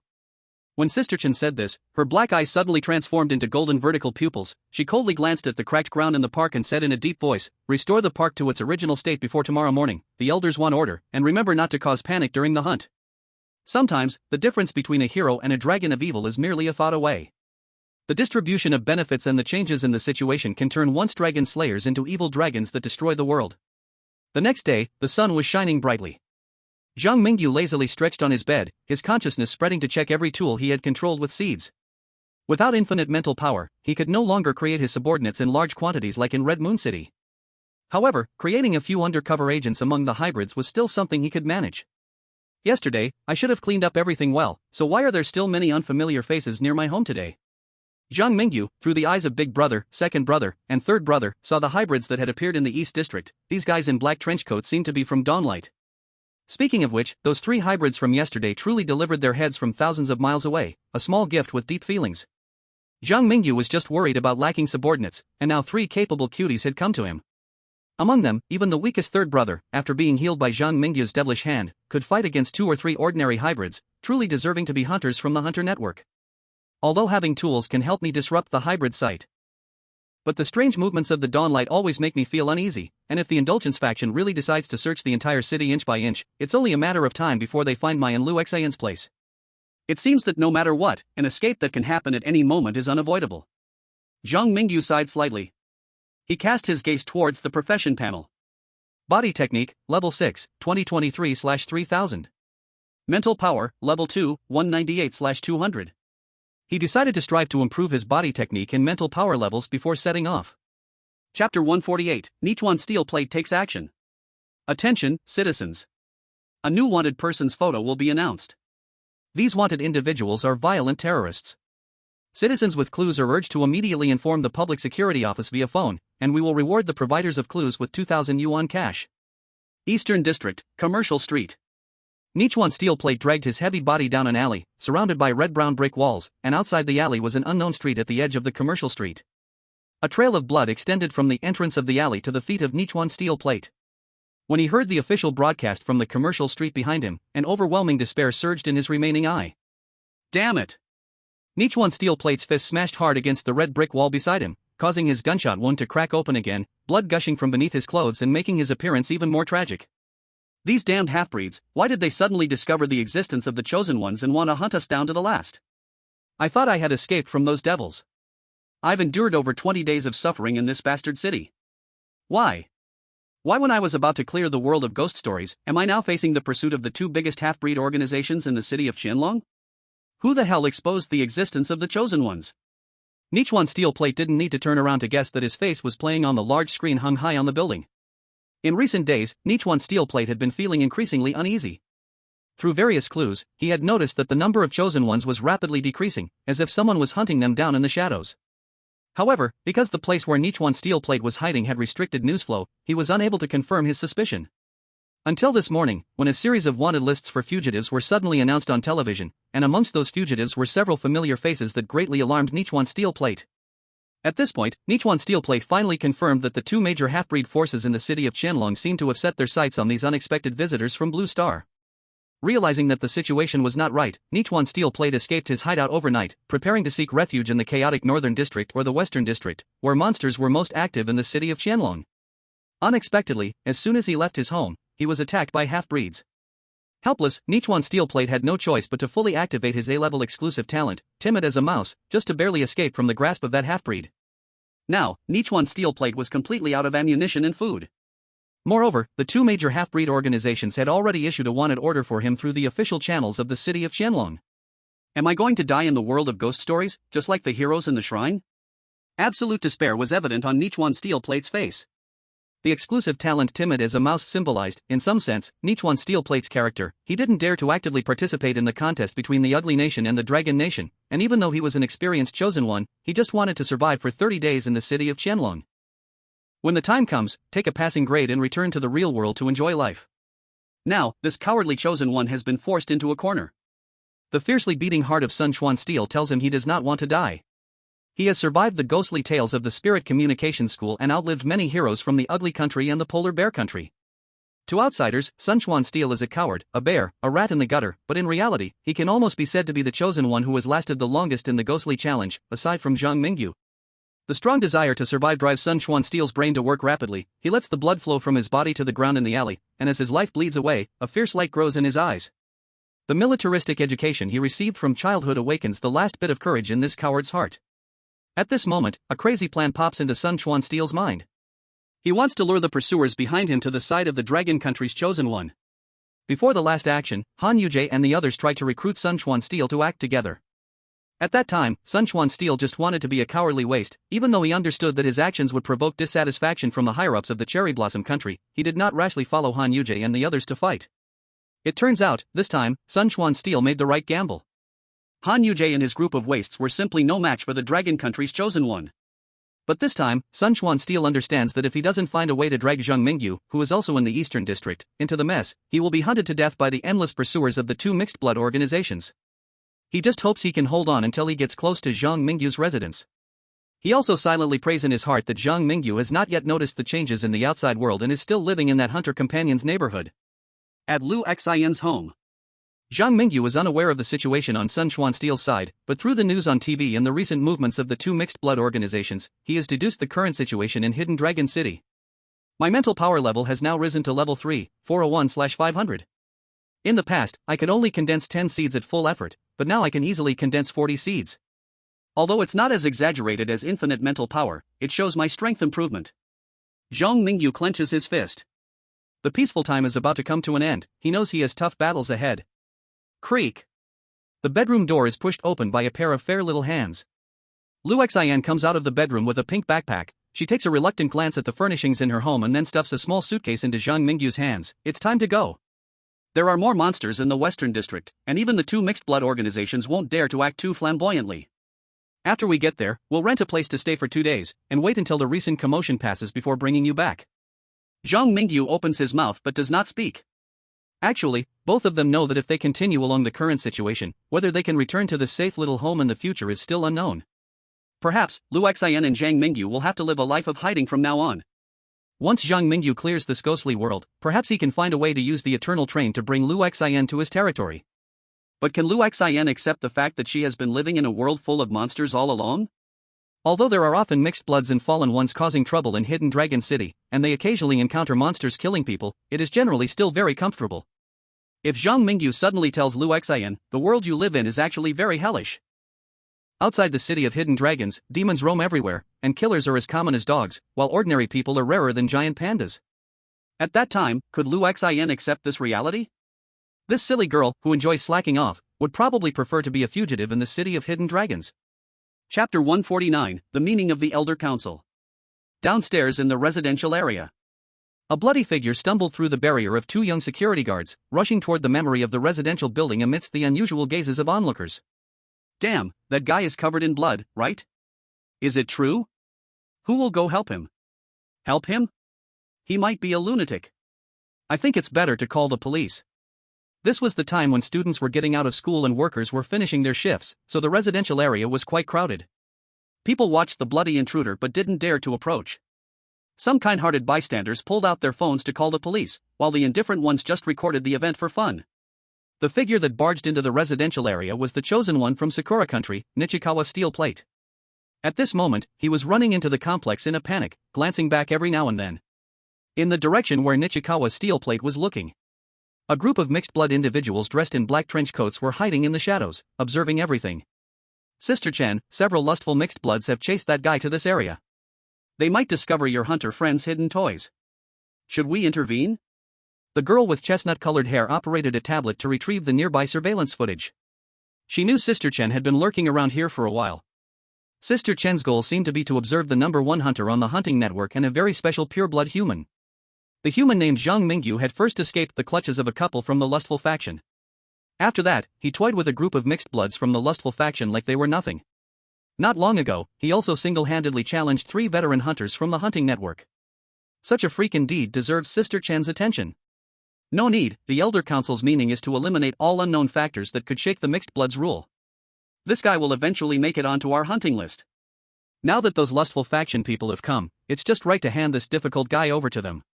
The woman known as Sister Chen had an expressionless face, making it impossible for outsiders to guess her inner thoughts. Sister Chen, don't you want to help your hunter friend protect the toys? The girl with chestnut-colored hair looked confused. Sister Chen clearly noticed the confusion in the chestnut-haired girl and the other black trench-coated subordinates. She frowned slightly and said to the members of Dawnlight, who seemed ready to charge with her, "What I've been doing these days has the Elder Council's authorization. You just need to know our goal is still to hunt all unstable factors, including that young man named Zhang Mingyu. In addition, we must do our best to avoid letting Lu Xian suffer fatal injuries. This mission takes priority over the first mission. As soon as Sister Chen said this, it immediately made the mixed bloods present feel an absurd sensation from the bottom of their hearts. It felt like soldiers from two nations were fighting fiercely, and suddenly the commanding general shouted that there was the princess of their own kingdom in the opposing camp. The Elder Council personally ordered the protection of the girl named Lu Xian. Could that girl be a bastard daughter of some elder? On the first floor of the residential building, Zhang Mingyu, pulling a suitcase, suddenly paused. He discovered Nichikawa's steel plate, who was drawing closer to the complex, through the connectivity with the three mixed bloods. Two mixed blood beings, who had not yet transformed into dragons, chased after the Sun River steel plate into the community. Run quickly! Zhang Mingyu had no time to waste. He carried a suitcase in one hand and firmly held Lu Xian's soft little hand in the other, decisively fleeing towards another exit of the community. However, the hunters had already completed their encirclement. The debauchery faction's mixed blood beings surrounded the Sun River steel plate, making it impossible for Zhang Mingyu and Lu Xian, who had sensed something was wrong, to escape. Roar, new prey. Hey girl over there, hand over that boy beside you. We might let you go for the sake of kinship. Hiss. Something's not right. That guy looks a bit familiar. Damn, hurry and notify the others, this guy is the one who escaped from Mother before. Two mixed blood beings stepped out of the shadows, playing along with each other. Their original attitude was very arrogant, they didn't care about Zhang Mingyu and Lu Xian at all. However, when they saw Zhang Mingyu's appearance, the predators showed fear in front of the human prey. Upon seeing this, Zhang Mingyu knew that he couldn't avoid this today. He pointed with the hand holding the suitcase towards the shadows behind him. In an instant, a huge ghostly figure emerged from the elongated shadow of Zhang Mingyu under the sunset. This enormous ghostly figure was the deformed woman. Kill them. We can't let them inform other mixed blood beings. Upon receiving Zhang Mingyu's command, the deformed woman immediately rushed towards the two fleeing mixed blood beings like a giant centipede crawling along the ground. At that moment, the deformed woman's speed was as if she was teleporting. One mixed blood being didn't even have time to transform into a dragon before being smashed into meat paste by a long, skinny arm. The second mixed blood being managed to complete his transformation with the time bought by his companion, but his overall strength was only at the ordinary mixed blood level, weak as a tomato in front of the resentful deformed woman. Almost in the next second after the first mixed blood being was turned into mush, the transformed mixed blood was also squished into a rotten tomato. Don't look. Zhang Mingyu raised his hand to cover Lu Xian's eyes. Although Lu Xian had long been accustomed to scenes like this, she still cooperated and didn't peek. The noise here will soon attract other mixed blood beings from the debauchery faction. We need to speed up. Zhang Mingyu instructed the deformed woman to keep watch and ordered the three mixed blood subordinates to create chaos further out. After making these arrangements, the two walked briskly towards the community parking lot. Two underage kids without licenses decided to change their travel mode temporarily, stealing a car that looked appealing to drive to the Western District for refuge. In the evening, the traffic flow in the Hidden Dragon City was massive. To be honest, for Zhang Mingyu, who had only driven in the game Grand Theft Auto, driving a newly stolen electric vehicle in such a congested environment was quite difficult. Along the way, if not for Zhang Mingyu's extraordinary mental strength and reflexes helping him avoid multiple potential traffic accidents, the two underage kids would likely have ended up in jail before the mixed blood beings could catch them. Oh no, perhaps they wouldn't even make it to jail food. Lu Xian might be sent to a juvenile facility. As for Zhang Mingyu, his destination would likely be a mental hospital. After all, his identity in this world was actually that of an escaped mental patient. Chapter 150, Dragon King appears? The white electric vehicle stopped along the banks of the Yong'an River, which runs north to south through Hidden Dragon City. Like other cars, it was stuck on the roadway before the bridge. All around were all kinds of cars and drivers who became angry and irritable due to the traffic jam. Hey, the one in front, can you drive or not? Damn it, if you can do it, you go ahead, if not, stop complaining. We've been stuck for almost an hour, it shouldn't be this bad during rush hour. I'm telling you, brother, you must not know what's happening right now. This isn't just a traffic jam, someone has closed the bridge. All three big bridges from north to south are full of security, and every vehicle heading to the West District has to be checked one by one, as if they are looking for those criminals that were mentioned on TV recently. A group of seasoned drivers stuck in the traffic was bored and chatted noisily with each other. The most talked about topic was the traffic jam this evening and the mysterious manhunt that was broadcast throughout the city from morning till night. In this city of hidden dragons, the crime rate is frighteningly low under the covert control of two major hybrid organizations. Any human who commits a crime would be treated as dinner by those hybrids who are ruthless. As a result, a widely circulated urban legend emerged in the city of hidden dragons. Any evil shall be brought to justice by a mysterious hero. Regardless of how many flaws this urban legend has, its effect is indeed remarkable. Pureblood humans fear being taken as dinner by the mysterious hero, and each has become law-abiding citizens. As for hybrid criminals, they would be hunted and offered bounties as soon as they commit a crime. The enforcers of Dawnlight, the depraved lunatics, and hunters scattered throughout the city would be happy to earn some extra cash. In short, in the world of strange tales, the city of hidden dragons is quite a peculiar place. While ordinary people in other places live in constant fear of ghostly attacks, the ordinary people here have long gotten used to peaceful days. In the past couple of days, when they suddenly noticed that the security officers in the city began to hunt down criminals in large numbers, the people of the city of hidden dragons found it quite unsettling. Puff! Zhang Mingyu closed his eyes and could see some floating orbs of light. At this moment, 2 orbs of light closest to him exploded, symbolizing that 2 of the Tool brothers he controlled were taken down by the pursuing hybrids. Now, near Zhang Mingyu, only the orb symbolizing the deformed woman and the orb symbolizing the eldest of the 3 brothers remained quietly floating. As for the other thousands of orbs, they were now in the distant city of Red Moon, far away from him. We can't take the land route to the West District anymore. One of my followers just hired a garbage salvage boat by the riverbank. We'll take the boat across. Zhang Mingyu turned around and greeted Lu Xian sitting in the back seat, then prepared to pull over. After all, the electric car they were driving could be considered stolen goods. 2 unlicensed high school students driving a stolen car across the bridge for inspection was clearly not a good strategy. Puff! Another light sound exploded in Zhang Mingyu's consciousness. His crimson eyes suddenly glanced at the location of the Tool leader. Just now, the hybrid leader, who had reached the level of hatred, unexpectedly disconnected from Zhang Mingyu's link. In other words, the hybrid who had just helped Zhang Mingyu and Lu Xian find transportation was dead. Meow! A piercing cat scream suddenly rang out behind Zhang Mingyu. Zhang Mingyu instinctively summoned the deformed woman to shield himself. The next second, the deformed woman, who had just quickly moved behind Zhang Mingyu through the shadow world, was suddenly swept away along with the electric car by an immense force, and the small white car rolled in the air like a tossed matchbox. It flew over the blocked traffic, soaring above the heads of experienced drivers, under the gaze of horrified eyes, crashing heavily into the back of a dump truck ahead, almost turning the entire vehicle into a half-iron disc. Holy crap! Someone's dead. Quick! Go call the security guard. What just happened? What could push a car so far? My God! What is that thing in the smoke? Monster, monster, monster! Chaos erupted, and the experienced driver stuck in the traffic clearly saw the twisted limbs of a deformed woman pinned to the ground by a thick, scaled tail shooting out from the thick smoke. When people caught sight of the monstrous giant in the smoke, they were too scared to speak. Because the monster in the smoke was just too ugly. On the hoods of 2 cars sat a creature about 5 meters tall, resembling a giant lizard and like a dragon from a fantasy novel. It had thick limbs, a barrel-like tail, a massive flat triangular head, and its back was covered with hideous, twisted black tumors. Disgusting. Extremely disgusting. Even the viewers in the Blue Star livestream, who had seen countless creepy tales, couldn't help but feel nauseous at the sight of the struggling, twisted heads on the massive dragon's back. This dragon-like, ghostly creature should have originally been somewhat tall and mighty, attractive to those who loved strong beings. But when such a strong dragon had heads belonging to different creatures growing on its back, and those heads were wailing and struggling as if they wanted to escape from the dragon's body, would you still like it? At this moment, not only the ordinary people in Dragon City were left stunned. Even the viewers from various countries in the livestream couldn't help but express their anger upon seeing the dragon monster. Creepy space, I curse your ancestors for 8 generations.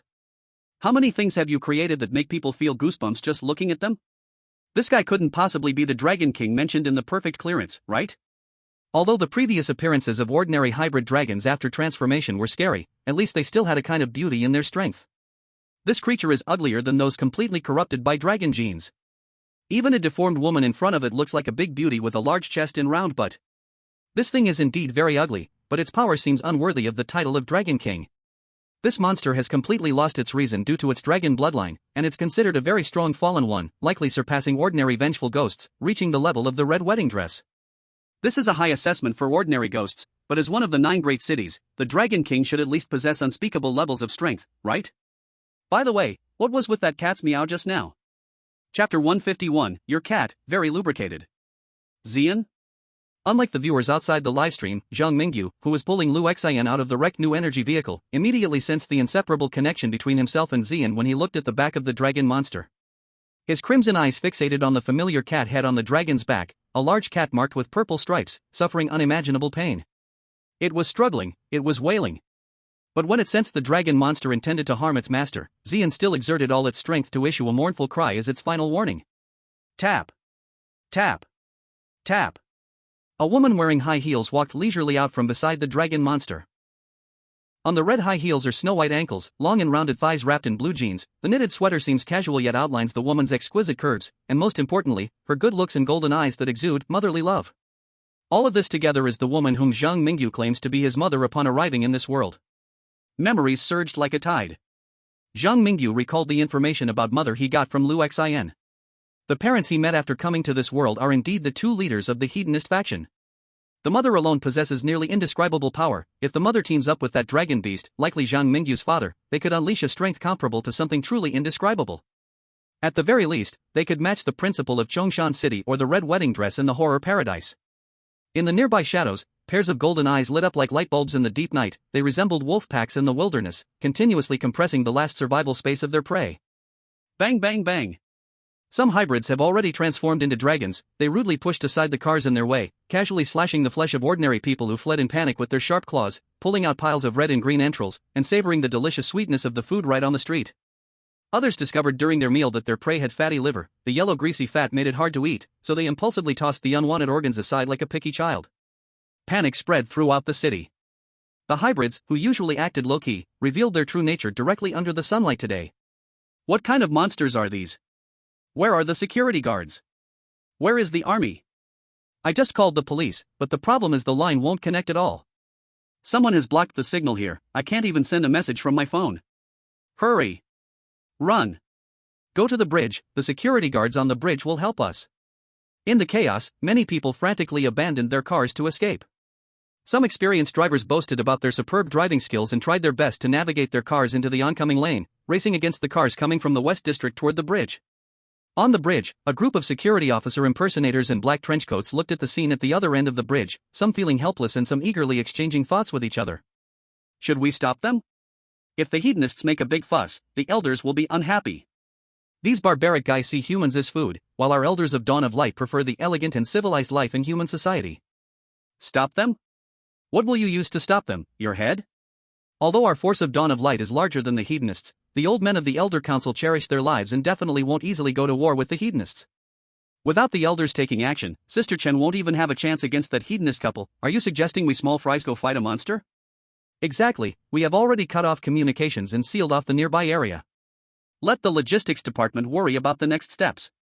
You know we only get a few $1,000 a month, why should we risk our lives for them? After the hedonists took action, the ordinary people in the nearby area became lambs waiting to be slaughtered. Ordinary people, used to a comfortable life, are like turkeys on a farm. Their turkey scientists told them that after work today, they would have caring wives, dutiful and lovely children, and warm, fragrant meals waiting for them. However, what awaits them is the slaughtering knife swung down by the farmer. The sharp dragon claws tear open the mask of the world. The cruel truth appeared before the pitiful turkeys. My child, come to mama. The mother licked her fair and smooth fingers, like a mother educating her naughty child, but with a hint of perversion in her smile. In that instant, Zhang Mingyu saw an illusion once again. The intense external stimuli, along with the newfound power from an enhanced mental state, allowed him to unlock all the abilities of the Red Moon Eye. At this moment, the once peaceful and serene metropolis vanished from Zhang Mingyu's eyes. He looked up, and the dark sky of the strange talk world appeared before him again. The impeccably clean streets were actually filled with foul, blackened blood. The ground was littered with yellow and green intestines and round, glistening white spheres that were packed with sinew. The car they were in was not a clean, tidy new energy vehicle, but rather a beaten-up used car that looked like it could fall apart at any moment. Panicked people ran around, their messy hair and beards unkempt for years, odors wafting through the air. That was the smell of blood. Cold and terrifying.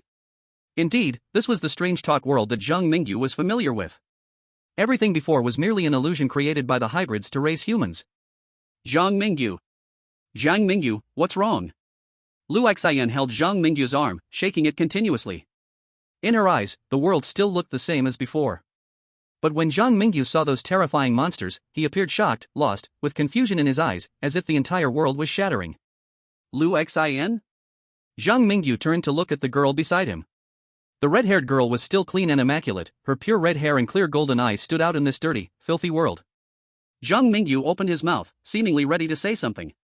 But the anger towards his mother and the dragon monster quickly filled his heart again. At that moment, when the mother saw the angry Zhang Mingyu, she excitedly licked her fingers as if she had discovered some delightful treat. Zhang Mingyu, can you no longer stop your mother's words? You don't have a chance to be willful anymore. The mother petted the dragon monster's head, a faint red hue surfacing in her golden eyes. By the way, let me tell you something, your cat is very smooth, and your knife, I also like very much.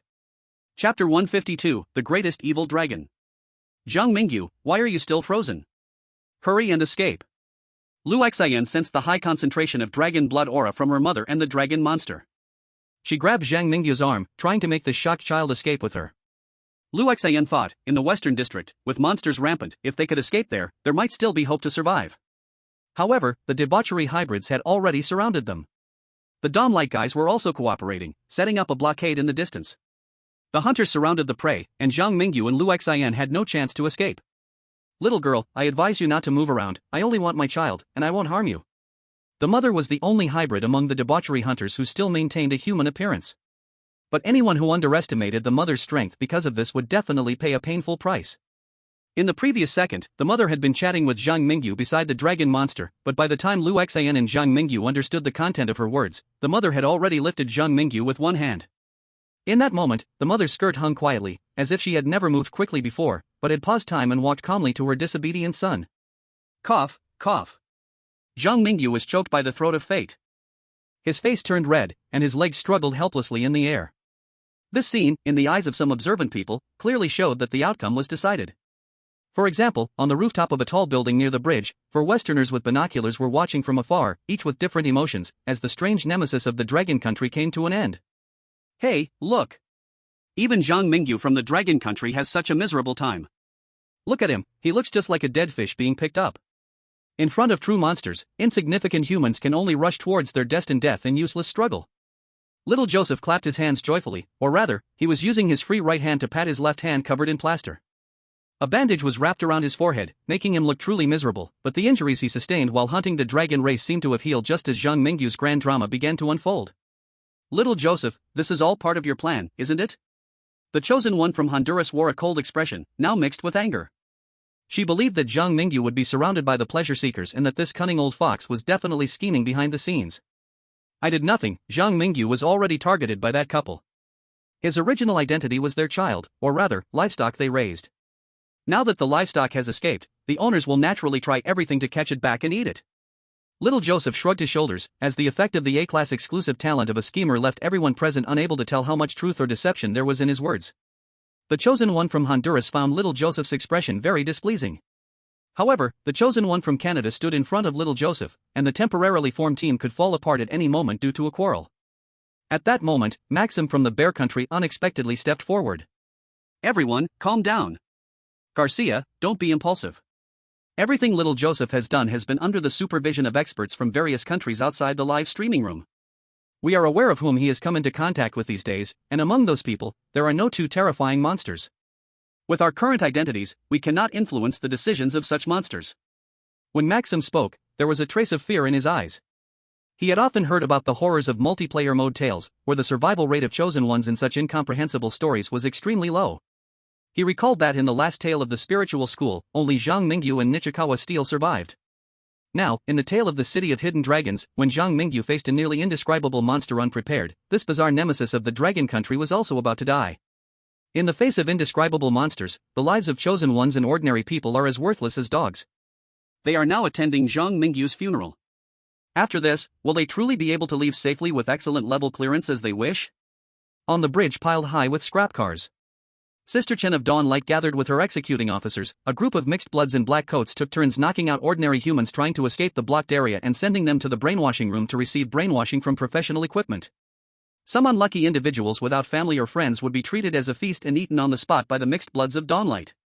The fellows of Dawnlight claim to be the fire of civilization, but in reality, they are all monsters.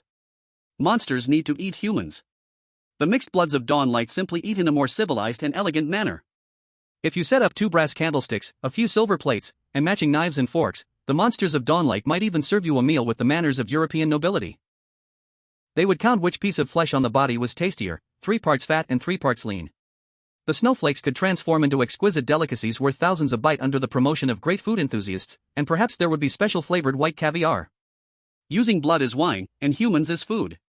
The hypocritical monsters treat the poor forgotten creatures as their dinner. Outside the restaurant, Sister Chen held her dragon-patterned straight knife, her eyes fixed on the distant battlefield, while a girl with chestnut hair called her name repeatedly but couldn't wake her. Sister Chen, Sister Chen.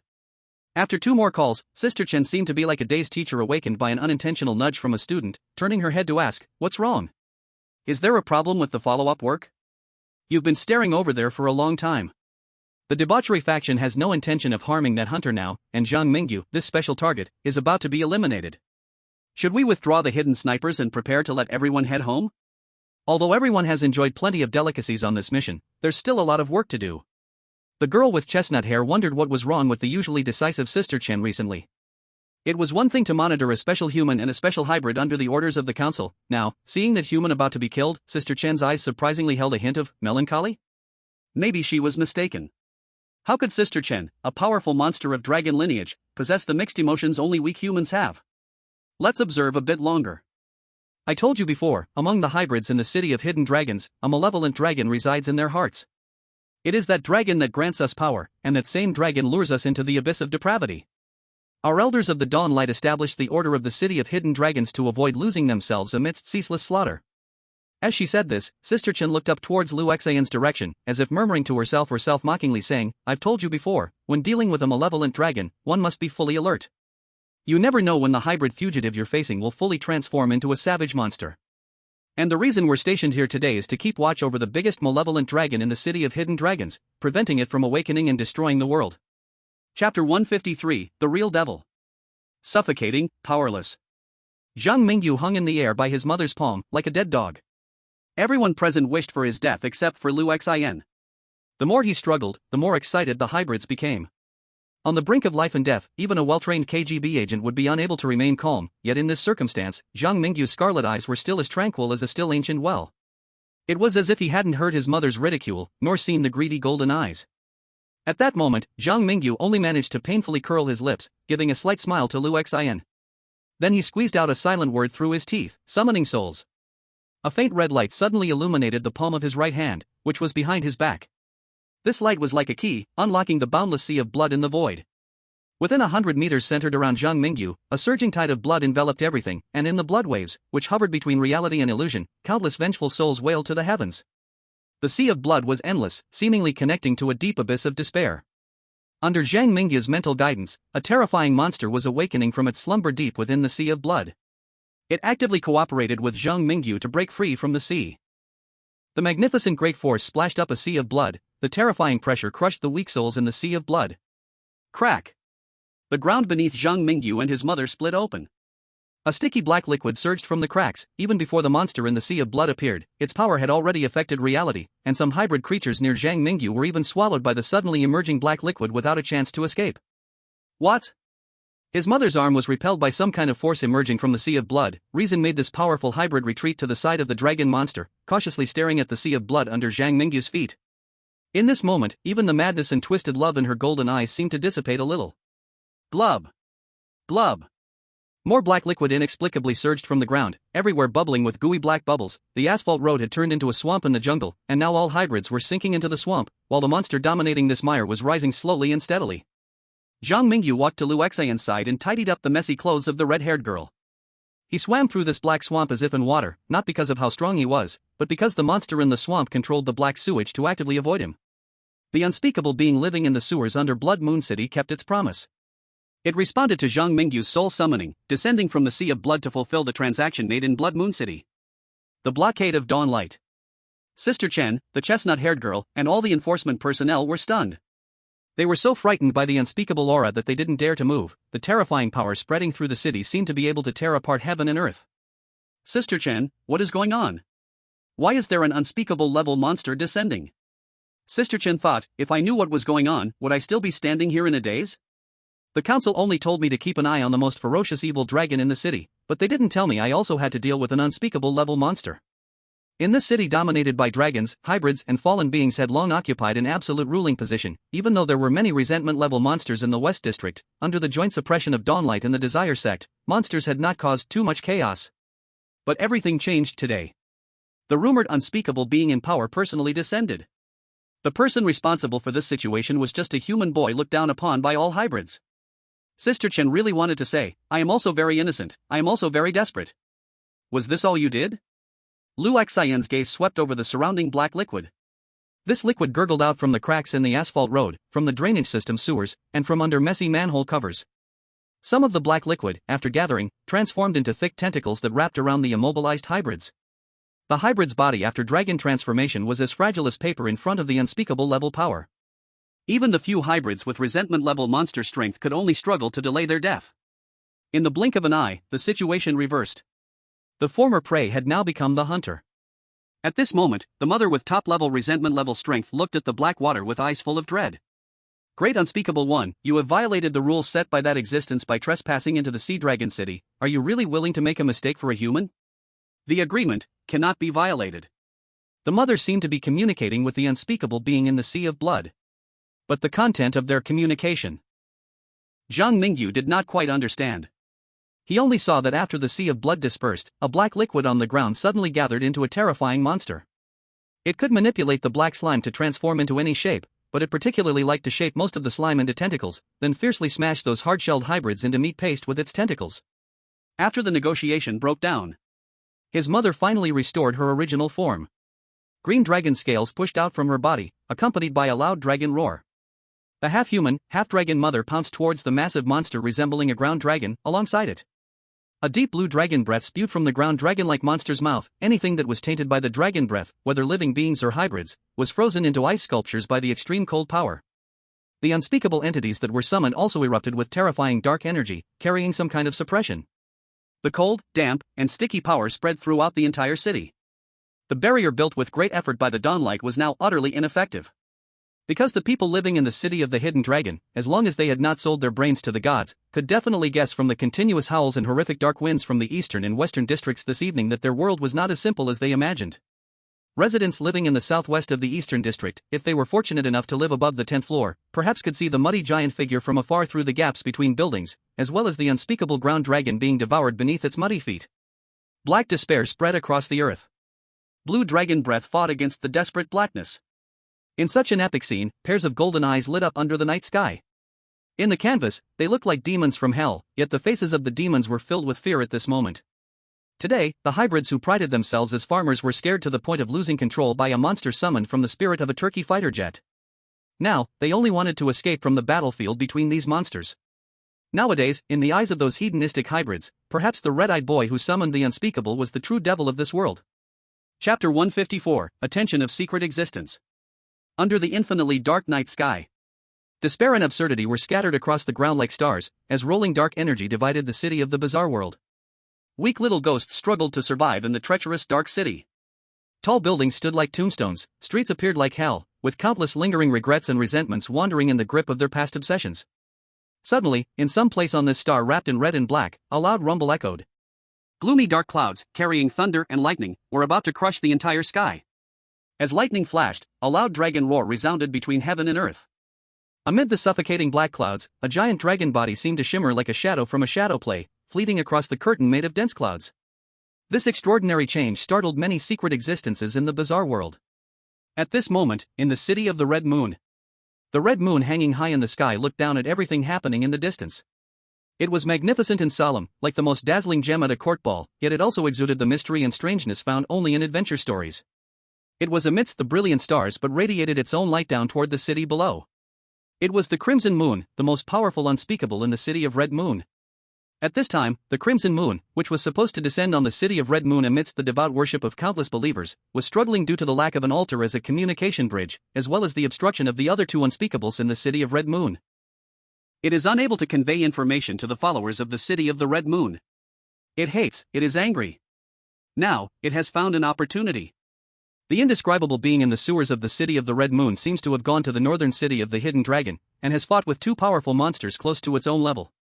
This is a rare opportunity for the Red Moon. Its gaze swept far over the distant battlefield, and then it desperately communicated with the Red Moon Pope it had personally trained in the city of the Red Moon. Chongming Island Base. After Zhang Mingyu entered the city of the Hidden Dragon, more than 50 people from the Red Moon's Dragon Kingdom also noticed the changes in the northern sky. After contacting the local survivors of the New Sea City TV tower, they absorbed many humans from the world of strange tales into their organization. At this time, the leader of the organization, Ling Xiao, was standing in the command room of the Chongming Island base. He looked through the tempered glass, gazing at the horizon in the north, watching the gradually brightening red moonlight. Has Zhang Mingyu summoned that indescribable being to help? Ling Xiao thought quickly, realizing that after the indescribable left the sewer, the scarlet moon hanging over the city might show signs of activity. Contact team leader Wang and tell them that our communications will go through the sewer system from now on. We will suspend all contact with the Red Moon Church. Also, have Zhang Mingyu's ghostly friends help retrieve those puppets he controls, to prevent any mishaps from the indescribable being hovering above us. After coming to the city of the Red Moon alone and becoming the head of the Chongming Island base, Ling Xiao became increasingly calm and composed, or rather, this was his original character. The organization likely made him Zhang Mingyu's liaison because they recognized his abilities. As Ling Xiao's commands flowed from the command room, the Blue Star forces in the city of the Red Moon gradually began to move, and survivors from the world of strange tales, like Yan Lan, soon discovered that the soldiers who used to be active in the city had disappeared as if they evaporated from the world. Even the ghosts who had been helping those soldiers gather supplies nearby no longer knew where they had gone. Near the New Sea City TV tower, Yan Lan neatly strangled a killer who wanted to hunt her down, and after scavenging the spoils from her opponent, she boredly looked up at the red moon in the sky. The red moon seems to have changed a bit again, it just tried to influence my mind. Yan Lan quickly lowered her head, her expression uncertain. Damn, I thought after Zhang Mingyu smashed those altars, we could enjoy a peaceful life for a while, but it seems the scarlet moon can't stay quiet for long and wants to affect reality again. I need to hurry back to inform team leader Wang and ask those soldiers who claim to come from Blue Star if they have any good countermeasures. Chongshan City. Wendy from the late-night convenience store, the seamstress of the Chongshan Mental Hospital, the red bridal gown who just awakened in the terrifying paradise, the clown manager, Meng Meng, and Chen Huayang, who became the principal of the haunting school, all looked up towards the direction of the city of the hidden dragon at the same time. In the principal's office of the haunting school, Principal Chen looked at the girl in front of him, wearing a white shirt with some bloodstains on it, a plaid pleated skirt underneath, her smooth thighs covered in over-the-knee black stockings, stepping in a pair of black round-toe low-heeled shoes, and revealed a helpless smile. Green tea sister, you know the situation in our Chongshan city.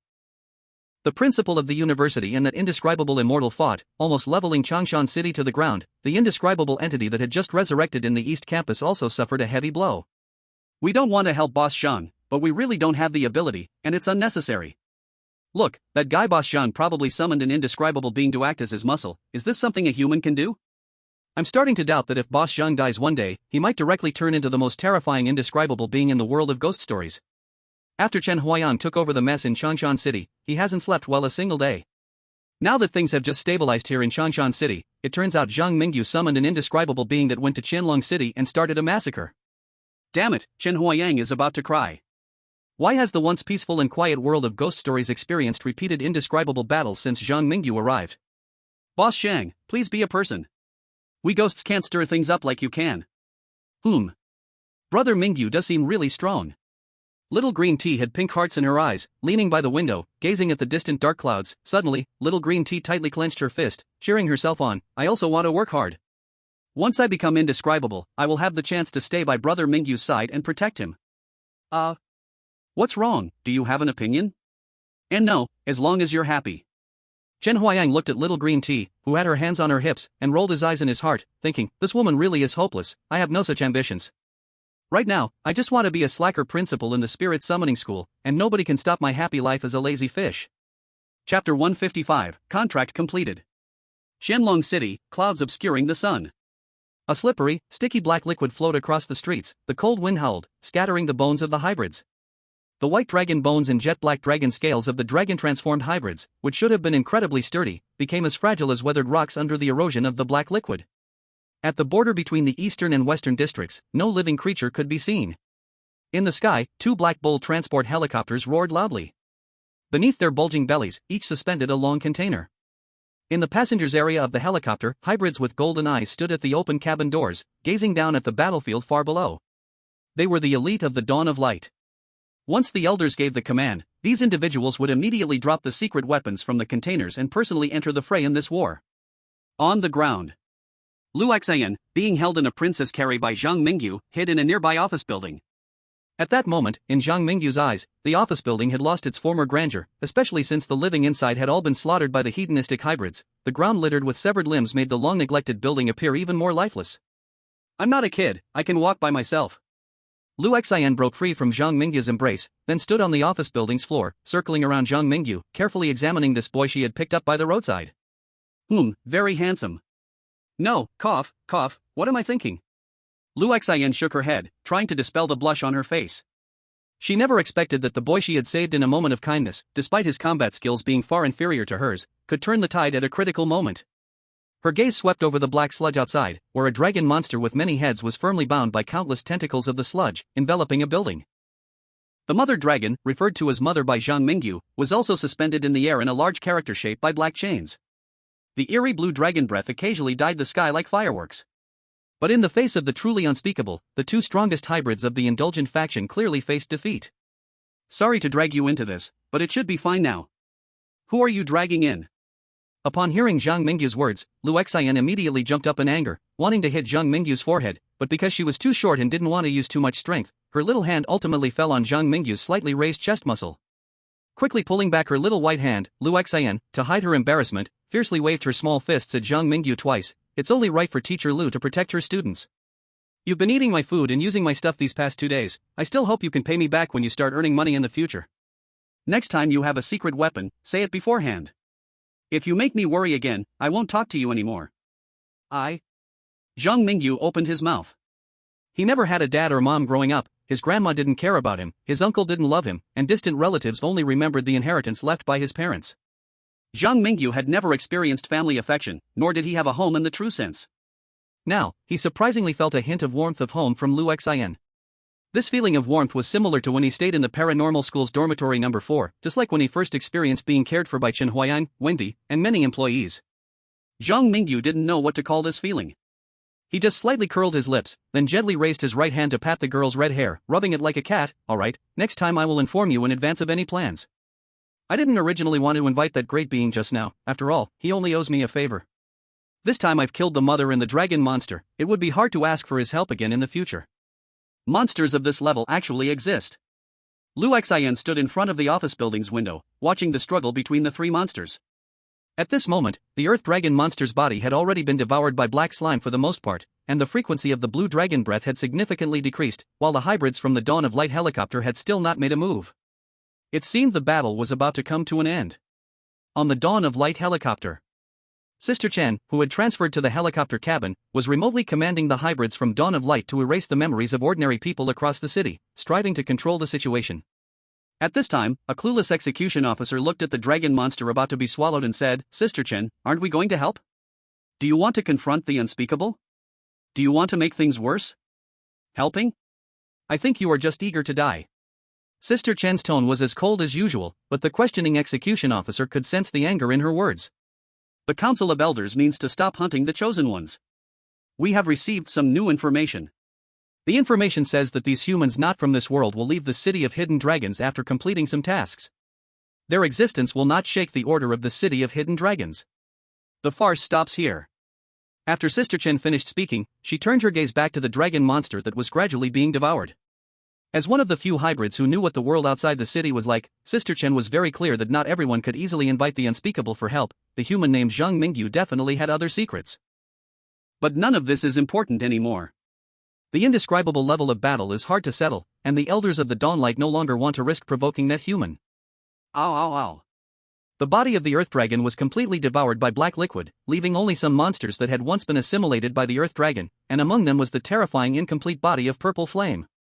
Clang! A beautifully patterned red dagger fell from the mother's body. Zhang Mingyu picked up the dagger, reclaiming this weapon he had obtained in the first encounter challenge, the Cursed Blade. I have completed the contract, goodbye. The huge monster made of black viscous liquid spoke, its voice like a mountain collapsing.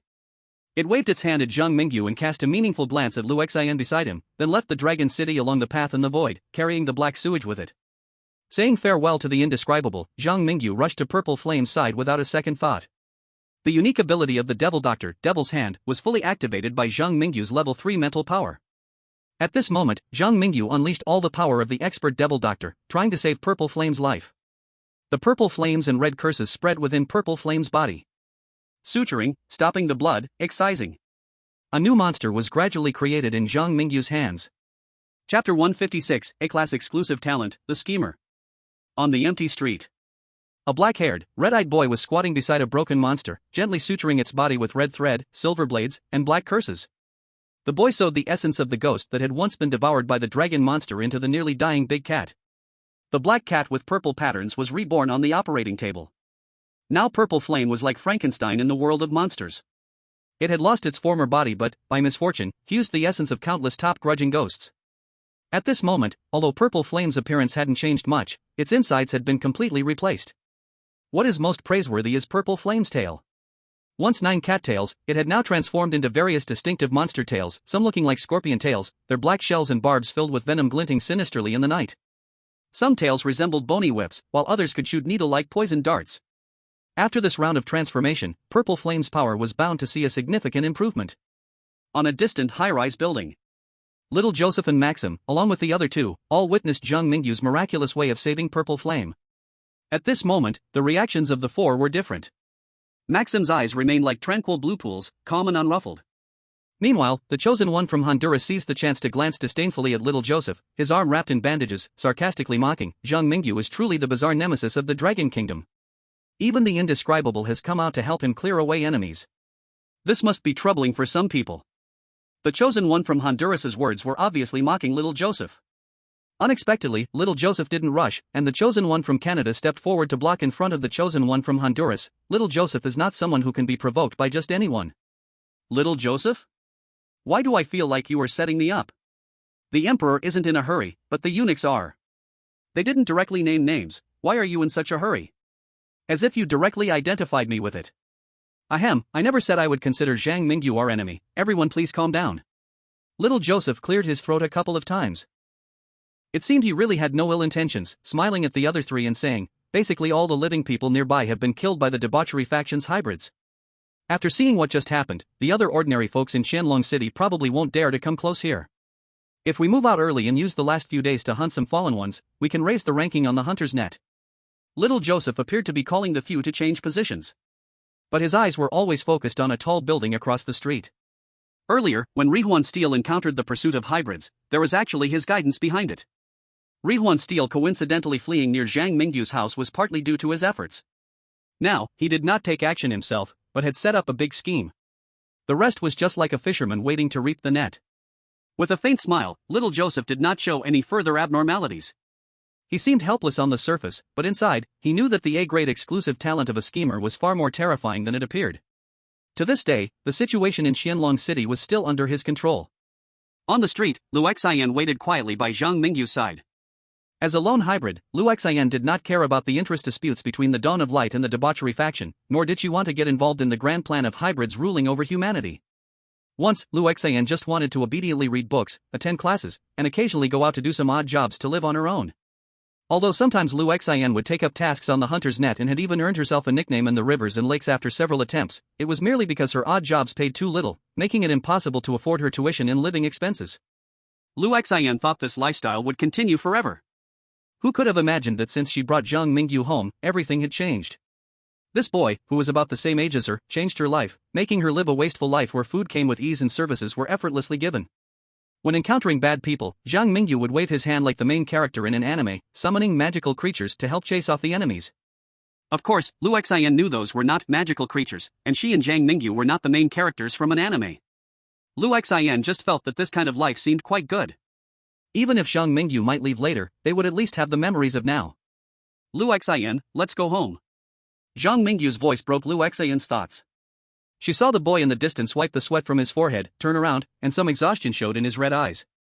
Only then did Lu Xian remember that Zhang Mingyu must be very tired, as the hybrids from the debauchery faction had somehow deliberately avoided her during the fight, as if they were afraid to act against her. This meant that all the pressure had always been on Zhang Mingyu's shoulders. Watching the boy in slippers walking towards her, a subtle flutter unexpectedly emerged deep within Lu Xian, her heartbeat inexplicably chaotic for a few seconds, as if a giant dragon was performing a domineering fist technique in her heart. Boom! Boom boom! At this moment, Lu Xian's heart was in turmoil. And just before Zhang Mingyu's hand was about to touch her hair again, it sounded like a gun capable of destroying the world, suddenly exploding in the heavens and earth. Immediately after, Lu Xian saw a gorgeous bloom of blood on Zhang Mingyu's chest, blood and internal organs scattering like flowers raining from the heavens. The special bullet had almost blown Zhang Mingyu's body into two pieces. The boy's red eyes dimmed at a visible speed. Even Xian, who was closest to Zhang Mingyu, did not react to what had happened. Zhang Mingyu? Lu Xian was stunned. As if unable to believe everything before her, Lu Xian raised her hand, trying to support Zhang Mingyu's body, trying to awaken the boy whose eyes were gradually dimming. However, the boy's body fell straight down right before Lu Xian. The splattered blood soaked Lu Xian's white legs under her shorts. The vitality within the boy was rapidly draining away. Meow! Xian screamed and rushed to its owner's side, its back arched, its purple and black fur standing on end. In its eyes lived a fierce monster, yet at this moment, this monster only thought of protecting its owner. The big cat carefully retracted the barbs on its tongue, constantly licking Zhang Mingyu's cheek. It was anxious, pacing back and forth, its sharp cat eyes desperately searching for the position of the sniper. At this moment, the swirling Xian, the boy collapsed in a pool of blood, and the confused, helpless girl seemed to form a tragic oil painting. The fate of the people in this painting was already predetermined. The scene in the painting seemed to symbolize the final chapter of an era. Chapter 157, the Sakura Nation and Pickle Nation begin to celebrate. In a residential building unnoticed by Xian, the sniper casually extinguished the cigarette at his fingertips. A closer look would reveal that the ground was littered with cigarette butts, tissues, and various odds and ends, clearly indicating that the sniper had been squatting here for quite some time. In addition, on the floor lay two Dawn agents wearing black trench coats, their faces down, quietly lying in the pool of blood. On the balcony, a huge black sniper rifle was smoking at the barrel. Rihuan Gangban, after confirming the bullet hit the target through the sniper scope, unceremoniously tossed down the sniper rifle and turned to flee toward the bedroom. He was the sniper who assassinated Zhang Mingyu, and the sniper rifle and specially made bullets he used all came from the two hybrids who were guarding here. At this moment, faintly, one could hear the angry roar of a woman coming from the earpiece of the two hybrids. The content was roughly something like, "Who allowed you to fire? Report your status," and other nonsense. Crushing the microphone on the ground, Rihuan Gangban touched a warm silver cross hanging in his chest. This cursed item secretly sponsored by Little Joseph could temporarily block the Ghost Talk live broadcast, allowing the viewers of Blue Star to not see his little actions. With this cursed item, he completed the assassination of Zhang Mingyu. Now, this cursed item was almost at its limit. Snap! A noticeable crack appeared on the silver cross, and Rihuan Gangban's figure also appeared in the long black screen live broadcast of Sakura Nation. Running down the stairs, upon reaching the empty street, Rihuan Gangban sprinted towards the crowded East District. The ordinary people around here had mostly been killed when the indulgent faction appeared earlier. If he continued to stay on the street, Rihuan Gangban would soon be exposed. Only by fleeing to the East District could he be as difficult to find as sand sinking into the sea. The only reason I am alive now is that Zhang Mingyu was too busy fleeing to have time to retaliate for bringing the hybrids to his building. Now, I have killed Zhang Mingyu, and afterward, no one in this hidden dragon city can touch me. As he fled, a cold smile emerged on Rihuan Gangban's face. He was well aware that the act of killing Zhang Mingyu had been witnessed by the people of Blue Star. Some would see him as a traitor to humanity, and countries led by Dragon Nation would seek revenge. But so what? If he didn't kill Zhang Mingyu, he might die today. To survive, Rihuan Steel would stop at nothing. In this operation, the only thing troubling Rihuan Steel was why Little Joseph was always able to help him at just the right moment. This series of coincidences seemed as if Little Joseph had planned it all in advance. Shaking his head vigorously, Rihuan Steel tossed the chilling thought out of his mind. He wanted to kill Zhang Mingyu for self-protection. He had previously thought about luring the monster to Zhang Mingyu's house on a whim. How could these things possibly be part of Little Joseph's plans? Or, if Little Joseph could indeed account for Rihuan Steel's thoughts, then with Rihuan Steel's intelligence, he wouldn't stand a chance of resisting.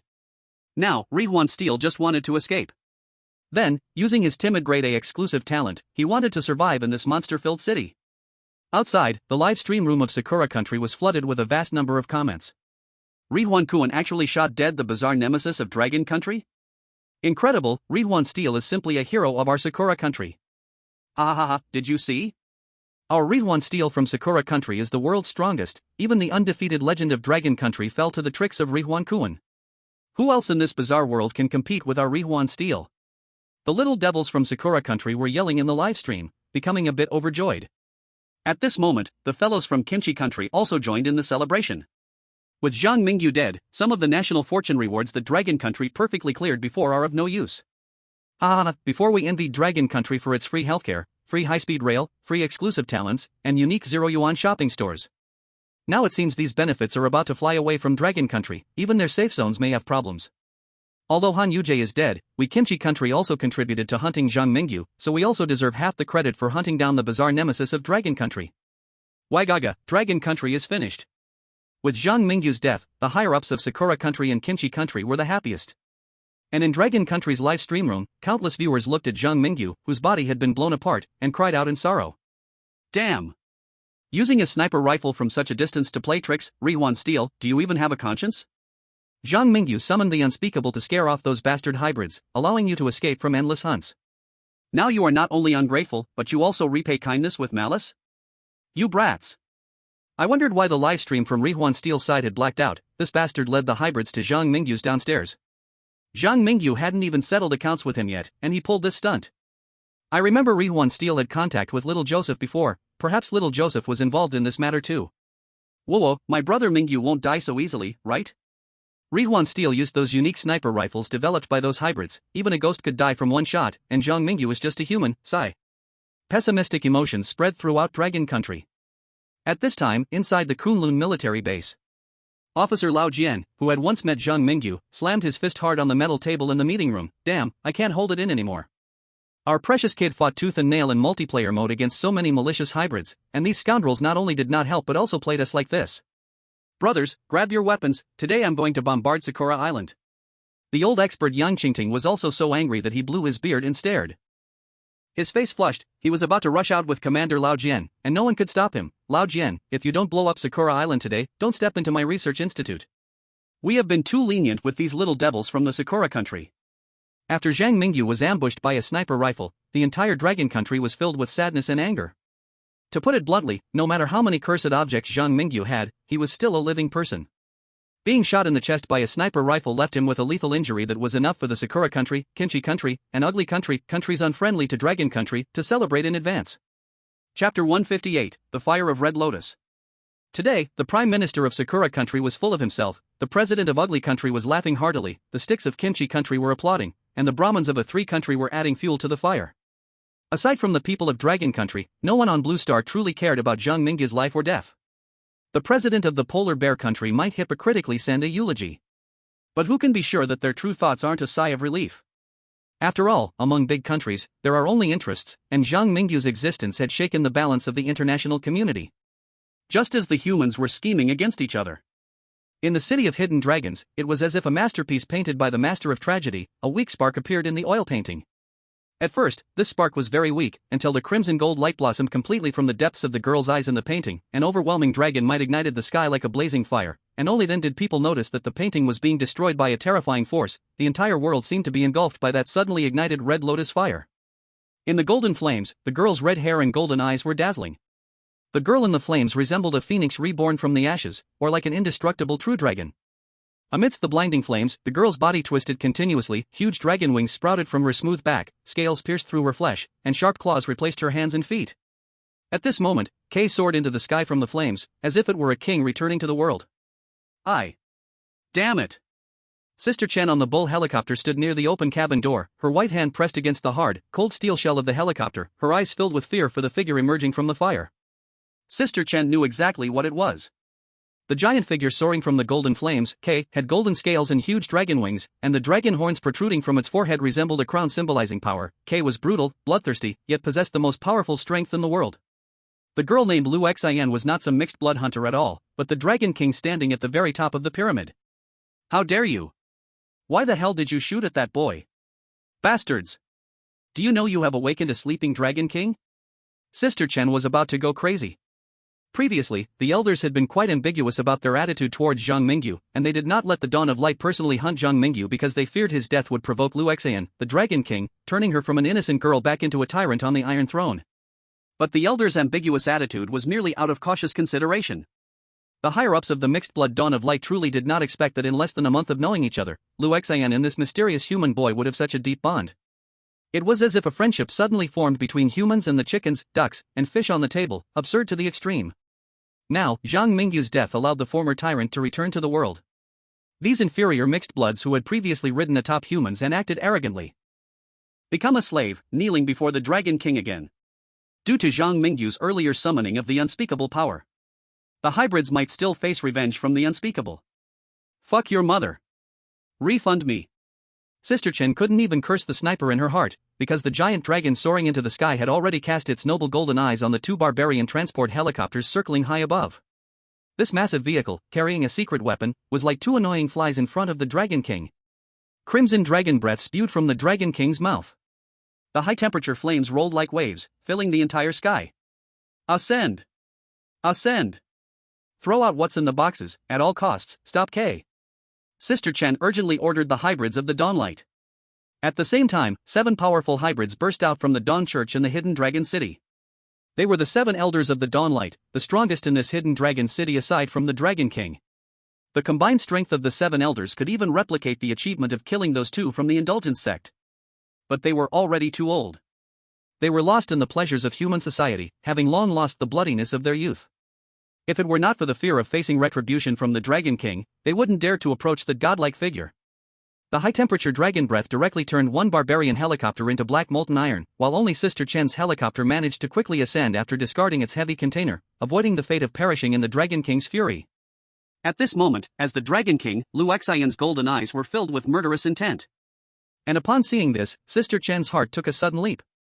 The 9 major cities of the world of bizarre stories were ruled by powerful unspeakable beings, but after so many years, the landscape of this world has changed significantly. Even the unspeakable beings in the 9 cities have been influenced to some extent. For example, the Crimson Moon that once ruled the Red Moon City is now facing some issues.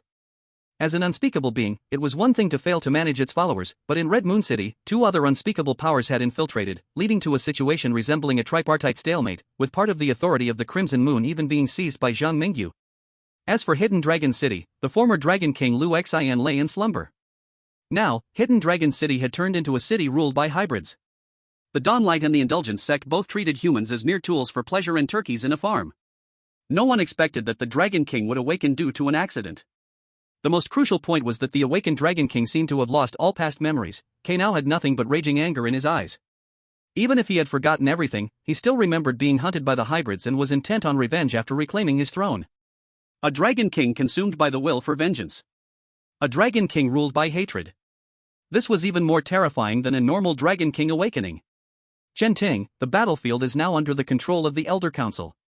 For the hybrids of Dawn, immediately release all dragon-slaying weapons. We aim to kill that frenzied evil dragon today. A hoarse voice from the microphone in Sister Chan's ear echoed. These old-timers actually wanted to slay the dragon?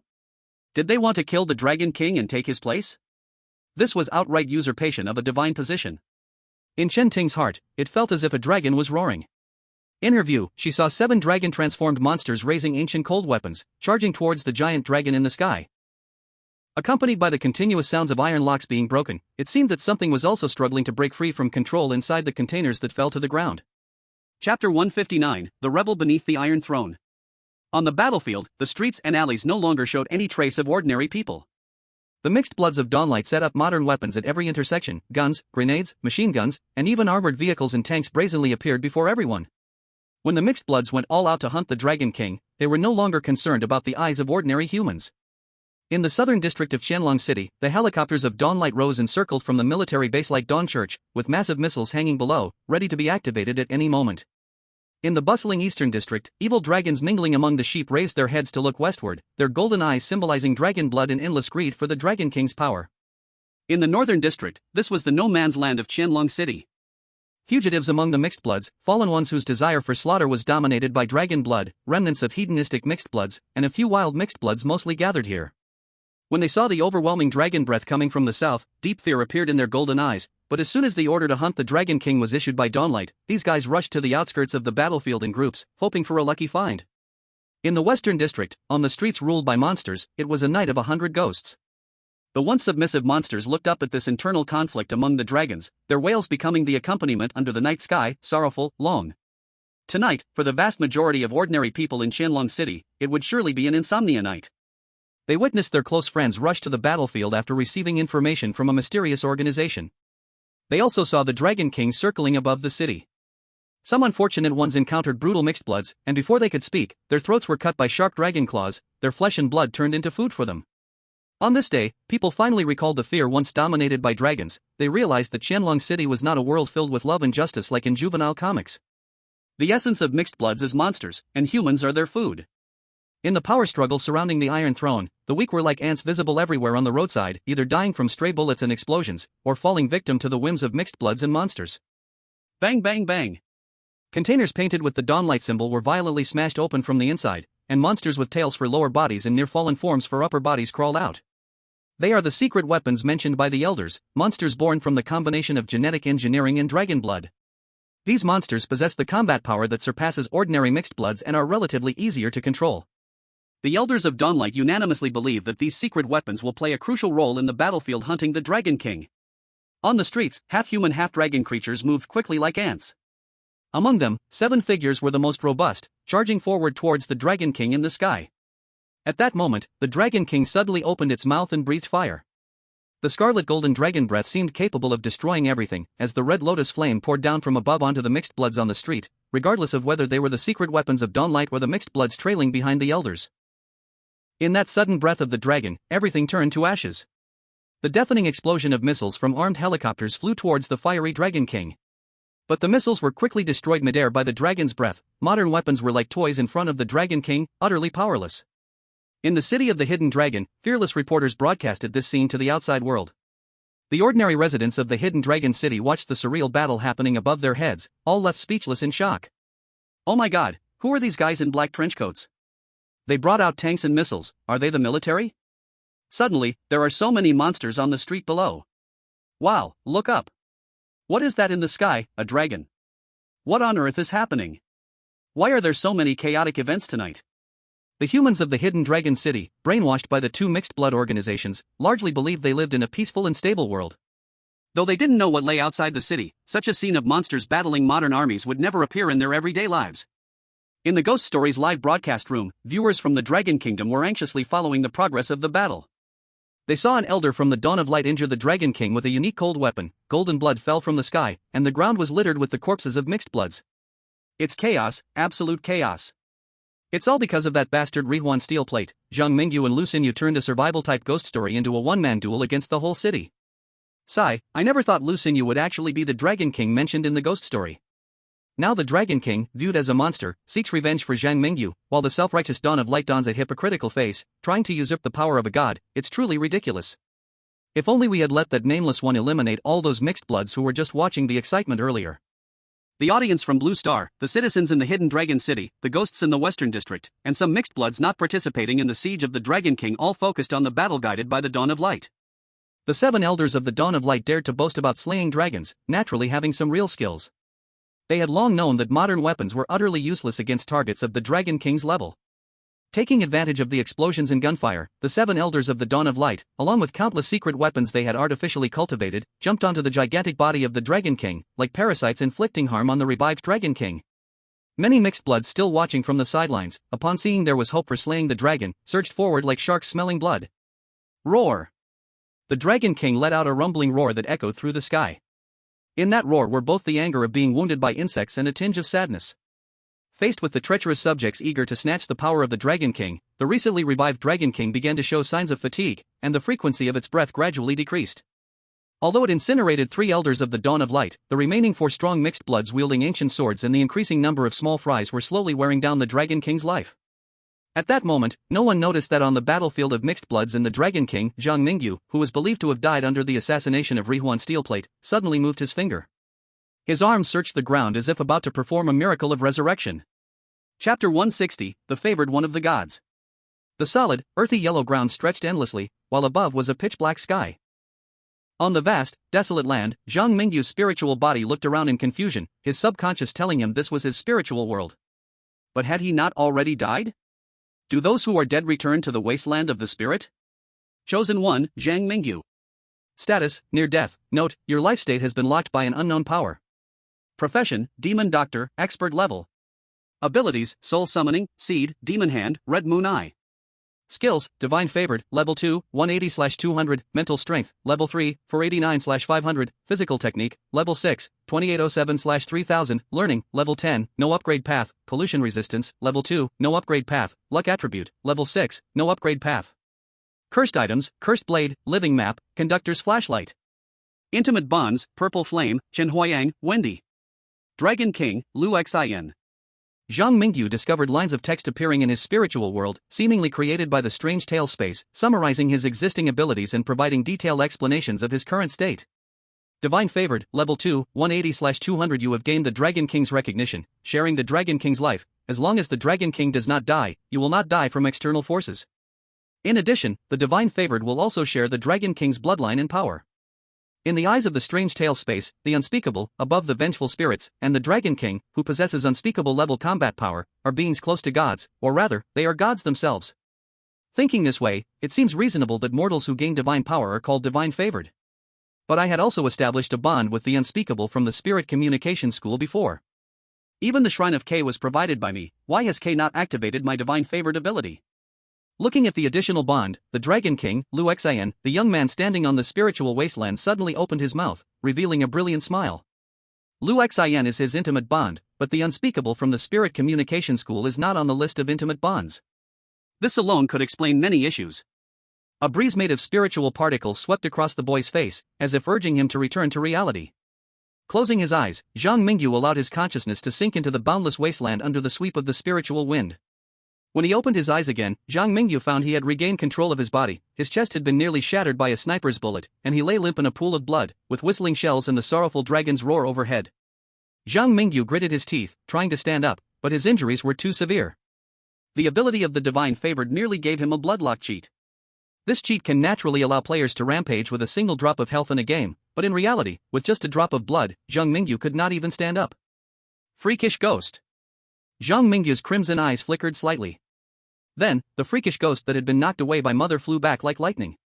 Then it transformed into a shadow and actively entered Zhang Mingyu's body. At that moment, the freakish ghost forcibly used its ghostly form, like puppet control, to help Zhang Mingyu stand up again. This scene immediately triggered an explosive reaction among the Blue Star audience. I told you my brother Mingyu would be fine. He stood up again, boo-hoo, I'm so excited. Ah, Zhang Mingyu is alive again. You Dragon Country folks, don't celebrate too early, Nichikawa-kun's sneak attack won't fail. Though I really want to hurl curses at the Cherry Blossom Country dogs upstairs, I first want to ask, what's Zhang Mingyu's situation now? Look, Zhang Mingyu's heart has been shattered. A normal person would absolutely die from such serious wounds, but why can Zhang Mingyu still stand up? Zhang Mingyu can stand up completely due to the manipulation of a deformed ghost, a living person who needs a ghost's control to stand up? This is simply unbelievable. The experts of Blue Star chattered endlessly about the miracle that happened to Zhang Mingyu. On the side of the Kunlun military base, they were also ready to use the last chance for an off-site hint to inform Zhang Mingyu of that bastard Rihuan Gangban's location. In the eyes of the Blue Star citizens, the battle between the Dragon King and the hybrids was a perfect opportunity for the Chosen Ones to take advantage. As long as they dodged the last 2 days, they would have no concern about the outcome of the battle in Hidden Dragon City. However, after seeing those hybrids attacking the Golden Dragon, Zhang Mingyu commanded the deformed ghost in his heart to slowly raise his right hand. Meow? The purple flame affectionately licked Zhang Mingyu's hand while also curiously wondering what he was doing. The Chosen Ones on the outside, after witnessing Zhang Mingyu's death and resurrection, now looked at him with eyes full of fear. The remaining 4 Elders of Dawnlight who were battling with the Dragon King in the sky, along with the hybrids on the armed helicopter, noticed that this human boy miraculously stood up, but in their eyes, a target of the Dragon King's level was clearly more important than this small fry Zhang Mingyu. The awakened Dragon King was not mentally sound for some unknown reason. In the eyes of the Elders of Dawnlight, Zhang Mingyu, this salted fish that could no longer cause waves, didn't even have the qualification to be used as a hostage to threaten the Dragon King. Under these circumstances, Zhang Mingyu activated the soul calling ability he had already used once. Soul calling. The soul calling ability could only be used once in each Ghost Talk challenge, which was both a restriction on the powers of the Chosen Ones by the Ghost Talk space and a protection for them. Red Moon's Eye, soul calling, seeds. These ghost abilities, if overused in a human body, would mean actively running to the King of Hell's house, eagerly jumping into the river of death. This is not even a matter of whether mental strength is enough. It's about whether the human body can survive the negative energy contained within the ghost abilities.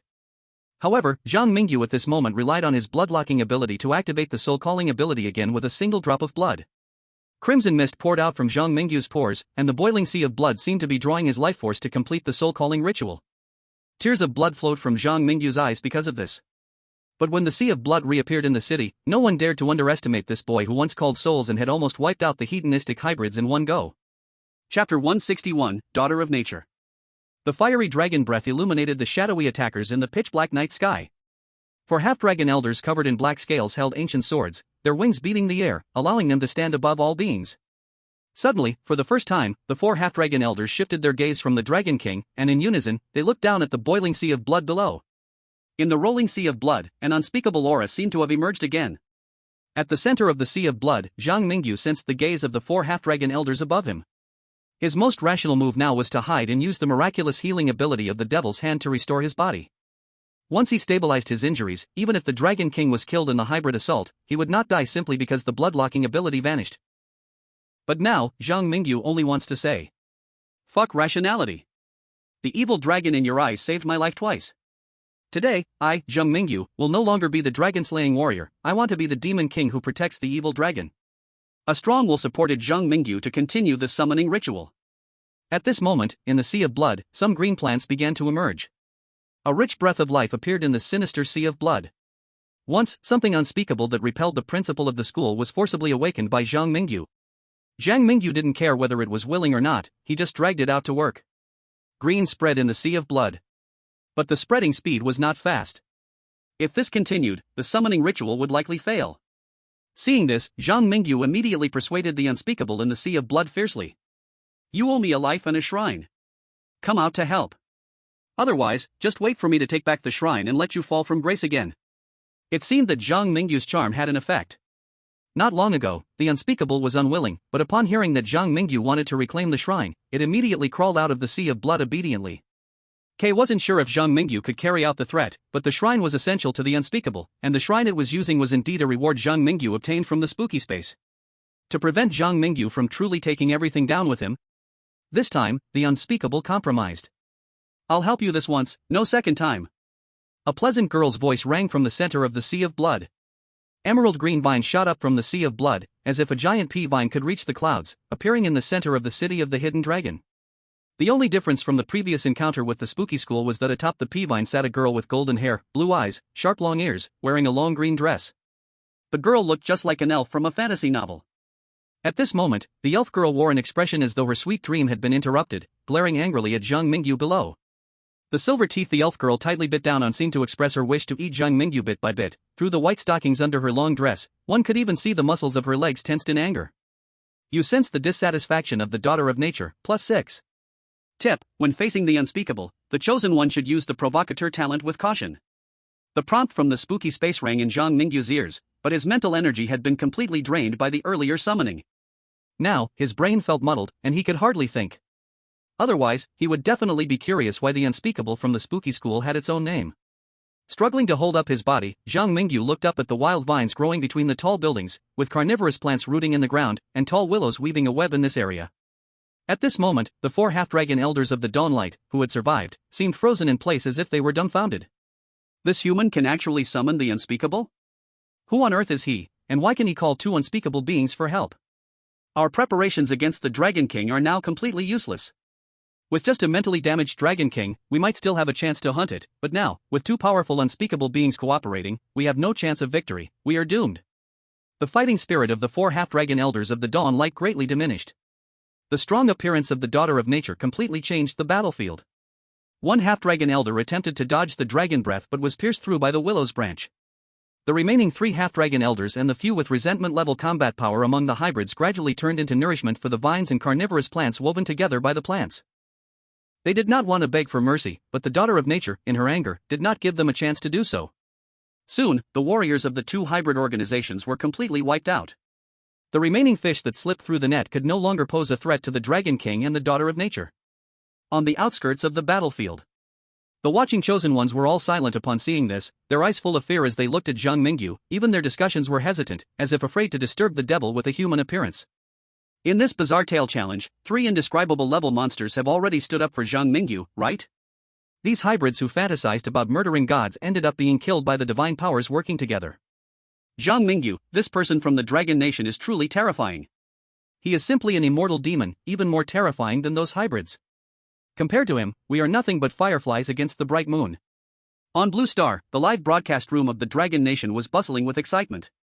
A wave of cheers surged from the streets and alleys, as people witnessed the bizarre nemesis of the Dragon Nation creating miracles once again, summoning the indescribable to beat the hybrids until they fled in panic, completing the heroic act of the demon saving the dragon.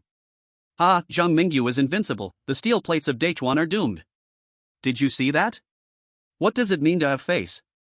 Two indescribable beings and a dragon king stood up for our chosen one of the dragon nation, almost annihilating the monsters in the city of hidden dragons.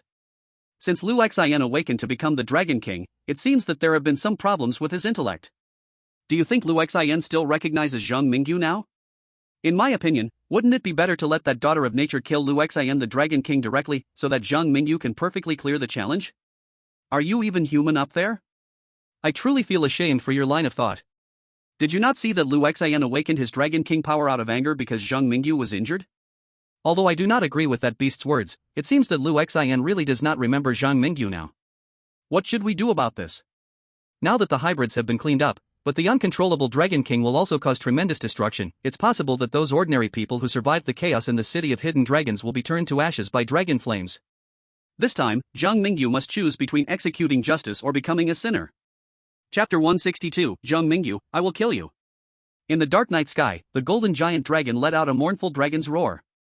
The majestic body crushed the ants that dared to covet the power of the Dragon King, and the golden eyes made the remaining light of dawn in the armored vehicles and tanks tremble with fear. The victory was already his, the ancient king proved his own strength to his subjects. Yet, the furious king still showed no sign of stopping the slaughter.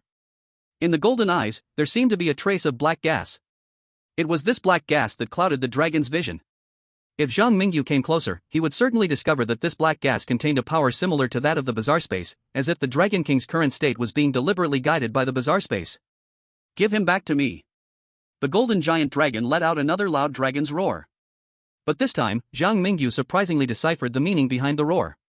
He stood on a huge green leaf, lifted by the green leaf to stand before the golden giant dragon. In the painting with a black background, the Dragon King, larger than skyscrapers, hovered in front of a tall yet slender pea vine, and the golden eyes reflected Zhang Mingyu's shattered body, creating a brief moment of calm on the blood-stained earth. I have returned. At this moment, Zhang Mingyu commanded the distorted ghost to leave his body. He desperately squeezed the power of the red moon's eye and barely reached out with his right hand, as if he wanted to touch the crown on the giant dragon's head. This act of overstepping immediately caused both monsters and humans in the audience to gasp in shock. What does he think he is doing, the Dragon King? The Dragon King, symbolizing violence and fire. The supreme ruler commanding the power. This human actually wants to touch the Dragon King's horns. Is he looking for death?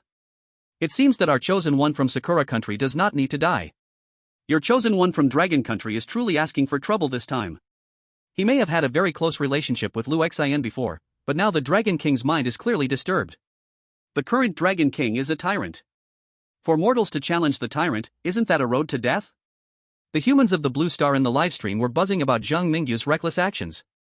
Meanwhile, the daughter of nature sitting on a green vine did not look well. Zhang Mingyu, can't you be a little more honest with me? If you die, that stingy ghost talk space might really take back my shrine, and without the shrine, I will lose my power. Ah, I'm so mad. Once reminded by Zhang Mingyu, the daughter of nature realized that she really had to protect him, preventing this human brat from dying recklessly.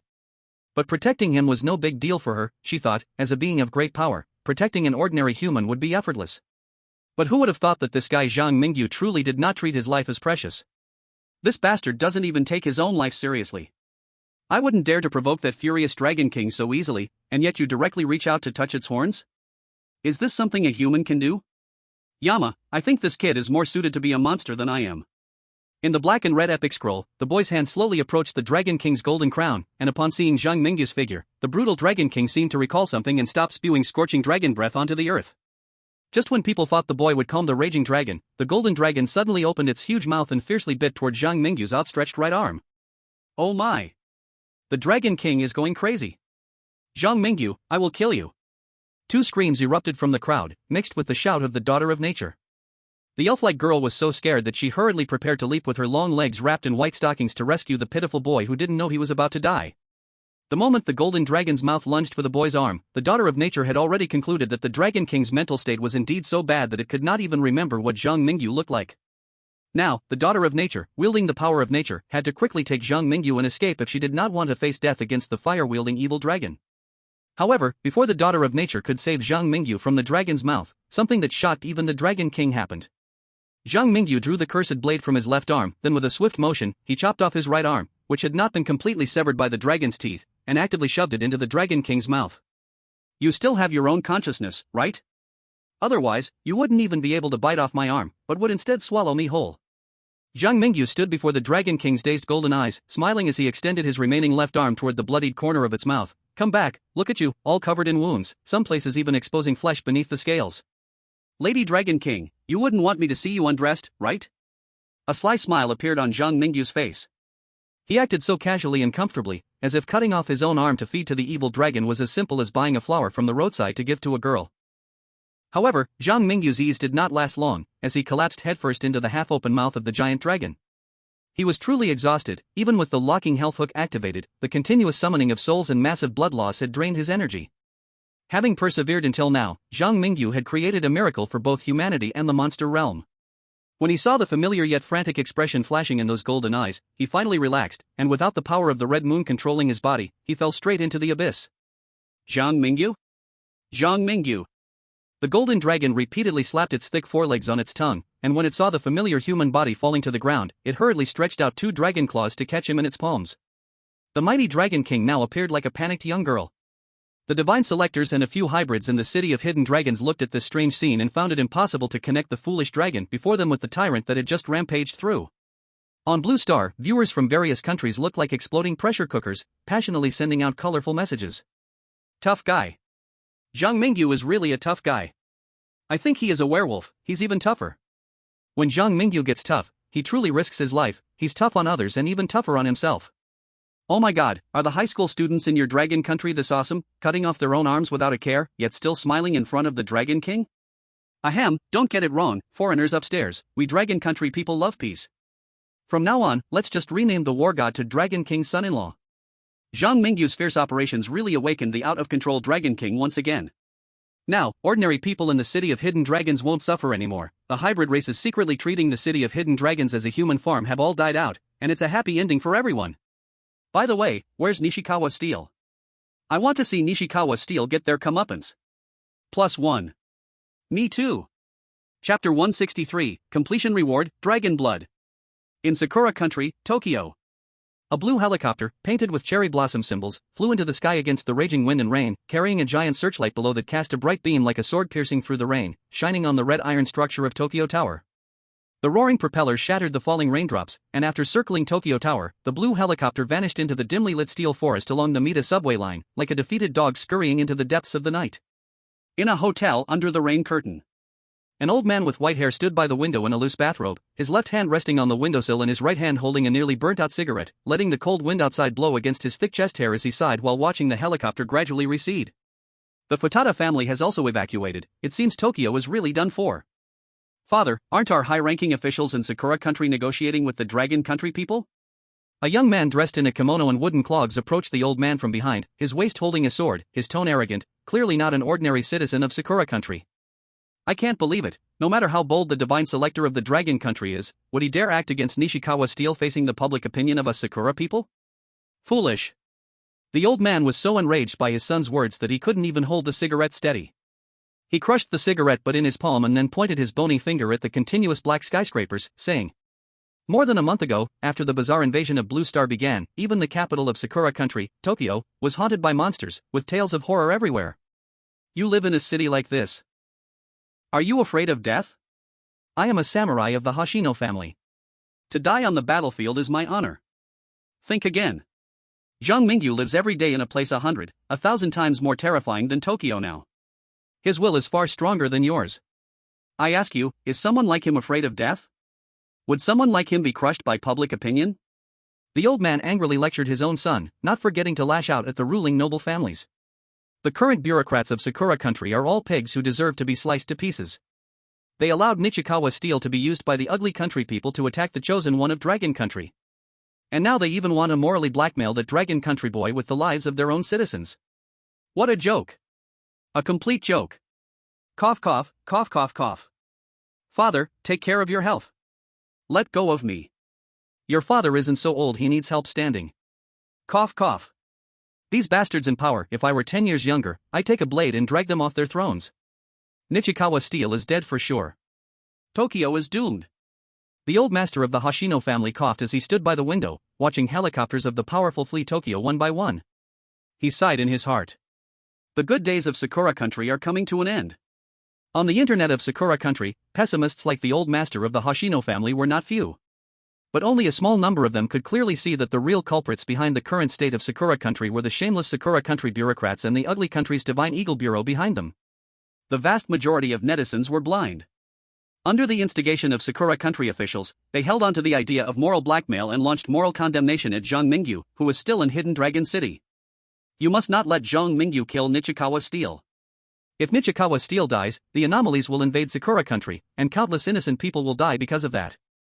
If you kill Nichikawa Steel, you will be the criminals of all Sakura Country, the murderers of our people.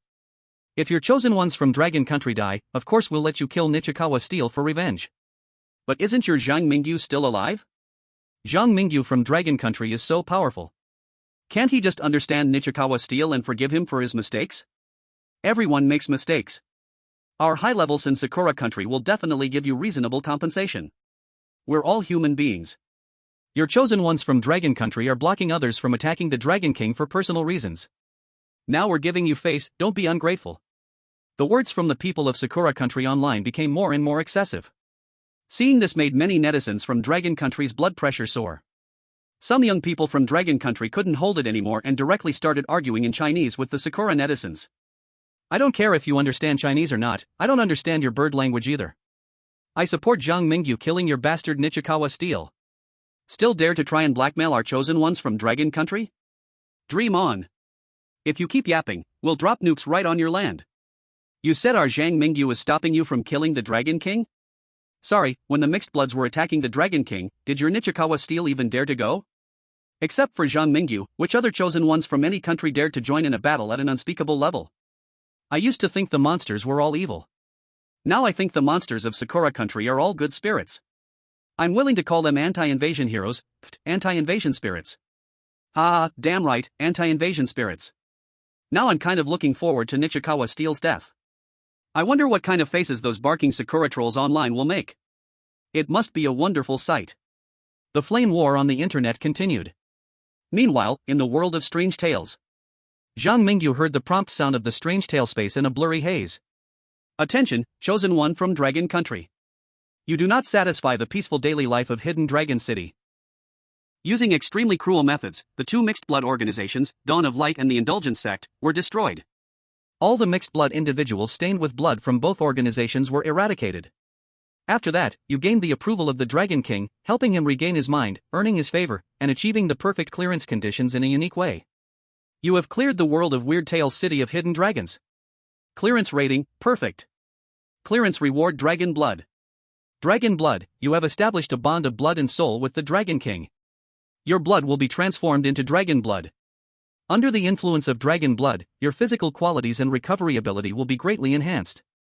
More mysteries of Dragon Blood are for the chosen one to explore. Since you achieved a perfect clearance, a special reward is given City of Hidden Dragons. City of Hidden Dragons, you protected the human citizens of the City of Hidden Dragons and gained the acknowledgement of the true king of the city. Now, the king entrusts the management of his city to you, hoping that you can turn the City of Hidden Dragons into the most prosperous metropolis in the world of weird tales. Any ghost or monster entering the City of Hidden Dragons will be suppressed by you, and the initial favorability of the monsters within the city towards you is plus 20.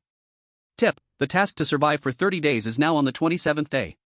You can choose to continue staying in the City of Hidden Dragons and stay for an additional 7 days after the 30-day task deadline. Or, you can choose to leave the world of weird tales immediately. Chapter 164, Silly Dragon. Do you want to eat me? In the hospital, the sharp smell of disinfectant rushed into the nostrils. Amid the clashing sounds of bottles and jars, the squeaking of a small cart, and the steady breathing of a girl, Zhang Mingyu slowly opened his eyes. The unfamiliar ceiling in front of him made him feel dazed, and the warm sunlight along with the heavy sensation in his lower abdomen made him quite uncomfortable. Looking down, Lu Xian, who had returned to her human form, was sleeping soundly on the white hospital blanket, with a lot of crystal-clear saliva dripping from her delicate pink lips. Hey hee, delicious. Zhang Mingyu, hurry up and feed me. Lu Xian, looking like a foodie, rubbed against Zhang Mingyu on the blanket, her small white teeth nibbled playfully on the blanket, completely devoid of any appearance of a nursing companion, looking more like a little girl spoiled and asking for candy in front of her dad. Silly dragon. Do you want to eat me? Zhang Mingyu roughly raised his hand and pushed Lu Xian's head away from his body. When his hands touched her smooth red hair, he suddenly realized that his severed arm had actually grown back. The large hole in his chest had also healed. Zhang Mingyu's body had completely recovered during his unconsciousness. Even the mental weakness had vanished without a trace.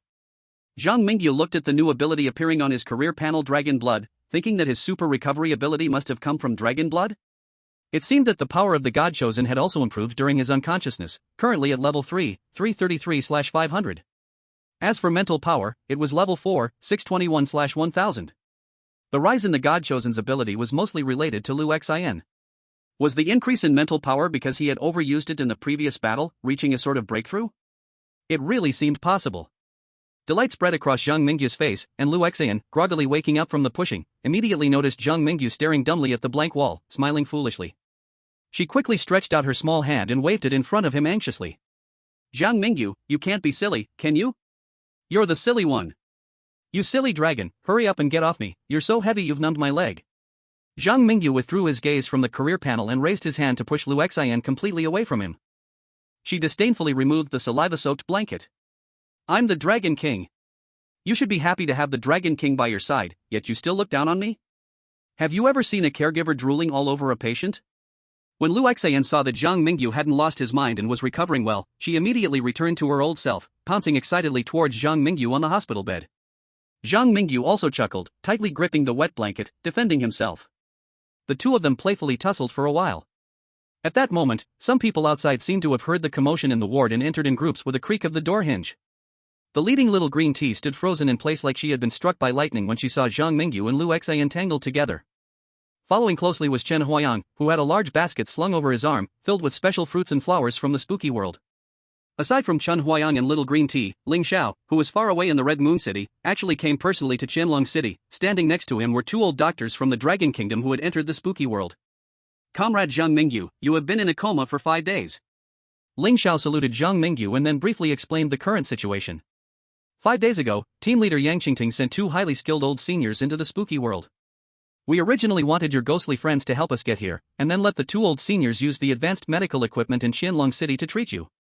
However, during the selection challenge, an invisible wall appeared outside Qianlong City. That wall only recently disappeared for unknown reasons, allowing us to enter Qianlong City with your ghostly friends. I think I know why that invisible wall disappeared. Zhang Mingyu gently glanced at Chen Huayang and little green tea. I recently received a perfect clearance reward from the spooky space, and I will write a report about other information when I return to the real world.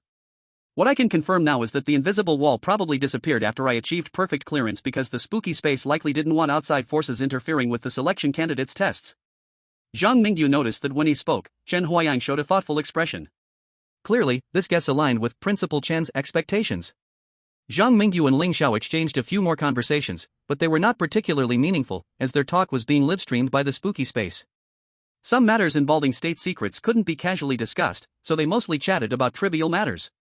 Just then, little green tea suddenly ran out of the ward, then dragged a Sakura Nation man with a hygiene mustache into Zhang Mingyu's presence, pretending to unknowingly flaunt her impressive features. She coyly pressed the limb-like Sakura Nation man to the ground, saying, "Brother Mingyu, who is the girl beside you? I'm so envious she could come here to take care of you.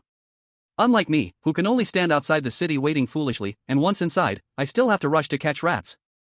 As little green tea said this, a strong killing intent surfaced on her sickly pale cheeks, her eyes scanning the Sakura Nation man as if she wanted to crush his bones inch by inch right there. However, she had to maintain her image in front of Zhang Mingyu, so she could only suppress her killing intent and jealousy, speaking to Zhang Mingyu sweetly to seek recognition. The man dragged into the hospital room by the little green tea is indeed Richuan steel plate. The little green tea viewed Zhang Mingyu as a forbidden fruit. When she learned that this man nearly caused Zhang Mingyu to lose his life, she immediately turned the entire Qianlong City upside down without rest, forcibly pulling this rat from its hiding place. Now, the fate of Richuan steel plate rests solely in Zhang Mingyu's thoughts. If it weren't for everyone wanting Zhang Mingyu to take revenge himself, Richuan steel plate might not even have had the chance to confront Zhang Mingyu properly. He would have been torn apart by people like Ling Xiao from Longhua, or by Zhang Mingyu's ghostly friends like Chen Huayang, or even by the little green tea, who was almost unable to suppress her killing intent, or Lu Xinsui, whose eyes had turned back to crimson gold. Chapter 165, Sakura Country Faces Punishment. Online, people from various countries in Blue Star flooded into Longhua's livestream. Some came for Zhang Mingyu himself, while others were attracted by the potential intelligence value he held. Languages from different countries flew back and forth in the livestream, with some praising, some gossiping, and others engaging in moral condemnation. In short, it was lively. They were all eager to see how Zhang Mingyu would deal with Richuan steel plate. Many believed that the issue of Richuan steel plate was an international incident. They thought that whether Zhang Mingyu chose to kill or spare him, there would definitely be a sense of ritual involved. But in reality, when Zhang Mingyu saw Richuan's steel plate, he did not feel the anger that everyone expected. He simply smiled and praised the little green tea for her efforts, then calmly patted Richuan's steel plate's cheek, telling him that he would learn from this lesson and pay more attention to possible sneak attacks from the shadows. After doing this, he decisively snapped Richuan's steel plate's cervical spine. Zhang Mingyu's handling of Richuan's steel plate was as simple as going downstairs to casually buy a bottle of Coke. He felt neither sorrow nor joy and didn't even consult with Longwei about the decision. It was as if killing Richuan's steel plate was nothing significant to him. External public opinion had no effect on him whatsoever. In the livestream, the people of Sakura Country exploded with outrage. Baka! Your divine chosen one from Longwa killed Richuan's steel plate, and now Sakura Country will face the invasion of monsters. Your actions violate international peace agreements. Killing Richuan's steel plate is equivalent to indirectly murdering all the people of Sakura Country. Protest! We Sakura Country will express our protest to the United Nations. Your Zhang Mingyu from Longwei is the executioner of Sakura Country's people. Zhang Mingyu is a traitor to all humanity. The people of Sakura Country were skilled in moral condemnation, placing all the blame squarely on Zhang Mingyu while saying nothing about Richuan steel plate's previous assassination attempt on him. The trolls from Sakura Country positioned themselves on a moral high ground, using the virtues of benevolence, righteousness, propriety, wisdom, and trust learned from Longwei as weapons of hypocrites. At this moment, countries outside of Sakura Country on Blue Star also joined the discussion. Among them, the netizens from Longwei were the most joyous. Zhang Mingyu killed him so satisfyingly. Truly the hope of Longwa, never soft on enemies. They want to morally condemn our god, but they should take a look at themselves.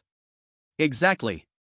When I saw Zhang Mingyu being hit by the bullet, don't even mention indirectly murdering you little devils. I wanted to grab my fire Qilin and rush into your pathetic shrine, blasting all your grade A war criminals' heirs straight to hell. We, the Arctic Bear Country, support Longwa. We, from Honduras, want to say something fair. We suggest the people of Sakura Country who wish to engage in moral condemnation take a piss and look in the mirror to see if they are worthy. When Richuan Steel Plate wanted to kill Zhang Mingyu, why don't you all jump out and shout things like traitors to all humanity and other nonsense? For a moment, the online war of insults raged on. Mainly, the netizens of the Cherry Blossom Nation were fiercely debating. After all, the actions of the Japan River Steel Plate this time were truly outrageous. Even the ugly country, which always prided itself on being the boss of the Cherry Blossom Nation, and the strategic partners of the Cherry Blossom Nation in Asia dared not speak out at this time, fearing to be dragged down by this pig teammate. The chosen one of the Cherry Blossom Nation is dead, and the fallen will soon appear within the borders of the Cherry Blossom Nation. Fallen, your family, classmates, teachers nearby, may look human on the surface, but some of them are as greedy and brutal as evil dragons. Citizens of the Cherry Blossom Nation will randomly awaken the genes of evil dragons, and those who awaken the dragon genes will be 100% corrupted by the dragon blood inside them, completely losing their humanity. Reminder, the fallen resemble lizard people with scales and claws, and also resemble monsters with the upper body of a dragon and the lower body of a snake. Please strive to survive, humans. The ominous prompt from the strange story space echoed around the globe. At the same time, sudden changes erupted in the streets and alleys of the Cherry Blossom Nation. Inside a night school in Shinjuku, a male teacher who had just been teaching and educating the students in a decent manner suddenly revealed his true nature. Dragon horns sprouted from his head, his hands and feet turned into claws, his pupils transformed into dragon-like vertical slits, and his greed and brutality were infinitely amplified as he wickedly lunged toward the pure and lovely female students in the classroom. In a hotel under Tokyo Tower, a host boy was trembling and standing on the balcony waiting for a rich woman in the bathroom to finish bathing. He looked out at the dark sky, reflecting on the prompt from the strange story space. I can't be this unlucky, can I? If I finish this gig, I'll have enough money to return to my hometown and marry. Yoko will definitely be very happy to see me. I just wonder if the cherry blossoms are blooming back home? The host boy was lost in thought. At that moment, he suddenly noticed that the sound of water in the bathroom had stopped. Ms. Maikawa, are you still inside? Shut up. You little brat. On the neighboring balcony, an old man in a white bathrobe appeared without him noticing, holding a samurai sword and, despite his age, leaped across the gap between the two balconies, covering the host boy's mouth. They were very close to each other. The host boy could even smell the manly scent from the old man. Bang! Bang! The bathroom emitted a sound like an earthquake, for the host boy's earlier shout had finally attracted the attention of the rich woman who had already turned into a fallen one. If my son Hashino Ryo could become the chosen one, I would make him unconditionally ally with the chosen one of the dragon country. Alas, it's too late to say anything now. The old man of the Hashino family threw the host boy onto the opposite balcony, not looking back as he urged, I'll hold this monster off, you go downstairs to the bar and bring my useless son out. Tell him to escape. Run to a place where there are few people. You two can go together, but never look back, and never come looking for me. the old man Hoshino drew his samurai sword. He wagered the honor of the Hoshino family and charged at the towering monster. The metallic blade clashed against the hard dragon scales in the pitch-black environment, producing a sound akin to metal colliding, and the samurai sword sparked brilliantly as it struck the dragon scales. The host boy lay sprawled on the neighboring balcony, seemingly paralyzed with fear. After hearing the old man's roar, he suddenly found strength from somewhere, flipping over and scrambling up, fleeing into the night like a startled rabbit, tail tucked between his legs. Blood splattered in the darkness. The battle between Old Man Hoshino and the Fallen raged on with every blow cutting deep. But Old Man Hoshino was not the chosen one. The land of cherry blossoms does not have a terrifying amusement park that allows ordinary people to gain exclusive talents. His fate in fighting the Fallen was already determined from the very beginning. The smell of blood in the hotel grew stronger, while the sounds of battle gradually faded away. Chapter 166, National Luck Reward, Dragon Statue. The story of the City of Hidden Dragons quickly came to an end. On Blue Star, within any country that failed to challenge the urban legends, monsters called the Fallen appeared, while a few excellent countries like the Ugly Country and the Polar Bear Country that successfully completed the challenge of the City of Hidden Dragons received a safe zone as a reward. Of course, the most eye-catching was the National Luck Reward for the Dragon Country. The moment Zhang Mingyu left the urban legends space, a cold mechanical voice echoed above the Dragon Country. Congratulations to the chosen one of the Dragon Country for perfectly completing the urban legend, City of Hidden Dragons. Now granting the chosen one of the Dragon Country the perfect completion reward, Dragon Statue. Dragon Statue, a lifelike dragon statue will appear in 34 safe zones of the Dragon Country. Every day, those who bow to the Dragon Statue will have a chance to awaken the dragon bloodline within the human body of the Dragon Country. The dragon bloodline awakened through the Dragon Statue will not erode the human mind, nor will it lead to corruption. Humans possessing the dragon bloodline will gain enhancement in physical quality and mental strength. Additional reward, before the chosen one of the Dragon Country dies, the awakening probability from bowing to the Dragon Statue is doubled. Wow! Bowing to the Dragon Statue can awaken the dragon bloodline and turn into a mixed blood like those in the City of Hidden Dragons? The best part is, I won't turn into a monster because of the dragon blood's erosion? This is too awesome. Ha ha ha. Now we, the people of the Dragon Country, really have become the descendants of dragons. I saw Zhang Mingyu's battle video online. The mixed bloods in the video are ridiculously strong, each one is practically a superhero from a movie. Except for our Dragon Country's peculiar nemesis, other chosen ones struggle to deal with the weakest mixed bloods. I don't care. I'm going to bow to the Dragon Statue and give it a try. Oh my goodness. I actually succeeded in awakening. Is this the benefit of the doubled probability? In 34 safe zones, some restless people from the Dragon Country went in groups to bow under the Dragon Statue. Among them, there were lucky ones who, under the doubled awakening probability, awakened the dragon bloodline in their bodies on their first attempt at bowing to the Dragon Statue. Of course, these lucky ones were quickly invited to the Public Security Bureau for tea. And the Dragon Statue was controlled by the Dragon Country officials. This was not because the officials didn't want ordinary citizens to awaken the dragon bloodline, they just didn't want some double agents hiding in the Dragon Country to secretly use the Dragon Statue for awakening. After initially setting a guideline, the Dragon Statue would soon be open to the public. Any citizen of the Dragon Country who passes the review will be free to choose whether to bow to the Dragon Statue and attempt to gain the power of the dragon bloodline. 7 days later, at the Kunlun military base. Zhang Mingyu lazily lay in a swaying recliner, leaning against the window where fine raindrops were tapping, holding a cup of rich hot chocolate, and wrapping himself in a fuzzy blanket, comfortably studying his profession panel. Chosen 1, Zhang Mingyu. Status, healthy. Profession, Demon Doctor, Expert Level. Abilities, Soul Summoning, Seeds, Demon's Hand, Red Moon's Eye, Dragon Blood. Skills, Learning, Level 1, 98/100, God's Favorites, Level 3, 400/500, Mental Strength, Level 4, 827/1000, Body Technique, Level 7, 3426/4000. Cursed Items Owned, Cursed Blade, Live Map, Conductor's Flashlight. Intimate Bonds, Purple Flame, Chen Huayang, Wendy. Dragon King, Lu Xian. After this period of training, Zhang Mingyu's mental strength and body technique improved quite a bit, and his other miscellaneous skill experiences also increased slightly. The only regret was that after leaving the City of Hidden Dragons, Zhang Mingyu's level 10 learning skill disappeared. His experience points increased slowly. Fortunately, Zhang Mingyu's learning skill remained intact. Although the learning skill is only at level 1 now, it doesn't really help much with experience points. But as long as the learning skill is still there, Zhang Mingyu is confident that he can keep leveling it up, until he regains the shocking learning ability that amazes even the Dragon King in Longquan City. Brother Zhang. A loudmouth officer strode up behind Zhang Mingyu without hesitation. He was burly, his eyes seemed to hide a lion, and every move he made appeared to be filled with the strength to crush a water buffalo. This middle-aged officer was Lao Jian, the current powerful figure in the military at the Kunlun military base. "Boss, how does such a busy person like you have time to come here?" Zhang Mingyu withdrew his gaze and greeted him, then walked to the water dispenser to ask Lao Jian, "Do you prefer tea or coffee, sir?" "I personally recommend a cup of hot chocolate, this awful weather is just too cold." "Hey! Do you have erguo too? You little kid don't drink, otherwise, I would have pulled you to have a couple of drinks." Lao Jian smacked his lips, but in the end, he didn't get the erguo he was longing for. Instead, he held a cup of hot chocolate just like Zhang Mingyu did, and pulled up a chair next to him like a bear. "How's it been outside lately? What else could it be? All over the country, there are those ghostly things floating around, and also the murderers and monsters affected by the yin energy." Lao Jian patted Zhang Mingyu on the shoulder and said boldly, "In short, thanks to you, the 34 safe zones in Dragon Country greatly protected ordinary people. After we evacuated them to the safe zones, it's much easier to arrange things. Currently, we still can't afford to give up on the industrial and agricultural areas in major cities. The country can't rely solely on your convenience stores for the grain issue, this is what we've been busy with lately. Thanks for your hard work, sir.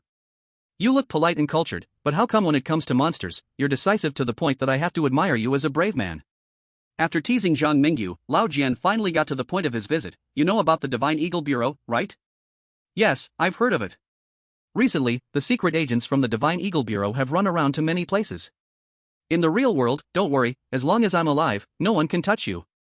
But in the world of ghost stories, you need to be vigilant against sneak attacks from the chosen ones. I don't want our Dragon Country's nemesis to die at the hands of idiots like Nichuan Gangban. Human hearts are unpredictable, so never be careless." After seeing Zhang Mingyu nod, the middle-aged officer revealed a smile again. He tilted his head and took a big sip of hot chocolate, but he was suddenly burned in the esophagus and blew out hot air, looking quite comical. Time flowed quietly in their conversation. Finally, Zhang Mingyu once again heard that familiar and dear prompt sound from the ghost story space. Chapter 167, New Ghost Story, Fairy Tale Town. Our book has been written for almost 3 months now. During this time, Xiaobei has received various rewards from book friends, some for love, and some like swinging in the wind of April with recognition from great gods. Here, Xiaobei thanks all the book friends who have supported him and celebrates with extra updates. I am the dividing line of the main text. Selecting ghost stories? Ding, the ghost story world selection is complete. Welcome to Fairy Tale Town. Type, multiplayer. Passing condition, passing grade, survive for 30 days in Fairy Tale Town. Passing condition, excellent, help 3 residents of Fairy Tale Town fulfill their wishes. Passing condition, perfect, make the dictator of Fairy Tale Town show a sincere smile. Note, you can only bring cursed items you possess to challenge the ghost story world. Hint, since you have perfectly cleared the city of submerged dragons, you will gain a special ability in this ghost story challenge, Abundant Stamina.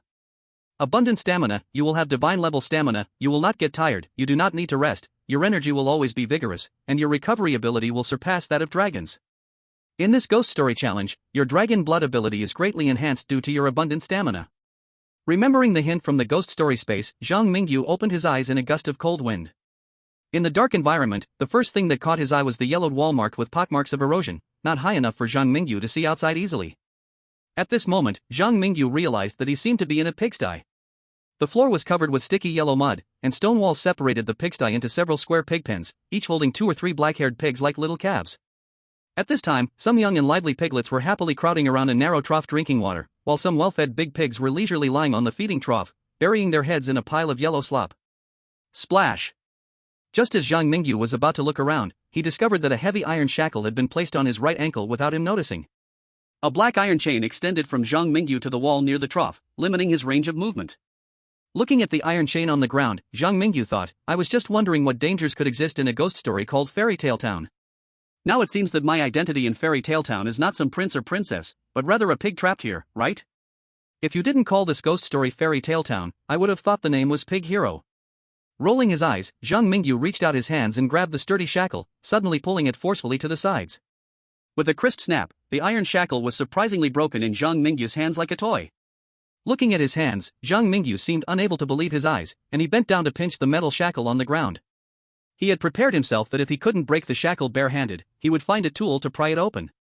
Unexpectedly, his stamina seemed to have truly increased significantly, allowing him to break even such a heavy iron piece with ease. Rubbing his hands together, Zhang Mingyu revealed a mischievous smile. I really seem to be very strong now. In the Ghost Story live broadcast room, billions of viewers from Blue Star gathered together. When they saw Zhang Mingyu break the shackles with his bare hands, they were all a bit speechless. I say, you Dragon Kingdom's chosen ones are becoming more and more outrageous. Before, at least you relied on ghosts and special talents to clear ghost stories. Now, is Zhang Mingyu going to bodiless enlightenment? Wow, amazing. My Dragon Kingdom friend told me before, dragon people can't cultivate immortality, online novels are all lies. Now I think he is the biggest liar. If your Dragon Kingdom's chosen ones are experiencing life as immortal emperors, just don't pretend. Our ugly country needs the immortal emperor to take down the greedy capitalists. Hey. Is the one upstairs still there? How come they disappeared after finishing that sentence? Cough cough, the eagle authority in the ugly country is all powerful, the ugly brother just now probably got taken down. Here, let me send a song cool to my ugly country bro. Wow, brother don't come for me. I'm one of my own, don't say anything upstairs. By the way, the name of this ghost story is Fairy Tale Town. In this fairy tale, there are probably many fairy tale elements, right? You may wonder if this fairy tale town is full of dark tales, like a ghoul-eating little Red Riding Hood, a little match girl for sale, or stuffed toy bears sprouting sharp teeth at midnight. Those chosen ones want to make an excellent completion by helping some cold-blooded monsters fulfill their desires? Oh. The more I think about it, the scarier it gets. In the world of strange tales, Zhang Mingyu could not see the analysis and discussions of silly netizens. As an experienced chosen one, he patiently searched the small pigsty and, blocked by the feeding trough, he looked upon a line of crooked red letters on the wall. Run away. Run away. Run away. No matter who you are, when you see this message, please do your best to escape from this farm in order to survive. I plan to escape from this cursed place at dawn tomorrow. I do not know if I will succeed. But unlucky friend, please remember my words, this could help you escape along the path I have explored. 1. The owner of the farm has a human body but often wears a huge triangular helmet on his head. He patrols the farm with a big cleaver, and if he spots a runaway, he will execute them on the spot.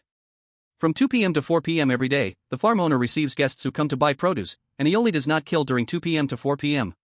But if you plan to escape during this time, believe me, your fate will be worse than death. 2. Do not eat the feed in the trough, it will turn you into one of them.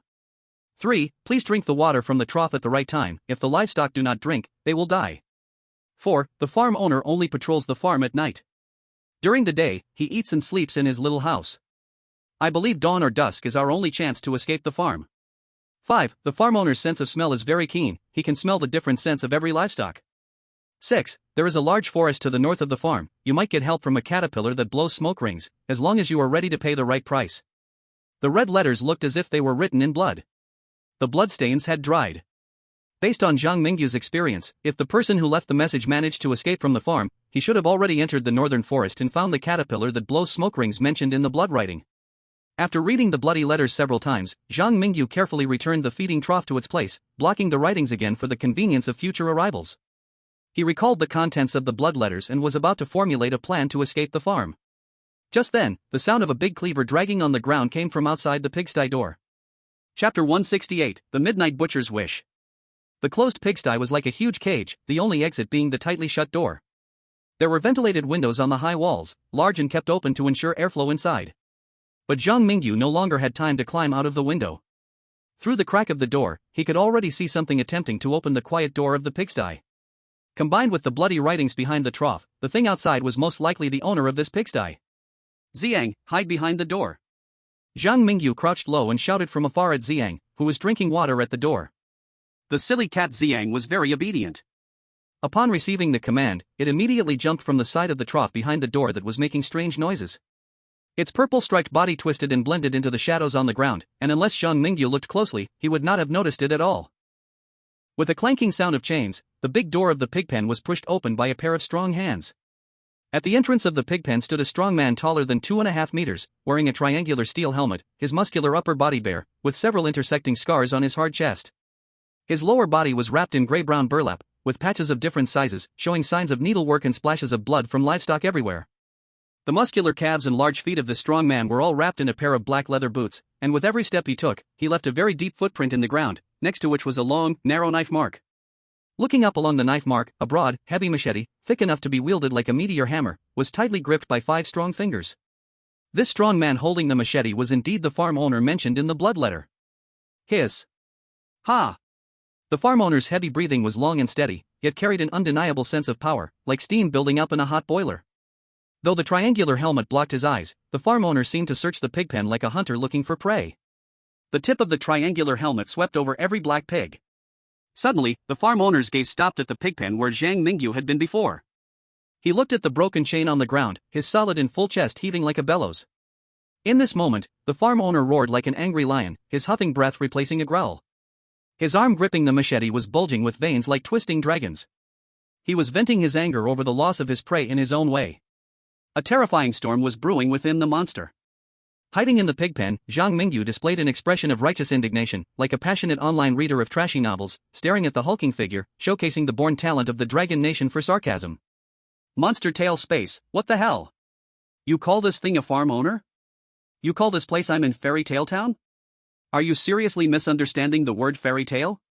This kind of monster only appears in horror movies, and you brought it into Fairy Tale Town, is that appropriate? Don't tell me the townsfolk of Fairy Tale Town are all bloodthirsty murderers like this. Simple insults, ultimate enjoyment. After venting all his dissatisfaction at the monster tail space, Zhang Mingyu was about to coordinate with Xian to take down the triangular-headed farm owner. At that moment, a notification sound from the monster tail space arrived first. Fairy Tale Town resident, Midnight Butcher. Midnight Butcher, he was once the richest farm owner in the town until one day, a little girl came to the town and tricked him out of all his wealth and kindness. After that, the farm owner put on the triangular helmet, took up the killing butcher's knife, and became the feared Midnight Butcher. He sliced open the body of every pig on the farm, extracting their hearts, yet he could never find his own heart again. Midnight Butcher's wish, to reclaim his heart and become himself again. This thing is really a resident of Fairy Tale Town, Monster Tail Space, do you want me to help him fulfill his wish? Zhang Mingyu's face was filled with reluctance, he didn't even know the little girl who had tricked the Midnight Butcher out of his heart. How was he supposed to help the Midnight Butcher get his heart back and become himself again? If the Midnight Butcher was hungry, Zhang Mingyu wouldn't mind giving him a Snickers, sweeping away hunger and returning to himself. Ahem, well, Zhang Mingyu didn't even have a Snickers. He flipped a middle finger at the void, but ultimately decided to try to help the Midnight Butcher. Hey, little cutie, look over here. The Midnight Butcher turned his head towards Zhang Mingyu's call, but was met with a blinding bright light. As a cursed object, the train conductor's flashlight emitted a magical attack light. A flash of white light swept past, whether you could see it or not, the train conductor's flashlight forced the Midnight Butcher into a dizzy state. At the same time, Ziyan pounced like a hungry tiger from behind, biting the Midnight Butcher's knife-bearing right hand. Zhang Mingyu quickly followed with a slide, arriving at the Midnight Butcher's crotch, and with the cursed blade, slashed 2 times, cutting open the Midnight Butcher's black leather boots and severing his thick, long tendons. Puff! Puff! 2 streams of blood sprayed out from the Midnight Butcher's ankles. Zhang Mingyu couldn't tell whether this situation was normal or not, he only had time to skillfully turn over and stand on the Midnight Butcher's back with Ziyan. Then, with a combined effort, they pressed forward, forcing the Midnight Butcher down into the yellow mud of the pigsty floor. Who knows if the predecessor who left bloodwords behind the feeding trough would be frightened by the scene before them. In any case, the Blue Star viewers in the live broadcast room were exclaiming in amazement. Wow, Zhang Mingyu's strength is getting more and more powerful. He used to struggle a lot to deal with the deformity ghost, but now he can quickly take down the Midnight Butcher, who has a similar level of resentment, with Ziyan. This speed of improvement is truly astonishing. Our Qingjian sect is astonishingly talented, VME 50 to teach you the secret method of the sect. Hey! The dude upstairs is lying even to Zhang Mingyu. Are you really not afraid of being knocked on the door by 10,000 resentful spirits? The discussions among Blue Star netizens were silly yet joyful. After taking the initiative to attack, Zhang Mingyu had no time to complain about the unreliable strange talk space, he half-squatted on the Midnight Butcher, trying to use his strength to suppress him. But the ability of abundant stamina mainly enhanced his endurance and persistence, the improvement in strength and physical condition was merely a bonus. In normal conditions, Zhang Mingyu and Ziyan, who hadn't restored their true forms, seemed unable to subdue this guy. Chapter 169 I Move Myself. The giant man like an iron tower was pressed down to the ground by Zhang Mingyu and Ziyan. His large axe was seized and thrown away by Ziyan, and his 2 legs had their tendons severed by the cursed blade. In this situation, the Midnight Butcher still tried to rely on the strength of his arms to rise from the ground, and surprisingly, this strong man was actually close to achieving that. Dragon blood. The dragon blood inside Zhang Mingyu boiled. This was the first time he used this brand new ability in the challenge of strange tales in the Fairy Tale Town. In this moment, the blood in his veins seemed to burn, and his body exhibited a unique dragon transformation phenomenon of a mixed blood. Fine dragon scales grew on his arms, the muscles in various parts became stronger, and his crimson eyes turned to a fiery golden color. Boom! After dragon transformation, Zhang Mingyu's strength greatly increased. He stomped down forcefully, pressing the Midnight Butcher's body back to the ground as he was attempting to stand. Then, he lifted his right hand, which had transformed into a dragon claw, and slapped it right on the Midnight Butcher's triangular head. "Did I let you get up?" The Midnight Butcher's triangular head collided with the dragon claw, producing a sound like a ringing gong. And as the Midnight Butcher lay on the ground, receiving such humiliation, he became even more agitated. He struggled fiercely, trying to grab Zhang Mingyu on his back with his 2 arms, but was easily shrugged off by the dragon-transformed Zhang Mingyu, losing 1 arm in the process. "Are you not convinced?" "Ha!" Zhang Mingyu slapped the Midnight Butcher's head again with another dragon claw. He gestured for Xian to tie the other arm of the Midnight Butcher with his tail, then without saying a word, he slammed a dozen big bags onto the Midnight Butcher's head with a bang bang bang. "If you don't accept it, that's fine, I will beat you until you accept." Damn it, it's the first time I've heard that to help someone fulfill their wishes, they need to be persuaded first. Look at you, how happy are you? Meeting me is your blessing, there are not many good people like me in the world. It's just that the Midnight Butcher couldn't speak. If he could talk, he would definitely have cursed Zhang Mingyu's ancestors 18 generations by now. At the same time, the audience on Blue Star couldn't help but chuckle upon seeing this. "Ah, this kid Zhang Mingyu made me laugh out loud." The bag god of war returns to the world. Zhang Mingyu's 2 big bags make the monsters lose their way. I really think Zhang Mingyu has no self-awareness, and he actually thinks meeting you is his blessing? I think after meeting you, the Midnight Butcher is about to faint from the beating. Midnight Butcher, I heard I should thank you. By the way, why can Zhang Mingyu turn into a dragon? It's probably a reward for clearing the hidden dragon city. Now Zhang Mingyu, working with Xian, can easily suppress resentful level monsters. As for why he just suppresses and doesn't kill. I can't believe Zhang Mingyu isn't planning to fulfill the Midnight Butcher's wish? The audience on Blue Star could see the content of the Midnight Butcher's wishes, and when they saw Zhang Mingyu not killing the Midnight Butcher, they vaguely guessed Zhang Mingyu's thoughts. At this moment, several netizens from Kimchi Country ran into the Dragon Country live broadcast room to criticize. "Stupid pigs from Dragon Country, just because you have some strength, do you think you're invincible? The Midnight Butcher is obviously a tough type to deal with in the whole fairy tale town. Helping him fulfill his wish not only requires controlling this big guy but also finding the girl who originally deceived the Midnight Butcher. Even if your Zhang Mingyu in Dragon Country manages to control the Midnight Butcher, he won't get back his heart. I have no other intentions, just can't stand you people from Dragon Country. I hope your divine chosen one in Dragon Country will mess up in this horror challenge, hee hee hee." Before this horror challenge started, the Ugly Country's Eagle Bureau went to several places to rally allies. Now, the reactions from other countries are still unknown. Kimchi Country is clearly there to stir trouble, and it seems they have decided to stand on the same front as Ugly Country.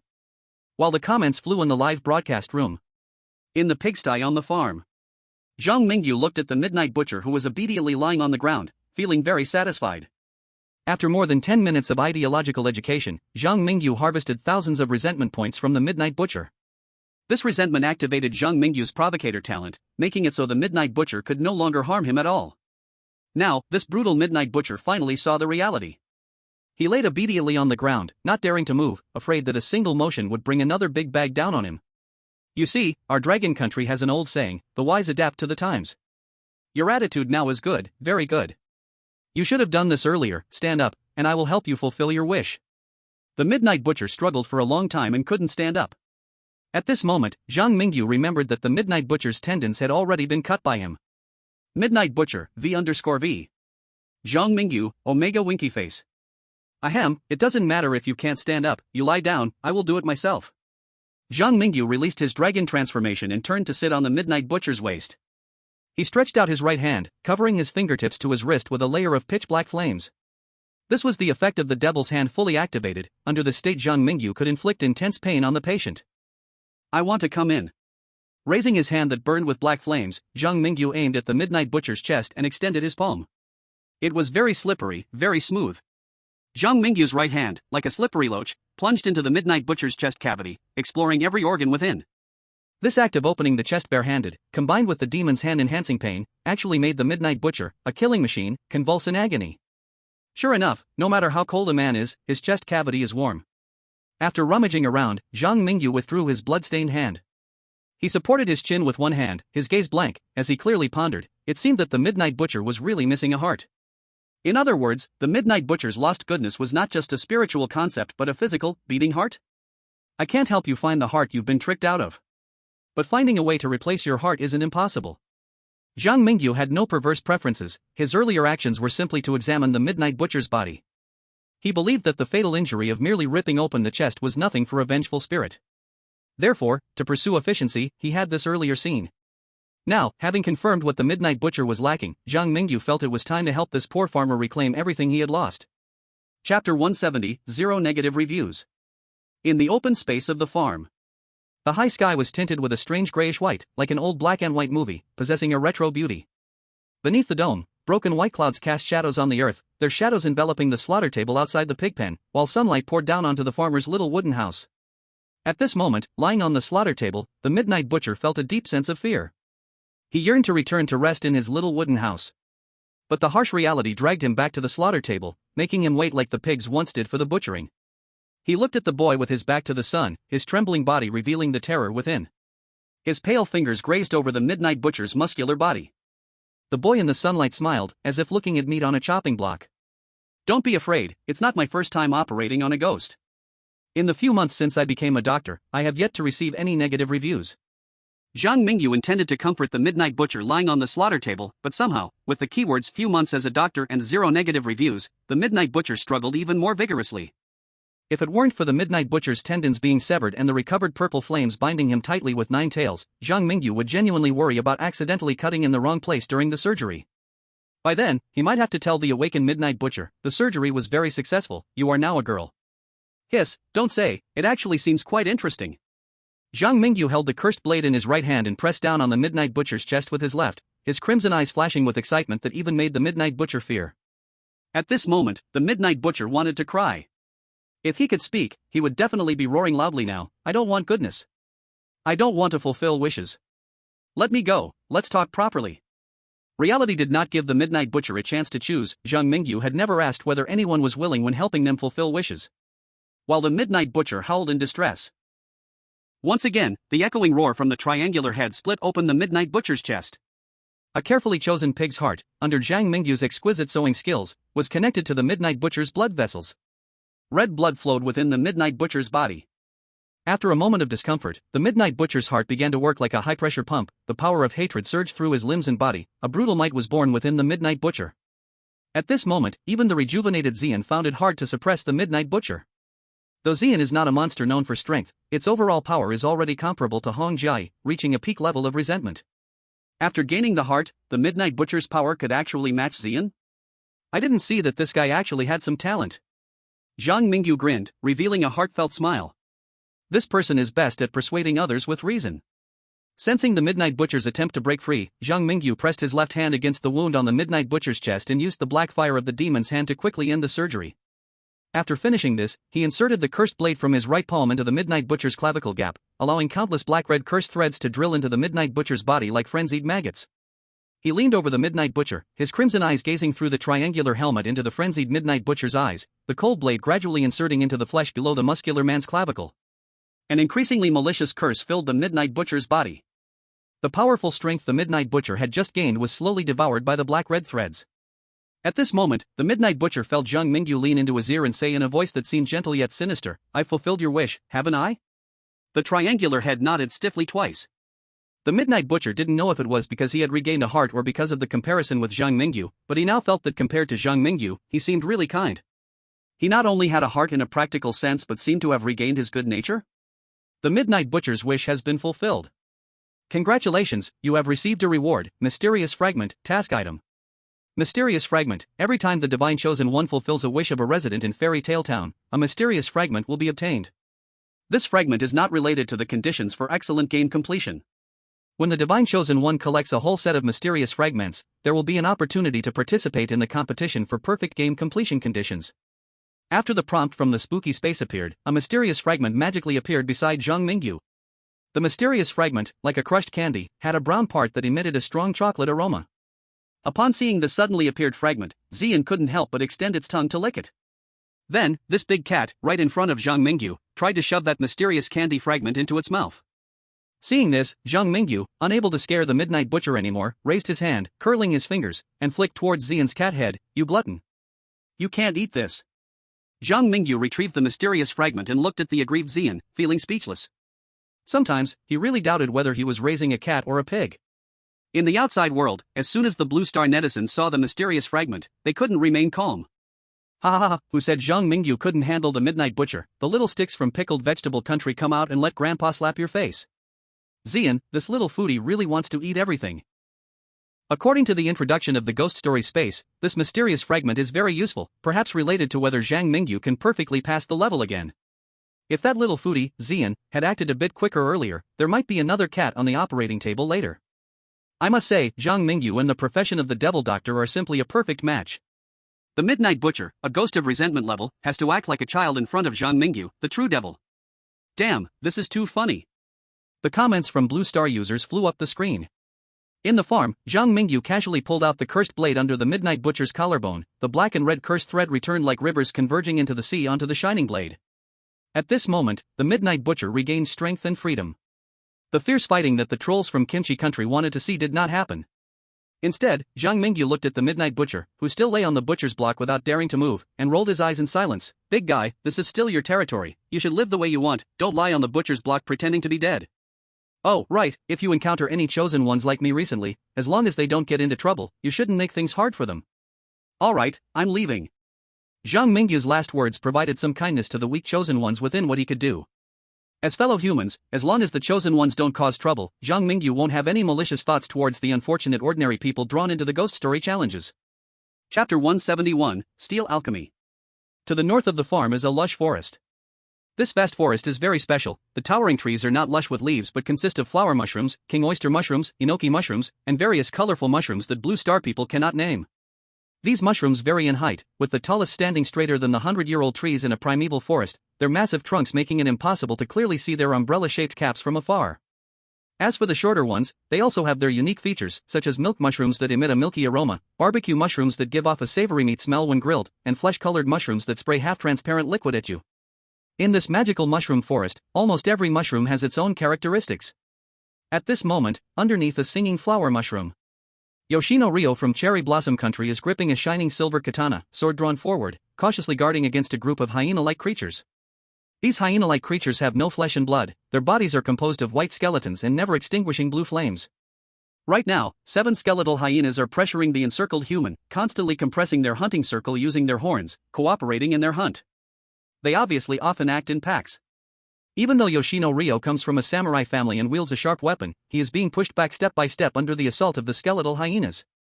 At this moment, the flower mushroom above Yoshino Ryo has started to sing a mournful tune, as if mirroring the background music of a brave samurai dying on the battlefield in an anime, foreshadowing Yoshino Ryo's future. Damn old man, I'm finally coming down to accompany you.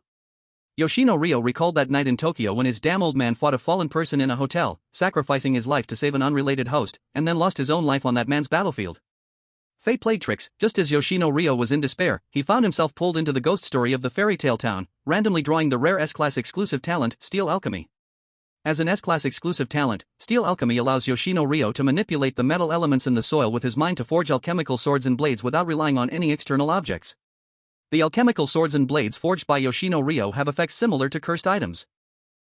Can cause harm to monsters. It was precisely with the samurai sword forged from his exclusive talent that Hoshino Ryo could hold on against the attack of the 7 skeletal hyenas until now. But now, it was useless to say anything. These 7 skeletal hyenas would not let the meat within their grasp escape. Hoshino Ryo was already powerless to turn the tide.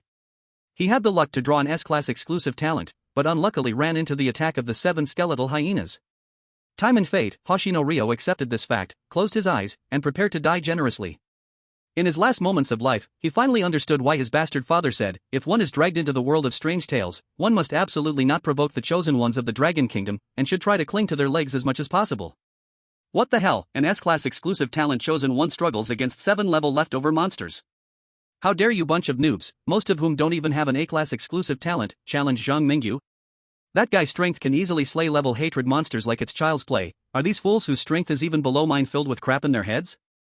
Just as he was closing his eyes and lost in thought, Hoshino Ryo suddenly felt a gust of wind brush past his ear, and he heard the sound of something shattering.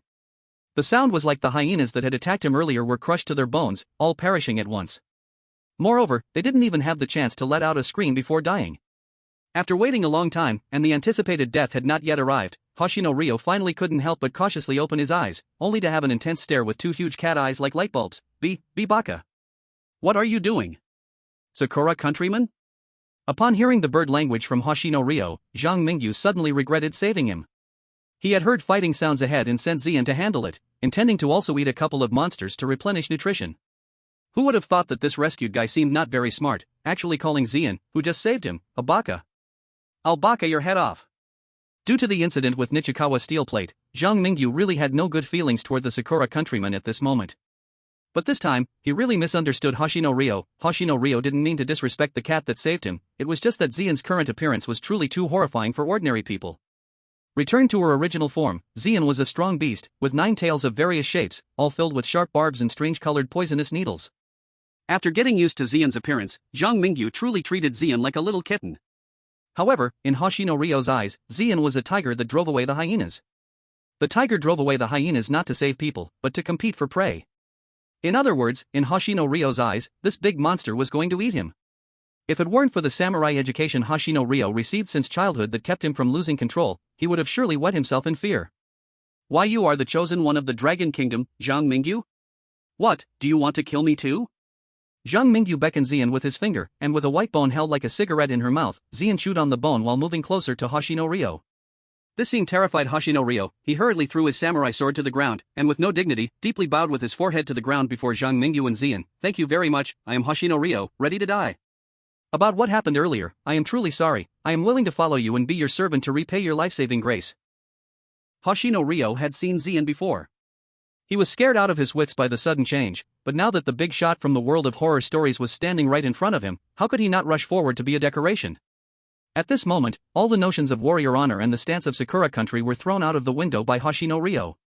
He completely forgot how he once looked down on Zhang Mingyu, and after experiencing the harshness of reality, all he hoped for now was that Zhang Mingyu would allow him to follow along and repay his kindness. But how could Zhang Mingyu not see through Hoshino Ryo's little thoughts? He had always preferred a soft approach rather than a hard one. If Hoshino Ryo were to act with malice like a steel plate, he could have added a meal for Xian right away. But now Hoshino Ryo was ready to kneel down, claiming he wanted to follow behind to repay his kindness. Zhang Mingyu certainly couldn't just kill him without reason, could he? Hoshino Ryo, this free labor force that came knocking, made Zhang Mingyu feel it necessary to squeeze out his remaining value before deciding whether to kill him or not. Chapter 172, The Enchanted Forest. After Zhang Mingyu and Xian appeared, the singing flower mushroom changed the background music of the mushroom forest, filling every inch of land around them with uplifting and joyful tunes. Zhang Mingyu walked along like a fairy tale character, accompanied by his newly acquainted friends. When they arrived at a wooden sign stuck in the forest, Zhang Mingyu stopped. He pointed at the writing on the sign and asked, "Is this the rule of the mushroom forest you mentioned before?" "Hi." Hoshino Ryo bowed at a 90-degree angle. Before the 2 men and 1 cat, an ancient wooden sign with a brown background, green vines around the edge, decorated with pink flowers and dotted mushrooms, stood alone in the forest. Sunlight streamed through the dense mushroom caps, pouring onto a small circular area near the sign, allowing the mushrooms there to thrive, making the ancient sign appear noble and sacred as if it were planted in an inviolable holy place. Vaguely, the song sung by the flower mushroom changed into the ethereal hymn sung by a choir in a church. Wiping away the spores and moss from the ancient sign, Zhang Mingyu read the content clearly. Dear traveler, welcome to the Enchanted Forest. You are now in the fungi and spores area of the Enchanted Forest. Here, you will encounter many magical fungi. When luck is on your side, you might even meet a reclusive sage. Of course, all this is based on the condition that you need to follow the rules of the Enchanted Forest to ensure your survival. 1. It is strictly forbidden to cut down trees anywhere in the Enchanted Forest. 2. Open flames are strictly prohibited in the forest. 3. When you feel hungry, you may eat wild fruits or mushrooms in moderation. 4. Fertilizing the big trees may gain you their help. 5. The mushrooms in the fungi and spores area will intermittently spray spores, so please be sure to leave before the spores spray. If you unfortunately get trapped in the forest, please, illegible. 6. Cats do not laugh. If you see a laughing cat, please walk away immediately. 7. You may hear someone calling your name from behind. Trust me, do not look back. Keep walking along the path beneath your feet until you can no longer hear that voice, then you will be safe. 8. Stay away from the farm on the south side of the forest, it is terrifying and illegible. Due to many years of standing in the moist forest, many characters on the wooden sign had become blurred. Zhang Mingyu could only barely make out some of the information on the sign. However, this sign mentioned by Hoshino Ryo did provide him with considerable help. Turning to Hoshino Ryo, Zhang Mingyu pondered for a moment and then asked, "I've accepted your sincerity. I have an acquaintance at a farm in the south. If you don't want to follow me, you can just hang out at the farm for 30 days to pass the fairy tale town quest. How about it, are you interested?" Zhang Mingyu's original intention was to have Hoshino Ryo help manage the affairs at the farm. If any unexpected events occurred, the Midnight Butcher could help keep an eye on Hoshino Ryo and prevent him from causing trouble. Unexpectedly, after hearing Zhang Mingyu's words, Hoshino Ryo gave a deep 90-degree bow right away. His humble attitude showed a sycophantic smile as he said, "Zhang-san, the warriors of our cherry blossom country have their own principles. Since I, Hoshino Ryo, have chosen to follow Zhang-san, I will definitely not back down midway. Please do not abandon me, and use me as you wish." Zhang Mingyu? The thoughts of the cherry blossom country people are something we don't understand. You yourself said you wanted to be my sycophant, so don't blame me for making you repay your kindness later. In the outside world, many viewers from the cherry blossom country were very dissatisfied with Hoshino Ryo's behavior. Our warriors from the great cherry blossom country should never bow to the dragon country people. Hoshino Ryo is simply a disgrace to our cherry blossom country, he does not deserve to call himself a warrior. Why did you choose to be a chosen one, only to go and lick Zhang Mingyu's boots? You revealed all the valuable information to Zhang Mingyu in just a few words. What kind of nonsense are you, an S-class chosen one, doing? Show some pride for being S-class. At least engage with Zhang Mingyu as an equal. Hoshino Ryo looks like a little brother, it's really too embarrassing. The citizens of the cherry blossom country were almost ready to nail Hoshino Ryo's name to the pillar of shame. Countries like Little Xuan, South Vietnam, and Myanmar, although outwardly sharing the contempt of the cherry blossom country citizens for Hoshino Ryo's behavior of hugging the thigh, had secretly contacted the high-ranking officials of the dragon country and, after some private transactions, informed their own chosen ones of the location of the southern farm and the fantasy forest through off-market hints. Fantasy forest. Zhang Mingyu and Hoshino Ryo were steadily exploring forward in the forest. At this moment, Zhang Mingyu's blood moon eye suddenly noticed that there were tiny spores seemingly nurturing among the tall mushrooms on both sides, which could spray out at any moment. He tried to recall the methods to deal with the spore eruption mentioned on the wooden board, but found that part to be just hazy. Run! Zhang Mingyu didn't want to imagine what would happen if he stayed in the mushroom forest where spores were spraying. He directly activated his dragon transformation, not looking back as he rushed ahead, hoping to escape the mushroom and spore area of the fantasy forest before the spores erupted. In his frantic run, the speed of Xiang was basically on par with Zhang Mingyu's. However, Hoshino Ryo, as an ordinary human, simply could not compare to Zhang Mingyu and Xiang. Hoshino Ryo saw that he was getting farther and farther away from the two figures running ahead, a deep sense of despair gradually rising in his heart. Just when he thought he was about to be heartlessly abandoned by Zhang Mingyu, he noticed that the two figures up ahead suddenly stopped running. Seeing this, Hoshino Ryo felt a surge of new strength within him, panting as he rushed to catch up behind Zhang Mingyu, his chest rising and falling like a bellows. Zhang! Zhang-san, why did you stop? Get the firewood, we're getting ready to start a fire to burn the mountain. Ha? But didn't the rules say? What are you talking about? Do you want to continue running until you drop dead, or do you want me to use you as fertilizer for these mushrooms? Who knows, maybe after fertilizing, the mushrooms will kindly point a way out for me. Zhang Mingyu didn't stop to wait for Hoshino Ryo. He just realized that he probably wouldn't have the chance to escape this forest before the spores erupted. In the air around him, colorful spore dust had already appeared, and Zhang Mingyu could feel a slight threat from that spore dust. Now, he had two choices. The first choice was to try to communicate with the giant mushroom tree while obeying the rules of the magical forest, to see if he could plead for a way to live. The second choice was to take control of the choice himself. Aren't you big mushrooms wanting to spout spores? If I burn you all, I can clear out a large, spore-free safe area. Chapter 173, The Worm of Dreams. The air in the magical forest was filled with increasingly thick colorful smoke. A flurry of spore snowflakes fell from the high mushroom caps, it was choking, and breathing in too much could cause dreamy hallucinations. Under the tall mushroom tree, Xingye Liang was lugging big chunks of dried mushrooms, puffing and panting as he ran back and forth.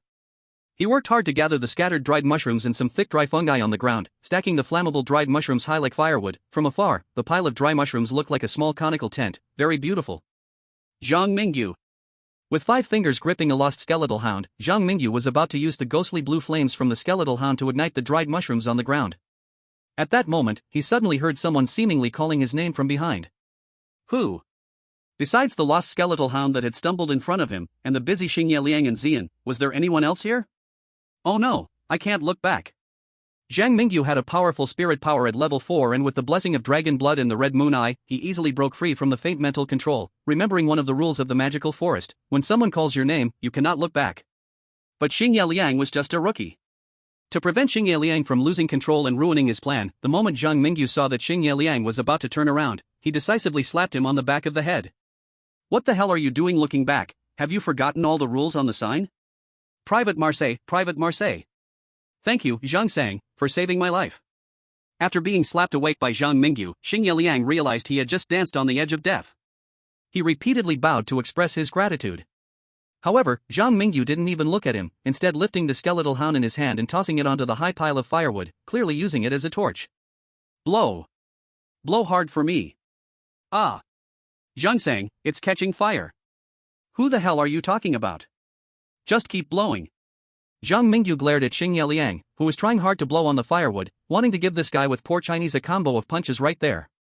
Damn it, I asked you to help blow on the fire to make it burn brighter, and you come up with such a pun. Sure enough, it's no surprise that the people of Sakura country live well.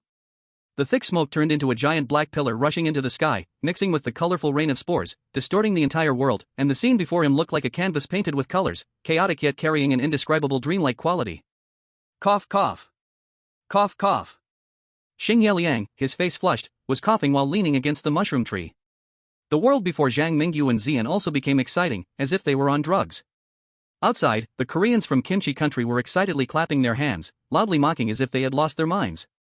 I said those chosen ones from Dragon country are doomed this time. Look at him, chopping mushroom trees for firewood and lighting fires in the forest, violating every rule that can be broken in the magical forest.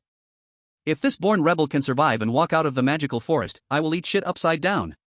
That spineless chosen one from the cherry blossom country is done for this time. As a strong Asian nation, I have long disliked that Hoshino Ryo from the cherry blossom country. Look at our Kimchi country's chosen one, who has always participated in the creepy tale challenges independently. When it comes to your cherry blossom country, they shamelessly cling to the dragon country's thigh. They deserve it. A group of little sticks from Kimchi country are ruthless and unfeeling. While they are ranting against the dragon country, they also viciously attack their former strategic partner, the cherry blossom country, causing the blood pressure of cherry blossom country's netizens to spike. You little sticks can curse the dragon people, but why curse our Hoshino Ryo? Our chosen one from the cherry blossom country should be educated by us, not by you guys, who were once beaten to a pulp by us. How dare you point fingers here? Our Hoshino Ryo is shamelessly clinging to the thigh. Can your Kimchi country's chosen one survive in Fairy Tale Town without clinging to thighs? If I remember correctly, the chosen one from Kimchi country has had to change practically every time for the creepy tale challenges lately, right?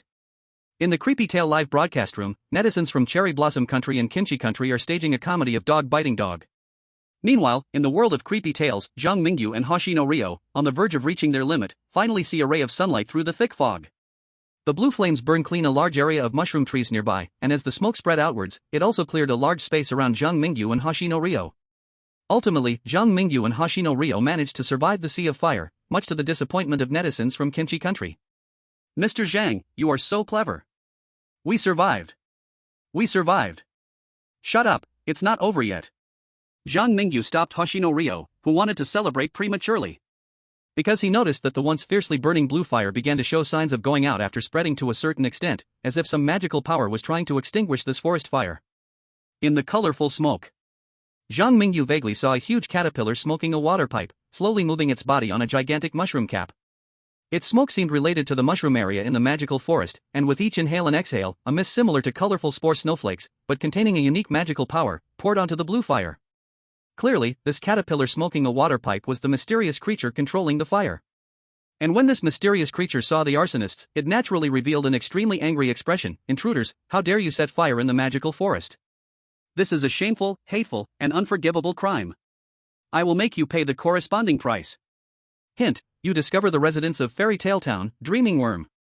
Dreaming Worm, it used to be a sage in the magical forest guiding travelers, and also helped the residents of Fairy Tale Town find themselves and their way forward in confusion. Until one day, a little girl came to the forest and played a game with the Dreaming Worm. In the game, the little girl won the wisdom of the Dreaming Worm, causing the magical forest to lose its sage. Ever since then, the Dreaming Worm has gradually sunk into the illusions brought by the water pipe and forever wanders in the depths of the magical forest. Dreaming Worm's wish, after losing its wisdom, the Dreaming Worm has not left the magical forest for a long time. It really wants to drink a cup of fruit tea made from thunder fruit. Take a bite of the magical pastry, rich with power, made by my once beloved Mrs. Teapot. Chapter 174, Lying with Eyes Wide Open.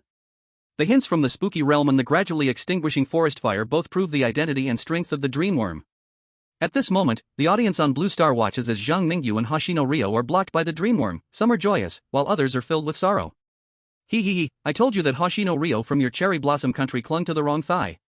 Now that Hoshino Ryo has survived the spore rain with Zhang Mingyu, he must face the furious dreamworm. This long worm, which has lived in the enchanted forest for years, must be something like a guardian of the forest, and the two arsonists, Hoshino Ryo and Zhang Mingyu, caught at the scene surely won't end well.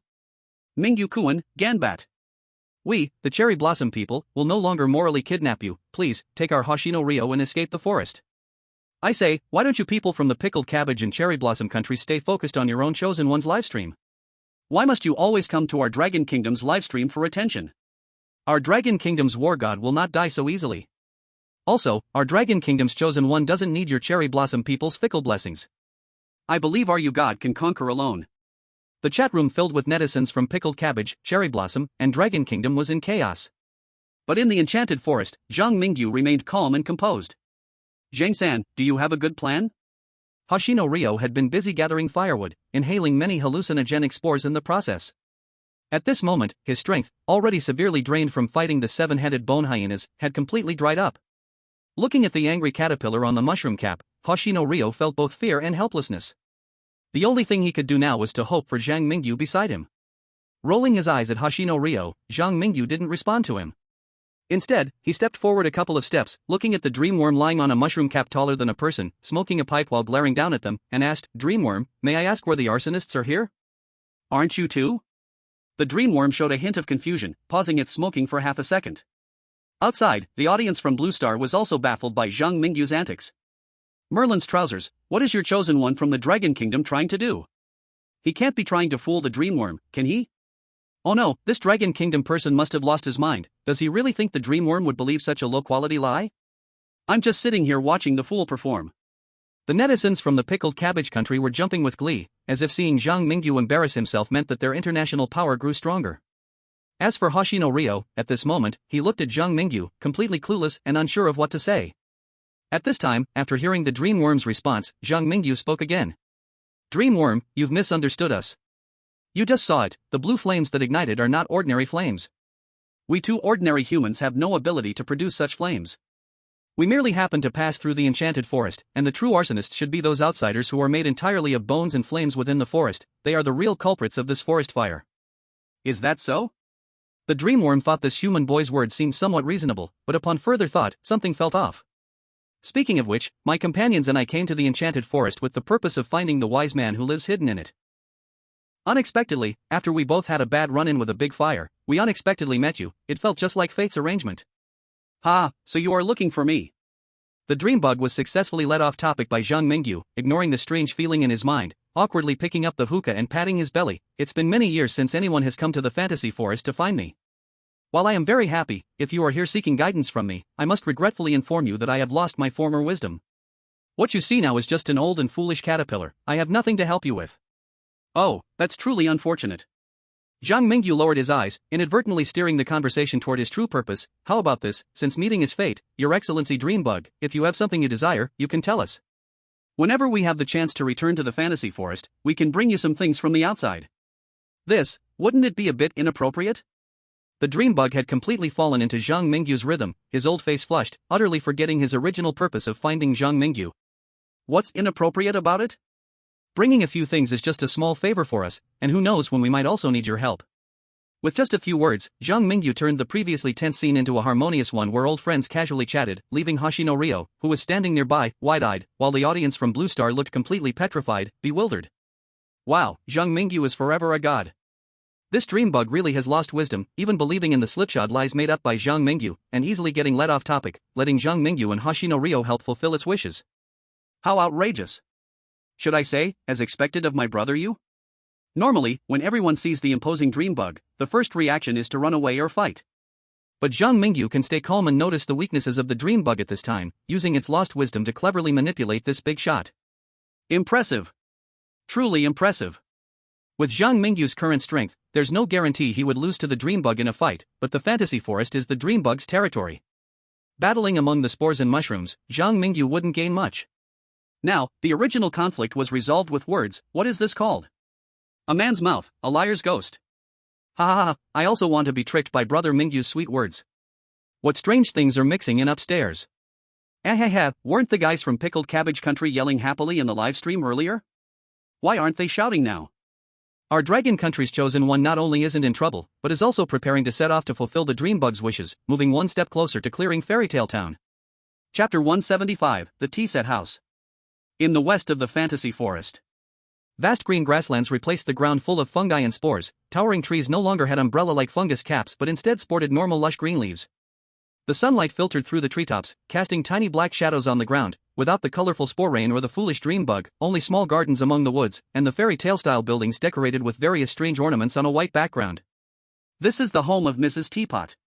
After gaining the trust of the dream bug, the Zhang Mingyu and Hoshino Ryo split into two paths, each heading to Mrs. Teapot's home in the eastern Thunder Mountain to find what the dream bug had in mind. The scene shifts back to Zhang Mingyu. His purpose for this journey is to ask Mrs. Teapot for a piece of magical cake. Of course, this process is likely not going to be easy. Otherwise, the dream bug should have already come to Mrs. Teapot's house to get what it wanted. After all, while this place may not be within the mushroom area where the dream bug usually roams, it is still in the range of the enchanted forest. Compared to the distant Thunder Mountain, Mrs. Teapot's home is too close to the dream bug's activity range. Is anyone home? Zhang Mingyu arrived outside Mrs. Teapot's garden. In front of him is a very wide stone path, flanked by blooming flowers. From a distance, this pastoral scene is very beautiful. It could inspire Wordsworth and Coleridge to create a romantic poem. But when Zhang Mingyu stands outside the garden, he discovers that something is a bit off. The flowers in the flowerbed are taller than two people, and sharp blades of grass hang with dew-like lampposts standing on both sides. Each red stone slab is as huge as a basketball court, and the gaps between the slabs are like ocean trenches between continental plates. Zhang Mingyu looks up at the wall-like garden fence, his crimson eyes filled with confusion. Could this perhaps be the palace of giants, or the home of deities? Zhang Mingyu's doubts do not last long, as he soon sees a mouse crawling out from a gap in the fairy tale-style building's door. It is as tall as Zhang Mingyu, and when it notices Zhang Mingyu and Zian outside the fence, it does not show any signs of aggression, but instead greets them excitedly as if it were meeting relatives. Hey, buddy, what kind of mice are you? I haven't seen you around here before. Meow meow meow. Zian meows as if protesting the title of mouse. Zian. Zhang Mingyu stops Zian, who cannot help but want to pounce on and catch the mouse. He has already come to his senses after the mouse can talk realization and has adapted well to the situation. Watching the little mouse nimbly move between several slabs of land, finally landing skillfully on the stone slab closest to the fence, curiously looking at him and Zian through the wooden fence, Zhang Mingyu gently pats Zian's head and whispers, "Little mouse, I just came over from the south of the enchanted forest." The south, huh? I've heard the south is quite chaotic, too far from Fairy Tale Town, where many evil forces breed. It's really not easy for you to survive coming from there. The little mouse has shiny, glossy fur, and its dark eyes blink at Zian beside Zhang Mingyu, as if curious about what kind of mouse this little creature is, looking even stranger than Zhang Mingyu. You are guests from afar, and you're lucky to happen upon our party day. Today, all the mice in the forest are gathering at the Teapot House for a party. Come on in. I believe you will love it here. The little mouse wags its brown tail and skillfully pulls Zhang Mingyu inside the fence. When it tries to pull Zian, it finds Zian has actually slipped into Zhang Mingyu's shadow. This move astonishes the little mouse. It opens its mouth, pointing at the shadow on the ground, then at Zhang Mingyu, suddenly at a loss for words. Where did it go? Oh, you mean Zian? It can do magic, and right now, it's probably off playing somewhere. Didn't you say there's a party day here? Zian is not interested, but I, Shushu, really want to experience your northern mouse party. Fine, alright. The brown mouse clearly still cared about Zian's disappearance, but he quickly lost himself in Zhang Mingyu's flattery as he led the way, proudly saying, "You can call me Jerry. As your introducer, there are some rules I need to explain to you in advance. First, no cats are welcome in the tea house, nor anything that has come into contact with cats. Second, you can party to your heart's content in the tea house, but you can't take anything from the tea house without permission, and you cannot step foot in the bedrooms on the third floor. Third, do not step on the lawn. When you see some mice dumping things from the window, do not be curious, they are just fertilizing the flowers and plants. Fourth, be sure not to provoke the mouse boss." Jerry listed a lot of rules, and it wasn't until the two and the mouse arrived at the gap in the fairy tale-like building that Jerry casually added, "Oh, by the way, are you sure you want to participate in today's party? During party days, the tea house only allows entry, not exit. Once you step through this door, you won't be able to step out of this garden until at least midnight today. Just like how I pulled you on the fence earlier, that was already quite an overstepping behavior. Of course, I would love to join you in the celebration." Zhang Mingyu glanced at his shadow, thinking, strictly speaking, Zian isn't really a cat, right? My cat owner seems not to be someone who has had much contact with cats. As for not being able to take anything from the tea house, Zhang Mingyu was really curious about why Mrs. Teapot's home was taken over by a bunch of mice.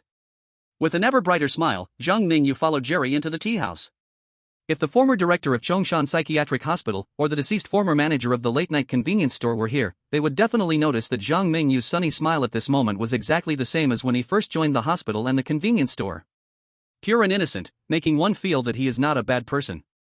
The tea house's door was very tall, and naturally, the gap was also wide. Zhang Mingyu crawled in behind Jerry, and as he squeezed through the tightly shutting wooden door, he immediately heard a cacophony of festive sounds. The tea house inside and out seemed to be completely two different worlds. Chapter 176, Is there contamination in the food? The floor, covered in flower-patterned tiles, was bustling with big mice coming and going. On the coat rack at the entrance, 7 or 8 young mice hung 2 shoelaces and swung like a swing due to inertia. Right across from the door, a heavy old-fashioned television sat on a cabinet, showing the classic black and white play Macbeth. Turning to look at the L-shaped soft sponge sofa by the door, a row of mice, normal human size, sat as if specially made for giants, munching on giant-sized popcorn while excitedly pointing at the television. Some mice would jump up in excitement, and when they landed heavily, they would create a huge dent in the sponge cushion. The nearby mouse companions would then be flung away by the rebound power of the cushion, hitting other mice nearby. At this moment, the quiet mice would rage due to being disturbed while watching TV, while the grumpy brother type of mice would roll up their sleeves to confront the initial mouse that caused the trouble. Some naturally playful guys would clamber up onto the back of the surface of the sofa. Then, like a diving performance called Deep Water Bomb, it unleashed chaos, spilling over to more mice. On the coffee table across from the sofa, a messy spread of snacks and drinks was laid out. Orange juice was filled in a huge cup that looked like a tube building, and some big mice were fighting to suck the juice through that large straw. However, when Zhang Mingyu saw a few dirty mice jumping joyfully into the cup full of orange juice, he couldn't help but start feeling sympathy for the mouse still stubbornly trying to drink from the straw. Because the mice in the cup were not only full of orange juice, but also swimming comfortably on their backs in the juice-filled cup. When a certain mouse dived into the depths of the orange juice attempting to breathe through the straw, the big mouse at the top could finally not hold back anymore, roaring as it leaped into the giant cup, ready to fight the few mice in the orange juice. Besides the orange juice, the areas of cola, Sprite, and apple juice on the coffee table were pretty much the same situation. In the center of the various fruit juices, a giant watermelon cut in half and a plate filled with giant peanuts and sunflower seeds caught Zhang Mingyu's attention. The mice seemed to treat that huge watermelon as their playground. A group of big mice jumped into the halved watermelon, some carved ice sculptures in the fruit, while others opened their mouths wide and bit into the nearby flesh, until they gnawed out a deep little hole, contentedly lying in the watermelon hole and rubbing their bellies. Then, they often slowly slid out of the hole they had dug due to the slanted angle of the watermelon into the plaza where the other mice gathered. Of course, the most exciting part was the kitchen area next door. The mice in the living room were eating nothing but fruit and peanuts, and some mice who were focused on watching TV could even hug a sunflower seed half their height and gnaw on it all afternoon. But in the kitchen area, there were all kinds of foods such as roasted chicken, cheese, cake, everything you could imagine. Some mice had built a slide on top of the refrigerator, and they not only experienced the thrill of sliding down at high speed but also violently pushed plates of various dishes down the slide like luggage at an airport, with the help of their comrades below, stopping them under the already prepared giant dining table. Then, using forks or spoons, they applied the principle of Archimedes' lever in a magic way that defied the laws of physics to smoothly launch the food onto the tablecloth above. Throughout this process, even the porcelain plates showed no cracks at all. As for now, with the food set, some mice climbed up the wooden table legs to feast on the dazzling buffet. Others, being too chubby and heavy to climb up the table legs, had to first climb awkwardly along the drawers to the wash basin next door, scrubbing plates in the sink to lighten their weight. New friends have arrived, everyone make room for the new friends. Brown-tailed Jerry seemed to be quite a figure in the mouse circle. After announcing this, the mice, which had been squeezed together under the table legs, immediately made way for Zhang Mingyu and Jerry. Zhang Mingyu turned his hands into dragon claws, easily following Jerry upwards, swinging himself by holding the edge of the tablecloth like a swing until he reached a plate of roasted chicken. Make way, make way. If I bump into you, I won't take responsibility. Who told you to run on top of the steak? This is for the big mouse's lunch. Cupcake, I want a cupcake. He, any little mice want to play the cheese battle? Cheese. Party day, ha ha ha ha ha. The dining table was filled with all sorts of shouts. In front of them was a big mouse, holding the towering cheese mountain like Atlas from Greek mythology, swaying between the many mice, shouting a catchy rhyme. Zhang Mingyu thought that if there were a music show like Rap New Generation in the mouse world, it could probably change careers and become a rap singer. How's it going, buddy? Isn't this place nice? Very nice, I'm almost reluctant to leave. Zhang Mingyu showered them with compliments and, at Jerry's strong suggestion, tasted a small piece of cupcake decorated with white cream and colorful chocolate sprinkles, as well as the mice's favorite blue cheese.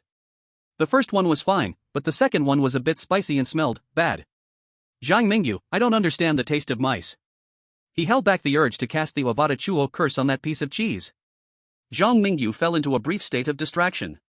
Because just as he swallowed the food Jerry handed him, he heard the notification sound from the Strange Tales space. Detected that the Chosen One consumed snacks containing pollution from the tea house. Commencing pollution assessment. Ding, pollution assessment passed, Chosen One's pollution resistance +1. Current pollution resistance level of the Chosen One is level 3, not upgradable. Zhang Mingyu found that his pollution resistance had unexpectedly increased by 1 level. It seemed that the only way to improve the pollution resistance level was by consuming special food from the Strange Tales world. And if the highest level of each ability was level 10, each Chosen One's pollution resistance could only accumulate up to 10%? Zhang Mingyu shook his head. He had too little information to draw any rash conclusions. But what kind of pollution was really contained in the snacks from the tea house? Eating that kitchen slop from the neighboring farm would probably turn you into a pig. Wouldn't food from the tea house turn eaters into mice? Chapter 177, The Violet Pattern Teacup. Zhang Mingyu wasn't sure if it was his imagination. He always felt that after he ate something here, the surrounding mice seemed to become more enthusiastic. Some mice carried oversized forks and serrated silver knives, working together to cut up pork chops and roast chicken, while others rode on the cork of a giant champagne bottle, soaring like a rocket on the champagne foam that shot them up, landing on the dining table. Some toasted Zhang Mingyu, while others invited him to taste chicken, duck, fish, and meat. The mice seemed to not see Zhang Mingyu as an outsider at all, continuously urging him to eat various things. Alright everyone, I'm full enough, I want to be quiet for a while. Don't ask who quiet is, it's an old joke. Zhang Mingyu declined more food and, accompanied by Jerry, climbed up to sit on top of the kitchen cabinet, in the middle of a pile of pecans, gazing out the window. At this moment, Zhang Mingyu suddenly noticed several mice carrying a beautifully crafted teacup decorated with violets onto the balcony. The teacup they carried had a crystal-clear white glaze, and the overall texture was thin and delicate, looking like a luxury item that only French ladies could use. Normally, such teacups would only appear in high-end tea parties or salons of wealthy women. You guys stop it, I really don't have another drop. Little teacup, it's not your first time. We are just doing things for the rat boss, you should try harder and not make it difficult for us brothers. If we don't squeeze you dry today, tomorrow the rat boss will throw you to feed the flowers. Oh yes, that's it, it's almost out. Zhang Mingyu saw a few mice carrying the teacup to the edge of the windowsill, then they tilted the opening of the teacup towards the garden below, and soon he saw a continuous stream of reddish-brown tea pouring out of the teacup like a waterfall, showering into the garden below. Because Zhang Mingyu stood high and looked far, he could see the flowers and green grass in the garden come to life as soon as they touched the red tea. The whole garden's flowers and plants twisted like green snakes trying desperately to gather under the balcony, enjoying the nourishment of the red tea. When the teacup could no longer pour out tea, the plants below would start to stir, trying to climb up the building's walls towards the balcony. At each of these times, the few mice would fiercely smack the bottom of the teacup, urging it to pour out more red tea. After several rounds of this, the flowers and grass in the garden finally returned to normal. Zhang Mingyu also withdrew his gaze from the garden and carefully scrutinized the talking teacup. I say, Brother Jerry, are those mice over there fertilizing the garden? Why do your northern flowers and plants like to drink red tea? Or what would happen if they didn't get red tea? Oh, ho ho, my dear friend, you wouldn't want to know. Blinking his eyes, Jerry selectively ignored the topic. He dug out a silver pocket watch from the fluff under his armpit, glanced at the time, and turned to Zhang Mingyu, saying, I can only stay with you until here today, the rat boss has some things to discuss with me. You can party to your heart's content on the first and second floors, and if you get tired, there's a comfortable big bed at the corner of the second floor. Of course, remember the rule I taught you before, never try to step onto the third floor. And don't go to the garden either. Before leaving, Jerry added one more sentence while looking towards the garden. This made Zhang Mingyu even more certain that periodically watering the flowers and green grass in the garden with red tea would likely cause big problems for the mice's party. After bidding farewell to Jerry, Zhang Mingyu jumped off the cabinet nonchalantly, like the other mice, following the cheerful rhythm to the rotating oak staircase in the living room, climbing step by step up to the small platform on the second floor and looking down at the whole tea house. Leaning against the handrail, Zhang Mingyu stood with a few other mice who were riding on a big cigar like a cannon, smoking until they felt dreamy, without appearing out of place at all. He quietly observed the overall environment of the tea house and kept track of every mouse's movement around him through a live map. On the second floor of the tea house, except for chess mice pretending to jump around on the chessboard and some board game mice playing various tabletop games, most mice found a cozy corner to rest, and in the deepest bedroom, the sound of snoring could be heard. To Zhang Mingyu's left was the staircase leading to the third floor, where a patrol team of mice wearing toy armor blocked anyone trying to go to the third floor. TSK, this is a bit tricky. Zhang Mingyu looked at the patrolling mice and sighed to himself why, despite clearing the monster talk world so many times, he had never gained abilities like hide and seek to lower his presence, or cursed items like an invisibility cloak for easy infiltration. With his current strength, if he barged in, a mere few mouse soldiers could definitely not stop him. But doing so would cost him dearly, as it would directly tear his relationship with the mouse leader, potentially affecting his future plans. For Zhang Mingyu, the most important thing was to understand what was happening inside the tea set house and to find out where the original owner, Mrs. Teapot, was now, all without alarming the enemies. Revealing too early would not help his investigation. Forget it, Xian. Zhang Mingyu walked to a corner without mice and quietly summoned Xian. He pointed to a few mouse soldiers patrolling at the stairway and gestured, "Create some chaos to draw them away. Remember not to expose yourself or get caught. If it's difficult to lure them all away, then prioritize self-preservation. Do you understand? Meow. Very good, go. If you do this well, there will be a reward." After scratching Xian's neck, Zhang Mingyu emerged from the shadows and returned to the group of big mice smoking cigars, quietly waiting for Xian's actions. Time passed, second by second. Suddenly, a loud noise erupted from the pile of gifts under the Christmas tree in the living room. The few mouse soldiers at the stairway immediately leaned closer to the handrail and looked down. They saw a gift box under the Christmas tree explode for some unknown reason, and the flames from the explosion were spreading toward the other gifts and the tree adorned with a variety of decorations. Fire! Put it out! Whose lousy gift caused this? It's about to set the Christmas tree on fire. Guard! Guard, come help! A few mouse soldiers at the second floor immediately rushed down the stairs towards the fire point, while the remaining mouse soldiers were also drawn to the commotion at the Christmas tree. Zhang Mingyu's opportunity had finally arrived.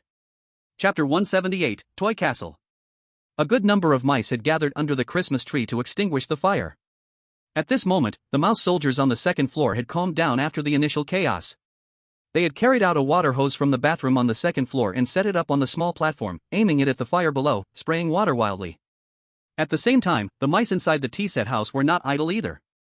Some jumped onto the Christmas tree, passing small buckets of water hand to hand from the top down to douse the flames below, while others poured orange juice and watermelon juice onto the fire. As bucket after bucket of cold water was splashed down, the large fire beneath the Christmas tree was finally controlled, and in the chaos, Zhang Mingyu successfully blended into the firefighting team on the tree. He climbed up along the trunk of the Christmas tree and managed to reach the crown in a special way with a gentle leap, barely making it to the third floor of the tea set house. Standing at the stairway of the third floor, Zhang Mingyu glanced through the gaps in the wooden railings at the fire scene below and the mouse soldiers still patrolling attentively on the second floor platform. Then, he discreetly ventured into the depths of the third floor, unnoticed. As a forbidden zone for ordinary mice, the overall environment on the third floor was obviously quieter than on the first and second floors. In fact, deeper into the third floor, there wasn't even any light apart from the area near the stairway. Looking closely at the dark depths where one could barely see their hand, one couldn't help but feel that there was a monster that could swallow the light silently watching you. That unspoken fear could surely send chills down the spine of ordinary people lacking mental resilience, making them instinctively reluctant to approach that unknown darkness. As Zhang Mingyu ventured deeper, the surrounding darkness gradually thickened, almost suffocating, and even the noisy chatter of the mice below completely vanished at this moment. Zhang Mingyu seemed to have wandered into the forbidden zone of life. In this place, only darkness and solitude remained as the eternal and unchanging main melody. When a lone warrior infiltrates enemy territory, under normal circumstances, a brave warrior would definitely choose to desperately hide in the dark, blending into the natural camouflage. But is Zhang Mingyu a normal person? In the pitch-black corridor, Zhang Mingyu fearlessly took the conductor's flashlight from his waist, making himself the only light in the darkness. He walked with a light and cheerful step, curiously observing his surroundings as if what he was about to do was not a thrilling adventure but a delightful spring outing. At this moment, Zhang Mingyu's relaxed and comfortable appearance left the entire audience of the Blue Star speechless. In fact, some viewers even commented in the live chat. Are you turning lone hero into Dora the Explorer? Do you want to hum a tune while holding Oreo cookies and a meat floss cake from Bao's shop? Wake up, my feather god. You are challenging a horror story, not just enjoying the outdoors. Zhang Mingyu could not see the viewers' comments in the live chat. To put it bluntly, even if he saw them, he wouldn't care. Opening a flashlight in the lair of the Rat King and wandering around might seem a bit too flashy for other chosen ones, but for Zhang Mingyu, this was just basic operation. You say it's unsafe? Sorry, just now outside, Zhang Mingyu might have been cautious due to the many rats watching, but here on the deserted third floor, anyone who wanted to harm him could be taken down directly, ensuring they had no chance to relay the message to other rats. With this in mind, Zhang Mingyu used the flashlight's beam to rush towards the forbidden zone mentioned by Jerry, the bedroom deep in the third floor. Oh, there's light? Zhang Mingyu stopped at the door of the bedroom on the third floor. He peered through the crack of the door and saw the bedroom arranged like a child's room. The lights were also off in the bedroom, but he could vaguely see many large shadows and some scattered children's toys on the floor. To the left by the wall, a plastic block castle caught Zhang Mingyu's attention. It occupied almost 30% of the bedroom's area, with various plastic rulers and hardbooks connecting it to other parts of the room. At this moment, the high tower of the toy castle emitted a faint light. As Zhang Mingyu's flashlight swept across the toy castle, the light source on the tower flickered slightly. Then, Zhang Mingyu saw that the light source quickly disappeared from the top of the tower and entered a spiral staircase, as if its owner had also spotted Zhang Mingyu. Soon, a bright light flashed at the very top window of the tower. Immediately following, the light appeared again at a lower window. 7th floor. 6th floor. 5th floor. The lights on the tower had now moved to the suspension bridge of the toy castle. They looked like a group of mice carrying torches, dressed in plastic toy armor. At that moment, these mice, shouting and yelling, were rushing towards Zhang Mingyu, as if they intended to capture the intruder of the Forbidden Zone. Who allowed you to trespass into the Forbidden Zone? Get lost if you don't want to live. Who cares about the consequences? Brothers, grab your weapons and get him. A group of approximately 14 or 15 mouse soldiers ran towards Zhang Mingyu with torches. The leader among them wielded a blue plastic sword, angrily waving it towards Zhang Mingyu. It still looks somewhat cute. Stupid little mice, oh, you think you can catch me with such a small number? You really overestimate your fighting ability. Zhang Mingyu didn't even think about drawing the cursed blade to fight. He simply pointed the conductor's flashlight at the mouse soldiers charging with torches, and saw wisps of black gas rising from their bodies. Some of the mouse soldiers even screamed in pain on the spot. The conductor's flashlight, which could restrain residual spirited monsters, was simply overkill for these big mice who were only slightly stronger than ordinary people. Zhang Mingyu easily snatched the plastic sword from the leading mouse's hand, pointed at the mouse soldier with 2 small mustaches, and asked, "Why aren't ordinary mice allowed in here? What secret are you guarding? Speak, and I promise you won't die." The leading mouse soldier turned pale with fear, and before Zhang Mingyu could press further, he trembled like a sieve, spilling everything out. "I am Mouse Boss's little brother, Mouse number 2. Please don't kill me, I have value. The reason why ordinary mice aren't allowed in is that Mouse Boss has locked Mrs. Teapot in the toy castle. I can take you to see him, and you can tell me your demands. I promise to handle it." Chapter 179, Mrs. Teapot Grabs Hope. Zhang Mingyu didn't expect Mouse number 2 to be so afraid of death. After being disarmed by Zhang Mingyu, Mouse number 2 obediently led him to jump onto the desk opposite the toy castle, then guided him over the ruler set up between the desk and the castle, and finally, both Mouse and Man stepped onto the drawbridge of the toy castle, witnessing countless plastic small furniture inside the castle. Finally, when Zhang Mingyu reached the central hall of the castle, he saw a toy birdcage hanging from the ceiling. In the castle made of building blocks, everything in the decor appeared no different from real furniture given Zhang Mingyu's current height. However, they were still not practical at all. Only the birdcage above was different. It was hanging high with a sturdy rope, and a large lock painted with 4 colors hung on the birdcage's door, looking sturdier than the birdcage itself. Inside the birdcage, a sad teapot was bowing its head and weeping. This teapot, like the teacup Zhang Mingyu had seen before, had a semi-transparent white glaze and was decorated with floral patterns. The spout looked like its mouth, and the handle resembled its long hair. At that moment, the teapot turned its head curiously towards the source of light upon noticing someone had come under the birdcage. It seemed that rarely did anyone come to see it like Zhang Mingyu did. Hint: you have discovered a resident of Fairy Tale Town, Mrs. Teapot. Mrs. Teapot, she was once the best pastry chef in Fairy Tale Town, who loved to boldly try various unique pastry recipes. Until one day, a little girl tasted her pastries and tried to compete with her in pastry making. During the competition, the little girl destroyed Mrs. Teapot's confidence, causing her to forever lose the courage to make pastries in face life. Mrs. Teapot's wish, Mouse Boss, along with his subordinates, has occupied Mrs. Teapot's home, taking her children as hostages. Mrs. Teapot lacks the courage to resist Mouse Boss, but she doesn't want her children to continue suffering at his hands. Now, Mrs. Teapot's greatest wish is for life to return to how it used to be, allowing her children to escape from Mouse Boss's claws. Zhang Mingyu, Mrs. Teapot, you don't want your children to continue being bullied by Mouse Boss, do you? Mouse second, confused face? Mrs. Teapot, _3 angle? Underscore. Zhang Mingyu's instinctive villain-like remarks left both Mouse second and Mrs. Teapot confused. At the same time, the audience on Blue Star was laughing so hard at Zhang Mingyu's behavior that they couldn't catch their breath. This chosen one who studied in the cherry blossom country should calm down. It's just a teapot, after all. A person shouldn't. Zhang Mingyu, tone it down. With this act, people would believe you're a villain. In the toy castle, Zhang Mingyu cleared his throat softly a couple of times. He had read too many web novels, and whenever he encountered such a scene, he always wanted to make a sarcastic remark. As for Mrs. Teapot suddenly expressing her wish, he was also ready to help fulfill it. He guessed that completing each fairy tale town resident's wish would earn him a special candy fragment. Once he gathered enough fragments, something interesting might happen. Thinking of this, Zhang Mingyu slightly straightened his posture, looked up at Mrs. Teapot, and continued the previous topic, saying, "Mrs. Teapot, not long ago, I saw a teacup very similar to you being drained by several mice in turn. They were treated like machines for producing plant fertilizer, living a dark and dreary life each day. Don't you want to see such a thing continue, Mrs. Teapot? Do you have a good plan?" Rationally, Mrs. Teapot could tell that Zhang Mingyu seemed to be here to help her. But subjectively, she felt quite uncomfortable in front of Zhang Mingyu, struggling to speak, as if he held some kind of leverage over her. This was exactly the effect Zhang Mingyu wanted. From the hints in the spooky space, he could see that although Mrs. Teapot was locked in a cage, what she truly cared about was her children. Even her greatest wish was for them to escape from the clutches of Mouse Boss, instead of wanting to reclaim the teapot house for herself. With this judgment in mind, Zhang Mingyu thought that as a stranger meeting Mrs. Teapot for the first time, if he wanted to get straight to the point, he should start with her children. It seemed like the approach was working well. "Mrs. Teapot, you were able to live alone in the teapot house to protect your children, so you must have the ability to deal with Mouse Boss, right? I can find a way to help you rescue your teacup children from Mouse Boss, but dealing with him has to be up to you." "What? I can't." Two blushes appeared on Mrs. Teapot's white glaze. Seeing this, Zhang Mingyu wanted to roll his eyes. "Did you blush like a bubbling teapot? And, Mrs. Teapot, your reaction makes it seem like I've done something to you. Can you speak properly? Do I really look that much like a bad guy? Mrs. Teapot, do you really want to maintain the current situation? Do you want your little teacups to continue living in torment? As their mother, can you really watch them suffer because of your cowardice?" Zhang Mingyu's soul-searching question made Mrs. Teapot feel anxious and flustered.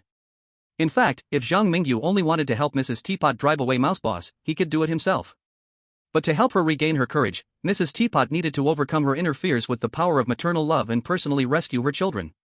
Once Mrs. Teapot found her courage, life in the teapot house would naturally return to the way it was before, and no one like Mouse Boss would be able to cause trouble in the teapot house anymore. Under Zhang Mingyu's calm gaze, Madame Teapot was so anxious that steam was rising from the top of her head. She cast a helpless gaze towards Zhang Mingyu below, as if pleading. However, Zhang Mingyu remained unmoved by this. In order to survive, Mouse 2 at this moment was completely focused inward, pretending he was invisible, not seeing or hearing anything while you discussed your rebellion plans. Time flowed slowly by. Zhang Mingyu sat beneath the birdcage, not in a hurry, simply waiting for Madame Teapot's response. "Please help me, my children and I will be eternally grateful to you." Finally, driven by the power of motherly love, Madame Teapot spoke her request. In that moment of decision, she grasped her hope, but it seemed to drain all her energy, as if the whole teapot had lost something important, becoming despondent, yet somehow nurturing a new kind of strength. Chapter 180, Mouse Boss. Madame Teapot's little teacups, needed to regularly produce black tea for the mouse group and lacking any fighting power themselves, were imprisoned by Mouse Boss in a corner on the first floor of the tea warehouse. They were guarded by a small number of mouse soldiers, who kept unwanted visitors away. At this moment, Mouse 2 reluctantly led the way, while earnestly trying to persuade, "I say, great hero, give up on this idea of saving them. Mouse Boss is not someone you can mess with. I suggest we quickly return Madame Teacup while Mouse Boss hasn't noticed." Mouse 2 tried hard to persuade Zhang Mingyu during the time when Madame Teacup was not with them, hoping to guide this big shot back to the right path. "Are you saying that Mouse Boss is stronger than me?" Zhang Mingyu did not underestimate Mouse Boss. Surely, someone who can control a large group of mice to cause trouble in the tea warehouse has his own hidden cards. Even though Zhang Mingyu was confident in his own strength, he would not let his guard down. Mouse 2 glanced at Zhang Mingyu, then looked towards the kitchen on the first floor. Finally, as if making a decision, he glanced around suspiciously, then lowered his voice to say to Zhang Mingyu, "You have eaten food from the tea warehouse, haven't you? Let me tell you secretly, the food in the tea warehouse has Mouse Boss's blood in it. Any mouse that drinks Mouse Boss's blood ends up obeying him. Don't resist. The moment you were invited to the tea warehouse by Mouse 3, you were already trapped." Mouse 2's persuasion had no effect. Zhang Mingyu only nodded slightly after hearing Mouse 2's pretentious words. After listening all the way, the most valuable piece of information from Mouse 2 was undoubtedly the identity of Jerry. Browntail Jerry is Mouse Boss's third-in-command in the tea warehouse, like Mouse 2, a trusted aide and a tool for managing the mouse group. In the corner of the first floor of the tea warehouse, outside a prison made of cigarette boxes, 2 mouse soldiers with chopsticks as weapons diligently guarded 7 teacups inside the box prison. The 7 teacups had similar patterns, but upon closer inspection, they were distinguishable. It was clear that they were Madame Teapot's children, used by Mouse Boss as tools to threaten her. Deputy 2. The 2 mouse soldiers greeted Mouse 2 in unison upon seeing him. Although they were curious why Zhang Mingyu, who came to the tea warehouse with Jerry, suddenly became so close to Mouse 2. Their fear of Mouse 2 suppressed their curiosity. This is none of your business, my friend, and I will look around here first, and before we leave, someone will come to take over for you.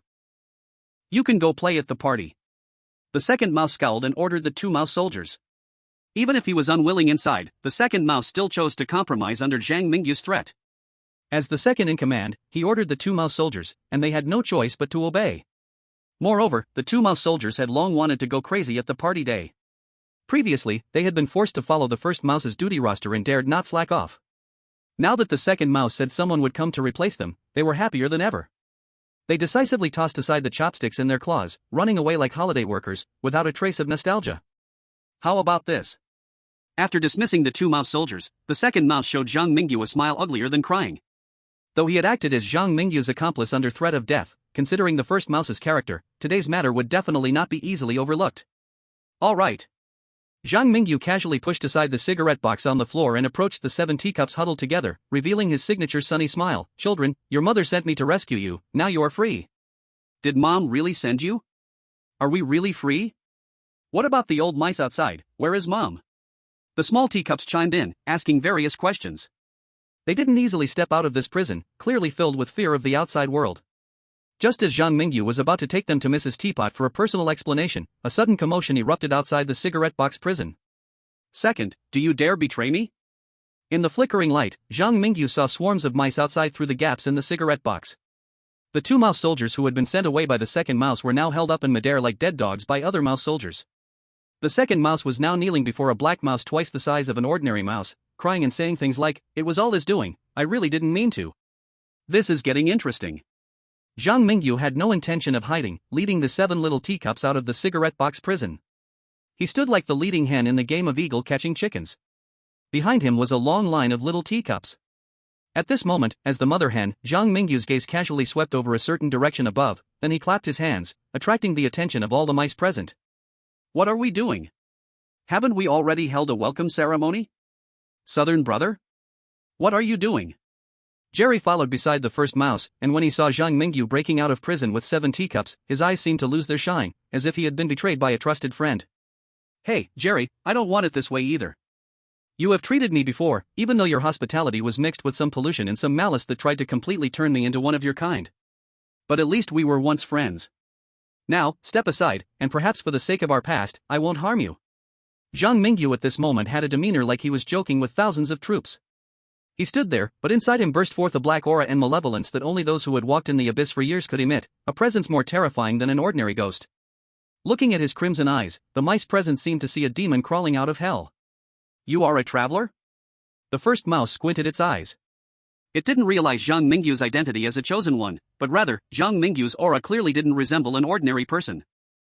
In the fairy tale town, there lived a person of some renown, and it had a bit of knowledge about him. So it concluded that Zhang Mingyu was a traveler from afar, a strong dragon crossing into his territory, looking to stir trouble with Boss Mouse. Chapter 181, Regaining Courage. On Blue Star, in the Dragon Country's live streaming room. When the audience saw Zhang Mingyu surrounded by Boss Mouse and his horde of mice, their eyes turned red with urgency. Where did all these mice come from? Zhang Mingyu was low-key all the way here, without alarming any mice at all. How did they discover he came to the prison to save someone? Damn, no matter how they found out, Zhang Mingyu is in deep trouble now. Look at those mice on the sofa and standing on the floor, their little eyes shining like rows of light bulbs in the dark. It looks creepy. When I first came to this gathering, I thought the little mice were cute, but now that they're standing behind Boss Mouse, they seem affected by something from him. All the mice are filled with a strong desire for blood. Look, that little brat, Mouse 2, has already hidden behind Boss Mouse, giving Zhang Mingyu the middle finger. A group of internet users from the Dragon Country were confused, worried, and some were angry at Mouse 2's actions. But Zhang Mingyu looked at the pair of blood-red mouse eyes without a trace of fear. His eyes were also red, and if we must say, the bloodthirsty aura on him was much stronger than that of the mice. If a clueless outsider came in instead of the Dragon Country's viewers, Zhang Mingyu would appear 1,000 times more terrifying than those mice. I came today at the request of Mrs. Teapot to help her retrieve her tea set. Zhang Mingyu took a slow step forward and said, I suggest you clear the area and go back to the forest to do whatever you want. Otherwise, I might have to use some strong measures. Strong measures?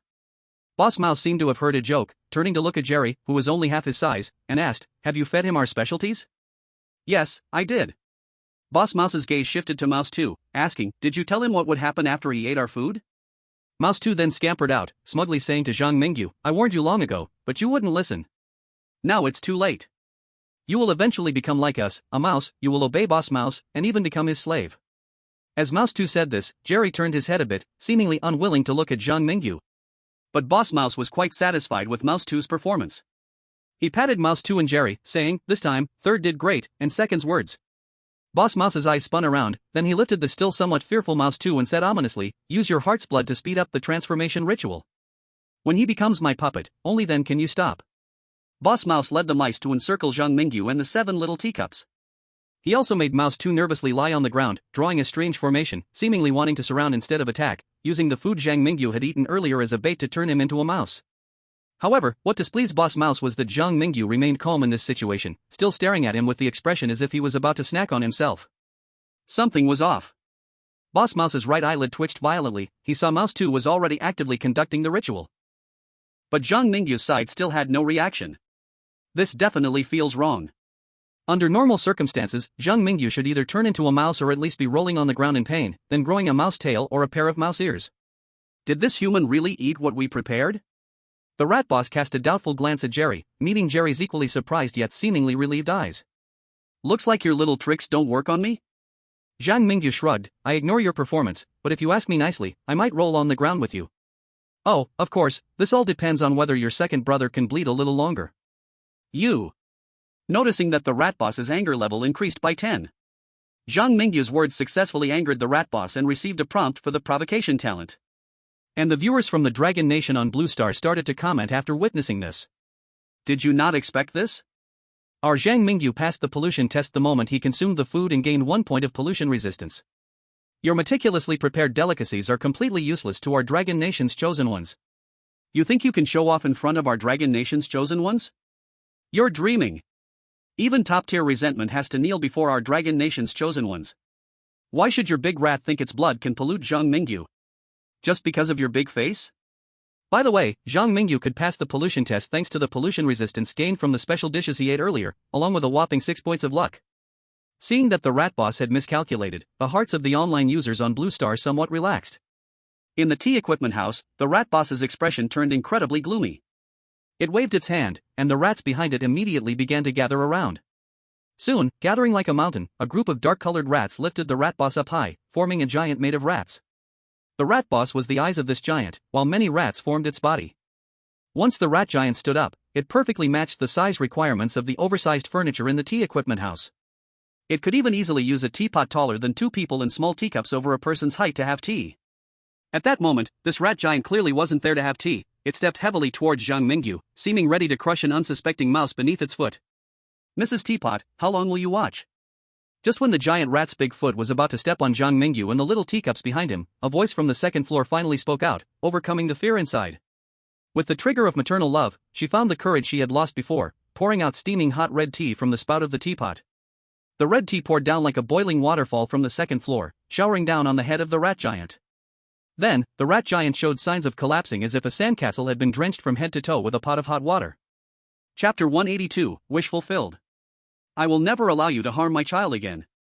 Mrs. Teapot was like a wild beast protecting her young, constantly pouring hot red tea from the spout, washing the rats in the tea equipment house. Soon, many rats controlled by the rat boss near the ground started to drown, while quite a few of the outer rats screamed in agony from the scalding tea, even fainting directly. The rat boss glared at the suddenly appearing Mrs. Teapot with bloodshot eyes. How dare you escape from the cage? Aren't you afraid I will crush your child? I am afraid, so I want you all to get out of my house. Mrs. Teapot's firm tone and resolute expression made Big Mouse tremble deep inside. He couldn't understand why this broken teapot, who had clearly lost her courage, still dared to resist him. Even the threats that used to work well now seemed ineffective. Damn it, damn it. Big Mouse roared as he threw an old mouse from the mountain of mice at Zhang Mingyu's direction. He raised his long, dark arm and pointed at the small teacups behind Zhang Mingyu, commanding, "You all get in there, smash those teacups, and capture the damn traveler." What are you guys thinking? Zhang Mingyu rolled his eyes and pulled out the train conductor's flashlight, directing a beam of strong light straight at the giant mouse. The train conductor's flashlight had become a powerful weapon for Zhang Mingyu. While it might not be very effective against vengeful ghosts or strong remnants, it was incredibly useful against this giant mouse formed from mostly mice that barely reached the level of a remnant. As the flashlight's light shone on the mice, the actions of the giant made of mice noticeably slowed down. Black smoke started to rise from each of the mice, which seemed to be the pollution inside them. No one knew if the pollution could be completely cleared from the mice's bodies after prolonged exposure to the flashlight's light. Of course, this was not something Zhang Mingyu needed to consider right now. Because even with his mental energy reserves, he couldn't keep the train conductor's flashlight influencing so many mice for long. The flashlight consumed mental energy. The more targets it affected, the faster it drained power. If a weaker chosen one were to wield this flashlight, they would already be out of mental energy and lying on the ground. Mrs. Teapot, strength, dinner? Put in a bit more effort. While Zhang Mingyu was exhausting his mental energy, he still had the time to throw some banter at Mrs. Teapot. This scene amused the two girls far away in Shillong City. In Central Park, the daughter of nature and Lu Xian sat side by side in a small treehouse, staring at a wooden television set, watching the live broadcast of the ghost stories. This television had been made by the daughter of nature using some things sent by Ling Xiao. Its function was singular, to watch the ghost story broadcast that originally only Blue Star people could see. Now, the awakened daughter of nature no longer stayed in Chongshan City but had come to find Lu Xian. The two girls, similar in age, quickly became friends. As for their favorite topic to chat about, it was all concerning Zhang Mingyu. Is Zhang Mingyu normally like this with you? The daughter of nature, with long golden hair, looked strangely at Lu Xian with her bright blue eyes, shaking in front of her, displaying assets far surpassing Lu Xian's. Lu Xian's face stiffened as she recalled practicing combat techniques with Zhang Mingyu in the park's little woods. Feeling a bit sulky, she said, "I'm not familiar with him at all. That guy is obviously very handsome, but he has such a big mouth. Spending one more day with him would make me lose 10 years of life. It seems we have a lot in common." A flicker of anger appeared on the daughter of nature's cold, beautiful face, possibly recalling the time Zhang Mingyu had once taught her a lesson by holding her heart. Still being forced by Zhang Mingyu to come to Qinlong City to help. Fairy Tale Town, also one of the 9 major cities, has a very perverse unspeakable being, and many powerful top-tier resentments. Even if we go in, it would be hard for us to come out unscathed. This time, we might just see Zhang Mingyu getting his comeuppance. A very perverse unspeakable being? Although Lu Xian has a power comparable to that of the daughter of nature, she has forgotten many important memories and knowledge. This makes it hard for her to utilize the unspeakable powers to create devices for remotely monitoring Fairy Tale Town like the daughter of nature does. She also lacks understanding of the horror story world like the daughter of nature does. At this moment, after hearing that Fairy Tale Town could be dangerous, her previous sulky expression instantly turned into worry. "You don't think Zhang Mingyu will get into trouble, right? You care about him?" The daughter of nature raised an eyebrow, seeming surprised by Lu Xian's reaction. But after a moment, she noticed Lu Xian's shifting gaze and began to understand. This is just a tsundere girl who can't say what she feels. The horror story space has already pulled people from Blue Star to join its games multiple times, but Zhang Mingyu is the first chosen one I've seen to be continuously arranged to participate in challenges in the 9 major cities. I think he might have some special traits that make the horror story space pay extra attention to him. Such a person, the horror story space won't let him die easily. At worst, he can summon you to help. As the daughter of nature spoke, she suddenly remembered that she had been forced to become one of Zhang Mingyu's reserve fighters because she used the shrine he gave her. This bastard is seriously going too far. In the tea house, Zhang Mingyu could not see the daughter of nature in front of the TV, her small fists tightly clenched. After he worked with Mrs. Teapot to hold the giant rat in place for a short while, Mrs. Teapot thoroughly dispersed the rats that made up the giant with black tea. The rushing water swept the rats out of the tea house door, while Rat Boss and his loyal followers were washed to the man-eating flowers in the garden by Mrs. Teapot. At this point, Mrs. Teapot finally reunited with the little teacups. And before the brave Mrs. Teacup, Rat Boss could not stir up any storm. Mrs. Teapot's wish has been fulfilled. Congratulations, you have received the reward, Mysterious Fragment, Quest Item. The notification sound of the horror story space rang in Zhang Mingyu's ears. In the mess of the tea house, a mysterious candy fragment appeared in the palm of Zhang Mingyu's hand. He was just one wish away from an excellent clear of Fairy Tale Town. Chapter 183, Black Thunderfruit. The Thunder Mountains. Above, the thunder rumbled, and the pale lightning column stood like a divine pillar reaching from heaven to earth, emitting an ancient and weathered aura. The mountains were rugged and steep, with some protruding peaks resembling the claws of wild beasts, fierce and deformed yet possessing a sharp beauty. At this moment, at the summit of a mountain, in front of a rushing thunder pool, there were 2 chosen ones from Blue Star. Beneath their feet, blood and feathers were everywhere, and they could also see some horse corpses nearby. Those horses were special, they had wings, and atop their heads were twisted, sharp horns, just like the celestial horses in fairy tale books, or unicorns. Right now, the area near the thunder pool at the peak of the Thunder Mountains seemed like a graveyard for the celestial horses. The mastermind behind all this, the chosen one from Country Ugly, Little Joseph, was casually tossing a blue fruit with lightning dancing on its surface, as if he were throwing stones for fun. Hoshino Ryo, you have talent. With your S-Class exclusive talent, combined with my wisdom, the two of us can easily overthrow Zhang Mingyu's reign in the horror story world. Dominate. Now, you see, I have the ability to use my schemes to make these foolish natives become our stepping stones. Join me, and I will help you survive in Fairy Tale Town. Moreover, Zhang Mingyu will die under my scheming and your actions, and you will have the chance to avenge your Sakura country's Nishikawa steel plate.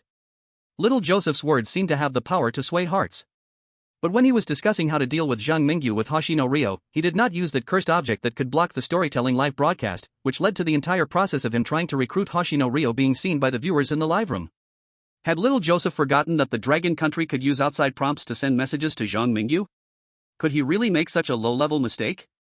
If he didn't mind that his recruitment of Hoshino Ryo was seen by experts from the Dragon Country, then what was his purpose in doing this? Hoshino Ryo was also pondering over this question. Thus, he never answered Little Joseph's words, but cautiously met Little Joseph's gaze across the Thunder Pool. When he arrived at the Thunder Mountain, he noticed that the thunder fruits in the mountain seemed to have been picked in advance by someone. And according to the information provided by the dream insect, the Pegasi living in the Thunder Mountain had also disappeared.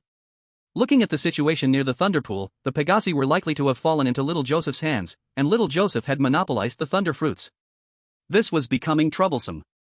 Hoshino Ryo sighed inwardly. He had never intended to accept Little Joseph's recruitment from the beginning. Now, he was not taking action just because he hadn't figured out how to complete Zhang Mingyu's task of bringing the thunder fruits back. After all, the conditions Little Joseph offered might have seemed good enough to other chosen ones, but previously, Hoshino Ryo had the chance to retreat to the southern farm under Zhang Mingyu's guidance until the storytelling challenge was over. Now, following Zhang Mingyu was simply to continue holding on to his coattails. As for the revenge and various favorable conditions that Little Joseph spoke of, Hoshino Ryo had no interest at all. Just when Hoshino Ryo was in distress, he suddenly saw a fruit wrapped in thunder flying towards him. He hastily raised his hand to catch it and realized it was the thunder fruit that Little Joseph had in his hand. What does this mean?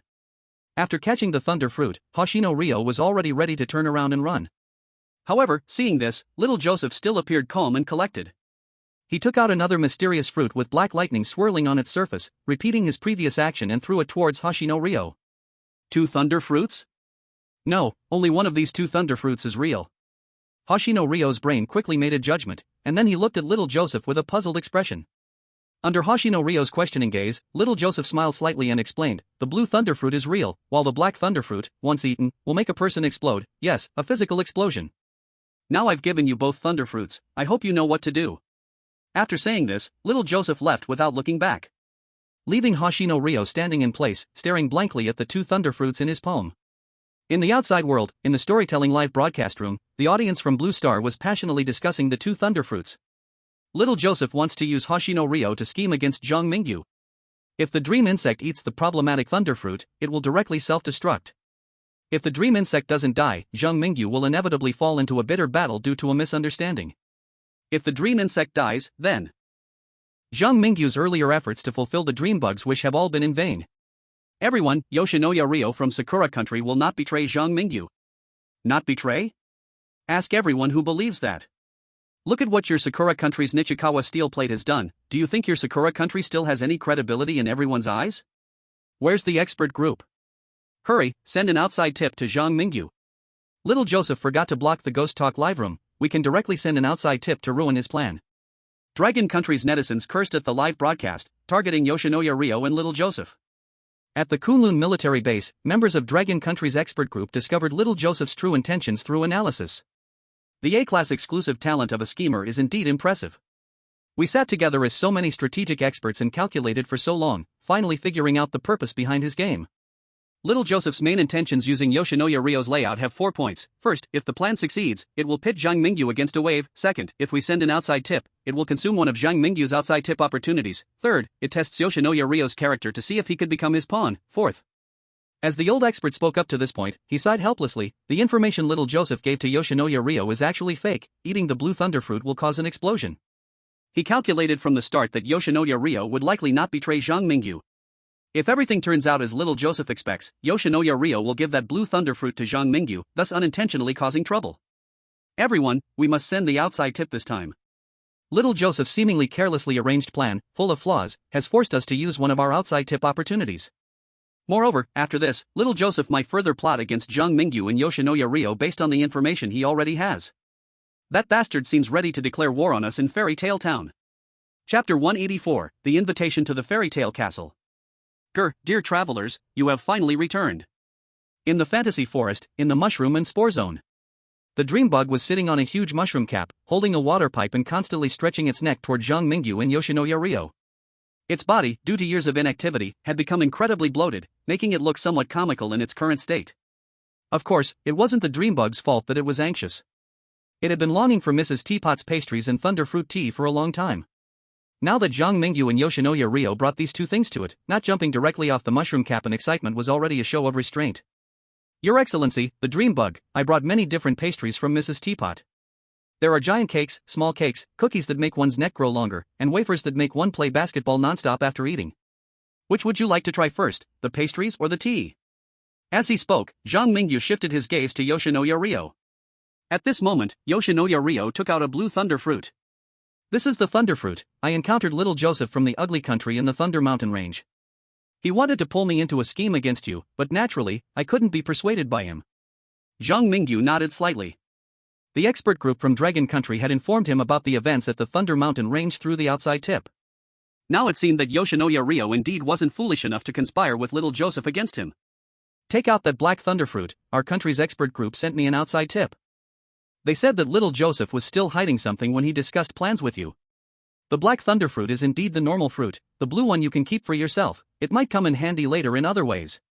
The black thunder fruit was soaked by Zhang Mingyu in a teacup filled with clear water. He also placed the pastries brought from the tea house on a picnic mat, letting the dreamworm choose. The dreamworm watched as its wishes were so easily fulfilled, it happily blew smoke rings into the sky and excitedly said, "Oh, Zhang Mingyu, Hoshino Ryo. You will be my forever friends. I think I should take a bite of the wafer, I haven't experienced the feeling of playing basketball for a long time." While speaking, the dreamworm had already used its antennae to curl up a wafer cookie and stuffed it into its mouth.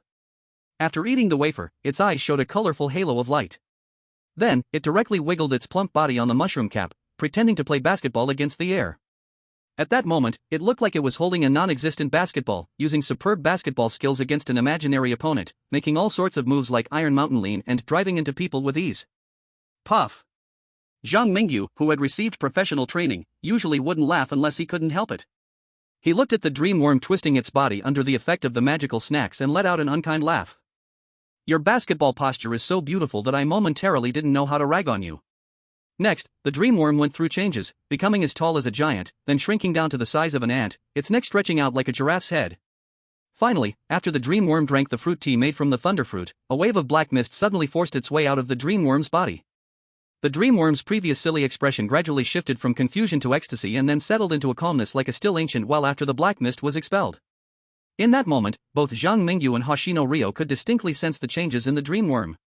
It felt as if some kind of shackles inside it had loosened due to the previous movement and exercise, then snapped completely due to the stimulation of the thunderfruit tea.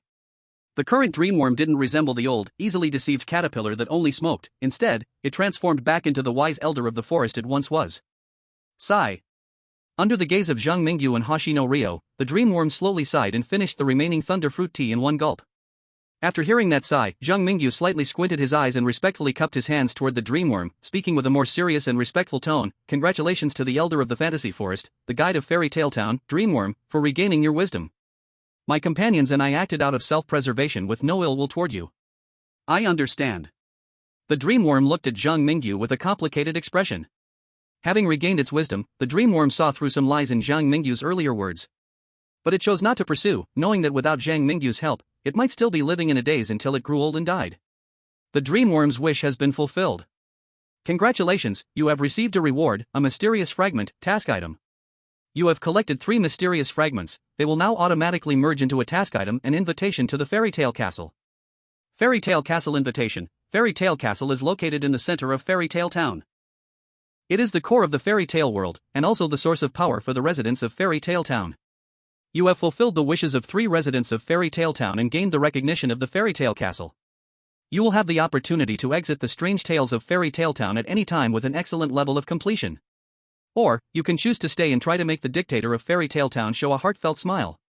Zhang Mingyu did not look at the extra invitation letter made of candy in his arms. He deeply tucked the hard invitation letter into his bosom and quietly observed the dream insect in front of him.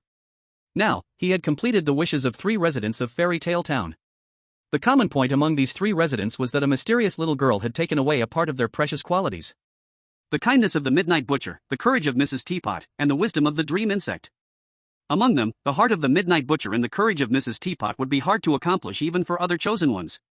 Except for a few freaks with brains as sharp as little Joseph's, most chosen ones who came to the strange tales of Fairy Tale Town could only survive for 30 days at most. As for completing wishes, most ordinary people really couldn't do it. But the wish of the dream insect was different. The wish of the dream insect was not a vague request to help him get back his wisdom but a step-by-step guide for the chosen one to help him fetch pastries and then the thunderfruit, and finally, in a way that Zhang Mingyu did not understand, expel some things from within him to regain his wisdom. Compared to the vague wishes of the Midnight Butcher and Mrs. Teapot, it would undoubtedly be easier for the chosen one to fulfill the wish of the dream insect. This greatly increased the probability of the dream insect reclaiming its wisdom. The elder known for wisdom in the fantasy forest was indeed extraordinary. He had even calculated how to restore himself after losing his wisdom. Chapter 185, Arrival at Fairy Tale Town. The dream insect exhaled a puff of blue smoke, enveloping Zhang Mingyu and Xing Yeliang, as well as itself. As the blue smoke gradually dissipated, Zhang Mingyu, Xing Yeliang, and the dream insect were no longer in their original place. Fantasy Forest, Northern Snowfield Area. The dream insect, Zhang Mingyu, and Xing Yeliang arrived at an open space on the snowfield along with a puff of blue smoke that appeared out of nowhere, surrounded by scattered snow pines and some strange red threads entwined around the pines. The red threads looked like yarn. But why were there so many yarns entwined in the branches of the snowpine forest in this icy, snowy place? Your Excellency Dream Insect, what are you doing? This is the northern snowfield area of the fantasy forest, and it's also the closest place to the town. You helped me, so now I'm sending you here, which also saves you time on the road, the dream insect said, its eyes seemingly casually scanning the candy-made invitation letter in Zhang Mingyu's arms. Fairy Tale Castle is not a good place. If I were you, I would wander around Fairy Tale Town and then turn back to leave. Of course, if you don't want to go to Fairy Tale Town, I also welcome you to stay long in the fantasy forest. You haven't been to the Candy Forest area in the central part and the Twisted Jungle area in the east. These 2 places should be more comfortable for you than the southern fungal and spore area. Candy Forest? That sounds nice. But the Twisted Jungle, let's skip that, it doesn't sound like a good place at all. Zhang Mingyu glanced at the red threads entwined around the snow pines, tightened his clothing, and said, "Thank you for your suggestion, but if it's convenient, could you please tell us about the dictator of Fairy Tale Town?" Some places in Fairy Tale Town need to be noted. I'm sorry, everyone in Fairy Tale Town is restricted. We can only play our own roles. Even as a guide role, I cannot tell you anything outside the script. But I can remind you of a few things. If you insist on going to the Fairy Tale Castle, you must remember, first, we cannot be trusted, second, any role players must obey the laws of Fairy Tale Town, third, keep smiling, fourth, refuse to participate in all games, fifth, the ball before midnight is the real ball. The dream bug said in a somewhat difficult to understand manner. These messy reminders made Zhang Mingyu's eyelids twitch, and he screamed in his heart. Riddle person, get out of Fairy Tale Town. Suppressing the questions in his heart, Zhang Mingyu continued to ask, do you have any more advice? No. No? Yes. After finishing speaking, the dream bug didn't care if Zhang Mingyu had anything else to say. It took another puff of smoke and slowly exhaled blue smoke, seemingly preparing to use the teleportation ability to leave this snow-covered pine forest again. Remember what I said, it will help you. Oh, by the way, the road to Fairy Tale Town is right under your feet. Follow the red thread and don't get lost. The dream bug's voice gradually became ethereal and vanished in the snow. Xing Yeliang was shivering from the icy temperatures and was stamped with cold feet. It wasn't until the dream bug left that he dared to speak, stammering, Zhang Mingyu, what should we do now? Xing Yeliang had neither dragon blood nor any enhancement in physical quality. He was just a relatively strong ordinary person. At this moment, after standing in the snow for a few minutes, Xing Yeliang was almost frozen stiff. You did well this time. Keep up. Zhang Mingyu tossed his Dragon Country Special Operations coat to Xing Yeliang so that this guy wouldn't freeze to death in the snow, and then activated the dragon blood in his body, braving the biting cold wind and snow to feel his way forward. He advanced along the red yarn for a few hundred meters. Zhang Mingyu and Xing Yeliang stopped in front of a hollow tree. Through the hollow, it seemed there was a wardrobe filled with clothes. The wooden door of the wardrobe was currently closed, and the red yard extended from the seam in the center of that wardrobe. Stick close to me, if you randomly die, I won't save you. Zhang Mingyu turned to glance at Xing Yeliang behind him. Although he was just a high school student, the dragon blood and gene enhancement brought a strong physique that made him unafraid of the cold wind. When the wind and snow blew against his rock-like muscle contours, it could not freeze him at all. Bang! Zhang Mingyu raised his hand and pushed open the wardrobe door. A warm breeze greeted him, and the wardrobe seemed to separate the snow-covered pine forest from a completely different world.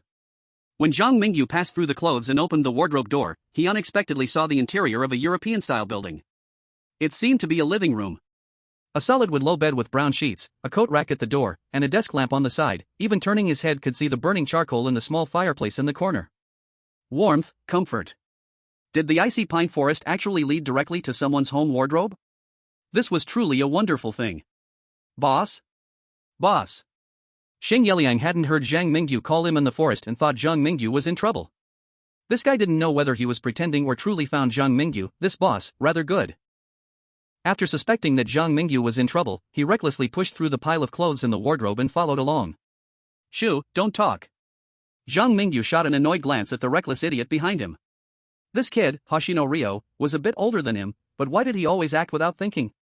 In an unfamiliar environment, shouting and making noise? That must be madness. Was Hoshino Ryo trying to make him die faster, hoping to take charge himself? I'm sorry, I didn't mean to. Hoshino Ryo also realized at this moment, surveying the surroundings. Though he hadn't figured out the situation, he understood how foolish his actions were. Approaching the window, Zhang Mingyu estimated from the height to the ground that he was likely on the second floor. Below was a bustling street, and he could see the ruts made by two-wheeled carriages on the snowy ground, with owls cuddling under the eaves. Through the balcony window, he could see little flower fairies fluttering about in some homes, along with nutcrackers and tin soldiers that moved on their own. In the distant sky, through the dark clouds, he could vaguely see children riding on big geese flying through the air, and in a sparkling jewelry store, some fierce-looking black and white-spotted dogs were chasing a large blue cat. Zhang Mingyu guessed, this must be Fairy Tale Town? Chapter 186, Roleplay. Time, there's not enough time. Tap. Tap. Tap. Outside the brown wooden door of the bedroom, there came a crisp sound, like a rabbit's feet slapping the ground. In an instant, Zhang Mingyu and Hoshino Ryo could imagine a long-legged rabbit outside the door, anxiously running around. Is someone there? Zhang Mingyu put on his special material coat and motioned for Hoshino Ryo to stay behind the wardrobe. He then tiptoed close to the door. He took out a dynamic map and leaned against the door to peek through the crack. The dynamic map showed that the black mist outside the door dissipated, revealing a moving name called March Hare, and only then did he withdraw his gaze. He switched to monitoring the external situation with the dynamic map. Creak. When he saw the March Hare with its back to the room's door, Zhang Mingyu decisively opened the door a crack, quietly glancing at the rabbit's back. In the narrow hallway, a white rabbit dressed in a blue waistcoat was hurriedly running downstairs. The March Hare had a golden pocket watch tucked inside its blue waistcoat, intricately decorated with many hollow designs, looking very dreamy and definitely a valuable item. Just gazing at the March Hare's retreating back, Zhang Mingyu did not make a move on the rabbit in the blue waistcoat. It wasn't until the rabbit disappeared around the staircase that Zhang Mingyu heard a clattering sound from downstairs, and finally, amidst the whistling wind and the sound of the door opening and closing, he confirmed that the March Hare had left the building. If nothing unexpected occurred, according to the information conveyed by the dynamic map, Zhang Mingyu and Hoshino Ryo were the only moving beings left in this building. Come out. Zhang Mingyu called to Hoshino Ryo, who was still picking clothes from the wardrobe, and was the first to leave the room they were hiding in, heading towards the stairs. After leaving the room, Zhang Mingyu discovered that there were many doors on the second floor.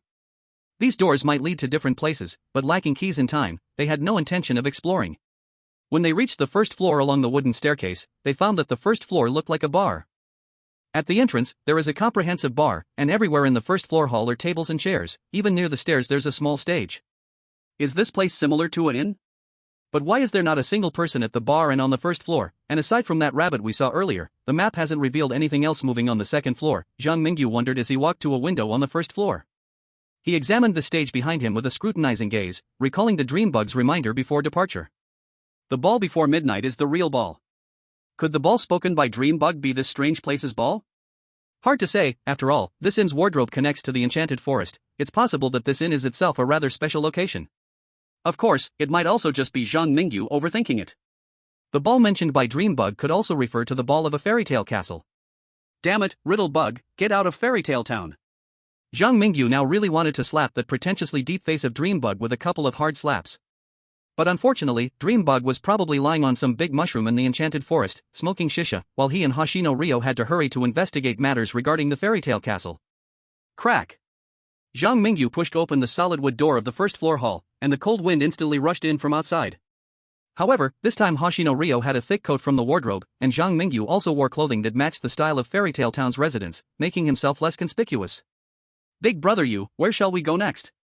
Hoshino Ryo rubbed his hands, following Zhang Mingyu closely. The two of them stood by the street corner, looking like two street urchins from 18th century London. Big brother you, are you joking? Do you think you're a hoodlum or think we've come to the town to collect protection money like thugs? Zhang Mingyu gave Hoshino Ryo a slap on the back of his head, ignoring the innocent gaze from this silly guy, his eyes focusing on the narrow streets on either side.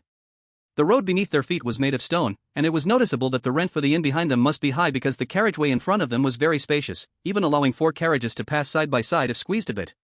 The buildings in Fairy Tale Town were mainly in European style, and along the street, one could see many gentlemen dressed in formal attire holding canes, or workers still wearing short sleeves even in the cold winter. Most of these workers lived in hardship, and only a few among them could afford a tattered cotton coat.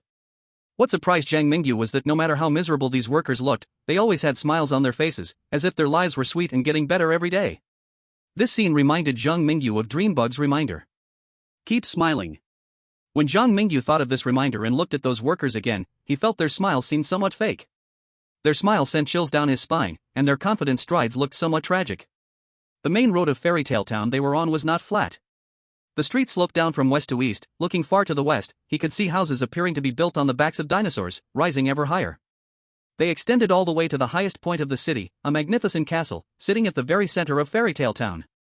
I think we don't need to struggle to find the Fairy Tale Castle anymore. Zhang Mingyu looked at the castle towering above all in Fairy Tale Town. Deep inside, it felt as if a massive stone had inexplicably appeared, weighing down on him and making him somewhat uncomfortable. Zhang Mingyu, I feel like the people here are quite friendly. Should we take a stroll around the town before heading to the Fairy Tale Castle? I think we might be able to find some chosen ones from other countries here, and uniting together might help us complete the task better. Friendly? A hint of sarcasm appeared in Zhang Mingyu's eyes. He guessed, through the hidden meanings conveyed by the dream bug, that most of the residents in Fairy Tale Town were probably just role-playing. Their happiness, their positivity, their friendliness might all be fake. Clearly, the somewhat oblivious Hoshino Ryo had not realized this yet. In Hoshino Ryo's eyes, Fairy Tale Town was perhaps truly a dreamlike place from a fairy tale. But in Zhang Mingyu's view, the seemingly peaceful and harmonious Fairy Tale Town was filled with the strange. Chapter 187, The Raccoon's Auction. Ladies and gentlemen, welcome to the Fairy Tale Town auction.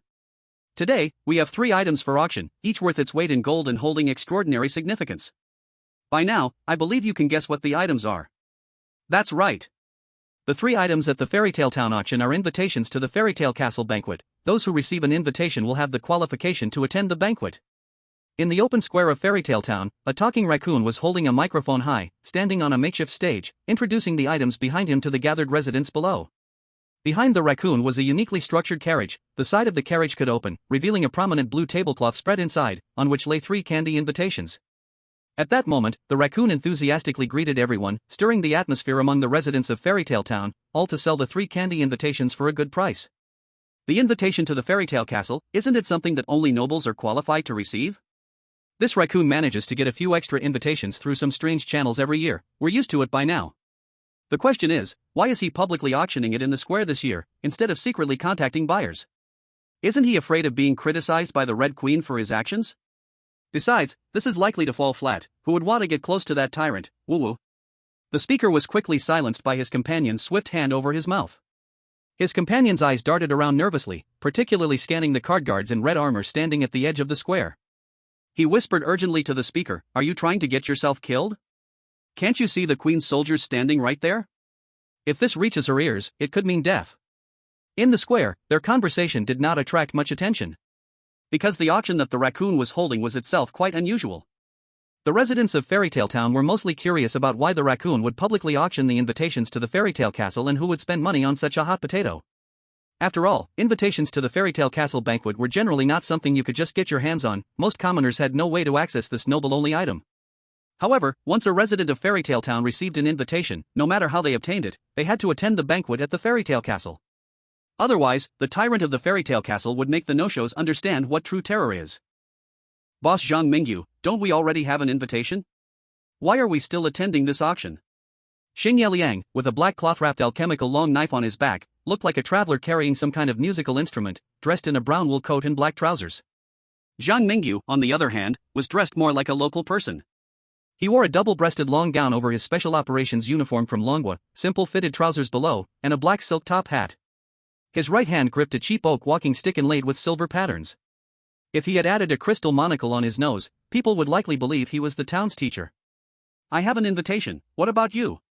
Zhang Mingyu intentionally altered his appearance to seem more mature and steady, speaking to Xingye Liang with a comical translation accent. "Oh, my dear Xingye-kun, if you want to enter the fairy tale castle and achieve a perfect finish, you still need to rely on your own efforts. I brought you here just to give you a choice, and also to see who our potential competitors are." "Boss Zhang Mingyu, did you come here just for me?" Xingye Liang widened his mouth in surprise upon hearing Zhang Mingyu's answer. He indeed followed Zhang Mingyu just to ride on his coattails, but he never expected Zhang Mingyu to help him obtain the invitation that required fulfilling 3 wishes. Now, even if they couldn't buy an invite to the fairy tale castle because of their insufficient funds, Xingye Liang would remember this favor from Zhang Mingyu. "Alright, enough with the sweetness, the auction is about to start." Zhang Mingyu's gaze swept across the fairy tale town residents in the square. For now, he did not notice any suspicious individuals whose attire was vastly different from the townsfolk. This meant either the chosen ones had not yet arrived in the fairy tale town or did not plan to participate in the raccoon auction, or those who had come to the square were clever enough to blend into the unfamiliar environment, hiding themselves well. "Now, here's the first auction item, who wants it?" The raccoon announcing with a microphone caught both Zhang Mingyu and Xingye Liang off guard. Aren't auctions supposed to start with a starting bid, letting everyone raise their bids by a few hundred? Why was he asking who wanted it right off the bat? As Zhang Mingyu and Xingye Liang were momentarily stunned, the other fairy tale town residents in the square were also not eager to shout out bids. After all, to most locals in Fairy Tale Town, invitations to the Fairy Tale Castle banquet were not a good thing, but a symbol of trouble from the tyrant. At that moment, a woman in the crowd wearing half a fox face mask suddenly raised her hand and said in a cold voice, "I want it, how much?" "Alright, it's decided. 1 hug, and you can take this auction item." The raccoon dashed into the crowd to pull that bidding woman onto the stage. Zhang Mingyu looked at the woman's half-exposed face and quickly recalled her identity from the special documents given to him by Longwa, thanks to his powerful memory. Garcia, the chosen one from Honduras? After recognizing the woman on stage was Garcia, Zhang Mingyu held back the restless Xingye Liang. Honduras was one of Blue Star's strategic partners, and he wouldn't fight over something for just a relatively pleasant-looking person from Sakura Kingdom. Besides, the items being auctioned this time weren't for money. Is it just like a strange thing, similar to a hug? Is it because that little raccoon is a pervert, and he admired Garcia's impressive figure, that he thought of using this method to hit on her? It doesn't seem like that at all. In Zhang Mingyu's view, this act of asking for a hug as a reward seemed more like using the hug as a cover to extract some other things from Garcia as payment. This unknown cost, in Zhang Mingyu's eyes, is far more complicated than a simple monetary transaction. Chapter 188, The Poker Soldier. On the auction stage, the little raccoon and Garcia shared a warm embrace. After that, Garcia got her wish and received the invitation to the fairy tale castle. Soon, the second candy invitation was placed on the auction table. The little raccoon shouted, "The second invitation to the fairy tale castle. Who wants to buy it?" "I do." "Me too." "I want to buy it as well." A series of shouts echoed from the crowd. The bidding from these people made the residents of Fairy Tale Town murmur. They couldn't understand why so many people were interested in the invitation to the fairy tale castle, which is usually despised. Zhang Mingyu scanned the bidders with his eyes and vaguely got a sense of things. Most of the people bidding in the crowd are chosen ones. However, apart from the chosen ones, it seems there are also some others interested in these invitations. Zhang Mingyu turned his gaze toward a poker soldier. This person, dressed like a royal guard of the Red Queen, was participating in the bidding for some unknown reason. Could he want to attend the banquet at the fairy tale castle? Impossible.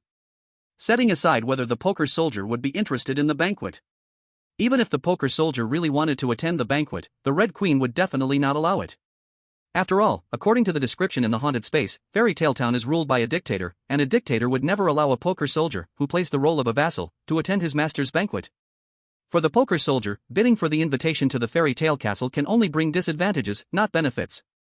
The only possibility is that the poker soldier is bidding on behalf of someone else. After obtaining the invitation to the fairy tale castle, the poker soldier would most likely transfer it to someone else. Is there a chosen one secretly trading with the poker soldier?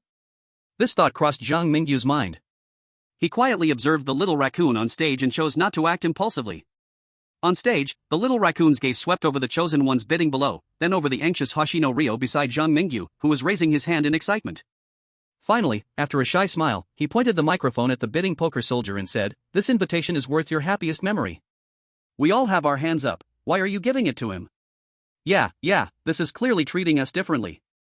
The poker soldier is so impressive, we common folks deserve an invitation too. The chosen ones mixed in the crowd united to pressure the little raccoon on stage, trying to change his mind this way. Hoshino Ryo was also about to wave his arm. However, before he could say anything, Zhang Mingyu seized his arm. Big shot Zhang Mingyu, we can't let the second invitation be auctioned off like this. The chosen ones don't have enough invitations, how can we let the poker soldier take it away? Who said the invitations at the auction can only be bought with money? Zhang Mingyu rolled his eyes. After discovering that the auction wasn't about money, he had already given up on the idea of helping Hoshino Ryo get an invitation through normal auction. Besides, more importantly, did these chosen ones really think a few cheers could change the little raccoon's mind? Ridiculous. Sure enough, just as Zhang Mingyu and Hoshino Ryo squeezed out of the crowd, the angry shout of the raccoon echoed from the stage in the center of the square. Are you commoners trying to oppose Her Majesty the Queen? As long as you can pay the price for this auction item, this candy invitation letter is yours. The raccoon showed two faces when facing the chosen one mixed among the townsfolk and the poker soldier.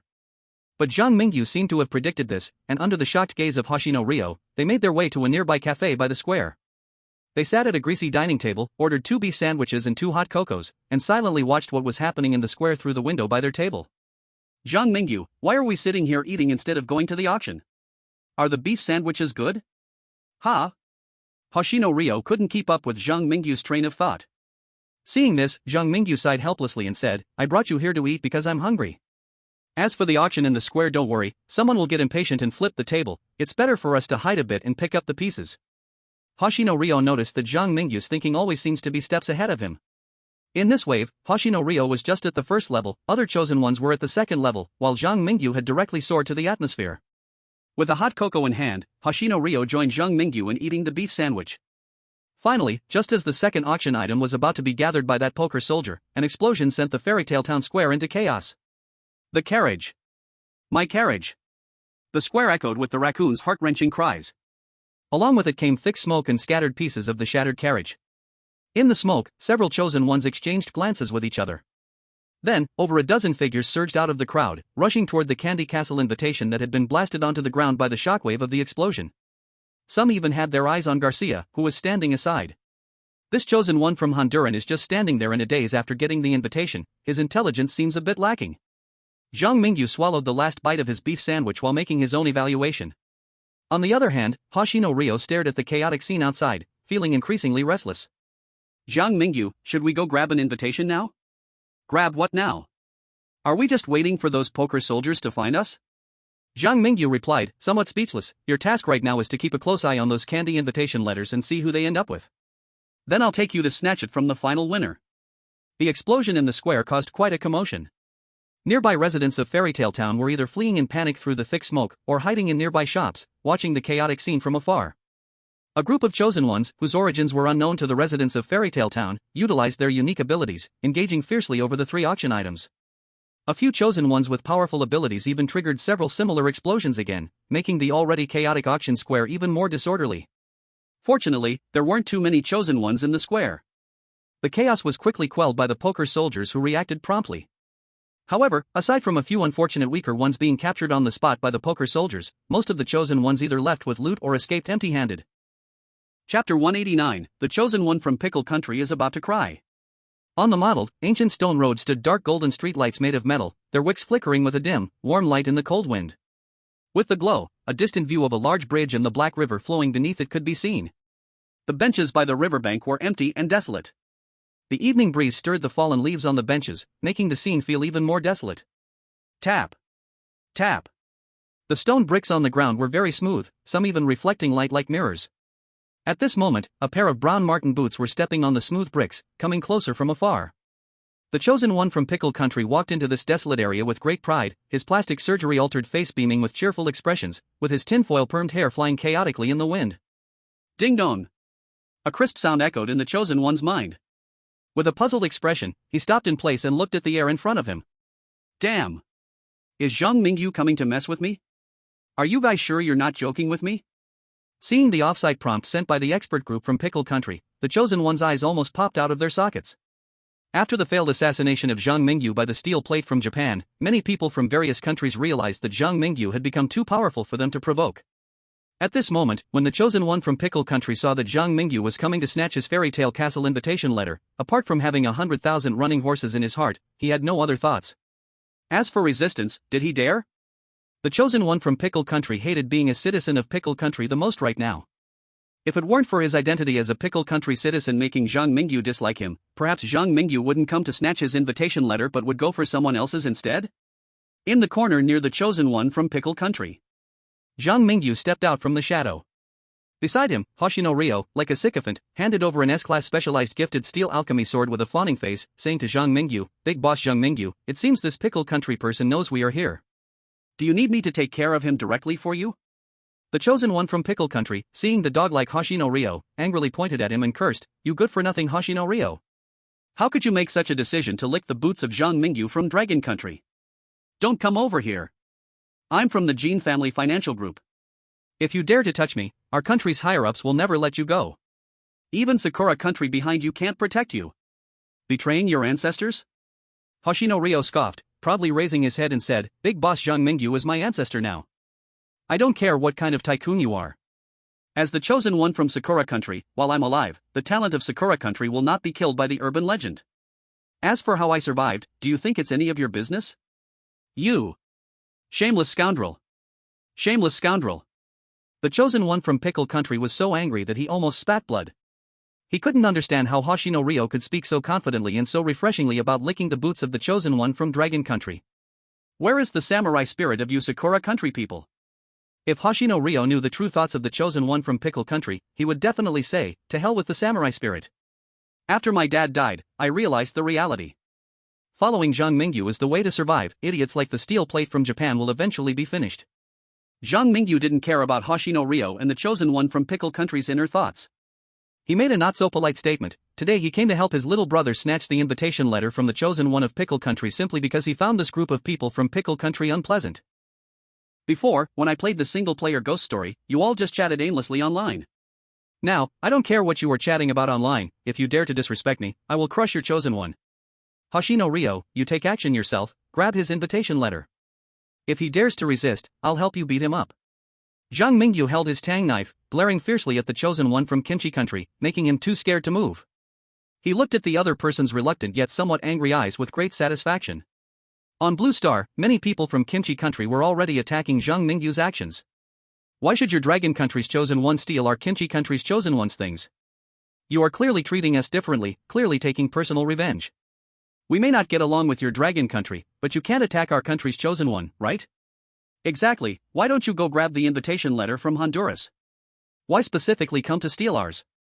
Damn it, I want to curse your Dragon Country's chosen one to die on the spot. The people from Kimchi Country were very angry. However, the Dragon Country's netizens were very calm at this time. So cool. Although stealing someone else's things seems not good, I can't help but laugh when I think it's the invitation letter of your chosen one from Kimchi Country. When you from Kimchi Country stole from us during the Dragon Boat Festival, why didn't we see you in a hurry? When your chosen one from Kimchi Country tricked our Dragon Country's Zhang Mingyu, where were you then to stop it? Are our chosen ones just supposed to sit there and let you make the first move before we can fight back? How funny.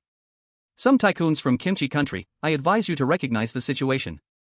Don't always follow the ugly country to trip our Dragon Country's chosen one. We won't attack you naturally. You should learn from Hoshino Ryo, see how smart he is. It's a pity, I actually want to see Zhang Mingyu smash the chosen one from Sakura Country. In the world of ghost stories, Hoshino Ryo suddenly shivered for no reason, as if countless malicious eyes were staring at him. He hurriedly snatched the invitation letter from the hands of the chosen one from Kimchi Country, scampering back to Zhang Mingyu's side. Throughout the whole process, because Zhang Mingyu was watching secretly, the so-called tycoon son from Kimchi Country didn't even dare to use his exclusive ability and just let the invitation letter drift away from him. Boss Zhang Mingyu, do you think we should? Hoshino Ryo made a throat-cutting gesture, scaring the chosen one from Kimchi Country to shiver all over. But Zhang Mingyu unusually revealed a gentle smile, stepped forward, patted the head of the chosen one from Kimchi Country, and said, "Let's leave it at that. I think you should know what to do, right?" As Zhang Mingyu patted the chosen one from Kimchi Country, he planted a seed in the other's mind. If the chosen one from Kimchi Country could remain honest and not act against him after being robbed, Zhang Mingyu would not do anything to him. But if he held a grudge against Zhang Mingyu for today's incident, Zhang Mingyu could eliminate him with just a thought. Chapter 190, Fairy Tale Banquet. Fairy Tale Castle.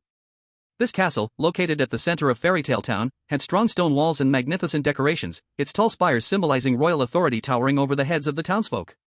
The tall castle gates and the playing card soldiers standing on either side of the entrance intimidated every noble and commoner who came to the banquet. The banquet at Fairy Tale Castle was held annually under the supervision of the Red Queen.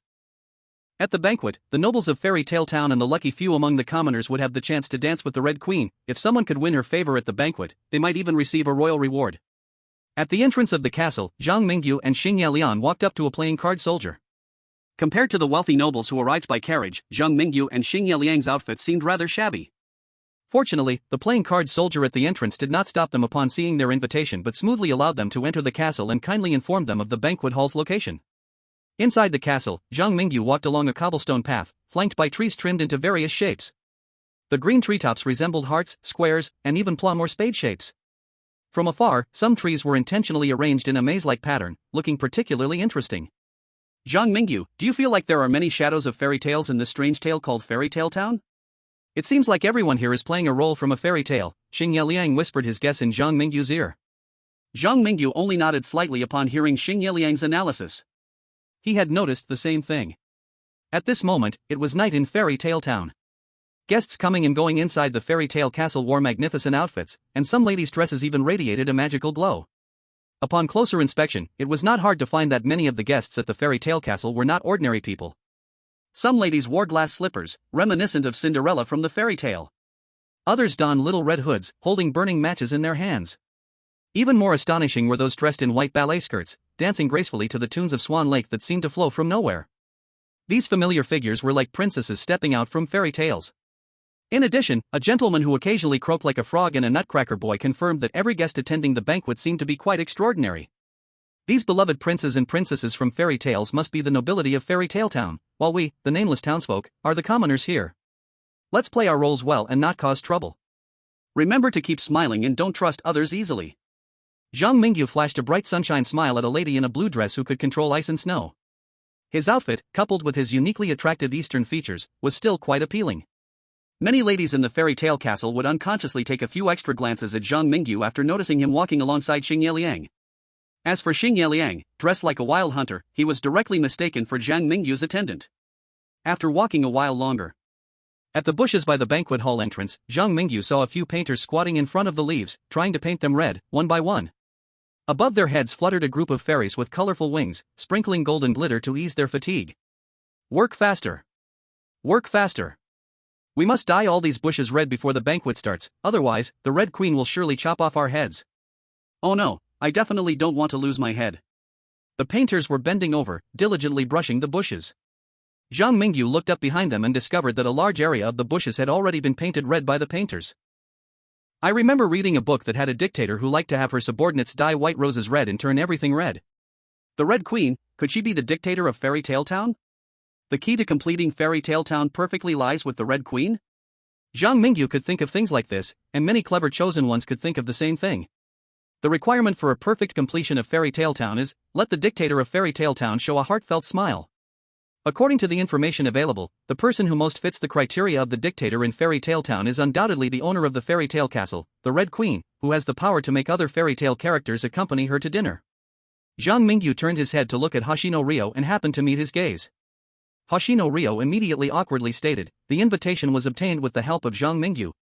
When I entered the fairy tale castle with the invitation, I also received a prompt from the strange talkspace. The strange talkspace said I got the invitation through a loophole. Although it cannot be considered an excellent completion, it can be directly counted as passing. Now I can leave the strange talk world at any time. All of this is thanks to Zhang Mingyu. The Red Queen doesn't let me get close, so I won't get close.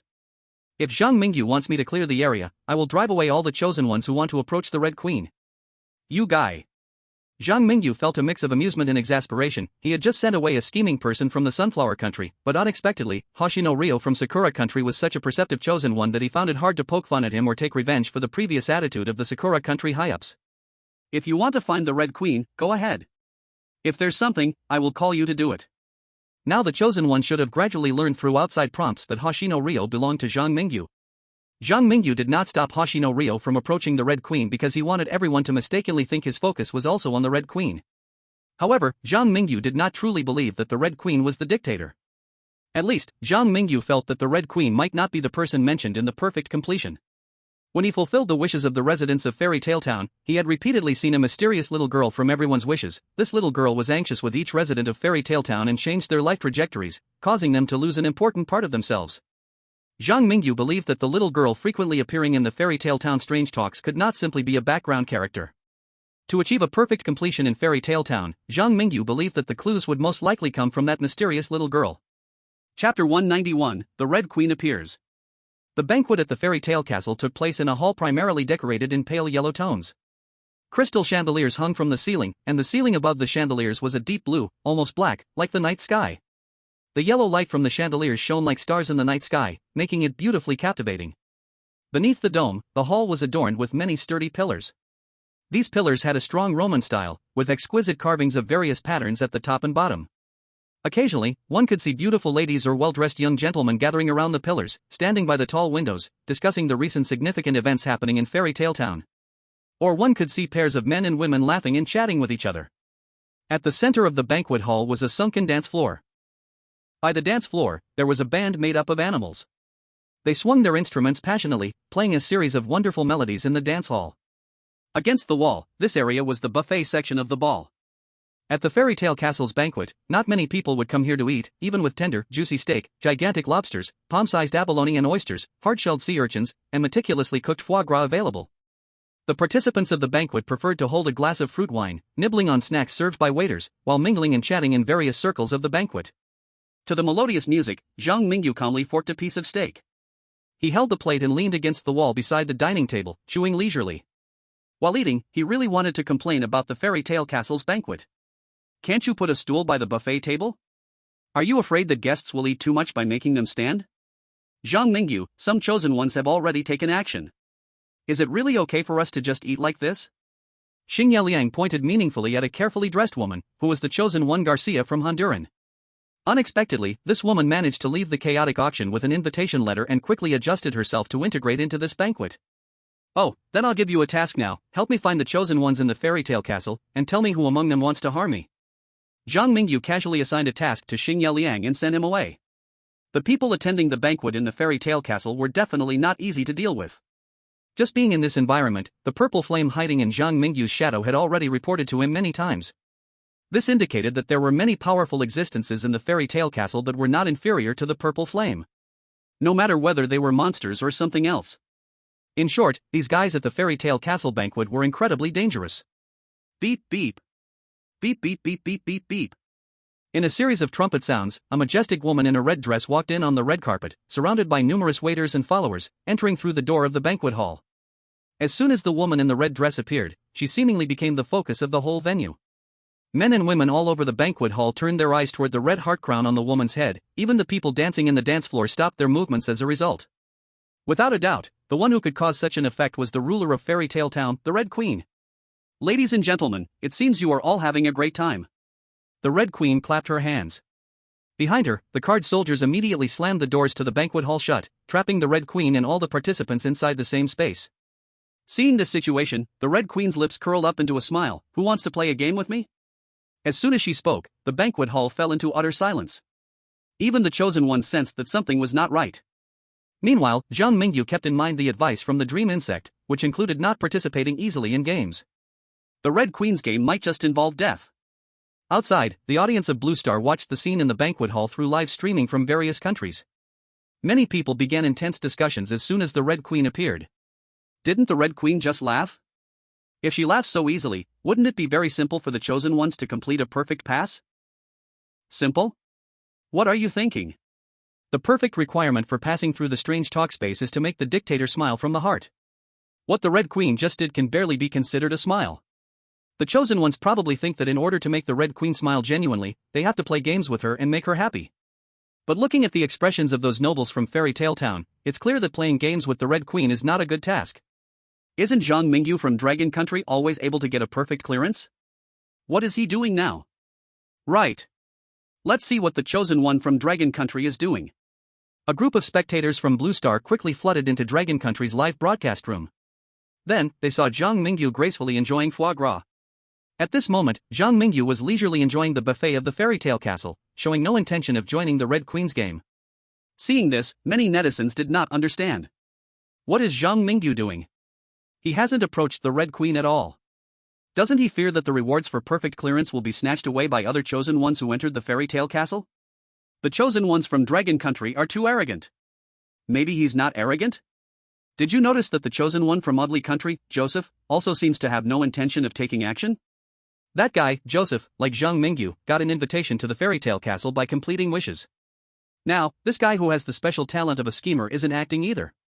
This suggests that achieving perfect clearance in Fairy Tale Town's strange talk may not be as simple as we imagined. Meanwhile, at the Kunlun military base, team leader Yang Qingting watched Zhang Mingyu on the live broadcast and showed a hint of approval in his eyes. It seems Zhang Mingyu has grasped the key point for perfect clearance. This kid never makes us worry about clearing strange talk challenges. Just now, I was concerned he might see the Red Queen as that dictator. Now it seems Zhang Mingyu has realized that the little girl is the key to perfect clearance. Next, we'll see how Zhang Mingyu chooses to act. Chapter 192, Croquet Game. I am willing to play games with Her Majesty the Queen. In the silent banquet hall, suddenly a voice shouted out, and the young ladies and gentlemen attending the banquet, along with a few chosen ones mixed in, turned their gazes towards the direction of the shout, all wanting to see which brave soul dared to play games with the Red Queen. Zhang Mingyu was also curious about the identity of that brave warrior. However, when he turned his head to the direction of the voice, he was stunned. Isn't that the chosen one from Pickled Cabbage Country? How did he sneak into the fairy tale castle's banquet? And I haven't activated the seed in his head or forced him to do anything dangerous. He wouldn't be so foolish as to steal an invitation letter just because I threatened him a bit, would he? Following Zhang Mingyu's gaze, one could see a yellow-skinned servant enthusiastically waving his arms in the air. The chosen one from Pickled Cabbage Country looked extremely excited.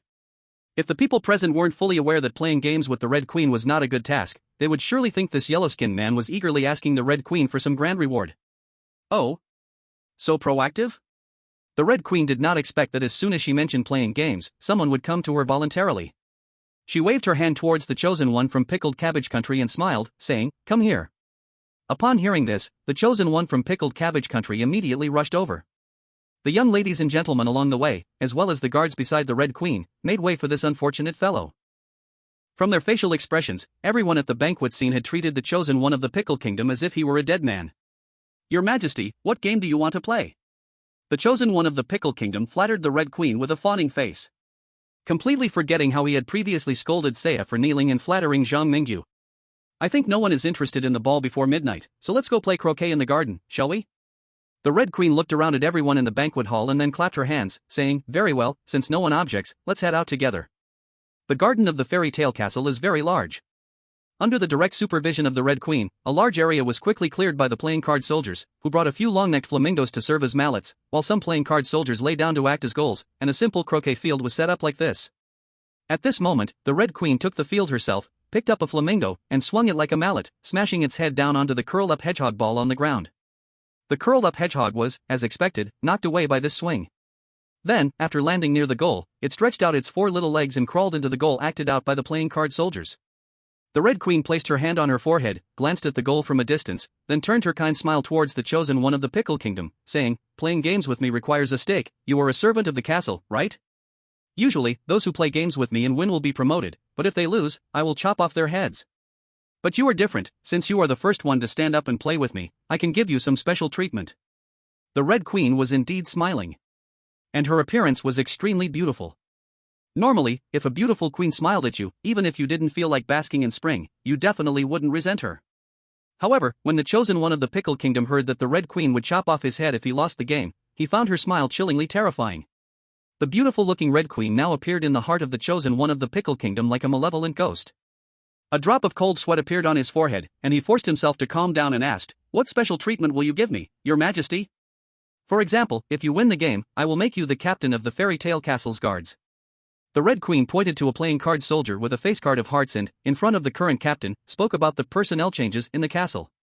Gulp. The chosen one of the Pickle Kingdom swallowed his saliva.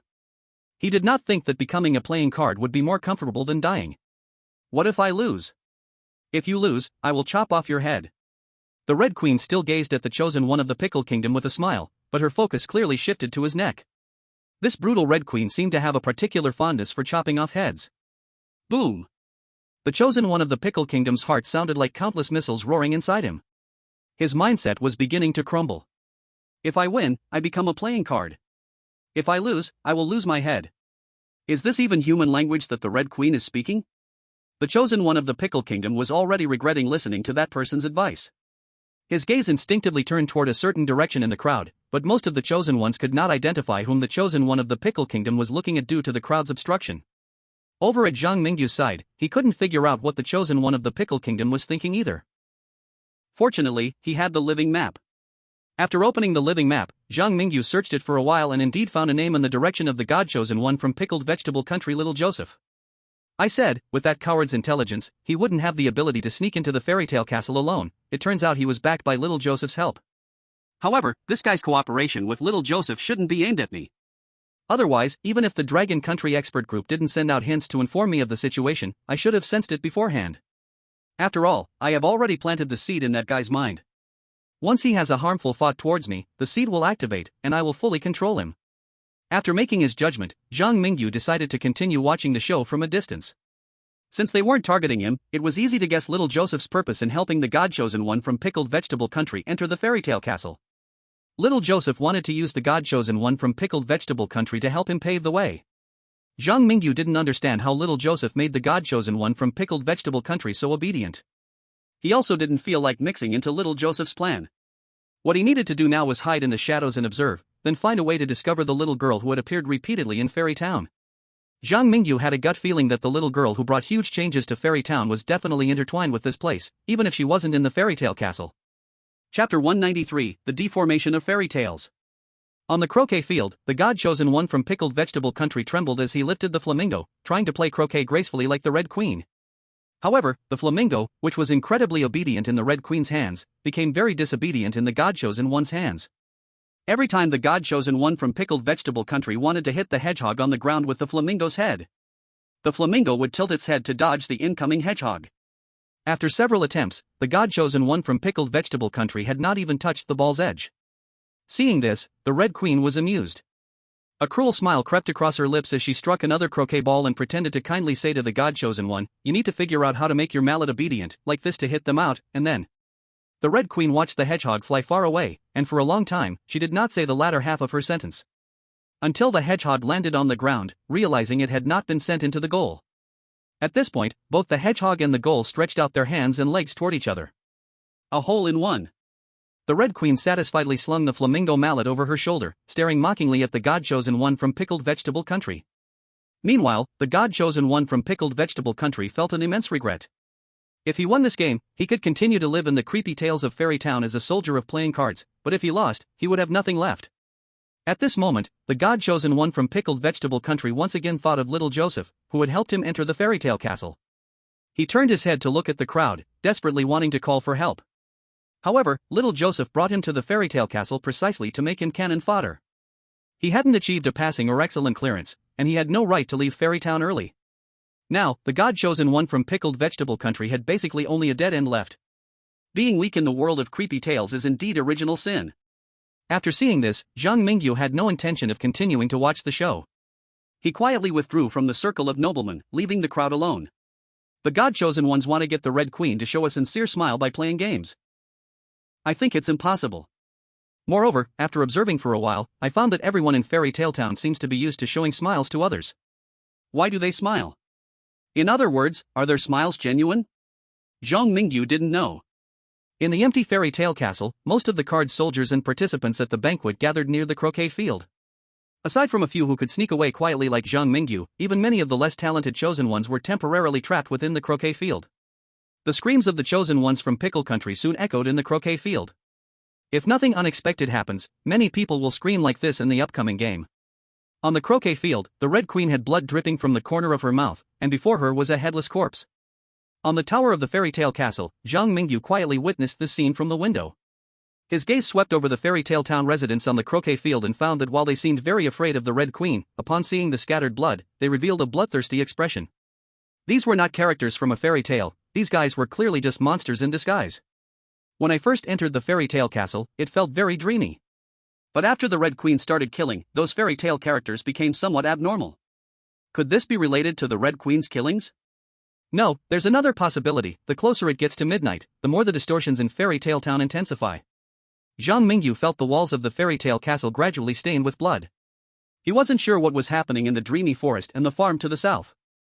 He could only hope that those chosen ones who hadn't entered the fairy tale castle could survive in the increasingly distorted fairy tale town. Fairy Tale Castle, Wine Cellar. Maxim and Garcia, a pair of two, also escaped from the croquet field.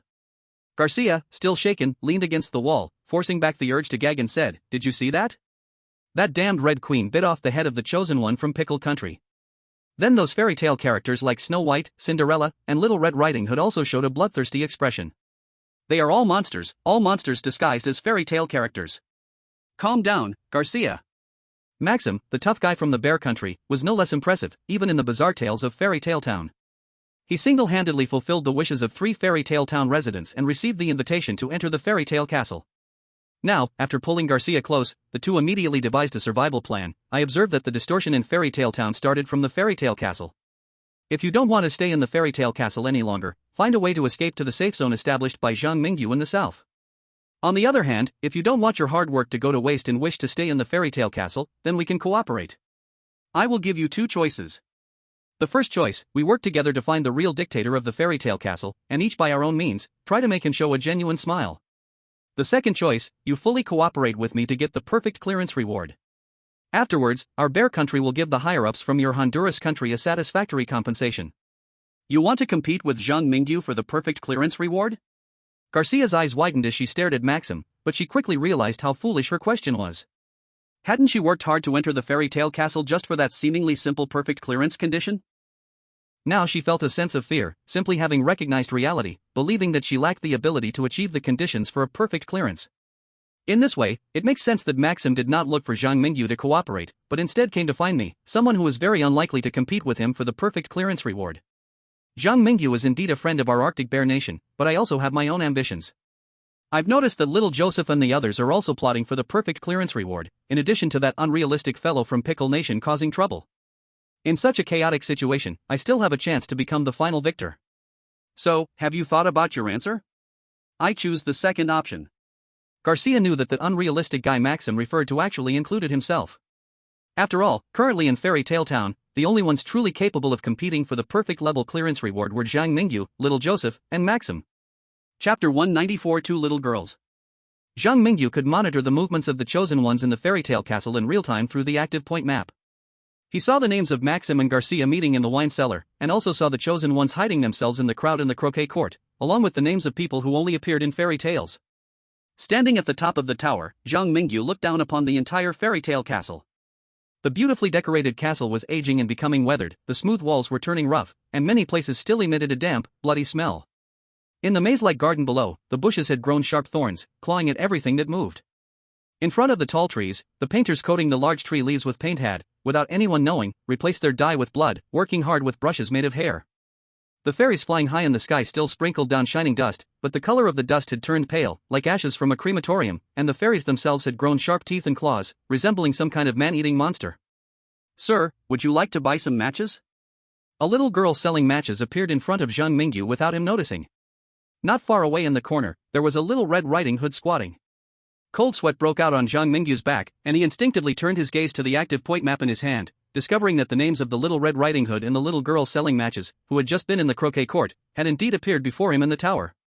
Zhang Mingyu directed his gaze back to the croquet court.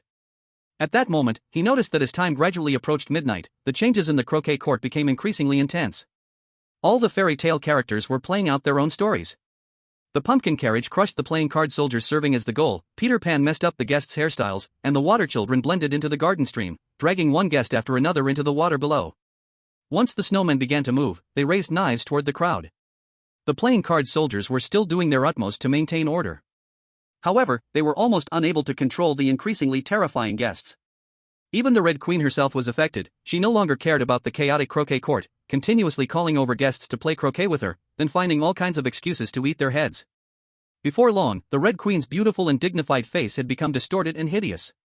Her head grew larger than her body, with a cruel smile perpetually hanging at the corners of her mouth. At that moment, even the dullest of the chosen ones sensed something was off. They discovered that the Red Queen was not the dictator mentioned in the perfect victory conditions. Or, even if the Red Queen was that dictator, they had no ability to help her smile.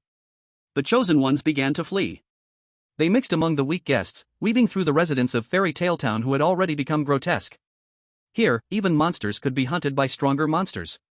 No one could escape, no one could be spared. A chaotic and bloody feast. Is this the ball after midnight? Zhang Mingyu couldn't help but recall the words that the dream bug had warned him. At this moment, he was completely certain of his suspicions. Behind Fairy Tale Town, there was an unspeakable force in control. That unspeakable force made the monsters in Fairy Tale Town play roles from fairy tales, kept the monsters smiling, and made them obey the laws of the town, yet today provided the monsters a way to release themselves. And the dream bug emphasized that the residents of Fairy Tale Town were untrustworthy. This was because everything these residents displayed was false. Zhang Mingyu might trust the false roles played by the residents of Fairy Tale Town, might trust the princes and princesses full of courage and goodness in the fairy tales, but he could never trust the real monsters beneath that layer of skin. Perhaps when the transformation in the fairy tale castle was fully complete, those most revered princes and princesses in Fairy Tale Town would become even more terrifying than the midnight butcher in the southern farms. Big brother, have you seen my grandma? After the little girl selling matches, Little Red Riding Hood also came before Zhang Mingyu. As she leaned closer, she suddenly lifted her head, revealing a pair of hollow eye sockets, bleeding from the edges, seemingly trying to scare Zhang Mingyu. However, Zhang Mingyu's reaction left her extremely disappointed. Upon seeing Little Red Riding Hood's bleeding eye sockets, Zhang Mingyu frowned slightly, but surprisingly, he wasn't afraid at all. This made Little Red Riding Hood, who was ready to taste Zhang Mingyu's fear, somewhat unhappy. She was prepared to watch this person scream in terror. She was ready to swallow this handsome prey as soon as Zhang Mingyu turned to flee. Now that Zhang Mingyu wasn't scared at all, how could she make her move? Outside, the audience from Blue Star saw this and began to scoff. This little girl thinks she can scare our Zhang Mingyu with these tricks? With her appearance, she wouldn't even scare an audience like me who often watches ghost story live streams. Is there a brother who wants to team up to become a malicious spirit knight? The one upstairs really has a heavy taste. I admire you. Ha ha ha, I'm a bit curious about the next development of the story. The audience watched as Little Red Riding Hood faced defeat, snacking on seeds. They weren't worried at all that Zhang Mingyu would crash in the Fairy Tale Town's ghost stories. Even if he encountered some danger, Zhang Mingyu had already met the conditions for an excellent level completion. He could just turn around and run. While the audience was eagerly waiting, Zhang Mingyu did not disappoint and acted unpredictably. He stretched out two fingers and plunged them into Little Red Riding Hood's eye sockets, slippery and sticky. Your eye sockets are truly empty, huh? Zhang Mingyu's fingers circled the edges of Little Red Riding Hood's eye sockets, then pulled out his fingers amid her shocked cry as if she had been violated. Ah! What are you doing? Little Red Riding Hood was so frightened by Zhang Mingyu's rough action that she stumbled back several steps. Even the little match girl, who witnessed the whole scene, honestly withdrew the few strange matches in her hand after seeing Little Red Riding Hood suffer. The little girl's reason told her that she couldn't provoke this man. Of course I am helping you heal, what else could I do? Assault you? Zhang Mingyu showed a contemptuous look. At the same time, a miraculous scene also occurred on Little Red Riding Hood. The eyes that had been dug out of Little Red Riding Hood actually grew back. The strange tail space indicated that Zhang Mingyu had completed another fairy tale character's wish. Looking at Little Red Riding Hood covering her eyes in disbelief, Zhang Mingyu kindly explained, I am a doctor. I saw that your eyes didn't seem comfortable, so I healed you. Is it too much to ask you a question in return? It seems, it's not too much. Little Red Riding Hood blankly uttered this seemingly normal, yet strangely odd statement. Chapter 195 3 Matches. Alright, then tell me, who took your eyes? As Zhang Mingyu asked this question, he raised his hand to stop the little match girl from trying to sneak away. He pointed at the little match girl's chest, which was continuously oozing blood, and asked, and you, can you lift your clothes to show me? I, lift my clothes to show you?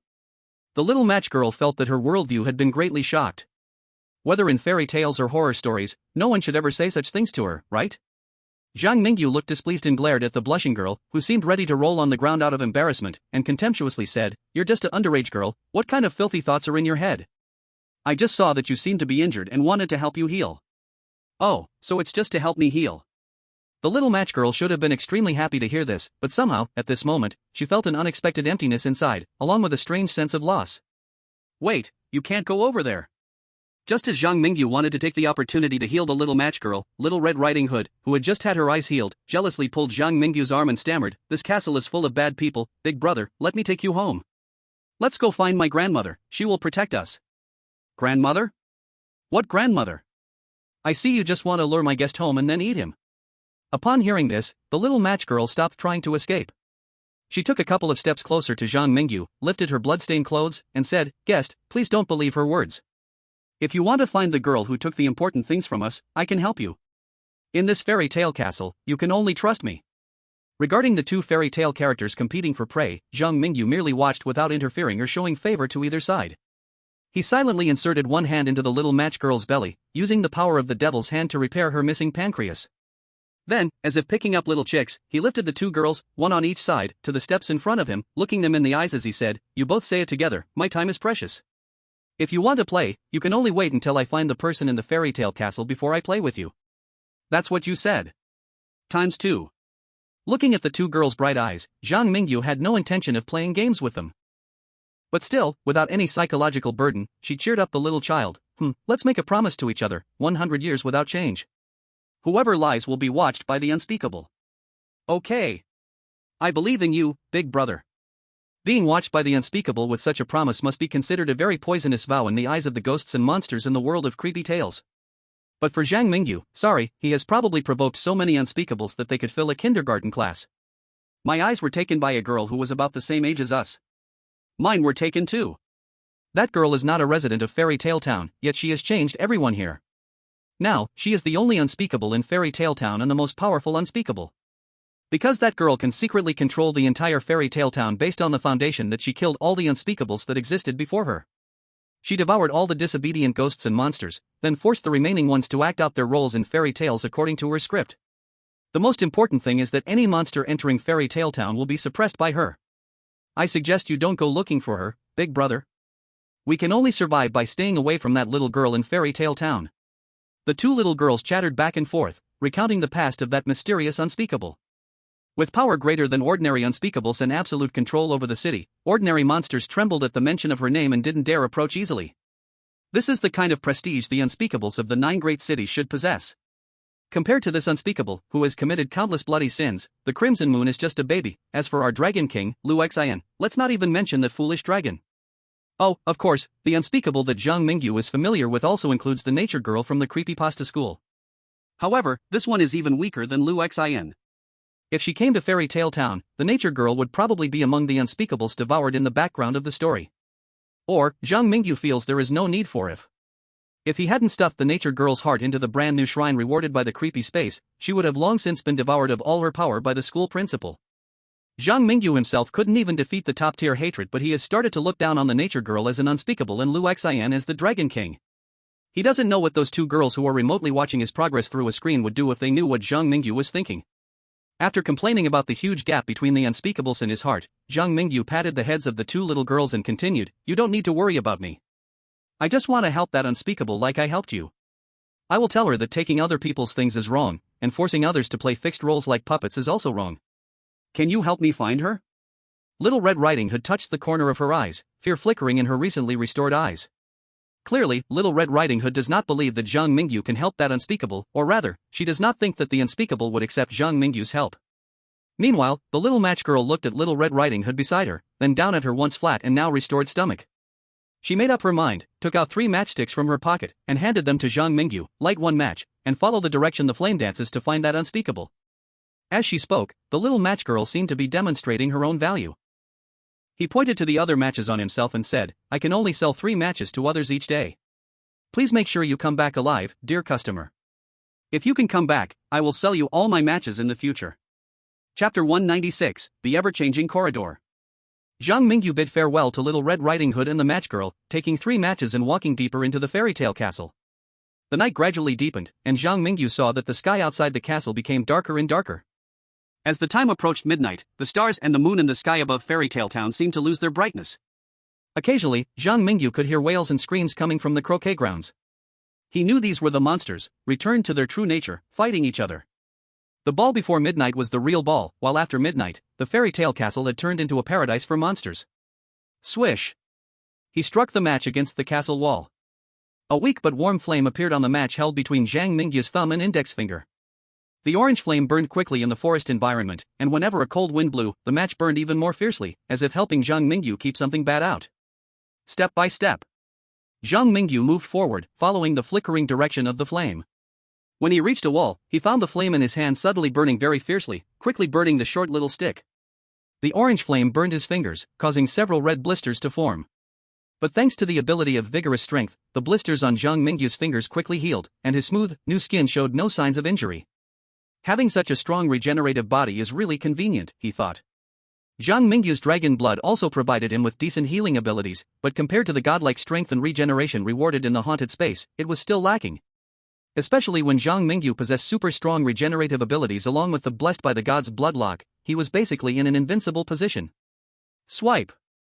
Zhang Mingyu touched the stone wall in front of him and quickly struck the second match.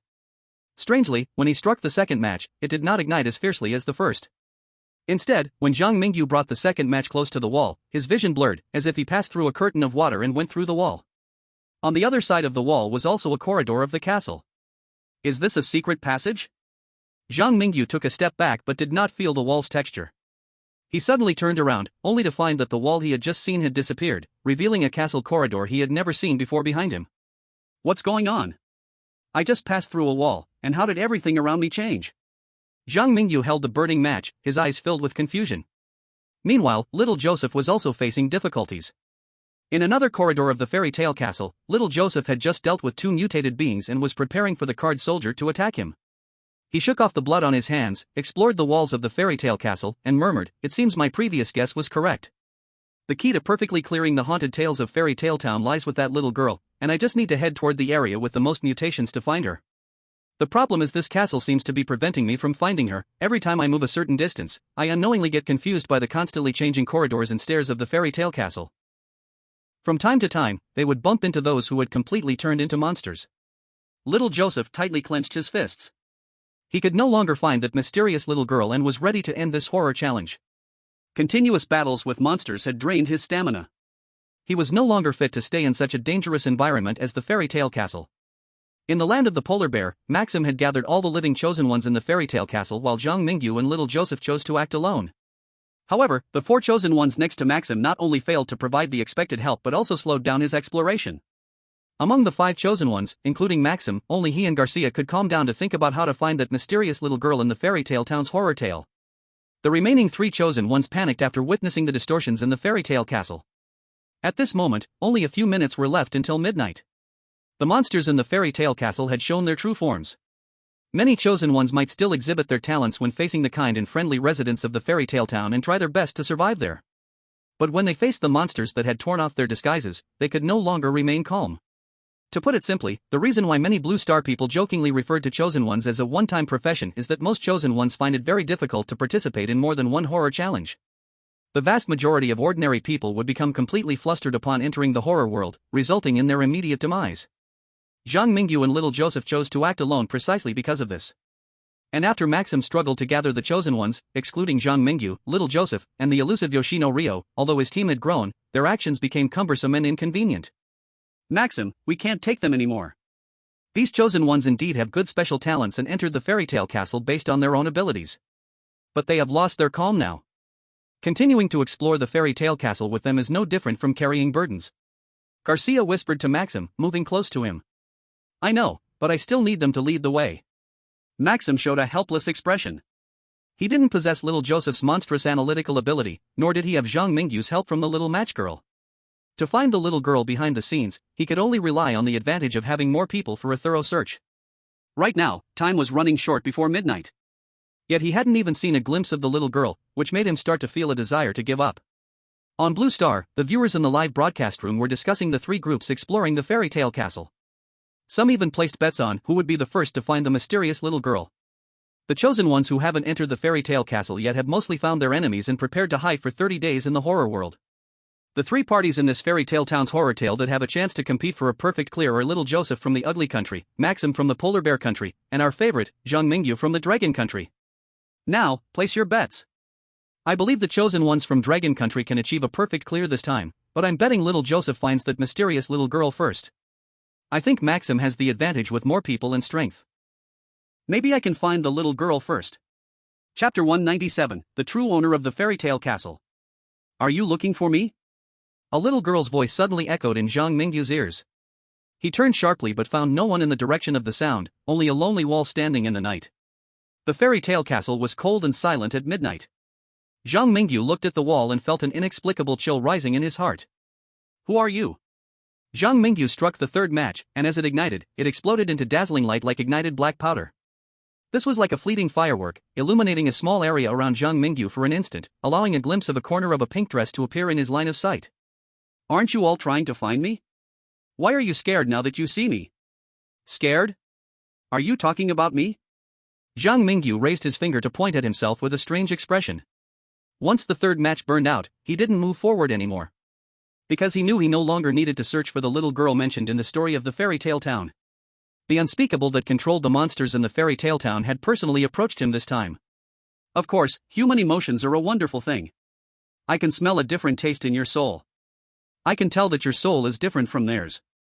You're very excited right now, much more so than all those other humans combined. I guess you're definitely the most scared one among them, right? How can you pretend to be so composed in this situation? I really don't know how you're managing it. The pink dress appeared again in the corner of Zhang Mingyu's vision. Zhang Mingyu was sure this little girl was strong.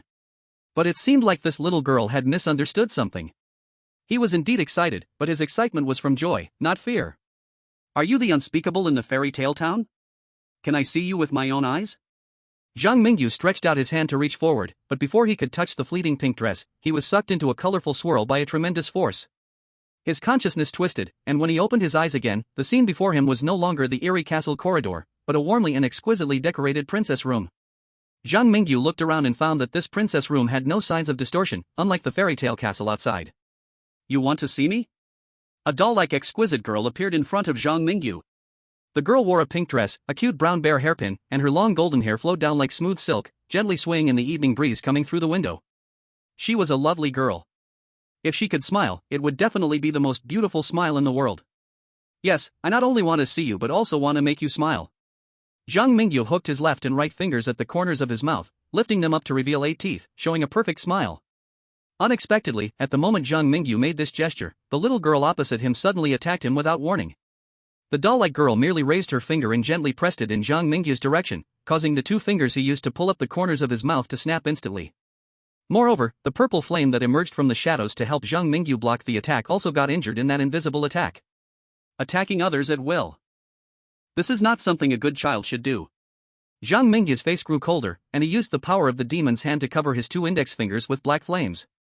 Under the dual effect of his strong healing ability in the demon's hand, 2 brand new index fingers immediately grew back where he had lost them. Oh? Your emotions have become more intense. Wait, you are not afraid, you are excited? The doll-like girl's face showed an expression for the first time, an expression named surprise. Then, the look of surprise quickly turned into disgust. I hate you. Your smile makes me feel very uncomfortable.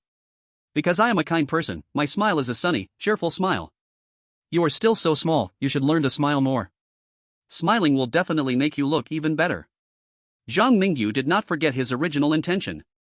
His purpose in entering the fairy tale castle was to obtain the reward for perfect completion. And right now, he could confirm that this little girl was the true dictator of Fairy Tale Town. Smile? The little girl coldly glanced at Zhang Mingyu, then inexplicably produced a chessboard that looked like a miniature fairy tale castle. At this moment, countless black pieces symbolizing the croquet court were devouring each other on the board. Some of those black pieces were large, some were small. They resembled chess pieces, yet also looked like statues of every fairy tale character shrunken down. At this moment, the larger statues were gradually engulfing the smaller ones. Aside from the bustling croquet court, many black pieces were also inside the fairy tale castle. However, the black pieces inside the castle had no intention of devouring each other. Instead, they were flocking toward the few white pieces in the castle. It seemed that these few white pieces were more to their taste compared to the weak black pieces. How about we play a game? If you win, I will agree to your request. The doll-like girl stared at Zhang Mingyu with her big eyes, as if she were some harmless little animal. But Zhang Mingyu could read the true meaning in her gaze. If he refused to play the game, he would die. Tell me, what game? Zhang Mingyu shrugged casually. He had roughly guessed that the black pieces on the board likely represented monsters, while the white pieces represented humans, specifically those of them who were chosen. If he lost the game or refused to play, the little girl would directly take action against him. And why the little girl chose him to play this game, Zhang Mingyu felt it might be related to the taste of the soul she mentioned. Let's play chess. If your white piece reaches the end, you win. If my black pieces kill all the white pieces, you lose. The girl in the pink dress stared sinisterly at Zhang Mingyu, the curve of her mouth unknown whether it was a smile or an arrogant view of prey. The two were now sitting in the princess's room, using the fairy tale castle as the chessboard, with monsters and humans as the pieces. The girl in the pink dress seemed to have played such games often, easily explaining the rules. And according to her impression of humans, the somewhat special human named Zhang Mingyu, even though he hadn't felt fear earlier, filled with excitement, should now be intimidated by this game that risked the lives of living people, right? Chapter 198, Unspeakable Game. The girl in the pink dress had a beautiful thought. But when she looked up at Zhang Mingyu, she found reality was quite harsh. Why was this human boy smiling? He was playing such a game, and yet he smiled. How could he smile? Doesn't he worry that his human companions outside might be killed by monsters? Doesn't his conscience hurt? Zhang Mingyu couldn't hear the thoughts of the girl in the pink dress, otherwise, he would surely be laughing again right now. The overly innocent girl in the pink dress, though unspeakable among monsters, was still too young to understand the complex relationships among humans. Who told you that everyone is a chosen human and they are my companions? They are all potential competitors against me in achieving perfect completion, okay? If it weren't for me, Zhang Mingyu, a kind and moral chosen one, playing this game with you, if someone like little Joseph or Sunagawa Steelplate came, they would probably want to kill all those white pieces. In the fairy tale castle, little Joseph, Maxim, and the hiding Hoshino Ryo all sensed that something seemed to be watching them. They instinctively moved to a different spot, hoping to escape the chase of the monsters that appeared in the fairy tale castle after 0 o'clock. But the game had already begun. In the princess's room, Zhang Mingyu saw the girl in the pink dress pick up a black piece located on the second floor of the fairy tale castle and place it on the layer with the most chosen ones. The 5 white pieces representing Maxim's group were immediately chased away by the black pieces. From Maxim and the others' perspective, a monster suddenly appeared in their hiding room as if it had teleported. The suddenly appearing monster began to attack Maxim and his 4 companions recklessly. The noise from the attack made nearby monsters rush towards the first floor where Maxim and the others were, like sharks smelling blood. Each person can only move 1 piece to any place on the board at a time. Of course, this place does not include the game's endpoint, which is this room. It's your turn now. A hint of malice appeared in the eyes of the girl in the pink dress. On the first floor, 5 chosen ones were being besieged by monsters, and the remaining black pieces were quickly surrounding them. Although Zhang Mingyu could save people by moving pieces, who to save? How to save? These were very challenging questions of humanity. At this time, on Blue Star, the higher-ups of the Pasta Nation, watching their chosen ones being chased by monsters alongside Maxim, discussed extensively and made a decision. Quick, send a message to the higher-ups of the Dragon Nation, asking their chosen ones to help get our chosen ones out of the fairy tale castle. As long as they can keep our chosen ones alive, the Pasta Nation is willing to meet one reasonable request from the Dragon Nation. In the secret base located on Mount Fuji, the higher-ups of the Cherry Blossom Nation looked at Hoshino Ryo, who was temporarily safe, and hesitated for a moment. I feel like Hoshino-kun isn't very smart, he was clinging to the powerful only to lose Zhang Mingyu halfway. However, I think losing him is a good thing. With Hoshino Ryo's abilities against the unspeakable in Fairy Tale Town, he would just be delivering himself. Delivering what? Zhang Mingyu is just lucky. Our Hoshino Ryo from the Cherry Blossom Nation is a genius with an S-rank exclusive talent. If Zhang Mingyu from the Dragon Nation looks down on us, we can just go solo. I think we can directly message Hoshino Ryo and let him find a way to that unspeakable room himself. If the one playing the game with the girl in the pink dress were our Hoshino Ryo from the Cherry Blossom Nation, we could definitely take this opportunity to extort many benefits from other countries. After the scene of Zhang Mingyu was transmitted back to the various countries of Blue Star, any country whose chosen one participated in this game tried every possible way to establish contact with Dragon Country. Some wanted Zhang Mingyu to pay attention to their country's chosen one in the game, hoping he wouldn't treat them as pawns. Others wanted to achieve their goals through methods including threats, temptations, and intimidation. In short, the chosen ones from the world of strange tales were already aware of their circumstances through off-screen hints. On Yoshinori Ryo's side, upon hearing the off-screen hints from Sakura Country, Yoshinori Ryo immediately threw a traditional Japanese phrase in the faces of the Sakura Country experts outside. Baka! It's lucky for me to not die in the strange tales, and you still want me to help you achieve a perfect clearance? You idiots who are enjoying cushy positions have no clue how hard those ghosts are to deal with, huh? Why don't you send your sons to replace me as this chosen one, then make such ridiculous demands on your own sons? Yoshinori Ryo had no intention of listening to the Sakura Country expert group. After learning about the bet game between Zhang Mingyu and the girl in the pink dress, he immediately rushed toward the princess room where Zhang Mingyu and the girl were located. He thought that if he could reach the princess room, it would mean helping Zhang Mingyu win this game. If Zhang Mingyu won the game and earned a smile from the girl in the pink dress, wouldn't Yoshinori Ryo be a great contributor? Would he have to worry about Zhang Mingyu not taking him along later? On the side of little Joseph, Upon discovering that Zhang Mingyu had the ability to freely move the Chosen One's positions, a dark cloud enveloped his heart. He suspected that with Zhang Mingyu's nasty character, he would definitely take the opportunity to trip him up. He had secretly set up schemes against Zhang Mingyu many times before. Perhaps Zhang Mingyu would toss him right into a pile of ghosts the first time he moved positions. As a strong sense of dizziness washed over him, little Joseph realized that his position seemed to have changed. He was shocked and cursed viciously. Shit. Zhang Mingyu, you piece of crap. I thought you would at least save Maxim and those fools first, but you chose to move my position first just to screw me over. Damn it. Damn it. After cursing for a long time, little Joseph finally steadied himself. The moment he landed, he activated all the cursed objects on him, preventing the tragic falling into the box outcome. To his surprise, the expected attack from the 100 ghosts did not come. He looked around in confusion at his surroundings. This place seemed very safe? No ghosts. Moreover, this level seemed very similar to the one Zhang Mingyu had previously stayed in according to the off-screen hints. The princess room, where Zhang Mingyu was playing the game, seemed to be on this level. That guy actually threw me near the finish line? What was he thinking? Did he hope that I would reach the target location early and help him win this game against the unspeakable? It's possible. After all, among the chosen ones in the castle, besides myself, who else has a chance to reach the target location despite the hindrance of the 100 ghosts? Chapter 199, Breaking the Game. In the princess room of the fairy tale castle, in front of a miniature chessboard. The girl in the pink dress looked at little Joseph, who was moved to the finish line by Zhang Mingyu, and a slight understanding flashed in her eyes. You chose to sacrifice those 5 humans, putting everything on the line to let your most trusted companion help you win this game. It seems this little Joseph is the one you care about the most? The one I care about the most? Zhang Mingyu cast a strange glance at little Joseph on the chessboard. Once again, she looked at the girl in the pink dress, who thought she understood her own heart, and said indifferently, think whatever you want. Hoo, I have already seen through your scheme, human. The girl in the pink dress proudly picked up a black chess piece, then provocatively beckoned toward Zhang Mingyu with her chin, blocking the black piece symbolizing the monster in the path of little Joseph. Since you trust this human so much, it shows that this human must be a very important partner to you. Now I will ruthlessly torment your partner in front of you, until you kneel down and beg me. Maybe then I will show great kindness and spare his life. After hearing the girl's words, not only Zhang Mingyu, who was playing the game with her, was stunned. Even the audiences from all over Blue Star could hardly hold back their laughter. A Dragon Country netizen said, I have undergone professional training, so I usually won't laugh, unless I can't help it. Poha, I'm dying of laughter. This unspeakable one actually threatens the life of the chosen one from our Dragon Country with an ugly nation's chosen one. This girl really doesn't understand the complexities of human society. A robust man from the Arctic Bear Country, holding a bottle of vodka, laughed heartily while pounding the solid wooden table. Come on.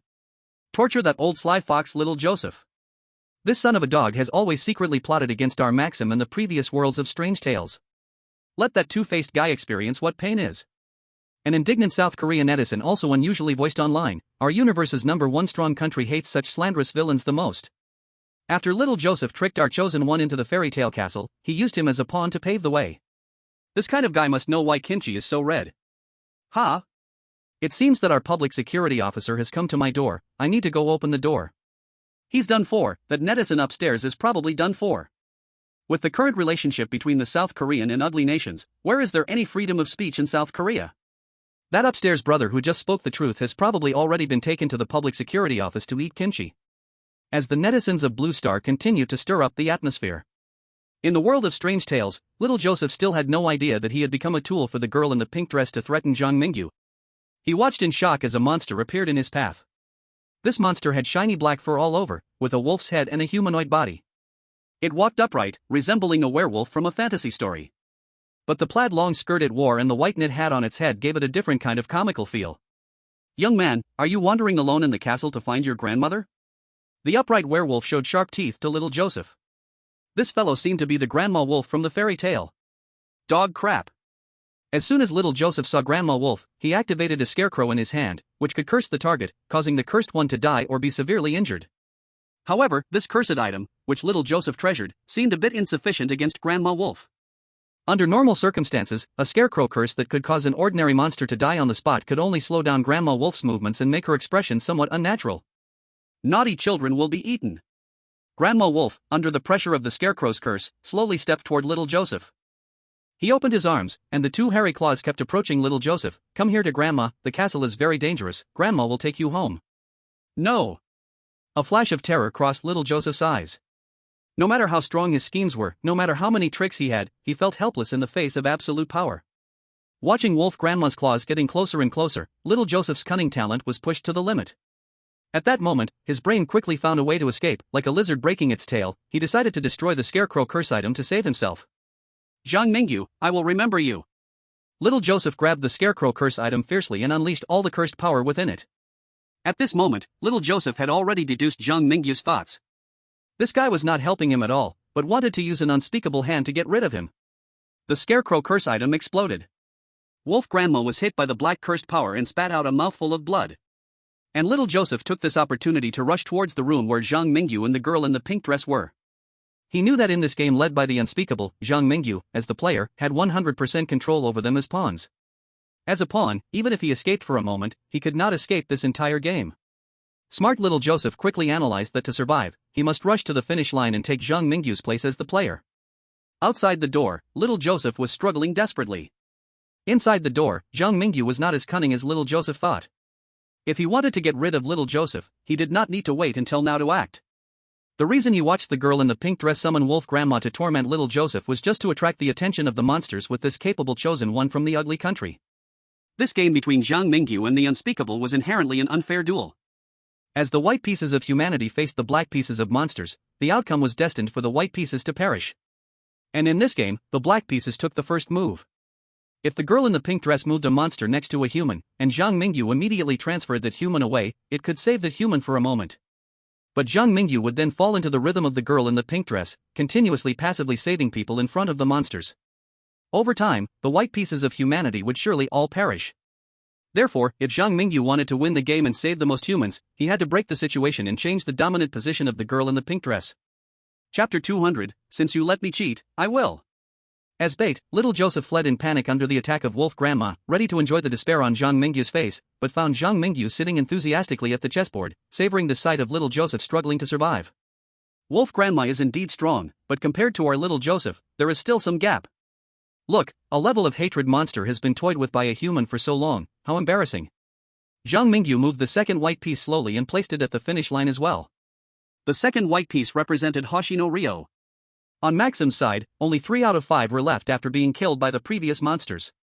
Although there were many chosen ones in Maxim's team, there were hardly any who could fight except Maxim and Garcia. If Zhang Mingyu had just transferred Maxim or Garcia away, the remaining chosen ones are likely to be completely wiped out.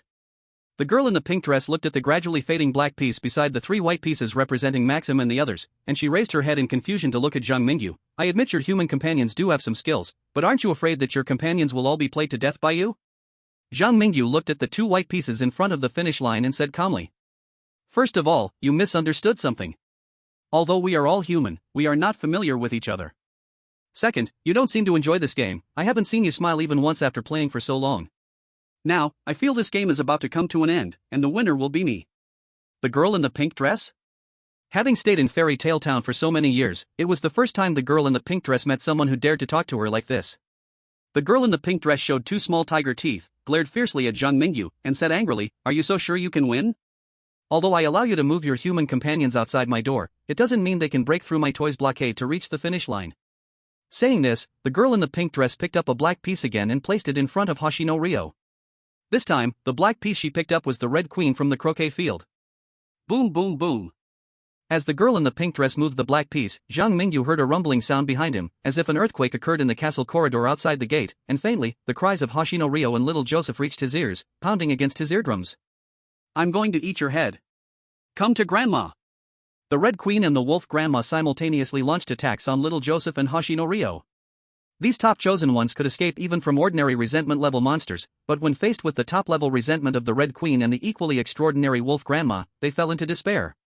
The 2 chosen ones wanted to cross the 2 monsters to enter the princess's residence, which seemed completely impossible. Now, what will you do? The girl in the pink dress, dressed like a little princess, revealed a sly gleam in her eyes, her delicate little hand fiddling with the pieces on the board, her sparkling eyes fixed on Zhang Mingyu's handsome face, while her 2 little white legs dangled at the edge of the high chair, clearly in an extremely pleasant mood. How about this? I can give you a chance to save your companions outside the door. If you are willing to give me one of your eyes, I will allow you to move an additional piece to the position in front of the finish line to fight alongside them. The little princess-like girl in the pink dress revealed her devilish side. Once upon a time, the little princess took away the precious things from the residents of Fairy Tale Town in this very way. Now, the little princess had her sights set on Zhang Mingyu's eye containing the power of the red moon. The little princess's body suddenly transformed into pink smoke in front of Zhang Mingyu, then condensed back on the chessboard in front of him. She sat on the shrunken fairy tale castle in front of Zhang Mingyu, her little hand slowly brushed across Zhang Mingyu's right eye as if stroking a flawless gem. This is what you said, you can't go back on your word. Contrary to the little princess's expectation, after hearing this excessive request, Zhang Mingyu did not show fear or anger. Instead, a hint of excitement flashed in Zhang Mingyu's eyes. Then, as if fearing the little princess would change her mind, he quickly grabbed the little princess's white arm reaching toward his right eye with his right hand, and then with 3 fingers of his left hand, he forcefully dug into his right eye socket and completely removed his right eye. The connection to the brain was severed as the nerve sent shockwaves to the bewildered little princess. Zhang Mingyu's fierce action and skillful technique left the little princess stunned. This unspeakable figure from Fairy Tale Town was originally meant as a casual remark, yet who would have thought Zhang Mingyu actually took his eye out? Look at what he's doing right now, does this seem like something a person could do? Or am I actually out of touch? Have humans become this brutal now? Zhang Mingyu didn't care what the little princess was thinking and forcibly shoved the eyeball he was holding into her hands. I actually wanted to play a game with you the normal way, but since you gave me a chance to cheat, I have to take it. An extra move in the game, you can't take it back now. Saying this, Zhang Mingyu moved the piece representing Maxim next to Hashino-ryo. In the corridor, a miserable scream from a man from the polar bear country soon echoed. The scream seemed to say, Zhang Mingyu, thank you so much. It seems 3 chosen ones are still not enough, let me give you another eyeball. The little princess held Zhang Mingyu's eyeball and pondered what it meant. The little princess thought, he can't possibly take out his other eye too, that would make him blind, right? But before the little princess could think more, Zhang Mingyu had already acted. She saw Zhang Mingyu raise his left hand, but the target was still his right eye. Little princess? In the little princess's shock-stricken gaze, Zhang Mingyu's eye socket on the right actually grew another eyeball at a visible speed, and before it fully formed, Zhang Mingyu's left hand plucked it off like picking grapes and handed it to himself. Now, the little princess had already been stuffed with 2 eyeballs by Zhang Mingyu. And Zhang Mingyu, as if nothing had happened, completely ignored the little princess's expression as if she had seen a ghost, and reached out his recently dug out left hand to move a piece representing Garcia on the board again. Chapter 201, The Revenge of the Fairy Tale Princess. On Blue Star, people from various countries had formed a habit of primarily watching the Monster Talk live broadcast from Dragon Country, with their own country's broadcasts as a supplement. Because, in their own country, chosen ones often had to hide in the world of Monster Talk just to survive, while the chosen ones from Dragon Country could kill freely. The viewing experience between the two was on completely different levels. Now, the people from various countries on Blue Star were witnessing the scene where Zhang Mingyu directly confronted the little princess. They had to admit, even without discussing Zhang Mingyu's other remarkable traits, his calm and composed demeanor when facing the unspeakable was not something ordinary people could have. Only Zhang Mingyu among the chosen on Blue Star directly confronts the unspeakable. Why, when I see Zhang Mingyu sitting with that unspeakable little princess, do I not feel any sense of disharmony? Oh my god, look at what Zhang Mingyu did, he forcibly took out his own eyeball and stuffed it into that little princess's hands? Look, that little princess is scared. Is he making a deal with the little princess using his eyes? Why can his eyes grow back after being taken out? Oh god, please no. He took out his newly grown eye again. Damn, is he the devil? Can this kind of scene be live-streamed? Doesn't this Dragon Country person fear pain? The scene where Zhang Mingyu traded an eyeball with the little princess truly shocked many people's nerves. Soon, the little princess's hands surprisingly held 3 crimson eyeballs, as red as jewels. After Zhang Mingyu reluctantly touched his right eye, he actually said in a slightly regretful tone, I still have too few pieces. Would you like to see if there's anything on me that you want? You could lend me 2 of your black pieces, and that way, we can finish this game a bit faster. The little princess opened her mouth but couldn't respond to Zhang Mingyu's words for a long time. Quickly retracting her delicate pink hand, which had been caught by Zhang Mingyu, the little princess looked at the 3-eyed jewels in her palm, which had no power of the red moon, then looked up at Zhang Mingyu, who was still smiling at her as if nothing was wrong, unsure whether this guy was human or an unspeakable being like herself. You really are a monster. The little princess pondered for a long time before finally giving Zhang Mingyu this evaluation. Zhang Mingyu was relieved about this, shrugging indifferently, maybe just one of me is enough for the monsters here to feast on an unlimited buffet. Now, I should have won this game, right? You should agree to my request and smile, it must be a sincere smile though. As Zhang Mingyu spoke, the door behind him suddenly burst open violently from the outside. Xingye Liang, Little Joseph, Maxim, Garcia, and the unlucky chosen one from Pasta Country all appeared at the door, and behind them were the relentless Granny Wolf and the truly big-headed Red Queen. Zhang Mingyu, big boss, I finally see you. Damn Dragon Country chosen one, I want to settle the score with you. Zhang Mingyu, what's the situation here now? Get inside quickly, the resentment is about to catch up. I surrender. I surrender. The 5 different shouts jolted the little princess awake. Looking at the Red Queen and Granny Wolf, who did not dare to approach because of the dark energy she radiated, the little princess puffed up her cheeks and glared fiercely at the 5 chosen ones who had invaded her room. Finally, when her gaze returned to Zhang Mingyu, she smirched cruelly and slowly said, I am the fairy tale princess of Fairy Tale Town, of course, I will not go back on my word. Now I am smiling, I have fulfilled my promise. But next, I want you all to play with me. The fairy tale princess smiled, but the strange tail space still did not hint at a perfect clearance. This left many netizens on Blue Star perplexed. The fairy tale princess smiled, why hasn't the strange tail space determined that Zhang Mingyu has achieved perfect clearance? Oh no, could it be that the fairy tale princess is not the dictator of Fairy Tale Town? You misunderstood the earlier part, look at Granny Wolf and the Red Queen outside. Do you think their fear is an act? With unspeakable level power, making the overt ruler of Fairy Tale Town, the Red Queen, obedient, the fairy tale princess is definitely the dictator mentioned in the strange tail space. But why hasn't it counted as a perfect clearance even though she smiled? Did you notice that perfect clearance requires the fairy tale princess to smile sincerely? Maybe it's because Zhang Mingyu just tricked her a bit to win the game, and the fairy tale princess isn't really happy right now? Wow, this little girl is really hard to please. I guessed it, you can't win when playing games with kids. But we can't bear the penalty for losing the game. It seems that achieving perfect clearance involving the 9 major cities is indeed not that easy. Users on Blue Star all expressed their grievances. And in the world of strange tales, the door behind the 5 chosen ones also closed with a bang. Zhang Mingyu saw the fairy tale princess wave her hand, scattering a rainbow that swept the 5 chosen ones over. As they flew towards each other, they constantly shrank, until they landed on a table filled with various toys between them. Finally, when the fairy tale princess cast a teasing glance at him, Zhang Mingyu could clearly sense that the purple flame hiding in his shadow was trembling. Zhang Mingyu pointed at the small Joseph and others standing on the table, saying, Are you going to throw me on the table too? The shrunken small Joseph and his friends had just escaped from a wolf's den and entered a tiger's lair. Because the toy bear of the fairy tale princess on the table had already risen under the influence of magic, chasing after the shrunken chosen ones, making them sweat profusely and not daring to stop easily. It was obvious that this was the fairy tale princess's revenge for the previous incident. This child simply did not want anyone to win over her in a game. No, of course I won't let you off so easily. A toy like you, which is hard to ruin, I will definitely lock away and torture you well, the fairy tale princess said with a wicked sense of humor as she carefully placed 3 eyeballs in a brand new glass jar. Then, she summoned a row of display cabinets, placing the jar with 3 eyeballs alongside those hearts and brains in the display cabinet. Upon closer inspection, Zhang Mingyu could see that each jar in the display cabinet was engraved with names. For instance, the jar containing hearts seemed to have the words Midnight Butcher engraved beneath it. Chapter 202, Little Joseph's Little Thoughts. The fairy tale princess revealed her true nature. A row of biological organs in the display cabinet, along with the blood of monsters, exuded a chill akin to Antarctic icebergs. The chosen ones had no doubt that beneath the fairy tale princess's delicate appearance hid a malicious heart, and they all feared the revenge spoken by the fairy tale princess, afraid of the unspeakable that had once taken the precious treasures of the townsfolk in Fairy Tale Town. Including little Joseph, at this moment, had developed the thought of directly exiting the ghostly space. But he couldn't help but feel unwilling thinking of the huge cost he had paid to get here. At this moment, little Joseph looked at the fairy tale princess and Zhang Mingyu, who were confrontational above him, and suddenly came up with a plan. He bounced and dodged the bear's attack while waving his arms, shouting, Your Highness! Your Highness! I am little Joseph, I can help you. I can help you. After shrinking, little Joseph's voice was also smaller. Hoshino Ryo saw this old kid being chased by the toy bear and still not forgetting to cause trouble, rushed forward to stop him without hesitation. You old fool, what are you shouting? Get back here!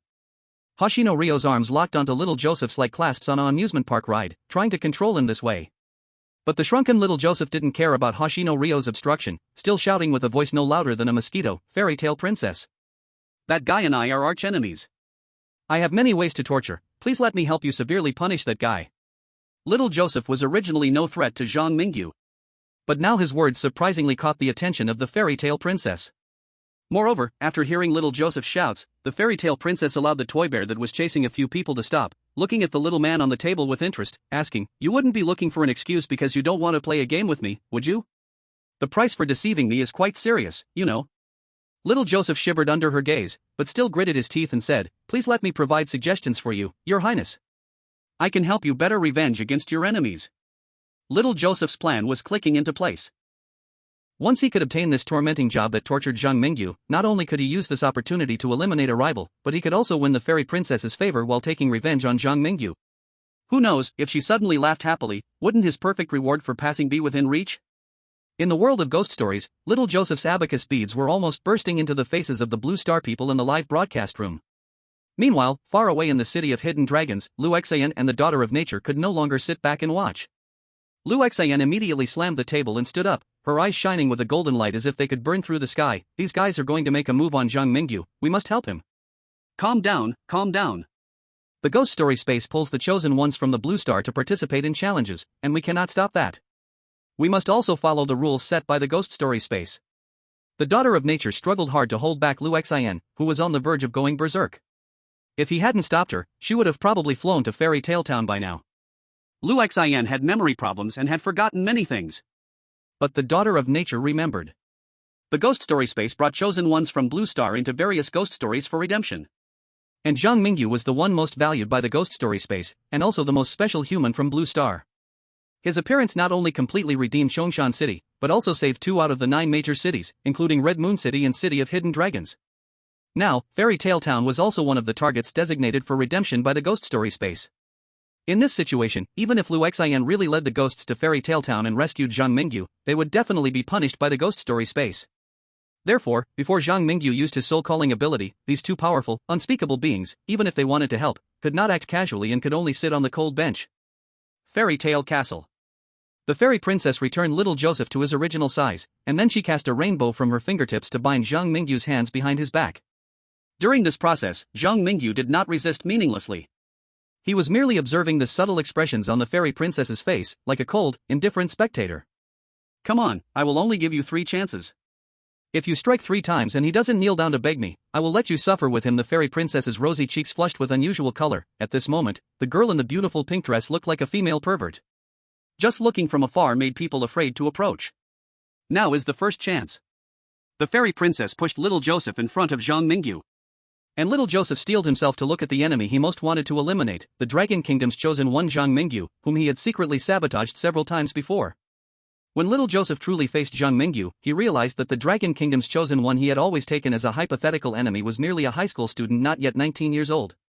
However, Little Joseph quickly discovered that the high school student before him was not as easy to see through as others of his age. He noticed that although Zhang Mingyu's hands were bound, he did not seem afraid at all. Zhang Mingyu was calm as if the one about to face unspeakable revenge wasn't himself, but an unrelated person. Looking him over while sitting calmly in the chair, Little Joseph suddenly felt a chill in his heart. His schemer's instincts told him that it might not be the right time to take action against Zhang Mingyu. This guy still hid some other threat. "Sorry, Dragon Kingdom person, you have provoked someone you shouldn't have." Having been pushed to a corner, Little Joseph did not hesitate. He picked up a small knife he carried with him and made his way toward Zhang Mingyu's fingers. The cruel words he spoke before acting, one could not tell if they hinted at the fairy tale princess, himself, or the ugly national consortium behind him. Clang! The small knife approached Zhang Mingyu. The imagined scene where Little Joseph pried off Zhang Mingyu's nails did not happen.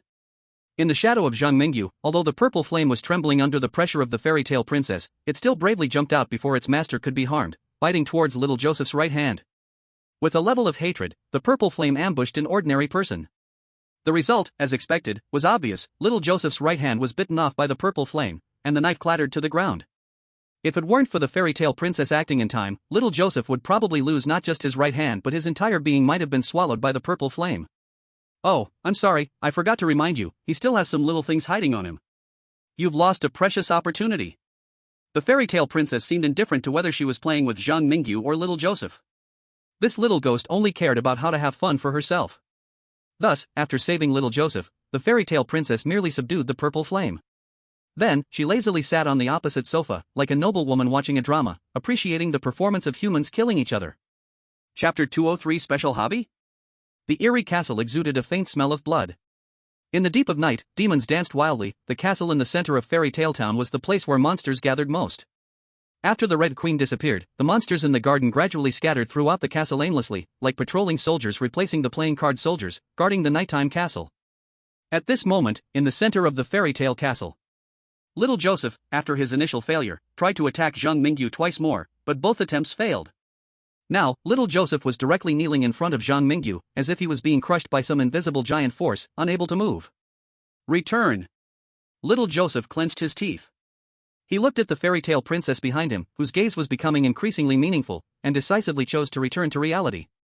However, when he uttered the word return, his body did not go back to Blue Star as expected but was instead trapped in place by a blurred rainbow. The power of the horror space seemed to be tugging against the rainbow, like two fierce beasts fighting over prey. You have used up your 3 chances. A hint of pink flashed in the fairy tale princess's eyes, and before little Joseph could beg for mercy, he was turned into a mist of blood in the struggle of the two forces. Upon witnessing this, the chosen ones present, Maxim and Hoshino Rio, showed expressions of horror. Garcia and the chosen ones from the pasta country were stuck in the fairy tale castle, unable to escape because they had not qualified for an early departure. As for the other two, they had their own purposes for temporarily staying in the fairy tale castle. It could be said that being able to leave the horror world early was their greatest trump card. But now, this trump card seemed to have failed? Meanwhile, in the Ugly Nation's live streaming room on Blue Star, angry roars erupted. Why does the horror space allow the fairy tale princess to kill little Joseph? Damn it, the horror of Fairy Tale Town is going to descend into the Ugly Nation, and the children in the Ugly Nation will no longer have fairy tales to read. I hope the Christmas Santa won't turn into a monster too. The previous hypotheses by experts turned out to be true. The unspeakable in the horror world can affect reality. The few resentments in the horror world have already touched upon some truths of the horror space. And these powerful unspeakable things can influence the haunted talk space. Will our Blue Star one day be invaded by these unspeakable and powerful grievances through the haunted live broadcast? Quick, turn off the haunted live broadcast, don't let that guy crawl out. The Ugly Country's live room was in chaos. Viewers from various countries on Blue Star felt a sense of sorrow at little Joseph's death, a feeling of sadness for a lost companion. The mutual fighting among the chosen ones seemed to the netizens of Blue Star like PKs, player killings, between game players. Though this PK also led to deaths, it was still more acceptable compared to the absurdity of monsters in games directly disregarding rules to kill players. Now, when people discovered that NPCs could ignore the rules to kill players, and even these NPCs might kill other people in the real world, the netizens watching the haunted live broadcast on Blue Star were genuinely afraid from the bottom of their hearts. In the haunted world. While the other 4 chosen ones were too scared to move, Zhang Mingyu was lost in thought, staring at the fairy tale princess's pink gown when the cold voice of the haunted space suddenly rang out in the princess's room. Detected fairy tale princess violating the haunted space rules, illegally executing chosen ones. Now punishing fairy tale princess. Reminder, during the upcoming haunted time in Fairy Tale Town, any damage suffered by the chosen ones imprisoned by the fairy tale princess will be reflected back to the fairy tale princess. After the notification sound from the haunted space fell, the 4 chosen ones, except for Zhang Mingyu, immediately showed excited smiles. Because they seemed to be safe from death now? All harm done by the fairy tale princess to them would reflect back to her, so what were they afraid of now? Thinking of this, the arrogant chosen one from the Pasta Nation jumped out, pointing at the fairy tale princess and laughing triumphantly, "Ha ha! You thought you could kill us easily, and now you're facing retribution. If you hurt us, you'll get hurt too. Now let us go, it's better for everyone." Hearing the Pasta Nation chosen one's words, Maxim, Garcia, and Hoshino Rio all changed their faces to a dumb expression. And Zhang Mingyu's mouth was also twitching uncontrollably at this moment. Do you really not know how heavy you are? Didn't you see the fairy tale princess ignoring the rules to kill little Joseph just now? If the fairy tale princess dared to break the first rule, she would dare to break the second. If you had honestly lowered your presence, you might have really survived. But with the way you are now, you're practically begging for the fairy tale princess's jealousy even more than I am. Put. Just as Zhang Mingyu was thinking, a small white hand suddenly plunged into the Pasta Nation chosen one's chest, violently pulling out a beating heart from his chest. You seem very confident in yourself. The fairy tale princess's voice, filled with anger, could be heard from afar. Then, with a loud bang, the chosen one's heart was crushed, and red, sticky liquid sprayed everywhere, staining the fairy tale princess's pink gown with splattered red marks. Ah! After crushing the Pasta Nation chosen one's heart, the fairy tale princess suddenly let out a delicate cry. Then, her face turned red as her own heart was pulled out by an unknown force and crushed by that immense power. However, not only did the exploding heart frighten the fairy tale princess, but her cheeks turned excitedly rosy. It was as if she thoroughly enjoyed the process of slaughtering others while being tormented by the haunted space herself. On Blue Star, those who saw this scene had expressions filled with despair. Damn, why do I feel like the punishment in this haunted space is a bit useless? The fairy tale princess's heart can explode and heal immediately, but the chosen one's heart explodes, and they die. The punishment in the haunted world seems to save the chosen one's lives, but as long as the fairy tale princess spares no expense, she can still kill all the chosen ones present. And why do I always feel like this fairy tale princess has a special hobby? I didn't see her so happy when she was playing games with Zhang Mingyu before. Now, after her heart exploded, she looks flushed as if she's reached a climax? Help! There really are no normal ghosts in this haunted world. As a pervert watching the haunted livestream, I feel that the people inside are even more perverted than I am. Chapter 204, Fairy Tale Princess, You Also Don't Want. Crack. Just when the audience in the livestream room was mocking the fairy tale princess for being a pervert who not only likes to torture others but also likes to be tortured herself, they suddenly discovered through the haunted livestream that the slender, white index finger of the fairy tale princess was snapped by a mysterious force. Ing. A faint sound came from the fairy tale princess's mouth. And the three chosen ones in the haunted world looked at each other's fingers. They had thought of threatening the fairy tale princess through self-harm before, but when they realized her perverted hobby and recognized the gap between the living and the physical conditions of ghosts, who would dare to easily provoke the fairy tale princess this way? Maxim, without any extra movements. Garcia, looking dumbfounded. Hoshino Ryo, why is this guy looking at Zhang Mingyu? Oh no. The tied-up Zhang Mingyu actually reached out casually after breaking his first finger, wanting to break his second finger? I mean, is the brain circuitry of the bizarre nemesis from the Dragon Country always this strange? Aren't you afraid of being directly killed by the fairy tale princess after provoking her? Crack. The second crisp sound rang out. The fairy tale princess's middle finger also snapped. During this process, both Zhang Mingyu's and the fairy tale princess's broken index fingers were rapidly recovering, and in terms of recovery speed of injuries alone, Zhang Mingyu was actually a bit faster than the fairy tale princess? The fairy tale princess's face was as red as a red apple. It's hard to say if it's pain or pleasure. Ziz. Ziz. The haunted livestream suddenly twisted with countless rainbow-like lights. The audience in the Blue Star livestream room suddenly lost contact with the chosen ones in the fairy tale castle. What happened? Did the chosen ones just get wiped out in an instant? No, when chosen ones die, the haunted livestream goes black, but the situation now is clearly that the livestream is being interfered with. A similar situation occurred before, which can only be done by unspeakable and rare cursed objects. Why is the fairy tale princess blocking the haunted livestream? What is she going to do to the chosen ones? I think, more accurately, you should ask what the fairy tale princess wants to do to Zhang Mingyu. It seems her interest in him alone is greater than her interest in all the others combined. At the same time, in the city of hidden dragons, the daughter of nature could not stop Lu Xian at all. When Lu Xian saw the haunted livestream go black, she immediately dashed out of the city of hidden dragons at a speed that even roadside surveillance could barely capture. Don't stop me, that unspeakable one from Fairy Tale Town is a pervert. I can't watch Zhang Mingyu fall into their hands, let me go. The daughter of nature was being dragged by Lu Xian, speeding through the fog-enveloped haunted world. The ghosts along the way scared and made way when they caught the scent of the two unspeakable ones. And the few scattered unspeakable ones throughout the haunted world, upon sensing that two top-tier beings were traveling together. Lu Xian, calm down. You need to calm down. The daughter of nature was almost in tears. Once it came to Zhang Mingyu, this mother dragon went wild like a madwoman. If I don't follow you and keep an eye on you, who knows what you might do? Fairy Tale Castle. After blocking the ghost story livestream, the fairy tale princess's pink eyes sparkled with unusual light. Carelessly tossing the other three chosen ones outside, the fairy tale princess smiled at Zhang Mingyu, as if this was the game she truly desired. You go on. The fairy tale princess squinted her eyes with a smile, unbinding Zhang Mingyu and signaling him to continue. You little brat really have a strange hobby, liking to find people to play this kind of game with you. No wonder you're so lonely now, not a single friend around. Zhang Mingyu continued to break off his ring finger, wearing a half-smile on his face, with mockery written all over it. Perception of the fairy tale princess's resentment value +1. Who told you I'm lonely? A flicker of childlike anger flashed in the fairy tale princess's eyes.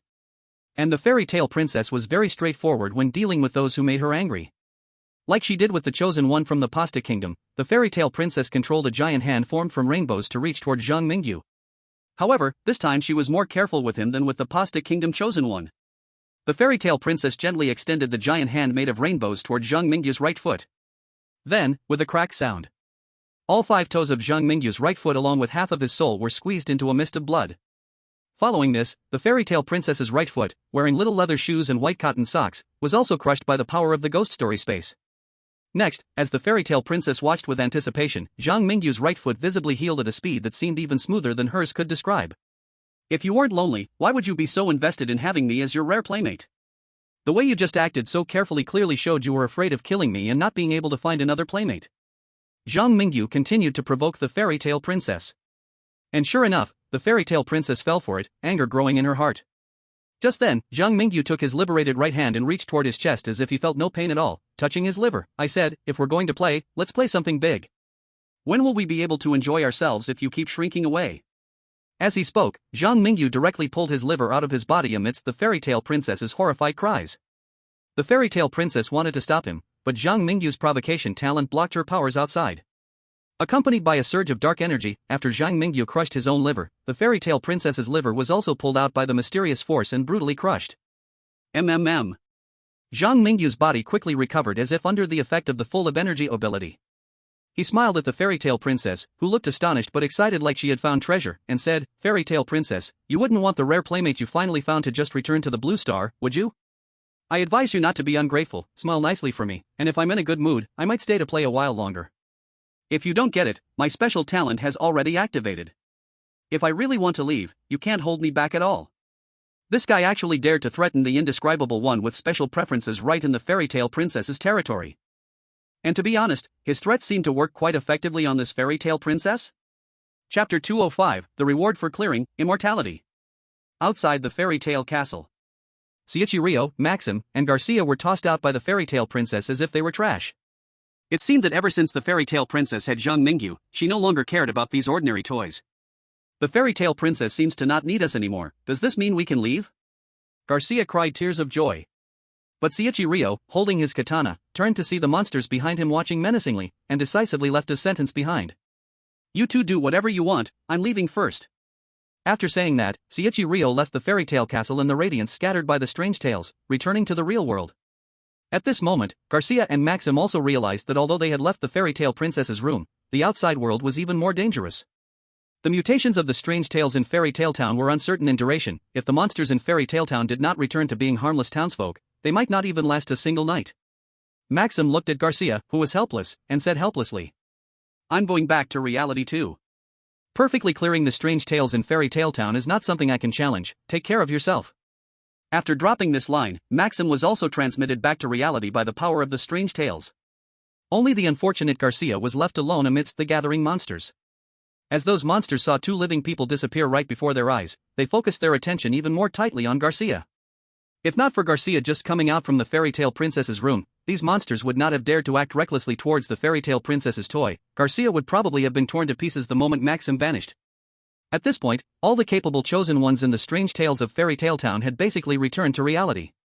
The chosen ones still in the strange tale world were either within the safety zone created by Zhang Mingyu, or like Garcia, surrounded by monsters, facing death at any moment. The chosen ones could no longer interfere with Zhang Mingyu's plans. As a result, the entire strange tale in Fairy Tale Town had basically become a paradise for monsters. Within 10 miles of the fairy tale castle, it was stuffed full of resentment and lingering feelings. Even the principal would dare not rush in recklessly. If Chen Huiyang came, he would probably just surrender right away. At this time, moans were occasionally heard from within the fairy tale princess's boudoir. The viewers from Blue Star who couldn't see Zhang Mingyu's live broadcast could only judge what was happening in the room through Garcia's perspective. What on earth are they doing in the room? Playing like this is easily misunderstood. Only our dragon country's Zhang Mingyu can handle all monsters. Now it seems even the fairy tale princess, who is unspeakable, has been taught a lesson by Zhang Mingyu to the point of moaning. Upstairs, is that lesson serious? The netizens of Blue Star, unable to see the situation in the room, could only scratch the surface. However, as the person involved, Zhang Mingyu was secretly sighing in his heart about the fairy tale princess's peculiarities. Having played with her for so long, she surprisingly was still not satisfied? Yes, that's right. Zhang Mingyu's actions at this moment were not exactly threats to the fairy tale princess but rather playing with her. Many chosen ones, by listening to the stories told by the townsfolk of Fairy Tale Town, learned how the fairy tale princess won away the beloved items of the townsfolk through games. They might mistakenly think that the fairy tale princess enjoyed playing games. But after observing, Zhang Mingyu discovered that what the fairy tale princess truly loved was winning precious things from others through playing games. After that, appreciating the look of someone in unbearable pain. What she likes more is when the monster, unable to bear the torment, wants to rebel against her rule, and she crushes them into pieces, bringing them endless suffering. This is a masochist and sadist. At this moment, Zhang Mingyu, using the punishment from the horror space, played a game with the fairy tale princess in a way that hurt both enemies and himself, satisfying her twisted desires. Then, threatening to leave and not continue playing with her, he achieved his own purpose. Thinking carefully, I really am a pervert for coming up with this plan. Zhang Mingyu self-reflected for a second, then without hesitation picked up the cursed blade and made a cut on his own arm. Almost at the same time that blood began to seep from Zhang Mingyu's wound, a long scratch appeared on the fairy tale princess's arm in the same spot. Human, what you did, not bad. The fairy tale princess's pink dress was already stained red with blood. After glancing at Zhang Mingyu, this fellow shyly lowered her head and revealed a smile. At that moment, the notification sound from the horror space echoed in Zhang Mingyu's ears. Attention, chosen one of Dragon Country. You have made the perverted fairy tale princess regard you as a confidant, revealing a happy smile. You have gained the fairy tale princess's recognition and have the ability to change the current state of Fairy Tale Town, achieving the condition for a perfect clearance of the horror tale. You have cleared the horror world, Fairy Tale Town. Clearance evaluation, perfect. Clearance reward, immortality. Immortality, the fairy tale princess is one of the few beings with an immortal nature that cannot be spoken of. Upon gaining the fairy tale princess's recognition, you also share her immortal nature. From now on, you will be the fairy tale princess's only confidant in this world, and the only companion who will not die due to her perverted preferences in games. Since you achieved a perfect clearance, you are granted a special reward, Fairy Tale Town. Fairy Tale Town, due to the fairy tale princess continually pursuing her perverted preferences, there has been a lack of systematic management in Fairy Tale Town, which has now become a ruin. As the fairy tale princess's best playmate, please take on the responsibility of revitalizing Fairy Tale Town and providing the residents with a peaceful and beautiful home.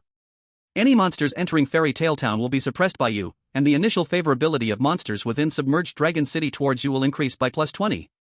Note, the task to survive for 30 days is now at the 8th day. You can choose to continue staying in Submerged Dragon City and extend your stay for another 7 days after reaching the 30-day deadline. Or, you can choose to leave the horror world immediately. Listening to the notification sound falling in his ears, a strange glint flashed in Zhang Mingyu's eyes. He had prepared a heartfelt and logical speech, ready for a long-term mind game with the fairy tale princess, but unexpectedly, she smiled so easily. She even regarded me as a confidant? Although being seen as a confidant by a pervert seems rather disgraceful. But Zhang Mingyu still wanted to retort, the fairy tale princess was really a child who looked glamorous on the outside while being lonely inside. Chapter 206, The Battle for Redemption. Suddenly, thunder roared over Blue Star. The blood-red thundercloud seemed like an omen of the end times, sweeping across the sky. At this moment, all of humanity looked up at the sky. The cold, mechanical voice of the horror space echoed in their ears. Detecting the chosen one, Zhang Mingyu has perfectly cleared 3 of the 9 cities. The cities controlled by Zhang Mingyu are City of Red Moon, Submerged Dragon City, Fairy Tale Town. It is now determined that chosen one Zhang Mingyu is qualified to participate in the battle for redemption. The next horror challenge will be completed by Zhang Mingyu of Dragon Country alone in the 10th city.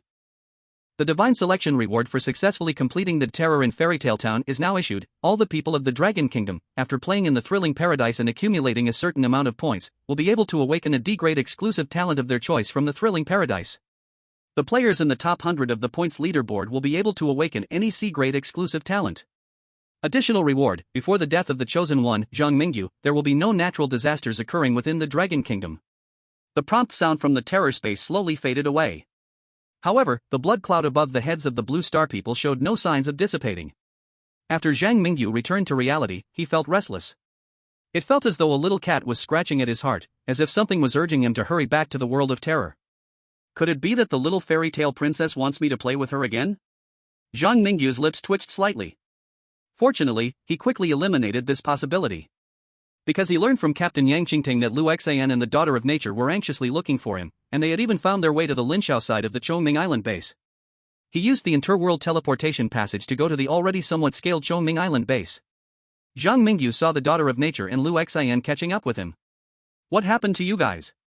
Since Zhang Mingyu went back to the real world directly after completing the Fairy Tale Town terror, he naturally didn't know that the Daughter of Nature and Lu Xian had rushed through Qianlong City to Fairy Tale Town and then all the way to Red Moon City just to find him. At this moment, Zhang Mingyu looked at the 2 little girls in front of him, their bodies covered in various dry branches and leaves. Even though he knew it wasn't a good time to laugh, he still felt an inexplicable urge to smile. You are still smiling? Zhang Mingyu, do you know how far I ran to help you? Lu Xian pouted angrily and punched Zhang Mingyu in the chest. The Daughter of Nature, standing next to them, silently turned her head away as she watched the scene. As for Lin Xiao, who was receiving them at the interworld passage, he also smartly led his people out of the room, giving Zhang Mingyu and the others some alone time. I'm happy, Lu Xian. You're so worried about me, running such a long way for me, that makes me happy. Zhang Mingyu rubbed Lu Xian's head. Then he turned to the Daughter of Nature, do you have something to say to me as well? Zhang Mingyu's chance to travel between worlds was very precious, and the daughter of nature knew this.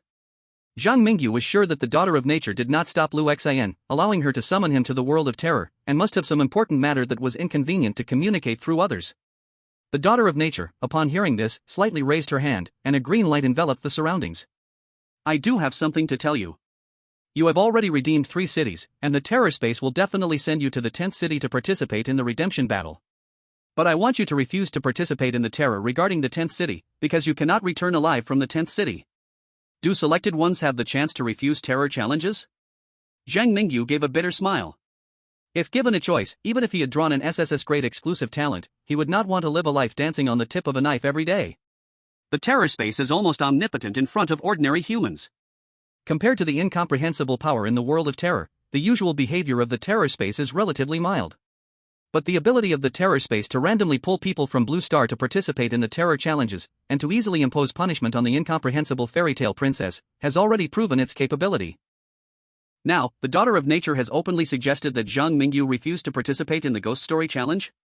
Could it be that you, who are even worse than a fairy tale princess, have a way to combat the ghost story space? For some reason, the daughter of nature feels that Zhang Mingyu's gaze toward her is filled with distrust, as if he is doubting her indescribable power. Of course there is a way. My ability is related to nature. I can seal your body in a wooden coffin, putting you in a death-like state to fool the ghost story space. There are pros and cons to this. The benefit is that you won't have to go to the 10th city to die, while the downside is that you have to sleep in the coffin for several years, until someone completes the redemption of the 10th city. Of course, since you are in a death-like state, you are not truly dead. Therefore, the ghost story space will not take back the luck rewards given to our Dragon Kingdom, and during your fake death, no one else from the Dragon Kingdom will be dragged into the ghost story world to participate in the games. The daughter of nature explained her method in detail. Meanwhile, Lu Xian nodded in agreement, saying, although I've lost quite a bit of memory, I vaguely remember that the ghost story space seems to have looked for chosen ones from your Blue Star to save our world. Among these chosen ones, you are absolutely the strongest. However, there are countless skeletons buried in the 10th city, and if you participate in that redemption battle, the outcome will undoubtedly be the same as theirs. It was rare to see Lu Xian so serious. Zhang Mingyu also thoughtfully considered the words of the daughter of nature and Lu Xian. Even if the daughter of nature might lie to him, Lu Xian would surely not deceive him. This means that the danger of the 10th city might truly be extraordinary. Even the former conductor of the Eternal Train and the daughter of nature, who are known for their indescribable powers, fear it greatly. But would Zhang Mingyu really give up because of their persuasion? With a slight sigh, Zhang Mingyu patted Lu Xian's shoulder and said, I know there are many secrets in the ghost story world that I haven't understood yet, and I know both of you are just trying to help me. But I am now the chosen one of the Dragon Kingdom, and behind me are countless people who need my protection. I cannot make this decision lightly. After I return, I will tell our expert group what you both said. If they all agree to let me sleep, then I will sleep. If the Dragon Kingdom's people hope for me to move forward, I will not let down their expectations. Zhang Mingyu realized that the test for chosen ones in the ghost story world had reached a critical moment. He was not unaware of the likely numerous difficulties ahead. However, if he had to move forward, he would never back down. Chapter 207, Zhang Mingyu's Sleep, Finale. Chosen one Zhang Mingyu disappeared? The ghost story space cannot detect Zhang Mingyu's life information. Now reselecting chosen ones for training, selection failed, Zhang Mingyu is still alive. Ding! Zhang Mingyu has fallen into a deep sleep. Before he awakens, the Dragon Kingdom will not be able to conduct the Ghost Story Challenge, and all previously obtained luck rewards will be retained. The new Ghost Story information changes to Living Coffin Village. Participating countries are Polar Bear Country, Ugly Country, Pickle Country. The cold, mechanical voice of the Ghost Story space echoed through the sky. However, this time, there were no blood clouds coming, and with Zhang Mingyu's sleep, the negative energy above the blue star seemed to dissipate significantly, restoring everything to how it was before Zhang Mingyu participated in the Ghost Story Challenge. Countries chosen ones would gradually participate in the Ghost Story Challenge, receiving training from the Ghost Story space, starting from the lowest to the highest levels. The only difference this time was that the Dragon Kingdom would not participate in the Ghost Story Challenge. Furthermore, the frequency of ghost story disasters occurring within the Dragon Kingdom had become the lowest in the world as a result. Kunlun Military Base. High-level leaders and experts of the Dragon Country, everyone of importance gathered in front of the two-world transmission channel.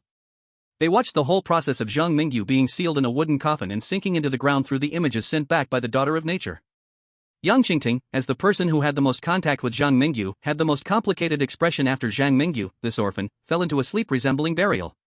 Zhang Mingyu, I thank you for your contributions to the Dragon Country on behalf of all the people of the Dragon Country. Our Dragon Country cannot bear the price of losing you, and we cannot bear the disasters that the Strange Tales space may bring to the Dragon Country after losing you. In our view, allowing you to avoid the 10th city's Strange Tale challenge by falling into a sleep might be the best answer. But it's hard on you, having to sleep for countless years in the dark underground for your country.